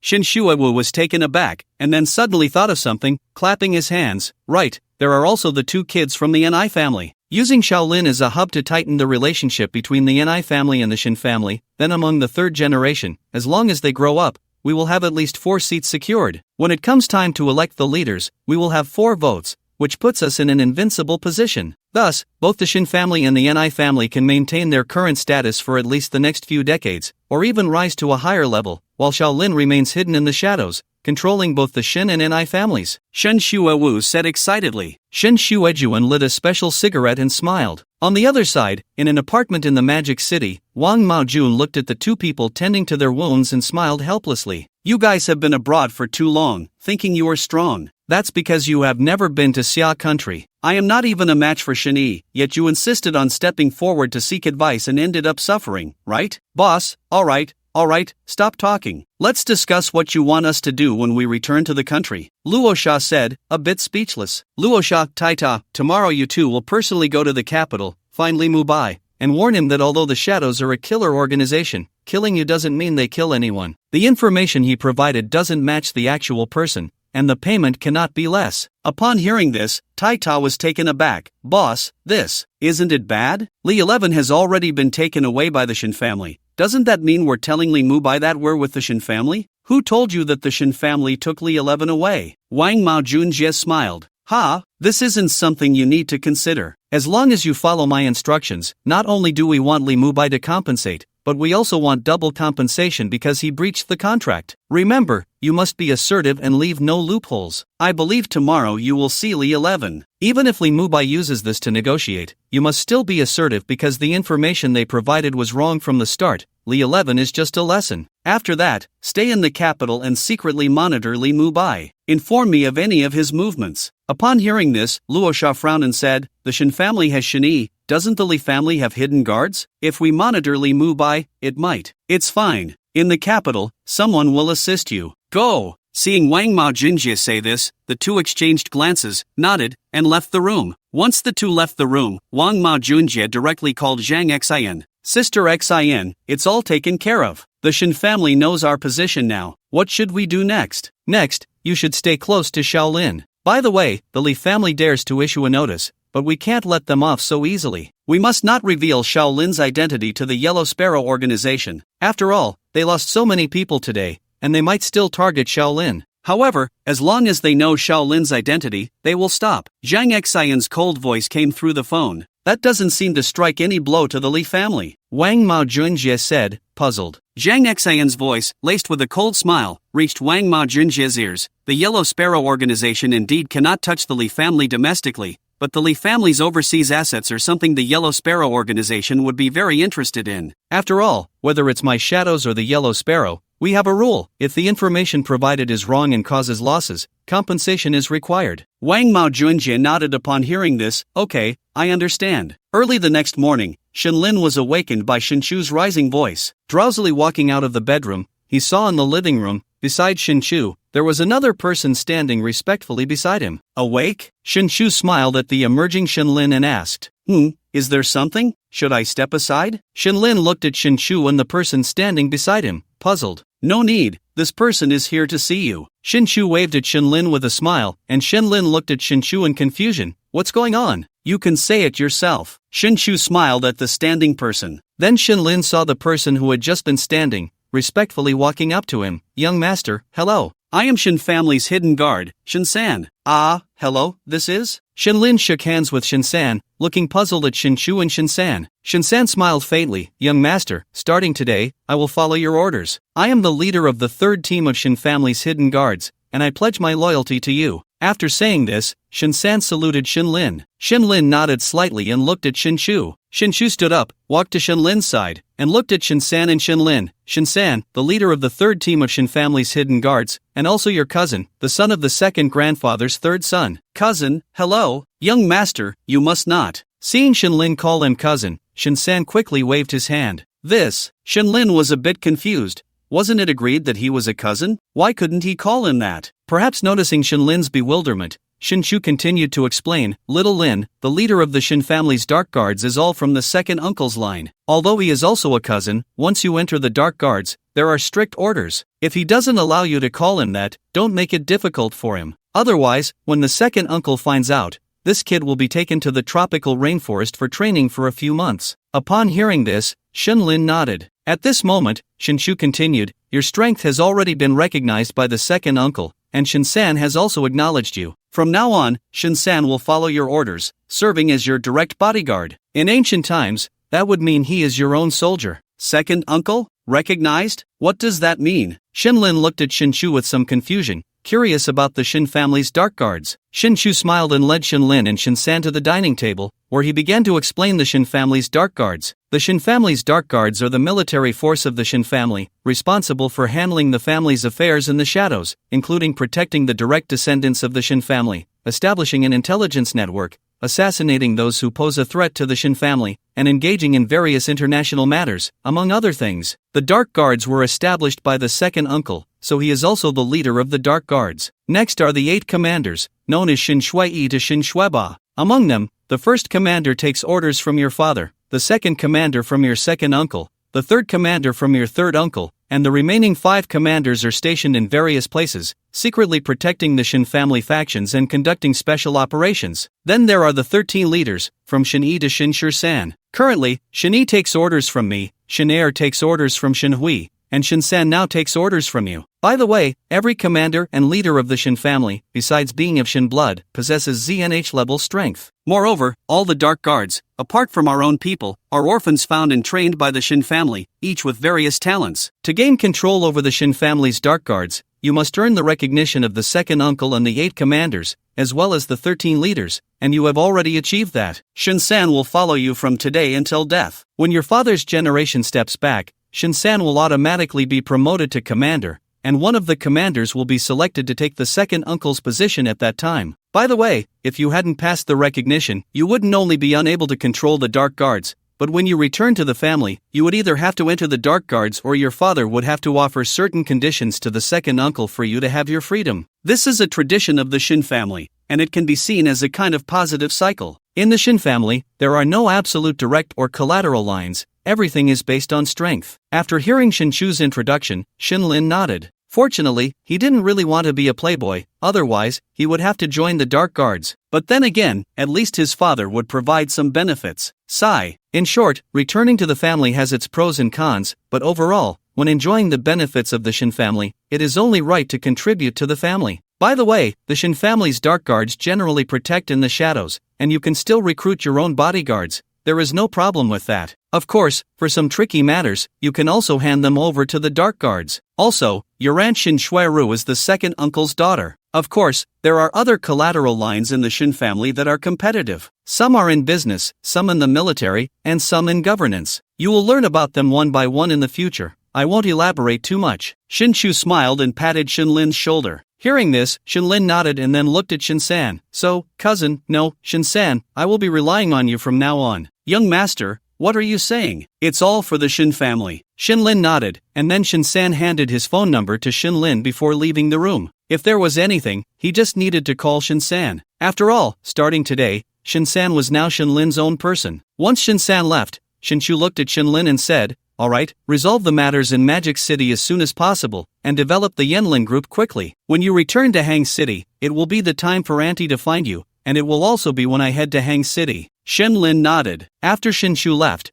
Shinlin opened his system. However, he hadn't posted on WeChat yesterday, nor had he checked in today, but the money had been transferred. Ding dong! At that moment, Shinlin's WeChat rang. He picked it up and saw a message from Principal Wang. "Principal Wang, old Lin, are you up?" Shinlin smiled helplessly and edited a reply. "Shinlin, I'm up. What's up?" "Principal Wang, we've secured the shares from Hui Brothers. Come over to Hui Brothers to sign the equity documents and meet the company's stars. After all, they will be our cash cows in the future." Shinlin, got it. Shinlin put down his phone, had a quick breakfast, washed up, changed into a clean outfit, and drove his McLaren P1 towards Hui Brothers. Just right, Shinlin needed some prestige, and after this, he planned to open a Weibo account to let the company's stars promote him. After all, prestige was crucial for Shinlin's future. Driving to the Hui Brothers headquarters, he parked in the basement. Today, Shinlin was dressed quite casually, short sleeves, shorts, and a pair of LV sneakers. He even forgot to wear a watch in his rush, but it didn't matter. He was just here to meet friends, not to show off. After getting out of the car, Shinlin went straight to the elevator. Hui Brothers didn't have its own independent headquarters building. Instead, they rented 6 floors in an office building and bought advertising space on the building. So, this building was called the Hui Brothers Building. The company occupied the 30th to 36th floors. Ordinary people could only take the elevator to the 30th floor, which was the lobby of Hui Brothers, and to go further up, one needed access. Shinlin took the elevator to the 30th floor, and as soon as he stepped out, he saw the Huai Brothers logo. To be honest, Shenlin wasn't very fond of this name. He definitely wanted to change it to Yanlin Entertainment later. Stepping out of the elevator, he saw a glass door. Inside the glass door was the reception area of Huai Brothers, where two young ladies were working at the front desk. Since Shenlin didn't have access, he could only ring the doorbell. Soon, the receptionist unlocked the door, and Shenlin walked in. The receptionist looked at the handsome Shenlin and quickly said, "Interview, right? Turn left inside and wait outside the conference room." After saying that, she lowered her head and got busy. Shenlin frowned slightly but didn't say much, as at that moment, he received a WeChat message from Principal Wang, saying they were in the conference room on the first floor. Thinking it was just right to head to the conference room, he walked left without further thought. Upon entering the left side, he found a corridor filled with photos of stars, presumably all from Huai Brothers. After walking through the corridor, he entered a hall filled with busy staff. Some were editing videos, while others were gathered in small groups discussing plans. Shenlin didn't disturb them and walked through the hall, soon encountering another corridor, similar to the previous one, adorned with many star photos. However, this corridor led to several offices. On the doors were signs reading, Finance Office, Artist Styling Room, Artist Dance Practice Room, Artist Office, Recording Studio, and so on. To be honest, Shenlin was quite curious. After all, it was his first time at an entertainment company. He was curious about everything. Soon, after passing through the corridor, he saw several meeting rooms of varying sizes. Shenlin directly sent a WeChat message to Principal Wang. "I've arrived. Where are you? Which meeting room?" "A101. Principal Wang quickly replied to Shenlin's message. Shenlin looked around. The meeting room here was B102. He continued walking inside and soon saw the A101 office. Shenlin pushed the door open and entered. As soon as he walked in, he saw Principal Wang, Qin Feng, and Tang Jiaqing sitting at the front, with a row of people seated below them, likely the senior executives of Huai Brothers, including some popular stars. When the crowd saw Shenlin enter, those who didn't recognize him frowned, just about to ask when they noticed Principal Wang, Qin Feng, and Tang Jiaqing standing up. "Old Lin, you're here." Principal Wang smiled and walked toward Shenlin, while the executives and stars who were about to speak looked at Shenlin in shock. However, someone quickly thought of the incident with Zhou Fan, who supposedly offended a big shot. Could it be him? Instantly, they all forced their mouths shut. Some stars looked at Shenlin and exchanged glances, their eyes filled with meaning. "You're here? Has it started? How could it start without you? Come, let's sit at the front." Principal Wang pulled Shenlin to the front, and Qin Feng and Tang Jiaqing also smiled and greeted him. "Old Lin, good morning. Finally here." Shenlin smiled faintly and nodded at the two. Soon, Principal Wang brought Shenlin to sit at the front. He then looked at the executives and stars present and said, "Let me introduce. This is our major shareholder from now on, Shenlin, Mr. Shen, please welcome him." As soon as Principal Wang finished speaking, the stars and executives present all smiled and applauded. Shenlin smiled back at the crowd, recognizing many familiar faces: Li Bingbing, Huang Xiaoming, Chen Shiqi, and Baby, among others. Finally, Shenlin spotted Chen Chusheng behind the music department's nameplate. He felt like he had finally met a star he admired. So he smiled and said to everyone, "Hello everyone, I am Shenlin. Let's look out for each other from now on." "Hello, Mr. Shen." "Hello, Mr. Shen." They all greeted Shenlin with smiles. After the introductions, Principal Wang began to host the meeting. Essentially, he stated that from now on, the Wang family was no longer part of Huai Brothers. Huai Brothers was entering a new era. Next, he discussed some routine operations, which would remain the same as before, but Principal Wang and the others had invited an executive president. The executive president was none other than one of the godmothers of the entertainment industry, Wang Jinhua. Wang Jinhua also smiled and greeted Shenlin and Principal Wang. She then took over to host the meeting. Throughout the meeting, Shenlin didn't say much, just listened. Soon, they talked about the variety shows for artists in the second half of the year. After Wang Jinhua finished speaking, Shenlin coughed a couple of times. At this moment, Wang Jinhua and Principal Wang looked at Shenlin, who smiled and said, "Did you just mention a variety show called Welcome to Mushroom House? Is it a derivative show of Ideal Life?" "Yes, Mr. Shen, but this variety show is directed by a new director." "What are your plans, Mr. Shen?" Upon hearing this, Shenlin smiled at Wang Jinhua and then looked at Chen Chusheng. "Chusheng, I'm your fan." Hearing this, Chen Chusheng quickly stood up. "Hands together, Mr. Shen, I'm flattered. Thank you for your kindness. I know you have the strength, and I really enjoy listening to your songs, but you haven't been in the public eye for the past 2 years. How about this? You take your 0713 friends and go have some fun on this variety show. Maybe there will be unexpected results. Besides, in creation, you can't just stay in the company every day, right? Chen Shusheng nodded quickly. Okay, Chairman Shin, I'll contact my friends then. At this moment, everyone looked at Chen Shusheng, not expecting that the new chairman, who had a mysterious background, was actually a fan of Chen Shusheng. In an instant, everyone, including Wang Jinhua, realized that Chen Shusheng would be a key talent to cultivate in the future. Shinlin smiled and nodded, then said to Wang Jinhua, then let Shusheng and them go have some fun on this variety show, and the company will subsidize a bit more. Upon hearing this, Wang Jinhua quickly nodded. The meeting continued, and soon it was coming to an end. At this time, Wang Jinhua looked at Shinlin and the others and said, Chairman Shin, Chairman Wang, Chairman Qin, Chairman Tang, just right, our company has a movie that has surpassed 2 billion at the box office. We're having a celebration party the night after tomorrow. Why don't you all join us? Who is the lead? Shinlin asked. Wang Baobao, he's in Laughing Path. Shinlin thought for a moment and said, okay, if I'm free then, I'll go take a look. By the way, one last thing, in the future, Hui Brothers will be renamed Yanlin Entertainment. My shares will be held by Yanlin Group,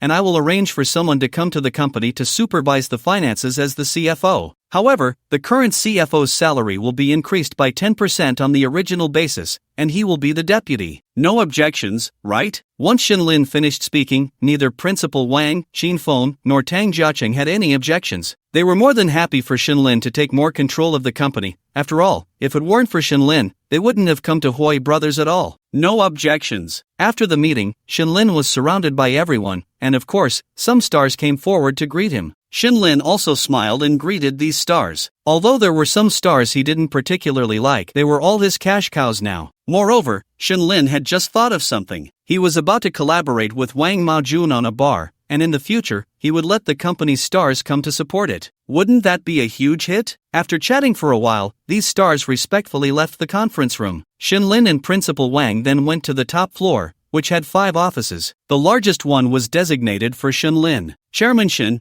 I don't know if you like this decoration. If you don't, I can have someone come and redo it, Wang Jinhua said, being very accommodating. Let's redo it. This style is too outdated. Wang Jinhua nodded, and then the 5 of them walked into Shinlin's office. Shinlin also signed the shareholding contract, and when he saw his shares, he smiled faintly. Absolute control, 67%. This meant that Principal Wang and the others had essentially given it to him for free. Shinlin didn't say anything about it. After all, the company would need connections in the future, and he would provide them. It was that simple. After signing the contract, Wang Jinhua left. Once Wang Jinhua left, Qinfeng looked at Principal Wang and asked, is there any activity today? I don't know yet. What about Lao Lin? Bang bang bang. Just as Principal Wang finished speaking, there was a knock on the office door. The 4 of them exchanged glances, and Shinlin said, come in. Then they saw Wang Jinhua rush in again, looking anxious. Chairman Shin, you guys are trending. Shinlin was taken aback, and the others quickly picked up their phones and opened Weibo. Soon they saw several trending topics. #Hui Brothers changes leadership. Where to go from here? #Hui Brothers shareholder, Wang Shirtsong. #Hui Brothers shareholder, Qinfeng. #Hui Brothers shareholder, Tang Jiacheng. What kind of shareholders does Hui Brothers have? Who is the major shareholder of Hui Brothers? Hui Brothers stock price has plummeted. The reason is the new chairman, who is a post 95. Principal Wan looked at Shinlin with a bitter smile and said, Old Lin, how about we clarify this on Weibo?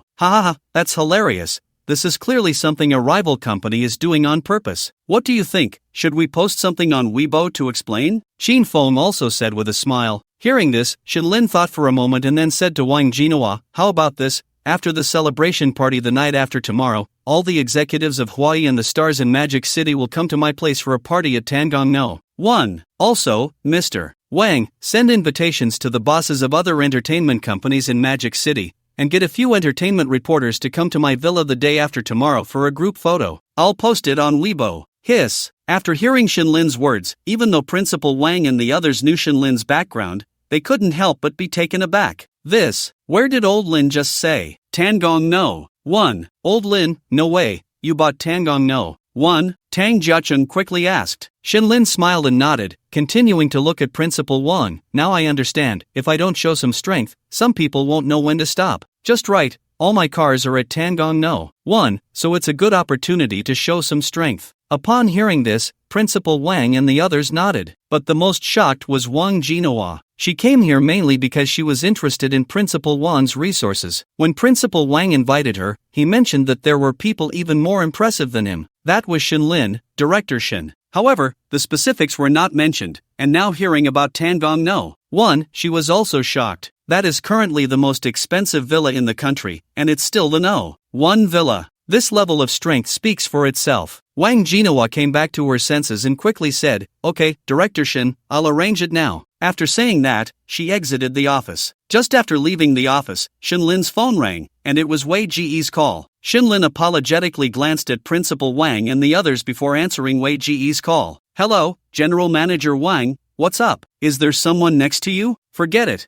I won't go into that. The food factory was acquired yesterday, and Dr. Su has brought people to develop a food-grade rescue drink. A batch just came off the line. Do you want to come and take a look? If it's good, we can launch it directly tomorrow." Upon hearing this, Shinlin quickly nodded. "Okay, send me the location, I'm coming over now." After saying that, Shinlin stood up. "Old Lin, where are you going? I have a product that just came off the line. How about we all go take a look?" "What product?" "A hangover drink. It's pretty good. We previously developed a hangover medicine, but because the Drug Regulatory Agency requires clinical trials, we diluted it into a hangover drink to test its effectiveness. Help me promote it when the time comes." Upon hearing this, Principal Wang and the others immediately became interested. "Damn, Old Lin, you're also into pharmaceuticals?" Xin Feng was taken aback. "Let's go take a look. It's just right since we have nothing to do." Tang Jiaqing also nodded, and then Shinlin took them to the beverage factory. I have to say, Wang Wei's efficiency is really high. When they arrived at the beverage factory, Shinlin introduced Principal Wang and the others to Wang Wei,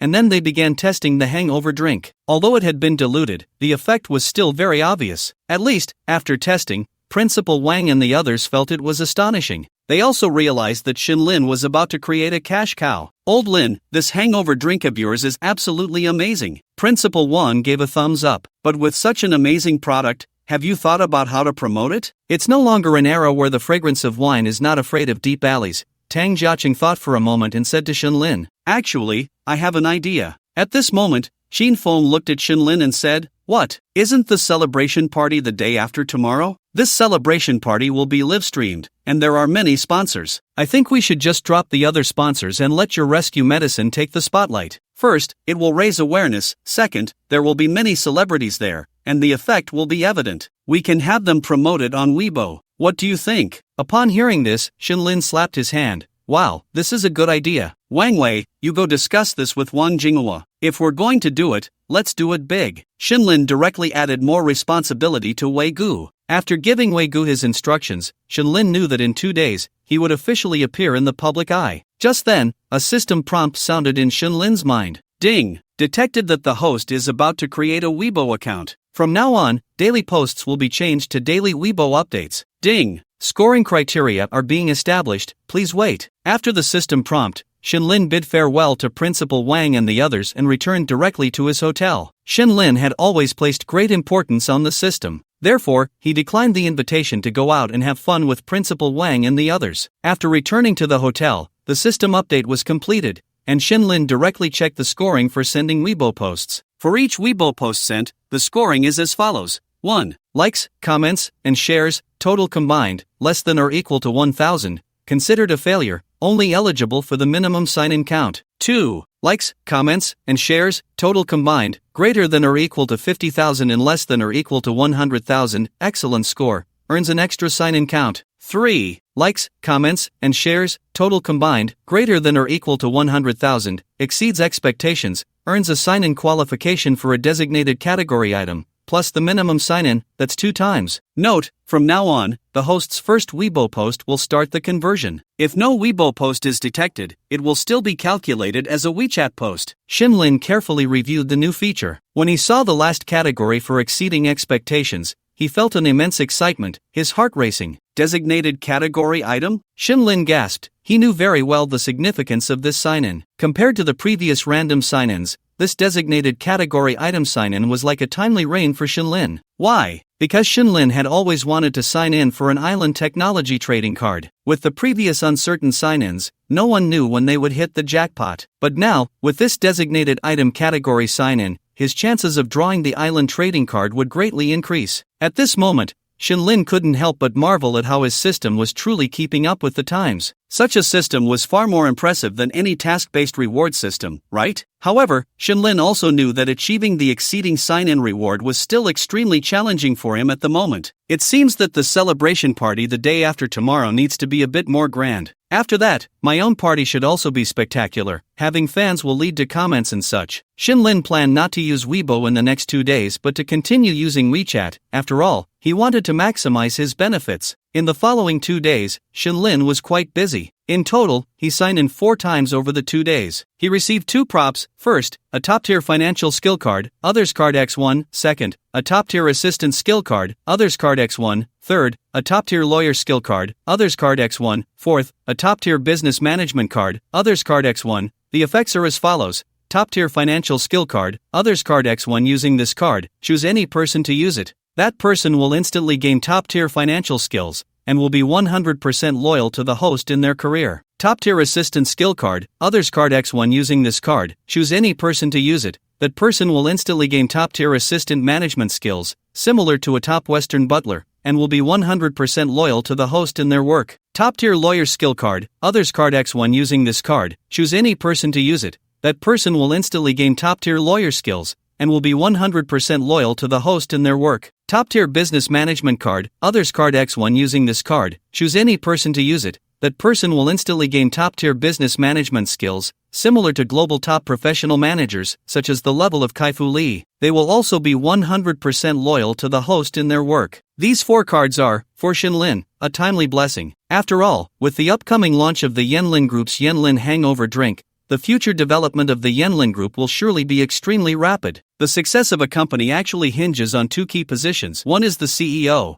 and the other is the CFO. With these 4 cards, Shinlin can immediately have 2 top global CEOs and CFOs working for him. After all, Shinlin's development in his business has always been nominal, leaving the rest to others. The world is so vast, Shinlin does not want to be confined in his career. Moreover, with the cards provided by the system, Shinlin can be even more carefree. After all, whether it's the CEO or the CFO, not only are their abilities top-notch, but they are also absolutely loyal to him. This way, Shinlin can enjoy life every day, while his social status will rise along with the strength of the Yenlin Group. Furthermore, in the future, when commercial disputes arise, a good lawyer will be necessary. Therefore, with the system's lawyer skill card, Shinlin can also immediately obtain a top global lawyer. Previously, it was said that the Penguin's legal team was known as the Nanshan Pizza. Then, at that time, Shinlin would like to see whether the Penguin's lawyer is stronger or his Yenlin Group's lawyer is stronger. At least, in the future, Shinlin will no longer fear being inexplicably banned by the Penguin. As long as they dare to ban his account once, he will directly take down your Nanshan Pizza team. Lastly, there is an assistant card. This is a card Shinlin has always wanted. After all, as his industries grow in the future, he will need an assistant, not only to manage his daily life but also to issue instructions to his various companies. Therefore, when he drew these 4 cards, Shinlin immediately called his other 2 university sons. They are Zhao Pengchang and Zhang Bo. Why did he choose them? After all, they are both his good sons,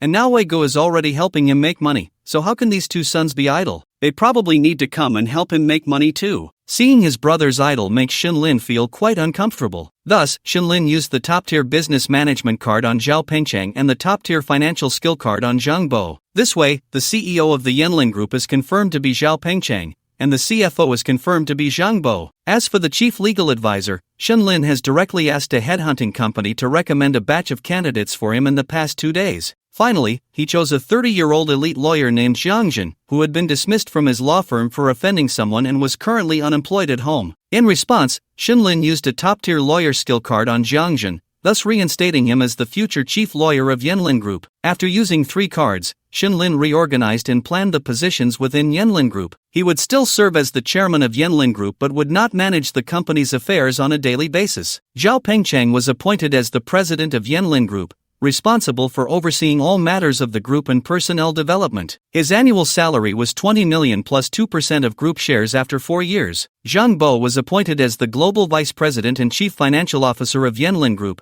responsible for the group's finances and building the financial team, with the financial heads of each subsidiary trained and delegated by him. His annual salary was 15 million plus 1. 5% of group shares after 4 years. Wang Wei was appointed as the global vice president and concurrently the president of Yanlin Financial Company, responsible for the financial affairs of Yanlin Group and collaborating with Zhang Bo on future mergers and acquisitions. His annual salary was 10 million plus 1% of group shares after 4 years and 20% options in Yanlin Financial. Jiang Zhen was appointed as the global vice president and chief legal advisor of Yanlin Group, responsible for all legal affairs of the group, building the legal team, and establishing a subsidiary law firm, serving as the president of the subsidiary, with legal advisors of each subsidiary trained and delegated by him. His annual salary was 10 million plus 1% of group shares after 4 years and 20% options in the law firm. Dr. Suha was appointed as the global vice president and chief medical advisor, concurrently serving as the president of Yanlin Pharmaceuticals and temporarily as the president of Yanlin Foods, engaged in medical research. His annual salary was 10 million plus 1% of group shares after 4 years plus 20% options in Yanlin Pharmaceuticals. At this point, all important positions in Yanlin Group were filled,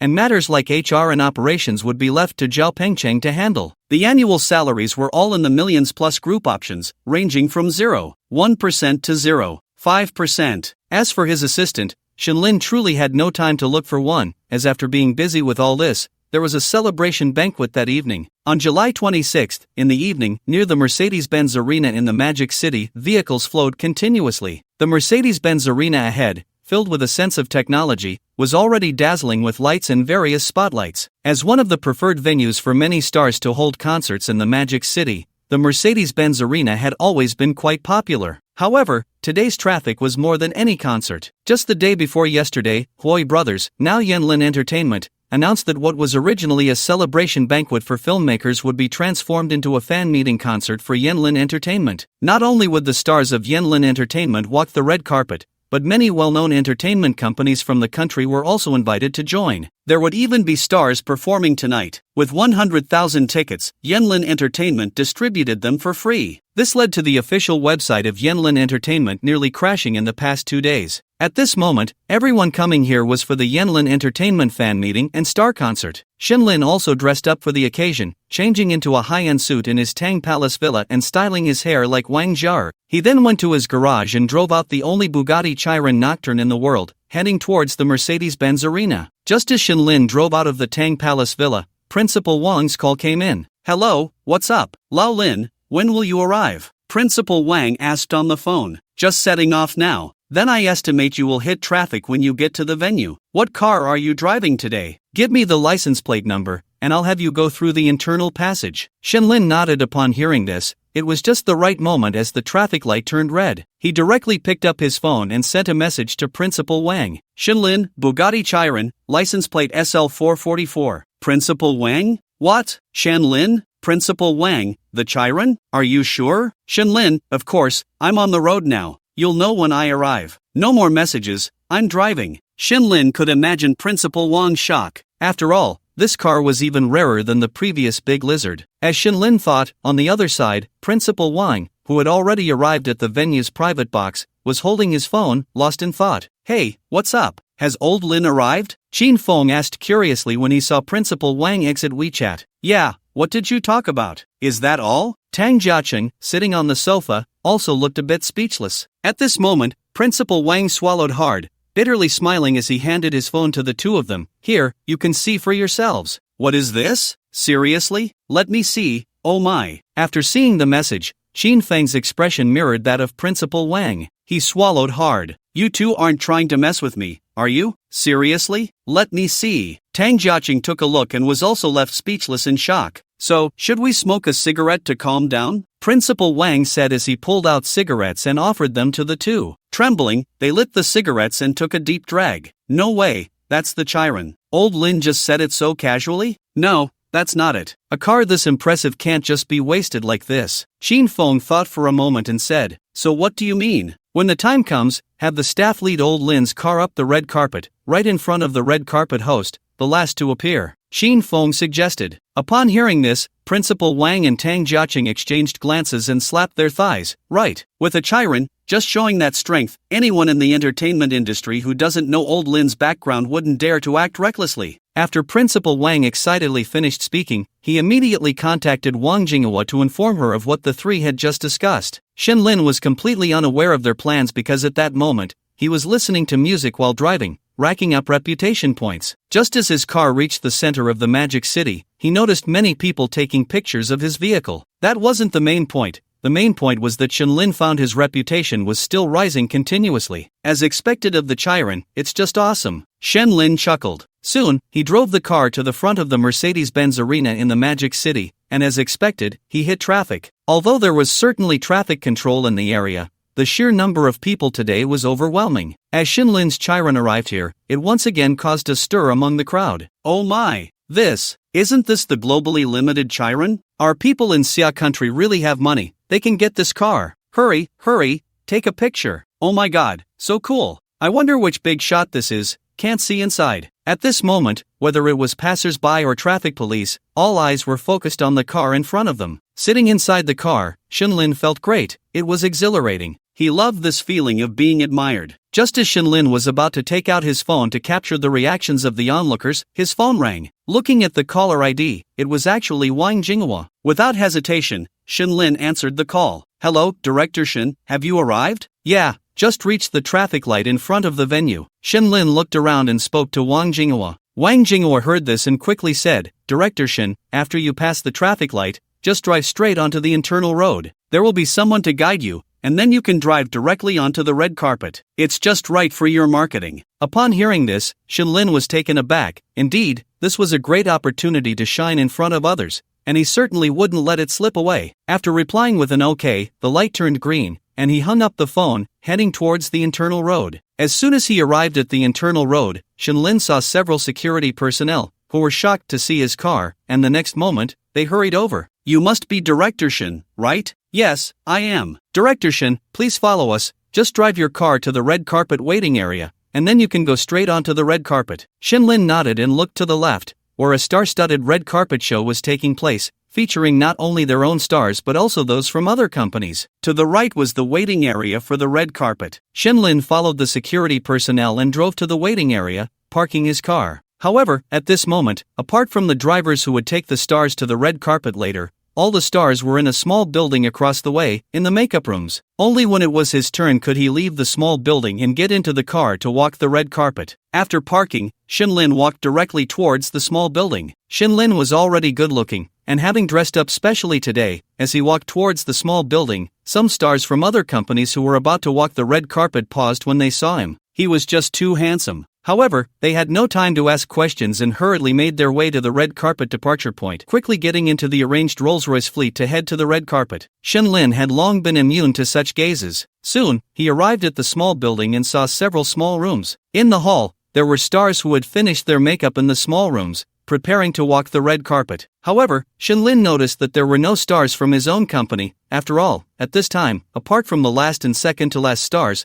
those walking the red carpet were of average status. The moment Shen Lin walked in, the stars sitting on the benches in the hall all turned to look at him. Each one was stunned by Shen Lin's looks but had no idea who he was. Shen Lin didn't mind, he simply found an empty front row chair and sat down. Seeing Shen Lin's actions, the waiting stars immediately began to whisper among themselves. This guy is so bold. That seat isn't for just anyone, at least a top-tier star or someone with capital could sit there. Young man, a newborn calf is not afraid of tigers. This is going to be interesting. That seat belongs to Zhou Xiyu, who is still in makeup. When she comes out and sees her seat taken, she's probably going to blow up. Shen Lin paid no attention to the stars' whispers. No matter how top-tier or superstars they were, in his territory, they were just actors. How many actors have you seen daring to confront capital? Shen Lin just sat there playing with his phone. After a moment, he thought to send a message to Principal Wang. Shen Lin, who else from our company hasn't walked the red carpet? Principal Wang, let me check. Before long, Principal Wang replied. Principal Wang, there's one more, Zhong Chuxin. Seeing this name, Shen Lin nodded. Just as he put down his phone, he heard a commotion. Are you blind when you walk? I just finished my makeup, and you bumped into me. How am I supposed to walk the red carpet later? Sorry, Sister Zhou, I didn't mean to. Sorry.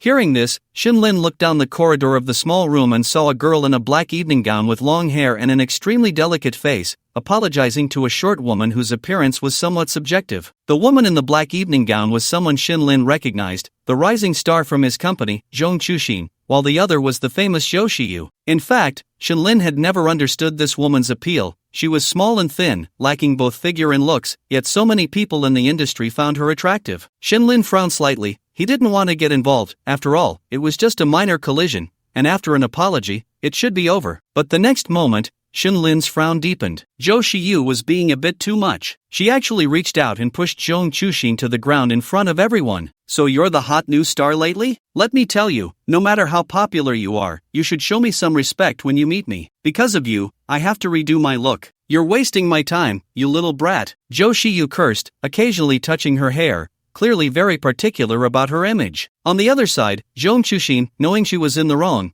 got up and continued to smile. Sister Zhou, I'm really sorry. I have to walk the red carpet soon. I'll apologize to you later. As she spoke, Zhong Chushin tried to leave, but Zhou Shiyu's manager directly stopped her. Did our Jojo let you go? What do you want then? Zhong Chushin clenched her clothes, took a deep breath, and looked at the manager. The manager said nothing but looked at Zhou Shiyu, who then sized up Zhong Chushin. I'm not unreasonable. You bumped into me, and it shouldn't be a big deal. But my dress is this year's limited edition haute couture from Hermes, and it's borrowed. How do I know if it's damaged after you bumped into me? How about this? I'll call the people from Hermes now to come check it. If it's fine, you can go walk your red carpet. If it's not, you'll have to compensate. Zhou Shiyu said playfully, looking at Zhong Chushin with disdain in her eyes. In the industry, Zhou Shiyu had bullied people more than once or twice. She had the power to do so. After all, she was from the capital circle, surrounded by big shots. Zhong Chushin was momentarily stunned but thought of Zhou Shiyu's situation and gritted her teeth. Miss Shou, how about this? I really have to go walk the red carpet now. I'll leave you my contact information, and if the dress is damaged,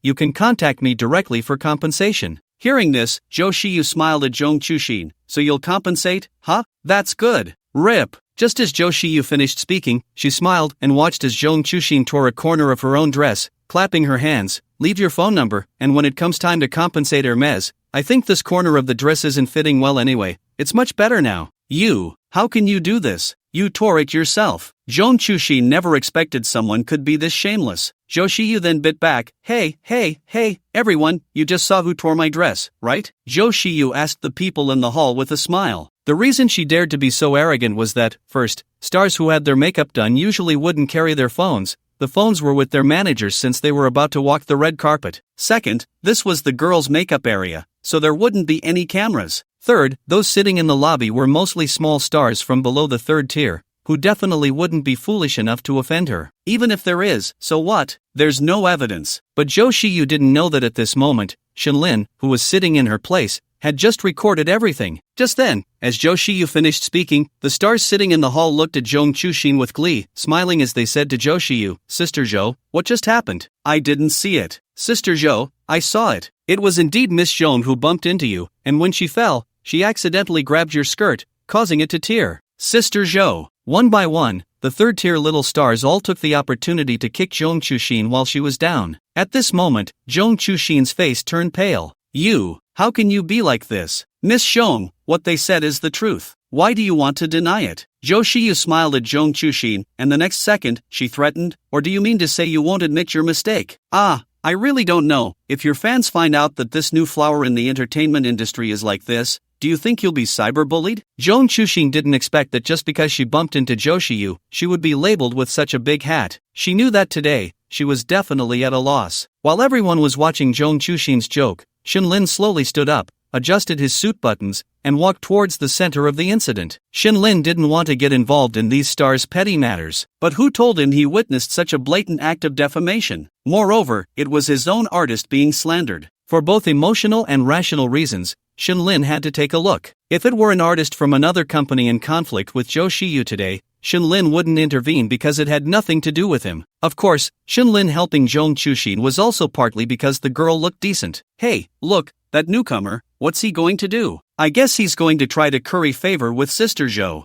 I don't think so. I feel like he's going to apologize to Sister Zhou since he just took her spot. Anyway, it looks like there's a good show to watch. The third-tier little stars whispered among themselves, reveling in the drama as they watched Shin Lin. Shin Lin had no thoughts about their whispers. After all, would an elephant care about an ant's thoughts? Zhong Chushin, right? it's time to walk the red carpet. Shenlin approached the two, directly ignoring Zhou Xiyu, and spoke to Zhong Chuxin. Just when Zhong Chuxin didn't know what to do, she saw a very handsome boy walking over, telling her to walk the red carpet. Who are you? Can't you see we're... Slap. Before Zhou Xiyu's manager could finish, Shenlin slapped him. If you say another word, next time it won't just be a slap. Shenlin's cold voice reached everyone's ears. The manager, covering his face, stared blankly at Shenlin, while Zhou Xiyu was momentarily stunned, then reacted, looking at Shenlin with anger in her eyes. Who are you? How dare you hit someone? Don't you know how to survive in the entertainment industry? Sorry, I'm not one of your circle. I just can't stand you bullying people. Zhong Chuxin, it's time for you to walk the red carpet. Shenlin glanced at Zhou Xiyu with sarcasm, then smiled gently at Zhong Chuxin. Zhong Chuxin looked at Shenlin, unsure of what to do. Don't worry, go walk the red carpet. This matter isn't your fault. I saw everything. As he spoke, Shenlin even winked at her. Seeing this, Zhong Chuxin quickly nodded, gritted her teeth, glanced at Zhou Xiyu, and smiled at Shenlin. Thank you, big brother. She was about to leave. You think I don't exist, right? Zhou Xiyu saw Zhong Chuxin about to leave and immediately reached out to pull her back, but just as her hand stretched out, Shenlin grabbed it. You, let go of me. Someone help, I'm being bullied. Shenlin casually dug in his ear and said, if you dare to shout again, I can ruin you. Go ahead, walk the red carpet. I guarantee that no one will pursue this matter afterward. Upon hearing Shenlin's words, Zhong Chuxin was slightly taken aback. When Shenlin was at the company, she was busy filming. She had never seen Shenlin, and the fan meeting organized by the company was rather rushed. So she didn't know who Shenlin was, but even without knowing him, her sixth sense told her to trust him. Thus, Zhong Chuxin nodded at Shenlin and walked outside. Zhou Xiyu watched Zhong Chuxin leave and tried to break free from Shenlin's arm, but she couldn't get away no matter how hard she tried. You're finished. Even if you don't stay in the entertainment industry, I'll make sure to ruin you. Oh really? I'm always up for it. After saying this, Shenlin coldly glanced at Zhou Xiyu, then released her arm and turned to walk outside. Once Shenlin left, those third-tier little stars came up to Zhou Xiyu one by one. Sister Zhou, he's too arrogant. When you post on Weibo, we'll all support you. Yeah, Sister Zhou, we all support you. This guy is so vulgar. This man has violent tendencies, right, Sister Zhou? How about we create a group? When you want to post on Weibo, just tell us, and we'll repost it to help you out. Zhou Xiyu looked at these people trying to please her, and her earlier displeasure faded significantly. She then looked at Shenlin's departing figure and sneered, Kid, I want you to know the consequences of offending me. Meanwhile, Shenlin had just stepped out and saw Zhong Chuxin anxiously standing at the red carpet entrance, constantly making phone calls. Seeing this, Shenlin walked over. What's wrong? Ah, it's you. Thank you for earlier, but I think Zhou Xiyu's manager called, and there's no car to pick me up. I'm trying to contact my manager now. Upon hearing this, Shenlin frowned slightly and thought for a moment. How about this? I'll take you there. Ah, really? Is that okay? Zhong Chuxin looked at Shenlin gratefully, and he nodded. Come with me. Saying this, Shenlin led Zhong Chuxin towards the parking lot. Following behind Shenlin, Zhong Chuxin curiously looked at his back,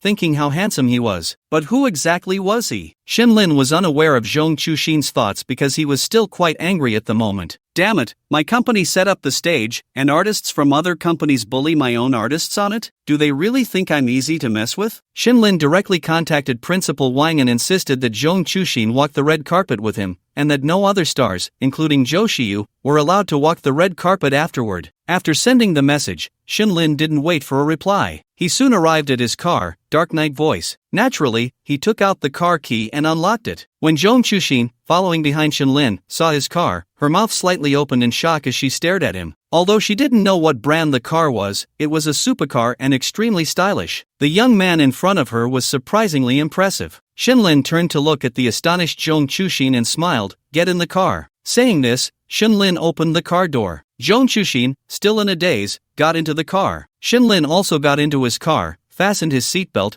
and looked at Zhong Chuxin. I'm walking the red carpet with you. Ha! Zhong Chuxin was taken aback, just about to ask something when her phone rang. It was her manager calling. Zhong Chuxin quickly answered. The next moment, looking at Shenlin in shock, she said incredulously, You are Mr. Shen. Zhong Chuxin stared at Shenlin in astonishment. She truly did not expect that this young and handsome man would be her big boss. Shenlin knew that it was probably Principal Wang and the others who arranged this, so it was not surprising that Zhong Chuxin could know his identity now. Shenlin smiled and nodded, then pointed at her. Alright, fasten your seatbelt, regain your composure, we're going to walk the red carpet. Don't worry about today, I recorded everything. so she can't do anything to you. Shinlin started his supercar, and the next moment, a roar echoed around the gymnasium. He pressed the accelerator and drove the car to the start of the red carpet. Remembering something, he continued, even without the recording, I can guarantee you'll be fine. Upon hearing this, Zhong Chushin had no doubts about what Shinlin said. She knew that her company's boss had a significant background, but the outside world was unaware of it. For a moment, her gaze toward Shinlin carried an inexplicable emotion that was hard to describe. Okay, Mr. Shen, why do you seem more distant now that you're in the car? Shinlin joked to ease Zhong Chushin's nervousness. How can it be the same? I didn't know it was you before, but now that I do, how can I still treat you casually? Zhong Chushin shook her head helplessly and said softly. Shinlin smiled faintly at her words. Just as Shinlin and Zhong Chushin were heading towards the red carpet, inside a small building, Zhou Shiyu's manager suddenly received a phone call. The manager's expression turned grim. What happened? Zhou Shiyu asked her manager. Shiyu, the red carpet behind Zhong Chushin has been completely cancelled. It's an order from Principal Wang of Yanlin Entertainment. What? Then I dressed up for nothing. How can they do this? Zhou Shiyu immediately felt terrible. Although today was not a red carpet for various film and television award ceremonies, the attention was still high. Many stars were determined to attend, and she had even secured a great closing position. But unexpectedly, the other party suddenly cancelled. Why? Did they give any explanation? Zhou Shiyu gritted her teeth. No, they didn't even give a chance for an explanation. The manager was a bit angry and continued, however, we can still attend the ceremony, but we can only go through the backstage to the venue. But do we want to go? Zhou Shiyu was taken aback, clenched her fists, and the next moment, the corners of her mouth slightly curled up. Hee, of course we should go. They invited us, so we must go. We have everything prepared here, and afterwards on Weibo, I definitely won't let it go. I don't know if that kind of trending topic will be good. Yanlin Entertainment doesn't respect stars, and the artists under Yanlin Entertainment have moral issues. Upon hearing this, the manager's eyes lit up. So, if we go now, the netizens can't say we're being difficult, and they'll sympathize with us for being suppressed by Yanlin Entertainment. Then we can expose that woman Zhong Chushin's information, and Yanlin Entertainment will face backlash from netizens and the industry. Zhou Shiyu smiled faintly. If they are unkind, they shouldn't blame me for being unjust. And that kid just now, find someone to ask about his background. I suspect he's also a staff member of Yanlin. Alright. After they finished speaking, they ignored the third-tier stars present and headed straight for the backstage. On the other side, Shinlin drove his night voice quickly towards the center of the red carpet. Soon, the car reached the entrance of the red carpet, and ahead was the area for reporters and fans, the same red carpet that people usually see on video and television. Shinlin looked at Zhong Chushin and smiled. Still nervous? Director Shin, thank you today. I'm not nervous anymore. Since you're not nervous, let's go together. Shinlin said with a smile, and then received a message from Principal Wang, indicating to drive directly to the red carpet signing wall and then walk to the host's location. At this moment, a large number of media reporters, photographers, and fans gathered in the red carpet entrance area. Surrounding the red carpet, the signing wall was filled with advertisements for Yanlin's alcohol-removing drinks. Then, one could see reporters from various video websites, satellite TV reporters, and short video entertainment bloggers. In fact, the entire gala was essentially a live broadcast across the internet, viewable on almost all mainstream social media platforms. This shows how much Huai Brothers, now renamed Yanlin Entertainment, valued this event. At the entrance of the red carpet, reporters, media, and fans, holding cameras, watched as the last guest left after being interviewed by the host. They all pointed their cameras at the entrance of the red carpet. At this moment, the host began to speak. Now, the last group of guests is about to arrive. They are the new flower of Yanlin Entertainment, Zhong Chushin, whose acting is composed and whose life is. After introducing Zhong Chushin, the host continued, and the final guest is our mysterious guest, who will walk the red carpet with Ms. Zhong Chushin. Let's look towards the entrance of the red carpet. As the host's voice fell, a deep and powerful engine roar suddenly erupted from behind the barrier at the entrance of the red carpet. The roar was extremely loud, making the reporters, fans, and self-media bloggers present unable to contain their curiosity. That engine sound, it must be a supercar, right? Who is the mysterious guest coming out last, arriving in a supercar? Huai Brothers, no, Yanlin Entertainment really surprised us this time. Just as everyone was puzzled, the next second, the barrier slowly opened, and a car light shone forth, blinding everyone. In the next moment, people gasped in disbelief as a black, incredibly magical car slowly appeared before their eyes. When this black supercar emerged, not only those who understood cars on site, but even those in the live broadcast room were in an uproar. Someone in the crowd shouted, "Wow, it's actually the globally limited one, worth 126 million, the Bugatti La Voiture Noire. Oh my, that's the ride of that big shot. Anyone who can get this car must have a significant background." The girls on site who didn't understand cars gasped, their eyes shining as they looked at the car. "Wow, what a beautiful car. Wow, I just heard that this car is a small goal worth over $1 million. Could it be Principal Wang's car?" A boy who understood cars scoffed at the girl's words. "Principal Wang, you're thinking too much. He doesn't have the capability to buy this car because it's not just about having money. You need to be at least a Middle Eastern prince level to qualify." Wow, so that means the owner of this car has a huge background. Not only was the scene buzzing, but the online chatter was also explosive. Well-known car blogger Chinjin, who came here with his wife, was initially bored, but upon seeing the La Voiture Noire, he was so shocked that his hands trembled, and he quickly started a live broadcast. When his live stream viewers saw the car, the screen was filled with comments. Viewer 1, "Are you still half asleep? Woke up to see the La Voiture Noire with a Shanghai license plate?" Viewer 2, "The person above, this is real. Wow, the only La Voiture Noire in the world was actually bought by someone from our country." Viewer 3, "So impressive." At this moment, Chinjin trembled as he said, "Brothers, at the Yulin Entertainment Gala in the Magic City, we saw the voice of the night. Can you handle this?" The Bugatti voice of the night,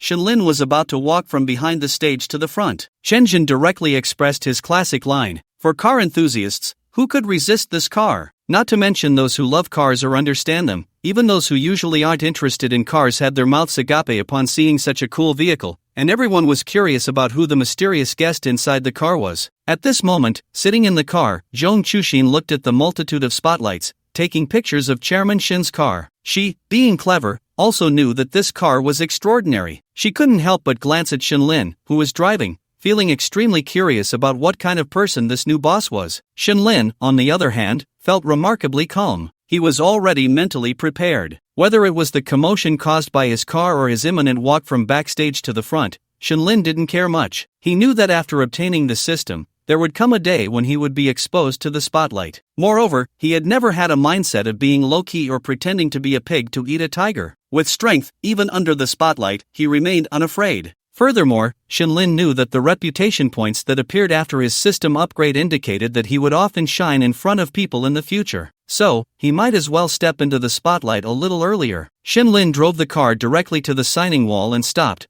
then smiled at Zhong Chushin. Seeing Shenlin's calm smile, Zhong Chushin, who had just experienced the earlier events, felt less flustered. She sweetly smiled back at Shenlin, took a deep breath, and nodded. Then she opened the car door and got out first. The media, who had long aimed their cameras at the voice of the night, quickly focused their lenses, and soon everyone saw Zhong Chushin, dressed in a black evening gown that accentuated her curves, get out of the car, close the door, strike a pose in front of the car, and accept the baptism of the spotlight. She exuded elegance and poise. The media gave Zhong Chushin a plethora of shots, continuously capturing her. Faced with such a scene, Zhong Chushin was accustomed to it. After posing, she slowly walked to the driver's side door, slightly bent down, and opened the door for Shenlin. At this moment, all the spotlights were aimed at the driver's seat, with everyone eagerly guessing which big shot would step out. Soon, after Zhong Chushin opened the door, she smiled faintly at Shenlin, who nodded in response. Zhong Chushin then stepped aside, and the next second, Shenlin in the driver's seat was exposed to everyone's gaze. Shenlin immediately felt the flashlights coming at him,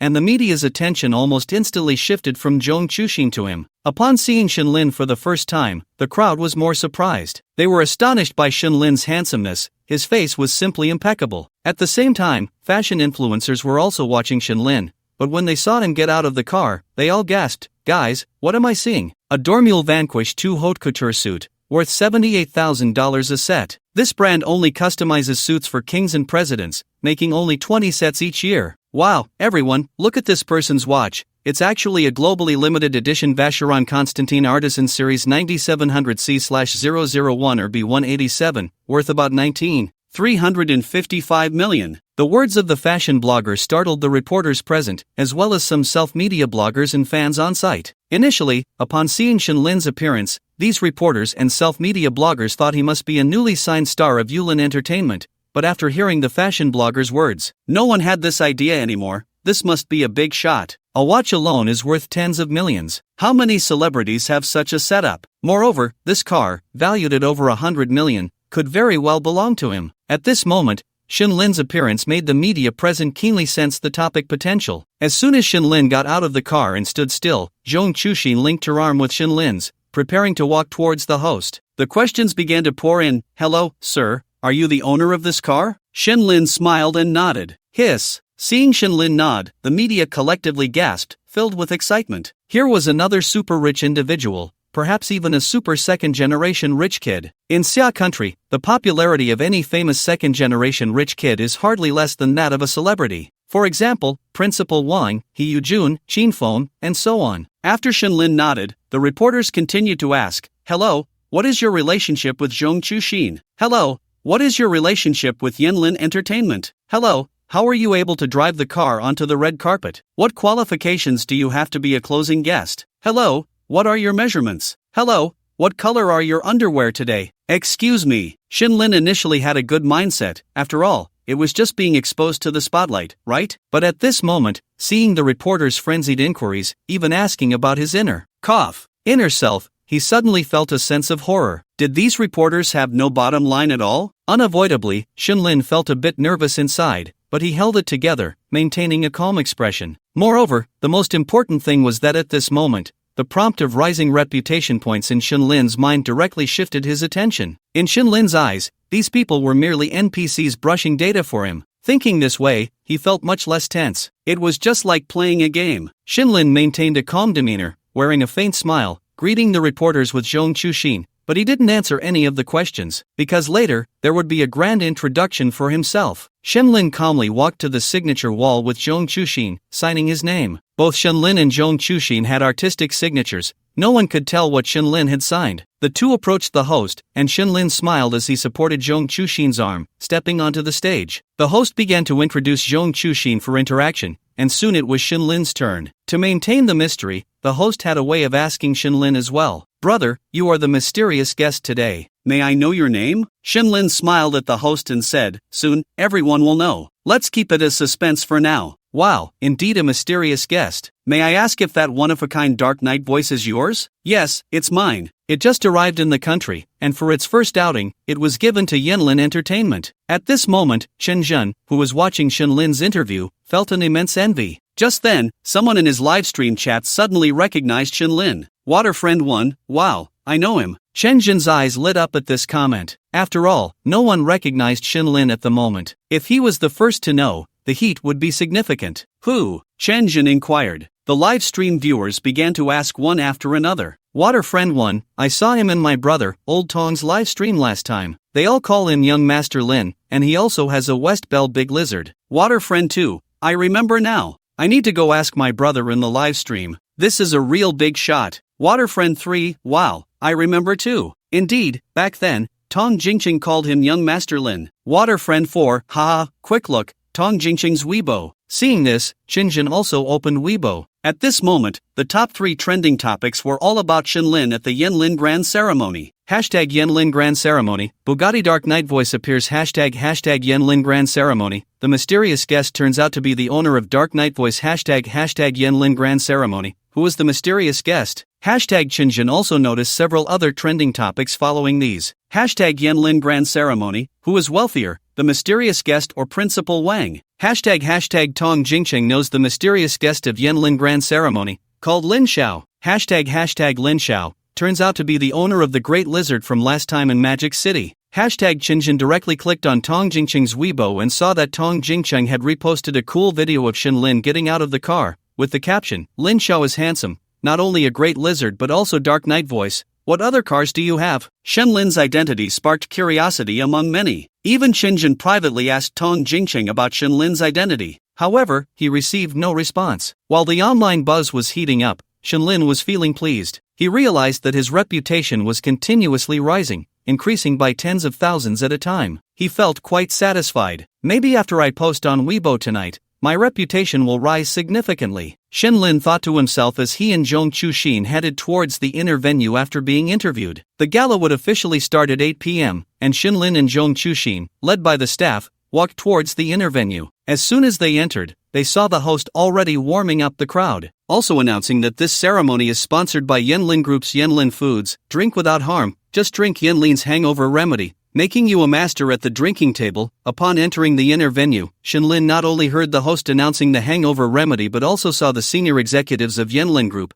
the higher-ups of Yenlin Entertainment, and executives from other companies sitting in the front rows. Behind them were a group of well-known stars. Mr. Shin, I'll take my leave now. After arriving at the inner venue, Zhong Chushin smiled at Shinlin. Shinlin nodded, knowing that Zhong Chushin's seat was in the third row, which was the position for second-tier stars. He nodded in acknowledgement. After watching Zhong Chushin leave, Shinlin was about to find a seat in the front row when Wang Jinghua came directly in front of him and whispered, "Mr. Shin, you can go to the VIP lounge backstage now." "What's the point of going there? Aren't we in the front row?" Shinlin asked, pointing to the front row in confusion. "Mr. Shin, you will be going on stage later, and the chairman of other entertainment companies are all in the box waiting to meet you," Wang Jinghua explained. Upon hearing this, Shinlin understood. No wonder he hadn't seen Principal Wang and Wang Wei in the front row. They were all waiting for him in the VIP lounge, while those sitting in the front row were mostly professional managers or the second-in-command from various companies. "Alright, lead the way." After coming to this realization, Shinlin nodded. Just as Shinlin and Wang Jinghua entered the VIP lounge, a sudden commotion erupted ahead. Shinlin looked at Wang Jinghua in surprise, who also seemed puzzled,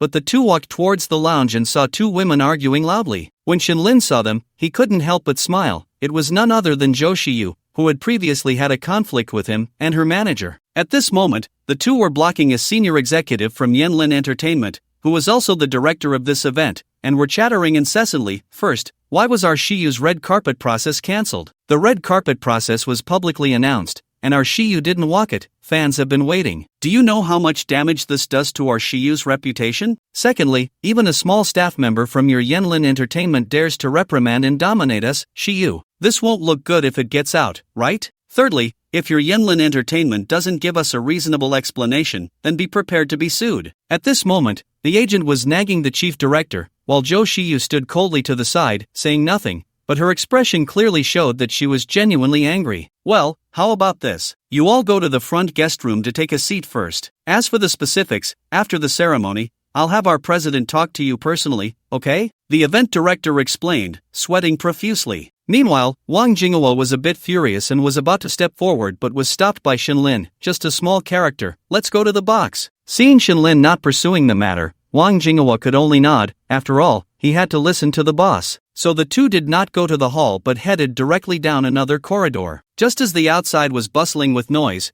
Wang Jinghua led Shinlin into the VIP room. The VIP lounge was elegantly decorated and had a charming atmosphere. Shinlin looked around. The senior executives of Yenlin Group, including Wang Wei, were present, as well as Principal Wang and a few old friends he had met at the Star Conference. The chairman of Kiwi video website, Gong Yu. The chairman of Lianku video website, Gu Yongcheng. The eldest son of Superman Group's Shi Yuzhu, Shi Mingran. The three were chatting with everyone in the lounge, and besides them, Shinlin also saw his older brother, Shinchu. Since the event was held in Shinchu's jurisdiction, he had also received an invitation from Yenlin Entertainment. At this moment, a few middle-aged men and 3 middle-aged women were gathered around Shinchu. Among the 2 men, Shinlin recognized one, but the other did not know him. One was Wu Jing, who had just finished filming War Tiger 1. The other was Zhang Yimou, the top director in Xia Country. The remaining few had a strong presence, but Shinlin was not sure who they were. They were chatting with Shinchu, and upon seeing Wang Jinghua and Shinlin enter, everyone except those surrounding Shinchu stood up with smiles. "Young Master Lin, good to see you again. I saw you on the red carpet just now, looking very handsome." Gong Yu smiled and stood up, respectfully coming to Shinlin's side, extending a hand. Shinlin smiled and nodded, reaching out. "Thank you for your support today, Chairman Gong. It's my duty." Wang Jinghua had intended to introduce Shinlin,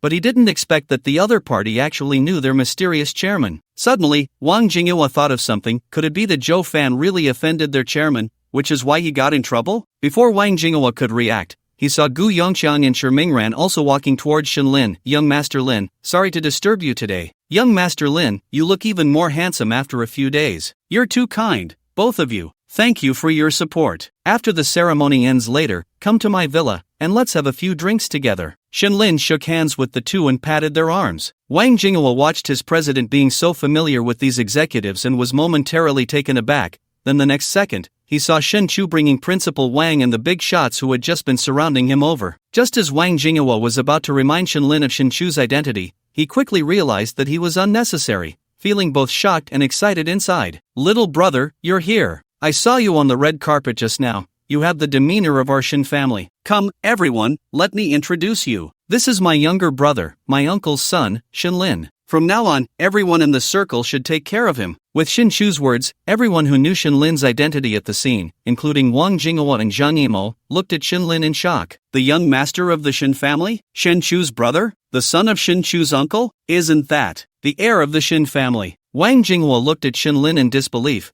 knowing that Shinlin had a significant background, but he never expected it to be this grand. With this identity, who would dare to act recklessly in the future? At this moment, Wang Jinghua realized that his job change was the right decision. Not only was he shocked, but Zhang Yimou and the others also looked at Shinlin in astonishment. They were all from the Beijing circle, and they had come here today to show respect to Principal Wang. They never expected to encounter Shinshu here. The few of them were a bit dazed, knowing that Shinshu usually looked down on them, yet he had come specifically today. They were all thinking about how to build a good relationship and were curious about how Yanlin Entertainment managed to invite such a big shot. But now they understood. Because the behind-the-scenes boss of Yanlin Entertainment turned out to be the son of a god among gods. Instantly, they all felt a sense of respect, knowing deep down that the entertainment industry was about to undergo a transformation, and the Beijing circle would no longer be enough to contain it. With such a prince around, who would dare to be reckless in the Beijing circle? Come here, little brother, let me introduce you. Shinshu smiled and waved at Shinlin, who also smiled and walked over. Shinshu pulled Shinlin over to an elderly man in his 60s,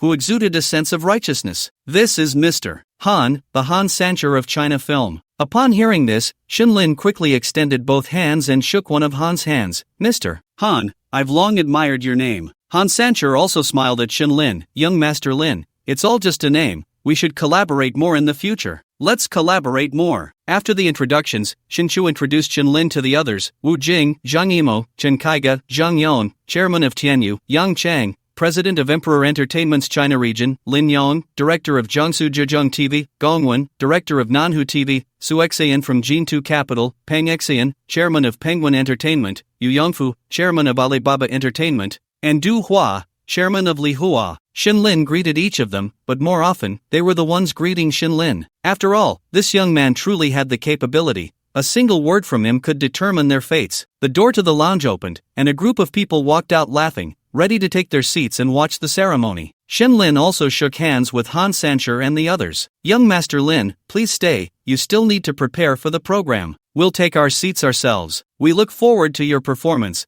Ha ha ha, Han Sancher joked, causing everyone to burst into laughter. Then Mr. Han, if I haven't entertained a few of you well, after the gala, come to my villa for a few drinks. Shinlin laughed as well. Little brother, I won't be watching. There are still matters in the district. I'll come to your place tonight and chat then. Shinshu patted Shinlin's shoulder and said with a smile. Shinlin nodded. Bring some good wine then. Consider it a housewarming gift. Upon hearing this, Shinshu pointed at Shinlin and laughed heartily, then nodded. Shinlin then escorted everyone out of the VIP room, shaking hands and exchanging pleasantries. Although these people didn't match Shinlin's status in the entertainment industry, their words still held weight. Today's meeting was merely to inform those in the circle that Yanlin Entertainment had a significant background. In the future, they could treat Yanlin Entertainment fairly and justly, or they could give face, but they absolutely could not impose any hidden rules on Yanlin, otherwise, it wouldn't be as easy to talk to them as it was now. After watching everyone leave with laughter, Shinlin rubbed his cheeks. Damn it, I hope to avoid such socializing in the future. Come on, it's just this once,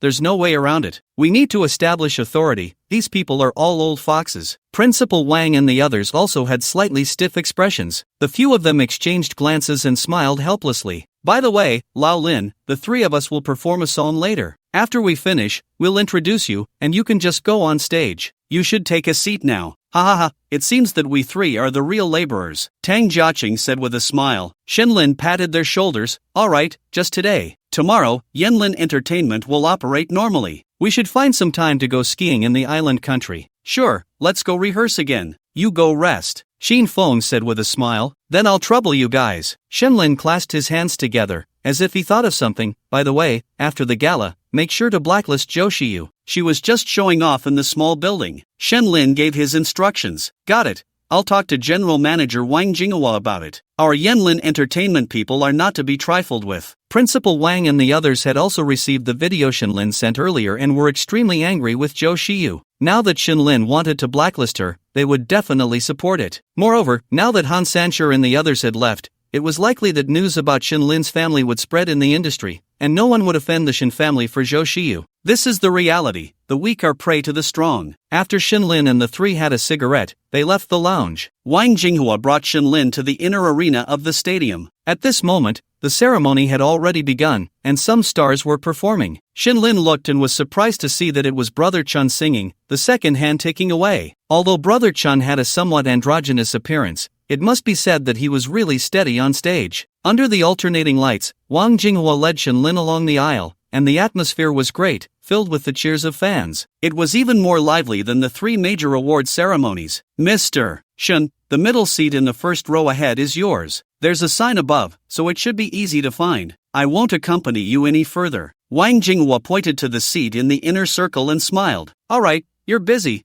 I'll go by myself, Shinlin said, then walked into the VIP area. The front VIP area was actually a separate section with a partition from the audience seats in the back and inner arena. The first row was filled with industry capital, the second row with first-line stars, and so on. As soon as Shinlin approached, many stars sitting in the second, third, and fourth rows looked at him. Those who didn't know who Shinlin was were all curiously watching him. After all, he was heading towards the first row. At this moment, in the second row, sitting in the middle was Zhou Shiyu, chatting with the vice president of Penguin Entertainment beside her. The next second, she caught sight of Shinlin walking over and was momentarily stunned, then her expression turned cold. She said to the vice president of Penguin Entertainment beside her, Brother Zhou, that's the kid I just mentioned. Looks like he's a new artist signed by Yanlin. The man referred to as Brother Zhou looked at Shinlin, smiled slightly, and placed his hand on Zhou Shiyu's hand, stroking it, just a newcomer. When the time comes, I'll go say hello. The people from Yanlin should give me some face. Brother Zhou, you're the best. By the way,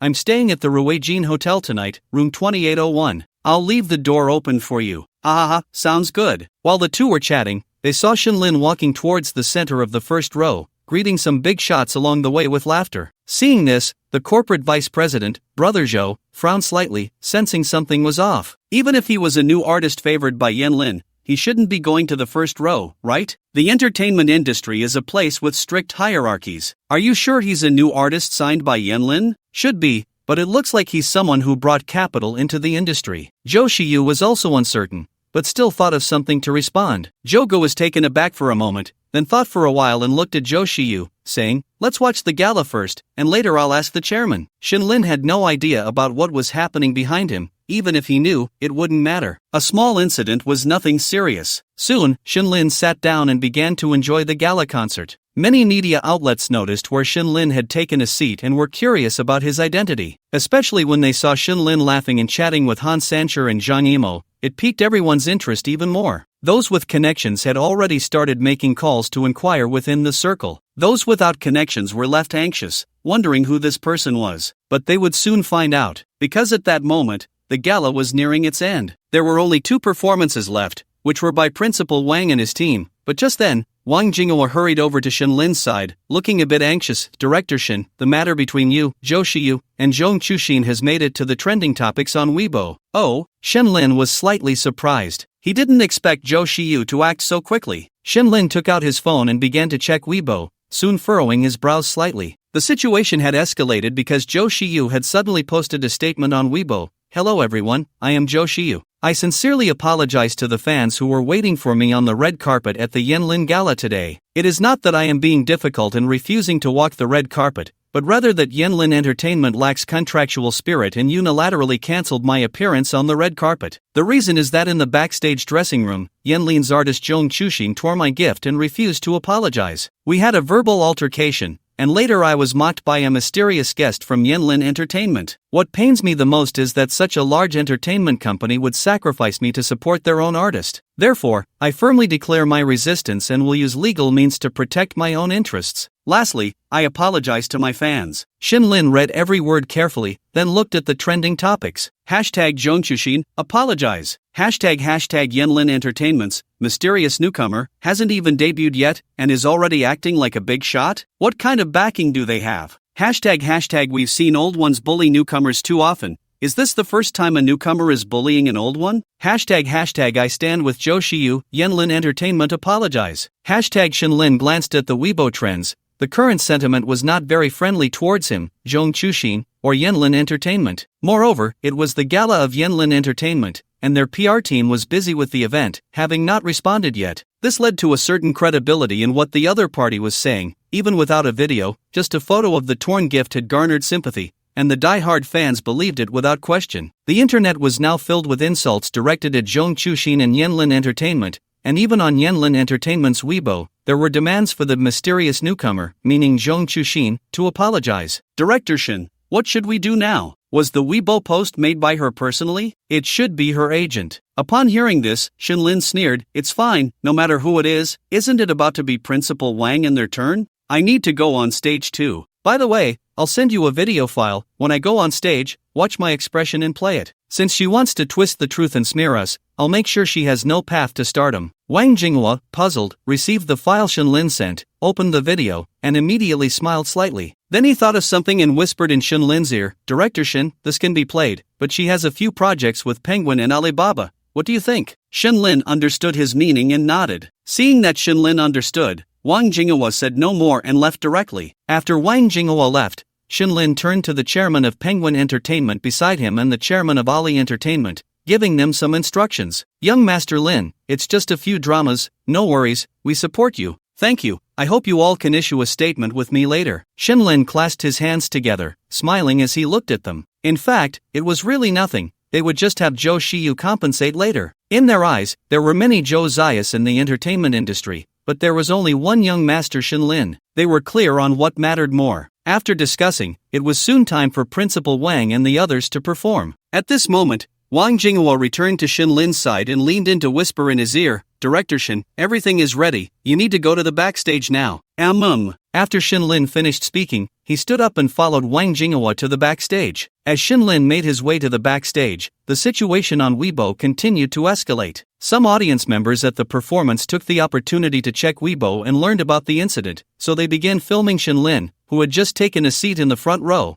and uploaded the videos to Weibo. Wow, I thought this handsome guy was pretty charming at first, didn't expect him to be this kind of person. Yanlin Entertainment has a good eye, but they can't judge people, all looks and a dirty heart, TSK tisk TSK, with this quality, I don't know why Yanlin Entertainment still wants to support him. He's rich, didn't you see him driving a car worth over 100 million? Probably just a second-generation rich kid playing in the entertainment industry. I can only say, Shiyu is really unlucky to encounter such an uncultured second generation. So handsome, what a waste, damn it, Yanlin Entertainment, come out and apologize. Regarding the slander against him online, Shinlin was also watching in the backstage without any emotional fluctuations. In fact, he was quite happy inside because he realized that his reputation was skyrocketing at that moment. Let them scold, the harsher they scold now, the more they'll slap their faces later. At this moment, in the front row, Brother Joe looked at Zhou Shiyu and said, your manager posted on Weibo, now the netizens are all on your side. Zhou Shiyu, who didn't bring her phone because she was attending the gala, picked up Brother Joe's phone to take a look and immediately burst into laughter. But, Brother Joe, Yanlin Entertainment still hasn't issued a statement. No worries, I'll post a statement now and at them. Brother Joe's support for you is definitely full force. Hearing this, Zhou Shiyu's cheeks flushed, and she playfully poked Brother Joe's waist. Then tonight, Shiyu's support for Brother Joe will also be full force. Seeing Zhou Shiyu being so agreeable, Brother Joe was extremely happy inside, even feeling a bit excited. He then opened his Weibo in front of Zhou Shiyu and started editing a message. Penguin Entertainment Vice President Zhou Tang, Yanlin Entertainment, after all, is a big company. Is it reasonable to bully a little girl? At Yanlin Entertainment, come out and apologize. The little girl is feeling very wronged now. There shouldn't be such bullying. If everyone is like you at Yanlin Entertainment, who would dare to come to the entertainment industry in the future? While the online debate was heating up, Principal Wang, along with Qin Feng and Tang Jiaqing, directly took the stage. This immediately caused the stars and audience below to scream. Although Yanlin Entertainment's reputation online was not good, it was still Yanlin Entertainment, not Principal Wang and the others. Therefore, both the audience and the stars were still very respectful. Wow, it's actually the principal. The principal standing next to Qin Feng and young Master Tang has completely sealed his looks. So funny. I didn't expect the finale to be Principal Wang and the others. Various screams erupted, and the company's signed artists also stood up to applaud, giving Principal Wang and the others plenty of face. Principal Wang held the microphone, pressed his palm down towards the camera on the big screen, and the venue quieted down significantly. He then smiled and said, "Today marks the grand ceremony of Huai Brothers officially being renamed as Yanlin Entertainment, signifying that from this day forward, Huai Brothers is a thing of the past, and the future belongs to Yanlin Entertainment. I am Principal Wang, a shareholder of Yanlin Entertainment. I am Qin Feng, a shareholder of Yanlin Entertainment. I am Tang Jiacheng, a shareholder of Yanlin Entertainment. Now, the three of us will bring you a song, Hello Tomorrow, which signifies a bright future for Yanlin." The audience and viewers in the live stream erupted in excited shouts. Soon, the music began to play. The three started singing, and Shinlin, standing backstage, couldn't help but notice that they were all in tune, without any off-key notes. It seemed they had practiced a lot in the karaoke sessions before. As the beautiful singing filled the air, the performance of the ceremony officially concluded. At this moment, the audience and those in the live stream saw that the three had not left the stage, wondering if there were more performances to come. At this time, Principal Wang, holding the microphone and catching his breath, said, "Today is our first appearance of Yanlin Entertainment, and many people are guessing who our chairman is. Now, let's welcome our chairman of Yanlin Entertainment, Shinlin." With Principal Wang's words, the stars sitting in the audience, except for those from Yanlin Entertainment, looked curiously towards the back of the stage, eager to see who this giant in the future entertainment industry would be. After all, this was someone whose words could determine the fate of many stars. Just as they were eagerly anticipating, a spotlight suddenly shone on the side of the stage, and everyone saw a figure stepping into the light. The spotlight was dazzling, and the big screen projected the image, making everyone curious about this figure. As the light followed, the figure walked step by step towards the center stage, coming before Principal Wang and the others. Then the light suddenly went out, and the stage lights turned on, instantly revealing Shinlin in a suit. "Hello everyone, I am the mysterious guest and also the chairman of Yanlin Entertainment, Shinlin." As soon as Shinlin spoke, the venue erupted in noise, and the live stream was filled with question marks. "Wow, isn't this the newcomer of Yanlin Entertainment who was just criticized on Weibo? No way, the guy who just drove the Bugatti Chiron is actually the new chairman of Yanlin Entertainment?" Viewers online were shocked. Meanwhile, those three-line small stars in the audience, who had just been preparing to help Zhou Shiyu, exchanged glances, their faces pale. "It's over, my entertainment career is finished, I actually offended the capital. Damn it, what should I do? I've already retweeted Zhou Shiyu's Weibo. Oh my god, luckily I haven't retweeted yet, thank goodness, such a big figure, if I don't retweet, he'll probably forget about me later. Damn, it's all Zhou Shiyu's fault." The three-line stars all looked towards Zhou Shiyu, who was sitting in the second row. At that moment, Zhou Shiyu, who had just been using Brother Zhou's phone to scroll through Weibo and slandering Shinlin under his account, turned pale when he saw Shinlin appear. How is this possible? He is actually the chairman of Yanlin Entertainment. However, Zhou Shiyu only froze for half a second before recalling Brother Zhou's support, suddenly feeling more confident. Penguin Entertainment is much stronger than Yanlin Entertainment, and besides, with his current bad reputation online, even if he is the chairman of Yanlin Entertainment, he would probably have to apologize to me. "Zhou, Brother Zhou, are you okay?" "It's nothing, just a little Yanlin Entertainment, no." Before Brother Zhou could finish his sentence, his phone,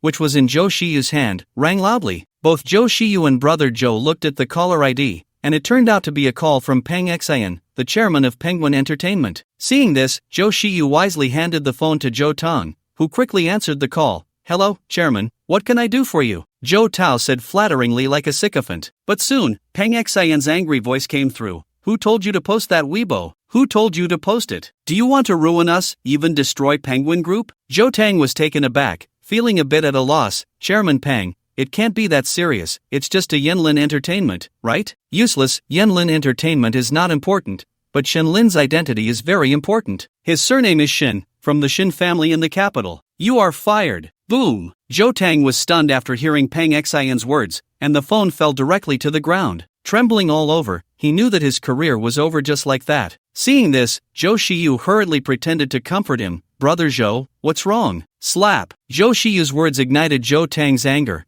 and he slapped her across the face without caring that they were in a public place. "Ah!" Zhou Shiyu screamed, covering her face, looking angrily at Zhou Tang. "Zhou Tang, you bitch, don't you dare talk. It's all because of you that I offended Shinlin. Let me tell you, I lost my job, and so will you. Your career is also finished. No one in the capital can save you. You bitch ruined me. Do you even know who that is? His surname is Shin, he's from the Shin family in the capital. Just wait to be banned." Boom! Zhou Shiyu, who had been indifferent, looked incredulously at Shinlin on stage, trembling all over. It's over, it's all over. Just as she was thinking about how to calm Shinlin's anger, unfortunately, the people at the scene, after hearing Shinlin's self-introduction, were also stunned, and Zhou Shiyu's manager quickly shouted in the crowd, "Apologize, oppressing artists, oppressing Zhou Shiyu, apologize." Perhaps after hearing the manager's words, the audience who had just been watching the drama on Weibo became excited, booing at Shinlin, and soon the entire venue was filled with boos and a synchronized chant, "Cover up, apologize, cover up, apologize, cover up, apologize." Principal Wang and the others looked worriedly at Shinlin, who smiled and nodded at them, then picked up the microphone. "Hello,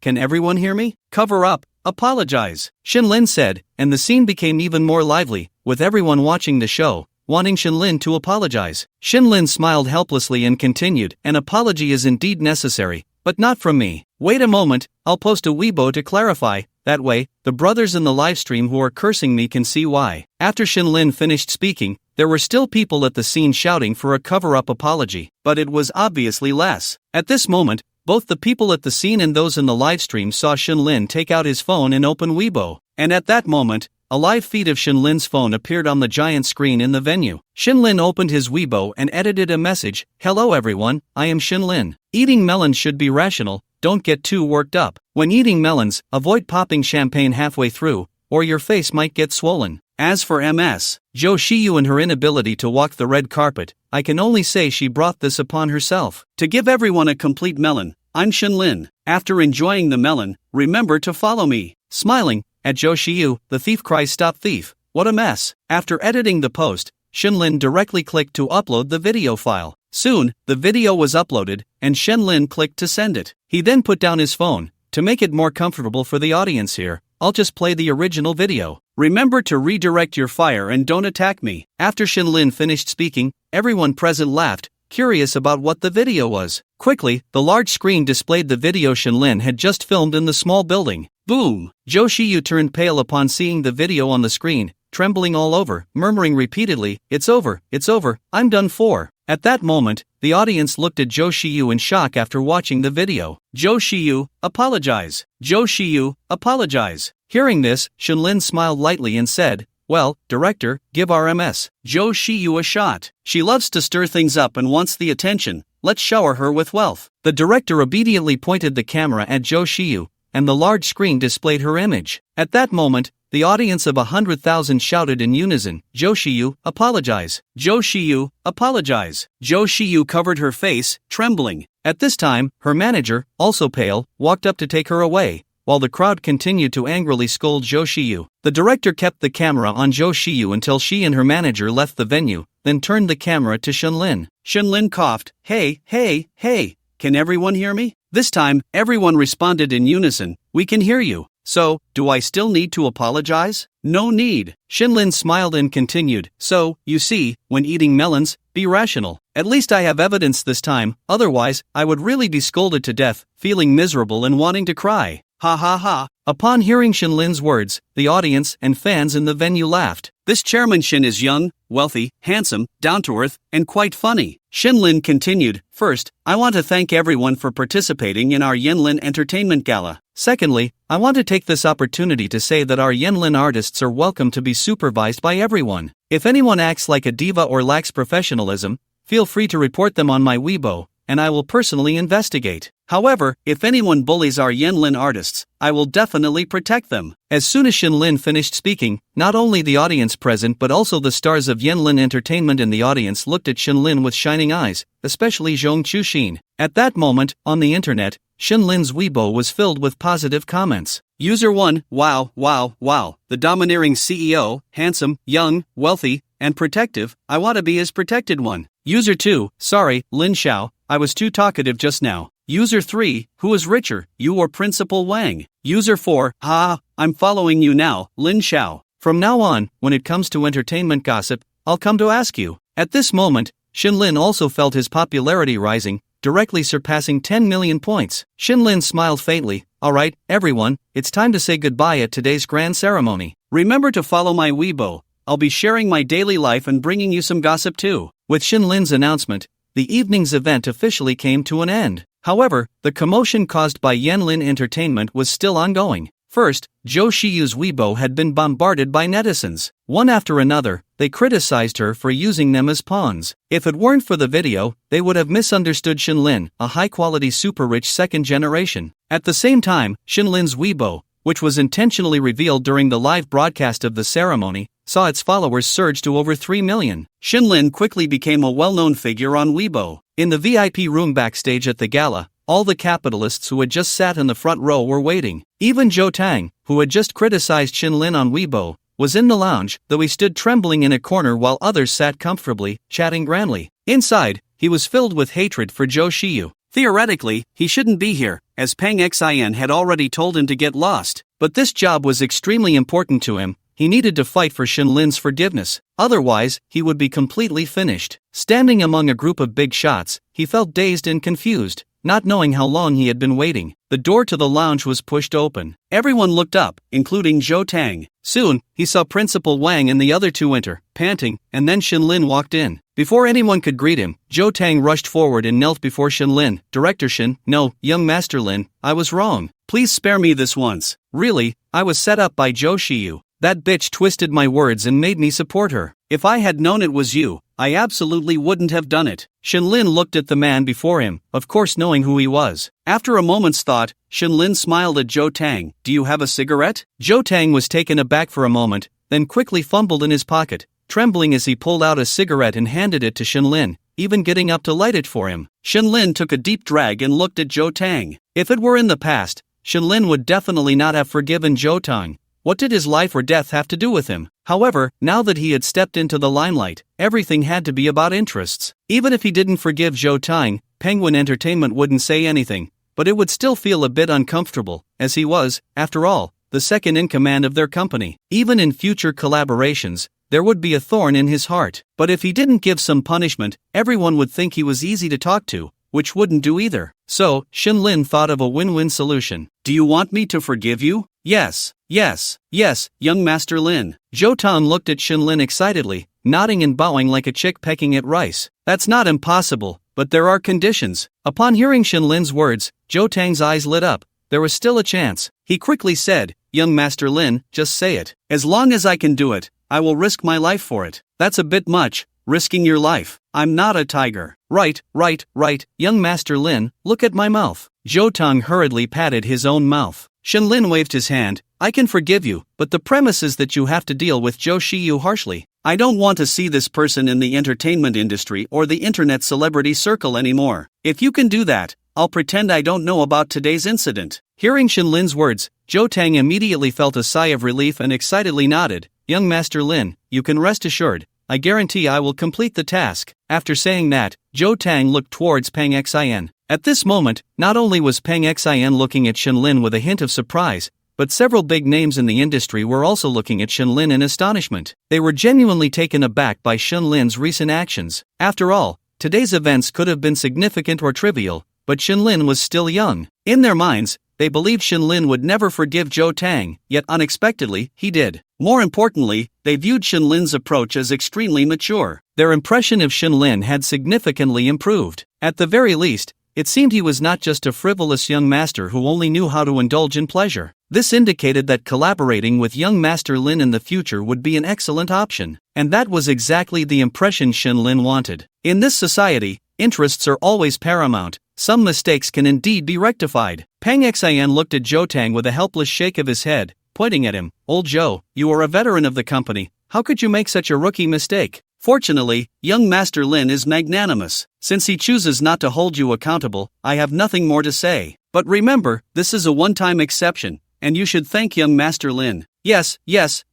thank you, young Master Lin. You are very generous. Shinlin smiled at Zhou Tang, who was apologizing, and patted him on the shoulder. Alright, we are all adults here. Think more when you do things in the future. Shinlin smiled and pointed to his head, continuing, alright, you can go now. But remember to show me your attitude. Understood, young Master Lin. Don't worry, I will ensure the task is completed. Then, young Master Lin, and all the executives, I will take my leave. After saying this, Zhou Tang left the lounge, taking a deep breath and patting his chest as he exited. Immediately, his expression turned gloomy. Damn it, Zhou Shiyu, you bitch, you almost got me killed. Don't worry, even if young Master Lin doesn't say anything, I won't let you off the hook. With this thought, Jo Tong walked towards the venue's exit while contacting paparazzi to start leaking information. At this moment, in the private room, Pang Xin looked at Shin Lin and smiled. Young Master Lin, thank you. You're being too polite, Pang. Aren't we partners now? There's no need to make things difficult for a partner. Also, stop calling me Young Master Lin, you are all elders. Just call me Xiao Lin. Shin Lin was never one to act recklessly. Upon hearing this, everyone's perception of Shin Lin improved once again.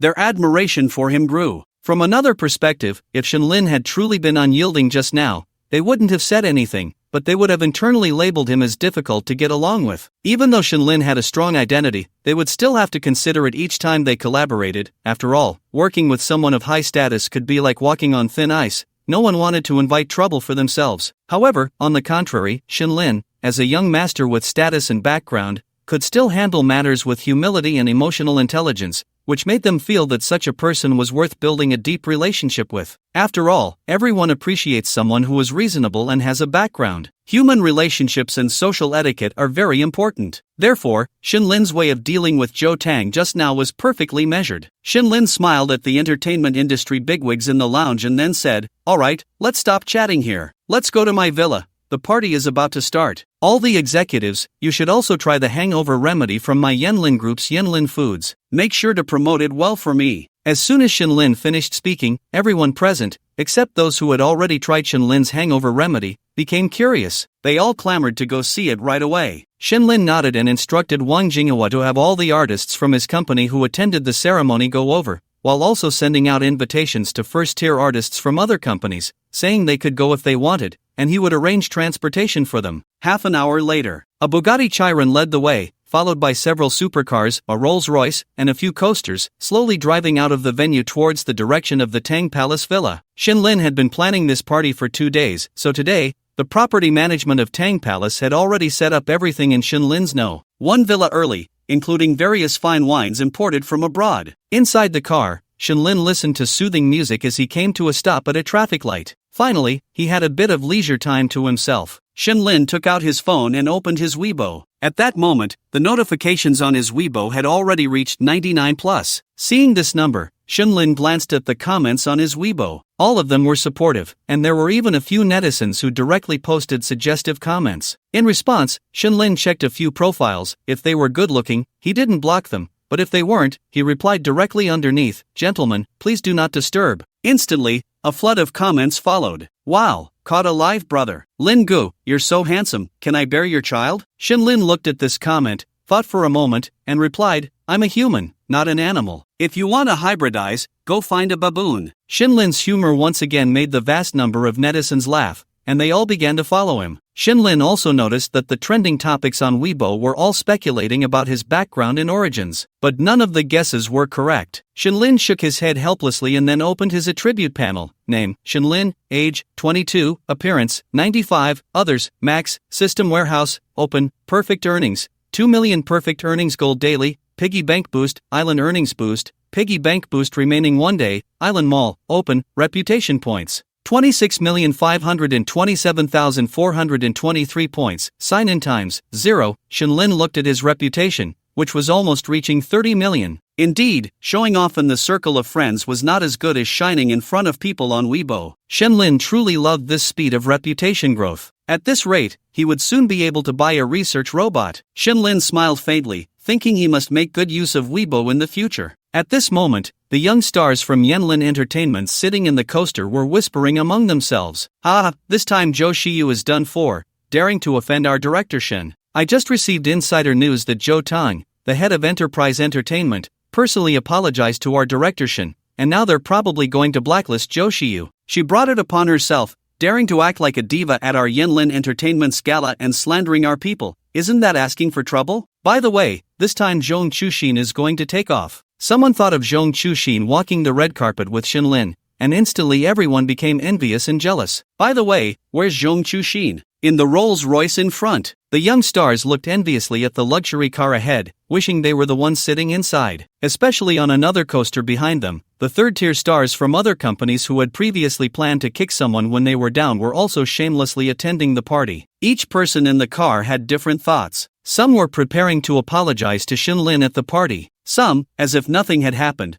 were secretly pleased at the thought of networking with some people. Some decent-looking young stars were thinking about how to get close to Shenlin and become his woman. At this moment, in the back seat of a Rolls-Royce ahead, sat Zhong Chushin and her manager. At this moment, Zhong Chushin's manager was extremely excited. Shinshin, you are really lucky. You've turned misfortune into fortune, and you're actually walking the red carpet with Chairman Shen. He even cleared your name. Later, you need to know how to handle this. The manager genuinely wanted Zhong Chushin to connect well with Shenlin. Who would have thought that her artist would be so fortunate to encounter Chairman Shen? With such an opportunity, not seizing it would be foolish. Oh, let's not get ahead of ourselves. Chairman Shen is so busy, he might not even have time for me, Zhong Chushin said lightly, but in her mind, she pictured herself in a car with Shenlin, walking the red carpet together. After hearing her manager say this, Zhong Chushin felt a bit eager inside. Just as everyone had their own thoughts, the car slowly drove into the community. Wow, it's actually at the Tang Palace Villa. As the convoy entered the community,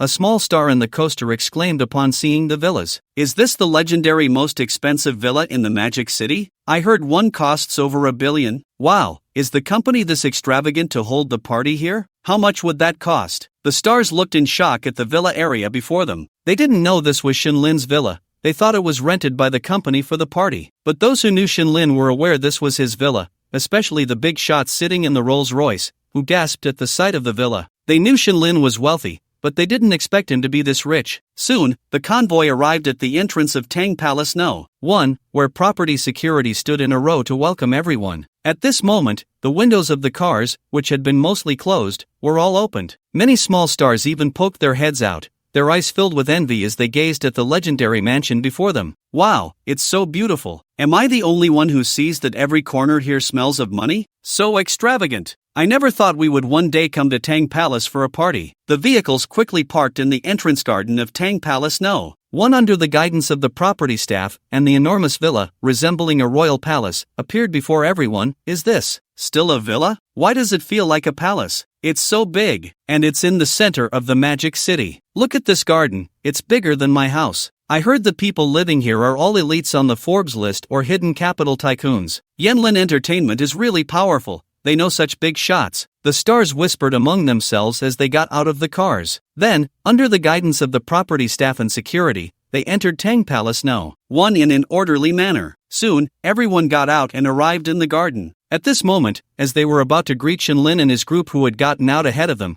they saw Shenlin inviting the people in the Rolls-Royce to go in first. As for the stars getting off the coaster, they were greeted by the property staff. The property staff stepped forward and said to the stars, "Good evening, everyone. Welcome to Tang Palace No. 1. Tonight, the Yanlin Entertainment Gala party is being held here. We have a self-service dining model. Food and drinks can be directly ordered from the waitstaff. The pool, tennis court, golf course, basketball court, and the first floor hall of the villa are all your free activity areas. By the way, let me introduce myself. I am the property manager of Tang Palace No. 1 and also the housekeeper for Chairman Shen's private residence today. If you need anything, you can contact me." At first, when they heard the housekeeper's words, everyone didn't think much of it and were just amazed. But soon, they realized something was off. What did the housekeeper just say? "This is Chairman Shen's house? There's a little star," he asked boldly. The butler smiled and nodded. "Yes, this is Shenlin, Mr. Shen's private residence." Upon hearing the butler's confirmation, everyone present was stunned. The shock that Shenlin brought them today had left them speechless. "You just said that everyone living here is on the Forbes list and hidden underwater capital tycoons. Then, Mr. Shen is a capital tycoon." Everyone gasped, knowing that the future development of Yanlin Entertainment would surely surpass that of Huai Brothers. At this moment, the most excited was Zhong Chushin's manager. She wasn't naive. Those who could afford the Tangwa No. 1 villa were not just wealthy,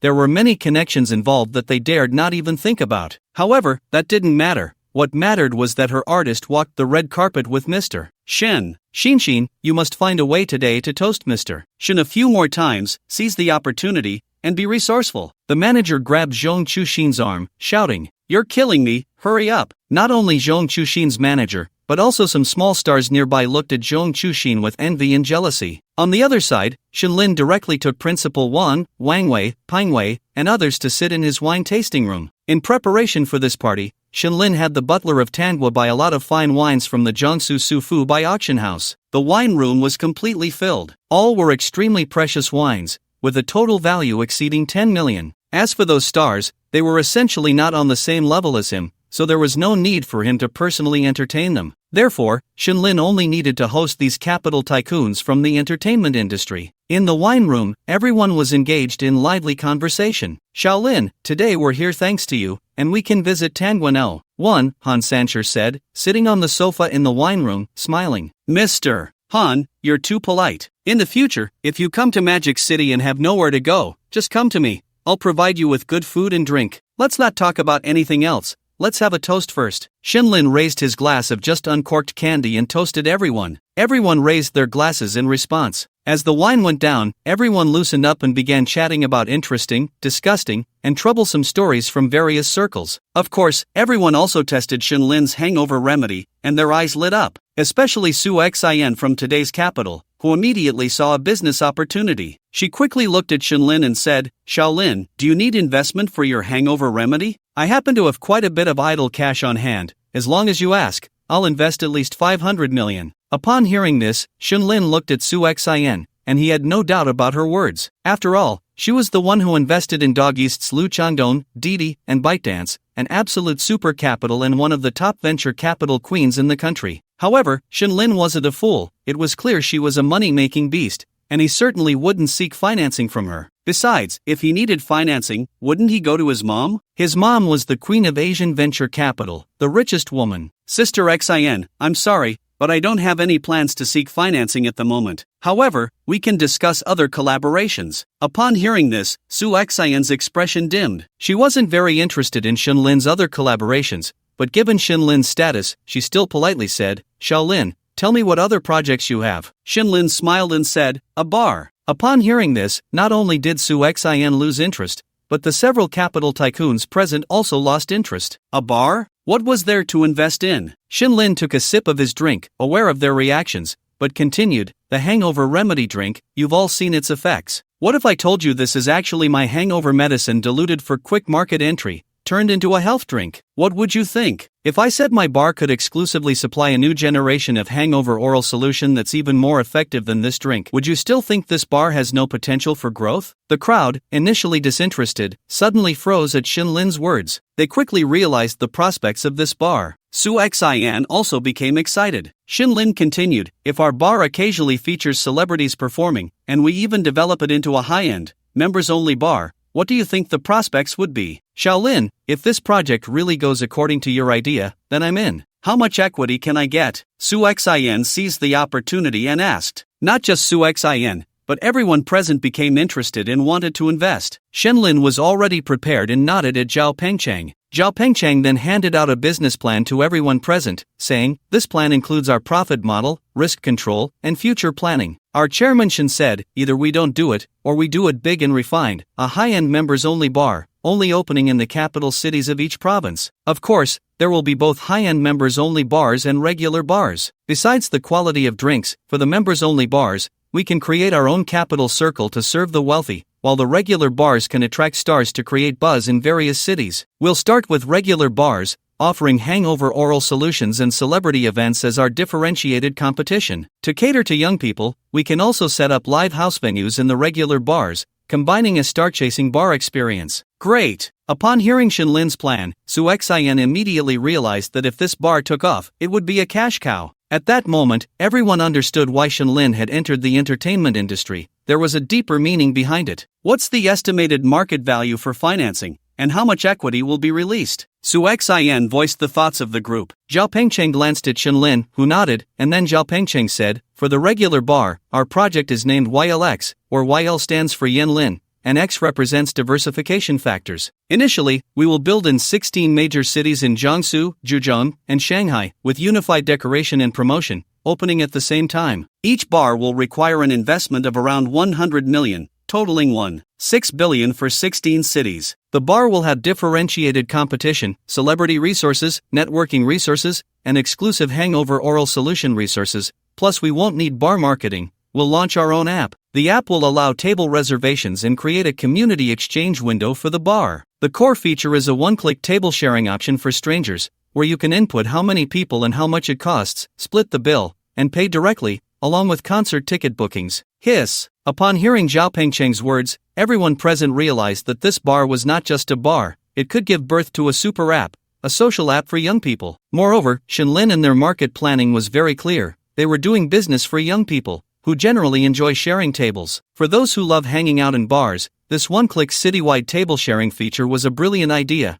and using celebrity live houses to draw traffic meant tickets could be purchased directly through the app. As it grew, it could even compete with major ticketing platforms. It was simply a genius idea. So, our angel round is valued at 5 billion, releasing 20% of shares, raising 1 billion, Zhao Pengcheng said with a smile. This price is actually quite low, as anyone with clear eyes can see, and for Shenlin to offer 20% of the shares is also very generous. Since they are doing it, they must do it well. As for the subsequent financing, at that time, it won't just be this little valuation. Shenlin only needs to ensure that Yanlin Group maintains its 67% absolute controlling stake. By giving up 20% this time, there remains 13%, which should be enough to support at least 3 rounds of financing before going public. I'll invest, but Shaolin, I need our today's capital to lead the subsequent financing. Why should you lead? Pang Xin interjected. Our Penguin Entertainment is also diversifying. I think this project is great, and we want to lead too. Suddenly, everyone began to argue. In the end, today's capital emerged victorious, with the preliminary resolution being that Su Xin from today's capital would invest 500 million for 10%. Yanlin Entertainment, Principal Wang, Tang Jiacheng, and Qin Feng jointly investing,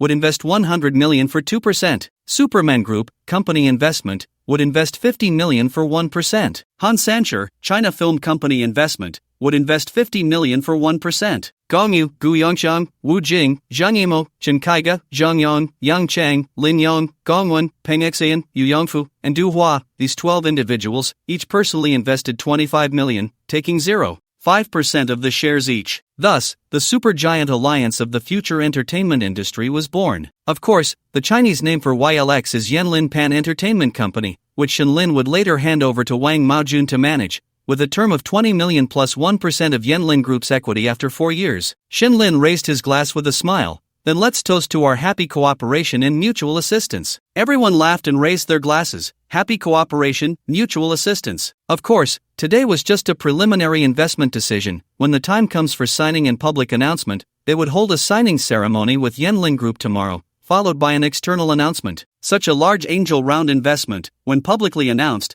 can enhance visibility in the business circle. And what Shenlin wants now is visibility. After chatting with several capital tycoons, Shenlin began to engage in free activities. They were all very interested in Shenlin's villa, wandering around in small groups. Alright, now it's your young people's world. I see there's a pool table, old Peng. Want to play a few rounds? Han Sancher said with a smile, looking at Peng Xin. The two then walked side by side. Shenlin shook his head with a smile and walked out of the wine room. At this moment, outside, there were staff from Yanlin Group starting to introduce a hangover remedy. At first, these stars didn't believe in such a miraculous drink, but soon, they were proven wrong. Many stars who couldn't hold their liquor became tipsy after drinking this remedy, continuously consuming alcohol. As Shenlin crossed the threshold and walked into the backyard garden and pool, it had already transformed into another scene. By the pool, there were stars in small groups, discussing today's events and the hangover remedy. Wow, this hangover remedy is amazing. Where can I buy it? I heard it's produced by Chairman Shin's company, and it will officially hit the shelves in major supermarkets tomorrow. Chairman Shin must be making a fortune off this hangover remedy. Anyway, I plan to buy some to keep on hand for when it's needed. In addition to discussing the hangover remedy while sipping champagne, there were also those splashing around in the water,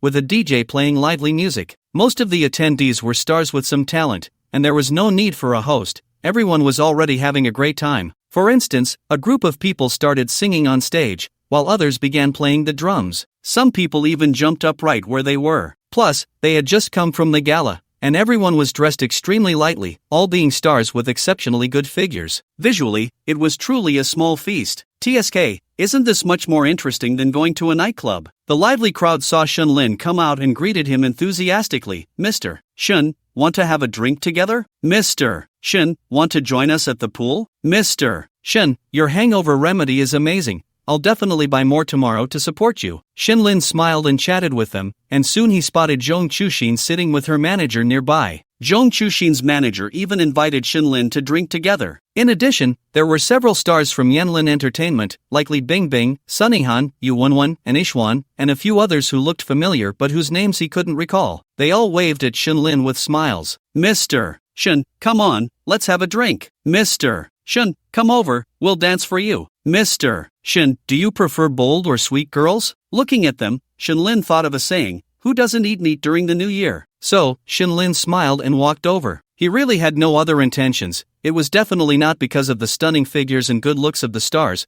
but simply as the host, going over to greet them. Yes, just the host. To be honest, anyone who can become a star, regardless of their status, at least has to be good looking and in great shape. They really can't be compared to those painted faces in bars. As soon as Shinlin walked over, Zhong Chushin stood up, poured him a glass of champagne, and handed it to him. Thank you, Mr. Shin, you're too polite. Zhong Chushin responded with a smile. Seeing Zhong Chushin being so proactive, the other female stars also walked towards Shinlin. Mr. Shin, champagne is better with ice. Let me add some for you. Yu Wenwen smiled at Shinlin and personally added ice to his glass. Wow, aren't you afraid I'll get diarrhea? Shinlin joked as he watched Yu Wenwen add ice.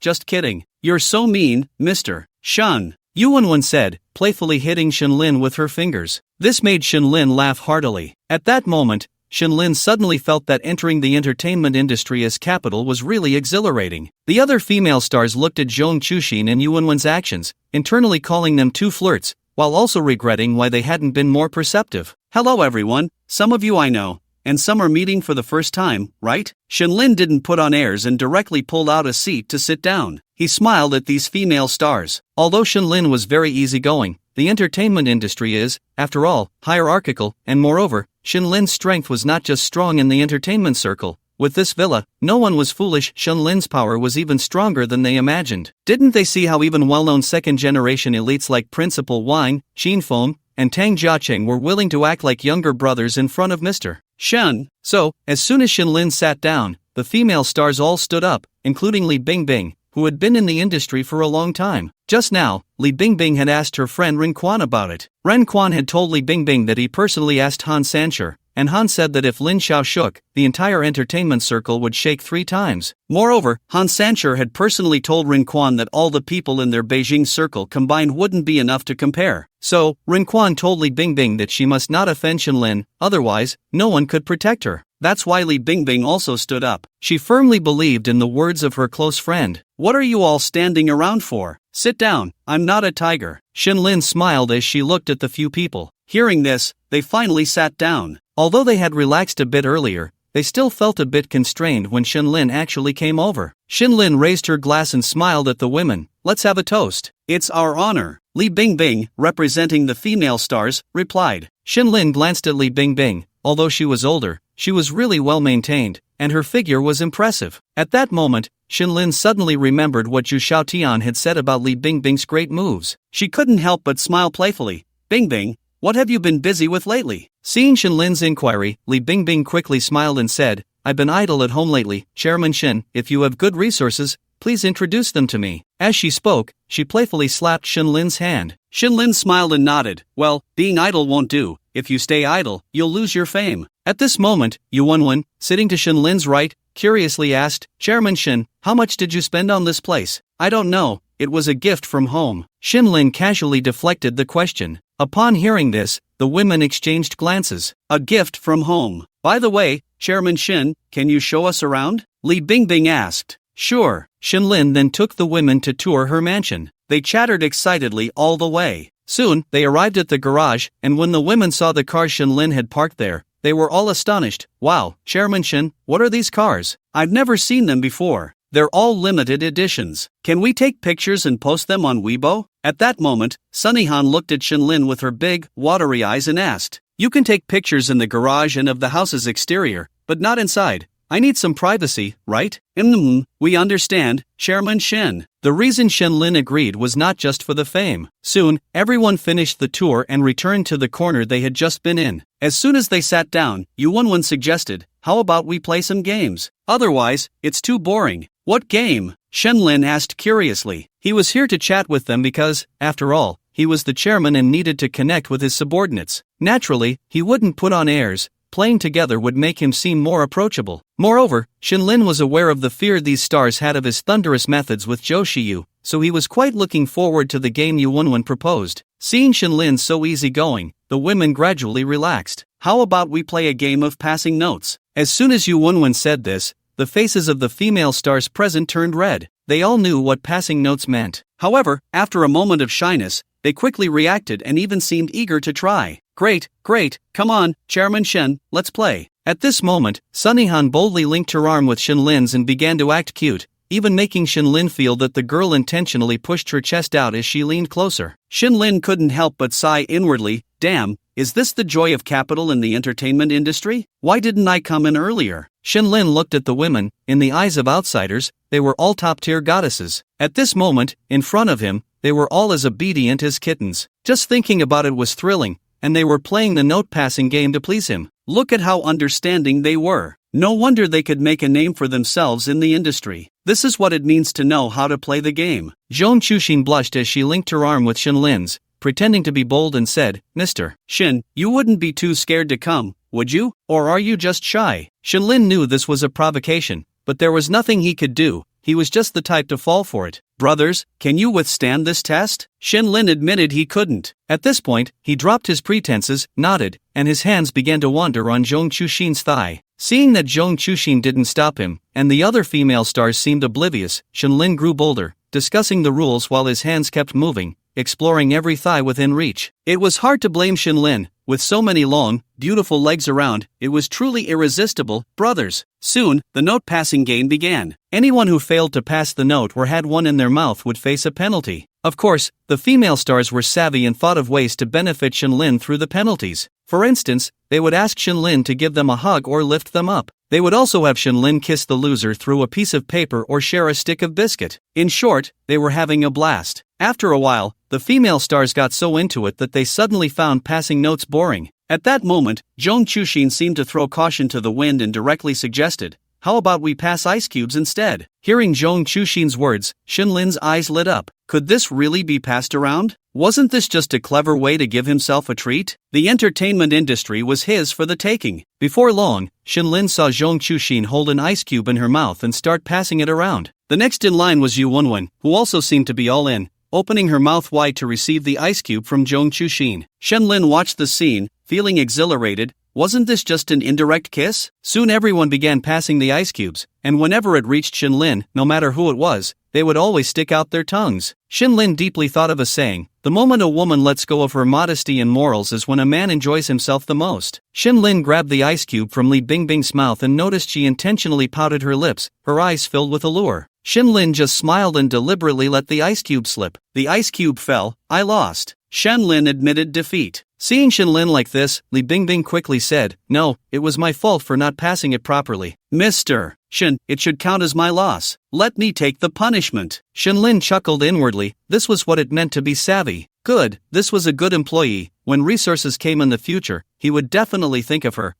Wow, Bingbing, you really want to take the punishment? At this moment, Wang Xiaocheng looked at Li Bingbing with a smile. Oh, come on, a bet is a bet, sister. Alright, I accept the punishment. Li Bingbing, true to her experience in the entertainment industry, handled the teasing questions with ease. How about you use Mr. Shen as a pole and do a pole dance? Wow, that sounds good. We want to see. Yes, Bingbing, this is a must. The other female stars cheered one after another. Seeing this, Li Bingbing didn't immediately agree but instead looked at Shinlin, who took a sip of his drink and playfully said, sure, just make sure the movements are big. Whoa! Upon hearing Shinlin's words, the female stars who knew about the situation between Li Bingbing and Zhu Xiaotian gasped in surprise. Mr. Shin, you're surfing on 5G. Bingbing, Mr. Shin has thrown down the gauntlet. Aren't you going to respond? Everyone egged her on. Li Bingbing, having been in the entertainment industry for a long time, wouldn't get angry at such jokes, and even if she did, she wouldn't show it because she didn't have the standing to be arrogant or say no in front of Shinlin. Mr. Shin, that's annoying. If I jump, make sure you don't look up. Woo woo. After hearing Li Bingbing's words, the stars present began to shout in unison. This was too exciting. Shinlin smiled and nodded, inviting Li Bingbing. Not to be outdone, Li Bingbing glanced at Shinlin with all her charm and then placed a hand on his shoulder, starting to dance gracefully. Whatever the water snake dance, whatever the mountain cow strike, whatever the golden rooster standing alone. She was as enchanting as she could be. This made everyone burst into laughter, and Shenlin was enjoying it, only able to say, "Damn, this is so refreshing." However, happy times are always short-lived. By 2 a.m., everyone was exhausted from the fun. They began to greet Shenlin and head home. Even Principal Wang and the others couldn't hold on any longer, each leaving with a little star in their arms. Soon, everyone had left, and only Zhong Chuxin, Yu Wenwen, and Li Bingbing remained. Shenlin looked at the three, exchanging glances. Then Li Bingbing, her face flushed, said, "Can I borrow your bathroom for a shower? I smell like alcohol." "Yeah, Mr. Shen, us too as well." Hearing this, Shenlin smiled and nodded, and the three of them walked into the villa. Watching the graceful trio enter the villa, Shenlin lit a cigarette, took a deep puff, and exhaled a ring of smoke. "Damn it, should I take some medicine?" Just as Shenlin was having fun, at the international airport in the capital, a private jet slowly took off, heading towards the Magic City. The next day, when Shenlin woke up, he felt as if his kidneys had been hollowed out. He looked at his empty but extremely messy bedroom, shaking his head helplessly. The mouth of a woman is a deceptive ghost. Talking about a shower, it led straight to the bed. As usual, he lit a cigarette, took a deep puff, clearing his mind. Then, Shenlin opened his system. Ding! Piggy bank invalid. Ding! Refresh at midnight.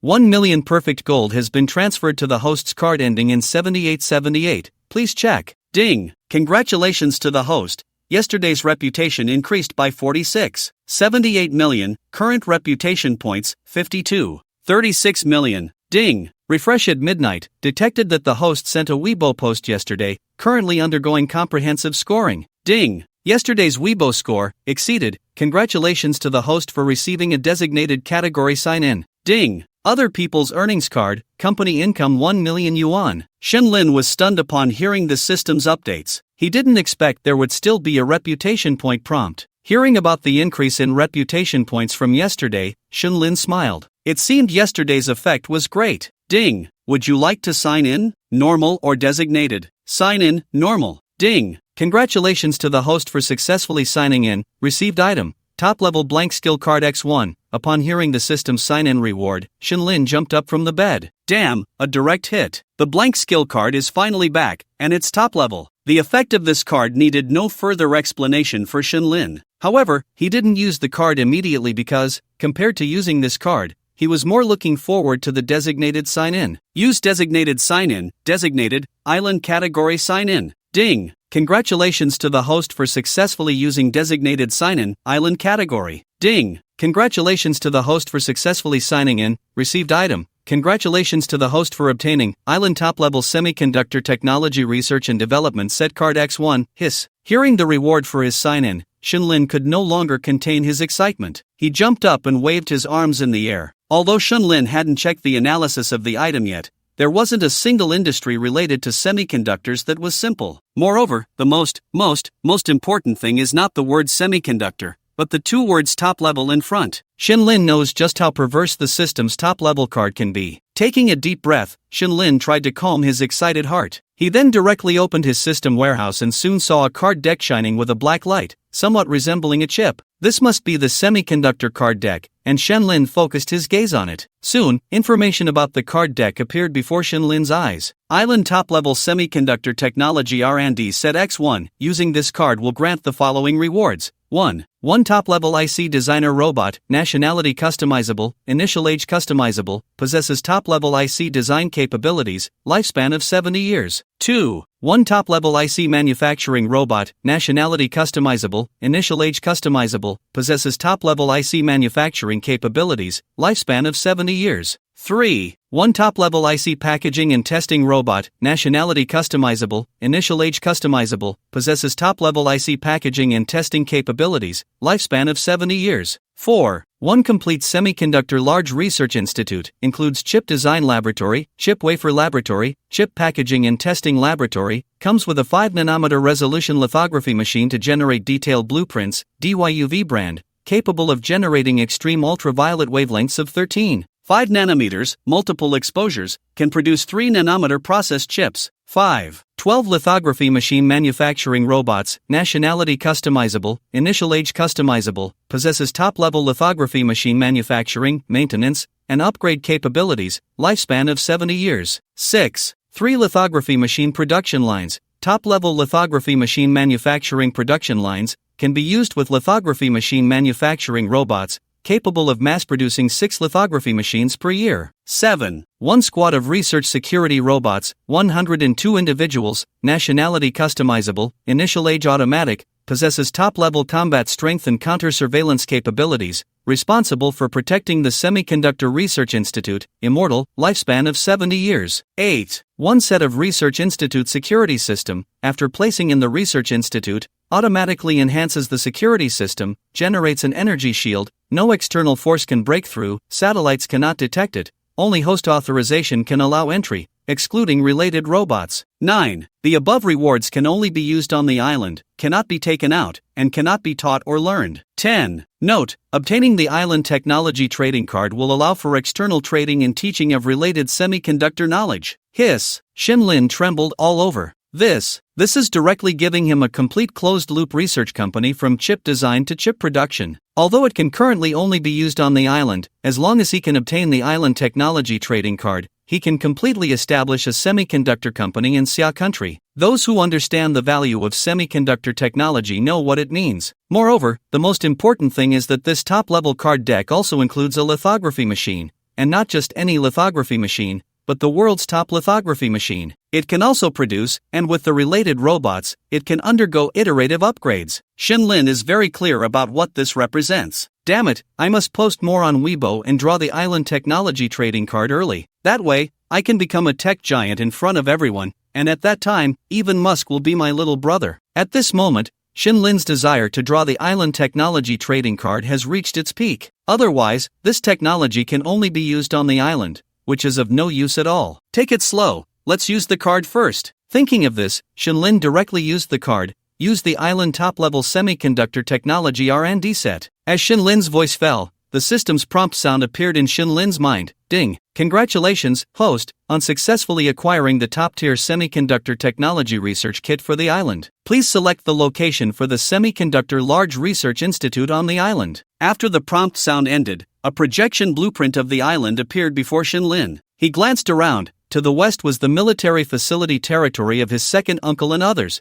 which was currently under construction for an airport. Shin-Lin was certain he wouldn't place such a powerful weapon in the west. Moreover, he placed great importance on this research institute. Looking at the map, he suddenly noticed a mountain in the north, which was also the highest point on the island. System, can the research institute be placed inside the mountain? Ding! Yes. Hearing this, Shin-Lin smiled faintly and said directly, place the research institute inside the mountain. Ding! Successfully placed. Construction speed x 1 year. Can use prestige points to accelerate construction. System, how many prestige points are needed for immediate completion? Ding! An estimated 50 million prestige points will complete it instantly and put it into use. Shin-Lin was taken aback. Wait, I just got those prestige points, and you want them all already? He complained but still used the prestige points. Everything now had to make way for the research institute. Use 50 million prestige points to accelerate construction. Ding! Congratulations, host, for successfully consuming 50 million prestige points to accelerate the construction of the research institute. Ding! Congratulations, host, the construction of the large semiconductor research institute is successful. Ding! Please set the nationality and external age of the related robots. Without any hesitation, Shin-Lin said, Xia country, research-type robots, all 30 years old, balanced gender. Defense-type robots, all Xia country international, 22 years old, all male. Ding! Robot deployment completed. Ding! The robots are now in operation. The daily operating cost of the research institute is a minimum of 1 million prestige points, with no upper limit. The more prestige points invested, the faster the research progress and results. Ding! Automatically generated Research Institute investment panel, host can view it. WTF. Shin-Lin was stunned. Wait, this also requires prestige points? I really am too young. He hadn't expected that operating this research institute would also require prestige points. However, there is no such thing as a free lunch. Shin-Lin could understand. At worst, he would just earn prestige points diligently. Showing off in front of others was still quite simple. So, Shin-Lin directly opened his attribute panel, preparing to tally what he had obtained so far. Name, Shin-Lin, age, 22, appearance, 95, others, max, system warehouse, top-tier blank skill card x1, top-tier assistant skill card, others card x1, prestige points, 2, 36 million, perfect income, daily 3, 1 million perfect income, island enhancement, Permanent Perfect Piggy Bank Enhancement, Island Mall, Open, Island Semiconductor Research Institute, Detailed View, Sign-in Times, 0. Shinlin saw that a new category for the Semiconductor Research Institute had appeared on his attribute panel. He focused his gaze on it. Soon, a small attribute panel appeared on the original attribute panel, Island Research Institute, level, LV1, 0/100 million prestige points invested, 0, minimum 1 million daily, no upper limit, choose daily automatic investment amount. Research progress, stagnant photolithography machine manufacturing, stagnant note, 1. 100 million prestige points are required to upgrade the Research Institute level, which can automatically enhance the working efficiency of related robots, double the output, and have a small probability of obtaining more advanced semiconductor technology. 2. The more prestige points invested, the faster the working efficiency. Shinlin looked at it and directly inputted 1 million prestige points for investment. Soon, the panel in front of him changed. What had just been a stagnant research progress and lithography machine manufacturing now transformed into research progress, 2% per day. Lithography machine manufacturing progress, 1% per day. 1 million reputation points can only increase the research progress by 2%,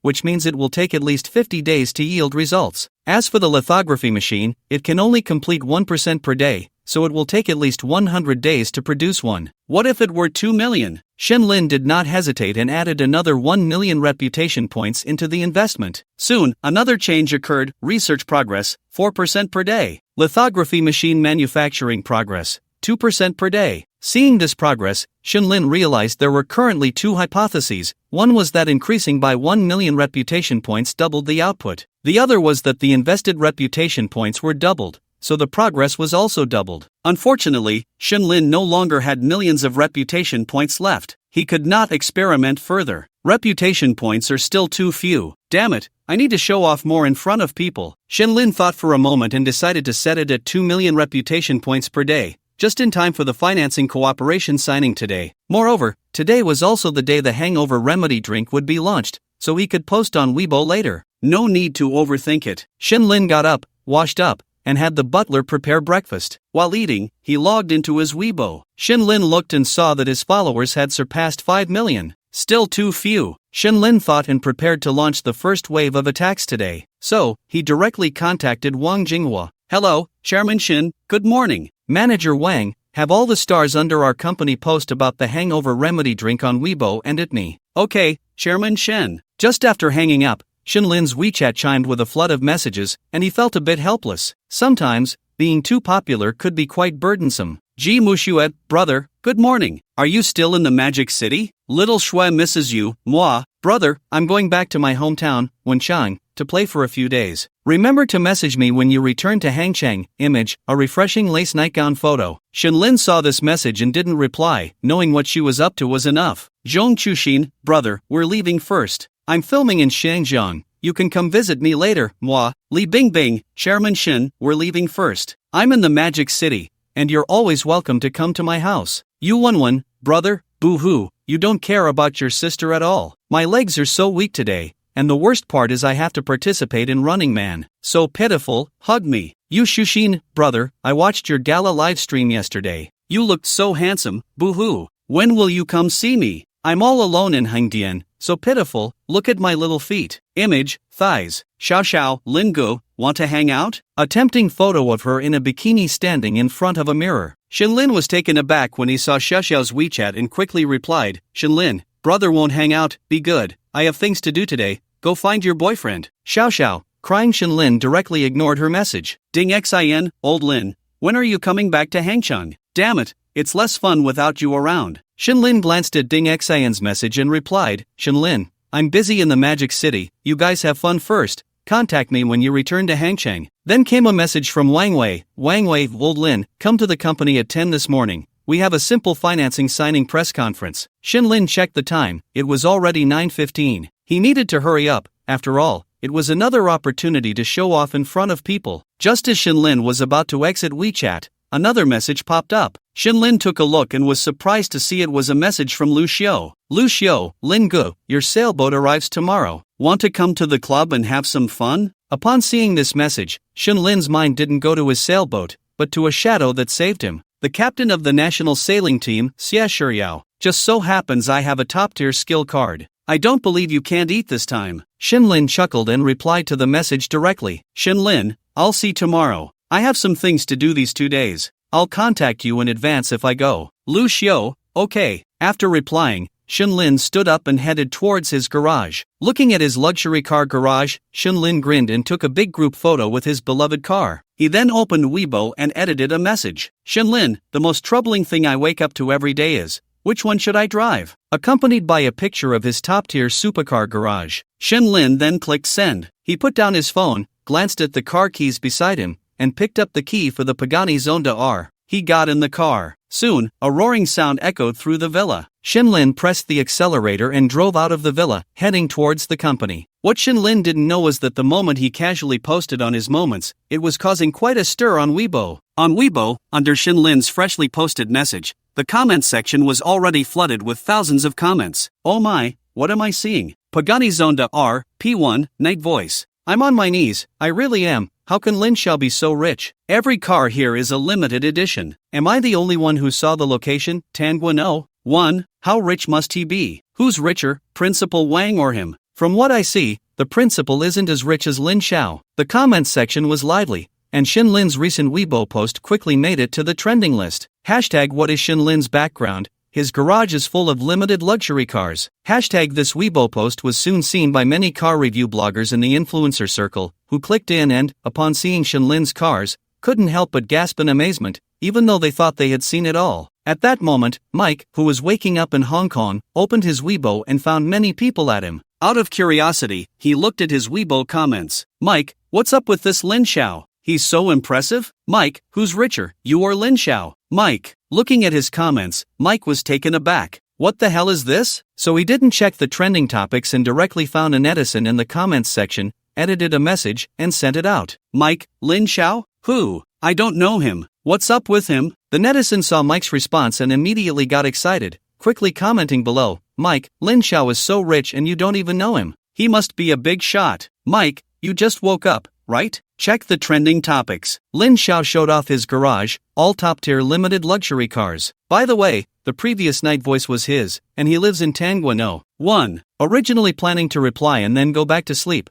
Mike was stunned after seeing this news. Living in Tanguano, 1 villa? The owner of the Bugatti Night Voice? Isn't that ridiculous? The influencers nowadays really know how to make things up. Damn. While complaining, Mike clicked on the trending topics and soon saw Shinlin's Weibo. When he saw Shinlin's garage, he was completely dumbfounded. Is this really happening? No way. Who is this Lin Xiao? The owner of an entertainment company? Is he really that rich? Boss Mike glanced at the verified account on Weibo. Chairman of Yenlin Entertainment Company, Chairman of Yenlin Group. Yenlin Group? What company is that? I've never heard of it. Just as he was puzzled, he quickly saw a bunch of celebrities starting to at Shinlin. Zhong Chushin at Shinlin, thanks to Chairman Shin for the invitation yesterday, I had a great time at Tang Palace No. 1. By the way, fans, I recommend Shindong's Yenlin hangover drink. It really works. I'm someone who doesn't drink, but after having this drink yesterday, I became a god of wine. Hee. Li Bingbing at Shinlin at Yenlin hangover drink. Chairman Shin,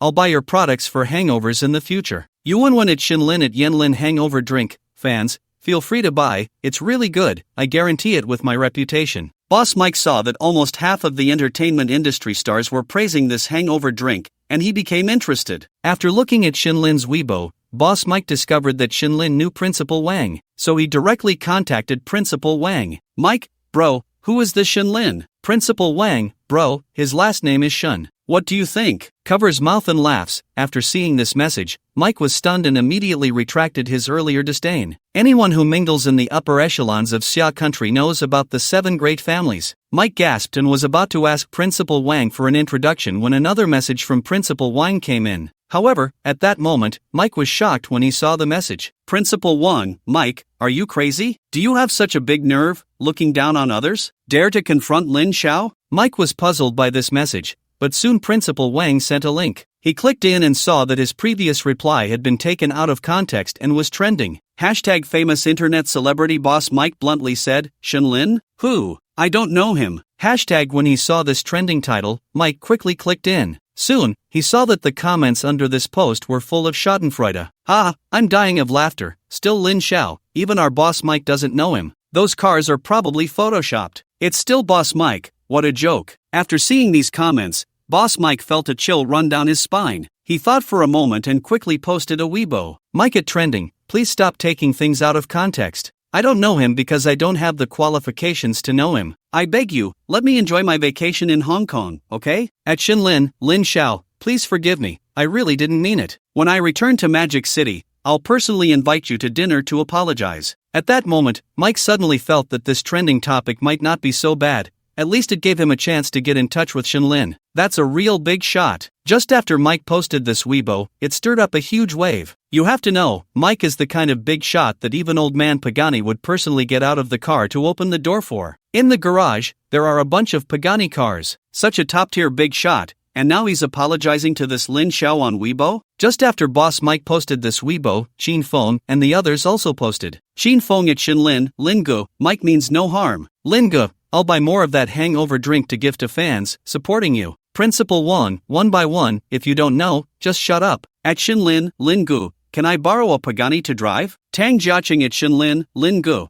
when are you coming to my Tang City to buy a set? Your villa is too big, aren't you afraid to stay there at night? Come to Tang City and be my neighbor, take me flying. With the release of Weibo posts by various well-known second-generation rich kids, everyone knew that Lin's background was vast and boundless. Lin was completely unaware of the excitement on Weibo, as he had just parked his car downstairs at the Yanlin Group. After parking, he walked towards the company. Upon arriving at the company, Lin saw many financial reporters and noticed Su Xian and her friends chatting and laughing. When Su Xian saw Lin walk in, she smiled and said, Xiaolin, you're here. Then let's start the signing ceremony. President Han and the others have entrusted me with this, they have other matters to attend to. Hearing this, Lin smiled and nodded, it's fine, anyway, it's all been agreed upon. Today is just a public announcement, a formality. Soon, Lin and Su Xian, led by Wang Wei and the others, arrived at the press conference venue. It was a large conference room within the company, set up somewhat like a tiered meeting room. At that moment, the large screen behind them displayed Yanlin Group and Zurich Capital Strategic Cooperation signing ceremony. As Lin and Su Xian walked to the front seats, the financial reporters below turned on their spotlights, aiming their cameras at Lin and Su Xian. The presence of so many reporters today was largely due to Su Xian's reputation. After all, she was one of the well-known venture capital queens in the country. Many financial reporters were eager to please her. However, no one expected that the chairman of Yanlin Group would be Lin,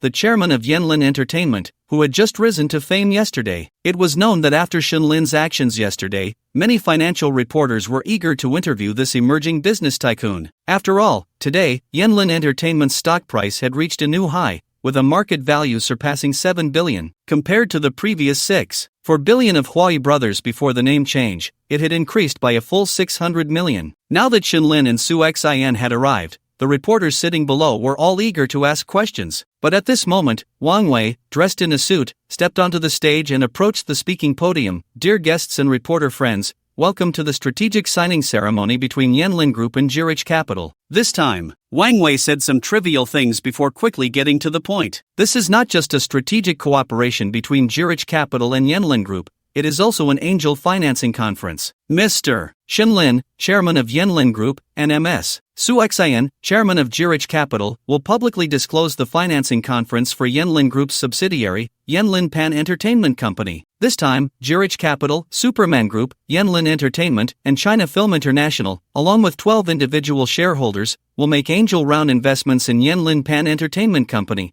which is valued at 5 billion, releasing 20% of its shares and raising 1 billion. Boom! Upon hearing Wang Wei's words, the reporters present exchanged glances in astonishment. What company? An angel round valuation of 5 billion? At this moment, these financial reporters were all incredibly curious. But it was not their turn to speak yet. Wang Wei continued, now, regarding the financing matters, Ms. Su Xian from Zurich Capital will represent the many angel round financing parties to sign the financing contract with Mr.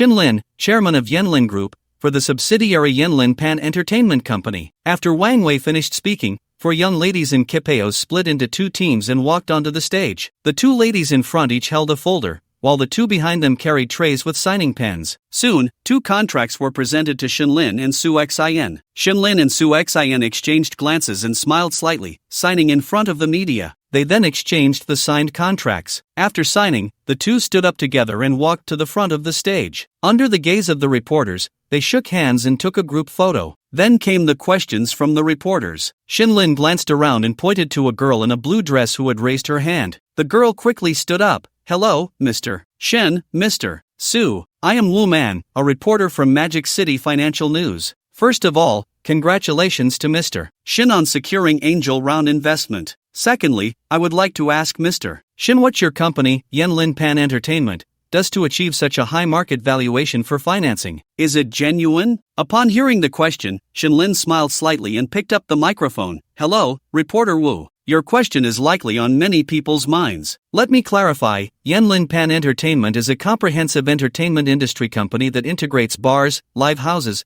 and community functions. We have a strong core competitiveness and a capable team. As for whether it is genuine, time will provide the answer." Shenlin's response was still quite low-key. "Okay, thank you, Mr. Shun, for your clarification." Su Xin then pointed to another reporter. Similar to the previous reporter, he stood up and addressed Su Xin and Shinlin. "Hello, Mr. Su, Mr. Shin. I am a reporter from CCTV Finance Channel. First, congratulations to Mr. Shin on securing financing, and congratulations to Mr. Su for identifying another project. I would like to ask Mr. Su whether your investment in Yanlin Pan Entertainment is based on its future development or Mr. Shen's personal charm?" Upon hearing this, Su Xin immediately sensed a trap. If she answered that she was optimistic about Yanlin Pan Entertainment's future prospects, it would be disrespectful to Shinlin. However, if she said it was due to Shinlin's charm, it would be seen as favoritism. But Su Xin was not one to back down. She thought for a moment and responded, "Reporter, regarding your question, first of all, both our today's capital and the current investors are very optimistic about Yanlin Pan Entertainment's future prospects. When Mr. Shin presented the business plan to us, we not only saw the promising development prospects of Yanlin Pan Entertainment but also placed great importance on Mr. Shin as the proposer of this plan. Mr. Shin is the most agile thinker and the most decisive doer among the young entrepreneurs I have encountered. By the way, this is not even our best plan." The reporters looked at Su Xin with curiosity. Su Xin glanced at Shinlin, who nodded, and then she continued, "Actually, what we were most optimistic about from the beginning was Mr. Shin's hangover remedy product. This product is revolutionary. However, such a great product, Mr. Shin has the capability to develop it himself, so it is a pity for us. But now, with this investment under Mr. Shin's brilliant creativity, we are extremely optimistic. By the way, Mr. Shin's Yanlin Food Company will launch the hangover remedy in major supermarkets today. I have tried it, and the effect is excellent. There happens to be a wine party later, and everyone can give it a try. Please help us promote it." After hearing Su Xin's words, everyone present became curious about the hangover remedy she had just mentioned. Shinlin also looked at Su Xin with gratitude. No wonder she could become the queen of venture capital. Her emotional intelligence in speaking was truly remarkable. After answering a few more reporters' questions, Shinlin took the reporters to the wine party prepared by Yanlin Group, allowing everyone to try the hangover remedy. Initially curious but not holding much hope, the reporters were pleasantly surprised after using it and understood why Su Xin chose to collaborate with Shinlin. This product was a significant breakthrough compared to the hangover medicines and capsules available on the market. Moreover, everyone here is a financial journalist, extremely sensitive to business matters. If nothing unexpected happens, the suddenly emerging Shinlin, under his Yanlin Group, will soon give birth to a super unicorn company with a market value exceeding 10 billion, or even several hundred billion. Adding to that, the 7 billion market value of Yanlin Entertainment, along with the mysterious and unpredictable temporary market value of 5 billion for Yanlin Pan Entertainment, it is very likely that this person, who looks to be just in his early 20s, will make it onto this year's Forbes billionaires list. They are about to witness the birth of a super-rich individual. Just as Shinlin was entertaining these journalists, in the study of Shin Shuwen's courtyard in the Magic City, Shin Shuwen sat at his desk, looking at the beautiful woman in front of him with a wry smile. The woman wore a light blue long dress,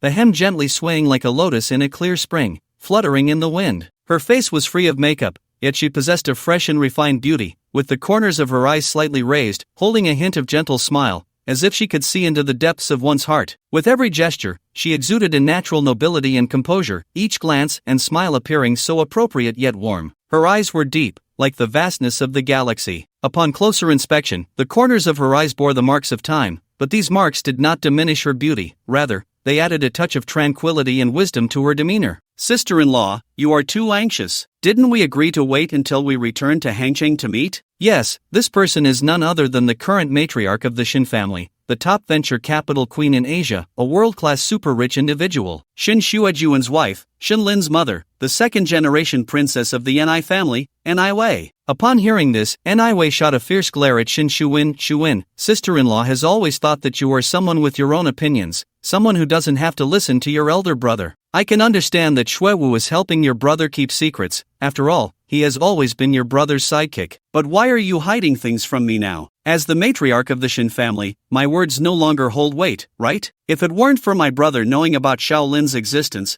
how long would you have kept this from me? Ni Wei's tone was extremely calm, and after speaking, she set down the teacup in her hand, her gaze piercing as she stared at Shin Shuwen. Even though Shin Shuwen held a high position, he couldn't help but feel a chill run down his back upon seeing the expression on sister-in-law Ni Wei's face. Shin Shuwen awkwardly held the teacup, taking a sip. Sister-in-law, you must understand your elder brother. Everything we do is for Shaolin. This child is very smart and can understand. Bang! Just as Shin Shuwen finished speaking, Ni Wei stood up in anger, slammed the table, and pointed at Shin Shuwen. Understanding? No matter how much Liner understands, he is still a child. Moreover, he has lived alone for so many years, and now that he has finally been found, you still hide him from me, planning to keep it a secret? You are simply in cahoots with your brother. I didn't come here today to negotiate with you, but to tell you that tonight, I will find Liner. If you let the Dark Guards stop me, I will skin you alive today. Seeing the furious Ni Wei, Shin Shuwen quickly stood up, feeling a bit at a loss. Oh dear, sister, what happened? Did Shuwen anger you again? At that moment, Shin Lin's second aunt, who had been standing at the door of the study, hurried in and linked her arm with Ni Wei's. Shuwen, hurry up and apologize to sister-in-law. Shin Shuwen was taken aback.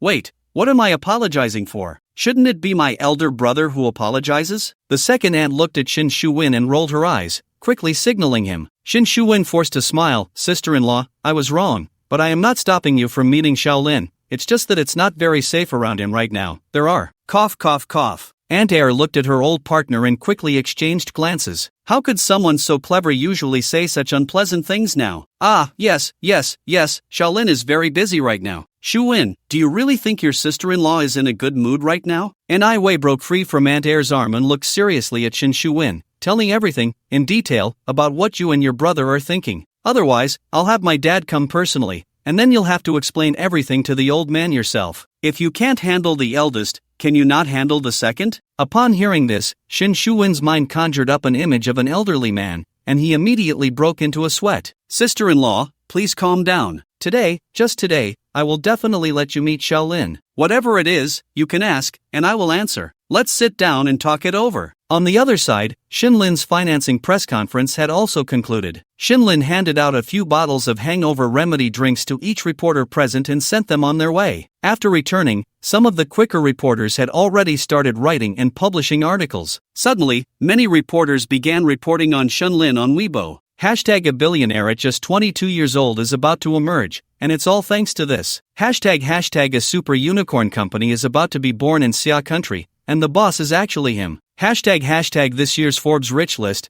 he has reserved a spot in Xia country. Hashtag shocking, how can a company with no products be valued at 5 billion and secure a 1 billion strategic investment from today's capital? Hashtag Shin Lin and Wang Wei exchanged greetings and then left the company. After exiting the building, it was already 5 p.m., and Shin Lin was preparing to go out and have some fun. Just as he took out his phone to make some calls, it rang. Looking at the screen, he saw it was a call from Xiao Ruowei, and he answered with a smile. Hello, darling. Darling, you look so handsome today. Soon, Xiao Ruowei's sweet voice came through the phone. Shin Lin was taken aback for a moment and chuckled. How do you know? But when am I not handsome? He, self-praise. By the way, dear future super-rich man, chairman of Yanlin Group, Mr. Shin Lin, do you have time to entertain a little lady tonight? Hearing Xiao Ruowei's words, Shin Lin was surprised again. Wait, how do you know all this? Weibo. I didn't expect your hangover remedy to really take off. There are news articles about you all over the internet, Xiao Ruowei said proudly from the car. The person being praised was her man. I see. By the way,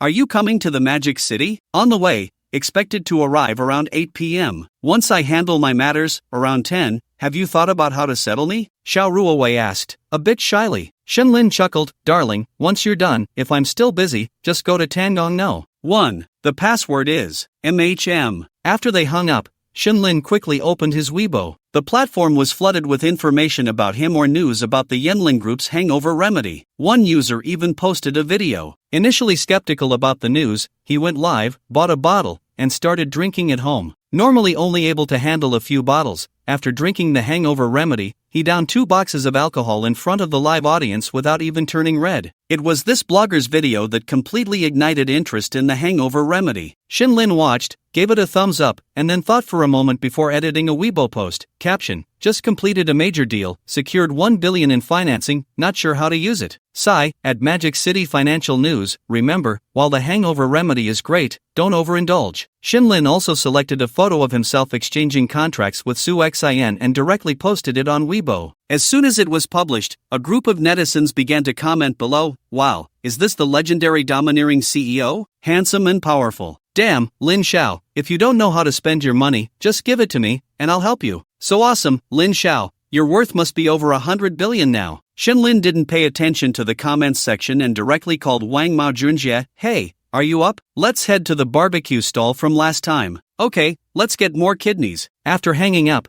Shenlin drove straight to the barbecue stall. While Shenlin was driving to the barbecue stall, in the capital city, at the Ni family's side villa. "Dad, according to the information we received, Ni Wei has already gone to the Magic City. It seems the news from the Li family is true." In the study, a middle-aged man handed a photo of Shenlin and related materials to an elderly man. The old man took a look and then frowned slightly. "This kid is not simple. Ni Wei's momentum is already established. This kid absolutely cannot return to the Ni family, or else we won't have our chance to rise. That piece on the chessboard can be moved." After hanging up the phone, Shenlin thought for a moment and directly added Hu Xiong, Principal Wang, and the 3 of Wang Wei into a group. The Magic City eating, drinking, and playing group. He also added Wang Mao Junjie into it. Then Shenlin sent a message in the group. "Shenlin at everyone, in half an hour, let's head to the barbecue stall. Whoever arrives late pays the bill." Location. After sending the message, Shenlin didn't care about how the group responded and drove his Pagani towards the barbecue stall from last time. To be honest, Shenlin felt very tired these past few days. If it weren't for the prestige, he definitely wouldn't participate in company matters. Isn't eating, drinking, and having fun more enjoyable? But there's no way around it. Prestige is related to island technology. Deep down, Shenlin was still someone who liked to show off in front of others. However, he also enjoyed playing. Compared to work,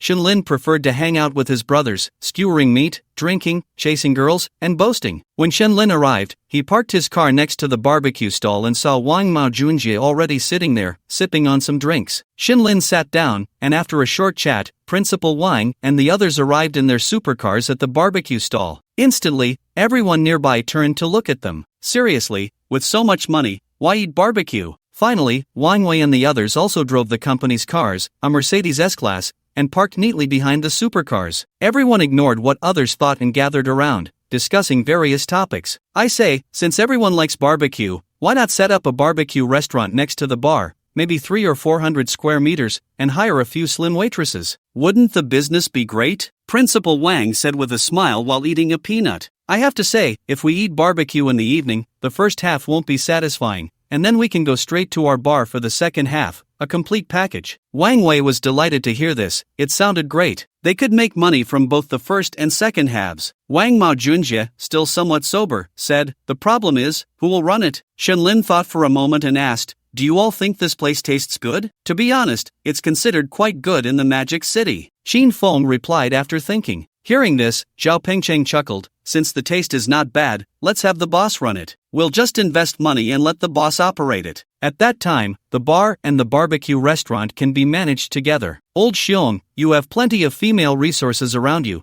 and you can have different beautiful waitresses every day. The business can't be bad." "Wow, this is great. We can talk to the boss about investing, opening a bar next door, and even create a chain. In the future, when we go to that city, we can eat skewers at the store for free. How awesome is that?" Shenlin laughed heartily, thinking this was really feasible, especially when he imagined the girls serving in cool outfits or maid costumes at the store. Just thinking about it was exciting, not to mention the other men. "And I think we can call it Maid Barbecue." Shenlin raised his glass and shouted, "Maid Barbecue, awesome, awesome, awesome." Everyone raised their glasses and laughed, then asked Wang Mao Junjie to bring the boss over for a discussion. The boss, Yu Jie, initially thought Shenlin and the others were joking, but soon realized their strength when he saw them pull out their car keys and unlock the supercars parked by the roadside. So they discussed it, and Yu Jie agreed to be ready for their investment at any time. Besides the maid theme in the store, we'll also use fresh ingredients, but the prices can be lowered because we can open a chain with the bar and benefit from bulk purchasing. Little Bear will also invest a bit, bringing internet celebrity girls to the store every day, so we won't lack traffic, Shenlin added after thinking for a moment. At this time, Wang Wei also said, and we should hire more people. Master, you shouldn't be stingy with teaching, after all, every store will give you shares, and sometimes the speed of serving can affect the experience. By the way, I have another idea, Wang Wei said while skewering meat. What? Shenlin looked at Wang Mao Junjie in confusion. We have a barbecue place and a bar, so we should also have a bathhouse, right? The bathhouse can have a buffet,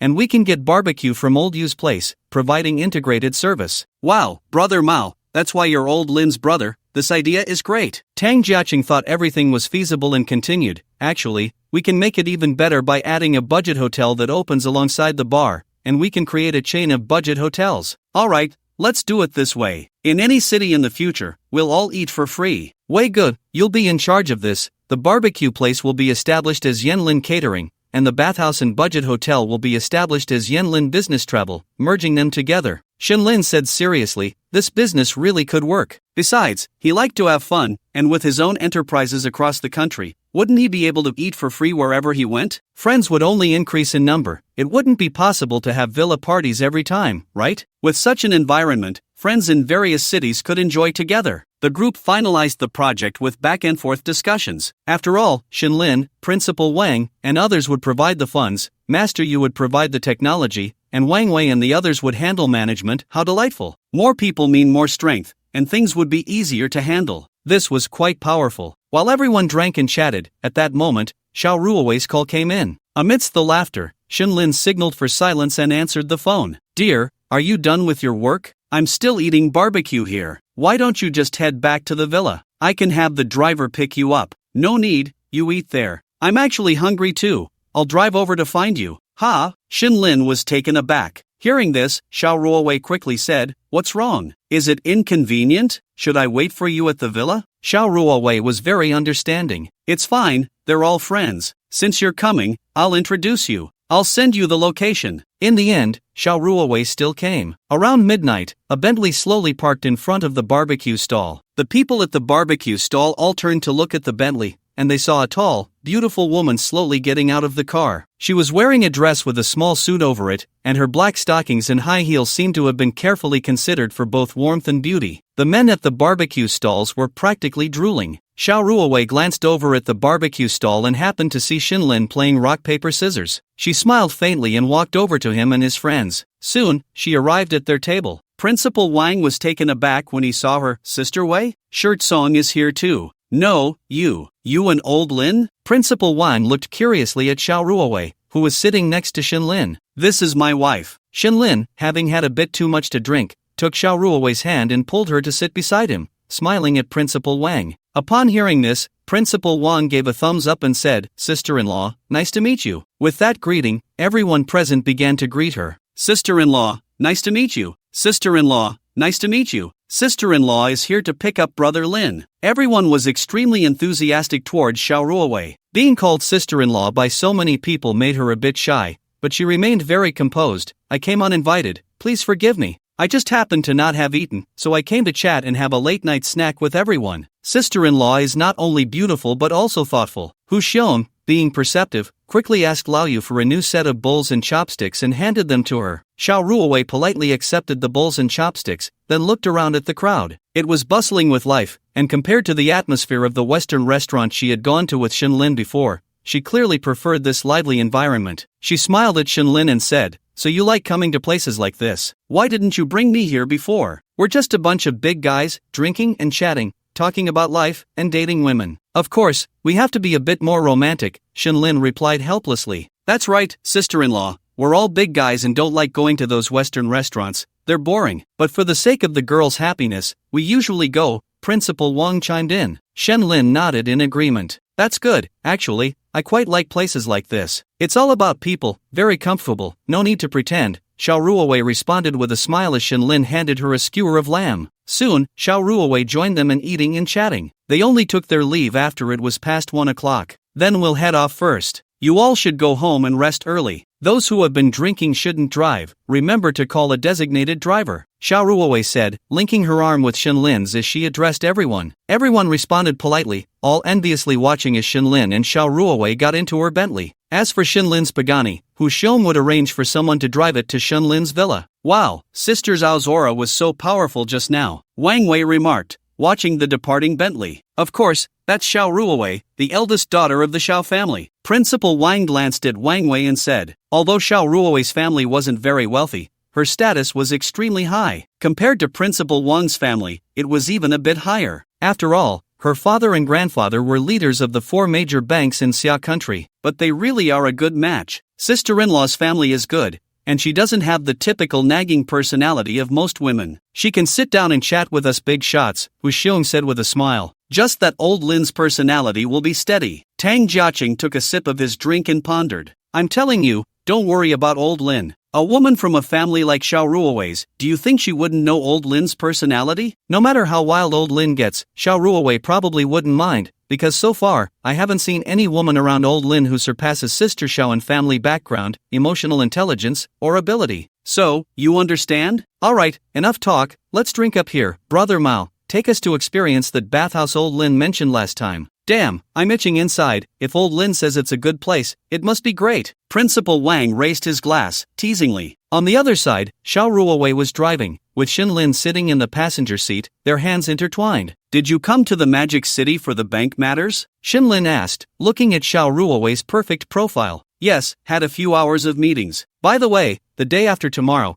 I'll take you to meet the chairman of Jiangnan Bank. Hearing this, Shenlin felt warmth in his heart. Xiao Ruowei was really wonderful, always thinking of him, and she indeed had the capability. In her territory, everything revolved around her. For Shenlin, a woman like this was great. But, sigh, one step at a time. As they chatted, they drove back to the Tangong villa. Once home, Shenlin hugged Xiao Ruowei's slim waist from behind, resting his head on her shoulder. Let's take a shower together. Xiao Ruowei smiled faintly, turned around, and embraced Shenlin. Looking at the charming Xiao Ruowei in front of him, Shenlin whispered in her ear, I want to pin you against the glass in the bathroom and ravage you. Xiao Ruowei's face instantly turned red, playfully scolding, you naughty boy, thinking about these things every day. I don't want to. Saying this, she tried to push Shenlin away to let him shower alone. Shenlin chuckled, and before Xiao Ruowei could react, he directly lifted her up by the waist. Xiao Ruowei slapped Shenlin lightly. You bad guy, always up to no good. In my villa, you dare say no? Little girl, it's been 3 days since we last met. Tonight, I'm going to reclaim my authority. You're so annoying, you're the worst. The next day, Xiao Ruowei slowly opened her eyes, looking at the sleeping Shenlin. She playfully made a small fist in the air. Remembering the intensity and abandon of last night, Xiao Ruowei felt shy. Although a brief separation can feel like a new marriage, Shenlin was too domineering. Just as Xiao Ruowei was about to get out of bed, Shenlin suddenly opened his eyes and hugged her tightly. Xiao Ruowei quickly said, Don't mess around, I have a meeting today. Colin's sick, you're a shareholder, who dares to care? Shenlin mumbled while lying down. Xiao Ruowei looked at Shenlin throwing a little tantrum and quickly turned her head, holding his face. Be good, we need to have a good meeting these 2 days. Then I can take you to Jiangnan Bank for the internal capital increase discussion meeting. Time is tight. Saying this, Xiao Ruowei kissed Shenlin and got up to get dressed. Shenlin lay there, watching his woman, sometimes suddenly thinking that this was nice, but just as that thought arose, he suppressed it. He hadn't had his fun yet. He couldn't give up the whole garden for a single beautiful flower. At least for now, Shenlin still wanted to be a diligent gardener. At this moment, Xiao Ruowei finished dressing and came to Shenlin, kissing him. I won't accompany you for breakfast. I'll contact you later when I'm done. Shenlin casually responded. I'm leaving. With that, Xiao Ruowei hurriedly went downstairs. Soon after, Shenlin heard the sound of an engine and knew that Xiao Ruowei had left. Shenlin also groggily got out of bed, preparing to wash up, planning to check out the sailing club today. After showering, just as Shenlin was about to ask the butler to prepare food for him, his phone rang. Looking at the screen, it was his older brother's call. After thinking for a moment, he answered directly. Hello, brother, what's up? Little Lin, are you at the Tangong? I am. What do you want to say? Just you being here is enough, Auntie. Your mom arrived in the Magic City yesterday. She was supposed to come see you yesterday, but it was too late. I'll bring Auntie over later. Boom. Upon hearing Shinshu's words, Shenlin was momentarily stunned. At that moment, he felt a mix of excitement and fear inside. "Hey, Shaolin, are you listening?" Shinshu's voice came through the phone again, pulling Shenlin back to reality. Shenlin took a deep breath. "Bro, I'm listening. You guys come over. I'm at the villa today, not going anywhere." "Okay, then I'll bring Auntie over now. Just keep a calm mind when the time comes." Tan Palace Villa, 10:45 a.m. A convoy led by several Land Rovers, with an Audi A6L sandwiched in between, slowly drove into the Tan Palace Villa area. Soon, the convoy arrived at the courtyard in front of Shenlin's No. 1 villa. The Land Rovers parked in sequence, and a group of bodyguards in black quickly got out and began to secure the surroundings. The Audi A6L also came to a slow stop. The driver's door opened, and Shinshu stepped out. He looked around, saw the dark guards nodding, and then walked to the back seat to open the door for Auntie. However, before he could reach, he saw the door already opened. Anai Wei got out and raised her eyes to look at the villa before her. Her gaze was filled with anxiety, longing, and tears, her red lips trembling slightly. It was evident that Anai Wei's heart was extremely unsettled at this moment. She was about to see her son, whom she had been separated from for many years. At this moment, Anai Wei felt very anxious but still managed to suppress her emotions. "Auntie, this is Shaolin's home. Let's go in. Shaolin is already waiting for you at home." Anai Wei nodded gently. Upon seeing the villa, she felt a sense of happiness inside, as it at least proved that her son was doing well now. Then, under Shinshu's guidance, Anai Wei walked to the armored door in front of the villa. Shinshu turned around to look at his aunt. At this moment, Auntie's eyes were already red, her hands unsure of where to place themselves, indicating that she was also extremely anxious. Shinshu didn't say much, just nodded to his aunt, then pressed the doorbell. At this moment, Anai Wei's heart was racing, her eyes fixed on the tightly closed door before her. Her mind was filled with countless thoughts. She didn't know if her son would hate her when he saw her, or whether the child missed her or felt something else, a mix of emotions. If someone saw Anai Wei now, they would surely be shocked, because Anai Wei was usually a decisive and strong woman. Yet now, she looked extremely fragile. It was actually quite normal, no matter how powerful she was outside. At this moment, she was just a mother who felt guilty, a mother who had been searching for her son. Before she found Shenlin, Anai Wei had imagined many scenarios of meeting him, thought many times about what to do after they met, but at this moment, all those fantasies had vanished. Because now, Anai Wei's mind was blank, filled with anticipation and self-reproach. Just thinking about her son being alone during holidays, thinking about how lonely he must have felt as a child without her company, thinking about how he had no parents to help him when he was bullied, thinking about how he faced setbacks in society, unable to find someone to talk to. Just thinking about. Anai Wei's tears began to flow unconsciously. Even though there was only a door separating her from her son, she didn't dare to blink, because she wanted to see her son, to see Shenlin, at the first moment. Shinshu looked at his aunt's current state, not saying a word, not even stepping forward to comfort her. Because right now, the best thing to do is to say nothing and let Shenlin and his aunt express their feelings to each other. At this moment, Shenlin, who had been sitting in the living room, was extremely anxious. He didn't even bother with the system today. The moment he learned that his mother was coming, Shenlin sat in the living room, both excited and fearful. He looked forward to seeing his mother but was afraid that she wouldn't like him. He didn't know how to interact with his mother in the future. Just when Shenlin was at a loss, the doorbell rang, pulling him back from his thoughts. Shenlin stared blankly at the armored door, took a deep breath, and slowly stood up, walking step by step toward the door. Soon, he reached the entrance, instinctively reaching out to open the door, but his hand paused on the doorknob. At that moment, Shenlin appeared hesitant. Mother! This was an extremely familiar yet strange word for Shenlin. The resentment he felt toward his family had vanished after his third uncle found him. Shenlin knew that his parents hadn't abandoned him on purpose, it was due to political enemies. So at this moment, Shenlin was extremely anxious. He suddenly thought of those years when he was injured and could only endure in silence. Those years, he hated Children's Day the most because everyone else had parents while he was alone. Those years, in moments of vulnerability, he had no one to rely on. Those years. But at this moment, Shenlin knew that all the countless times he had been vulnerable in the past would become history as long as he opened the door in front of him. Because behind this door was the person he had longed for day and night. Shenlin knew he had to make a decision now. He took a deep breath. The next second, he pulled hard on the doorknob. He knew he wasn't just opening a door, he was opening the way home. The moment the door swung open, Shenlin saw Shinshu standing at the door with a graceful and beautiful woman. The next second, his gaze was fixed on the beautiful woman. This was his mother? At that moment, Ni Wei also locked her gaze on Shenlin the instant he opened the door. Upon seeing Shenlin, Ni Wei suddenly placed her hand over her mouth and began to sob. Yes, this was her son, he looked just like her husband. The two stared at each other, their bodies trembling slightly. At this moment, they both looked at each other. No one spoke. Ni Wei's eyes scanned Shenlin inch by inch. Suddenly, tears streamed down her face, and the next second, she stepped forward, crying, "My child," and embraced Shenlin tightly. Shenlin was taken aback, his arms opened, unsure where to place them. At that moment, he saw Shinshu, who smiled faintly at him. Shenlin nodded and slowly placed his hands on Ni Wei's back. The mother and son immediately held each other, both in tears. "Child, my child, you finally came back." "I'm sorry, Mom. It's my fault for making you suffer all these years." "Mom is guilty." Ni Wei, holding Shenlin, was extremely emotional, crying as she spoke to him. At this moment, Shenlin's eyes were also filled with tears, and he kept patting Ni Wei's back. The next second, he began to wail, "Whoa, it's okay, Mom, I'm fine, I'm doing well now." Shinshu stood by, unable to hold back his tears, reaching out to wipe his own tears. Over the years, his aunt had not been in a good mood during the holidays, always thinking of her younger brother. This year, it seemed she could finally be happy. These, Shinshu, and even the entire Shin family, had all seen it. Fortunately, Shenlin was finally found. Over the years, Aunt had given all her love for Shenlin to these younger generations,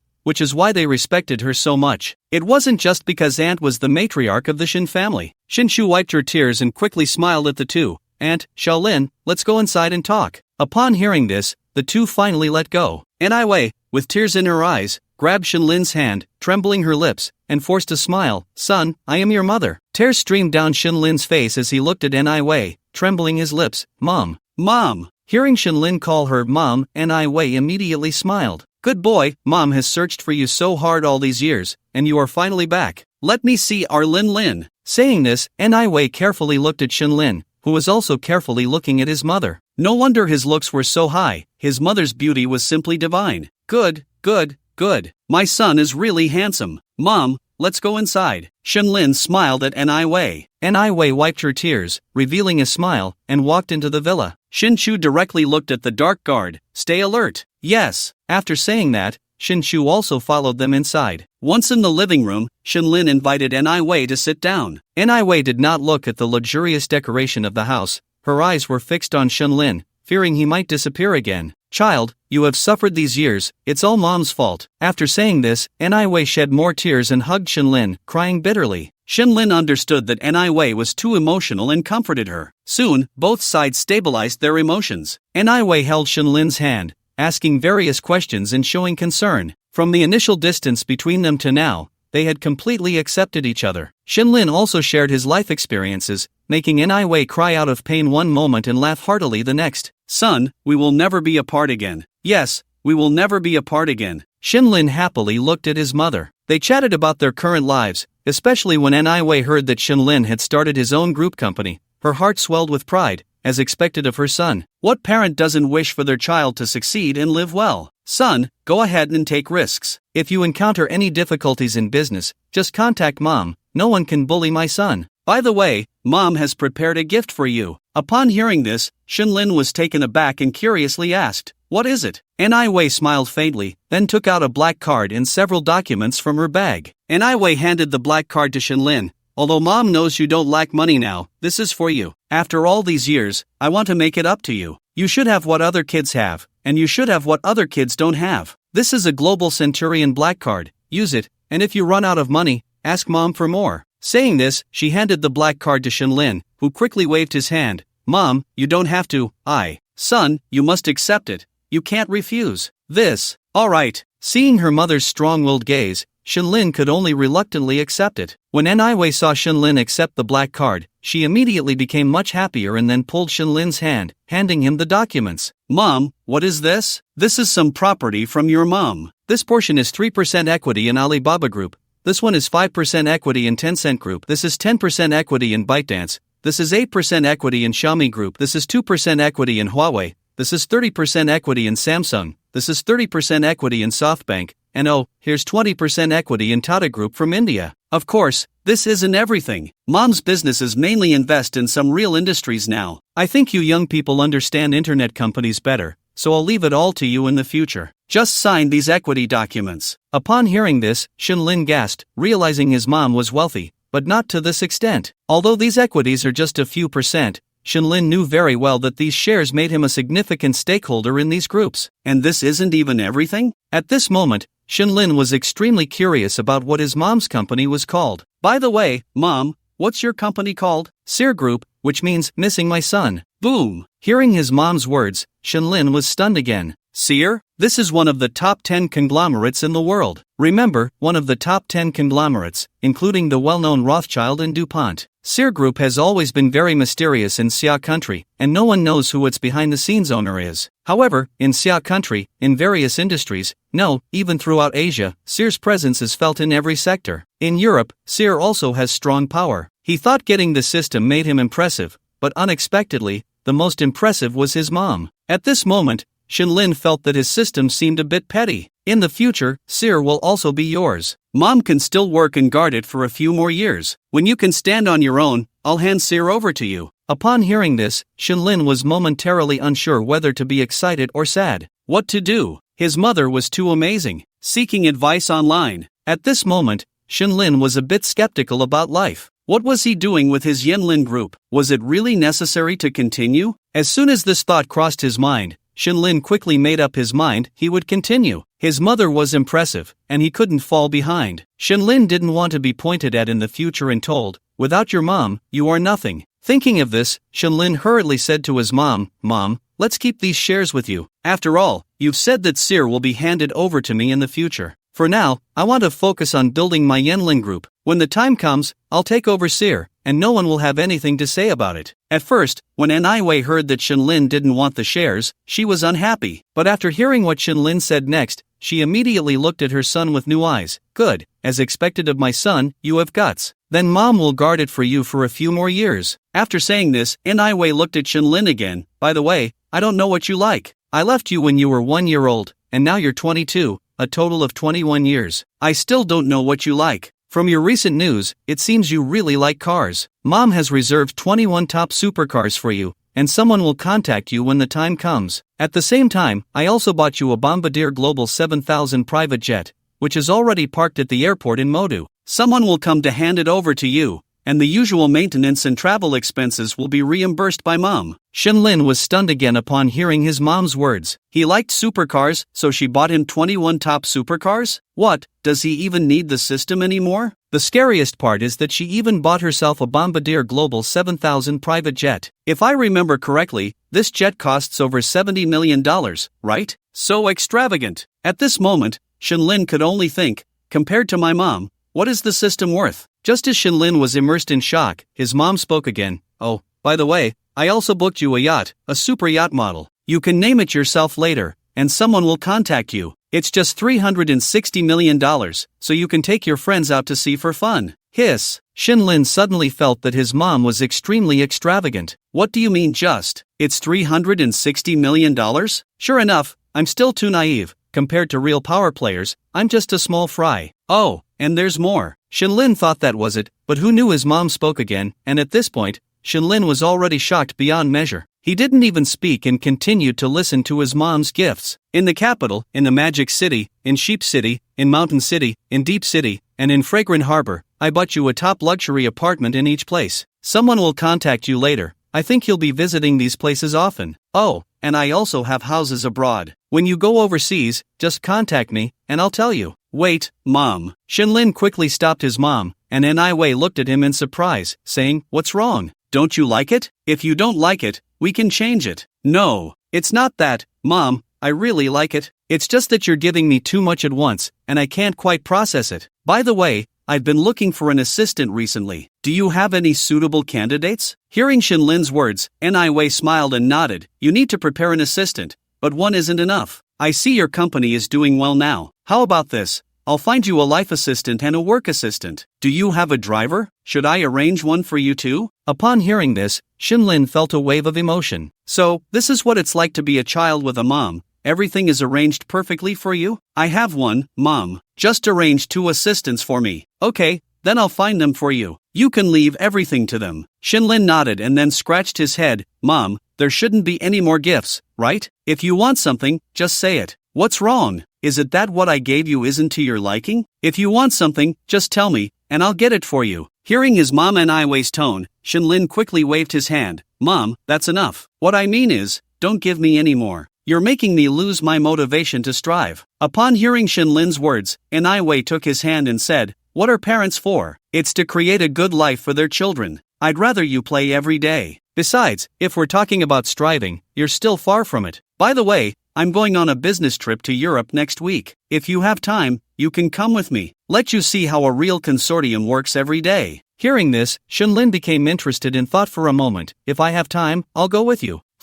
By the way, Mom, how many days are you planning to stay in the Magic City? Shinlin asked. What's wrong? Are you trying to rush me away? Wei's eyes suddenly became a bit moist. No, if you're staying in the Magic City for a few days, then your son will definitely welcome you. I'll prepare a room for you. I'll also stay in the Magic City for a few days. After hearing Shinlin's explanation, Wei finally felt a bit happier. Mom can only stay for 2 days. I have to go abroad with your dad, and it's not good for me to stay here too long. Son, I just hope you come back to the capital soon. Hearing this, Shinlin nodded. After all, his mother's identity was quite sensitive. As for the capital, Shinlin clenched his fist. He would return to the capital soon. At this moment, Shinshu smiled at Shinlin and his aunt. Aunt, Xiaolin, you chat, I'll leave first. I'll bring Mom and Dad for dinner tonight. Okay, Xiaochu, you go ahead. Brother, let's have a drink tonight, Shinlin said with a smile. Shinshu nodded and then left the villa. As he stepped out, Shinshu looked at the dark guard and said, stay alert at all times, don't let anything slip, understand? Yes, young master. Upon hearing this, Shinshu nodded and got into his car, leaving the villa. Just as Shinshu had left, the dark guard team leader smirked slightly. He looked at the surrounding guards and said, keep an eye out, I'm going to the restroom. Yes. After saying this, the team leader went directly to a small courtyard next to the villa, which was where the servants lived. Entering a room, the team leader glanced around, entered the restroom, turned on the faucet, and took off his shoes. He then lifted the insole and took out a phone card, placing it into his phone. He quickly dialed a number. Hello, second master, Wei has already met with Shinlin, and Shinshu has left. Now, among the dark guards protecting Wei, only 3 are from the Shin family, the rest are our people. As soon as the team leader finished speaking, a gloomy voice came from the phone. Yuan, once you complete this task, you can return to the Ni family and take your parents abroad. Thank you, second master. Rest assured, Shin-Yi and Shin-San have our people watching them. They won't come, but you need to act quickly. It is imperative that Shinlin must die. Understood. The team leader hung up the phone, pretending to finish in the restroom, and walked out. At this moment, in the Ni family's side villa in the capital, a middle-aged man coldly hung up the phone and looked at the old man sitting nearby playing chess. Dad, your decision back then was correct. We had our people infiltrate the Shin family's dark guards from a young age, receiving training from the Shin family, but no one knows that among these people, there are our Ni family members. The old man, expressionless, raised a chess piece. Shack. He then slowly spoke. The reason the main family is strong is that Wei is Shin Shuejuan's wife. As long as we eliminate Shinlin, I believe Wei will be disheartened. Once Wei is down, her several brothers will be easier to deal with. At that time, internal collapse will occur, and we will switch from defense to offense. In the future, the Ni family will only have one voice, and that is us. After Yuan left the small courtyard, he saw 7 gazes directed at him. Yuan nodded slightly. He then saw 7 dark guards from the Shin family begin to move. One by one, they naturally approached the Shin family's dark guards around him. Yuan also arrived at the villa entrance, where a Shin family dark guard, who had been guarding with Yuan from the beginning, stood. Captain, you're here. Upon hearing this, Yuan nodded and took out a pack of cigarettes from his pocket. Don't be too tense. I don't think anyone would seek death by causing trouble for the Shin family. Have a smoke. Is that okay? The Shin family dark guard frowned slightly, looking at Yuan. It's fine, I'm watching. Hurry up and smoke. After that, continue your post. Yuan said, smiling as he handed him a cigarette. The Shin family dark guard smiled and nodded, taking the cigarette and placing it in his mouth. At this moment, Yuan held out a lighter to the Shin family dark guard. The dark guard took the lighter, lit it, and was about to ignite the cigarette when Yuan's gaze turned fierce, and in an instant, he was beside him before he could react. With quick reflexes, one hand covered his mouth, and the cigarette he had been holding was violently shoved into his mouth by Yuan. In the next moment, a butterfly knife was drawn, and his throat was slit. The dark guard looked at Yuan in disbelief, wanting to struggle, but having his throat cut, he had already lost consciousness. At the same time, several undercover agents from the Shin family met the same fate. One by one, the Shin family's dark guards were silenced with slashed throats, not a sound escaping them. After all, who would guard against their brothers who had fought alongside them for so many years? Yuan looked at the Shin family's dark guards he had just assassinated, his eyes showing no sign of emotional fluctuation. It seemed that killing was merely a trivial matter to him. He waited until the guard stopped struggling before slowly laying him down on the ground, though his hand still covered the man's mouth. In the next moment, the knife plunged into the man's brow. Only when the man was completely dead did Yuan release his hand from covering the mouth. The same went for the other undercover agents from the Ni family. The entire process seemed long, but it took only a few seconds to resolve everything. Yuan looked at his men, seeing them all nodding as they slowly approached him. Yuan gestured with professional hand signals, pointing towards the villa. The group nodded and lined up behind Yuan. He planned to ring the doorbell and, when someone opened the door, execute a swift beheading. Meanwhile, inside the villa, Shinlin was chatting with his mother. However, soon Shinlin's brow furrowed slightly. "What's wrong, son?" Wei noticed Shinlin suddenly becoming serious and instinctively grabbed his arm, asking. The change in Shinlin's expression was due to the smell of blood he had detected. Shinlin smiled and patted Wei's hand. "It's nothing, Mom. I just suddenly remembered that the water in the upstairs bathroom seems to be running. Mom, how about we go upstairs to check it out together?" Wei smiled and tapped Shinlin's forehead. "You careless boy, alright?" With that, the two stood up and headed upstairs. They quickly arrived at the second-floor bathroom. Wei walked in to take a look. Everything seemed fine, but she turned to Shinlin in confusion. "Son, this isn't." Before Wei could finish her sentence, she saw Shinlin place his index finger on his lips. Wei froze, and in the next second, she realized something was wrong. "Mom, stay inside and lock the door. If you don't hear my voice or if I don't come in, don't come out. By the way, there's a satellite phone in the bathroom. Call your second uncle." After saying that, Shinlin turned to leave, but Wei grabbed his arm, her eyes calm. "Son, don't go. Let's hide together and wait for your second uncle to come." "Mom, I finally found you. I don't want you to get into trouble again." Shinlin smiled at Wei. "Mom, it's fine, don't worry. I will be okay. There aren't many people in this world who can kill me." Shinlin reassured her. Wei looked at Shinlin with concern. "No, son. Mom, trust me. I've made it this far on my own. I definitely have what it takes to survive." Seeing Shinlin say this, Wei didn't know how to persuade him to stay. Finally, with red-rimmed eyes, she nodded. "You must take good care of yourself."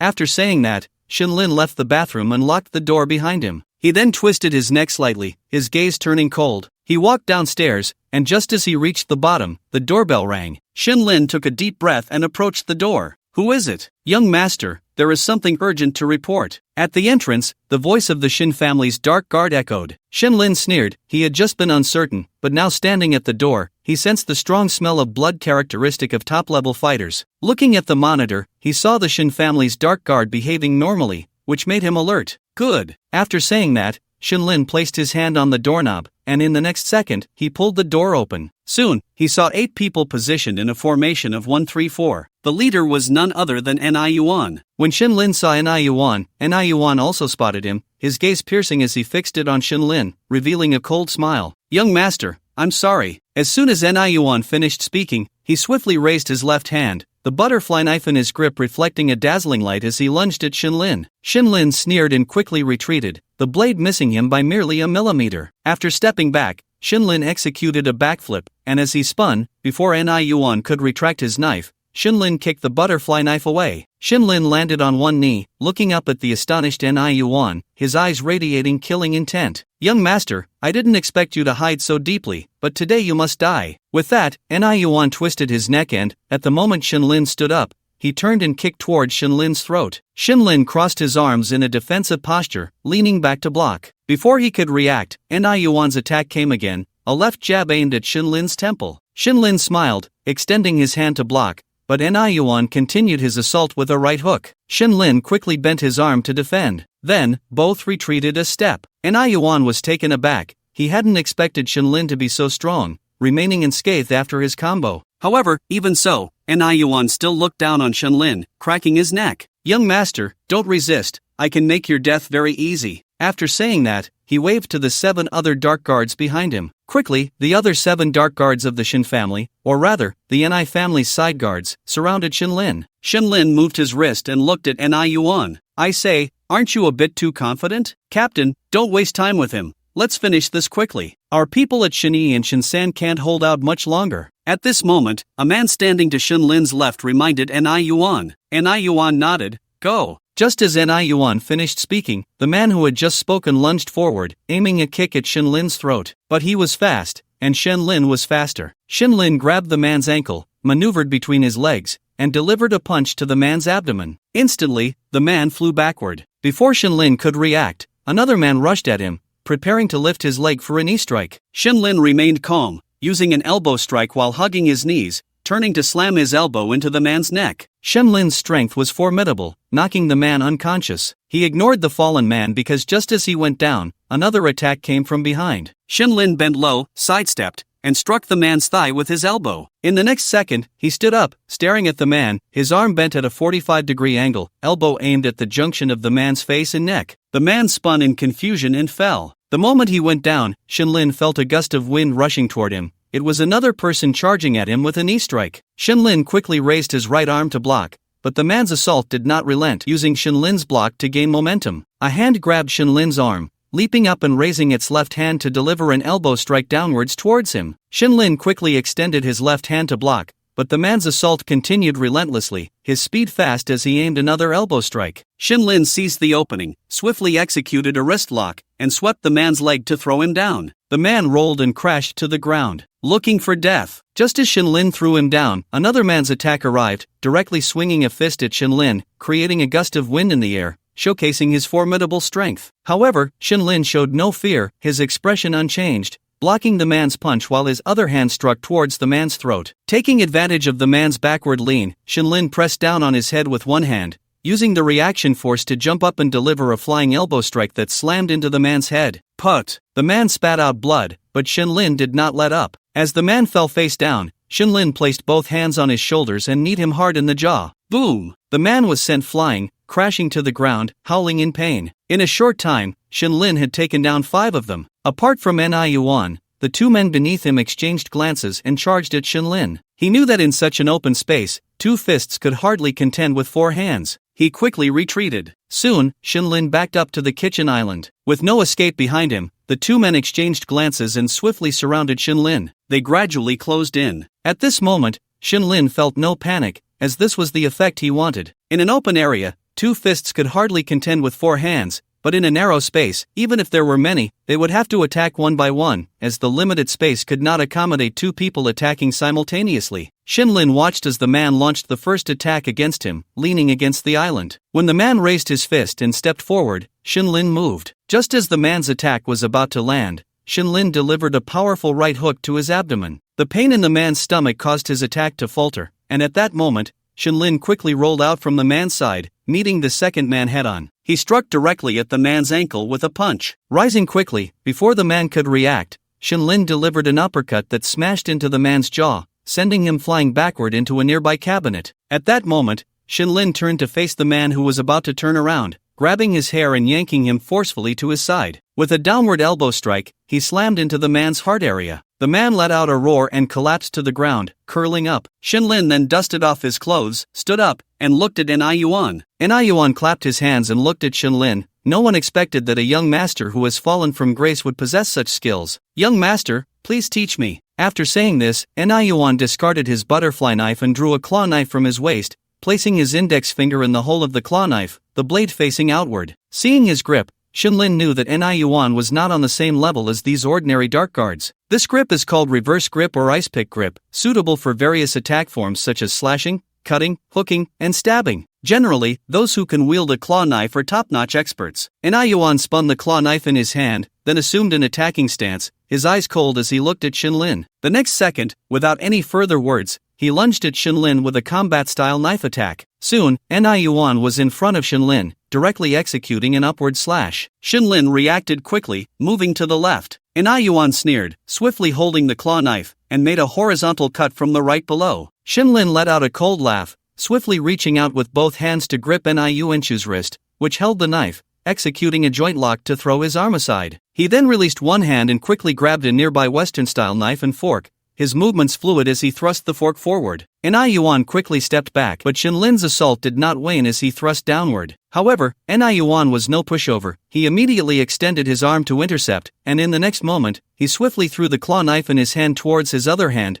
catching it and quickly stabbing towards Shinlin's shoulder. Shinlin reacted extremely quickly, raising his left hand to block the attack aimed at his wrist, momentarily fending it off. Yuan let out a cold laugh, pulling the claw knife back, freeing his hand to attempt to seize Shinlin's wrist. He aimed to take advantage of the moment to subdue Shinlin's arm, but Shinlin did not give him the chance. He extended his right hand, pressing down against Yuan's attacking left hand to dissipate the force. Yuan, experienced in combat, moved his right hand the instant Shinlin extended his right, grabbing Shinlin's right hand and pulling it, while his freed left hand quickly stabbed towards Shinlin's chest. Shinlin quickly retreated to the middle of the island and the wall of kitchen utensils, bracing himself with both legs, climbing up the wall of utensils, and then executing a downward kick. Yuan quickly stepped back to avoid it. However, just as Shinlin landed, Yuan attacked swiftly with the claw, and Shinlin blocked, but Yuan's body pressed against him, slamming Shinlin to the ground. Huff! Shinlin frowned. That impact, which seemed like a simple collision,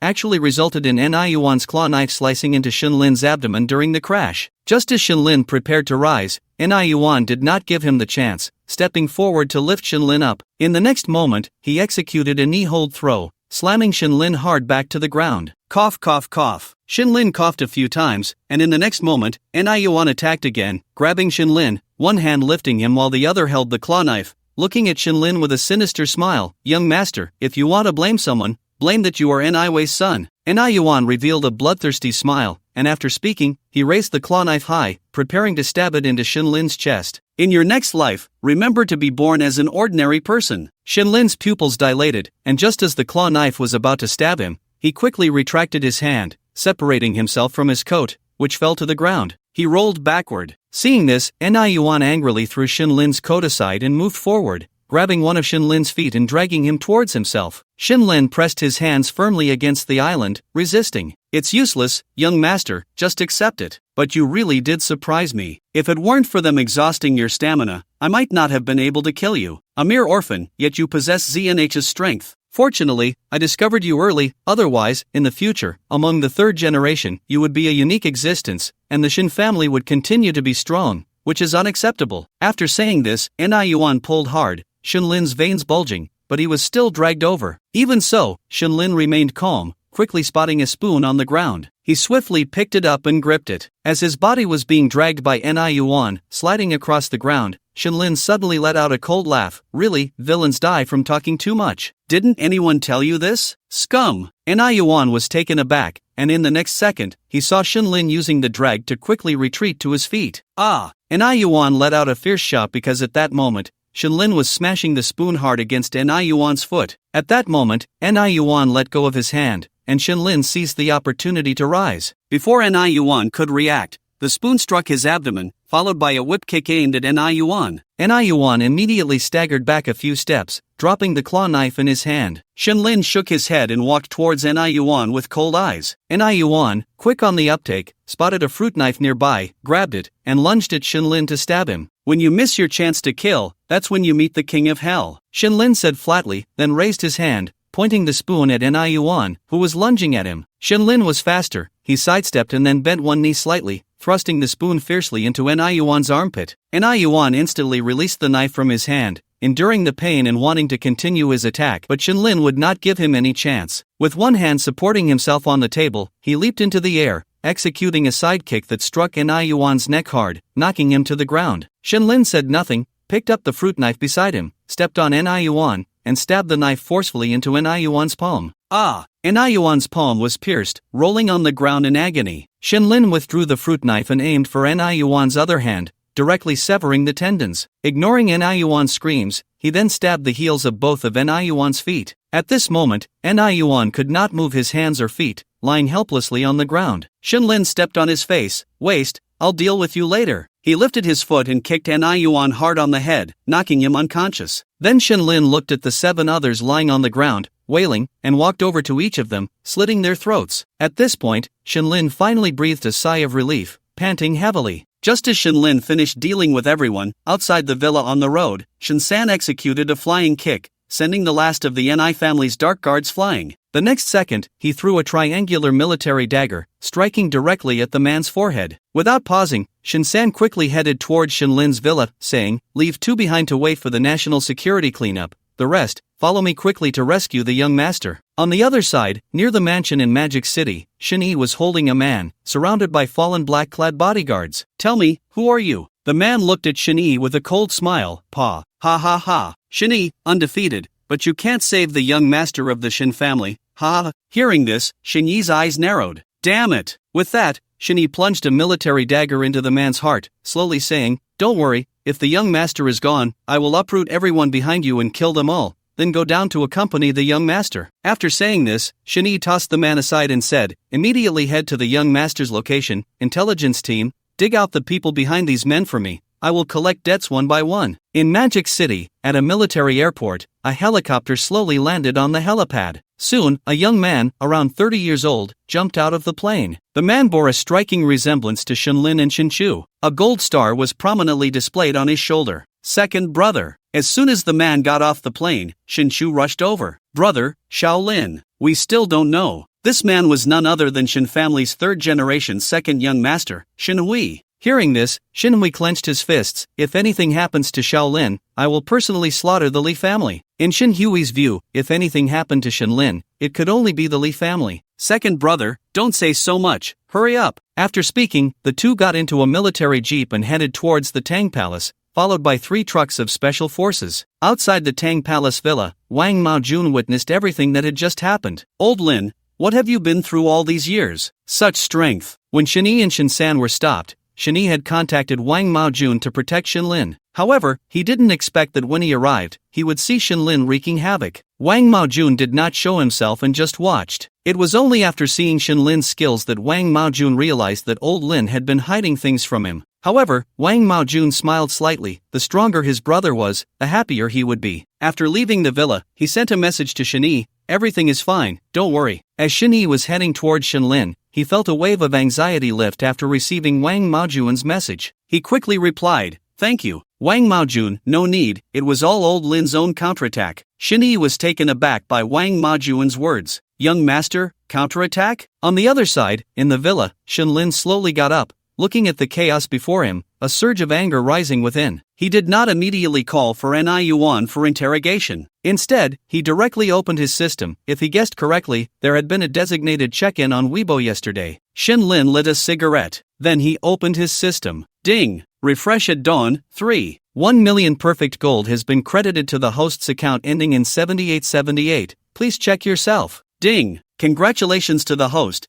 Yesterday's reputation increased by 26 million, current reputation points, 26. 36 million. Ding! Refresh at dawn, detected that the host sent a Weibo post yesterday, currently undergoing comprehensive evaluation. Ding! Yesterday's Weibo evaluation, excessive, congratulations to the host for obtaining a designated category check-in. Ding! Other people's earnings card, company income 1 million yuan. Shenlin did not hesitate at all and directly thought, designated check-in, interrogation type. Ding! Congratulations to the host for successfully using the designated check-in. Congratulations to the host for obtaining intermediate interrogation card X1 interrogation card. Shenlin was taken aback, then directly looked in his warehouse and saw the card. It was not a top-tier card, just an intermediate one. Soon, its information appeared before Shenlin's eyes. Intermediate interrogation card X1. Using this card on the interrogation target, you can ask 3 questions, and the target will directly inform you. It will become invalid after 3 uses. After seeing the information on this card, Shenlin knew that not killing that squad leader just now was the right decision. Ding! Detected that the host still has unused check-ins. Would you like to use it? Use it! Ding! Congratulations to the host for obtaining the item. Top-tier skiing skill card X1. Shenlin did not pay much attention to this check-in. He could check it in the system warehouse later. At this moment, Shenlin approached Ni Yuan. He took a basin of water and splashed it directly on his face. Cough cough cough. Ah! Soon, Ni Yuan woke up, coughed a few times, and the next second, he was grabbed by Shenlin, who violently pried open his mouth. Having seen dramas before, these Deadpools all had poisonous fangs. Shenlin did not wait for Ni Yuan to react and directly checked his teeth, finding no poisonous fangs. Only then did he release his mouth. Shenlin, kill me, I won't say anything. Yuan knew that since Shinlin had not killed him, he must want to interrogate him. They were all trained by the Shin family and were not afraid of interrogation at all. Shinlin looked at Yuan, not speaking to him. In Shinlin's eyes, the other party was just a dead man, and his only value now was to let him know who was behind it all. Shinlin directly used the intermediate interrogation card on him. Ding! Do you want to use the intermediate interrogation card? Yes. Ding! Focus your gaze on the person being interrogated, automatically using. Upon hearing this, Shinlin immediately looked at Yuan. Do you want to use the intermediate interrogation card on this target? Yes. After Shinlin finished speaking, he suddenly saw a beam of light that only he could see, shooting directly into Yuan's forehead. Shinlin knew that from this moment on, he could ask 3 questions,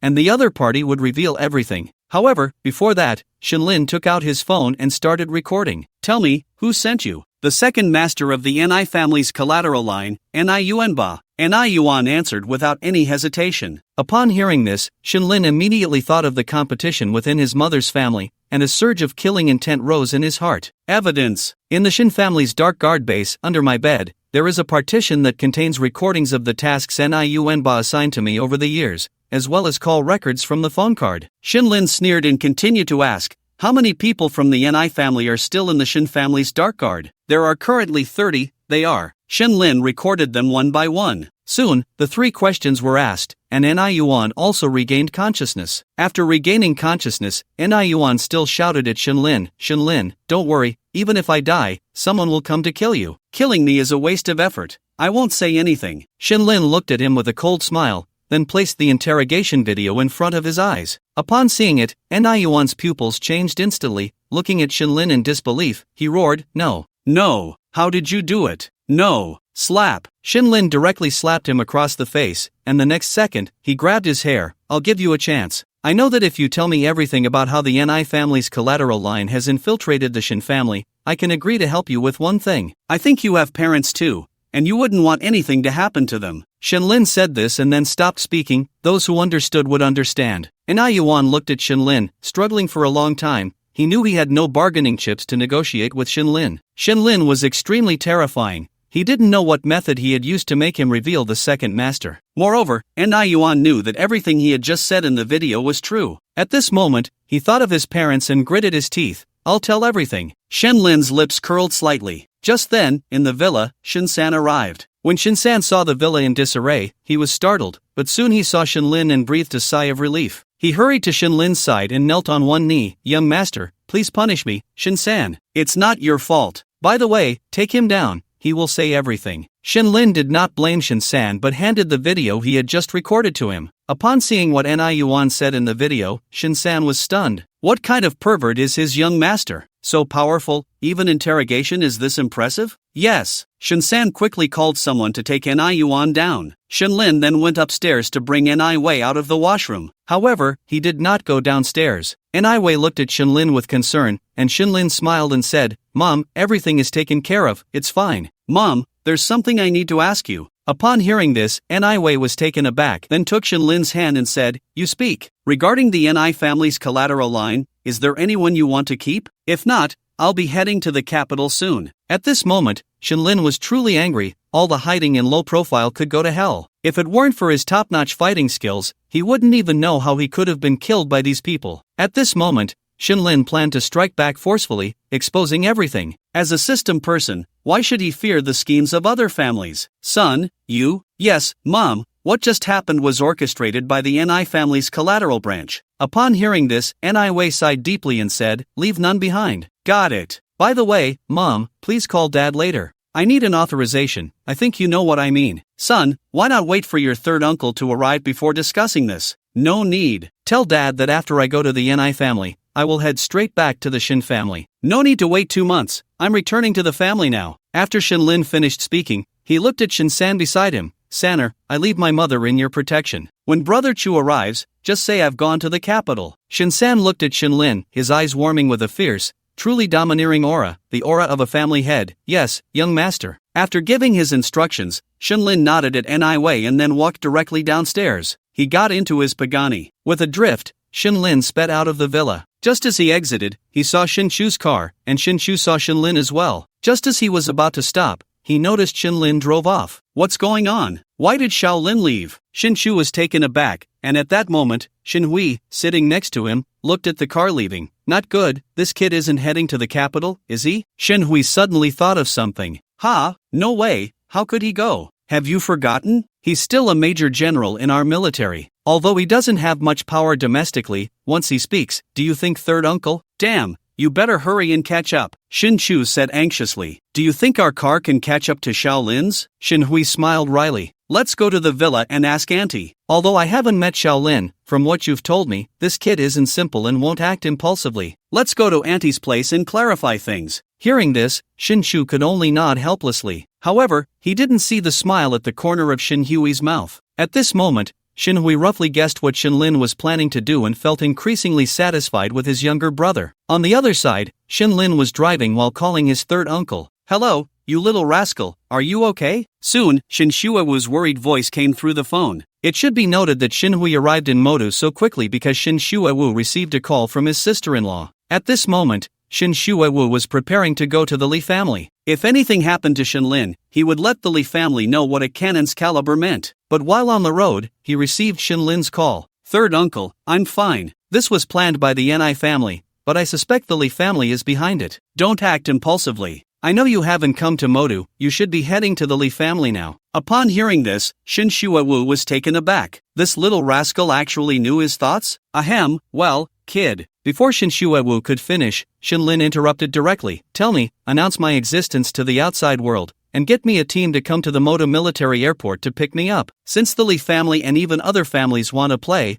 I'll play along. After hearing Shin Lin's words, Shin Shuawu was momentarily stunned, and the next second, he burst into laughter. Good kid, you've got my old vigor. Are you sure? Returning to the Shin family? I'm sure. I don't want to be on guard every day. Since the other side wants a fight to the death, let's play openly, Shin Lin said while driving. Alright, I understand. I'll give you a location, you go straight there. Starting today, the fifth guard is yours. Thanks, third uncle. You little rascal, we're family. I'll be waiting for your triumphant return in the capital. Shin Shuawu was in an exceptionally good mood. In a sense, Shin Shuawu and Shin Lin's personalities were more alike. Both disliked schemes and preferred to confront things head-on. Since the day of competition would come sooner or later, it was better to use this opportunity to announce Shin Lin's strong return. This way, even those who might want to deal with Shin Lin would have to think twice. If they couldn't strike a fatal blow, they would have to bear Shin Lin's wrath. In the capital, at the Ni family's side estate, Ni Yuanba was playing chess with his father. Dad, look at the time. It should be about time for Ni Yuan. Should we call and check? The elderly man sitting opposite Ni Yuanba put down his chess piece and glared at him. How old are you? Still so impulsive. Who is Ni Yuan? What does he have to do with our Ni family? Hearing this, Ni Yuanba quickly lowered his head. Father, you are right. Then should we deal with Ni Yuan's parents? He made a gesture of cutting his throat. The old man nodded slightly. Handle it cleanly. Yes. After saying this, Ni Yuanba prepared to get up and head outside. Just then, Ni Yuanba's uncle, Ni Yuantian, walked in. Big brother. Ni Yuanba smiled and greeted Ni Yuantian. Ni Yuantian ignored him and hurriedly approached the old man. Dad, there's an urgent matter. What is it? Why are you so flustered? Ni Xiangtu looked at his eldest son with a slightly furrowed brow. Dad, the assassination should have failed. The Shin family just made a statement to the 7 families. Tomorrow, they will hold a banquet to welcome Shin Lin back. Upon hearing this, Ni Xiangtu's hand, which was about to lift a chess piece, paused. The next moment, he looked at Ni Yuanba. Yuanba, quickly eliminate Ni Yuan's parents. Also, mobilize our people to secretly eliminate all those pieces. Dad, what do you mean? Ni Yuanba looked at his father in confusion. Ni Yuantian glared at Ni Yuanba in anger. Do as dad says, no more nonsense. Hearing this, Ni Yuanba's expression darkened, reluctantly saying, yes, my big brother. After saying this, he clenched his fists and left the Ni family. At this moment, Ni Xiangtu took a deep breath. The Shin family's actions carry a warning. By publicly acknowledging Shin Lin, it means Shin Lin has officially returned to the Shin family. If we attempt an assassination now, it would be tantamount to declaring war on the Shin family. Dad, what about Ni Yuan? He should be fine, after all, he grew up in the Shin family's training, and his parents are still in the Ni family, so they won't say anything. What we need to do now is cut off all our previous connections with the Li family. Deal with everyone who participated that day. Ni Yuantian nodded and directly withdrew. In the capital, at Li Mubai's villa, the butler hurriedly entered Li Mubai's study. Young master, the Shin family has announced Shin Lin's return. Li Mubai, who was writing, paused slightly and then sneered. It seems the Ni family has failed in their assassination. The Shin family is determined to protect Shin Lin, cut off all previous connections with the Ni family, and prepare a generous gift. Tomorrow, come with me to the Shin family to congratulate them. Li Mubai put down his brush and looked out the window. Shin Lin, I thought you had some great ability. The future of the Shin family is nothing to fear. As various parties reacted, Shin Lin had already driven to a military base. After getting off the vehicle, a group of people approached Shin Lin. General Shin, I am Lin Bin, the captain of the 5th Guard team, sent here to escort you back to the imperial capital. Shin Lin nodded and put on the military uniform that Lin Bin handed him. He then said, everyone, set off. Target, the Ni family branch in the imperial capital. In the imperial capital, at a military airport, a helicopter slowly landed on the helipad. The helicopter's rotor blades rustled the surrounding wild grass and trees until they finally came to a stop. Only then did the cabin door slowly open. At that moment, a lieutenant colonel hurriedly jogged over to the airport. Behind him were armed guards, lined up to secure the area. Soon, Lin Bin was the first to jump off the helicopter, followed by the members of the 5th Guard team, who descended one by one. All units, be on alert. Lin Bin commanded the guards. Yes, the guards quickly began to take their positions. At this moment, Shin Lin jumped off the helicopter, now dressed in a camouflage training suit. As soon as Shin Lin got off the plane, the lieutenant colonel quickly stepped forward, stood at attention, and saluted. General Shin, here are your documents. Everything is ready. Please give your instructions. After saluting, the lieutenant colonel handed the documents to Shin Lin with both hands. Shin Lin expressionlessly took the documents, glanced at them, and found it was a document from the Legislative Council. Looking at the document, a fierce killing intent flashed in Shin Lin's eyes. He folded the document and placed it in his inner pocket. Shin Lin raised his gaze to the crowd. Depart at the fastest speed. Destination, the Ni family. Yes. After finishing his command, Shin Lin was the first to get into the prepared military jeep. The guards and the recently alerted security team followed suit, a grand convoy of over 10 vehicles heading towards the Ni family, in the villa of the Ni family's collateral branch in the imperial capital. At this moment, all members of the Ni family's collateral branch were gathered in the hall. Ni Yuanba looked at Ni Xiangtu, who was seated in the main position, and hurriedly asked, Dad, why are you in such a rush to gather us together? Ni Xiangtu glanced at Ni Yuanba and then looked at the direct descendants of the Ni family's collateral branch present. I called you all for a meeting because Shin Lin is about to return to the Shin family, and he will certainly also return to the Ni family. When that time comes, Yuan Tian, Yuan Ba, you will accompany me to congratulate him. The rest of you should take advantage of the time when the Shin family and the Ni family are welcoming Shin Lin back to further solidify your positions. At this point, Ni Xiangtu leaned on his cane, his sharp gaze sweeping over everyone in the hall as he said in a deep voice, we will impeach all the important positions held by the eldest brother's family with reason and evidence. Upon hearing Ni Xiangtu's words, the members of the Ni family's collateral branch brightened up. They had been waiting for this day for a long time. Dad, but if we do this, we will completely tear our faces with the eldest brother's family. Ni Yuan Tian frowned. Haha, we have already split, we are two families now, so what if we tear our faces? Besides, we can no longer act against Shin Lin in the dark. Once he returns to the Shin family, his identity will be a protective talisman. Unless we have absolute confidence to kill him in one blow, no one knows what will happen. But after this, we will have no more pieces in the Shin family. Then we can only compete openly. And this time, Shin Lin's return is just an opportunity. While the Shin family and the eldest brother's family are holding a grand banquet to welcome him back, we can impeach all the people monitoring us from the eldest brother's family. By then, without restrictions, we will form our own faction, and in the future, it will be up to our abilities. Upon hearing this, the members of the Ni family's collateral branch were all smiles. Finally, they would be free from the control of the main family. And the reason Ni Xiangtu was confident was that the Li family would provide full support. At that time, when the Shin family and the Ni family had not yet reacted, a crucial step would be completed, and from then on, the capital would no longer be known as the 7 great families, but the 8 great families. Just as everyone was feeling spirited, a loud bang, a tremendous sound drew everyone's attention to the villa courtyard outside the living room. They saw a military armored vehicle crashing through the front gate of the villa, arrogantly stopping in the courtyard. Ni Yuanba, seeing this, immediately became furious. Damn it, who has the guts to be so reckless in my Ni family? Dad, I'll handle it. After saying that, Niunba angrily walked towards the courtyard exit. Ni Xiong-tu, seeing this, also brought the Ni family members to the front yard of the villa. Watching military trucks driving in one after another, he frowned slightly. At this moment, Niunba had already reached the front of the armored vehicle.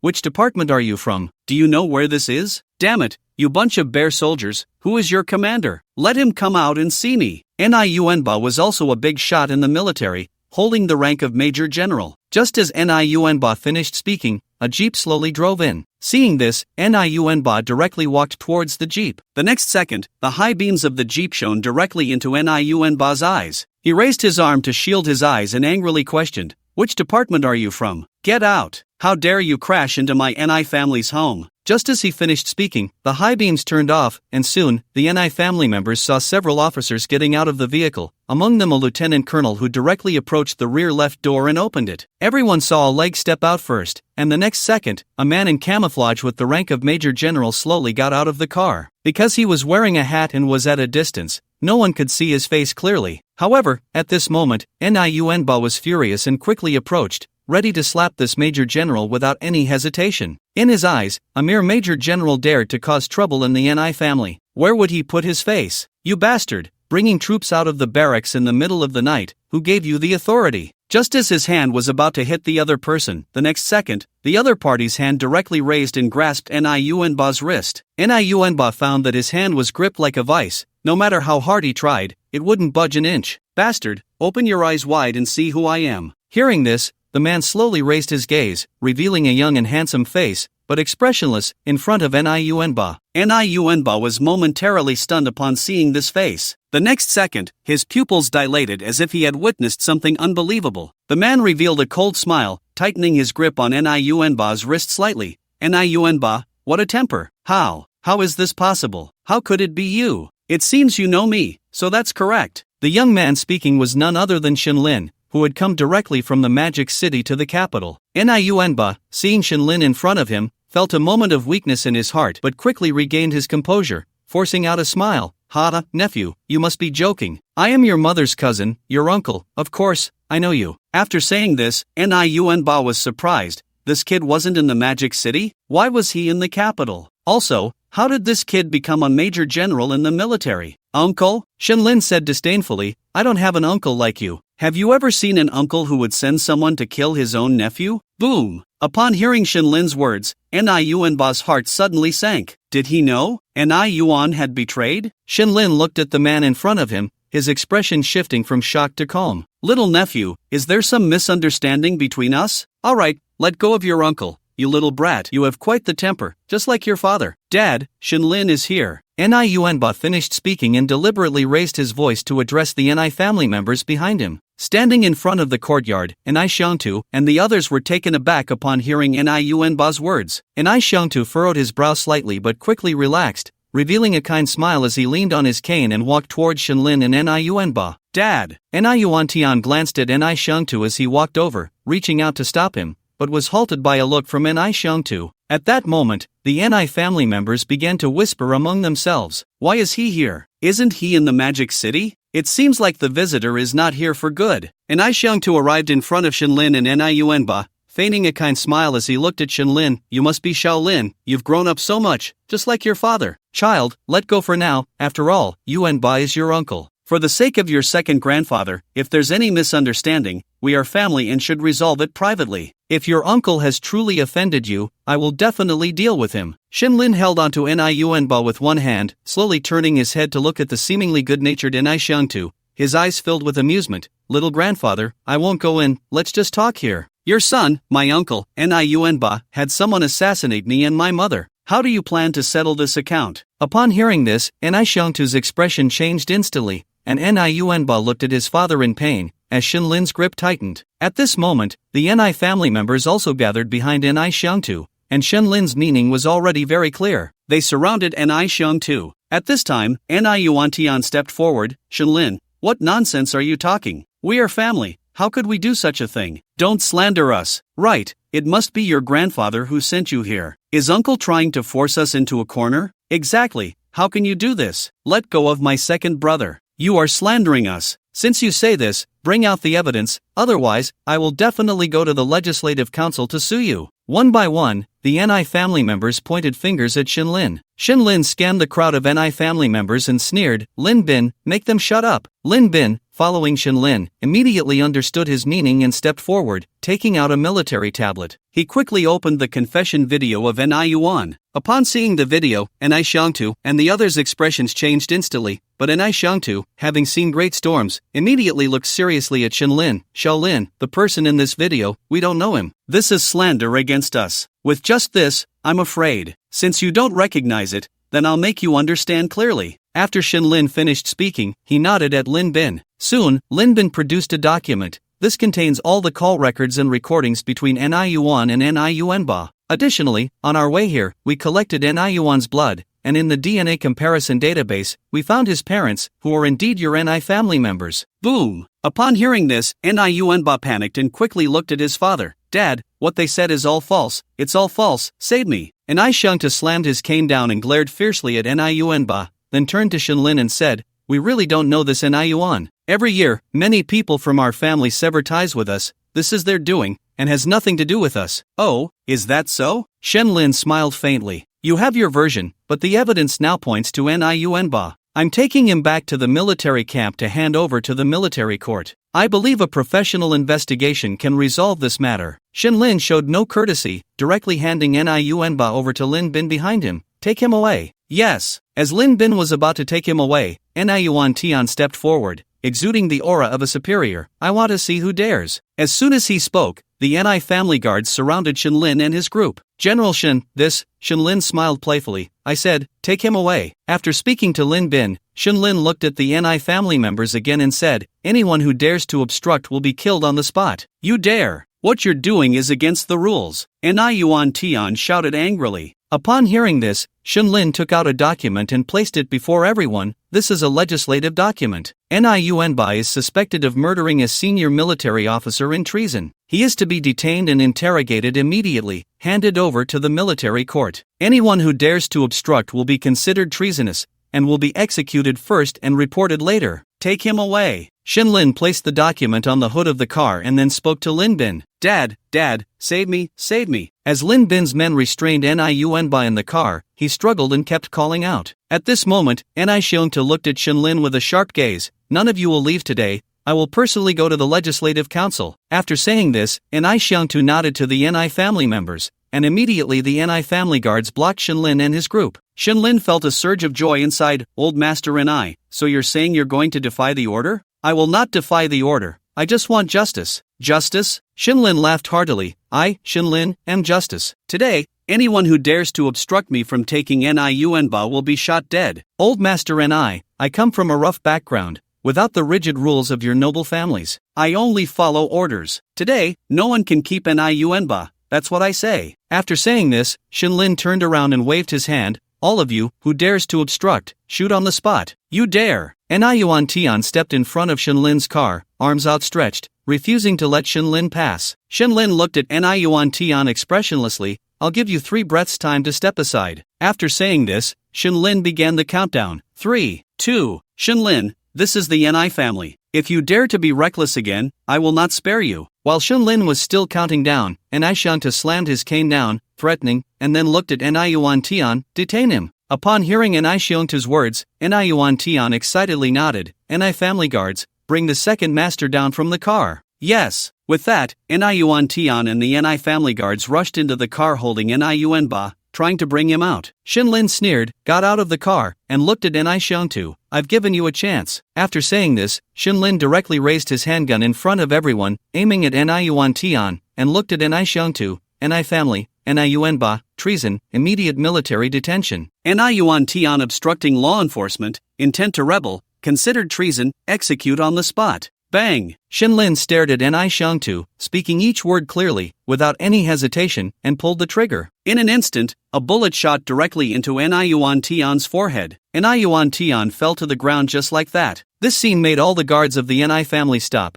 and NI Xiangtu and the members of the NI family looked at Shinlin in disbelief. He really dared to shoot. But how could he dare to? Heavens, my heavens! NI Xiangtu, seeing this scene, became emotionally agitated, and the next moment, put! He spat out a mouthful of blood and collapsed to the ground, fainting. At this moment, Niu Enshin, who was Niu Entian's sister, stepped forward to support Ni Xiangtu. Dad, are you okay? Ni Xiangtu had just been overwhelmed by anger. At Niu Enshin's call, he slowly opened his eyes, staring intently at Shenlin. Shenlin looked at Ni Xiangtu expressionlessly and said coldly, I, Shenlin, am just a rough man. I can be infinitely arrogant within the rules, and I can also break the rules with my own hands. If your Ni family wants to survive, you better behave yourselves. I have a neutral feeling towards the Shin family. If anyone dares to jump around in front of me again, and I do something crazy, you better be prepared for the consequences. After saying this to Ni Xiangtu, Shenlin fired a shot into the sky and shouted into the surrounding darkness,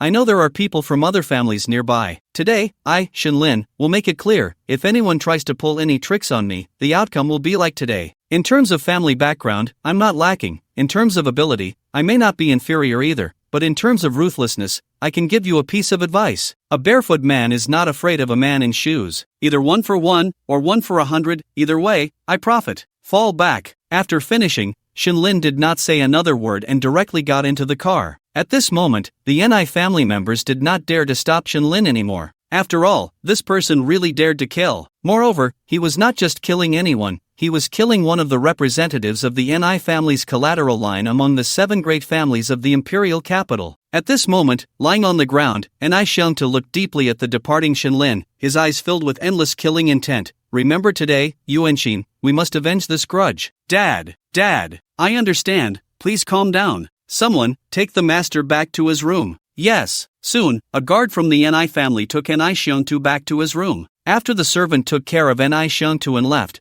just as they had just exited, a figure quietly entered Ni Xiangtu's room. At that moment, Ni Xiangtu had just woken up and looked at the figure approaching him. Wary, who are you? The one who will send you to hell. After saying this, the person stepped forward and strangled Ni Xiangtu to death. Then, they left silently. No one knew that after Ni Yuantian died, Ni Xiangtu also died. On the other side, outside the Ni family villa, a figure appeared on the street, watching the person who climbed over the wall from the Ni family, a cold smile on their lips. They then followed. In the quiet late night of the imperial capital, every prominent family was brightly lit. In the study of the Shangguan family, one of the 7 great families of the imperial capital, 3 men were sitting in the study. This child of the Shin family is unfathomable, do not provoke him. Just maintain normal interactions as before. Dad, why are you so wary? This person is just a man of brute courage. Nonsense, get out of here and think carefully. I can't believe you are the future of our Shangguan family. I see you are not qualified. In the Bai family, another of the 7 great families of the imperial capital, an old man and a middle-aged man were conversing in the backyard. Ha, good, old Shin family, this has produced a Qilin child. The future of the Shin family is prosperous. Shinshu, Shinhui, Shinlin, a family of 3 stars. Tomorrow, help me ask if this kid is married. Dad, do you mean? Ha. Originally my Bai family had a good relationship with the Shin family,